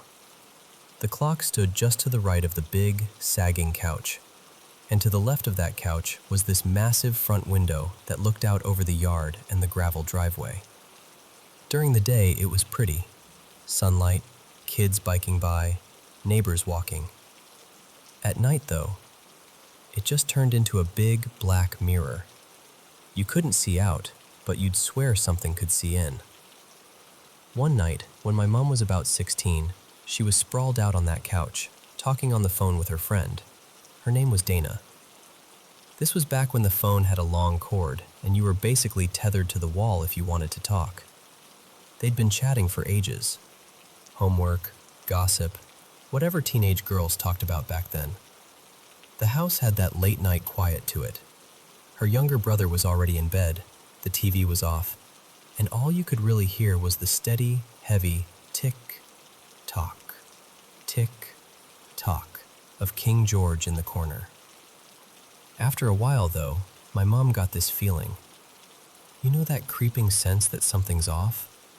Like the air changes before you even know why? She told me it felt exactly like eyes on the back of her neck. Not just one pair, like more than one. She kept glancing at that front window, even though she couldn't see anything but her own reflection and the faint outline of the trees. She tried to brush it off. She joked with Dana, tried to keep talking, but the feeling wouldn't go away. Finally, she said, "Hey, this is gonna sound weird, but I feel like someone's outside or something. I'm gonna hang up, run upstairs, and I'll call you back from my room, okay?" Dana was like, yeah, sure, now I'm freaked out too, thanks. But they laughed it off. So my mom hangs up, puts the receiver back on the hook, and then she bolts. She said she didn't walk, she didn't jog. She sprinted through the hallway and up the staircase, skipping steps 2 at a time. You know that feeling when you're running up the stairs in the dark and you're absolutely sure something is right behind you? That's what she described. She said she could practically feel the back of her neck burning the whole way up. She reaches her bedroom, slams the door behind her, and locks it. Like that little lock is going to do anything against a ghost, but hey, it's something. Immediately, she feels safer. The room is smaller, familiar. Her posters on the wall, the glow of the small lamp on her bedside table. She picks up the extension phone in her room, another old corded one, and calls Dana back. "Okay," she says when Dana answers. "I made it. I'm alive." They both laugh, talk a bit more, and eventually the tension starts to fade. My mom's sitting on the edge of her bed now, legs crossed, phone cord twisted around her fingers, a little click on the line. If you've ever used an old landline, you know that sound. The tiny, crisp click that means someone has picked up another phone in the house. They both go quiet. Dana whispers, Did someone just pick up? My mom hears the sound too, clear as day. So she calls out, casual as she can manage. Dad? Is that you? Silence. No breathing, no shuffling, just the faint hiss of the line. She tries again. Mom? Ben? That's her younger brother. Still nothing. Now both of them are just sitting there, not saying a word, listening. And that's when it starts. Tick, tock. Tick, tock. My mom says the hair on her arms stood straight up because she knew that sound. She'd heard it almost her entire life. But what really got her was that Dana recognized it too. Dana says, really slowly, Claire, is that your clock? It was exactly the loud, hollow ticking of King George. The same way it sounded if you were standing right next to it downstairs in the living room. But they were hearing it through the phone line. The clock was nowhere near the upstairs bedroom phones. There was no phone mounted by it. The nearest phone to that clock was the one on the living room wall, a few feet away. But even then, you wouldn't hear it that clearly through the receiver unless someone was literally holding the handset up to the clock case. My mom is sitting there on her bed, frozen, listening to the ticking echoing down the line. She told me it felt like the sound was coming from right beside her ear, like someone was holding the phone just inches from the clock downstairs. And then, just as suddenly as the extra click had come, there was another click. The line went back to normal. The ticking stopped. It was just my mom and Dana again, breathing into the silence. That was it. My mom slammed the phone down, shot out of bed, and ran to her parents' room. She bursts in, panicked, trying to explain. Someone picked up the phone. The clock was on the line. They both heard it. My grandparents got up, a bit annoyed, a bit worried, and checked the house. They looked in on her brother, fast asleep. My grandfather, who worked nights as a paramedic at the local clinic, hadn't used the phone at all. He'd been half dozing with a book in bed. My grandmother hadn't moved from her room. They checked the doors, still locked. Windows closed. The living room empty. The clock just standing there in the corner like it always did. Pendulum swinging, ticking away. In the end, they told her she must have dozed off and dreamed it. You know how adults can be. Tired, practical, not wanting to open the door to anything weird. But the thing is, Dana heard it too. My mom wasn't alone. And Dana had spent enough time at their house to know that clock sound like it was its own person. There was no mistaking it. After that night, my mom said she never looked at King George the same way again. Every time she stepped into that living room, she felt like the clock was aware. Like the ticking wasn't just keeping time anymore, it was watching.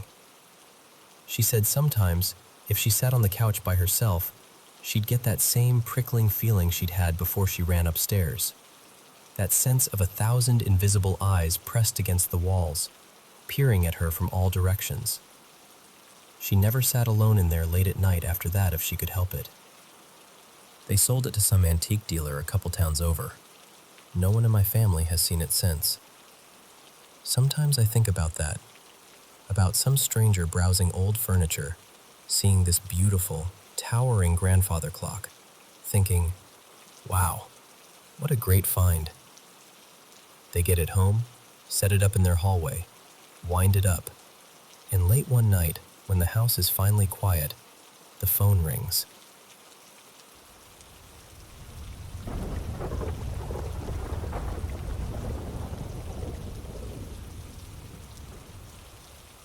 So, when I was a kid, we had this yellow lab named Daisy. Total sunshine in dog form. My dad got it into his head that we should breed her. No idea why, honestly. Just one of those dad decisions that becomes a whole era of your life. She had 6 puppies, and they all went off to these wildly different, oddly perfect lives. One ended up with a family out in the country and apparently spent her days chasing birds and napping in a barn like she owned the place. Another lived this chic little city dog life and made it to 16, which still feels unfairly impressive. And one got adopted by this couple with serious money and would sleep under the dad's desk like she was his tiny executive assistant. We kept the last puppy, the only one who came out dark brown, almost black, in this sea of blonde little lab babies. We named her Pepper, and I loved Daisy, I did, but Pepper was mine. Like, I'm not sure I'll ever have that kind of bond with a dog again. Pepper was a jittery little thing, always a bit anxious, but she was also the gentlest, most devoted creature. And I really needed that. I had a rough time as a teenager, like genuinely rough. There were days I felt so unlovable it was almost physical, like it sat on my chest. And Pepper would just refuse to let me disappear. If I shut myself in my room, she'd scratch at the door and whine until I opened it. If I curled up somewhere trying to hide, like the closet, which is dramatic, yes, but that's where my brain was, she'd find me anyway.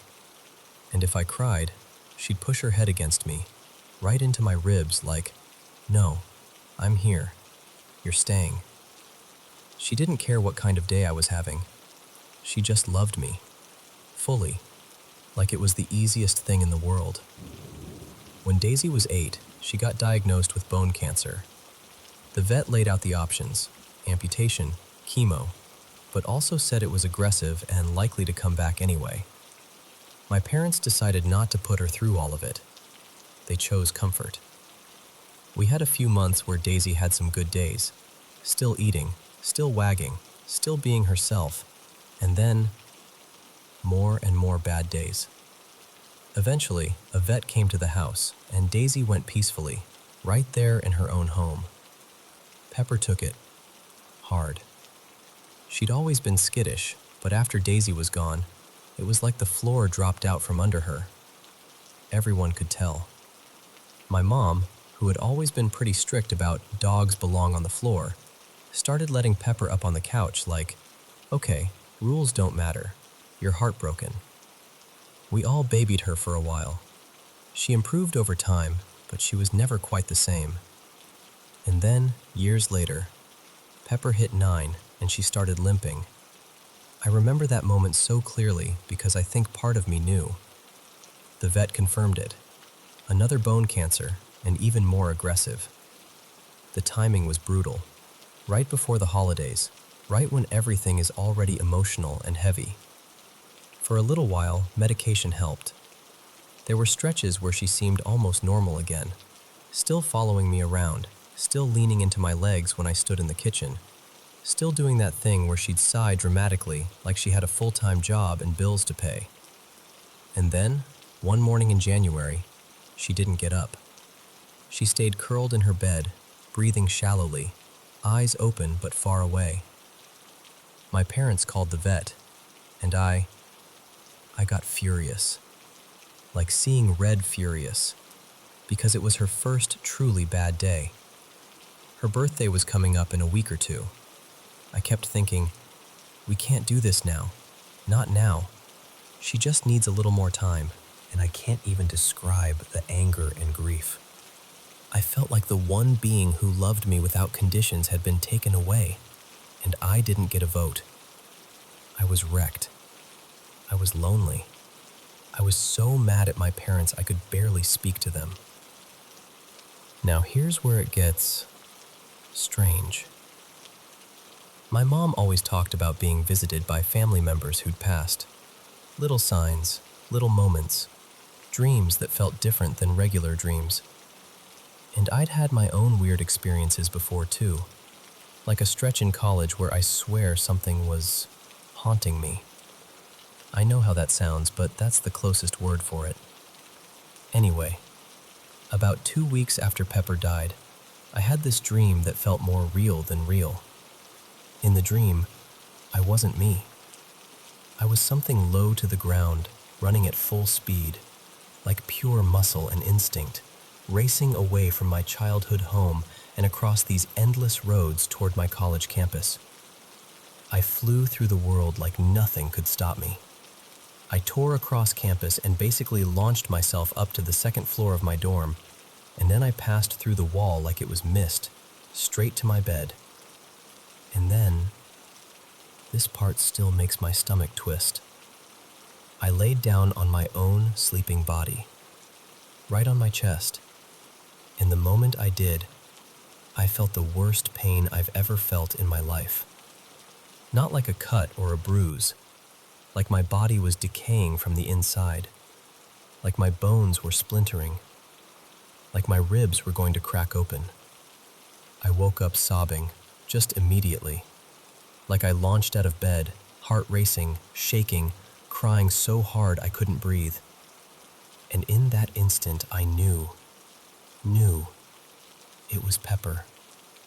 It felt like she'd come to find me because she could tell how destroyed I was. But she was still carrying her pain. Like, whatever comes after doesn't automatically heal you right away. Or maybe grief clings. I don't know. Still crying, I just talked to her, out loud, in my dorm room, like a person having a completely normal moment. I told her it was okay. I told her I didn't want her to hurt anymore. I told her I'd wait, that she could come back when she felt better. And then I didn't dream of her for a long time. But years later, now it happens all the time. I'll be in some random dream, something totally unrelated, and suddenly there she is. Sometimes Daisy, too. They'll show up like they've been there the whole time, like it's the most natural thing in the world. Not long ago, I dreamed I was back at my childhood home, and I walked past the front door and saw Daisy lying on the rug like she used to. And the dream just stopped. Like the whole story paused to make space for that moment. I knelt down and pet her, and she was warm and soft and exactly herself. And then, eventually, I stood up because the dream had to keep moving. And when I looked back, she was already gone. That's how it goes. They appear. They come in close for a minute. Kisses, pets, that familiar feeling. And then they disappear like they've got someplace else to be. Like they're just dropping in to remind me they're okay. And I don't know what any of it means exactly. I'm not here like, this proves the afterlife, or anything neat and tidy. It's just, it taught me something I didn't want to learn. That letting go can be an act of love, not betrayal, especially when someone you love is in pain. And that when you get the chance to love them, really love them, whether it's in real life or in a dream, you take it. You give the extra pets.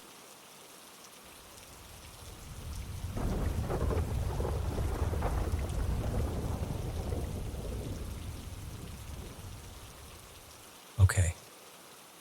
I want to start by saying this. I've never been the ghost story person. Like, I'm usually the one who nods politely and thinks there's probably a logical explanation for that. I've always leaned toward the sciencey, grounded side of things. Not in a cold way, more like, I want to believe, but I need something to happen to me directly. Otherwise, it's just a story. So here's what happened. On my dad's side, there's this old family house. The kind of place that holds a lot of history in the walls, you know? Years ago, my grandmother, everyone called her Noni, not Nana, got really sick. Hospice came in, and they set up a bed for her on the first floor, right there near the front living room. She passed peacefully in that house. And after that, nothing spooky. No footsteps, no lights flickering, no eerie dreams. If anything, the house just felt quiet. Sad sometimes, but normal. Fast forward. My dad inherited the place and moved back after living far away for a long time. He brought one cat with him, an orange one named Miso. and later adopted a second, this fluffy gray sweetheart named Juniper. Over time, I started rebuilding my relationship with him. It wasn't easy.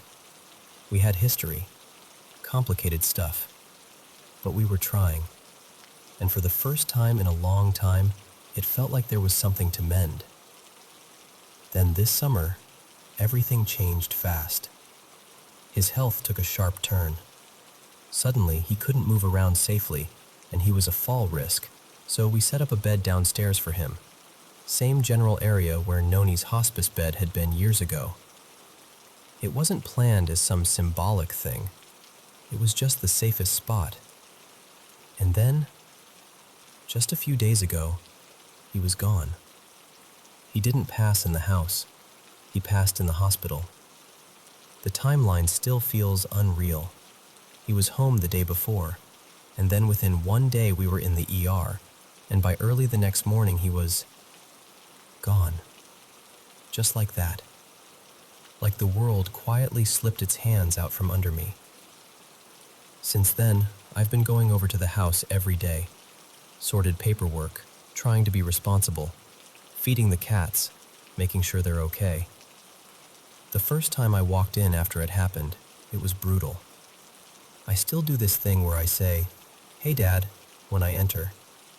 I know I won't hear anything back. I'm not doing it because I expect a response. It's just me being open. Me letting myself talk into the silence because I don't know what else to do. The first evening I went over, nothing happened. I cried everywhere, like ugly crying. At the foot of his bed, in the hallway, in rooms I didn't even realize held so much weight. Before I left, I lay down on his bed for a while, and both cats climbed up and tucked in close. That part was actually comforting, like the only thing in the house that made any sense. Then the next night, this is the night I can't stop replaying. It was around 8 p.m. I went over again, did what I needed to do. More papers, more little tasks, that weird numb autopilot you get when you're grieving. And when I finished, I did the same thing I did the night before. I lay down on his bed. Miso hopped up. Juniper followed. They settled in like they'd been waiting for it. I was texting my mom, just trying to keep myself anchored to something normal. And then, it happened. Out of nowhere, this full-body chill slammed into me, but I did. And within seconds, like immediate, both cats reacted. Both heads snapped up at the same time, like a synchronized movement. Their ears went forward, eyes wide, locked on something that wasn't me. It was so fast and so sharp it startled me, and I'm already sitting there with my skin crawling. That was the part that hit me hardest. Because chills, okay, fine. Bodies do weird things. Grief does weird things. But two animals reacting instantly, together, like something just entered the room. That's not as easy to brush off. So we're all lying there, me frozen, the cat staring, and I'm trying to figure out what I'm feeling. I wasn't screaming or panicking. I didn't feel like I was in danger. It was more like shock. Like my brain was scrambling to find a label for something it didn't have a file for. And I started talking. Softly at first. Just talking into the air like a fool, except it didn't feel foolish in the moment. I said something like, "Dad, I love you. I miss you so much." And then my mind jumped and I thought, what if it's Noni? Because she passed here. And for a second I didn't know who I was even addressing, so I just said, "Okay, whoever this is, I feel you." The chill didn't immediately go away. It hung on, and the air in the room felt occupied. That's the only word I can think of. Like when someone's standing behind you and you don't hear them, but your body still knows. The cats stayed focused too, like they were tracking a presence more than a sound. After a bit, Juniper eventually got up and wandered toward the water bowl area, and me so relaxed again like he decided the situation was acceptable. But my body was still buzzing with that chill, like it had left a fingerprint on me. I finally sat up, because at that point I felt unsettled. Not terrified, just shaken. Like I'd stepped over a line I didn't know existed. I started gathering a few things to take out to my truck, and I still had goosebumps outside. Outside, in the fresh air. It didn't make sense. Then I realized I'd forgotten something inside, and when I went back in, I'll be honest, I moved faster. My heart was thumping, and part of me was half expecting to see, I don't even know what. A shape, a shadow, anything. Nothing happened. No dramatic moment. I just said, "All right, good night," like I always do now, and I left. But I left different. Because I couldn't explain it. I couldn't rationalize it. And I'm the kind of person who usually can. When I got home, I told my wife immediately. And while I'm talking, our 4-month-old is staring at me with these huge, unblinking eyes, like she's completely captivated. Like she's listening too. It was actually kind of sweet. This tiny little person just locked into my voice while I'm trying not to sound insane. Tomorrow I'm going to tell my mom and my sister. I already texted them, like, something happened. I can't explain it. I need to tell you in person. Because I don't even know how to say it without sounding like I'm trying to convince myself. But I think, honestly, I'm not a skeptic anymore. I don't know if it was my dad. I don't know if it was Noni. I don't even know if I have the right to label it at all. I just know the room changed. My body knew. The cats knew. And for a moment, in the middle of all this grief, it felt like the house held more than just silence.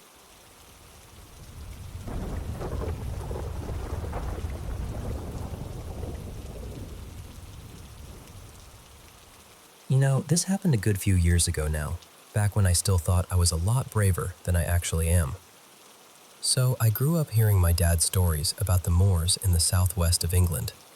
He grew up around there, my dad, Colin, and he'd talk about just wandering off for days across the hills and along the coastline of Devon and into Cornwall, sleeping wherever he happened to stop.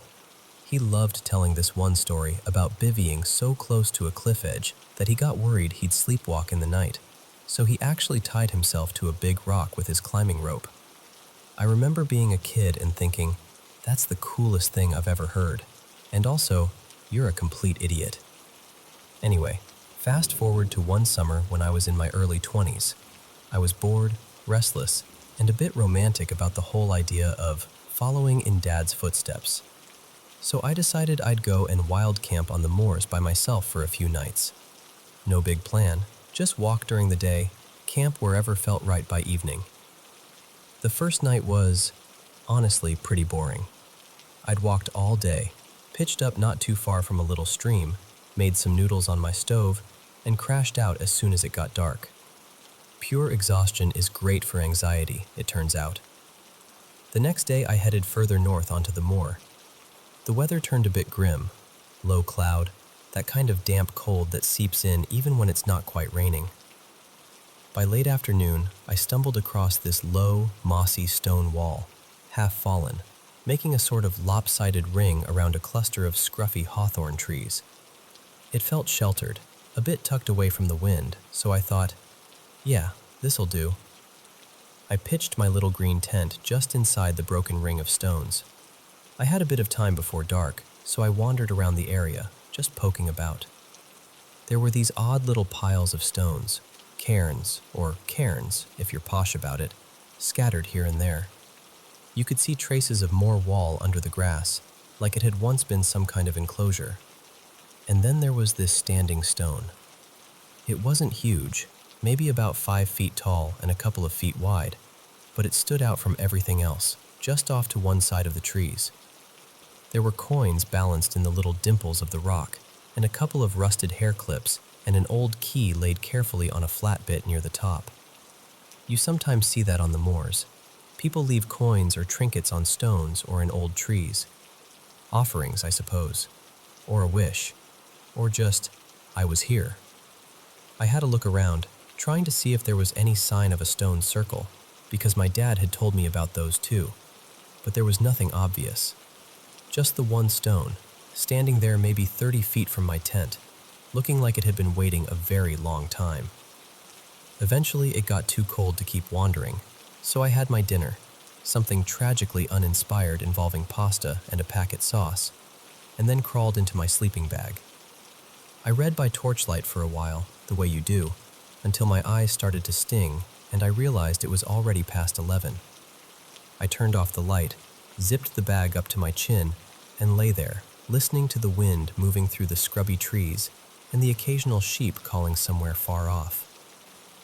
I don't know how long I'd been lying there, but at some point I became aware of footsteps. Not right next to the tent, but nearby. A soft tread on the grass and earth outside. I remember the rhythm of it more than the sound itself. My first thought was, sheep, or maybe a pony. There are plenty of them on the moors. But then I kept listening, and something about it just felt off. Not creeping, not rushing, just strolling. And listen, it's amazing how still you can make yourself when you're scared. I don't think I've ever been that motionless before or since. I was barely breathing, just lying there, counting each step in my head. After a while, the footsteps stopped. There was this fixed silence, and that, somehow, was worse. My brain started doing backflips. If it's a person, what do they want? If it's an animal, why does it sound like that? Should I call out? Pretend I'm not here? Eventually, I decided the least terrifying option was to look. Just a quick peek outside, show myself there was nothing wrong, go back to sleep, wake up in the morning feeling stupid. So I wriggled very slowly toward the tent door, trying not to rustle the sleeping bag too much. My hands felt weirdly clumsy as I found my torch and flicked it on, cupping it so the light didn't shine all over the inside of the tent. I unzipped the door just enough to poke my head and the torch through, and I swept the beam across the clearing. And that's when I saw it. Right at the edge of the trees, caught in the circle of my torchlight, was a gray horse. It was facing me directly. All I could see was its head and its two front legs, like it was standing just behind some invisible line. It couldn't have been more than, 8 or 10 meters away. Now, under normal circumstances, a horse on the moor is not exactly shocking. But this, I felt this instant, full-body recoil, like my brain and my stomach both went, nope. I jerked back into the tent so fast I nearly dropped the torch. It wasn't that the horse was doing anything. It wasn't baring its teeth or charging at me or anything dramatic.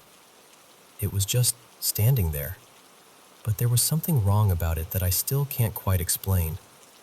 After a few seconds, when my heart had calmed down from jackhammer to merely mildly unhinged drummer, I forced myself to look again.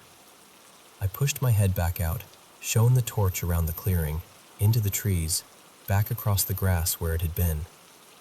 Nothing. No horse. No movement. No sound of hooves trotting away. No rustling in the undergrowth. Just empty space.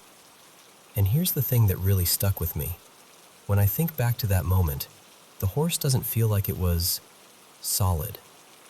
The gray of its coat looked too flat, almost like someone had cut the shape of a horse out of cardboard and stood it up in front of the trees. From where I was, it looked almost two-dimensional. I didn't see it move at all, not even a flick of an ear or a shift of weight. 1 second it was there, wrong and still, and facing me. The next second, it was gone. I sat there in the dark, with my torch in a death grip, absolutely buzzing with adrenaline. I couldn't bring myself to turn the light off again for ages. At some point, I ended up sitting upright in my sleeping bag, teeth chattering, not from cold, but from nerves, telling myself all the logical explanations. Maybe I'd half-dreamed it. Maybe the beam of my torch hit a rock or a tree at a weird angle, and my tired brain filled in the rest. Maybe the horse did move, and I just didn't see it. But none of those explanations felt right. And that's the bit that still bothers me. I finally dozed off for a short while just before dawn, when the light outside the tent started turning that soft gray blue. I woke up a couple of hours later, feeling like I'd been lightly beaten up. I got out of the tent and walked over to where I thought the horse had been standing. The grass was damp with dew, my boots leaving dark prints. There were no hoof marks, no signs of anything having stood there at all. The standing stone was exactly where it had been, coins still balanced, little offerings untouched. I've been camping since. I still love the moors, and I still go walking out there whenever I can. But I've never camped alone next to a standing stone again.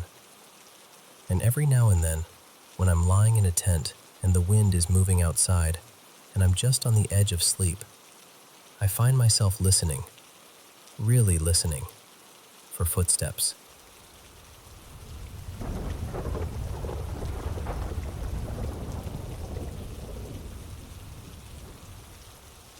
So, what do you think about ghost tours?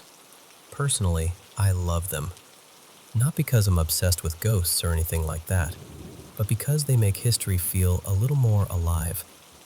Or, I guess, unalive.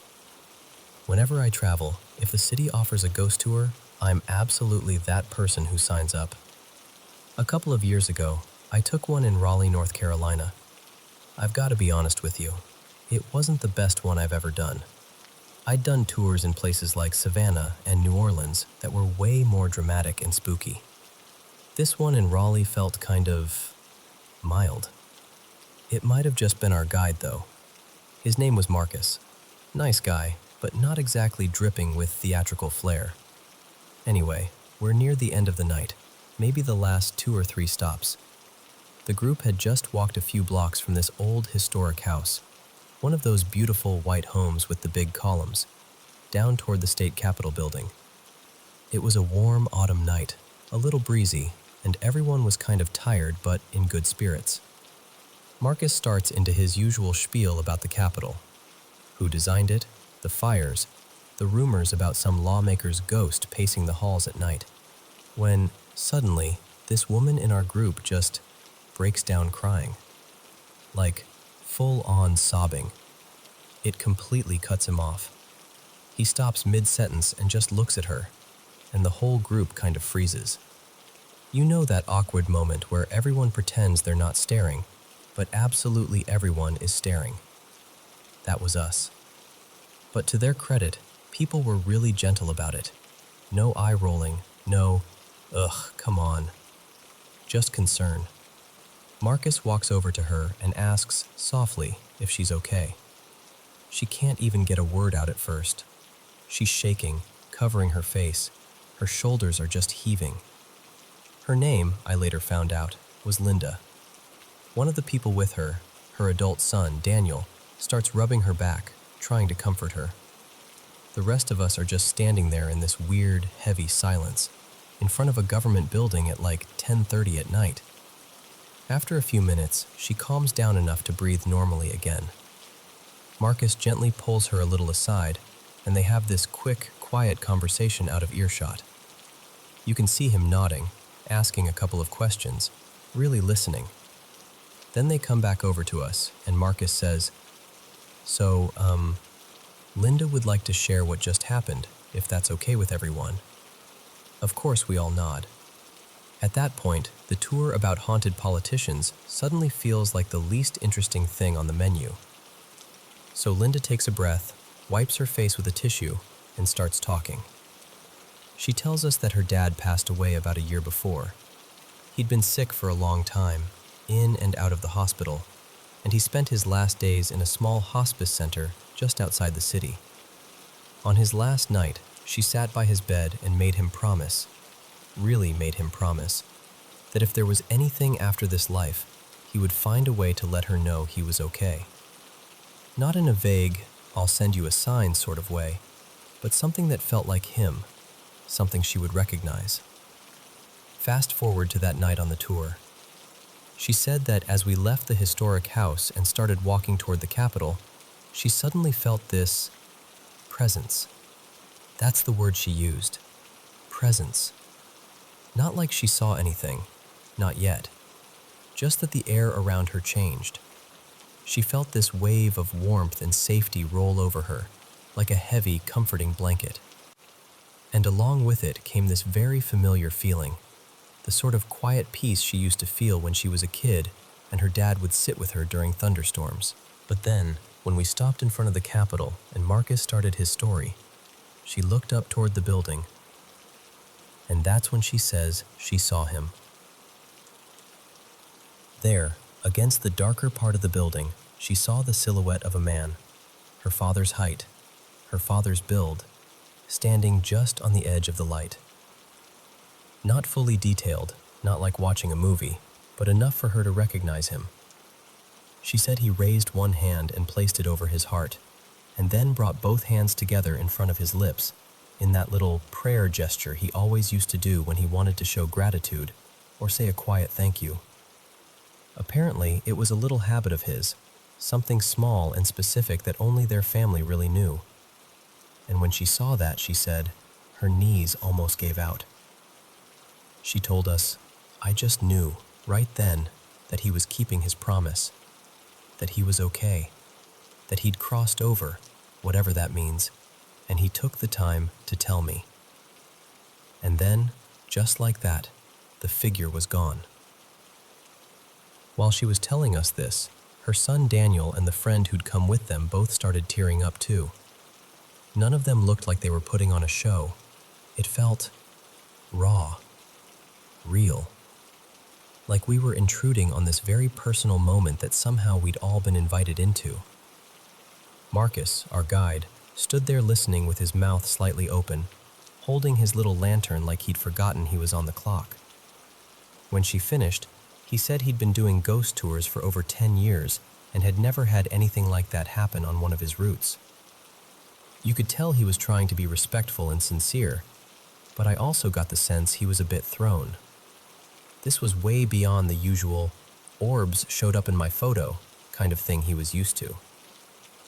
He tried to pick the tour back up afterward, but the whole energy had shifted. Nobody really cared about the ghost of some long-dead official pacing the hallways anymore. We were all still back there with Linda and her dad, standing in that quiet space between grief and relief. After a few more sentences of his rehearsed story, Marcus just kind of sighed and said, "You know what? I think we're going to end the tour here tonight." He thanked us all for coming and told Linda privately that he hoped she found some peace in what she'd experienced. We all drifted off into the night in little clusters, talking softly. Some people offered their condolences. Others just gave her those small, understanding smiles you share with strangers when words feel inadequate. Here's the thing, though, and I'll be honest with you because that's why I'm telling this story.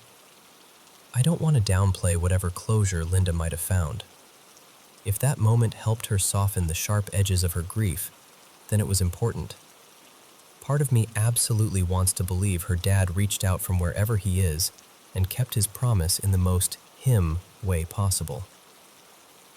But another part of me wonders if her mind created that experience for her. Grief can be so powerful, and the human brain is incredibly good at giving us the stories we need in order to heal. We were on a ghost tour at night, in front of this dramatic old building, talking about spirits and tragic deaths. If there's ever a time for your subconscious to stage a meaningful scene, that's it. So did we witness something genuinely supernatural? Or did we witness the moment her heart finally allowed itself to feel at peace? I don't know. What I do know is that for Linda, it was real. Her hands were shaking. Her voice cracked. Her son held her like he'd watched her carry that weight for a long time. Whether it was her father's spirit or her mind's way of keeping his promise for him, it gave her the comfort she'd been waiting for. Odd place for it to happen, maybe, but I guess grief doesn't really care where you are, on your couch, in a hospital, or standing under the streetlights in front of a state capitol. listening for ghosts.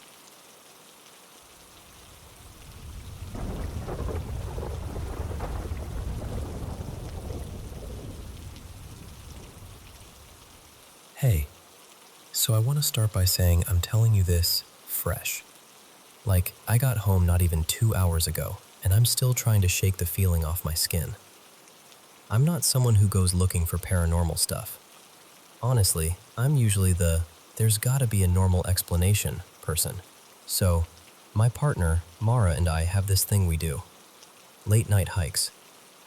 There's this huge historic park near us, mostly thick woods, a creek cutting through it, and it sprawls so far it actually bumps up against multiple state lines. There's even a trail where you can cross through all of them if you really want to.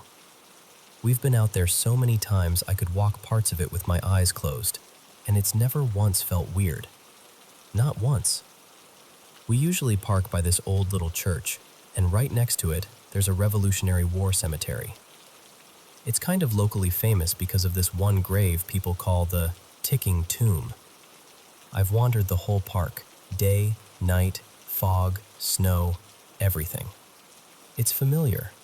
Safe, even. But tonight was different from the moment we turned off. We left the house around 10:30-ish, kind of on a whim.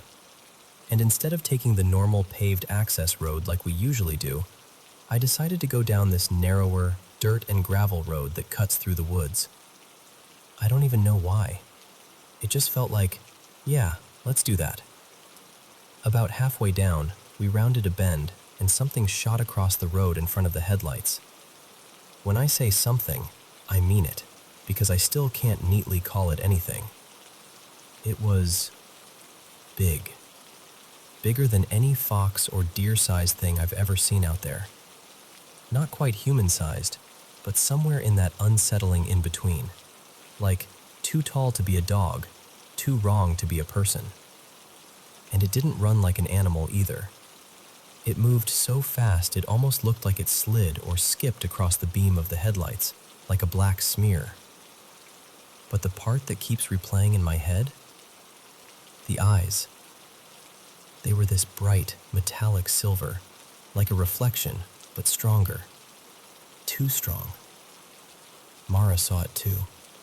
I could tell by the way she went quiet. And I'm a skeptic, right? So I immediately tried to do that thing where your brain scrambles for something normal. Big stray dog. Weird deer at a weird angle. Optical illusion. Anything.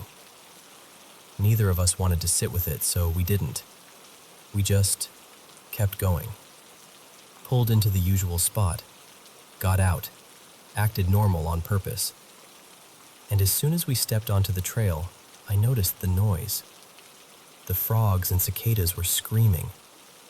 I don't mean, oh, nature is loud. I mean, it was like we had walked into a wall of sound.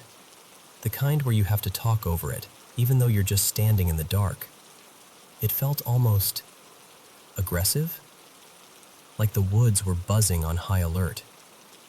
We started walking our normal loop, short, familiar, maybe half a mile total, and we were talking, but it was that forced kind of talking. Like when you can feel the mood dipping and you're trying to keep it afloat with little jokes and random conversation. And this part freaks me out, because I didn't know it until later. Apparently, a little ways in, maybe 100 meters, Mara started hearing what she thought were faraway voices.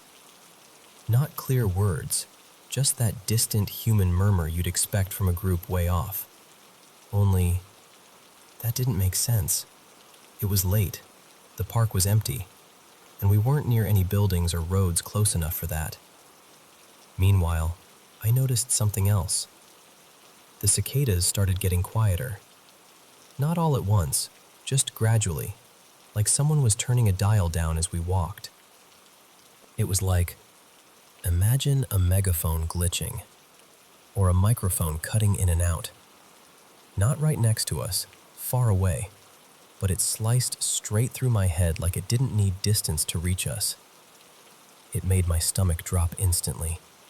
I stopped so fast my shoes scuffed dirt. I looked at Mara and went, "Did you hear that?" And and she just stared at me like she'd been waiting for me to say it. Like she'd been trying to convince herself she was imagining everything up until that exact second. There wasn't even a discussion. We both turned around at the same time. We didn't run. We walked fast, like really fast. And I remember thinking very clearly, don't run. Running makes you pray. I know how dramatic that sounds, but that's genuinely where my brain went. The whole walk back felt wrong. Like the woods behind us were too close.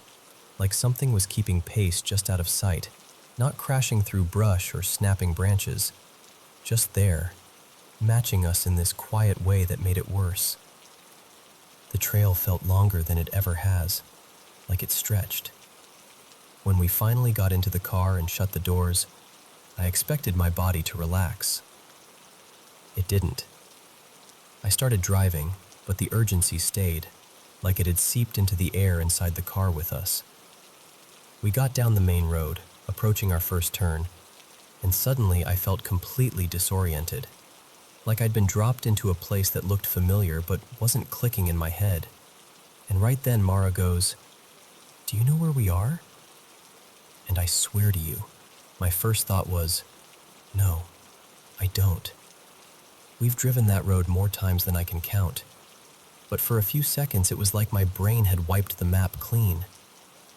I made a snap decision and turned right, and thank God it was the correct turn, because I don't even want to think about what it would have meant if I'd chosen wrong. That road runs along the edge of the park, kind of parallel to the trail we'd been on. And suddenly there was fog everywhere. Thick, hanging fog that absolutely was not there when we drove in. We'd only been at the park maybe 20 minutes. That's what messes with me. Not enough time for conditions to flip that hard. And then, right as we passed the area where we'd turned around, something darted across the road again. Same shape, same speed, but closer. Close enough that I saw the outline a little better, and it made my skin go cold because it looked like it had either ears that were too tall or, God, horns. And those silver eyes flashed again, bright like coins catching light. It didn't run like it was scared of the car. It ran like it was just moving through. And the second time I saw it, something happened to me physically. I can't explain it in a clean, logical way, but it was immediate. This burning pressure in my sinuses, my eyes watering, and this tingling deep in the back of my skull, like a strange static crawling under my skin. And I think, this is the part that's hard to admit, I think it started because the second time, I couldn't logic it away anymore. I couldn't pretend it was just a deer or a dog or my imagination. I had to acknowledge that I didn't have an explanation. And I hate that. I've always been the person who needs things to make sense. Even fear. I can handle fear if I can label it. But whatever we saw tonight, I can't label it. So, yeah, that's what happened. And I'm telling you because I needed to say it out loud to someone who wasn't there, just to make sure it's real, because it still doesn't feel real.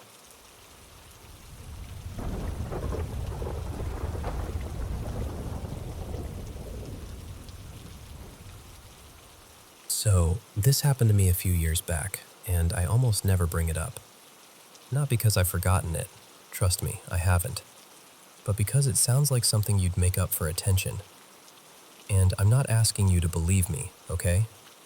I'm just telling you because it still sits on my chest sometimes, like a weight. Back then, I was dating this guy named Ethan, and we were hanging out with our friend Drew. Ethan and Drew were those super logical, prove it or it's not real types. Like, they'd roll their eyes at astrology, anything paranormal, all of it. Meanwhile, I've always been the person who's like, hey, maybe we don't mess with things we don't understand. Anyway, it was late, around 10 p.m., and we got the bright idea to drive out to the beach.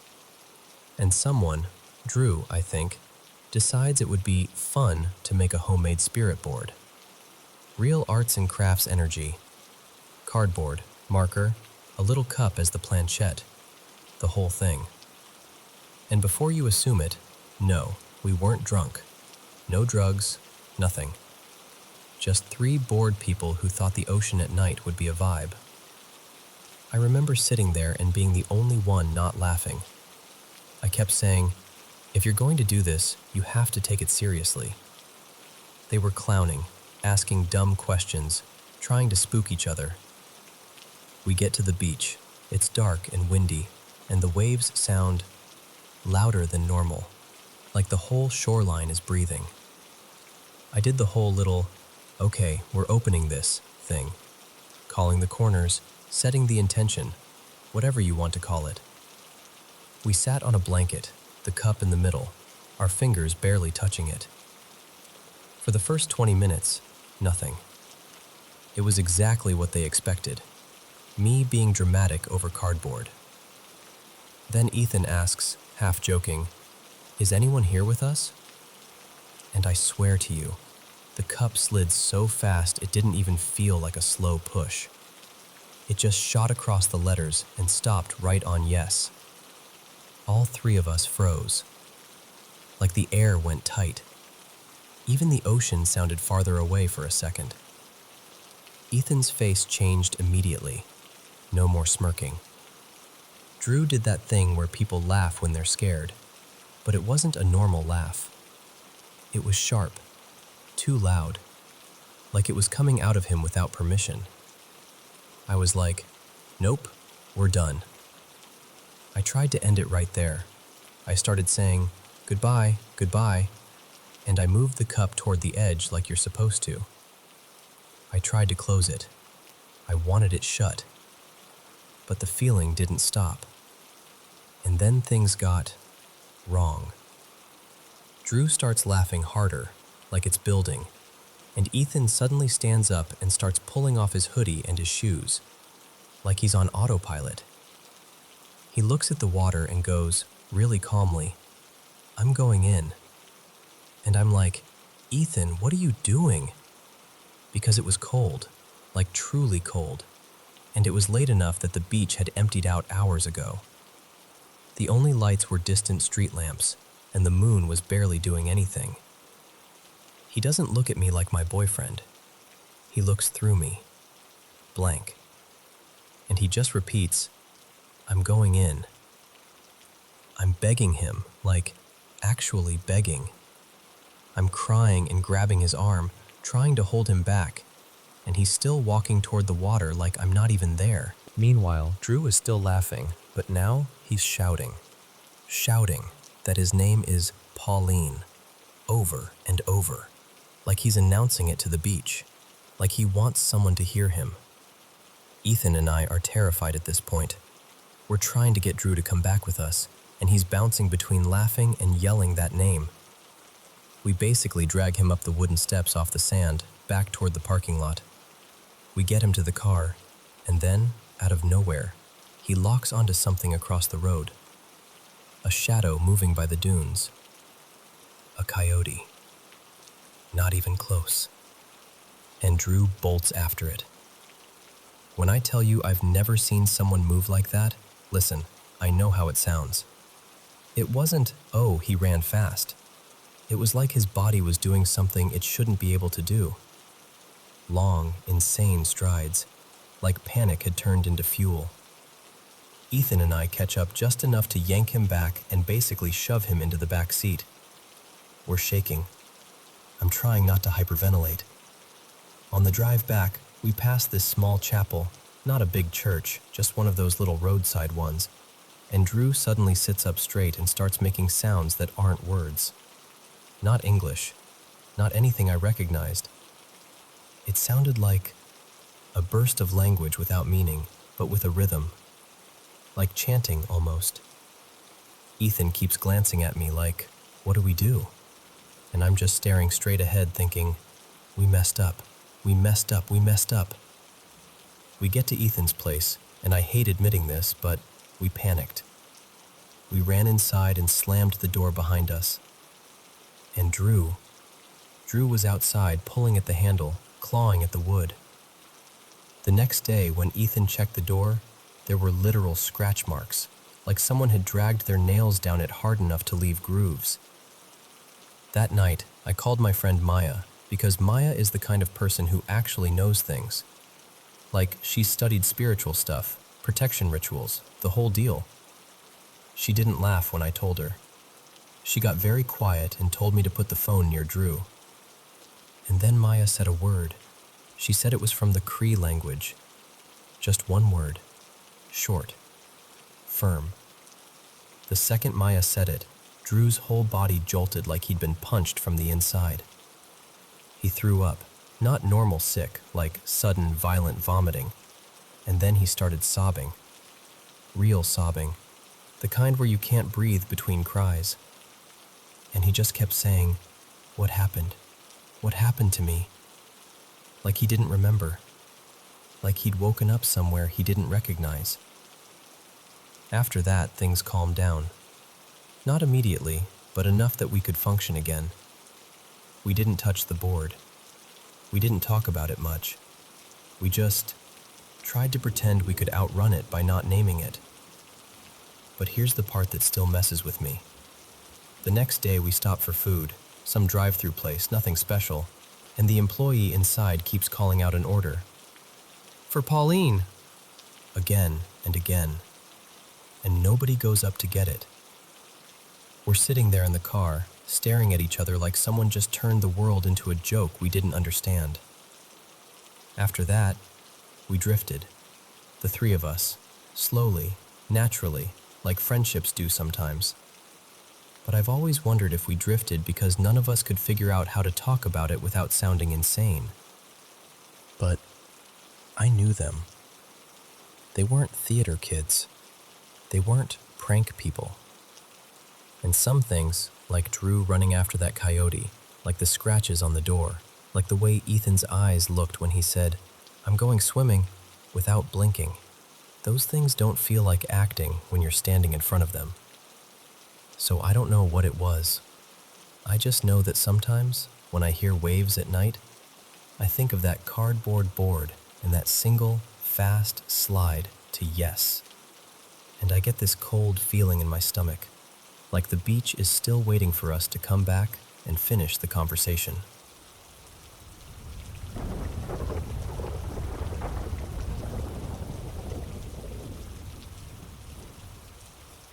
So, what do you think about ghost tours? Personally, I love them. Not because I'm obsessed with ghosts or anything like that, but because they make history feel a little more alive. Or, I guess, unalive. Whenever I travel, if the city offers a ghost tour, I'm absolutely that person who signs up.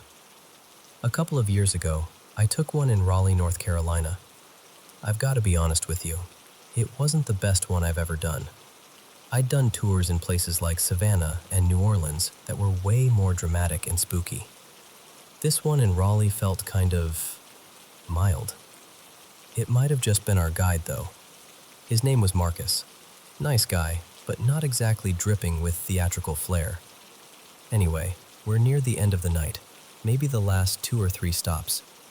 The group had just walked a few blocks from this old historic house, one of those beautiful white homes with the big columns, down toward the state capitol building. It was a warm autumn night, a little breezy, and everyone was kind of tired but in good spirits. Marcus starts into his usual spiel about the Capitol. Who designed it, the fires, the rumors about some lawmaker's ghost pacing the halls at night. When, suddenly, this woman in our group just breaks down crying. Like, full-on sobbing. It completely cuts him off. He stops mid-sentence and just looks at her, and the whole group kind of freezes. You know that awkward moment where everyone pretends they're not staring, but absolutely everyone is staring. That was us. But to their credit, people were really gentle about it. No eye rolling, no, "Ugh, come on." Just concern. Marcus walks over to her and asks, softly, if she's okay. She can't even get a word out at first. She's shaking, covering her face. Her shoulders are just heaving. Her name, I later found out, was Linda. One of the people with her, her adult son, Daniel, starts rubbing her back, trying to comfort her. The rest of us are just standing there in this weird, heavy silence, in front of a government building at like 10:30 at night. After a few minutes, she calms down enough to breathe normally again. Marcus gently pulls her a little aside, and they have this quick, quiet conversation out of earshot. You can see him nodding, asking a couple of questions, really listening. Then they come back over to us, and Marcus says, "So, Linda would like to share what just happened, if that's okay with everyone." Of course, we all nod. At that point, the tour about haunted politicians suddenly feels like the least interesting thing on the menu. So Linda takes a breath, wipes her face with a tissue, and starts talking. She tells us that her dad passed away about a year before. He'd been sick for a long time, in and out of the hospital, and he spent his last days in a small hospice center just outside the city. On his last night, she sat by his bed and made him promise, really made him promise, that if there was anything after this life, he would find a way to let her know he was okay. Not in a vague, "I'll send you a sign" sort of way, but something that felt like him, something she would recognize. Fast forward to that night on the tour.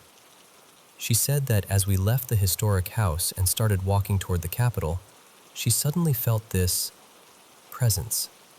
That's the word she used. Presence. Not like she saw anything, not yet. Just that the air around her changed. She felt this wave of warmth and safety roll over her, like a heavy, comforting blanket. And along with it came this very familiar feeling, the sort of quiet peace she used to feel when she was a kid and her dad would sit with her during thunderstorms. But then, when we stopped in front of the Capitol and Marcus started his story, she looked up toward the building, and that's when she says she saw him. There, against the darker part of the building, she saw the silhouette of a man, her father's height, her father's build, standing just on the edge of the light. Not fully detailed, not like watching a movie, but enough for her to recognize him. She said he raised one hand and placed it over his heart, and then brought both hands together in front of his lips, in that little prayer gesture he always used to do when he wanted to show gratitude or say a quiet thank you. Apparently, it was a little habit of his, something small and specific that only their family really knew. And when she saw that, she said, her knees almost gave out. She told us, "I just knew, right then, that he was keeping his promise, that he was okay, that he'd crossed over, whatever that means, and he took the time to tell me." And then, just like that, the figure was gone. While she was telling us this, her son Daniel and the friend who'd come with them both started tearing up too. None of them looked like they were putting on a show. It felt raw, real. Like we were intruding on this very personal moment that somehow we'd all been invited into. Marcus, our guide, stood there listening with his mouth slightly open, holding his little lantern like he'd forgotten he was on the clock. When she finished, he said he'd been doing ghost tours for over 10 years and had never had anything like that happen on one of his routes. You could tell he was trying to be respectful and sincere, but I also got the sense he was a bit thrown. This was way beyond the usual "orbs showed up in my photo" kind of thing he was used to. He tried to pick the tour back up afterward, but the whole energy had shifted. Nobody really cared about the ghost of some long-dead official pacing the hallways anymore. We were all still back there with Linda and her dad, standing in that quiet space between grief and relief. After a few more sentences of his rehearsed story, Marcus just kind of sighed and said, "You know what? I think we're going to end the tour here tonight." He thanked us all for coming and told Linda privately that he hoped she found some peace in what she'd experienced. We all drifted off into the night in little clusters, talking softly. Some people offered their condolences. Others just gave her those small, understanding smiles you share with strangers when words feel inadequate. Here's the thing, though. And I'll be honest with you because that's why I'm telling this story. I don't want to downplay whatever closure Linda might have found. If that moment helped her soften the sharp edges of her grief, then it was important. Part of me absolutely wants to believe her dad reached out from wherever he is and kept his promise in the most him way possible. But another part of me wonders if her mind created that experience for her. Grief can be so powerful, and the human brain is incredibly good at giving us the stories we need in order to heal. We were on a ghost tour at night, in front of this dramatic old building, talking about spirits and tragic deaths. If there's ever a time for your subconscious to stage a meaningful scene, that's it. So did we witness something genuinely supernatural? Or did we witness the moment her heart finally allowed itself to feel at peace? I don't know. What I do know is that for Linda, it was real. Her hands were shaking. Her voice cracked. Her son held her like he'd watched her carry that weight for a long time. Whether it was her father's spirit or her mind's way of keeping his promise for him, it gave her the comfort she'd been waiting for. Odd place for it to happen, maybe, but I guess grief doesn't really care where you are. On your couch, in a hospital, or standing under the streetlights in front of a state capitol, listening for ghosts.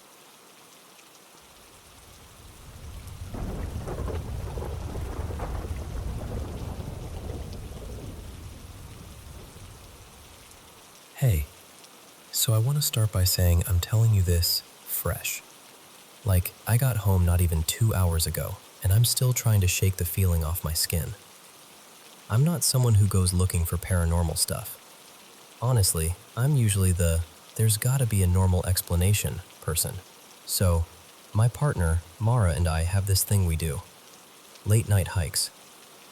There's this huge historic park near us, mostly thick woods, a creek cutting through it, and it sprawls so far it actually bumps up against multiple state lines. There's even a trail where you can cross through all of them if you really want to. We've been out there so many times I could walk parts of it with my eyes closed, and it's never once felt weird. Not once. We usually park by this old little church, and right next to it, there's a Revolutionary War cemetery. It's kind of locally famous because of this one grave people call the ticking tomb. I've wandered the whole park, day, night, fog, snow, everything. It's familiar, safe even. But tonight was different from the moment we turned off. We left the house around 10:30-ish, kind of on a whim. And instead of taking the normal paved access road like we usually do, I decided to go down this narrower, dirt and gravel road that cuts through the woods. I don't even know why. It just felt like, yeah, let's do that. About halfway down, we rounded a bend and something shot across the road in front of the headlights. When I say something, I mean it, because I still can't neatly call it anything. It was big. Bigger than any fox or deer-sized thing I've ever seen out there. Not quite human-sized, but somewhere in that unsettling in-between. Like, too tall to be a dog, too wrong to be a person. And it didn't run like an animal either. It moved so fast it almost looked like it slid or skipped across the beam of the headlights, like a black smear. But the part that keeps replaying in my head? The eyes. They were this bright, metallic silver, like a reflection, but stronger. Too strong. Mara saw it too. I could tell by the way she went quiet. And I'm a skeptic, right? So I immediately tried to do that thing where your brain scrambles for something normal. Big stray dog. Weird deer at a weird angle. Optical illusion. Anything. Neither of us wanted to sit with it, so we didn't. We just kept going. Pulled into the usual spot. Got out. Acted normal on purpose. And as soon as we stepped onto the trail, I noticed the noise. The frogs and cicadas were screaming. I don't mean, oh, nature is loud. I mean, it was like we had walked into a wall of sound. The kind where you have to talk over it, even though you're just standing in the dark. It felt almost aggressive, like the woods were buzzing on high alert. We started walking our normal loop, short, familiar, maybe half a mile total, and we were talking, but it was that forced kind of talking. Like when you can feel the mood dipping and you're trying to keep it afloat with little jokes and random conversation. And this part freaks me out, because I didn't know it until later. Apparently, a little ways in, maybe 100 meters, Mara started hearing what she thought were faraway voices. Not clear words, just that distant human murmur you'd expect from a group way off. Only, that didn't make sense. It was late, the park was empty, and we weren't near any buildings or roads close enough for that. Meanwhile, I noticed something else. The cicadas started getting quieter. Not all at once, just gradually, like someone was turning a dial down as we walked. It was like, imagine a megaphone glitching, or a microphone cutting in and out. Not right next to us, far away, but it sliced straight through my head like it didn't need distance to reach us. It made my stomach drop instantly. I stopped so fast my shoes scuffed dirt. I looked at Mara and went, "Did you hear that?" And she just stared at me like she'd been waiting for me to say it. Like she'd been trying to convince herself she was imagining everything up until that exact second. There wasn't even a discussion. We both turned around at the same time. We didn't run. We walked fast, like really fast. And I remember thinking very clearly, don't run. Running makes you pray. I know how dramatic that sounds, but that's genuinely where my brain went. The whole walk back felt wrong. Like the woods behind us were too close. Like something was keeping pace just out of sight, not crashing through brush or snapping branches. Just there, matching us in this quiet way that made it worse. The trail felt longer than it ever has, like it stretched.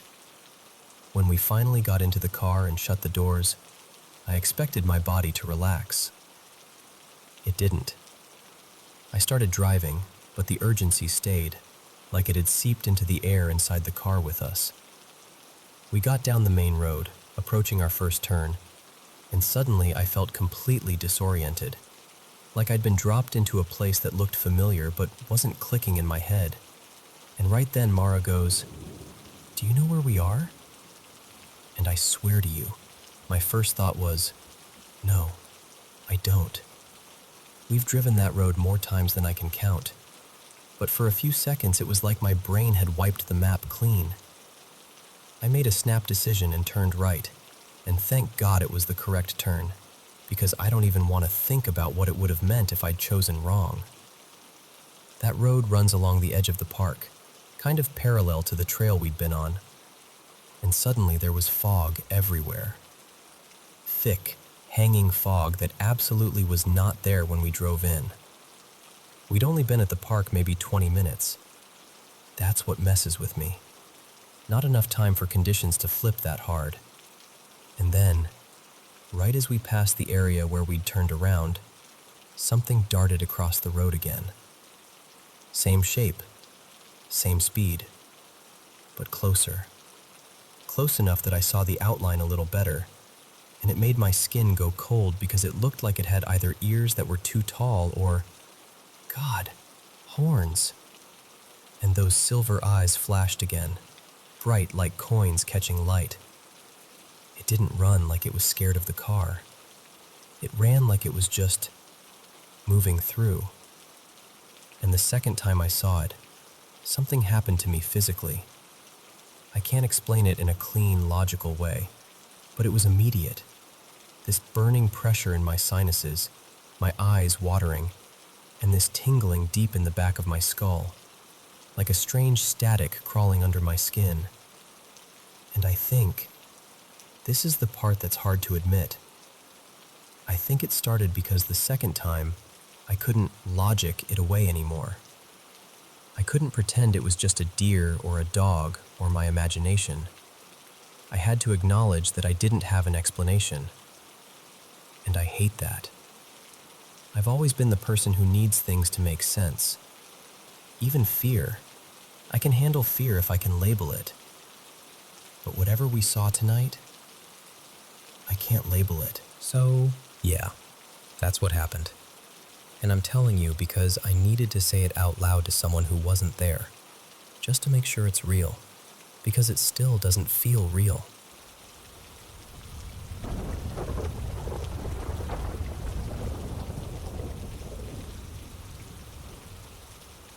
So, this happened to me a few years back, and I almost never bring it up. Not because I've forgotten it, trust me, I haven't, but because it sounds like something you'd make up for attention. And I'm not asking you to believe me, okay? I'm just telling you because it still sits on my chest sometimes, like a weight. Back then, I was dating this guy named Ethan, and we were hanging out with our friend Drew. Ethan and Drew were those super logical, prove it or it's not real types. Like, they'd roll their eyes at astrology, anything paranormal, all of it. Meanwhile, I've always been the person who's like, hey, maybe we don't mess with things we don't understand. Anyway, it was late, around 10 p.m., and we got the bright idea to drive out to the beach. And someone, Drew, I think, decides it would be fun to make a homemade spirit board. Real arts and crafts energy. Cardboard, marker, a little cup as the planchette. The whole thing. And before you assume it, no, we weren't drunk. No drugs, nothing. Just 3 bored people who thought the ocean at night would be a vibe. I remember sitting there and being the only one not laughing. I kept saying, if you're going to do this, you have to take it seriously. They were clowning, asking dumb questions, trying to spook each other. We get to the beach. It's dark and windy, and the waves sound louder than normal, like the whole shoreline is breathing. I did the whole little, okay, we're opening this thing, calling the corners, setting the intention, whatever you want to call it. We sat on a blanket, the cup in the middle, our fingers barely touching it. For the first 20 minutes, nothing. It was exactly what they expected, me being dramatic over cardboard. Then Ethan asks, half joking, is anyone here with us? And I swear to you, the cup slid so fast it didn't even feel like a slow push. It just shot across the letters and stopped right on yes. All 3 of us froze. Like the air went tight. Even the ocean sounded farther away for a second. Ethan's face changed immediately. No more smirking. Drew did that thing where people laugh when they're scared, but it wasn't a normal laugh. It was sharp, too loud, like it was coming out of him without permission. I was like, nope, we're done. I tried to end it right there. I started saying, goodbye, goodbye, and I moved the cup toward the edge like you're supposed to. I tried to close it. I wanted it shut. But the feeling didn't stop. And then things got wrong. Drew starts laughing harder, like it's building, and Ethan suddenly stands up and starts pulling off his hoodie and his shoes, like he's on autopilot. He looks at the water and goes, really calmly, I'm going in. And I'm like, Ethan, what are you doing? Because it was cold, like truly cold, and it was late enough that the beach had emptied out hours ago. The only lights were distant street lamps, and the moon was barely doing anything. He doesn't look at me like my boyfriend. He looks through me, blank. And he just repeats, I'm going in. I'm begging him, like, actually begging. I'm crying and grabbing his arm, trying to hold him back, and he's still walking toward the water like I'm not even there. Meanwhile, Drew is still laughing, but now he's shouting that his name is Pauline, over and over, like he's announcing it to the beach, like he wants someone to hear him. Ethan and I are terrified at this point. We're trying to get Drew to come back with us, and he's bouncing between laughing and yelling that name. We basically drag him up the wooden steps off the sand, back toward the parking lot. We get him to the car, and then, out of nowhere, he locks onto something across the road. A shadow moving by the dunes. A coyote. Not even close. And Drew bolts after it. When I tell you I've never seen someone move like that, listen, I know how it sounds. It wasn't, oh, he ran fast. It was like his body was doing something it shouldn't be able to do. Long, insane strides, like panic had turned into fuel.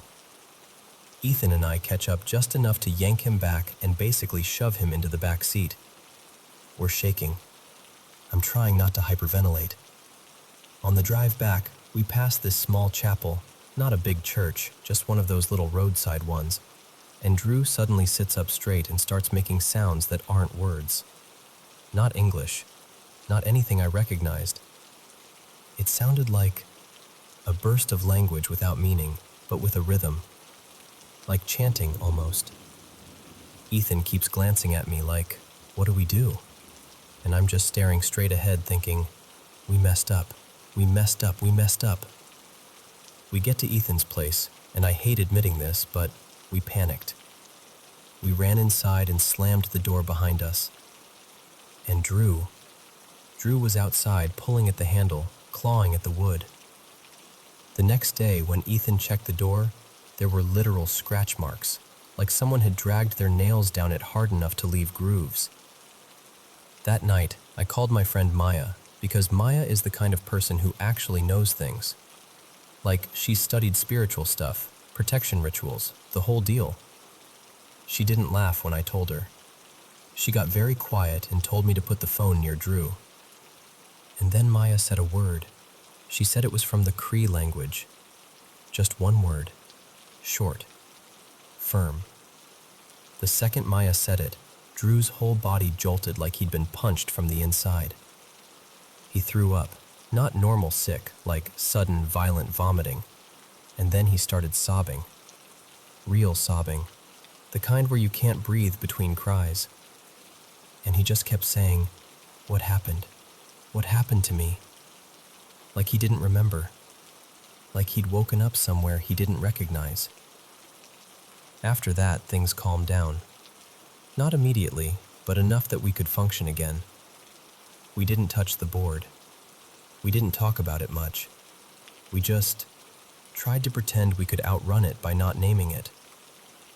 But here's the part that still messes with me. The next day we stop for food, some drive-through place, nothing special, and the employee inside keeps calling out an order. "For Pauline!" Again and again. And nobody goes up to get it.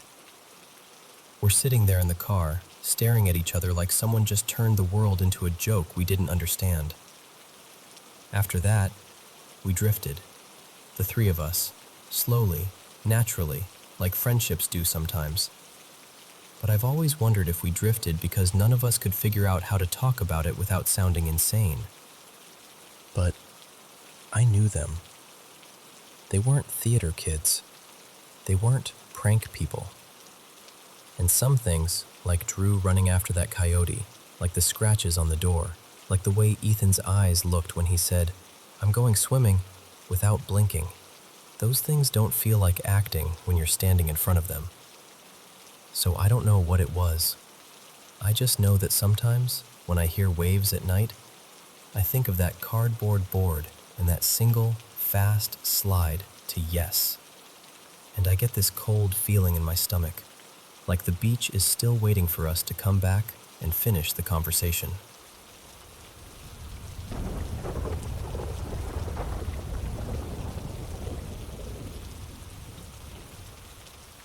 So, I've got a handful of moments from my life that still give me that weird mix of goosebumps and curiosity when I think about them. And I'm not saying I know they were ghosts. I just know what I saw and how it felt. The first one happened when my older brother and I were little, around 8 and 10, I think. It was one of those family get-togethers, like a birthday, where there are too many coats by the door and adults laughing in the other room. Back then we shared a room, and we had this bunk bed, 2 levels, like a little wooden tower. One night, we were sitting up on the top bunk, just whispering and messing around the way kids do when they're not asleep yet. And then, we both saw him, a tall man, dressed completely in black. Not messy black either, like a proper suit. And on his head was this old-fashioned, tall black hat. He wasn't blurry or misty like in movies. He looked real, quiet, still, just there. I remember my brother grabbing my arm, and the second our brains caught up to what our eyes were seeing, we both started screaming. Like full, panicked screaming. We scrambled down the ladder, sprinted into the living room where our parents and relatives were, and we were crying so hard we couldn't even explain what was wrong at first. My mom kept trying to calm us down, asking, "What happened? What happened?" And we were just gasping and sobbing. Eventually, we got it out. There was a man, upstairs, in our room. He had a hat. He was all black. Nobody believed us. Not really. They did that adult thing where they try to be comforting, but you can tell they've already decided it's imagination. But then, later that same day, we were in the living room, and my brother and I were near this cabinet with glass doors, right beside the TV. And behind the glass, sitting inside like it belonged there, was a hat. That same tall, black, old-timey hat. We froze. I swear my stomach dropped like it was on a roller coaster. We called my mom over, and she got that serious look, like, "Okay, wait." She told us she wanted my dad to come see it. When my dad looked, he went really quiet. And then he said something like, "That was my grandfather's hat." Apparently, his grandfather, Elias, wore it when he got married. That's why the outfit made sense too. The black suit, the formal look. Like he'd stepped out of an old photograph and into our room for a few seconds. After that, we didn't talk about it much. Sometimes it turns into a joke, like, "Don't forget Elias is watching," or whatever. But honestly, it still bothers me a little. Not in a horror movie way, more in this unfinished feeling. Like I'll never know why he was there, or even if it was him, or just something that looked like him. The second story is about a dog, my mom's first dog, from before I was born. She had him years earlier and loved him like crazy, and when he died, it really messed her up. Eventually, she got another dog later on, Nova, and that's the dog I grew up with. But when I was little, my mom started noticing something. I kept going out into the hallway in the middle of the night. Not like sleepwalking, more like I was visiting. And she'd ask, "Why are you always standing out there?" And I told her, super casually, like it was the most normal thing in the world. "Because the dog is there." My mom was confused. "What dog?"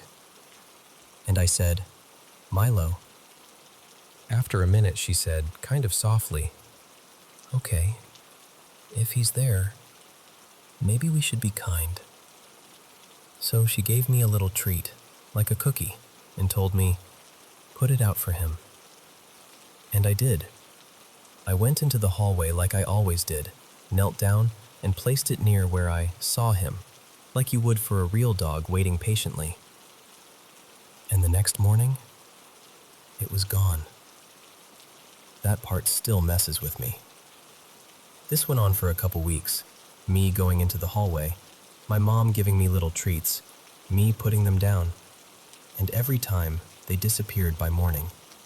Not always instantly, just gone when we woke up. Then one night I stopped going out there.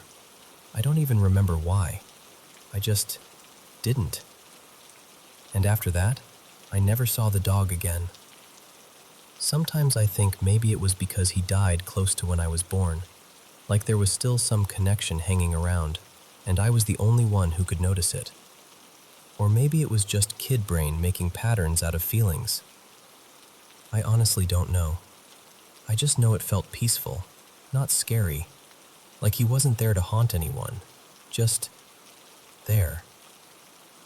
The third story is shorter, and I'm way less sure about it. We moved countries. Everything before happened in the Netherlands, but later we ended up living in Norway in a rented house. One night I went to bed really late, like 2 in the morning, that kind of quiet where the whole house feels like it's holding its breath. I turned toward the room, and for a second, maybe 1 or 2 seconds, I saw the shape of a small woman. Not detailed, more like a figure with height and presence. And then it was gone. It startled me so badly I just stood there, heart banging, staring at the spot like I could force my eyes to make sense of it. The next morning, I asked my parents about their grandmothers, like, casually. How tall were they?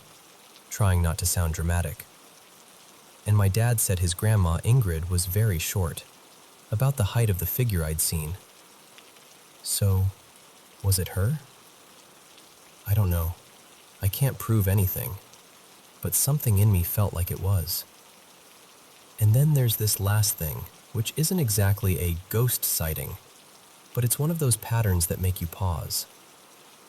The day before we left for a trip back to the Netherlands, we were eating dinner at home in Norway, and the lights above the table started flickering.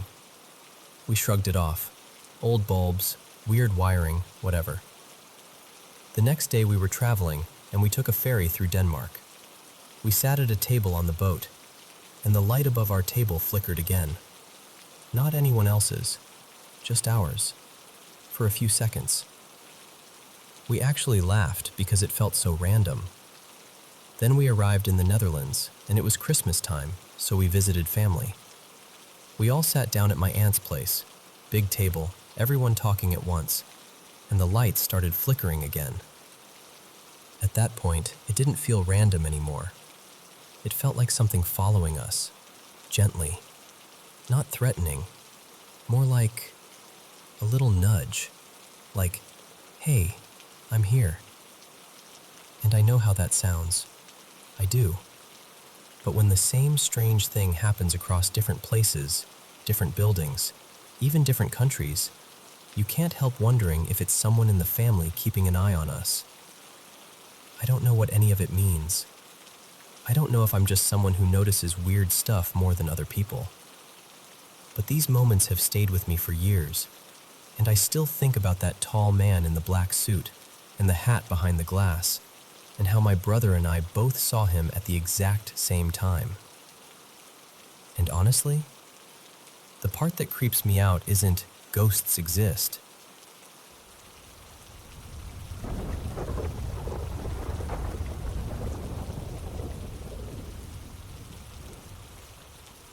Hey, so there are a few things from when I was a kid that still sit heavy with me, even now. I'm in my late 20s, and I honestly don't know what to do with them. When I was little, I used to see stuff, weird stuff, sometimes scary stuff, and every time I tried to explain it, my mom, her name's Denise, would brush it off with the same line. You've just got a big imagination. After a while, I learned what got me comfort and what got me dismissed, so I stopped talking about it. But I didn't stop seeing it. I've always had this feeling, like there's another layer to reality that not everyone picks up on. And maybe when you're younger, it's louder. And then as you get older, the volume turns down. For me, it never really did. I've had this constant sense of being watched, like something's tracking me. Sometimes I even wonder if something attached itself to me early on and never left. And the nightmares? Those have been there for as long as I can remember. I'd wake up sobbing, screaming, completely drenched in fear. The weird part is, I taught myself how to steer my dreams. Like, I could tell myself, this isn't real. I could change the scene, wake myself up, fight back. But every once in a while, I'd get stuck in one where I didn't realize it was a dream, and that's the worst feeling in the world. Like being trapped. Anyway, there were a lot of moments over the years, but a few stand out so clearly it's like they're stamped into me.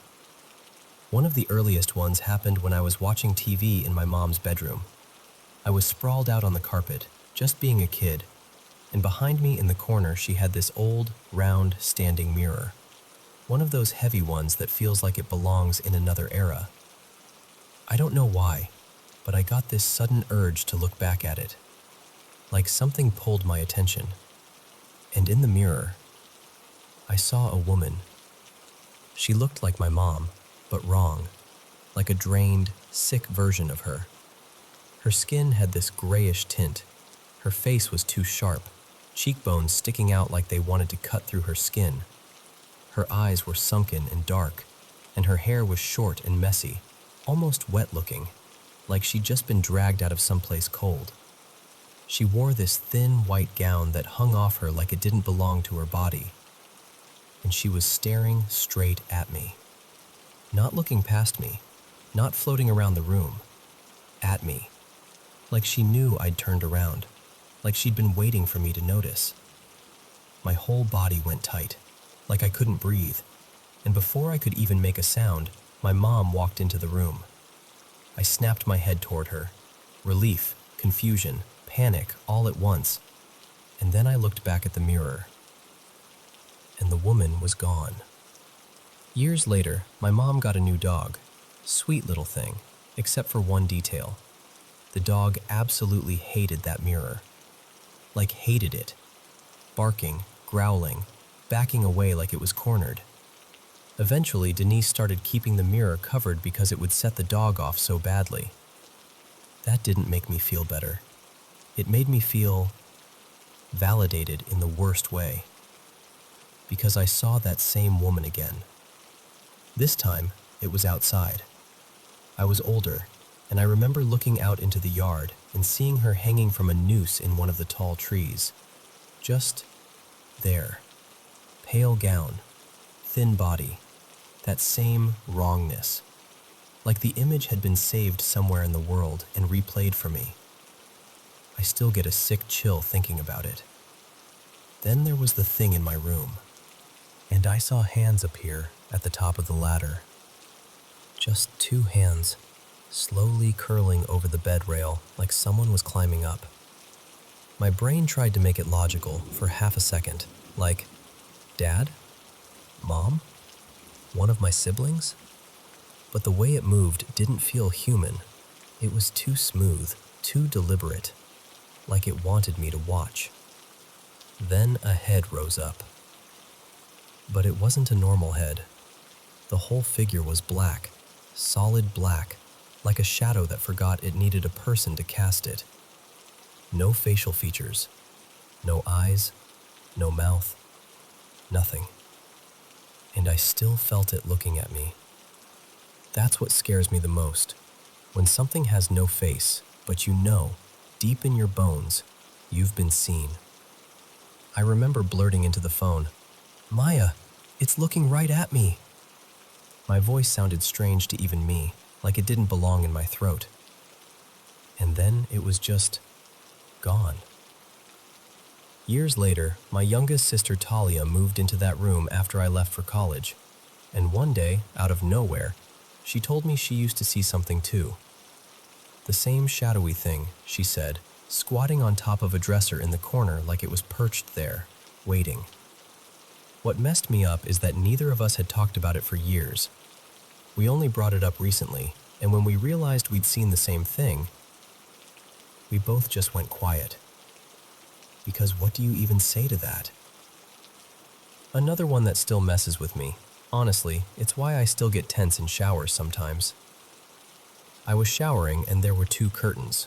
One was that clearish, foggy plastic that lets in light, and the other was thick and dark so you couldn't see through it at all. I'd pulled the dark curtain to the side because I liked the light coming in. It made me feel less closed in. And then, from behind where the dark curtain was bunched up, a hand reached out. Not a whole arm, just a hand, pressing against the clear curtain from the outside like it was testing it, like it was checking how thin the barrier was between us. I froze for half a second, then I panicked, punched the curtain, yanked it aside, stumbled out of the tub so fast I nearly fell. No one was there. The bathroom door was closed. The house was quiet. I checked behind the curtain like a maniac, even though there was nowhere a person could hide. But the feeling stayed, like I'd just caught something playing with me, and it didn't like being caught. And then there's this last kind of thing, less dramatic but almost creepier because it was so physical. I used to freeze on the basement stairs, or in the doorway of my bedroom. It wasn't like I heard anything or saw something. It was more like I'd hit an invisible wall, like my body just refused to go forward. Every nerve would light up screaming, "Don't go that way." So I'd turn around and wander somewhere else and try again later, like I could sneak around whatever it was. Of course, as a kid, that just got me yelled at, especially if I was supposed to take laundry down and I'd get stuck halfway and couldn't explain why without sounding ridiculous.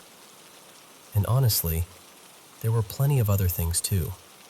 Footsteps when I was home alone. My name being whispered, soft, close, right by my ear. That feeling of someone standing behind me when nothing is there.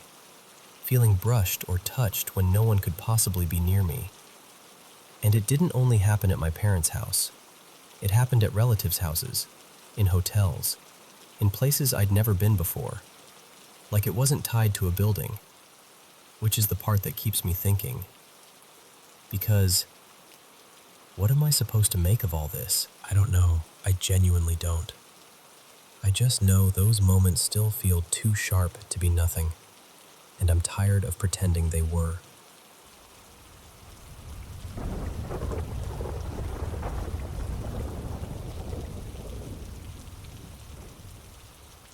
So, let me tell you about something that happened to me a while back. I still don't really know how to explain it. This was about 3 years ago. I'd just gotten home from a long night shift at the hospital. I'm a pediatric resident, so my shifts can get pretty brutal. That night had been one of those shifts where everything happens at once. Crying kids, worried parents, alarms, paperwork. By the time I got home, I was running on fumes. Anyway, I went straight to my room. My room has a bunk bed. My bed's on top, and my younger brother Marco uses the bottom bunk whenever he stays over. That night he was there, and so was his girlfriend Lena. They were curled up on the bottom bunk, watching some action movie on my laptop. I remember tossing my bag in the corner, kicking off my shoes, and climbing up to the top bunk. It was around 10:30 or 11 at night. I said something like, "You two don't stay up too late, okay?" And Marco laughed and said, Yeah, go to sleep, old man." I was so tired I didn't even make it halfway through their movie. I just knocked out. The next thing I remember is waking up in the dark. You know that weird feeling when you wake up and the world feels too quiet? That's how it was. No movie playing, no whispers, no one walking around. Just silence. My room was completely dark, except for that faint bluish light coming in from the street lamp outside. I reached for my phone under my pillow and checked the time. It was 4:47 a.m.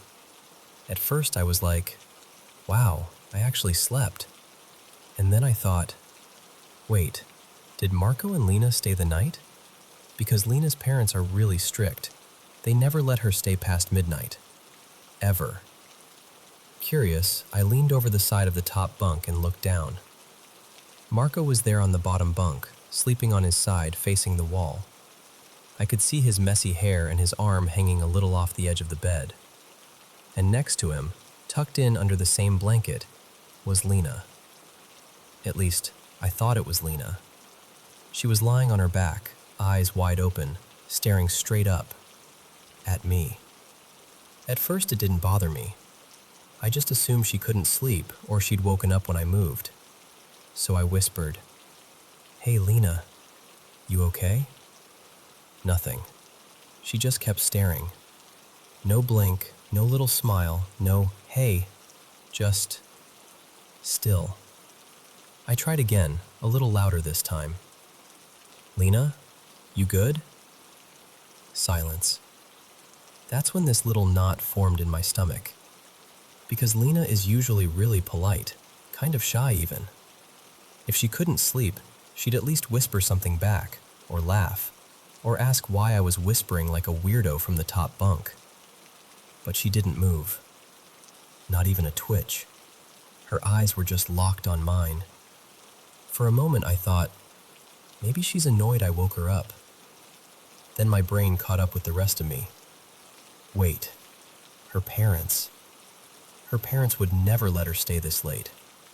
And it was almost 5 in the morning. I tried to rationalize it. Maybe they made an exception. Maybe she texted them and they said it was fine. I was exhausted, and honestly, at that hour, your brain will accept almost anything so you can go back to sleep. I decided I needed to pee before trying to sleep again, so I started climbing down the ladder. The whole way down, I could feel her eyes following me. Not turning her head a bit to watch me walk, kind of following. I mean, from the moment my feet hit the floor to the moment I walked past the bed and toward the door, she didn't move her head at all. Just her eyes, tracking me. Still no blinking. Still no expression. I didn't say anything else. I suddenly didn't feel like talking. I splashed some water on my face, tried to shake it off. Told myself I was just overtired and imagining things. Long shifts mess with your head. You start seeing shadows move, hearing your name when no one said anything. I tried to put it in that category. On my way back, I hesitated in the doorway for a second. The room was exactly the same. Marco, asleep. Lena, lying on her back, eyes open, still staring in my direction. At that point, you'd think I'd freak out, right? But I didn't. I was so drained that my brain basically went, you know what? Nope, we're not doing this. We're going back to bed. So I climbed up to the top bunk, carefully, trying not to think too hard about the fact that someone who shouldn't be there was watching me. I lay down, turned my back toward the wall, and pulled the blanket over my head like a kid. I told myself, sleep. You have rounds in a few hours. Just sleep. Somehow, I did. In the morning, sunlight was leaking in through the curtains, and the whole thing felt like a fuzzy, uncomfortable dream. Marco was awake, sitting on the edge of the bed, on his phone. The bottom bunk was empty. So I asked him, "Hey, what time did Lena end up going home? Her parents didn't get mad." He frowned at me. "What do you mean?" "I mean, she stayed late, right? Like, really late. I saw her here at almost 5. He blinked a few times, then laughed like I was messing with him. "Dude, I took her home before 1. Her dad would murder me if she stayed later than that. You were already snoring when we left." I just stared at him. "No, I woke up at 4:45. I saw you sleeping and Lena lying next to you. She was awake. She was staring at me. I even talked to her." Marco stopped laughing. He pulled out his phone and showed me his chats with her. There was a message from around 12:40 a.m. "Just got home. Thanks for the ride." And his reply at 12:42. "Text me when your dad stops glaring at me." So, yeah, according to him and her, she'd been home for hours by the time I woke up. I remember feeling this cold wave wash over me. My room suddenly felt smaller, like the walls had moved in a little. That bottom bunk, where I'd seen her, where that thing had been, was just an ordinary bed again. Marco kept saying, "You must have been dreaming." But I know what dreams feel like. I know what it's like to wake up confused and piece together weird fragments. This wasn't that. I was awake. I checked the time. I climbed down the ladder. I walked past the bed. I went to the bathroom. I came back. I remember the cool tile under my feet, the sound of the bathroom fan, the way the hallway light looked under my door when I came back in. And most of all, I remember those eyes.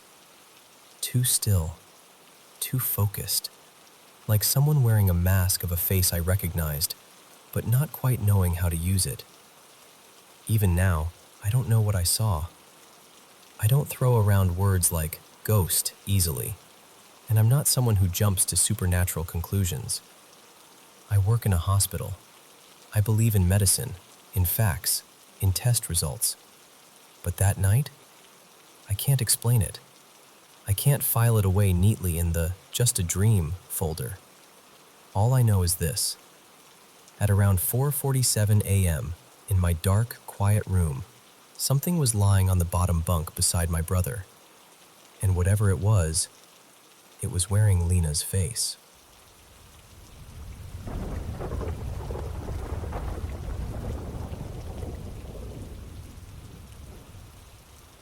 So, hey, I'm recording this on the 26th of October, 2025, and I want to tell you about something that happened over the last few nights.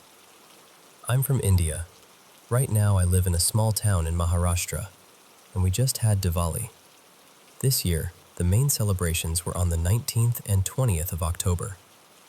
If you don't know, Diwali, is called the Festival of Lights.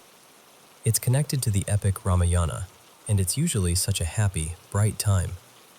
Diyas everywhere, sweets, family, all of that. But there's this other side people talk about too. They say Diwali night is heavy, spiritually heavy. That spirits are stronger, that people do black magic and witchcraft on that night. We're told not to leave clothes outside, not to keep shoes lying around, not to step over weird powders on the road. All that stuff. And in our house, we tie fresh mango and ashoka leaves on the door for protection. My grandma swears by it. So, before any of this started, I'd moved into a separate room to study because my exams had started. It became my little safe place, my comfort room. I used to actually sleep better there than with everyone else. No fear, no weird vibes, just me, my books, and my playlists. On Diwali night, the first night, my mom, who I'll call Anita here, told me, "Tonight you're not sleeping alone. Come to our room. It's not good to sleep alone on Diwali." I was stubborn, like peak stubborn. I told her I was fine, that I had to wake up early and I'd sleep better in my own room. She tried to convince me more. This is not good. This is not that kind of night. Listen to me. But I still didn't listen. I grabbed my phone, went to my room, and decided I'd sleep there alone. That first night wasn't dramatic or anything, but that's where the fear started. See, the door in my room sometimes makes these small noises. A light creak here, a little tap there. Our area had really heavy rains and mild flooding a while back, so there's dampness and moisture everywhere. Wood swells, walls crack, things expand and contract. Logically, it makes sense. But that night, with all the stories my mom had just told me echoing in my head, every tiny sound suddenly felt important. I kept telling myself, it's just the weather, it's just the wood, it's just in your head. And I did manage to brush it off and fall asleep. But a seed of fear got planted right there. Second night, 20th October. This was the second day of Diwali. Same kind of thing. I slept in my room again. The little creaks and taps were still there. And again, I tried to ignore them. But now, instead of feeling like random sounds, they were starting to feel noticed. Like my brain was waiting for them. Still, I got through the night. Third and fourth nights, 21st and 22nd October. These two nights were similar, but the feeling changed. The door kept making those soft creaks, nothing super loud or dramatic. But my fear started increasing bit by bit. You know when the room is quiet and your mind is not? The shadows look a little darker, the silence feels heavier. That's what it was like. By the fourth night, the fear became a little sharper. Not a full-blown panic, but like this constant uneasiness. I started double-checking things. Is the window locked? Is the door properly shut? Why does that corner look darker than usual? Nothing happened exactly, but inside, I wasn't calm anymore. Fifth night, 23rd October. This is where things got really weird for me. So evening comes, then night. Everything's normal at first. I get ready for bed in my room. The main light is off, and there's this small, warm, orange night bulb on. It usually makes the room look cozy. But that night, it just made everything look strange. Like the shadows were softer, but also more alive. I lay down on my bed. By the way, my mattress is on a wooden manja bed, and pulled my blanket up. I put on some random YouTube video for background noise, thinking it would help. Then I started noticing the door again. At first, it was the familiar, tiny creaks. I tried ignoring them, but my attention kept getting pulled back. And slowly, those little creaks started sounding less like random wood noises and more like knocks. I remember thinking, don't overthink. You just watched a horror movie. This is what happens. But the sounds kept going, and they started becoming clearer, more intentional. Meanwhile, everything in the room began to feel uncomfortable to look at. The Almira door was slightly open, just a small gap, but in that dim orange light, it looked like this dark slit, like something could peek through any second. My mattress had gotten a little flat in the middle over time, but that night, it didn't just look flat. It looked like it was sinking, like something heavy was sitting right there in the center, pressing it down. I actually got up and sat on the bed, just staring at it. And then, the knocking changed. It wasn't random anymore. It wasn't just creaking. I could hear it clearly now. Knock, knock. Then a pause. Knock, knock, knock. Another pause. Then knock, knock. It formed this pattern in my head. 2, 3, 2. Not super loud, but clear. Too clear to ignore. At this point, my heart was racing. My body felt tense, like every muscle was on alert. I tried to reason with myself again. The wind, the wood, the house settling, anything. But something inside me, this strong gut feeling, was just screaming, leave, leave the room, right now. It wasn't a gentle suggestion. It felt like a survival instinct. I was so scared I didn't even want to put my feet on the floor. My phone was right next to me, so I grabbed it and called Ria, who was literally in the next room. I didn't even bother texting. I just called and said, "Can you come to my rooms? Please, right now. Just stand outside my door." My voice was shaking and she could hear it. She didn't even ask too many questions, she just came. I still couldn't bring myself to walk to the door until I heard her voice from outside. "Hey, I'm here. Open it." The moment I unlocked that door and stepped out, it felt like my whole body could breathe again. I'm not exaggerating. It actually felt like leaving a locked cage. We walked back to her room together, and I remember thinking, I don't know what that was. I don't know if it was all in my head or something else, but I do know I'm not sleeping in there tonight. Even now, talking about it, I'm not claiming anything for sure.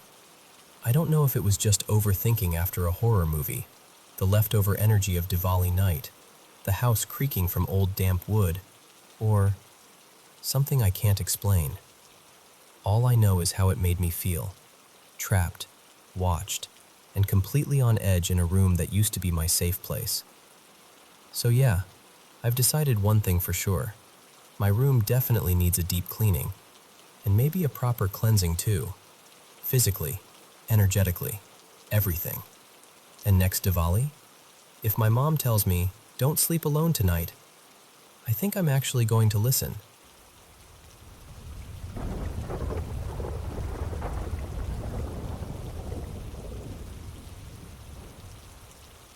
So there's this old belief in central Switzerland, especially up in the quieter alpine valleys where the mountains feel a little too close at night. People talk about strange lights they call arme Seele, which basically means poor souls.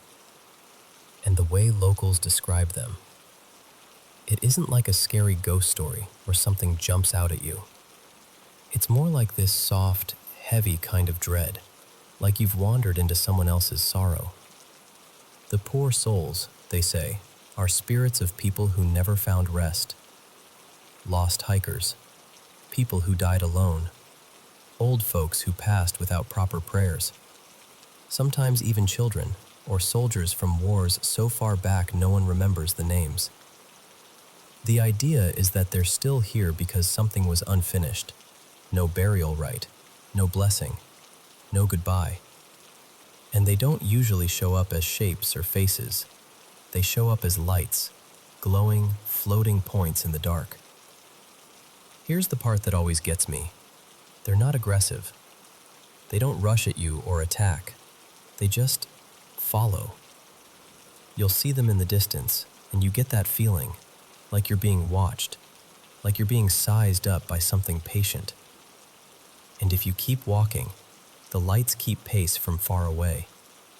If you stop, they stop too, like they're mirroring you.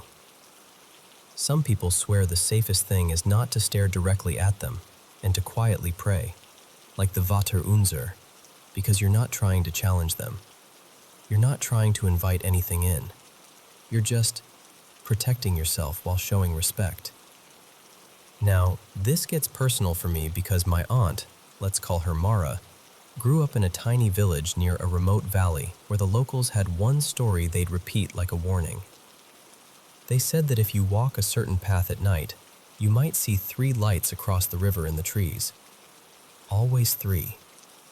Not 2, not 4. 3. And the river matters because the lights don't cross it. They stay on the far bank, deep in the woods, like they're trapped behind an invisible line. When Mara was a teenager, she and a couple friends, Rito and Sibylla, decided they were sick of hearing about it and wanted to see for themselves. You know that teenage mix of bravery and curiosity where you're half terrified but you'll never admit it. So they went. And sure enough, the lights appeared across the river. 3 of them, just hovering between the trunks. They walked. Lights moved. They stopped. Lights stopped. They didn't get closer. They didn't drift away. Just watching, matching. Reto joked at first, trying to laugh it off, but the laughter didn't stick. Because that's the thing. Your body reacts before your brain can explain anything. Even when nothing happens, you feel like something is happening to you. They eventually turned back, quickened their pace, and made it home, acting like they were fine. But when they got back to the village, they ran into friends who'd been out driving around, Leonie and Pascal, and those 2 were like, "Wait, when did you leave? We drove past that road 3 times. Mara and her friends were like, "Yeah, we were walking, right there." And Leonie swore, hand on heart, that they didn't see them at all. Not once. Even though the car passed the same stretch of road, same time, with headlights sweeping the shoulder. It was like Mara, Reto, and Sibylla weren't just being followed by lights. It was like the night had decided they didn't fully belong to the visible world for a while. And it isn't only lights either. That region is full of stories where things feel half human. One evening, a few locals saw a man across the river in the trees, walking slowly with a lantern. Not wandering, not panicked, just moving like he had a purpose. But the weird part is, nobody could place him. Nobody recognized him. And it wasn't the kind of place you'd casually stroll at dusk unless you really knew the terrain. He didn't look toward the village, didn't react to being watched, just kept going until the lantern glow swallowed itself deeper into the forest. Some people whispered it might have been one of the poor souls wearing a human shape for a moment, or something older than that, something that didn't need a name. And then there was this boy. People called him Nico, who had a reputation for noticing things other people didn't. The kind of kid who'd suddenly stare into an empty corner of a room and go quiet. Nico once described seeing a small, childlike figure with something wrapped around its head, like paper, like a strange hood. It came into the house, grabbed at his toys and a few pieces of clothing, and ran back out toward the woods. His family was shaken enough that they spoke to a woman known locally for helping with these things, someone who didn't treat it like a joke. She came over, led them in prayer, and after that, Nico never saw the figure again. But the most unsettling thing he ever said happened after his grandfather died in a sudden flood. His grandfather, Jonas, was swept away when his car was caught by rising water. It was fast, brutal, and the kind of death that leaves a family feeling like the world is unsafe. Afterward, every time Nico's family planned to visit his grandmother, Nico refused. Not with tantrums, just flat certainty.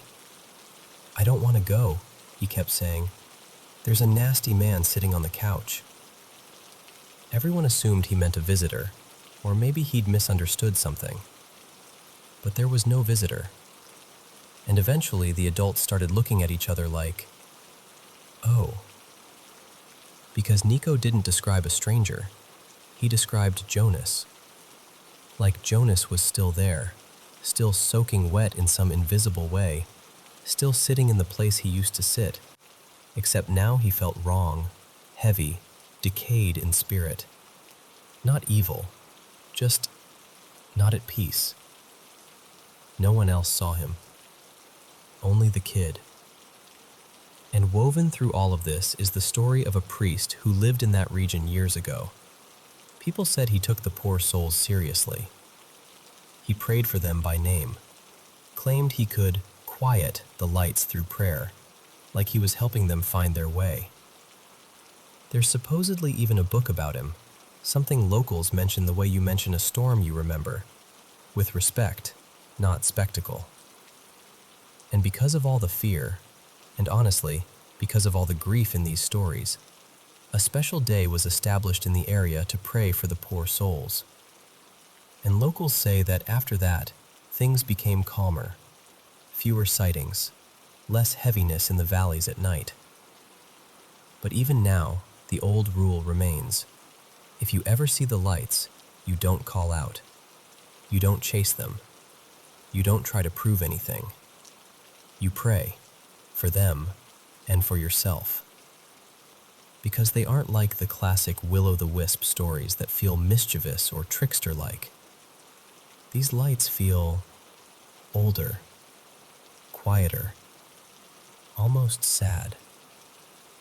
And once you've heard these stories, you start to understand why people don't talk about them like a fun legend. They talk about them like a warning and like a kindness. Just let them be seen, let them be prayed for, and keep walking home.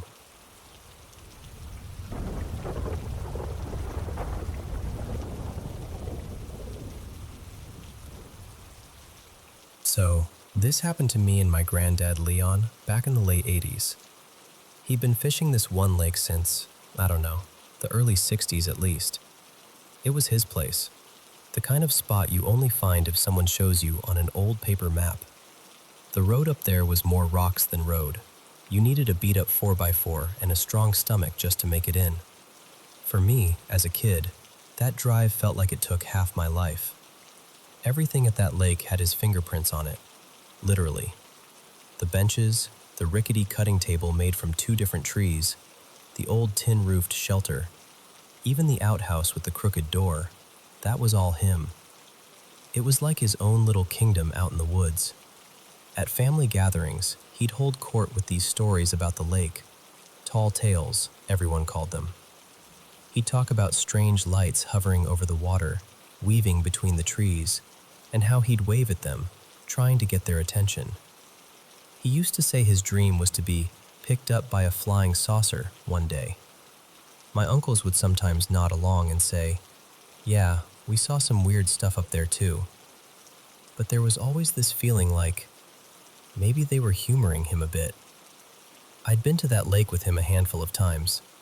We'd had some weird moments, strange sounds at night, odd echoes across the water, but nothing truly alarming. The scariest thing I'd seen was a moose wandering a little too close to camp once. Granddad just clapped his hands, shouted, and fired a warning shot into the air, and the thing took off like it had an appointment somewhere else. Anyway, this one trip stands out. We'd already been there for 2 days. We'd set up camp, got the fire going just right. He was particular about his fires, said a good campfire was like a good handshake. It tells you the kind of person you are. That afternoon we were down by the lake, lines in the water, just that steady rhythm of casting and reeling, not saying much. It was quiet in that deep, heavy way forests sometimes are, where even the birds seem to be listening. I got a bite, good one too. Rod bent, line singing. I remember my hands shaking a little from the fight. I finally pulled in this beautiful, fat rainbow trout, big enough that Granddad let out this low whistle. We got it up on the old cutting table, and that's when things got weird. Right away, we both noticed the skin looked off. At first, I thought it was just the way the light was hitting it, but when I leaned in, I saw these raised patterns all over its body.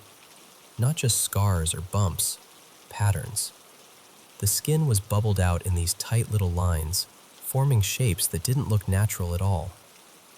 There were spirals, perfect straight lines, little squares and triangles, shapes inside other shapes. It honestly looked like someone had etched crop circles into the side of this fish. You could run your fingers over it and feel the ridges. It wasn't just color, it was texture. I remember thinking it looked like some kind of underwater hieroglyphics. Granddad absolutely lost it, in the best way. He pointed at the fish and yelled, "You see? You see? I told you there's something about this place." He was laughing and almost crying at the same time, just overwhelmed. He kept saying, "They marked it, they marked it."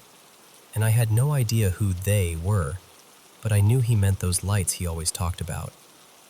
Then, in the middle of all that excitement, he suddenly got real serious.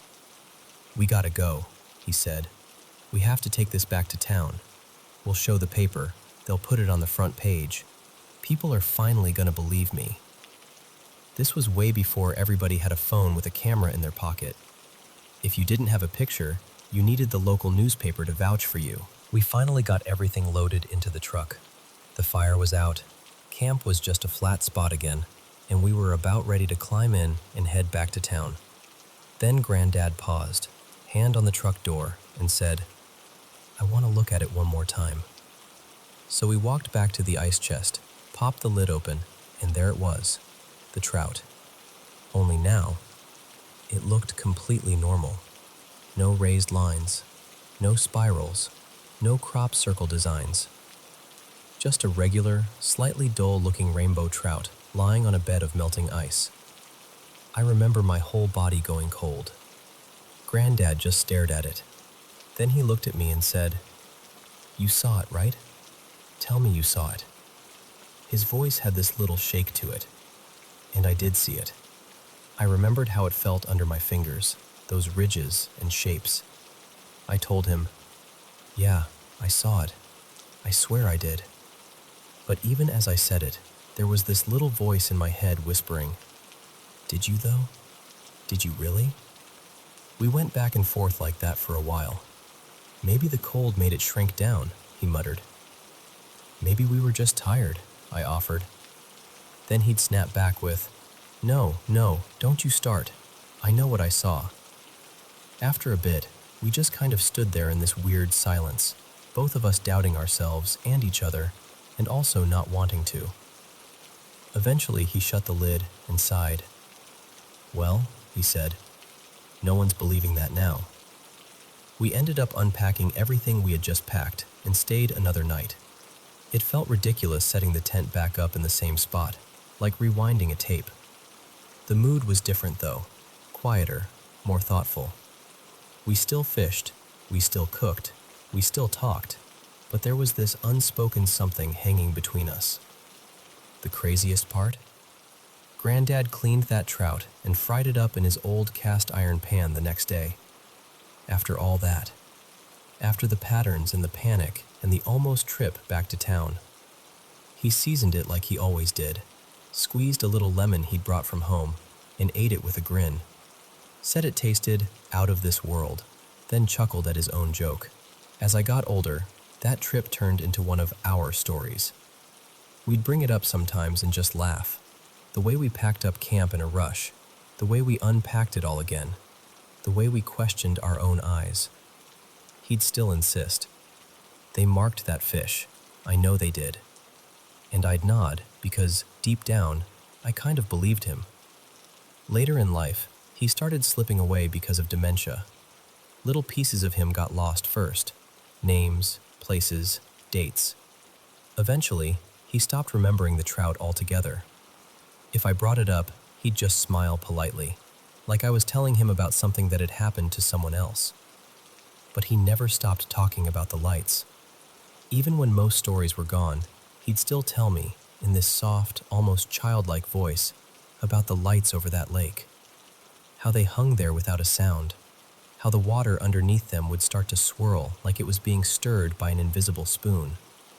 His eyes would get this faraway look, and for a moment, he was right back there on the shore, watching.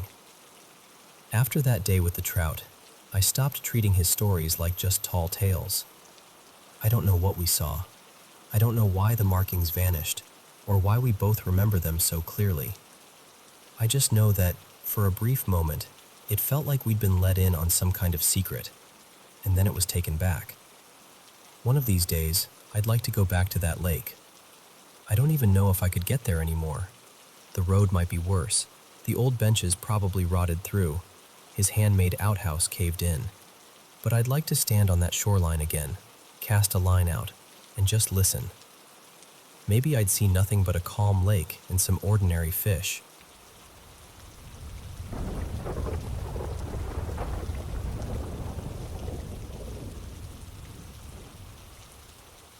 Okay, so let me tell you something that still kind of freaks me out. In a good way. When I was a kid, I was about 11, so this was around 2010.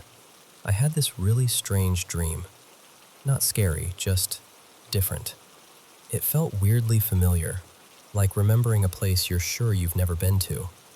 In the dream, I'm just sitting on this old wooden bench in a park. Thing is, I never went to that park, not in real life. It's quiet, a little cloudy, and I'm just sitting there, doing nothing. Then this older man, maybe in his 70s, walks over. He's wearing this dark green suit that looks slightly old-fashioned, like something from an old photograph. He sits down right next to me, like he's done it 1,000 times. What really stuck with me was his throat. There was this thick, pale scar curving around his neck, like something tight had been around it for too long. Even in the dream, I remember thinking, that must have hurt. I don't remember every word of our conversation now, just flashes of it. I remember feeling completely calm with him, like I'd known him forever. We were talking about my mom, about school, normal little things. At one point, I remember asking him, "What happened to your neck?" And his face changed. He looked sad and tired, but also sort of proud. Near the end of the dream, he turned toward me, reached out, and took my hand in both of his. His hands were warm and a bit rough, like he'd done a lot of work in his life. And then he said to me, very clearly, "I'll always look after you, you and Lenny." And in that moment, when he touched my hand, I got chills all over my body. That's actually the part that still gets me, because that feeling was so intense it woke me up. And even now, telling you this, I can almost feel it again. The next morning, I wandered into the kitchen while my mom was emptying the dishwasher. I was still kind of shaken up, so I just started telling her about the dream, every detail I could remember. The bench, the suit, the scar, how he spoke to me. She turned to look at me, and I will never forget her face. She went completely pale, and she actually dropped a plate on the floor. It shattered, and she didn't even react to the noise at first. She just stared at me. She asked me to describe him again, slowly. So I did. The way he looked, the way he sat, the scar on his neck. And then I mentioned that he said he would always look after me and Lenny. My mom's eyes filled with tears instantly. She asked me, "He really said Lenny?" I said, "Yeah, why?" And that's when she told me that Lenny was her childhood nickname, a nickname that only her father used. Here's the thing, I never met her father.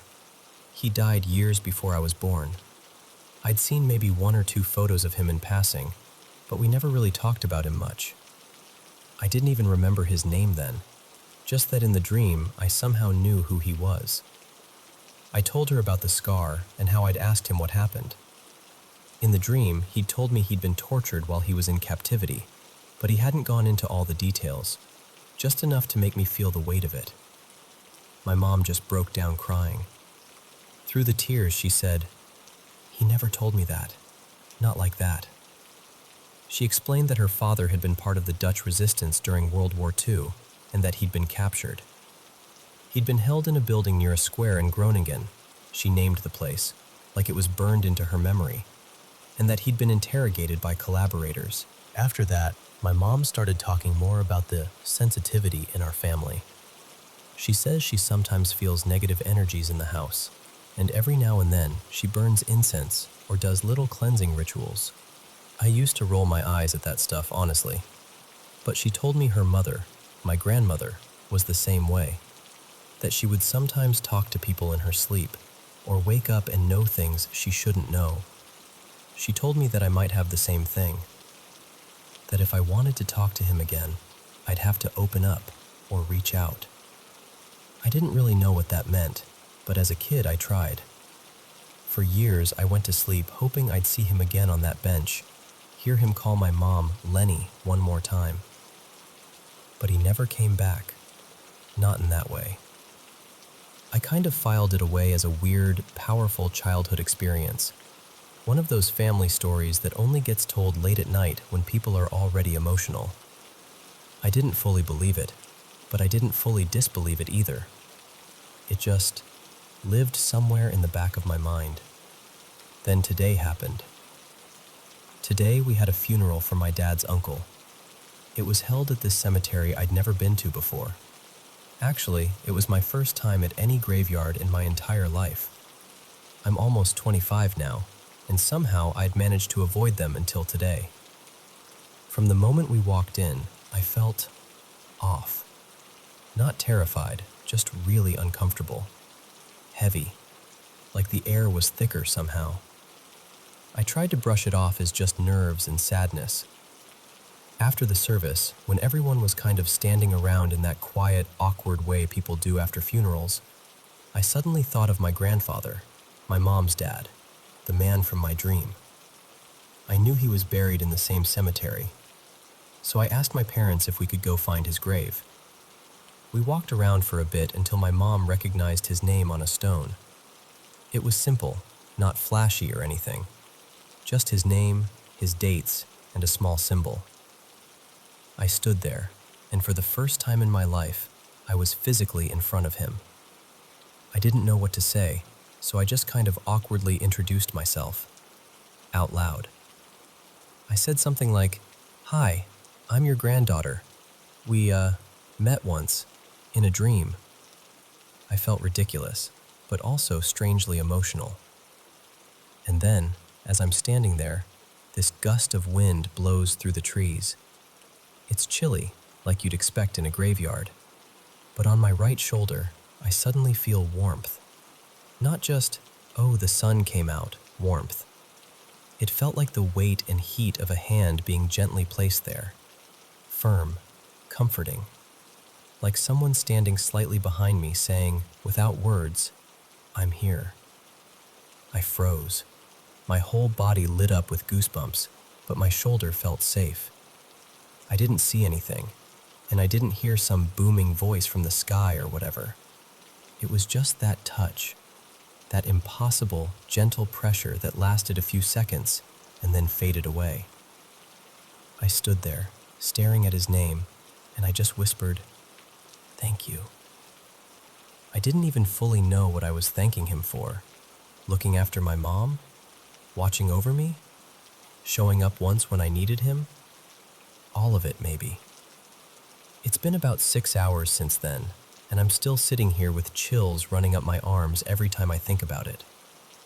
I've gone back and forth my whole life between believing and not believing in this kind of thing. But after today, I don't know. It's harder to just shrug it off as coincidence. Maybe it was all in my head. Maybe it was grief, or suggestion, or the wind doing something weird at exactly the right moment. But maybe, just maybe, it really was an old man in a dark green suit, still keeping his promise to look after me and his little Lenny from wherever he is now. And honestly, I kind of hope it was.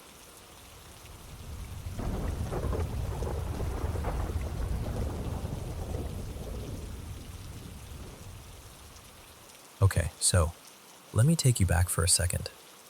I was in about 8th grade, and I'd been invited to this big birthday sleepover at my friend Hannah's house. Hannah and I both grew up in Christian homes, but our situations were pretty different. My house always felt peaceful, you know? Like even when things were stressful, there was this sense of safety. Hannah's place didn't feel like that. Her mom and her stepdad, well, technically her mom's boyfriend, Mark, were constantly fighting by then, and everyone kind of knew they were headed toward breaking up. There was just this heaviness in the house, even when they were being polite. Looking back now, I don't think it was a very safe, spiritual environment for her at all. Anyway, that night it was a classic slumber party. Snacks everywhere, cheesy movies on TV, somebody painted somebody else's nails bright blue, all of that. And of course, we got to the part of the night where someone goes, "We should play creepy games." So we did the usual ones. Bloody Mary in the bathroom mirror, light as a feather, stiff as a board in the living room. Someone tried to teach us how to use a homemade pendulum with a necklace over a piece of paper. Just middle school nonsense, you know? I was pretty naive about that stuff. I honestly didn't realize those games were supposed to be connected to anything spiritual or supernatural. If I'd understood that, I wouldn't have touched them. I had been taught really clearly not to mess with that kind of thing. So there we are, all piled into this big den, maybe 5 or 6 of us. The room was long, like maybe 15 by 20 feet. We were all clustered on one side of the room in front of the TV, blankets and pillows everywhere, a lamp on in the far corner, some random knickknacks on shelves. We had just finished another round of light as a feather, stiff as a board. And as usual, it worked. One girl, Maya, is like, "See? It works because it's supernatural." And that starts this whole debate. Most of us were like, "No, it's not. It's just physics."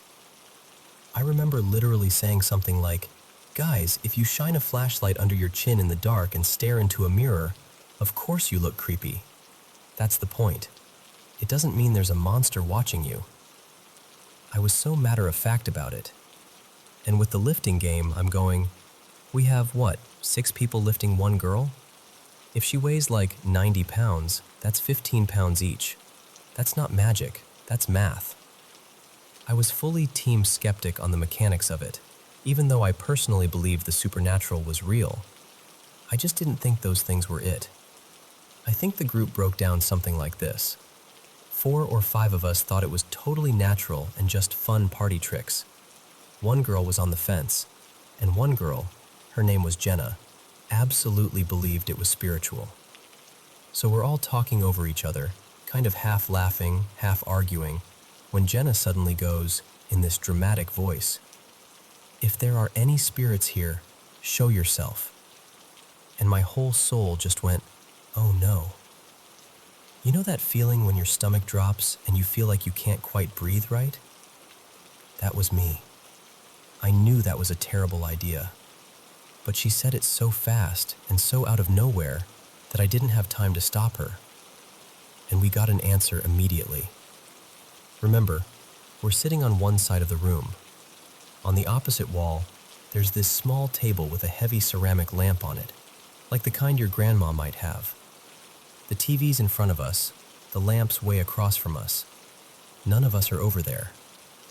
We all go quiet at the same time. No one said, "Did you hear that?" or anything. We just knew something shifted. Not tip, not wobble. It slid. Slowly. Intentionally. Sideways. At least a foot across the surface of the table. You could hear the scrape of it against the wood.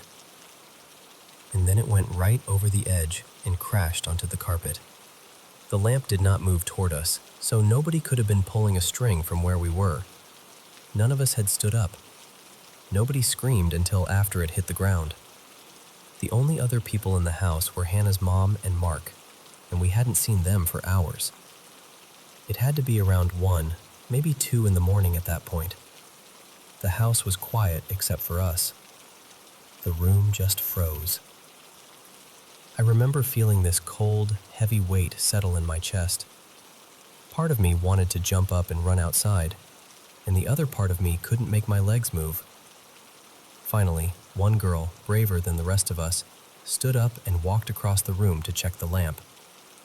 The rest of us sort of half crawled, half shuffled behind her, clinging to each other like ducklings. We were all desperate to find something normal. We checked under the table, around the base, on top. We looked for fishing line, string, a loose cord, anything. Nothing. The cord wasn't even stretched tight. It was just lying there. There was no way the plug would have been strong enough to drag that thing a whole foot across the table. And remember, this group was full of skeptics. A lot of us had older brothers who lived to torment us with elaborate pranks, so somebody set this up was absolutely our first thought. But Hannah was an only child.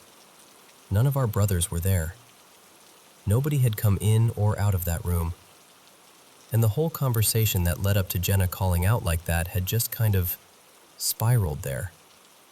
No planning. No time to rig anything, even if someone had wanted to. Plus, Hannah was shaking.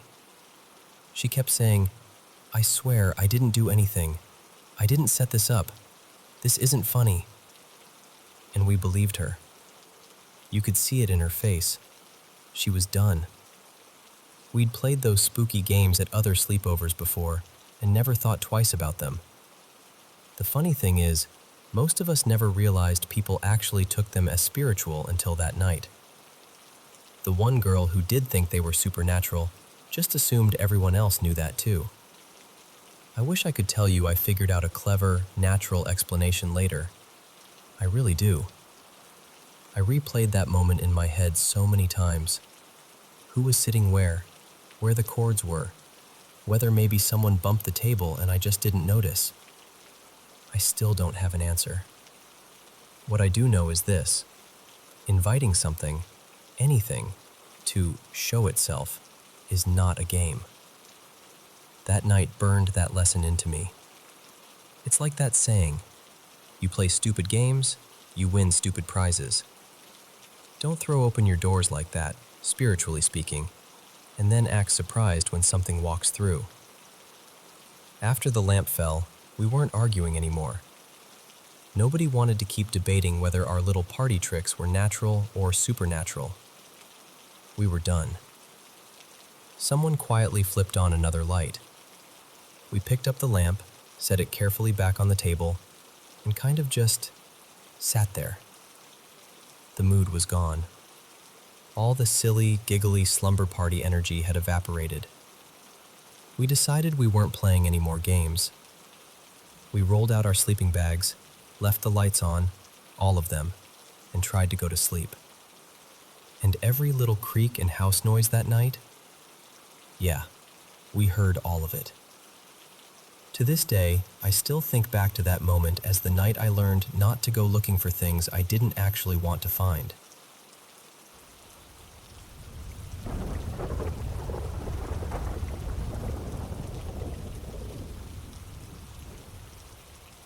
So, I've run into this kind of presence a handful of times in my life, and I still don't have a better word for it than presence, because every time there's this unmistakable sense of mutual awareness, like we both know we're sharing the same moment, but there's never been a solid body to point to. Just this dense, shifting cloud, like vapor that has opinions. The funniest one, by far, happened back in early summer of 2006 when I was living in Durango, Colorado. I had this tiny little place not far from a big open parkland outside town. Wide meadow, mountain backdrop, the kind of spot that looks almost unreal when the sun is just coming up. In late spring, the whole place would explode with wildflowers, and every morning smelled like cold dirt, pine needles, and whatever magic mountain air is made of. That meadow had a loop trail, 2 miles give or take, and it was my routine. I'd jog from my apartment to the park, do the loop twice, then jog back home. 6 miles. Nothing heroic, just steady, familiar. The kind of run where your brain is half asleep and your body's on autopilot. Quick bit of context, because it matters. The park used to be something totally different decades earlier, an old tourist attraction with a goofy frontier theme. People would ride in these little wagon rides past fake wooden storefronts, and there were once actual animals kept out there. It shut down ages ago and got turned into a regular city park, but there were still these leftover traces, odd clearings, a weird little statue at the entrance that looked like it had been designed from memory by someone who'd only heard of the animal it was supposed to be. Anyway, this particular morning was perfect. Cool, crisp, that early sun glow starting to creep over the grass. I remember feeling really good, lungs open, legs cooperating, the soft thud of my shoes on packed dirt, and that one little footbridge where the boards always made the same hollow thump, thump, thump under you. It was one of those sounds you don't realize you love until you hear it. I came into the park entrance and there was a big family kind of blocking the main gate. Kids, stroller, the whole situation. So I swung off onto this side trail that skirts the entrance. And since I was already drifting right, I decided to run the loop counterclockwise, which I usually preferred anyway because it saved the steepest climb for the end. I liked finishing with that burn. It made me feel like I earned breakfast. Everything felt normal. A couple other runners in the distance, one cyclist cruising through like they had somewhere important to be, and a few parents doing the stroller shuffle. I finished my first lap, started my second, and as I came around toward the last section, the part with the little ravine, I headed for this fork where you drop down into a gully and climb out the other side. That gully was thick with trees, pine, oak, a few aspens, and it was always full of squirrels, loud ones, bossy ones. They'd scold you from above like you were late for an appointment they were running. I used to jokingly call that stretch Squirrel Hollow because every single time I ran through, it felt like the squirrels were holding a town meeting. So I take the right fork, start down into the trees, and the instant I crossed into the shade, I got that feeling. You know the one. That sudden shift where your body quietly goes, oh, something's here. Not fear exactly, more like awareness snapping into place, like the air thickens half a notch. The trail dipped, crossed the bottom of the gully, then angled left to climb back up. And right as I came to that bend, where you can see downhill through the trees, I spotted it. A pale shape moving between the trunks. At first, my brain tried to force it into something normal. I genuinely thought, for a split second, it was a person running hunched under a white sheet, like some prank or, I don't know, the world's least practical fashion choice. But immediately, something was off. There weren't any legs. And it wasn't flapping like fabric. It wasn't moving like cloth at all. It was gliding, smooth, deliberate, like fog that had decided on a destination and meant it. It was maybe 8 feet wide, maybe more, and around my height, about 5'6"-ish, and it wasn't opaque, but it was thick, like dense steam, and it shimmered. Not glowing like a light source, but pearly, wet-looking, like moonlight on mist. It was coming from downhill on my right, moving toward the exact spot where the trail crosses the gully, and I realized really quickly, if I kept running, we were going to meet in the same space at the same time. So I stopped. And when I stopped, it stopped too, right at the edge of the path. Just paused there, roiling, churning gently in place, waiting. I got full body chills, like my skin was trying to crawl up and hide behind my ears. My brain was doing this high-pitched internal "ee," not words, just pure alarmed disbelief.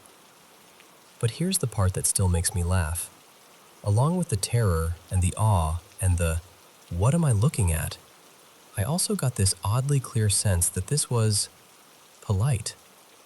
Like we were both standing at the same doorway, and the question wasn't who will attack whom. It was literally who goes first. So without thinking too hard, because if I'd thought too hard I would have sprinted backward into a tree, I did the most instinctive, ridiculous thing. I gave it the right of way. I sort of dipped my head, almost like a tiny bow, and motioned with both hands like, "After you." And I swear to you, that misty, shimmering mass seemed to respond. It drifted forward, crossed the trail in front of me, and continued up the gully, weaving between the trees like it had somewhere to be.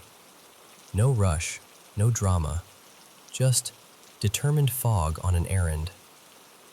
I stood there for another heartbeat, watching it slide into thicker underbrush, and then I started jogging again, slower now, because my nervous system was basically screaming, "We have been lied to about reality." When I came out of the trees back into the sun near the main meadow, I kept glancing over my shoulder, expecting, honestly, I don't know what I expected. For it to come floating out into the open? For the other runners to be pointing and yelling? For a squirrel to file a report? Nothing. No one reacted. No one looked weirded out. The meadow was peaceful like it always was. Flowers swaying, sunlight spreading, people minding their own business. And the rest of the run home? I barely noticed anything. I was physically moving through streets and sidewalks, but mentally I was still standing in that gully, watching this pearly cloud wait patiently for me to gesture it through, like we were two strangers meeting at a narrow bridge. It's honestly one of the strangest things I've ever seen, and yet it's also one of the most personable. That's the word that sticks. Like, "Hey, excuse me, passing through." A polite, shimmering fog in Squirrel Hollow, waiting for me to mind my manners.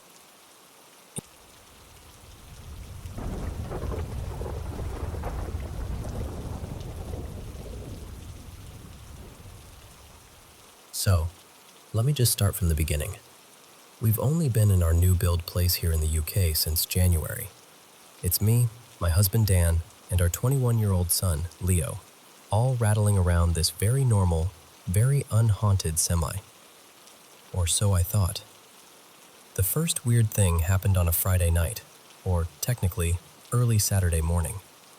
It was 12:57 a.m., and I shot awake because music was booming through the house, proper vibrating the walls loud. It took me a second to realize what the song was. It was Stronger by Kanye West, just that heavy beat thumping through everything. My first thought was, oh, for God's sake, Leo's got his music on again. So I grabbed my phone and texted him from bed. "Leo, turn it down." He replied straight away, "It's not me. I'm just watching YouTube with my headphones." That's when I noticed how much bass there was. It didn't sound like it was coming from his room.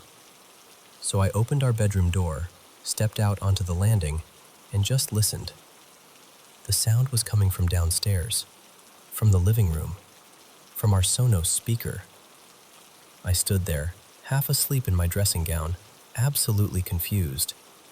And then, after maybe 30 seconds, the music just cut off. Dead. Silence. I went back to bed, texting Leo a bit, both of us trying to make sense of it. When Dan woke up properly in the morning, I told him what happened and said, "I can't believe you didn't hear any of that. Our bedroom's right above the living room." We decided it must have been some random glitch. Annoying, but whatever. We kind of laughed it off. I really wish it had stayed that simple. The next night, just after midnight, 12:06 a.m., both of us woke up at the same time. This time it wasn't Kanye. It was Footloose blasting out like someone was having an 80s dance party in our lounge. Dan sat bolt upright and just went, "What the hell?" and leapt out of bed. He ran downstairs to see what was going on. While he was down there, the music stopped again. So he came back up and was like, "There's no one there. Nothing's on." He was literally just stepping back into the bedroom when the music started again. Same speaker, different song. Now it was Cyndi Lauper, "Girls Just Wanna Have Fun," pouring out of our Sonos like we'd hit shuffle on some hen party playlist. Dan grabbed his phone and opened the Sonos app while we were both sitting on the bed. On the screen it said, "Recently played, family favorites." The music had gone quiet again at this point, so we were just staring at the app, trying to figure out who or what was controlling it. And then, right in front of us, family favorites just disappeared. The recently played section went completely blank and said, nothing. We just looked at each other. A second later, at the bottom of the app, a little bar popped up.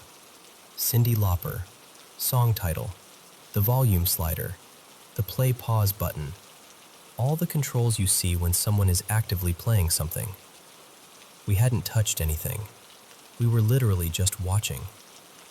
As we stared at the screen, it changed from paused to play all on its own, and the music started up again downstairs. Dan hit pause. It stopped. Then it flicked itself back to play. He paused it again. It turned itself back on. This went on for a few seconds. Play, pause, and then we watched, horrified, as the volume slider started creeping up. Not in little jumps, but smoothly, like someone was dragging it up. Dan pulled it straight back down.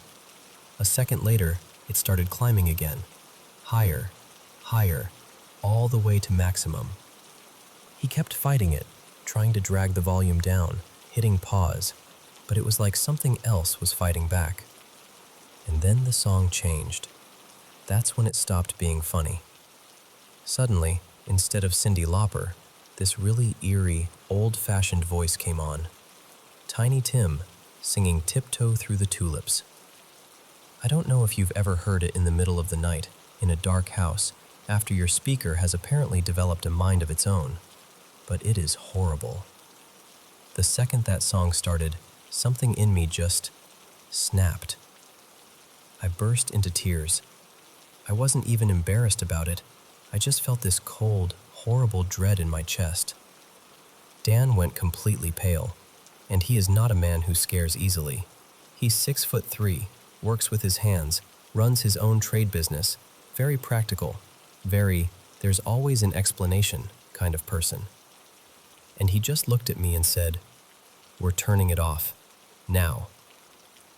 We both got up, went into Leo's room first, just to check. He was out cold, fast asleep, the proper deep breathing, tangled in his duvet kind of asleep. No phone in his hand, no smirk, nothing. There is just no way he was orchestrating any of this. It's not even his sense of humor. So we went downstairs together. The house felt wrong. I don't even know how to describe it better than that. Just heavy and still. The music was still playing that Tiny Tim song, quietly now, like it was taunting us. We walked into the living room, and there was the Sonos speaker, little green light glowing like everything was totally normal. Nothing else was on. TV off. No laptops, no other devices. Just that light. We both just stood there for a moment. For the first time in my life, I found myself silently saying the Lord's Prayer in my head. I'm not religious at all, But in that moment, I was like, if anyone is listening, please make this stop. Dan unplugged the speaker at the wall. The music cut out instantly. No fade, just gone. The light went out. The app on his phone went blank. No recently played, no cue, nothing. It was like it had never been on. We went back over everything we could think of. The soundbar is only connected to the TV.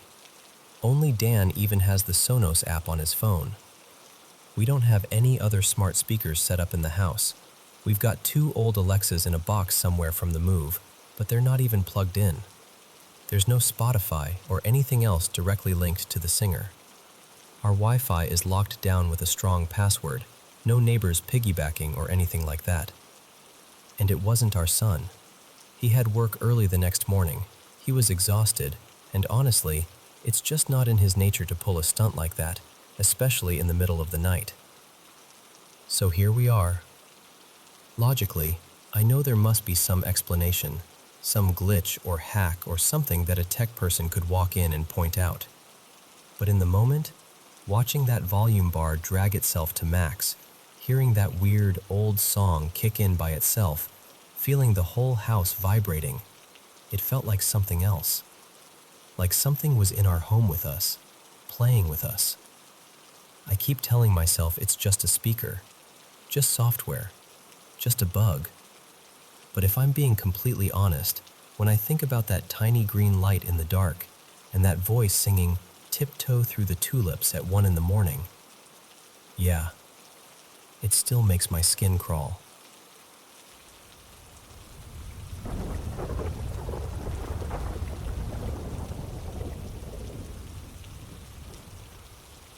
So, I want to tell you about someone I met over and over again in the strangest way, starting when I was about 11. I still can't fully explain it, but I remember it so clearly that it feels stitched into my life. The first time was in a dream. In the dream, I was back at my elementary school. Same hallways, same smell of old cleaning products and chalk dust, like my brain recreated every detail on purpose. And there he was, a man in one of the classrooms. He looked like he'd stepped out of an old photograph. Rumpled suit, heavy shoes, and this worn hat that felt decades out of place. If I had to guess, I'd say he looked like he belonged to the 1940s, not my little school. And the weirdest part? It wasn't just, oh, there's a man. It was like the dream had rules. I remember hearing, not with my ears, more like inside my head, this calm but urgent voice telling me, you have to get to him. So I rushed into the classroom, heart pounding, expecting to find him up close. But it wasn't him. It was only a reflection. Like he was there, but not really there. The reflection was coming from the window, and in the dream my logic was like, okay, then the window is the way through. So I climbed up, pushed myself toward the glass, and somehow ended up outside, on the other side, chasing him through streets that didn't quite look like my town, but also did. You know how dreams do that. I kept running, turning corners, calling out without sound, and every time I thought I was about to catch him, he'd just drift farther away. Always just out of reach. Then, not long after that dream, maybe days later, maybe a week, it's fuzzy. We had one of those late school nights where parents meet with the head teacher. My mom, Marina, couldn't leave me home alone, so she brought me with her. The school felt completely different at night. Quieter, emptier, like the building was holding its breath. While she was in the meeting, I sat by the stairs with my legs pulled in close, trying to keep busy, trying not to feel how huge the shadows looked. And then I saw him again. Same classroom, same place as the dream. But this time, he didn't look like a normal person. He was pale. Not light-skinned pale. More like washed out, almost glowing. Like someone had drained the color out of him.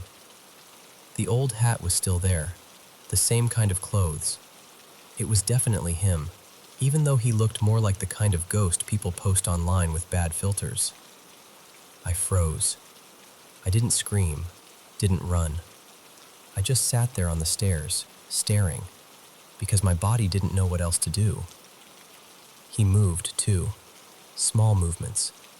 Turning his head, shifting his weight, pacing slowly inside the classroom like he was waiting for something. But he didn't speak. He didn't gesture. He didn't come toward me. He just looked at me, quietly, steadily, until the meeting ended and my mom came out. I told her on the way home.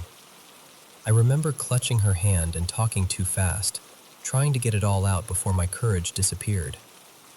But she brushed it off, smiled that "kids have vivid imaginations" smile, and told me I was probably tired. I tried to accept that explanation. I really did. But then came the one that still gives me chills. A couple of weeks later, I woke up in my bedroom one morning, half asleep, that heavy, floaty feeling where you're not fully in your body yet. My eyes were still closed, and I suddenly had this sharp sense that I wasn't alone. You know that feeling, right? Like the air changes, like the room has an extra presence inside it. I kept my eyes shut because I was scared. I remember thinking, if I don't look, it can't be real. A completely ordinary human sound, which somehow made it worse. I opened my eyes slowly, barely a slit at first, and there he was, right in front of my bed, close enough that it felt impossible. He looked exactly like the figure at school, all that drained-out whiteness, the old hat, the same era of clothing, like he'd walked out of a different decade and into my room without making a single sound. He just stood there and looked at me. And then, he smiled. Not a scary grin, not threatening, more like recognition. Like he was relieved I finally saw him clearly, like he'd been trying to show up in a way I'd understand. I was absolutely freaking out, don't get me wrong. I couldn't move. But the fear wasn't, he's going to hurt me. It was the shock of seeing something that shouldn't exist, standing in a place that's supposed to be safe. Then I heard my parents from the other room call my name. "Are you okay?" Because apparently they thought I had sneezed. I turned my head toward their voice, said I was fine, forced myself to sound normal. And when I turned back, he was gone. Just gone. Like the air had swallowed him. After that, I didn't see him again the same way. Not in the bright, undeniable, there's a person in the room kind of way. Years passed. I grew up. I tried to file it away under childhood weirdness, but I never forgot him. And honestly, I've always had this pull toward the unconventional. Things people roll their eyes at. Things that don't fit neatly in a box. So when I was around 30, I signed up for a free guided meditation class. Nothing intense, just curiosity. The instructor had this gentle voice, and she asked us to close our eyes, relax, and imagine walking down a staircase. She said that at the bottom, there would be helpers, guides, protectors, whatever you want to call them, waiting for us. And the second she said that, I saw him. Immediately. But this time he wasn't exactly the same. He looked older, heavier somehow, like a different version of himself. The hat wasn't as crisp in my mind, the shape of his face was different, but the feeling was unmistakable. It was him. The same presence, the same signature, like seeing someone's silhouette and knowing who it is before you even make out the details. In the meditation, we were led into this garden space, warm, still, almost glowing. We were told to ask for healing for something we carried, and in my mind, everyone sat in a loose circle, these figures the teacher described, and him among them, calm and quiet, like he'd always been. He didn't do anything dramatic, no grand messages, no booming voice. He was just there, part of the circle, like he belonged. Then the instructor guided us back up the stairs, and the meditation ended. And after that, nothing. I haven't seen him again. But I'll be honest with you, even now, I still think about that man in the old hat.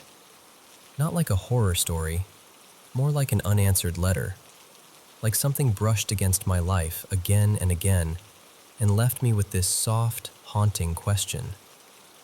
Who was he? And why did he find me?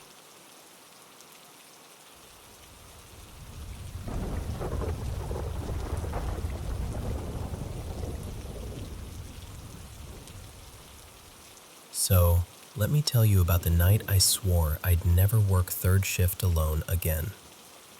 A few years back, I was working as a loss prevention agent for this giant clothing company's main warehouse and office campus.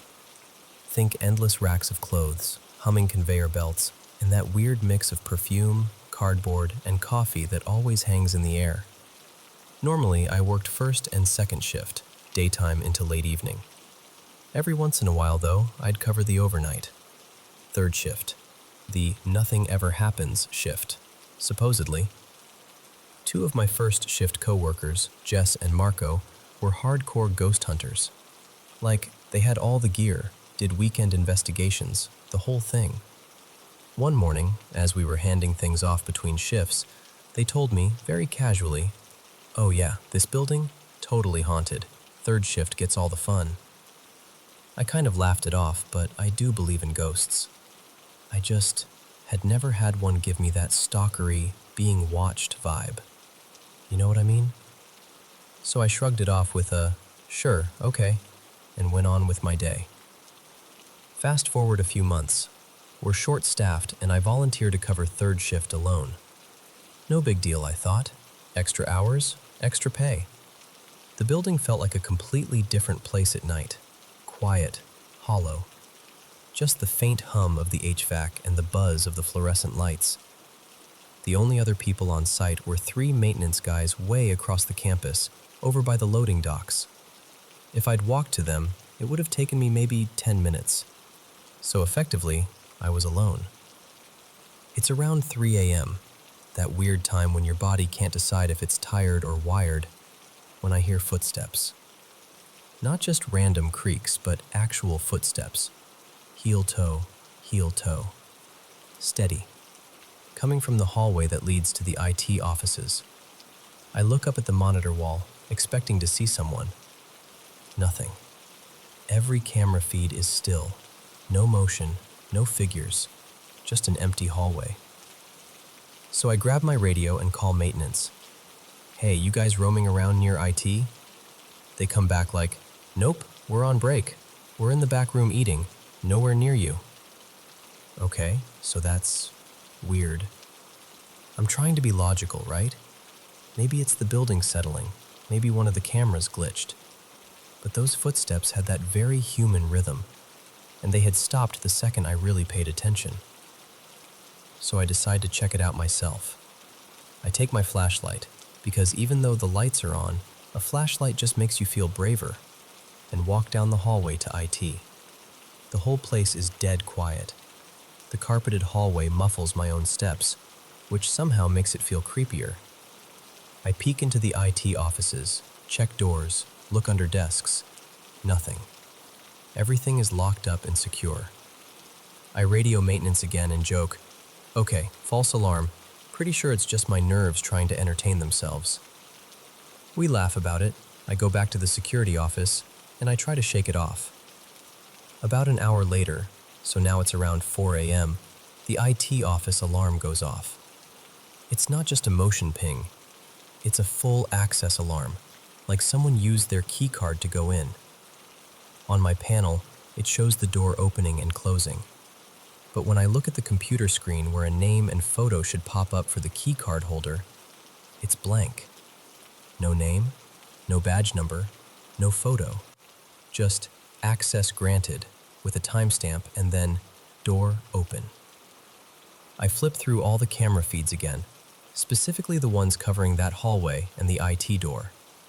Still nothing. Door looks closed.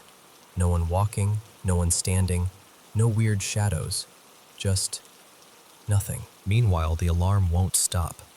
It keeps chiming, showing the IT door opening and closing, like someone is going in and out over and over. But on the cameras, still nothing. We start walking together toward the IT hallway. As we get closer, we all hear it. Footsteps again. This time, all four of us hear them. They're just ahead of us, like someone's walking slowly away from us, turning a corner we can't see yet. The hairs on my arms stand straight up. Nobody's talking now. Luis shifts that wrench in his hand like he actually expects to use it. We turn into the IT hallway. The alarm is still going. The panel on the wall is lit up, showing the door is accessed. The IT office door itself is closed. We try the handle. Locked. One of the guys swipes his master key card and pushes the door open. We're half expecting some employee to jump and say, "Oh, sorry, I forgot to clock out," or a raccoon or something. Nothing. It's absolutely empty. Chairs pushed in, computers sleeping, no windows open, nothing knocked over. We do a quick sweep. Behind the door, under the desks, server room, storage closet. Nobody. We come back out into the hallway, looking at each other like, okay, but we all heard that, right? And then, right as we're standing there, the air changes. The temperature drops in this really sharp, specific way, like someone opened a walk-in freezer right in front of us. A cold breeze rushes down the hallway, but none of the vents are blowing, and the doors at each end are closed. The overhead lights flicker, not enough to go out, just enough to make every instinct scream, "Nope." All four of us feel it wash over us at the same time. One of the guys just whispers, "Nope, nope, nope," under his breath. And then we all react in the most professional, well-trained security and maintenance manner possible. We run. These guys, who are absolutely not the running type, take off down the hallway like Olympic sprinters. I'm right behind them. We burst back into the main lobby and just stop. No one says anything. We sit there in this weird, stunned silence for a good hour. Just four grown adults in work uniforms, staring at each other like, if you say it out loud, it becomes real, so don't say it. The alarm eventually stops on its own. The panel clears. Nothing else happens the rest of the shift. Honestly, there are chunks of that night I don't fully remember. I think my brain just filed it under, "We're not dealing with this." When my manager came in around 6:30 a.m., coffee in hand, looking all refreshed, he asks, "So, how was the night?" I just stared at him for a second and said, "I'm not doing third shift alone again. If you need overnight coverage, I want another body in the building. Human, preferably alive." He kind of laughed until he saw my face and realized I wasn't joking. And then I had to write up the report. Try explaining, in official incident report language, why your alarms went off repeatedly, your access logs show an invisible key card, and 4 employees all heard footsteps and felt a cold draft in a sealed hallway, with 0 video proof. Cause of alarm, unknown. Yeah, that was fun. Anyway, that's the story of why I still side-eye dark hallways and why, if someone asks me to cover third shift alone, my immediate answer is absolutely not. Good night, or good morning, depending on where you are. Lena, Bruno, and Pixel the cat.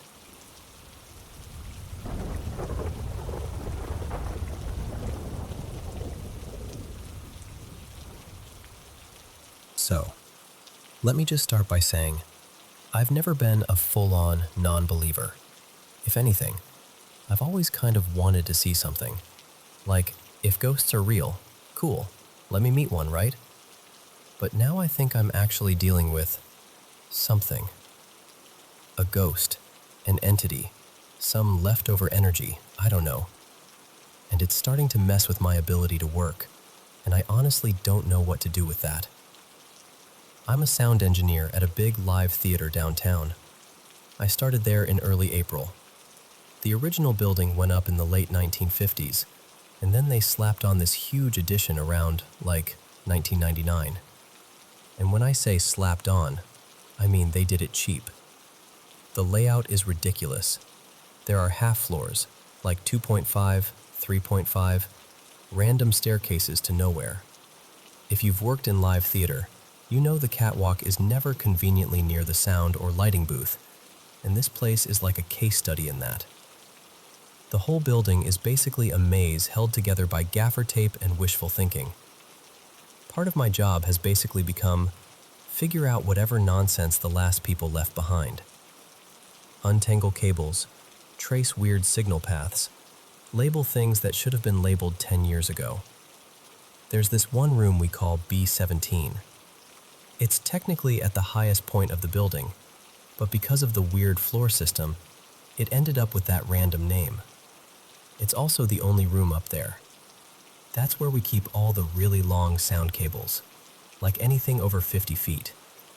So I'm up there a lot, just coiling and labeling and trying to bring order to chaos. To get to B17 from my office, you have to go through this bizarre little stair hallway situation. It's like someone started building a stairwell, got bored halfway through, and just kept adding turns. No windows, all concrete, and when the lights are off, it is pitch black. Like, if your phone dies, you live there now. There are several old push-button light switches up there. They are not motion activated. They are not on timers. I have tested them thoroughly because of what happened next. One afternoon, I'm in B17, sitting on the floor with a pile of cables, labeling them by length. It's quiet. I'm in the zone. And suddenly, the hallway light clicks off. I instantly get annoyed because I assume it's our stage manager, Lena, messing with something in the little booth that's connected to that hallway. She's great, but she loves pressing buttons. So I sigh, grab my phone flashlight, and stomp down that dark hallway to tell her to knock it off. Except, she's not there. The booth is empty. And when I look at the clock, it hits me. She's not even scheduled to be in the building for another 3 hours. So now I'm unsettled. I don't love unexplained stuff when I'm alone in a concrete tunnel. But I tell myself the usual rational things, you know? Old building, faulty wiring, whatever. I go back up to B17 and keep working. A few minutes later, the lights go off again. At this point, I'm irritated and a little freaked out, so I blurt out loud, "Okay, will you knock it off, please?" And the lights click back on. Not flicker, not slowly fade back, just click, on. I stand there, looking at the switch, looking at the ceiling, trying to decide if I'm being pranked or if I've finally lost my grip on reality. In the end, I tell myself it's just some weird fluke and I let it go. Old buildings do strange things, right? The next day, though, something happens that I cannot explain away with old building. I come in the next day, I am the first one in, and that set piece is annihilated. Not just a little broken. The cart is tilted, one wheel snapped, and the glass dome is shattered into pieces all over the stage. Props scattered like somebody threw a tantrum. The platform under it is fine, like nothing else was touched. So I'm standing there thinking, either someone came in after hours, broke in just to wage war on a dessert cart, or I really pissed something off when I yelled in that hallway. What makes this weirder is that most of the places where my instincts go on high alert, the spots where my hackles go up, are in the newer part of the building. B17, that whole hallway system, a couple of the newer catwalks. You'd assume haunted equals old original wing, right? But the unsettling stuff, for me, is mostly in the addition. And then my brain starts doing that thing where it rewinds my entire time there, looking for moments that felt off. The first time I felt it was actually in the original 1950s stage, underneath the deck. I had to install speakers under there. The trap space is huge, like 100 feet across, but low. I'm about 6 foot, and my back just barely clears the beams when I'm walking through. It's dusty, full of old wiring, forgotten props, random bits of lumber. I'm not claustrophobic at all. Crawl spaces, basements, tight catwalks, never been a problem for me. But under that stage, I kept having these waves of get out. Not panic, exactly. Just this heavy feeling that someone was right behind me, watching. Every time I'd stop and turn around, of course, there would be nothing but darkness and plywood. So here's where I'm stuck. I am a skeptic.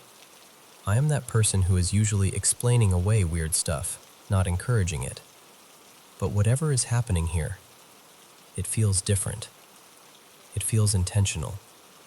And as completely unscientific as this sounds, I cannot shake the feeling that whatever it is a kid. Not evil, not super malevolent, more like mischievous, easily offended maybe, curious. Today was the first day I felt like it was actually following me. I'd be in the new wing, feel that little prickle at the back of my neck, then head to the old stage, and a few minutes later the same feeling would show up there too, like it was trailing me from space to space. And that's where I'm kind of losing it, because it's palpable. It's not just, oh, I creeped myself out. It's like walking into a room where someone's just had an argument. You can't see it, but the air feels thick. I don't get the sense it wants to hurt me, but I also really need to be able to do my job without wondering if some invisible 10-year-old is going to murder the hallway lights or trash another set piece. I've been asking myself, do you talk to these things? Is that a good idea? A bad idea? I can't burn sage or anything dramatic because, fire alarms and sprinkler systems and, hey, why is the sound guy smoking out the building? So for now, I've just been acknowledging it. When the lights flicker or I get that watched feeling, I'll say something like, hey, I'm just working. Okay, so let me set the scene for you. I live way out in the sticks. Like, if you missed the last gas station, that's on you, because my place is another 20 minutes past that. It's just me, a handful of farm animals, too many reptiles, and my big goofy Belgian Malinois, whose name is Jasper. Jasper is about 95 pounds of pure muscle and unfiltered joy. He looks like he could end you, but in reality, he loves everyone and everything, except coyotes, snakes, and the occasional possum that wanders too close to the chicken coop. Out here, he's kind of become the unofficial mascot for our little EMS station. I work these long, multi-day shifts as a paramedic, so sometimes I'm gone for a couple nights. When that happens, Jasper takes his job of ranch security officer extremely seriously. The firefighters swing by to check on him, and a couple of my neighbors will stop in, give him treats, throw a ball so he's not lonely. I've got cameras all around the place so I can peek in on him when I'm at the station and make sure everything's all right. Now, Jasper has a routine. Around 9:30 or 10 every night, he does his patrol. He runs the fence line, checks the goats and the chickens, gives a suspicious stare to the tree line, and then he comes back and flops on the front porch like a furry gargoyle. When he's finally ready to come in, he does this very specific thing with the back door. He throws his shoulder into it and drags one paw down the frame. It makes this loud, scraping thump that you could pick out of a hurricane. I call it the Jasper noise. So anyway, this was last Thursday. I let Jasper out for his usual patrol. I hear him take off across the yard, nails on the deck, then silence as he disappears into the dark. I head to the bathroom, take my time, then wander back to my chair in the living room. I'm working on a new reptile enclosure design on my laptop, trying to figure out where I'm putting the next lizard condo, I'm just kind of half focused, half zoned out when I glance down the hallway. And Jasper is lying there on the floor. He's on his side, facing away from me, stretched out like he always does after a big run. His breathing is a little off, not panting, but these deep, slightly irregular breaths. If you're in the medical field, it's just enough to make you go, okay, that's odd, without quite being an emergency. My brain does this quick little stutter, because I did not let him back in. And there is no way into my house that doesn't involve a locked door or a closed window. No dog door, no open anything, just me, and apparently, Jasper. So I do what I always do to get his attention. I clack my tongue against my cheek. He reacts exactly like Jasper would. He lifts his head, gets up slowly, and starts walking down the hallway away from me, toward the back room where I keep most of the reptile racks and an old sofa. He's moving calmly, like he's just going to find a spot to crash. And as this Jasper is walking away down the hallway, I hear it. The Jasper noise. That exact shoulder thump, paw scrape combination, loud and clear at the back door. I freeze for a second. Then I walk to the back door, and through the glass I see Jasper. Outside. Tail wagging, ears perked, doing his happy little tight circle because he knows I'm about to let him in. That's my dog, no question. Tongue out, eyes bright, excited to see me. That's the real Jasper. And there's no way out of that room. No doors to the outside. Just the sofa and the cages. At this point, my heart rate has joined a drum line. I clack at the Jasper outside, and he gives his usual quick little yip like, "Hey, open the door already." Exact same sound he always makes.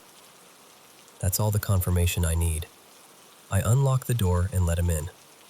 And as soon as he crosses the threshold, everything about him changes. He goes from happy doofus to full-on tactical mode. Hackles straight up. Low, ugly growl in his chest. He barrels past me down the hallway, nails digging into the floor, barking like he's ready to tear something apart. He rushes into the back room. Nothing. No dog. No raccoon. No person. Just the sofa, the reptile racks, and air that suddenly feels way too heavy. Jasper checks under the furniture, behind the racks, every corner. Then he does another sweep.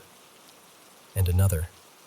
For the next hour, he is on high alert, pacing, sniffing, growling at empty doorways, running back to the hallway, back to the back room, then to each window like he's trying to find whatever it was he smelled or sensed. I didn't let him outside again that night. I didn't want whatever this was to become a game of chase. That was my first real run-in with what I've started calling Other Jasper. I've seen it twice since. The last time was just after midnight, a couple of nights ago. I'm half asleep, scrolling on my phone, when I hear it at the back door. The bump and scratch. The Jasper noise. Exact rhythm, exact weight. Real Jasper is already inside, asleep at the foot of my bed. At the sound, he snaps awake like someone flipped a switch. He doesn't even look at me first. He's on his feet, hackles up, teeth bared, that deep, furious bark he only uses when he thinks something is seriously wrong. He charges the back door like he's ready to go straight through it. I get up, heart in my throat, and flip on the porch light. There's nothing there. No dog, no shadows moving. Just the empty porch and the yard beyond it. And here's the part that really gets me. Whatever Other Jasper is, it doesn't trigger my alarms. I've got motion sensors and cameras, good ones. They'll pick up a moth flying too close or a stray cat sneaking around. But every time I've heard that noise and gone back to check the recordings, there's nothing. No alerts. No motion detected. No figure. No dog. Just the sound, and the way my very real Jasper reacts like something is trespassing in his world. So I'm looking into getting a different kind of setup. Maybe some trail cameras, a few more angles, see if I can catch anything that my regular system is missing. Part of me is curious. Part of me really isn't. I'm not terrified exactly. I've dealt with enough real-world emergencies that I don't rattle easily, and I'm pretty confident in my ability to handle a problem if it decides to become tangible. But I will say this. If you ever come visit me out here, especially after dark, do me a favor. If you see a dog outside that looks like Jasper, big Malinois, serious eyes, murder dog face, don't just assume it's him. Don't go petting him or calling his name. Shoot me a text or give me a call first. I'll tell you whether Jasper is supposed to be inside or out. Because my dog, my real Jasper, he absolutely does not trust whatever that other one is. And I've learned to trust his instincts.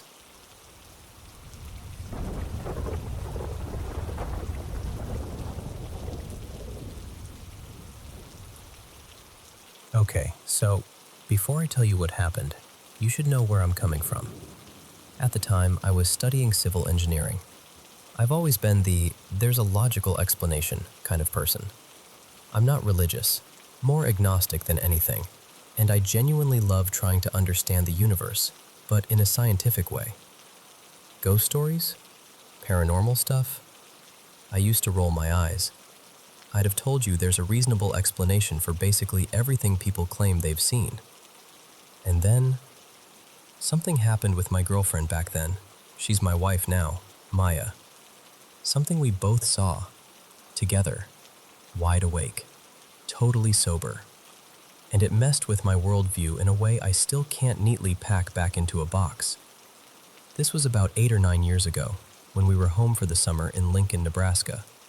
We were college kids, bored out of our minds one night, and we decided to drive out into the country just to stargaze and be alone for a while. No plan, no destination, just, let's get away from the lights and sit under the sky. So we took my car and headed out past the suburbs, farther and farther, until the streetlights disappeared. I started turning onto random gravel roads, just kind of wandering, looking for a spot that felt quiet and dark. Eventually, I found this weird little dead end, almost like a brand new driveway that led nowhere. Fresh concrete, shaped like a turnaround, like someone planned to build a house there, but hadn't. No buildings, no porch lights, nothing. Just fields. You could have spun in a slow circle and seen farmland in every direction. I turned the car around so we were facing north, and we sat there for a couple hours talking about life, future plans, dumb college worries, the kind of soft, sleepy conversation you only have at like 1 in the morning when the world feels paused. It was late summer, August, I think, because the air was warm but not sticky anymore, and the corn in the field across the road was tall. Like, really tall, easily above our heads. That detail matters, I promise. Around 2:30 a.m., we decided we should head back before our parents woke up and realized we were missing. So I reached for my keys. I remember it so clearly. I slid the key into the ignition, and my left hand went to the headlight switch because I was about to turn them on. And that's when Maya grabbed my right arm, hard. Like, not a gentle wait, a full panicked yank that made my whole body jolt. It scared me so badly I almost swore out loud. I turned to her like, "What is your problem?" But she wasn't looking at me. She was staring straight ahead through the windshield with this expression I still can't forget.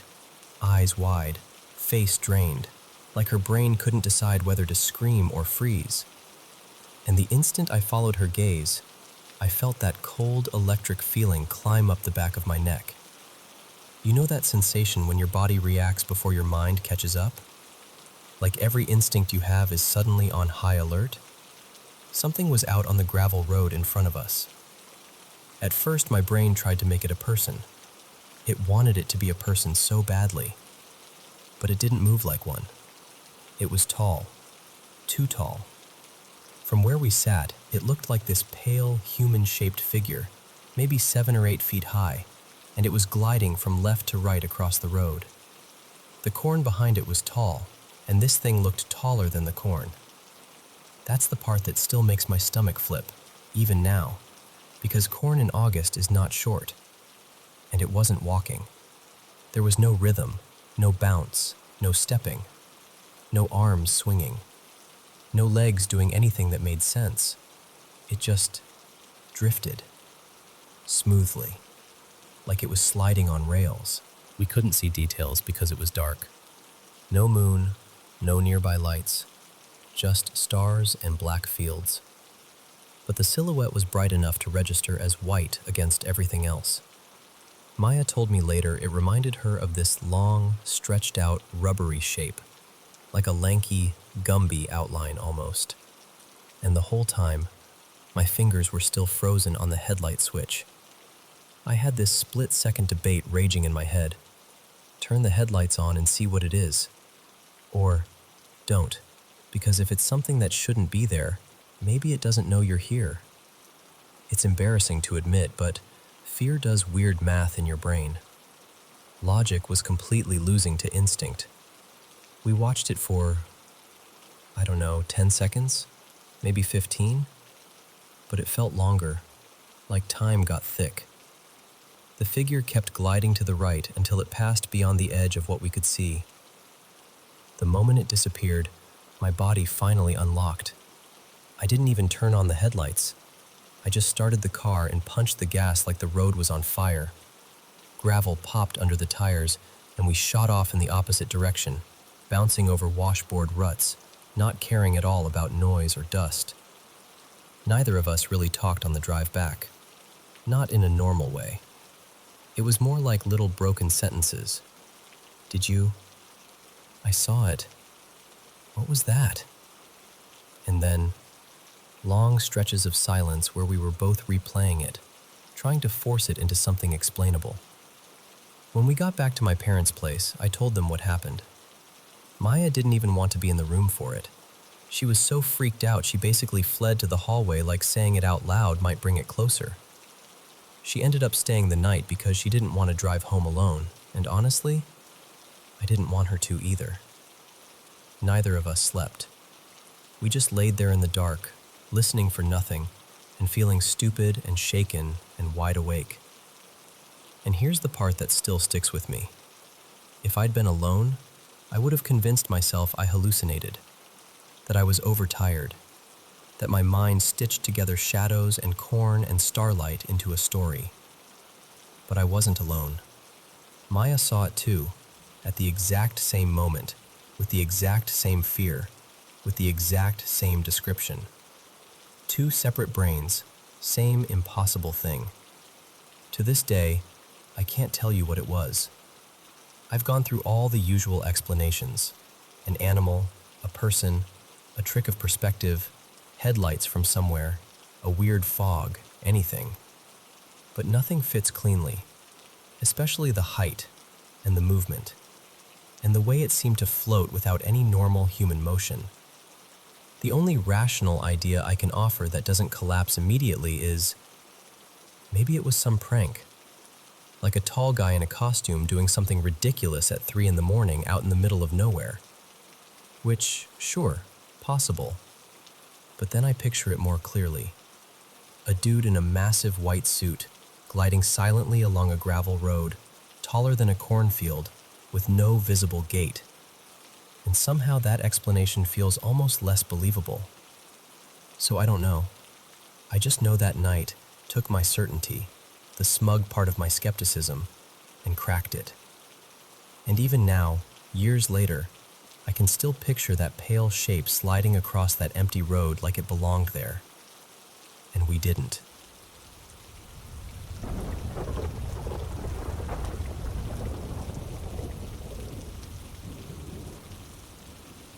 So, I had this experience a few years back that I honestly tried to bury, because it scared me that much. But enough time has passed that I can finally talk about it without feeling like I'm going to crawl out of my own skin. Back then, I was living in this old share house, and I swear to you, the vibe was wrong. Like, not just, ugh, it's winter and everyone's tired, wrong. I mean, the whole place felt heavy. Everyone in the house was struggling in some way. One housemate was barely sleeping. Another was constantly sick. People were snapping, crying, having these weird emotional spirals. It felt like the house itself was pressing down on us. Anyway, the first thing happened really early one morning. One of those times when the sky is technically light, but it's still gray and washed out, like the sun hasn't decided whether it's showing up yet. I remember waking up in that half-asleep way where you're not fully in your body yet. And when I opened my eyes, I saw someone in my doorway. It looked like my housemate, Talia. Just her head and a bit of her shoulder, peeking around the frame like she was checking if I was awake. She wasn't smiling, wasn't speaking, just staring. And because we were close, my brain didn't go straight to fear. It went to confusion. Like, why are you being so weird? I didn't say anything at first because I was foggy. Then I blinked, looked again, and she was still there. So I mumbled something like, "Huh?" And then after a second, "You okay?" Nothing. No response. She just stayed there, perfectly still. That's what gets me. The stillness. Not like someone pausing mid-thought. More like something holding a pose. I remember feeling annoyed more than scared. Like, seriously, what do you want? And then I turned over, deciding I'd deal with it later, and fell back asleep. A couple hours later, when I woke up properly, I sat up and went, "Wait, what was that?" But even then, I was still thinking in a normal way. Like, she probably needed something and chickened out, or she was half asleep and being odd, or maybe she was coming back from the bathroom and just looked in. So when I finally saw her in the kitchen, I laughed a little and went, "Oi, why were you creeping in my doorway earlier?" And she just stared at me like I'd spoken another language. "What?" she said, genuinely confused. So I told her. I described it exactly, how she was peeking in, how I spoke to her, how she didn't answer. And while I'm talking, her face starts changing. She looked uncomfortable, kind of guarded, like she thought I was trying to mess with her. We went back and forth for a while. "Are you serious?" "No, are you serious?" And then it hit me, slowly, like cold water down my spine. She hadn't been there, at all. She wasn't a sleepwalker. She swore she'd been asleep the whole time. And I believed her. I could tell she wasn't acting. Her eyes were too wide, too steady. And I remember just sitting there, feeling lightheaded, and saying, really quietly, I talked to it. Because I did. I acknowledged it.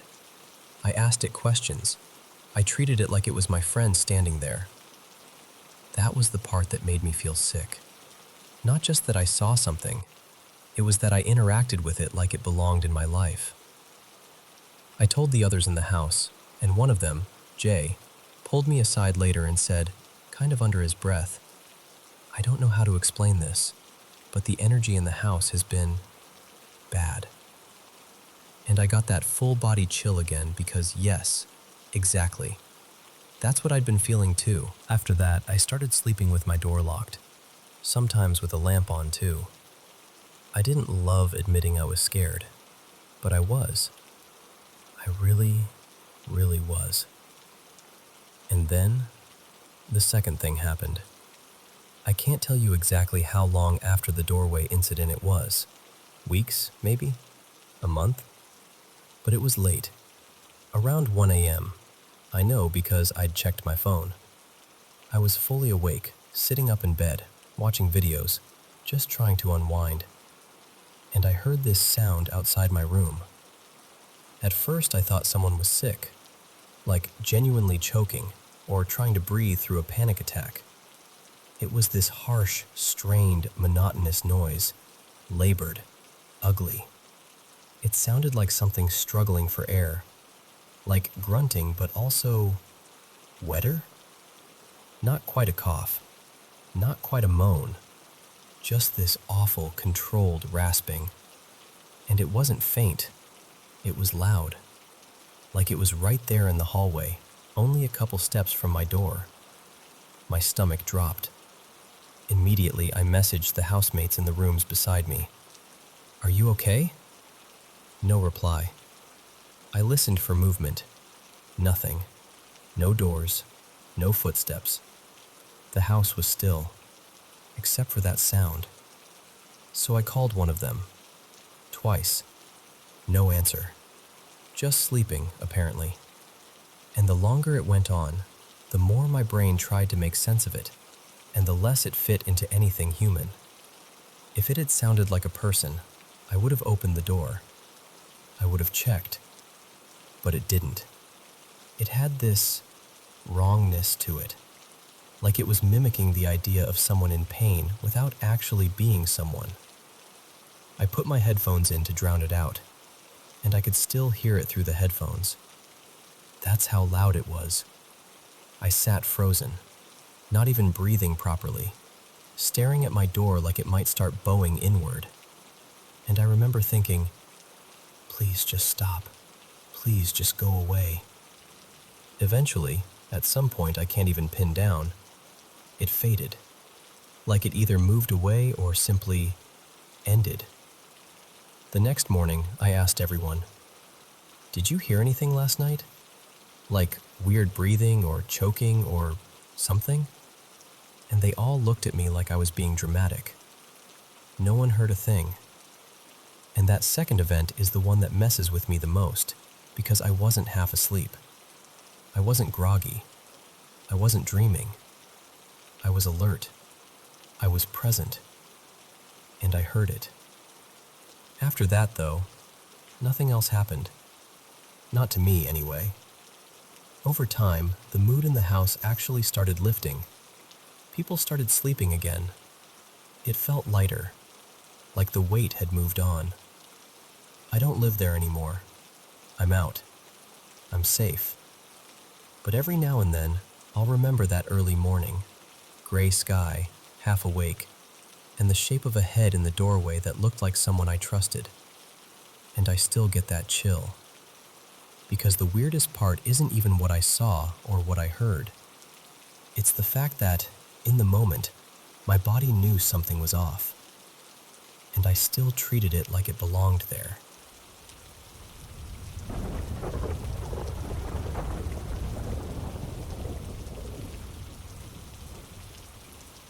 So, growing up, I was always that weird kid who was into things nobody really wanted to talk about. Ghosts, abandoned buildings, creepy documentaries. While other kids were into sports and pop stars, I was on the internet at 2 a.m. watching grainy paranormal videos and reading forum threads about haunted places. So, for my 13th birthday, my best friend at the time, Maya, and her mom, Claire, decided they were going to give me the perfect present. There was this old psychiatric hospital, kind of half museum, half tourist attraction, in a tiny coastal town a few hours from where we lived. Locals basically called it the asylum on the hill. People swore it was haunted, obviously. So of course, I was thrilled. On the drive there, Claire starts telling us about her friend, Rosa, who claims she's psychic. Rosa had gone on the same tour and told her the building was full of really dark stuff. Angry spirits, heavy energy, all that. She said the place didn't want people there. Now, you have to understand, at that age, I was obsessed with the paranormal. But I was also annoyingly skeptical. Like, I wanted ghosts to be real, but I also loved making fun of fake ghost shows. So when we finally pulled up to this big, crumbling brick building with boarded-up windows and those old metal fire escapes, I was more excited than scared. We go inside, and it's honestly pretty cool. There are glass cases full of old patient files, rusted medical tools, and the sort of uniforms they used to put people in when they were admitted. The halls smelled like dust and old disinfectant, and everything echoed. They still run tours there to this day, if you can believe it. Right before the tour actually starts, Claire leans in and goes, "Rosa said this place is full of demons, and they don't like visitors." And I just roll my eyes. So, being the cocky little teenager I was, I basically challenged the place. In my head, and I think even under my breath, I was like, if there's anything here, prove it. Hurt me, possess me, do something. You know when you look back and you're just like, wow, I was stupid? Yeah, that. We start the tour, and at first it's the usual haunted building stuff. I hear what sounds like a little boy crying down one of the hallways, but there were no boys in our group, just women and older couples. Then I hear footsteps behind us that don't match anybody's pace. That kind of thing doesn't freak me out too much. I'd had weird experiences before, and honestly, I just assumed it was the building creaking or my brain filling in gaps. But then, out of nowhere, I start feeling awful. Not like, oh, I'm a bit dizzy, but this deep wave of nausea that hits me out of the blue. My stomach turns, my head feels fuzzy, and then my back starts burning. And I don't mean like a little itch. It felt like someone had pressed a hot metal ruler against my skin and was dragging it down. Sharp, stinging lines, over and over. I tried to brush it off. I literally told myself, "You're just freaking yourself out. Calm down." I pulled my jacket tighter and kept walking.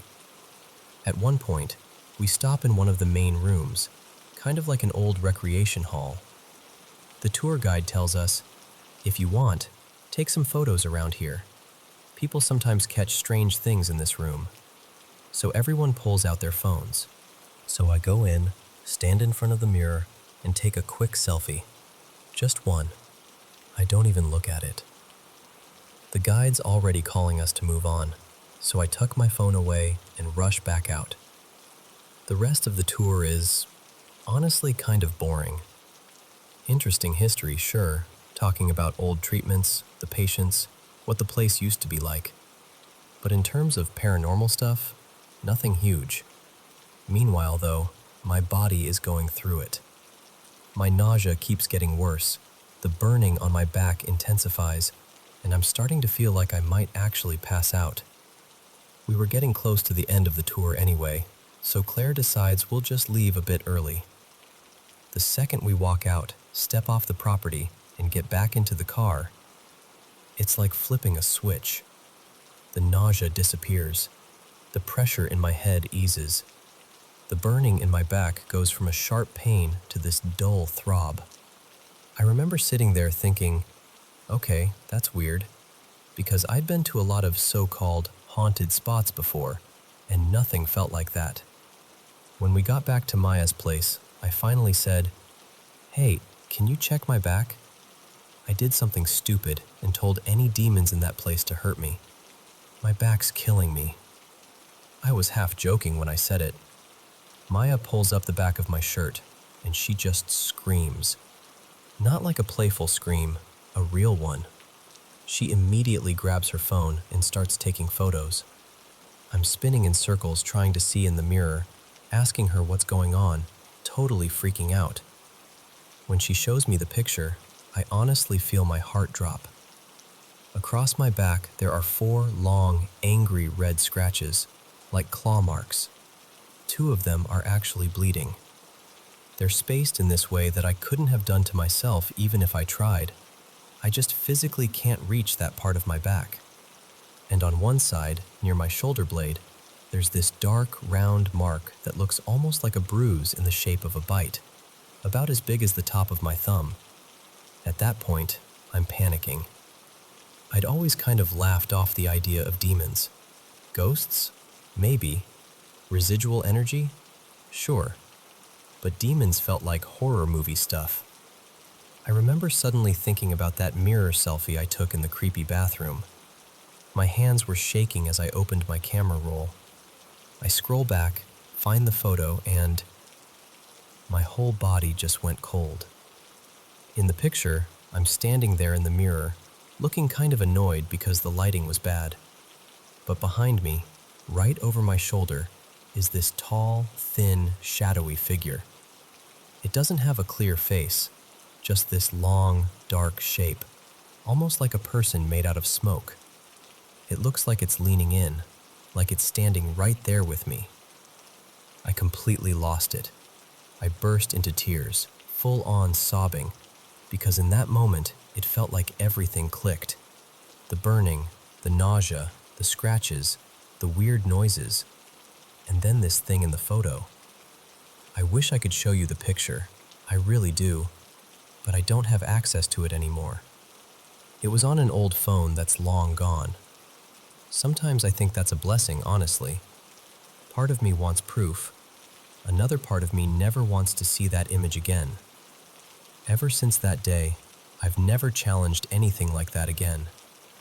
No more, if you're real, prove it nonsense. I still love spooky stories and haunted places, but that hospital? Whatever is in there, if anything is, I'm not messing with it. And I am definitely not going back.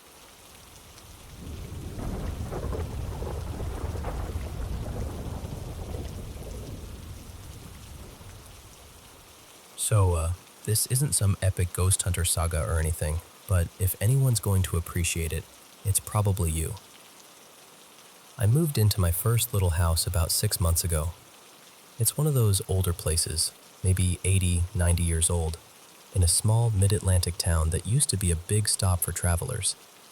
Old train station, brick storefronts, creaky porches, the kind of place where nobody would blink if you said, "Yeah, that house is probably haunted." Most of what I was doing was basic, new homeowner with too much optimism stuff. Painting, patching, arguing with YouTube tutorials. My dad, Mark, was helping me out, along with my mom, Elena. And in that order, Dad, me, then Mom. We all had these tiny, quick, really specific weird moments that stopped as abruptly as they started. The first thing happened to my dad.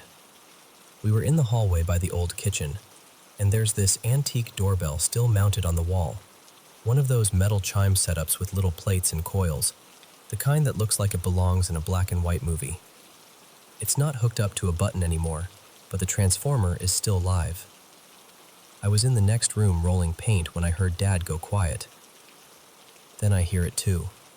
This faint, tinkling ding-ding, like someone was gently messing with the chimes. Not a full ring, more like fingers brushing the metal. Dad looks at me and goes, "Did you hear that?" We stood there for a second listening, but it didn't happen again. We figured maybe it was some kind of electrical interference or vibration from us moving around, and we shrugged it off. Very logical, very boring explanation. And for the record, it has never done it again. Not once. A little while later, days, maybe weeks, Dad was upstairs replacing an outlet in the guest room. I was sitting on the floor behind him with a screwdriver, pretending I knew what I was doing. The stairs come up right outside that room, and from where I was sitting, I could see the top few steps. Out of nowhere, Dad just freezes mid-sentence and turns his head toward the stairs. I'm like, "What?" He squints for a second and says, "I could have sworn I saw a cat just walk up the steps." He described it as this small, dark cat, tail up, trotting up like it knew the place. The thing is, I saw movement too, just in the corner of my eye, like a shadow drifting past the doorway. But when we both leaned out to look, there was nothing.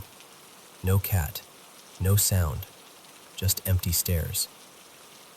Now, we're both pretty skeptical people. This is the same guy I once sat with on the porch of our family cabin at night, listening to what sounded like heavy boots pacing back and forth on the wooden deck. Clear as day, like someone was patrolling, but no one was there when we checked. Even then, we were like, okay, weird, but there's gotta be some explanation.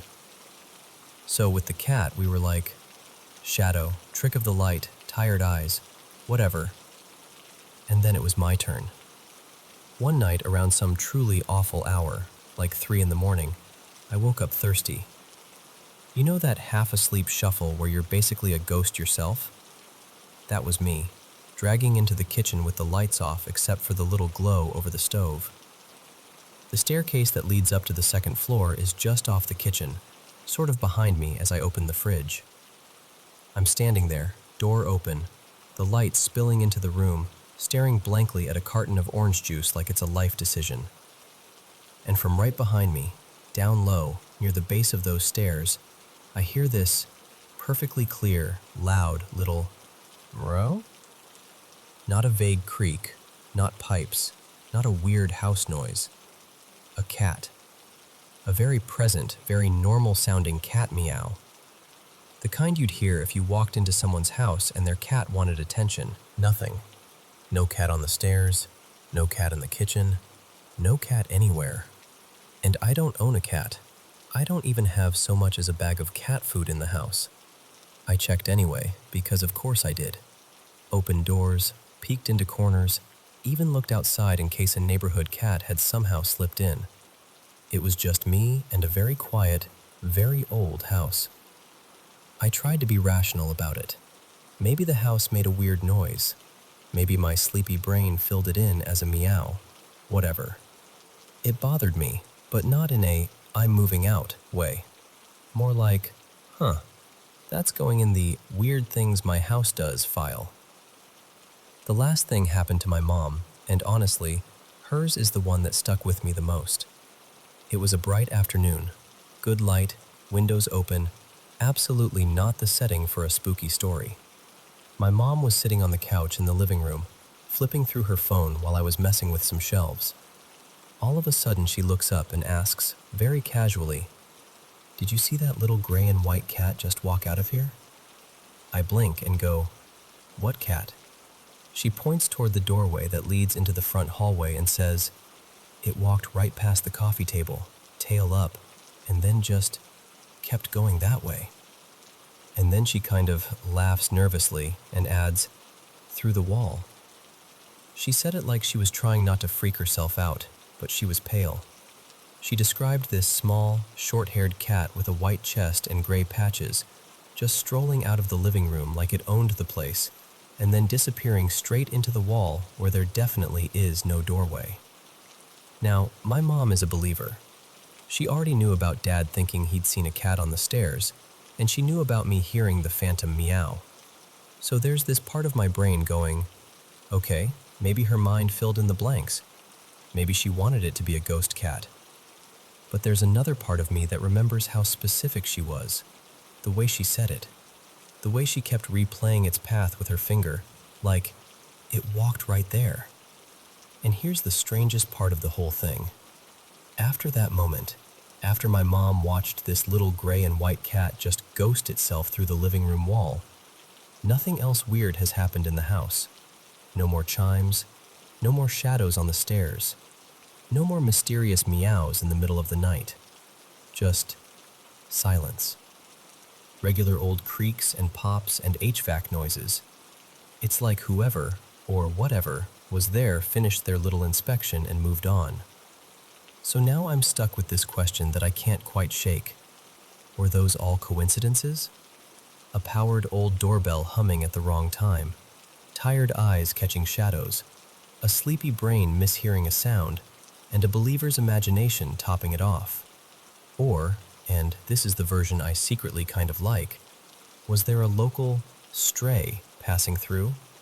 Some little ghost cat doing rounds in an old house in a historic town, just making sure the new human was okay before heading off to wherever ghost cats go. I don't know. I'm still a skeptic. Mostly. But sometimes, when I'm locking up for the night and I walk past the bottom of the stairs, I still catch myself saying, quietly, "Good night, buddy," just in case there's a small, unseen cat listening.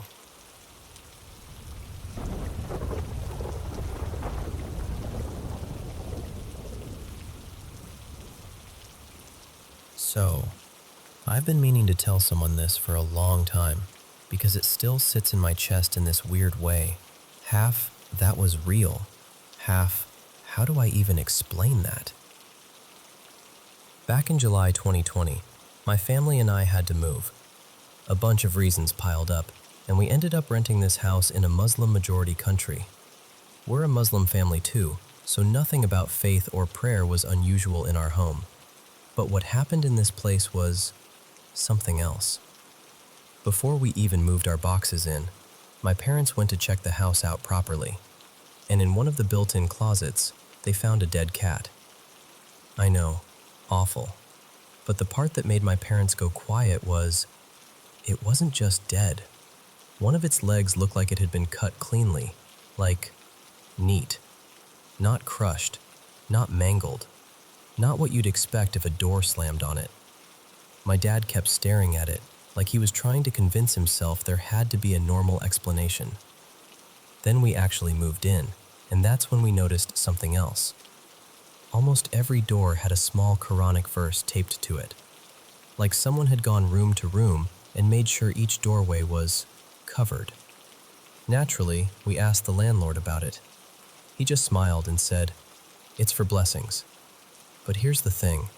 Every time we paid rent, he'd look at us and ask, in this oddly careful tone, "Everything okay? So far?" Like he wasn't making conversation, like he was checking a situation. We had a Persian cat, male, a little dramatic, honestly, and he always preferred hanging around the outer area of the house instead of inside. At first, he seemed fine, like he settled in quickly. But then, about a week in, he did this thing that made my skin crawl. For 3 days straight, he kept staring at one specific direction. He barely ate, barely drank. He'd perch up on the boundary wall and just lock onto the empty house next door. That neighboring place was abandoned, by the way. No people, no animals, no movement. Nothing. But our cat looked furious. Not curious, furious. Like he was ready to jump into a fight with something we couldn't see. And then, the dead cats started showing up. I wish I was exaggerating, but we counted around 8 or 9 in the months after we moved in. Just cats found outside, nearby, sometimes in corners where they looked like they'd simply collapsed. No obvious injuries, no hit by a car look, no blood, no signs of age. It got to the point where we were too scared to let our own cat outside because we didn't understand what was happening in that area around our home. Then something happened to me and my mom that I still can't talk about without feeling shaky. I was upstairs studying one day, and suddenly I heard my mom scream from downstairs. One of those screams that doesn't sound like surprise, it sounds like pure fear, like someone is being hurt. I ran down the stairs, heart pounding, and my mom was already running up toward me, and she screamed at me, "Are you okay?" I froze and yelled back, "Are you okay? I heard you scream." And she went pale and said, "I heard you scream." So we just stood there on the stairs, staring at each other, because somehow we'd both heard the other person screaming like they were being murdered, even though neither of us had screamed. We stood there for a long time, maybe 20 minutes, maybe longer, just trying to make our brains accept what had happened. There was no one else in the house. Nothing fell. No doors slammed. No explanation. Just that scream, 2 versions of it, like it was placed into the house. Another time, my father was asleep downstairs, and he swears someone whispered directly into his ear, "Wake up, Fareed." Not harsh, not threatening, just a young male voice, close and calm. And then there was the incident that I think scared me the most, because it felt so personal. It was winter, early 2022, and I was studying for exams around dawn. It was maybe 5:30 or 6 a.m. I was sitting on the floor near a heater, half asleep but forcing myself to focus. My mom is very religious, and she has this habit after prayer where she'll come close and blow gently on my face as a kind of blessing, like you're cooling something warm, but it's meant lovingly. So I'm studying, and I feel someone gently tuck my hair behind my ear. Then I feel that soft breath on my face, and without even thinking, I turned, smiling, ready to hug my mom. There was nobody there. Nobody. I didn't even scream. I couldn't. I just stayed frozen, like if I moved, whatever it was would realize I noticed. Not long after that, I was studying again, this time on my bed, and I felt the mattress dip right in front of me, like someone had sat down. And then the room suddenly smelled like flowers, like roses, strong and fresh. Here's the strange part. I didn't feel threatened. I felt this weird calm, like it wasn't there to hurt me. So, against every survival instinct I have, I actually spoke out loud, kind of nervously joking. And I said something like, "Look, the only truly religious person in this house is my mom. If you want to bother someone, go bother her." And I swear, I felt that presence lift, like it stood up, like it left. Nothing else happened that day. My mom, though, She had her own experiences, and I know she didn't tell me all of them, but I saw enough. Whenever she prayed, especially late at night or at dawn, she'd suddenly stop and look unsettled. She'd say she felt something rush past, or something staring, or something brushing her as she tried to focus. Like whatever was in the house didn't want her calm, didn't want her concentration, like it enjoyed interrupting. Eventually, we started doing what we knew to do: recitation, Quran, consistent prayer, seeking protection, doing it seriously, not casually. It didn't change overnight, but over time, the incidents became less frequent. And in our hearts, we came to believe the house had been inhabited by jinn, and that maybe they felt like we'd moved into a place they already claimed. There was one night I'll never forget. My mom had this loud, one-sided conversation, angry, firm, fearless. She basically told them, "If this was your home, you should have warned the owners before we came. Either live peacefully or leave, because we are not going anywhere, and we will make sure this house is protected." After that, and after a lot of spiritual cleansing, things calmed down. And now, it's almost quiet, almost normal. But even saying that out loud feels like tempting something, because the truth is, I still don't know what all of it was. I only know what it felt like to live through it.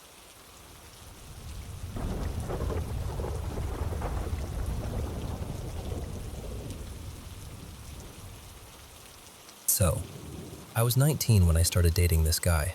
Let's call him Eli. He lived at his mom's place, but he had this kind of almost apartment set up in the basement.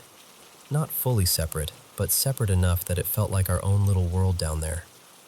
Back then, I was apprenticing at a tattoo shop, which is just a fancy way of saying I was working my butt off and still somehow always broke. So once I started staying over, it turned into this routine where I'd crash at Eli's place.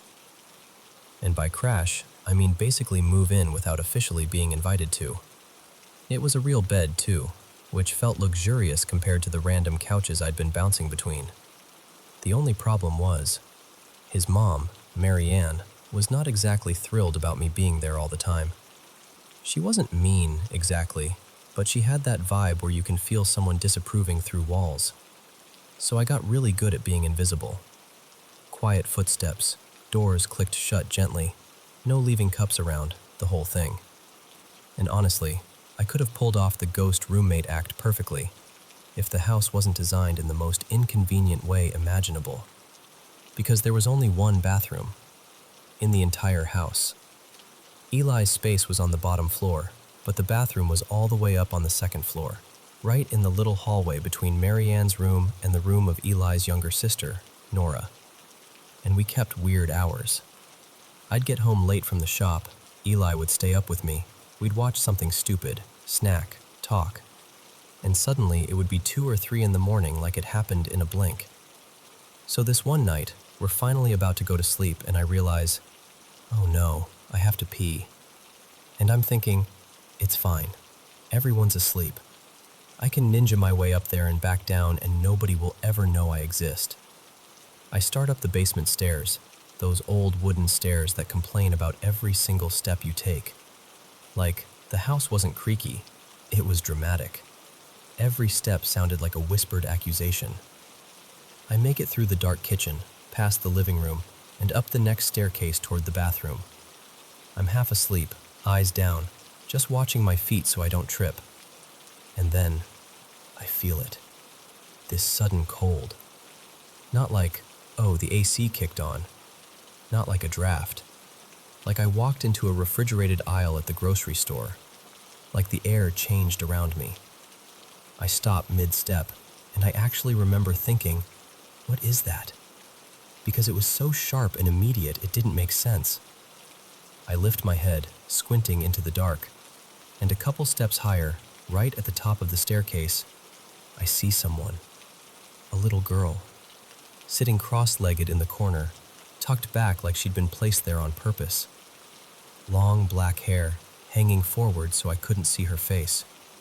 And my first thought, My only normal thought was, oh, that's Nora. Because Nora had hair just like that, same length, same dark color. And I'm immediately like, oh my God, did I wake her up? Is she sick? Is she sleepwalking? And also, please don't let Marianne wake up.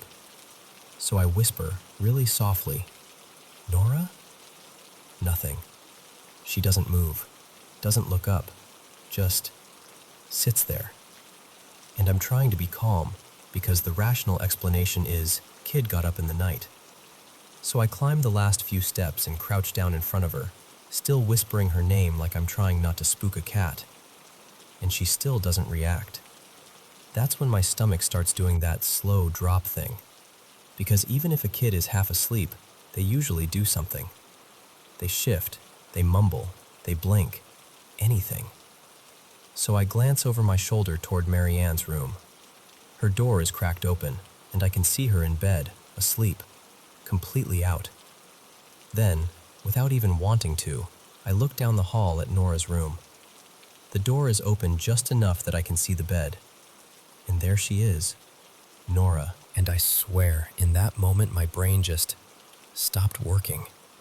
Because I'm crouched in front of a little girl who looks like Nora. And Nora is also very obviously asleep in her bed. So I turn back, and the girl in the corner is still there, right where she was, hair still hiding her face, not moving, not breathing in a way I can see, just present. And it's so quiet that the silence feels loud. I didn't scream. I didn't say anything. I didn't even think properly. I just popped up so fast it felt like my whole body got yanked by a string. And I turned and practically flew down the stairs. I'm going down those steps like I'm late for the last train out of town. I get maybe halfway down and suddenly, the cold is gone. It doesn't fade. It doesn't gradually warm up. It's like someone took a heavy coat off my shoulders in one pull. I stop and look back up the staircase. Dark. Empty. No girl. No shape. No movement. Nothing. And I remember standing there thinking, absolutely not.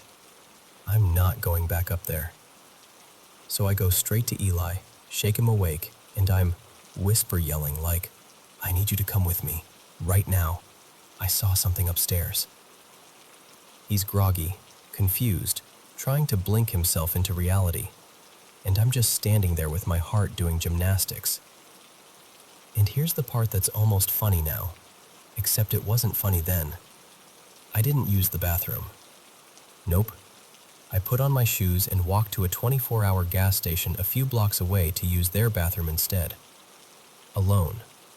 In the middle of the night. Like that was somehow the safer option. In daylight, I can admit that was a ridiculous choice. But in that moment, I was like, I will take my chances with strangers and parking lots. I am not going back up those stairs. The next morning, I finally tell Eli the whole story. I'm trying to laugh it off, like, okay, this is going to sound crazy, but... And I get to the part where I'm walking upstairs and I feel that sudden cold. And Eli's face changes, like, instantly. He goes completely serious, looks me dead in the eye, and goes, wait, you felt cold on the stairs? And I'm like, yeah? And he goes, really quietly, and then you saw a little girl sitting at the top?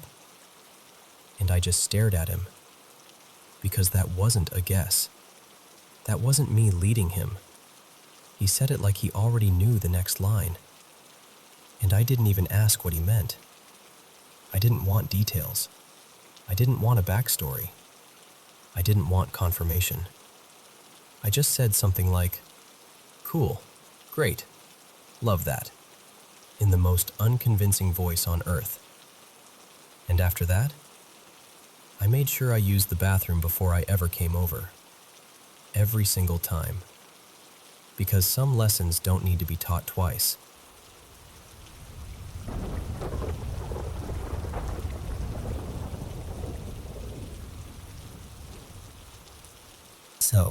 It's just after midnight here, like 12:45 a.m., and this has been my night so far. I live on this tiny Dutch Caribbean island, kind of tucked away on a hill overlooking the sea. It's usually super peaceful, breezy, quiet, almost storybook. Tonight it's just me. I'm 30, and my buddy Leo, he's 35. We'd both finished a long day at work and decided to hang out at my place, just to unwind, talk nonsense, and listen to music. Nothing special. Totally normal night. At least, it was supposed to be. A few weeks ago, though, something happened that I didn't tell him about right away. It was just me and my dog Nala at home. She's my sweet little shadow.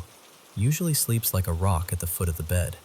In the middle of the night, she suddenly jumps up, stares at this one corner of the bedroom, and just locks in on it.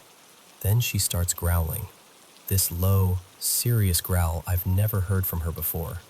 Her fur stands up along her back, and she's trembling, but won't look away from that corner.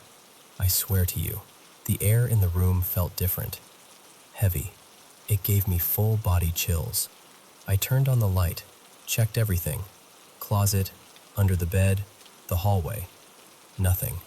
But I didn't tell Leo about it then. I just kind of stuffed it down and tried to forget it. Fast forward to tonight. We're on one of our little breaks from talking about life and complaining about work. We're sitting on the couch, and I decide to tell him that story about Nala losing it in the middle of the night. I'm laughing it off. Like, you're gonna think I'm crazy, but listen to this. And he just nods, like it's the most normal thing in the world. Then he goes, real calm, "Oh yeah, those spirits that fly around the streets at night. I've seen one by your place before." I'm like, "Excuse me? What?" He says, "One night I drove past your building and saw this dark shape, like a shadow with edges, lift off from near your balcony and glide over my car. Didn't feel bad or anything. It just didn't notice me." He said it so casually, like he was telling me he saw a bat. Since then, little things around my apartment have been off. Not scary in-your-face stuff, just weird. I'll put my keys by the front door like I always do, and later they're on the kitchen counter. A book I left on the nightstand will be on the couch. Nothing's gone missing, nothing broken. It's just like something is rearranging my life by 2 inches at a time. So, tonight, around 10:30 p.m., I let Nala out into the backyard. There's this shared path behind the apartments carved right into the mountain, all backed up against a rock wall. It's quiet out there, just the wind and the trees usually. Suddenly she starts barking. Not her, someone's at the gate bark. This frantic, non-stop bark, like she's trying to chase something off.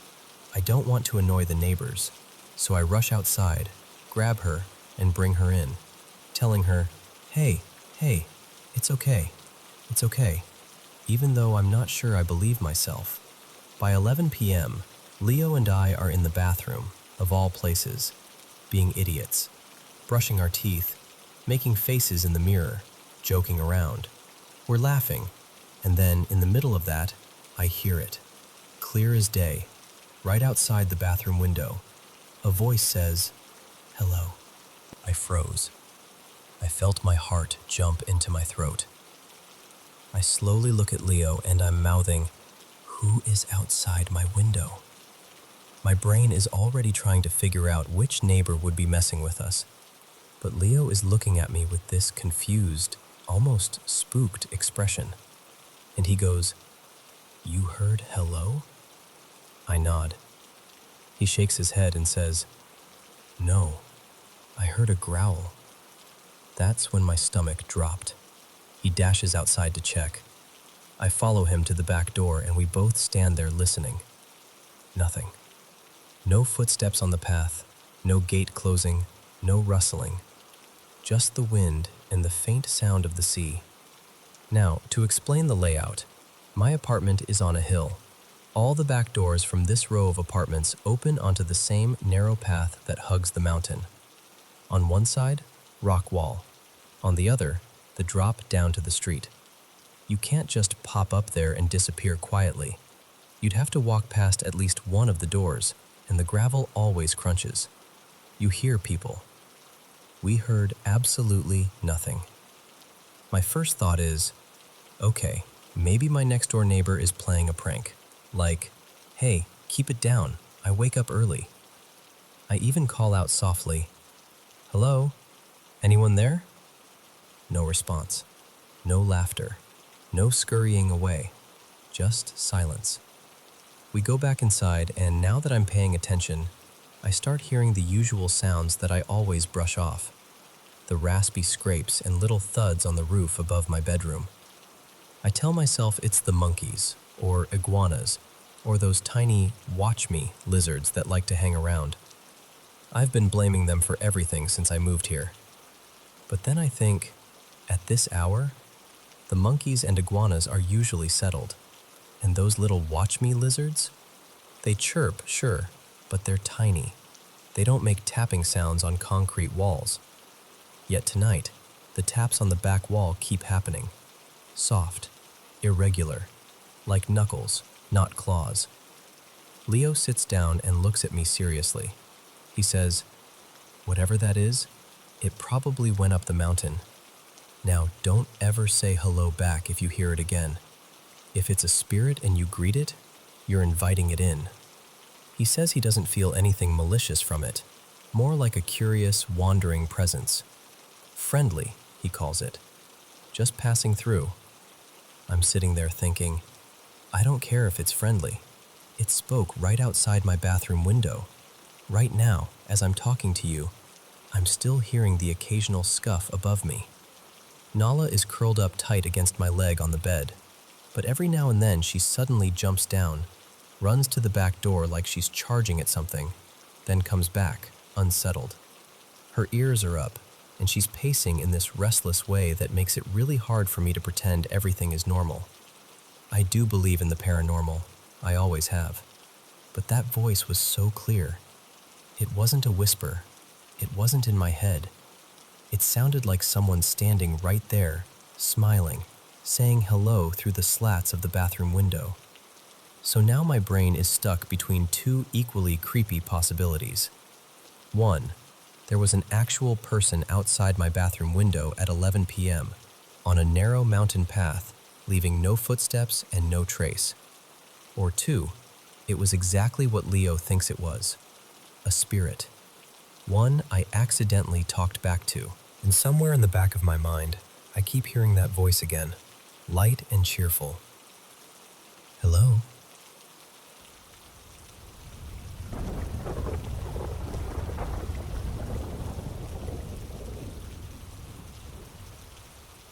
So this happened about 11 years ago, when I was around 7 or 8. Back then, my family, me, my little brother, and my parents, lived in this old 3-story apartment building. Our place was kind of weird in a way I loved at the time. It had this loft-style upper level inside the apartment, like a half-second floor. My parents used that loft as their bedroom, and my dad sometimes kept paperwork up there on a little desk. Then, below the apartment itself, there was a basement level with storage and a small office where he usually worked because it was quieter. One afternoon, I was upstairs alone in the main apartment, sitting way too close to the TV, playing on my console. Pretty sure it was FIFA, because I remember the exact sound of the ball getting kicked. My mom was out at work, and my dad was down in the basement office with my little brother, doing his usual thing.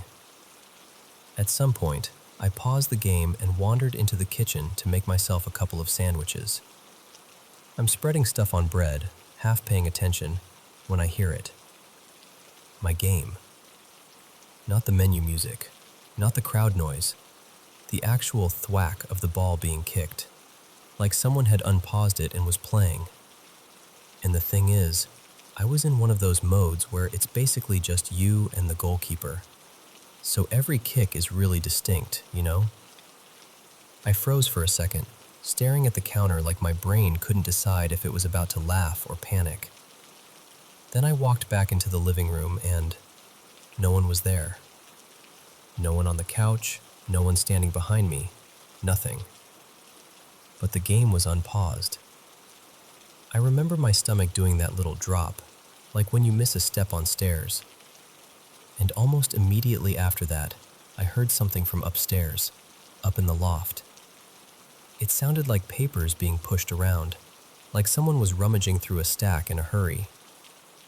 That loft wasn't huge, so any noise up there felt close, like it was happening right above your head. So I climbed up to check. I was trying to be brave, doing that thing kids do where you act tough but your eyes are too wide. And again, nobody. But my dad's little desk up there, his papers, were totally messed up. Not like one page slid off, like a whole stack had been shuffled and scattered, like someone had flipped through them and left in a rush. At that point, I was properly scared. Not spooky story scared, real kid scared. The kind where you can hear your own heartbeat in your ears. I backed away, came downstairs, and told myself maybe it was just, I don't know, vibration, air, something normal. And then I heard it again, this time from my bedroom area. One of those plastic toy bins I kept all my stuff in. It sounded like someone digging through it, moving toys around, the soft clacking sound of plastic and pieces shifting. I went over there, already feeling like I didn't want to look, and when I pulled the lid back, nothing. No one. Nothing moving. Just the toys sitting there like they'd been innocent the whole time. That was it. I ran. I bolted down to the basement office like my life depended on it, blurted everything out to my dad and my brother at the speed of a fire alarm. My dad barely looked up at first. He was working, and to him it probably sounded like I was making up a dramatic story because I was bored. My brother, of course, hit me with the classic, "You're hearing things." Here's one detail that matters. From our front door, if you stood a certain way, you could see straight into the kitchen counter area. So we walked up to the apartment together, and before we even stepped fully inside, we heard this sharp, metallic sound, like two knives being scraped together. Slow, deliberate. Not a clatter, not an accidental bump, a drawn-out grind, like someone was pressing them together and moving them back and forth. We both stopped dead. We leaned in and peeked through the doorway, and I could see the kitchen counter clearly. No one was there. No hands, no shadow, no movement. But the sound was still coming from right there, like the knives were doing it all by themselves. I looked at my brother, and his face, he heard it too. I could tell instantly, because his expression changed from, "This is dumb," to, "Okay, what is that?" We didn't even discuss it. We just quickly shut the door like we were sealing something in, and then we ran back down to the basement crying, both of us, no shame, full panic. We stayed down there until my dad finished his work for the day. Hours. We didn't go back up even once. Later, when my dad finally came upstairs with us, we walked him through everything like we were reenacting a crime scene. Room by room, pointing, explaining. This is where the game unpaused. This is where the papers were. This is the toy bin. He tried to be calm. He did that dad thing where he explains everything with logic, because that's what you do when your kids look like they've seen a ghost. He told us sounds can travel weirdly in old buildings. Pipes can shift. Air pressure can move things. Maybe the controller got bumped. Maybe a draft flipped papers. And I wanted to believe him so badly. The weird part is, after that day, nothing like it ever happened again. Not once. No sounds, no rummaging, no unpausing, nothing. We moved out a couple years later, and I've told the story a bunch of times since then. Most friends laugh and say I'm exaggerating or making it up, which, fine, whatever. I get how it sounds. But about a year ago, I brought it up again with my dad, and we actually talked about it seriously. and he told me something I didn't expect.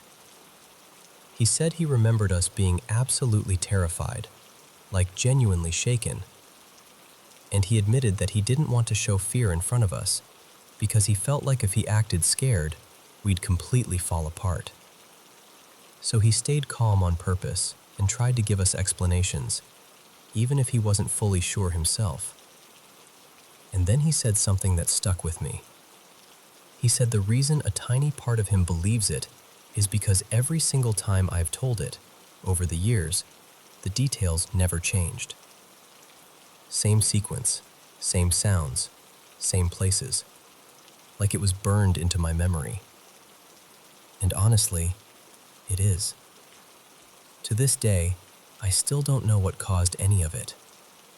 I don't claim it was something supernatural. I don't even know what I think it was. I just know what I heard. And I know I wasn't the only one who heard it.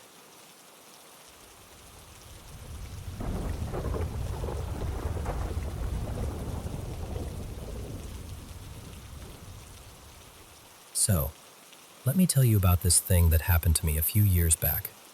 At the time, I was in my early 30s, living in this little prefab house on about 3 acres of land. On the same property, there was this old farmhouse, original to the land, built sometime in the early 1900s. We didn't live in it.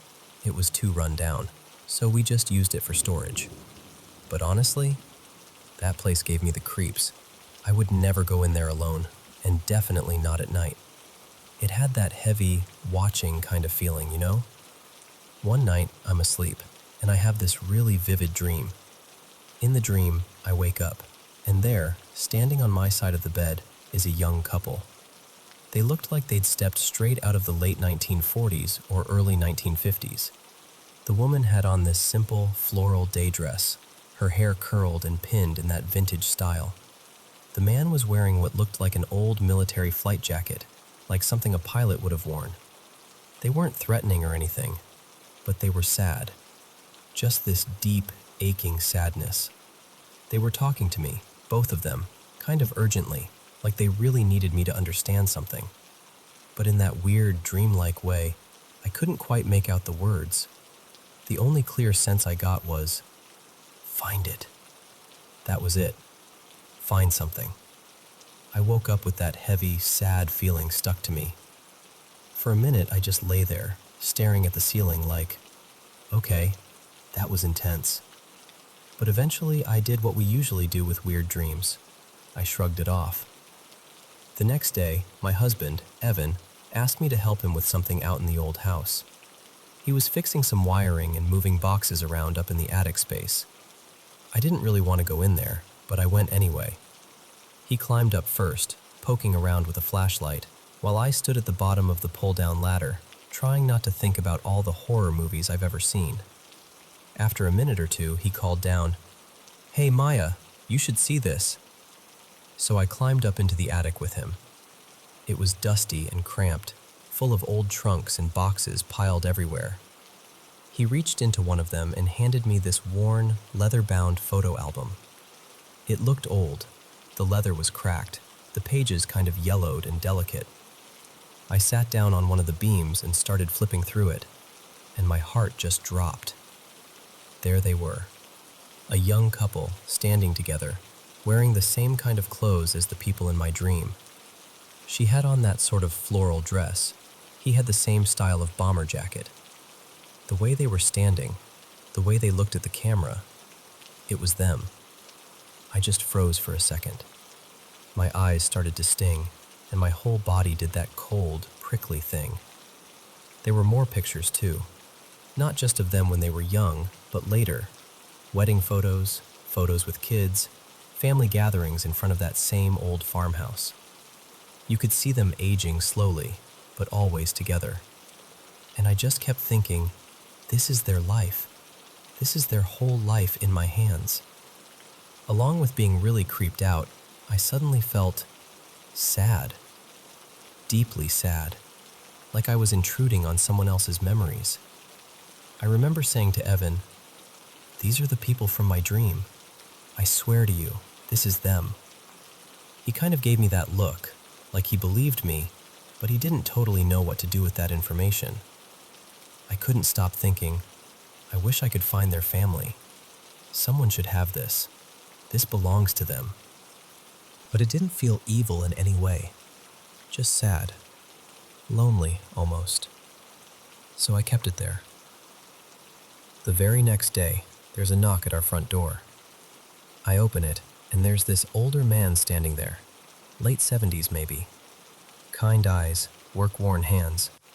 He introduces himself as Jack and says, kind of shyly, "Hey, I'm a handyman. I live not too far from here. Just wondering if you needed any help with repairs or yard work. I used to live on this property a long time ago."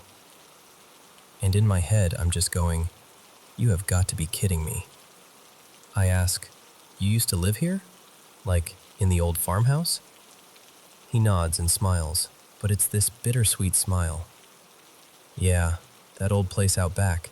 That was my childhood home. My parents raised us there." At that point, I'm practically buzzing. I tell him, "Jack, I think I have something that belongs to you." I invite him in, go to the bookshelf, and pick up the photo album. My hands were actually shaking a little as I handed it over. He looks at the cover for a second, then opens it, and he just breaks. His eyes flood with tears, and he presses his fingers to one of the pictures. He's whispering, "Oh my God, Mom, Dad." He tells me his family had been looking for that album for years. They thought it was lost forever, misplaced during a move when the house changed owners. We just stood there for a moment, me watching him reconnect with these faces on the page.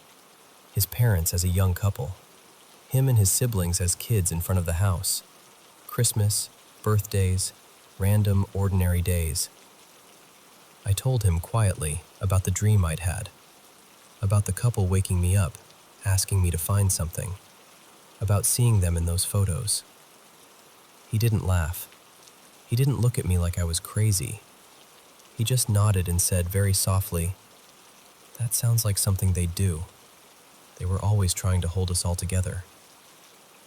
After a while, he thanked me over and over. Then he took the album, still wiping his eyes, and headed back down the steps. I watched him walk away, clutching that book like it was the most precious thing in the world. That night, I had another dream. The same couple appeared again, this time not beside my bed, but standing in front of this bright, warm light. The kind of light that doesn't hurt your eyes, it just sort of wraps around you. They were smiling. All that heaviness and sadness I'd felt before, it was gone. They looked peaceful, grateful. I didn't hear them speak with their mouths exactly, but I heard the words as clearly as if someone had whispered them in my ear. "Thank you." And then they turned toward the light and walked into it together. I never saw them again in my dreams after that. I never ran into Jack again either. He just disappeared back into his life, I guess, with his parents' memories back in his hands where they belonged. Every now and then I still think about them. The couple, the old house, that strange little chain of events. And I really do believe that whatever was left unfinished for them, it isn't unfinished anymore. I think they got what they needed. And I think, wherever they are now, they're happy. I've had other things happen on that property, some of them not so gentle, not so easy to talk about. Maybe I'll share those someday. But this one feels like a goodbye that finally got to be said.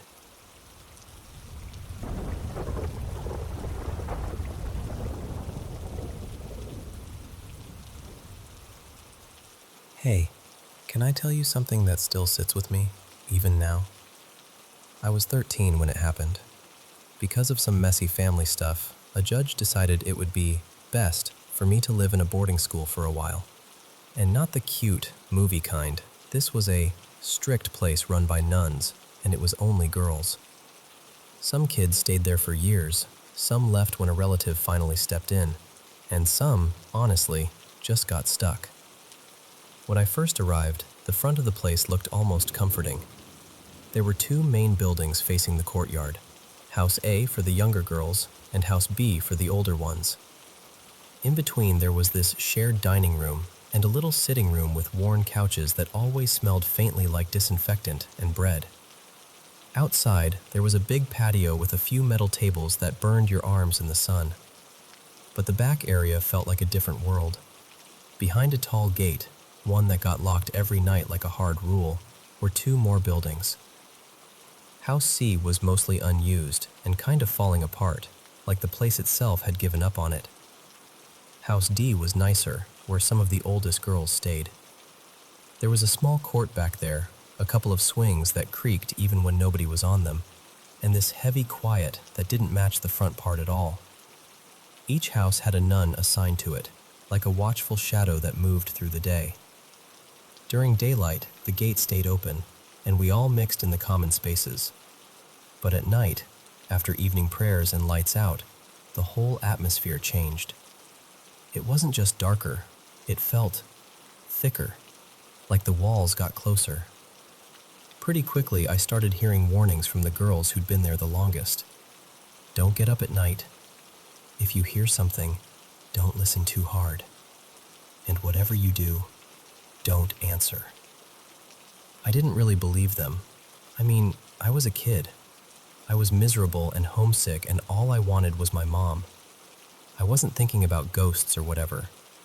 Plus, some of the girls who had relatives nearby would get weekend visits or go out during holidays, so it wasn't like everyone treated the place like a horror story. I just thought the older girls were trying to scare the new ones. I slept in House B, the older girls' building in the front. And then summer came. A lot of the girls left to visit family. The whole place emptied out in a way that made every footstep louder. In our building, it felt like there were barely any of us left, maybe 3 other girls, if that. The nuns were still there, of course, but at night you could feel how empty it was. Like the building was too big for the few breaths inside it. One night, I couldn't sleep. Not in a normal way, like tossing and turning. It was this strange, alert kind of wakefulness. The silence wasn't peaceful. It was the kind of silence that makes your body go, something's wrong, even when you can't explain why. I always kept a bottle of water beside my bed because the dorm rooms were laid out like little cubicles, just enough space for a narrow bed and a tiny nightstand. The hallway outside was long and dim, and even in the daytime it felt a little too quiet. That night, sometime after midnight, I heard crying. At first it was so faint I thought I'd imagined it. Just a soft, broken sound, like someone trying not to be heard. But then it grew. Slowly. Like whoever it was couldn't hold it in anymore. It became heart-wrenching, the kind of sobbing that makes you feel embarrassed for listening because it sounds so private. And because the house was nearly empty, it echoed. Every little catch of breath, every shake in the voice, stretched down that hallway and bounced back. I remember sitting up in bed with my heart pounding, thinking, somebody's hurt. Somebody needs help. And then I did something I still don't fully understand. I got up. I opened the door just a crack and leaned into the hallway. It felt endless. One long corridor with doors on both sides, the front entrance far down one way, and at the very end, the last room where the crying was coming from. And then, that door opened. A girl stepped out. She was wearing the same kind of old-fashioned boarding school pajamas we'd been given. White fabric with tiny flowers. Mine had little blue flowers. Hers had pink ones. She was barefoot.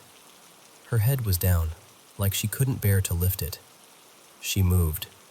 Slowly, close to the walls, and she didn't look up once. Her hair was jet black, straight, and fell to about her shoulders. Her skin looked pale in the dim hallway light, almost like the light couldn't land on her properly. Her face was mostly hidden by her hair, so I couldn't really see her expression, but the sound of her crying was coming from her like it was pouring out of her chest. She walked past door after door, and then she came right in front of mine, right in front of me. I was standing there, frozen, holding my breath, with the bottle hidden behind my back like a child hiding a secret. I wanted to speak. I wanted to step forward. I wanted to offer the water. But I couldn't move. It wasn't like fear, exactly. Not the sharp, panicked kind. It was something else. A strange heaviness, like the air had turned to water and I was trying to push through it. And in that moment, what I felt wasn't terror. It was sadness. Like her suffering brushed up against me, and for a second I understood it without knowing anything about it. I remember thinking, she's not just crying, she's drowning in it.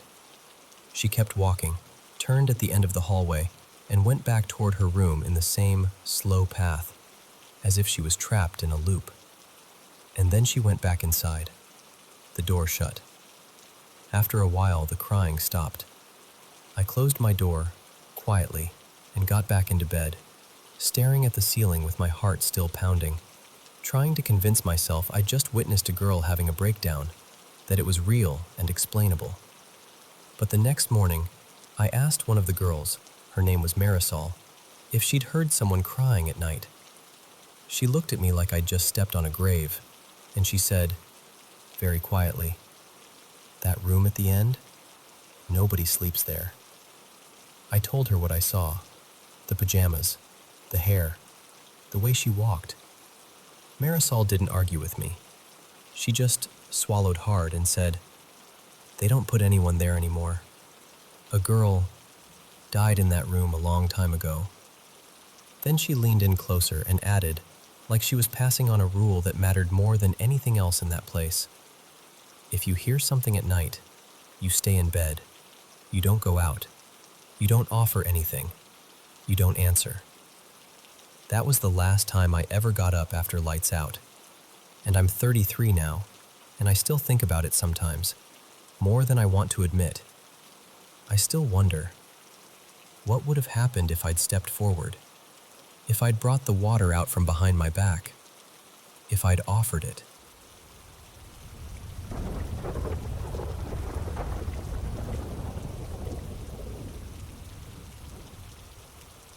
Okay, so picture this. My roommate Maya and I have been house hunting for weeks, right? Just scrolling and scrolling until everything starts to blur together. And then there's this one listing that kept popping up, like it had a grudge. Every time we opened the app, boom, there it was again. Same photos, same two perfect angles, like it was insisting. Neither of us even loved it, not really. We both had that quiet little, something's weird feeling about it. But eventually we're like, fine, we'll just tour it and get it out of our system. So we meet our realtor, Evan, and pull up to the place. Outside, it's honestly kind of sad. The garage is nothing special, paint peeling in spots, and the boards along the exterior looked soft and rotted, like they'd been soaking up years of rain. Not exactly dream home vibes.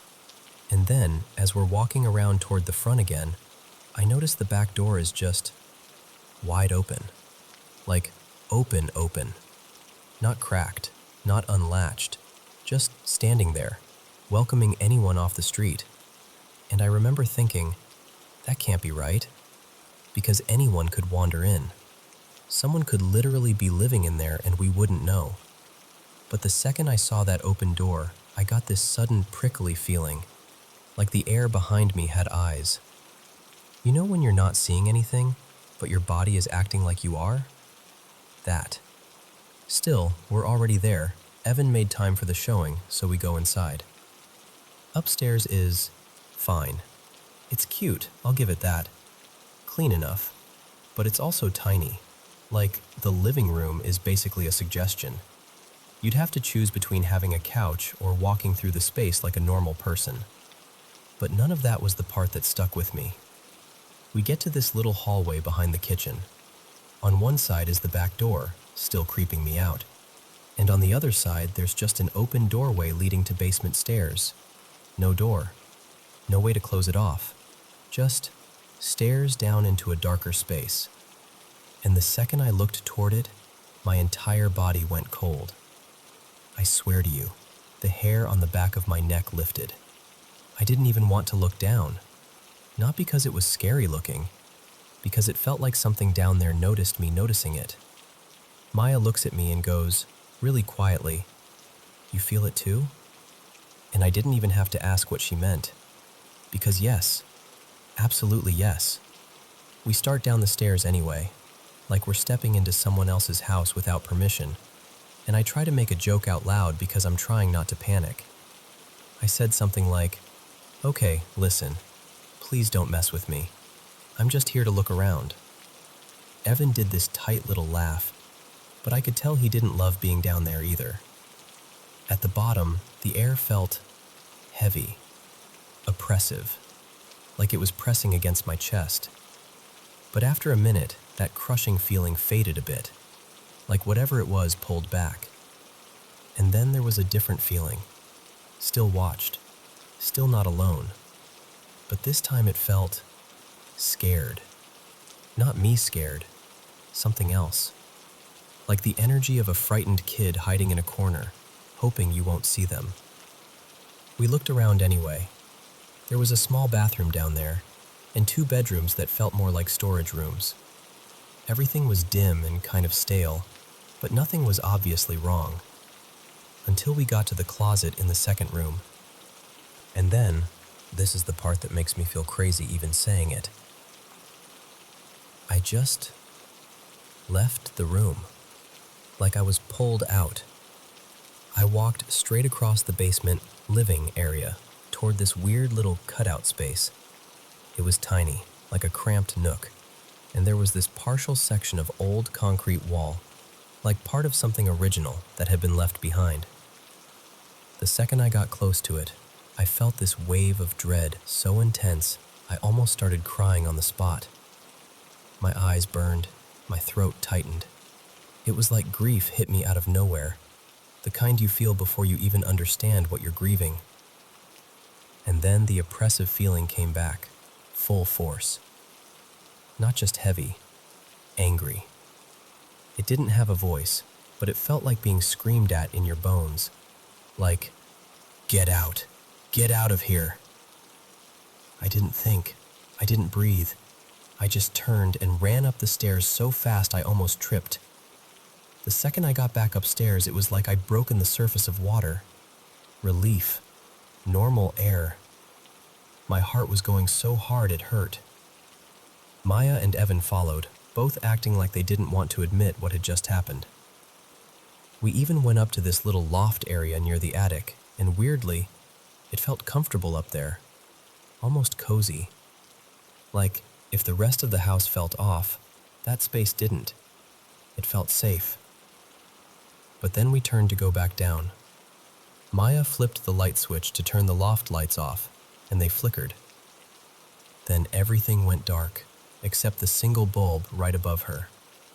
She flipped the switch back on. Nothing changed. Flipped it off again. Still nothing. That one light stayed on like it was glued to her. We went back down to the main floor, and Evan asked what we thought, doing his best real estate professional voice. But Maya wouldn't stop glancing toward the basement hallway, like she was waiting for something to come walking out. We got outside and didn't even need to discuss it. We were done. Hard no. In the car, once the doors shut and it was just us, I asked Maya if she was okay. She stared straight ahead and said, "It followed us after the basement, like all through the house, like it didn't want us to forget it was there." And then she hit me with this, super casually, like she was talking about the weather. Apparently, when I walked away from the closet and went toward that concrete wall, I'd whispered, "Don't worry, I'll find you." I do not remember saying that, not even a little. And here's where it gets worse. Ever since that tour, I've been having nightmares. Not once in a while, almost every night. I'm trapped in that corner by the concrete. It's pitch black. I can't move. I'm screaming until my throat feels shredded, and it never stops. The screaming doesn't even feel like it's coming from me. It's like I'm inside someone else's terror. And there's pain, like deep, wrong pain. like something happened there that shouldn't have happened to anyone. I wake up shaking, and the feeling clings to me for hours. And I can't stop thinking, if something terrible happened in that house, why do my dreams feel like I'm the one it happened to? Why does it feel so personal, like I'm remembering something that isn't mine?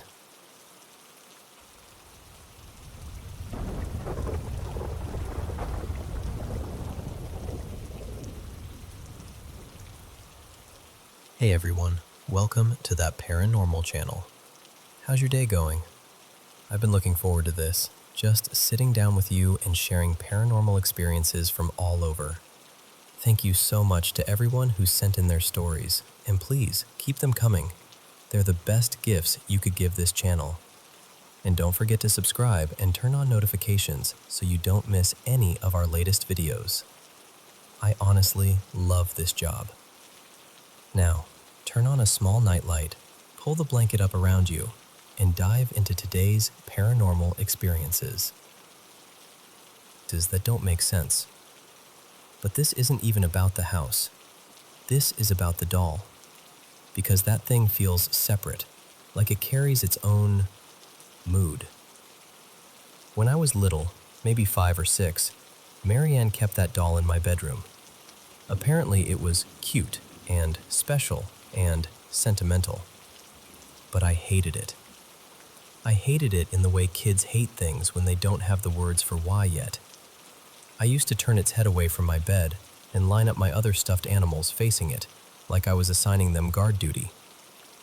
I know that sounds ridiculous, but it was the only way I could sleep without feeling watched. And speaking of sleep, my bed used to shake. Not like a small vibration. I mean violent, like someone grabbed the frame with both hands and rattled it as hard as they could. I told my parents. They did the classic adult thing. It was probably a dream. The house is settling. You're imagining it. You know. Until one night I begged Marianne, like, please just sit here until I fall asleep so it stops. She finally did, sat on the edge of the bed, kind of rolling her eyes like she was humoring me. And then the bed started shaking. I still remember the way her face changed. She didn't laugh.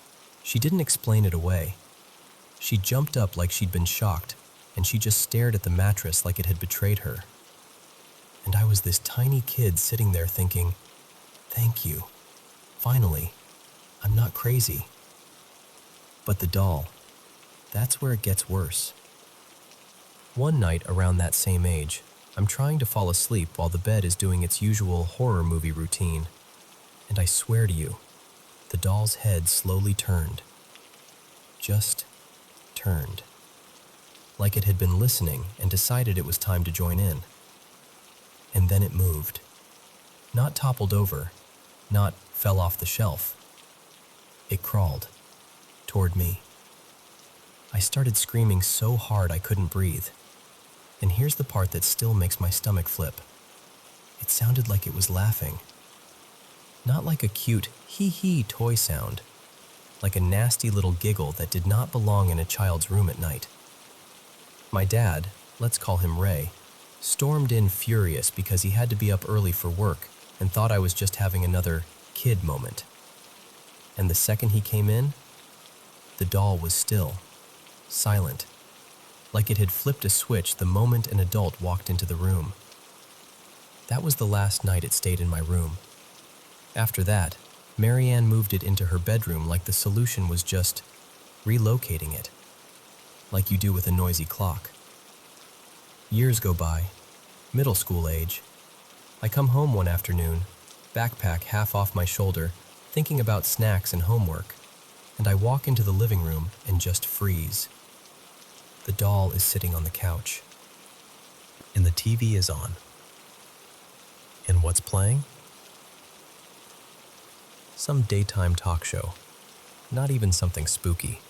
Just one of those dramatic, here's why your life is a mess episodes, with an audience clapping at things that shouldn't be clapped for. I screamed. Like full-body instinctive scream. My uncle, Marianne's brother, I'll call him Dean, was living with us at the time. He came running from upstairs, thinking someone had broken in or I'd gotten hurt. And the second he saw the couch, he stopped short. His face went pale in that way people try to hide. Because he hated that doll too. Always had. And we were the only ones home. Marianne had left for work that morning. Dean hadn't touched it. He wouldn't even get close. When I begged him to move it, he just shook his head and said, "Nope, absolutely not." Like touching it would be signing some kind of contract. When I told Marianne later, she laughed like I was pranking her. Like I'd dragged the doll out for a joke and turned on the TV for effect. But listen, what sixth grader comes up with haunted doll watches daytime television with a remote as a bit? I wasn't a horror writer. I was a kid who wanted the thing gone. Now, jump to recently. I'm home from college for the summer. Older, tired, trying to be normal about it. I'm walking the dogs down the hallway to bring them into Marianne's room, and I glance over. The doll is on her nightstand. Like it belongs there. Like it's part of her bedtime routine. So I ask, super cautiously, "Why is that in here?" And Marianne squints at me like I'm being weird and goes, "What do you mean? You put it there." Which, no, absolutely not. And then she doubles down and says she thinks I carried it upstairs earlier, while we were both home, and set it up there like some kind of joke. She even says she walked in and the TV was on in her room, like the doll had been watching the news. The news. And she's looking at me like I'm the one staging this, like I'm the one creeping around the house playing doll butler. I didn't do it. I swear I didn't. And the worst part? This isn't new. I've tried to get rid of it before. I've begged her for years. Donate it, throw it away, lock it in storage, anything. I've even tried, on my own, to get it out of the house. And somehow, some way, it always comes back. Back on a shelf, back on a chair, back in a room it wasn't in before. Like it's reclaiming territory.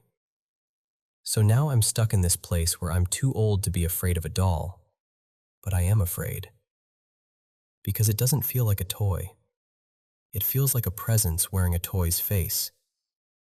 And my mom, Marianne, she'll laugh it off and say I'm dramatic, but I can tell there's a part of her that doesn't like talking about it too long. Like if she jokes too hard, she won't have to admit what it might mean. I don't know what to do anymore. I'm not asking anyone to believe me blindly. I know what I've seen, and I know that doll does not stay where you put it.